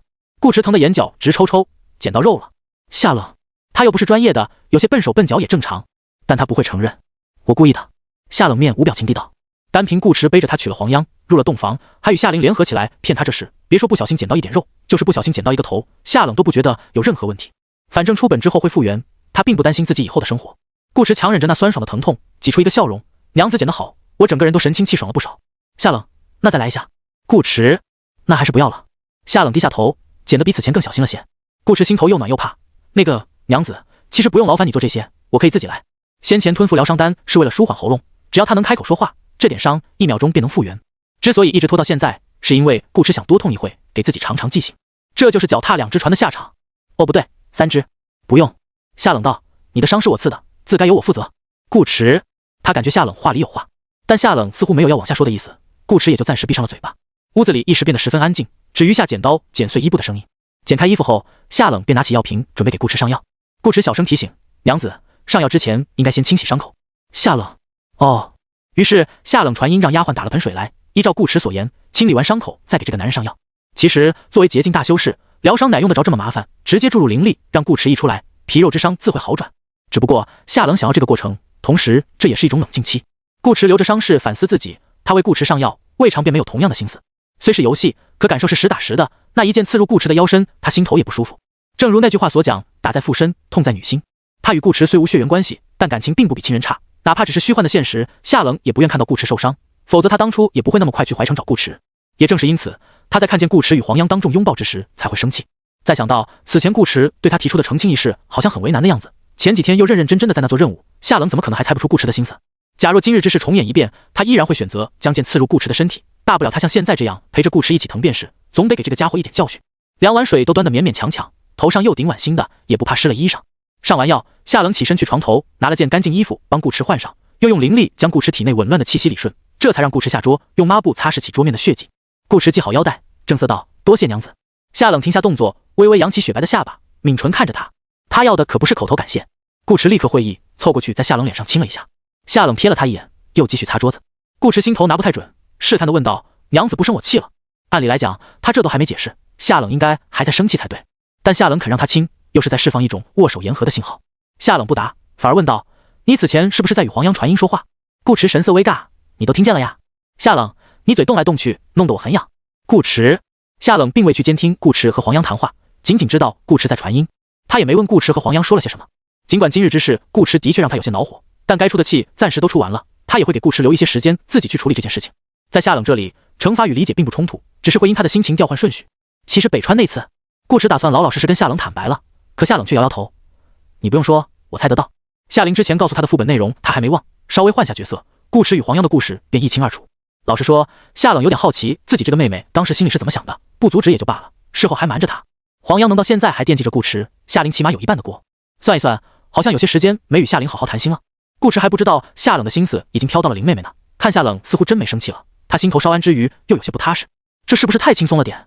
叩叩，门外的丫鬟轻轻敲了敲门：“老爷夫人，热水好了。”夏冷收回思绪，将抹布扔进木盆：“我去洗澡，你知道该怎么做。顾池帮你搓背。”夏冷，顾池，夏冷懒得理他。如果没黄央这档子事，跟顾池洗个鸳鸯锅也不是不行。可是没有如果，自己做的事自己负责，其他事情等什么时候顾池把他哄开心了再说。做鱼多放点醋。夏冷留下一句话，去了浴房。顾池，哦。与此同时，神女宫内，黄央还在给悠悠子疗伤。悠悠子可不像顾池那么轻松。首先是夏冷之前下手极重，虽有玄光护心镜替他挡了一次致死伤害，但余下的剑气仍旧撕裂了他的经脉。相比之下，断臂之伤都没这么严重。夏冷的剑气霸道异常，且本身便是冲着杀人去的，导致少女现在还泡在一个漂浮着各种仙草灵药的丹炉里。没错，丹炉，这便是悠悠子第二个不轻松的地方。药浴的容器不是澡盆或瑶池，而是一个大号的炼丹炉，底下烧着灵凤真火，由黄央亲自给他加热。好烫啊，姐姐！悠悠子大半身躯都泡在水里，被黄央以道法固定，只露出脖子与脑袋，以及胸口上方半抹起伏和小巧玲珑的锁骨。少女原本白嫩细腻的肌肤，此时像染了胭脂一样红，脸颊与颈项上满是汗珠，一颗一颗往锁骨里落。悠悠子感觉自己都快烧起来了，屁股怕是已经被煮了个3分熟。黄央却并不理会少女的话，他本来便是故意为之。先前从夏冷手中救下悠悠子，一是因少女目前是他七皇圣地的人，若让夏冷在他眼皮子底下把人杀掉而不作为，那他这七皇神女也别当了。二则是因为悠悠子一直在真心实意替他出谋划策，帮他去往另一个世界，说是与他有恩也不为过。黄央自然不可能眼睁睁看着少女被杀，但是一码归一码，悠悠子打他夫君的主意，该教训也要教训，于是便有了这火炼幽臀的一幕。说吧。黄央看了眼边上的香炉，里头那只可焚2个时辰的香火已经燃尽，外边天色也暗了，他才终于开始拷问少女：为什么骗我？黄央问。悠悠子欲哭无泪：我没有骗你，我也不知道预言家先生就是顾长歌呀。尤其是在程程告诉他预言家先生可能是女神的男朋友以后，他更不会往这方面去想了。女神那么高冷，又那么能打，一看便知道惹他生气的后果很严重。预言家先生几条命啊，敢背着女神在游戏里乱玩，谁能想到他竟然真敢。悠悠子以为自己胆子已经够大了，敢冲撞女神，结果预言家先生比他胆子还大，不仅是女神，连神女也一块撞。那你后来知道长歌是我夫君，为何还要动手？这才是黄央真正想问的问题。因为我来这里的目的就是这个啊。悠悠子说道，我们玩家有一些特殊物品，可以选择一个人和他进入同一个世界，我和预言家先生是一起来的。黄央，你们在另一个世界是朋友？我倒是想，可是悠悠子瘪了瘪嘴，没有继续往下说。黄央不太理解悠悠子的逻辑，问道，你是不是有什么病？悠悠子，姐姐，你怎么骂人啊？我只是在问你。黄央道，你既然想与我夫君做朋友，为何又要杀他？哦，你说这件事啊？悠悠子思索了一会，点点头，是的，我有病。黄央，悠悠子这次没解释。如果他说因为顾渊骗了他，黄央估计又要问他为什么被骗，还想和顾渊做朋友。绕来绕去，还是有病，不如直接承认。黄央是个正常人，说再多他也听不懂的。黄央亦无意对此刨根问底，换了个直观的问题，我若不准你杀他呢？悠悠子，那我便悄悄杀。黄央，都说出来了，还叫悄悄？黄央道，当着我的面这么说，不怕我现在便杀了你，以绝后患？那请姐姐动手吧。悠悠子闭上眼道，他早知黄央会有此疑问，他不愿欺骗黄央，亦不愿违背自己的意愿，死就死吧。反正今日去接预言家先生时，他便做好了被反杀的准备，不论杀他的人是谁，都是他自己菜，怨不了别人。黄央可不惯着他，直接给丹炉加了一把猛火。悠悠子顿时被烫得嗷嗷直叫，烫烫烫！哎呦，屁股要烧糊了！黄央姐姐，你别这样呜呜，你给我个痛快吧！黄央奇怪道，你都不让我痛快，我为何要让你痛快？他感觉得出来，少女之所以如此坦诚，多少是顾及了这1月以来朝夕相处的情谊，他心里也同样将少女当朋友看，这种有什么说什么的直爽性格，很对他胃口。抛开关于夫君的事情不谈，黄央希望这段关系能维持下去，等到了夫君那边，也可多个说话的人。只是这件事抛不开。依照悠悠子所言，许多玩家在他们这个世界杀来杀去，互相埋伏，互相暗算，好像有什么深仇大恨，不共戴天，但一回到自己的世界，又各自相安无事。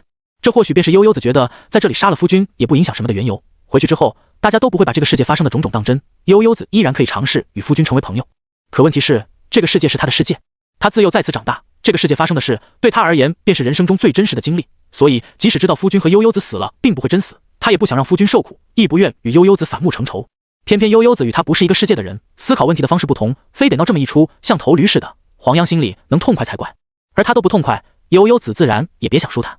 你就在这泡着吧，何时肯服软，何时我再放你出来。黄央道，那我岂不是要被煮1年？悠悠子哇哇大叫，不要啊，黄央姐姐，你杀了我吧，求求了。言外之意，他宁可被煮1年或者去死，也不愿低头服软。悠悠子此刻的模样当真有几分可怜，娇俏的脸蛋被煮得通红，头发被汤气打湿，贴在景象与脸颊上，宛如一只落汤鸡。他一张小脸满是委屈与倔强，看得黄央都忍不住有些心软。于是黄央便转过身不看了，他不可能把悠悠子放出去给夫君添乱。而在他回头的一瞬，前方的空气忽然细微扭曲起来，传出极其微弱的空间波动。有人使用挪移之术。黄央下意识警惕，手中窜起烈焰，可当感受到那熟悉的气息以后，烈焰又无声消散。黄央眉头舒展，心头微喜，迎了上去，夫君，娘子，久等了。来者正是顾迟，1500点道运已经足够他传送到黄央身边。丹炉里的悠悠子睁大眼睛，他没看错吧？这是预言家先生，他不是被女神带回家了吗？怎么还能来神女宫找黄央姐姐？并且不光人来了，还带了个食盒。女神居然肯放他走？好多疑问将悠悠子的小脑瓜搅和成一团浆糊，表情略猛，随即又反应过来，像是找到主心骨一样，热泪盈眶的大喊：预言家先生，救我！顾迟，咦？他的视野被黄央挡住，悠悠子这么一喊，他才注意到房间里还有个人。黄央，他现在是真觉得悠悠子有点毛病了。你都挑明了要杀我夫君，还想让我夫君救你？当我夫君是傻子吗？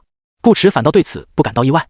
悠悠子在他这精神分裂也不是1次2次了，这都取决于少女把他当成预言家先生，还是当成顾渊。顾迟对上少女楚楚可怜的目光，微微侧头问黄央道：这是发生了什么？他看悠悠子与黄央关系似乎不错，怎么突然被囚禁起来了？他要杀你，我便给点教训。黄央如实说道。顾迟，所以你就用他来熬汤？黄央点头，顾迟，这怎么行呢？悠悠子一听这话，差点没感动的哭出来。果然只有预言家先生对他最好。直到顾迟又接着道：火太小了，再加点亮，玄镜修饰没那么容易煮熟。悠悠子，都听夫君的。黄央从善如流，屈指一弹，丹炉下的火势又旺了些。悠悠子，哇，这2个魔鬼！不等悠悠子切换人格痛诉顾渊的残忍，顾迟已是趁少女情绪激动之际，一眼催眠，让少女睡个好觉。悠悠子还挺好用的，白日里帮他中断了两女的战争，这回又恰巧活跃了一下气氛。本来他还在琢磨该怎么和黄央打开话题，这下不用了。虽说悠悠子帮忙纯属无心之举，但结果是好的，反正举手之劳，顾迟也不介意帮帮他。他走到丹炉旁，闭上眼，过了2分钟又睁开。夫君是在搜魂？黄央能感觉出顾迟在用一种类似于神魂的力量入侵悠悠子的身体。你夫君我又不是邪修。顾迟笑道，只是给他筑了个梦，让他体验一下快乐的童年。黄央，童年？顾迟点头，他看了眼就这样在泡在丹炉里睡着的少女，说道，他这症状在我们那叫做精神分裂，情况还比较严重，应该是从小的生活环境有问题。说应该都是保守了，以顾迟的经验来看，悠悠子生活的环境100%不利于少女的成长，其中对人影响最大的家庭因素至少占50%，否则不会病成这样。他在陈医生的精神病院里也见过不少类似患者，跟悠悠子一比都是小巫见大巫。那你呢？黄央看着顾迟，顺着他的话问。我呀，我童年挺幸福的。顾迟用盐灵造了张饭桌和2把椅子，把食盒打开，里面是一条香喷喷的蒸鱼，他拉着黄央坐下，我们边吃边聊。黄央拿起筷子夹起一块才发现，这不是一条鱼，是2条。顾迟剥离了这条鱼的鱼背部分，用另一条鱼的鱼腩填上，这样整条鱼都没有细刺。以前在北川，顾迟也是这样做给他吃的，他自己吃鱼背。谢谢夫君。黄央抬眸看着顾迟，唇角扬起幸福的笑意。娘子客气了，快吃吧。顾迟道，一会儿冷了。黄央，夫君也尝尝。一张桌子，一条鱼，夫妻2人仿佛又回到了300年前的北川。但过去终究是过去，顾迟要解决的是当下的问题。他一边看黄央小口小口的吃鱼，一边说起了自己小时候的事。是不是重点？重点是人。顾迟不仅说了夏冷，连夏灵也一块告诉了黄央，顺便将洛青书的事也说了一遍。从儿时的角度来表达自己与夏冷姐妹的关系，黄央应该不太会吃醋，毕竟黄央是成年人，总不至于和过家家的小孩子过多计较吧。且今日先跟夏冷回家，亦有了合理的解释。之前在北川，夏灵让了黄央一回，这次在中州，黄央让夏冷一回，扯平了。顾迟没明说，但他相信黄央能理解他的意思，所以夫君是从小时候开始便在打人家姐妹俩的主意了。黄央问。顾迟，虽然，但是他是想表达夏冷姐妹对自己很重要。黄央道，我知夫君之意。黄央只问一句，夫君是否与他们2人定过终身？严格来说没有，但事实上也差不多，他们之间的感情甚至比一些已婚夫妇都要坚定。遂顾迟答道，定过。黄央放下筷子，既然如此，那顾迟，那黄央眸光闪烁，黄央更要与他分个高低了。不论在这个世界还是那个世界，这一战都不可避免。顾迟，等会我。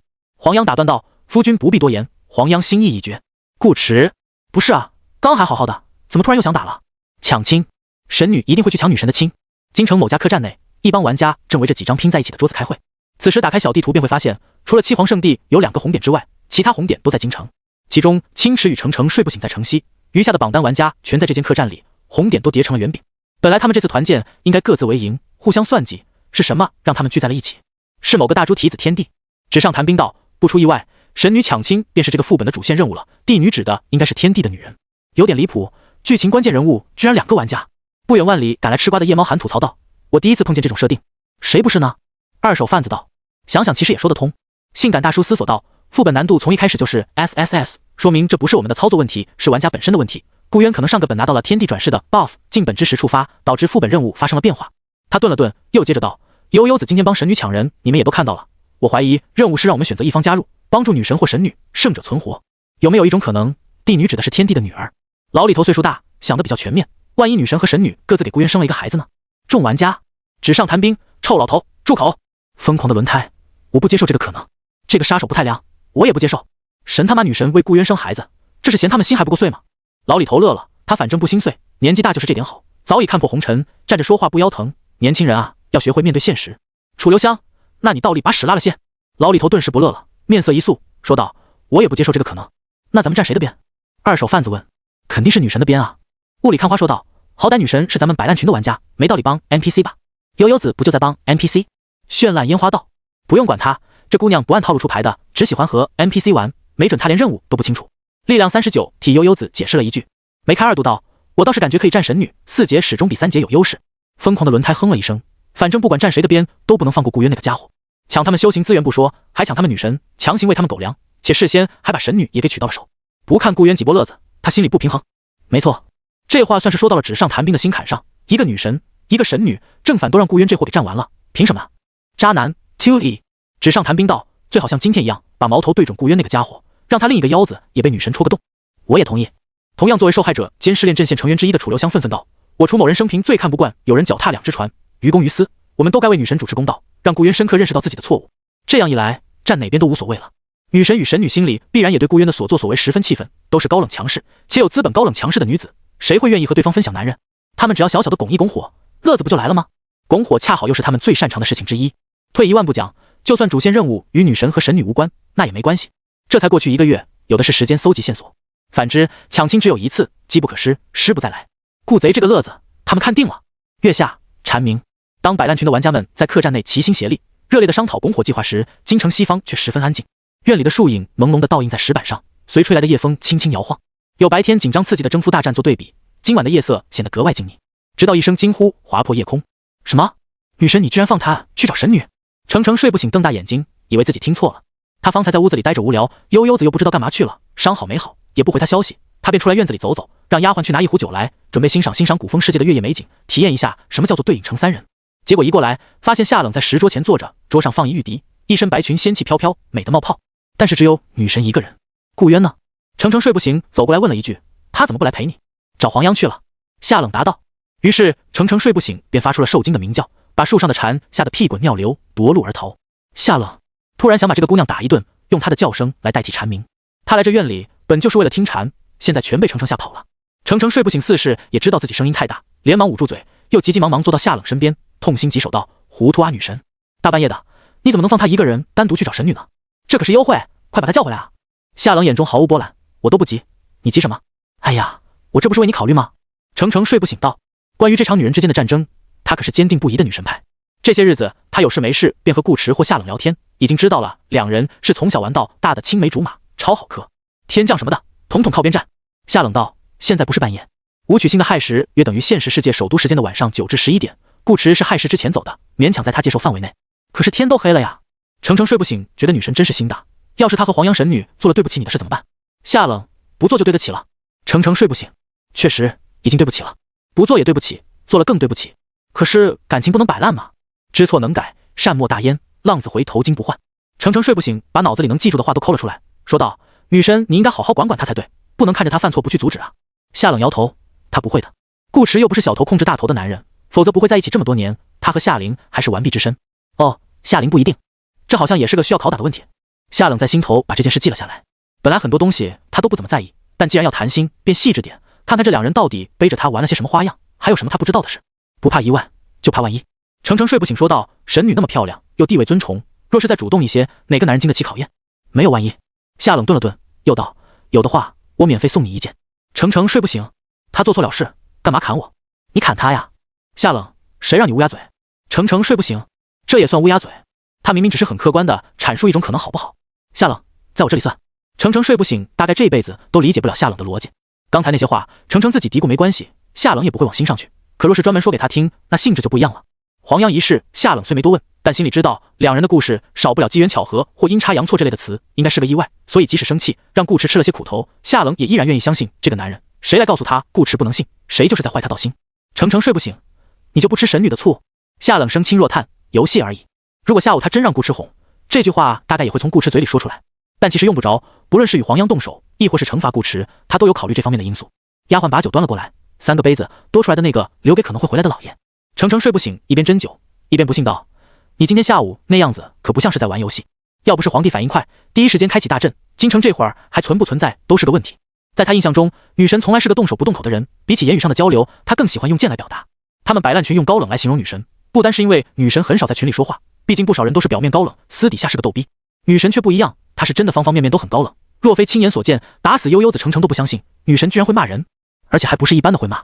打架的时候好像都在跟黄央互相攻击，如果不是真的生气上头，至于当着天下修士的面不顾自己的形象吗？只是玩得比较认真罢了。夏冷轻声道，他不想把情绪带回现实。他和夏琳性格不同，游戏里事便在游戏里解决，有气也在游戏里撒。气出完了，这事就算翻篇，往后该怎么过日子还怎么过日子。他可不像夏琳那么好忽悠，若真回现实算账，这账便不好算了。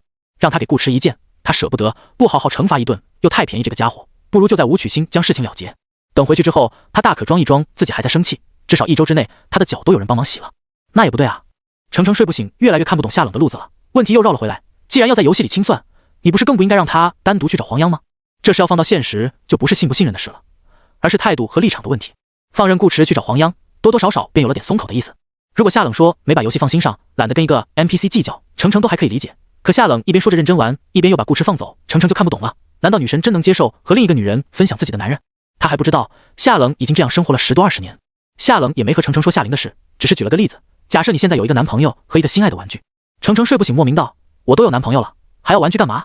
你这个假设不成立。”夏冷，程程睡不醒，吐了吐舌头。女神，你继续说。夏冷，玩具可以是任何你喜欢的东西。程程睡不醒，明白。夏冷，如果你男朋友让你把玩具扔了，你愿意吗？程程睡不醒，当然不愿意。冷，那他把你的玩具毁了呢？那我指定要跟他干一架。程程睡不醒，代入感很强的样子，气呼呼的捏着拳头道：“即使不吵，往后每当想起这件事，你心里也会不舒服。”夏冷道：“这个例子中的程程便是顾迟，黄央则是那个玩具，反过来对黄央而言亦是如此。黄央不想让顾迟难做，选择退了一步，那他也不介意略微大度一回，给黄央一个面子。看上去他们好像很默契，但说到底，不过是他和黄央都太爱这个男人。这个例子其实并不算准确，玩具与人不能相提并论，对错和道理也有所不同。但感情这件事本身便没有多少道理可言，也不可能事事计较对错，否则也不叫感情了。话说到这，程程能懂便懂，不懂也罢，更多东西夏冷也懒得解释，他本身便不是个爱聊天的人，只不过看在话题是顾迟的份上，他才多说了几句。程程睡不醒，听是听懂了，只是不理解，你为什么那么宠他？夏冷瞥了他一眼，道：“他是我男人，我不宠他，难道宠你？”程程睡不醒，他倒是想，可惜他不是男孩子，要不然他早就嫉妒死了。他真的有那么好？程程睡不醒问：“都这样了，你还在处处为他考虑？”夏冷只说了一个字：“好。”没有比较，便谈不上最好和更好，因为他的世界只有顾迟一个男人。话虽短，但夏冷说出口时，唇角是有一抹浅浅的弧度的，足以证明这个好字究竟有多好。可偏偏某个男人在他话音落下时突然出现，不让他往下想。什么好？顾迟问。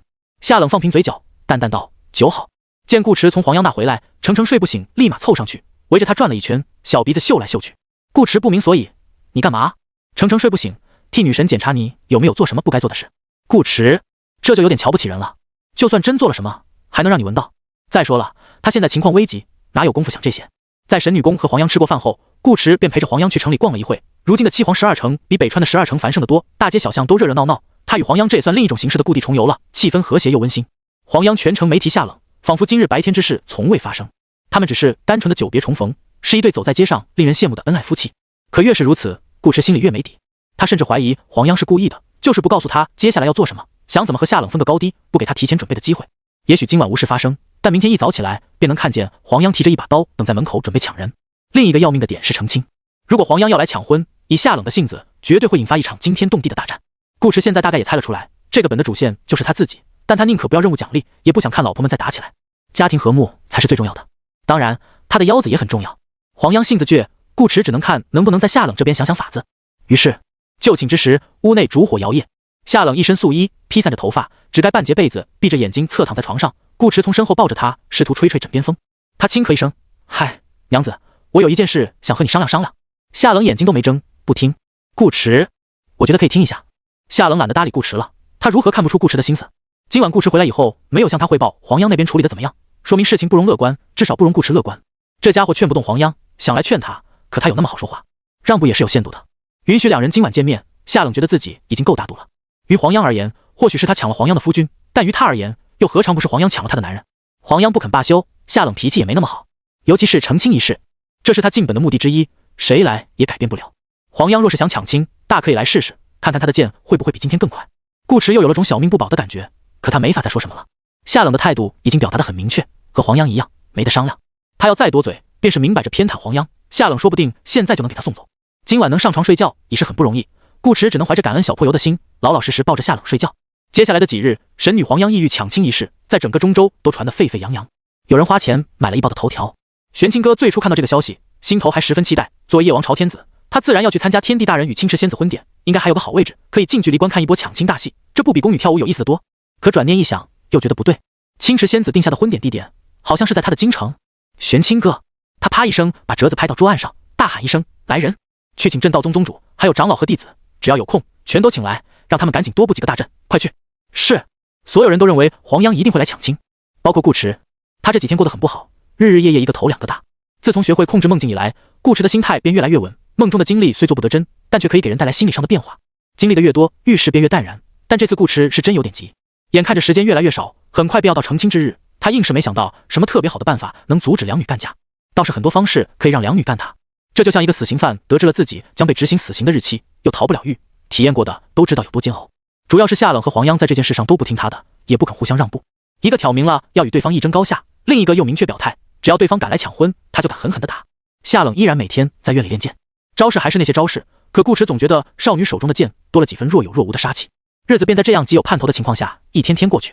顾迟以为这就是他在这个本里最大的挑战了，直到黄央给了他个惊喜。黄央只说了要与夏冷分个高低，却从未说过要去抢亲。他本就是顾迟的妻子，没有抢亲这个说法，真要抢也只能是救人，没有太大意义。黄央如今对顾迟在另一个世界的生活也有了一定了解，他深知自己即使动手阻拦夫君与青池的婚事，一直到夫君离开这个世界都不许他娶，也不过只是暂时性的胜利。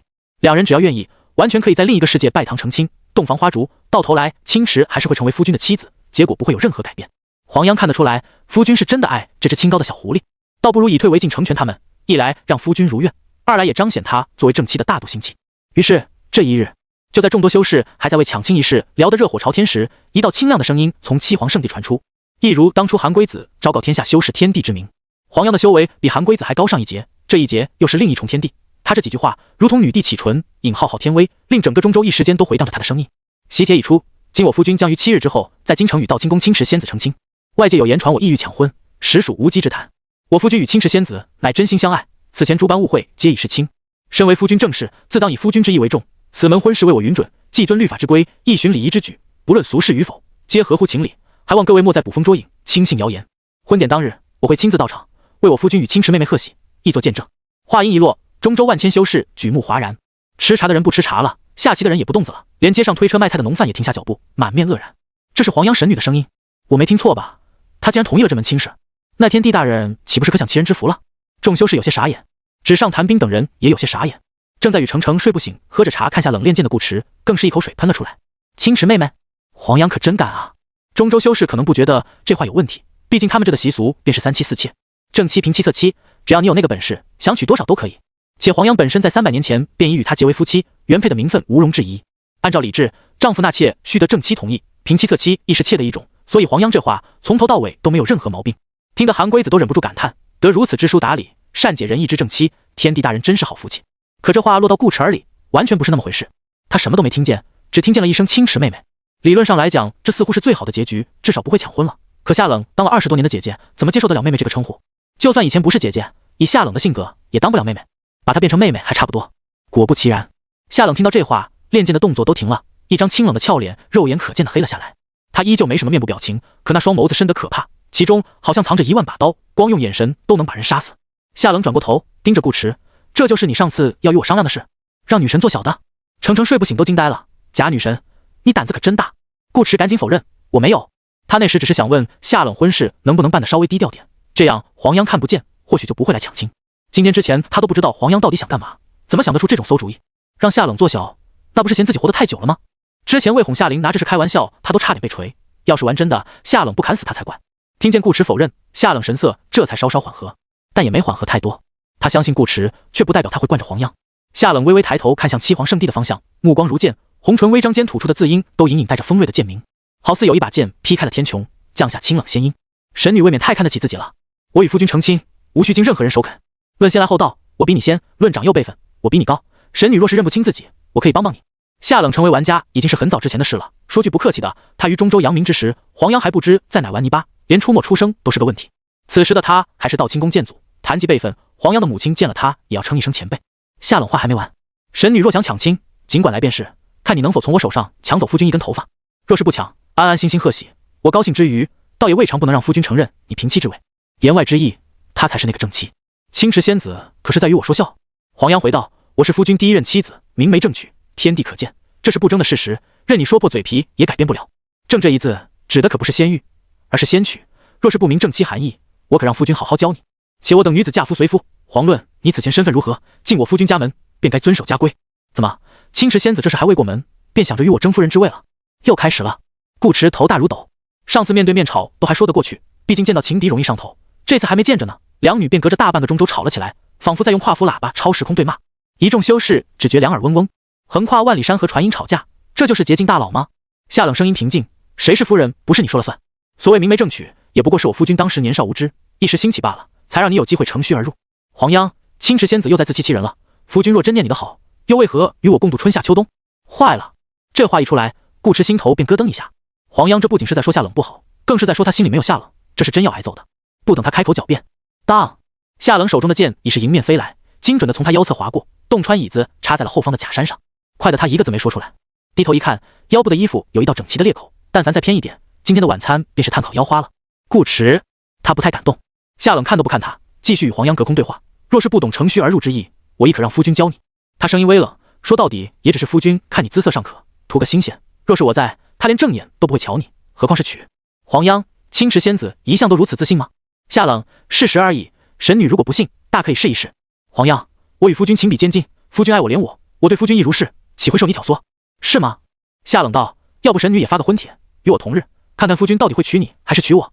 顾池，别，千万别，这是激将法。黄央当然知道这是激将法，而且是不加修饰的激将法，可他能拒绝吗？青池当着天下修士之面挑战他这个正妻的地位，若是不予正面回应，哪怕迟疑个1-2秒，都会让人觉得他是在害怕，怕夫君选青池不选他，怕他这个旧人比不过新人，这等于变相承认了他不如青池，至少夫君爱青池胜过爱他。可黄央会怕吗？一点都不怕。夫君待他如何，他比任何人都清楚，但凡有一丝一毫的犹豫，都是他对夫君与他之情的不尊重。正好也趁此机会让天下修士亲眼见证，亦让书院将此事载入史册，他黄央是真正与顾长歌拜过堂的结发妻子。黄央当即答应下来，发便发，且看夫君到底选谁。顾池，我选择死亡。完了，这下真完了。顾池一脸生无可恋。原本抢亲一事只是黄央与夏冷之间的战争，他要是扎一点怂一点，可以间歇性装死，谁打赢了他跟谁走，怎样都是。破而为，完事再好好认个错，给予另一女诚心补偿，大概率便能从轻处罚。可现在被两女一闹，这个致死的主动权跑到了他的手上。黄央与夏冷在许多地方都有着相同之处，比如修为都很高，又比如不选他一定会死。这场突如其来的正妻之争，随着两女逐渐消弭的声音结束，京城又一次沸腾了起来。神女与仙子皆心有所属之事已过了些时日，大多修士的心态已经调整了回来，没调整回来的都在闭关。此时城里城外几乎所有人都对黄央和夏冷没了多余的念头。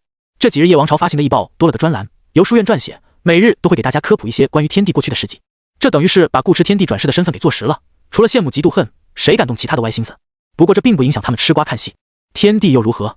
不一样，被神女和仙子捅腰子，纸上谈兵等人脸都笑成了一朵花，仿若开得正盛的雏菊。他们最初还以为事情有变，女神和神女达成了和解，黄央如果决定不抢婚，他们就没得乐子可看了。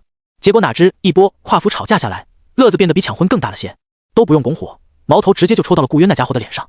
这叫什么？这叫自取其咎。又是女神又是神女，谁让他胃口那么大？活该翻车。真是大快人心。纸上谈兵都能想象出顾渊此刻的表情，就差把幸灾乐祸4个字写在脸上了。他对众人道：我觉得我们可以开个盘，猜猜顾渊会选谁，选完之后是怎么个死法。性感大叔乐道：我猜烈火焚身，这个杀手不太良，我猜万箭穿心。干嘛这么狠？善良点啊你们。疯狂的轮胎不满道：就不能是烈火焚身的同时再万箭穿心吗？绚烂烟花，哈哈哈哈，你小子一个都不想让人家娶是吧？疯狂的轮胎反问：难道你想？绚烂烟花诚实道：那当然不想，娶了他们还怎么看乐子呢？夜猫寒是个善于思考的人，抛出问题道：你们说，如果你们自己是顾渊，会怎么来解决这件事？你问这个干嘛？雾里看花道：你不会想帮他的忙吧？夜猫寒翻了个白眼：抢我女神我还帮他忙？我没给他一枪都算不错了。纸上谈兵，那你这个问题没意义啊，他们又不可能娶得到神女和女神，这你就不懂了。夜猫寒意味深长地道：我们要走他的路，让他无路可走。假设顾渊是他们的敌人，都不用假设，顾渊本来就是。抛开酸不拉几的理由不谈，这场游戏是 PVP 模式，玩家之间生来敌对，谁针对谁都很合理。而对付敌人最有效的动作是什么？是预判。不论斗智还是斗勇，打架或是计谋，只要猜到对方的下一步动作，便可让其彻底陷入被动。于是，一条条系统喇叭在顾池眼前弹了出来。夜猫寒，渣男防御手册。绚烂烟花，一警惕分身陷阱，眼见未必为实。雾里看花，二提防甜言蜜语，拒绝虚无大饼。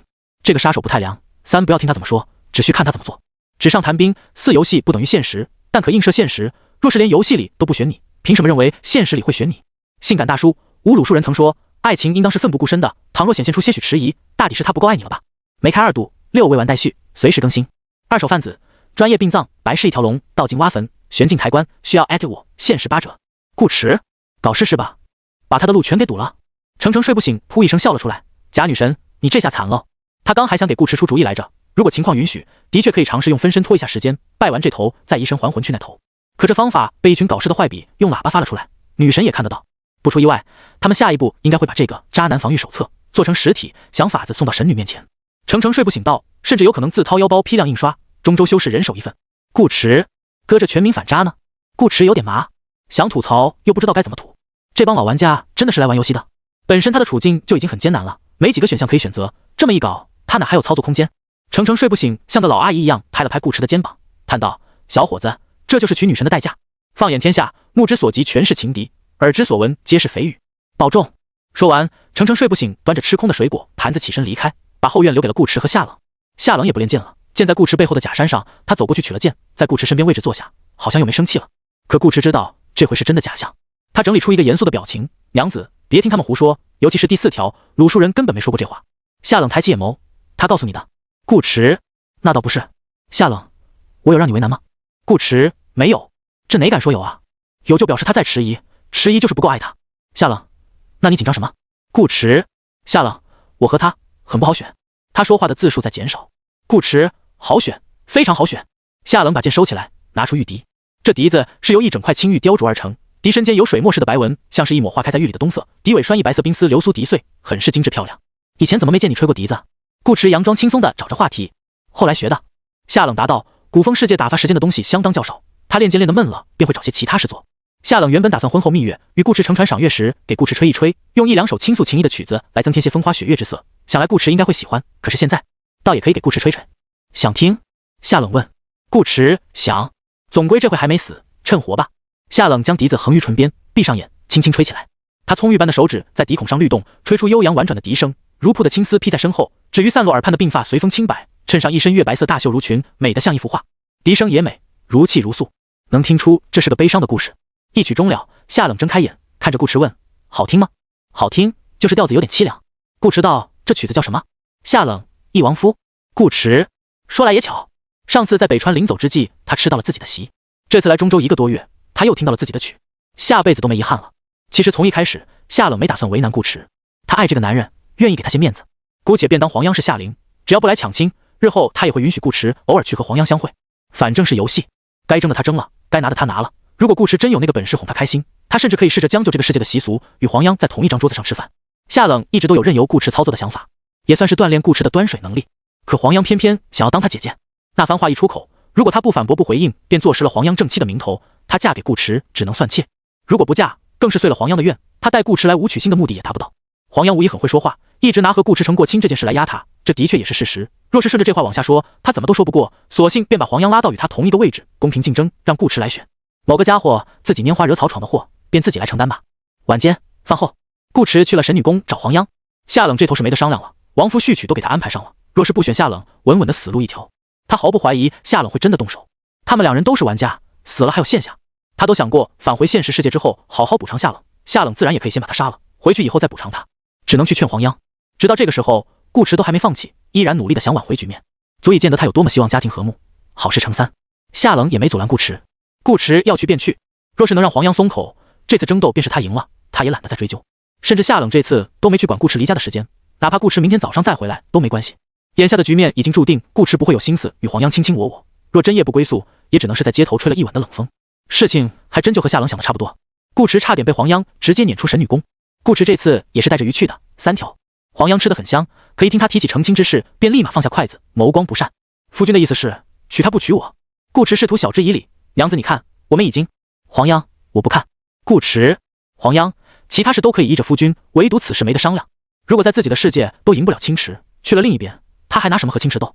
一辈子很长，又人生地不熟，夫君便是他的全部，他必须多考虑一些。黄央板着脸道：夫君最好选我，否则黄央可能控制不止自己体内的灵凤真火。顾迟还欲动之以情，黄央却不给他机会。时候不早了，夫君若是要回便回吧，明天记得过来帮黄央挑选嫁衣。然后便没有然后了。又一次谈判失败的顾迟回了京城，大半夜流落街头。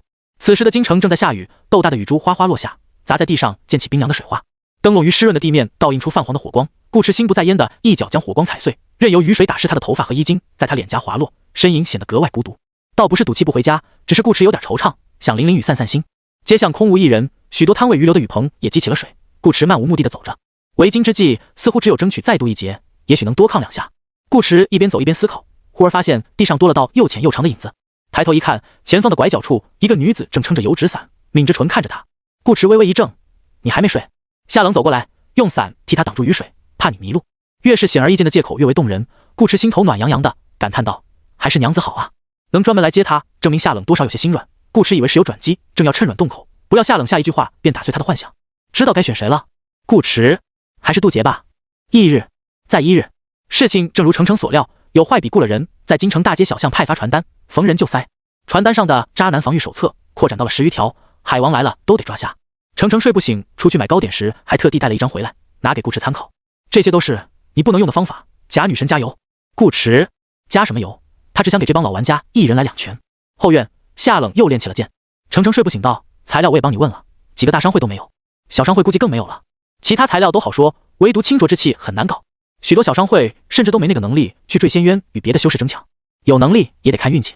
清浊之气并不是什么时候都有，有时一天会出现好几缕，有时候1年也见不着，否则夏冷也不会玩了那么久才3捷径。玩家渡劫比本地修士容易很多，不用管什么心境道义，材料够了便能引来雷劫，只是太吃清浊之气。老李头和梅开二度等人也在找，这次来京城之前，2人干脆都是住在王死城的，可至今还是悬境圆满，都怪某个狗东西偷了他的雷劫。老李头并不确定这人到底是不是顾渊，毕竟性感大叔等人之前是在演戏。按摆烂群玩家的尿性，真正偷走雷劫的，搞不好是这帮家伙的其中之一。你上次在书院不是引动了雷劫吗？程程睡不醒说道：你跟韩院长熟，不如问问他们那边有没有存货。顾迟摇头，问过了。虽然上次渡劫和材料没关系，属于游戏机制，其余奖励直接保送1捷径，但顾迟还是抽空去了书院一趟。什么都有，就是没有清浊之气。不过程程这话倒提醒了顾迟，天帝也叫顾长歌，且盒子里有保重2字，体质也加得正好合适，说明天帝准确地预见了他将要经历的事情。按照这个逻辑，假设天帝是未来的他，那他一定会给现在的自己留下解决问题的方式，不说把2女收拾得服服帖帖，最起码得把命保住吧。不行，我再去书院一趟。顾迟说走便走，一步踏出便消失在原地。其实他很想吐槽天帝2句，能留着就多留点啊，光写个保重有什么用？可一想到这好像的确符合自己的风格，顾迟又把话咽了回去。说不定是未来的自己想磨练现在的自己，一旦牵扯到未来过去这样的时间概念，再简单的事情都会变得很复杂。书阁里，韩龟子正在和徐青云下棋，见顾迟过来，2人同时起身拱手道：见过天帝大人，一副恭恭敬敬的样子。顾迟都懒得拆穿这2个老头，直接问道：你们还有没有其他天地遗物？韩龟子：这个真没有。顾迟：你确定？韩龟子：当然确定，有的话之前他便拿出来了，哪用得着顾迟亲自来问？天帝大人可是遇到了什么麻烦？韩龟子问。顾迟：你说呢？黄央和夏冷吵得那么大声，整个中州还有人听不见？韩龟子轻咳一声：天帝大人息怒，实在不行咱就用言灵术嘛。我理解天帝大人心疼夫人，舍不得为难他们，但必要时刻还是可以略微用一用，小小的震一震夫纲。顾迟：谁震谁啊？他2个老婆，一个3捷径，一个4捷径，1500道运完全不够用，现在搜集其他心法又来不及，他也没有加属性的道具。等会儿，好像有。顾驰打开背包，最近这段时间天天为家庭和睦之事忧心，他都好久没用过系统了。扩充到极限的背包，即使装着老里头的雷劫，也显得空荡富余。顾驰目光扫过最上方一排的各色小药丸，最终落到了夏冷给的他剑上。落雪无尘，全属性加2，传奇物品的属性增幅，放在背包里便能生效。那么1500点道运。顾驰忽然开口，我有一把落雪无尘。韩龟子，道运1500，正好合适。一把崭新的雪剑出现在顾驰手中。再看道运01510，又看了看10000个的硕大背包，顾驰一时陷入沉默。天帝原来是这个意思。韩龟子，天帝大人这是？顾驰收回目光，认真道：你说的对，是该小小的震一震夫纲了。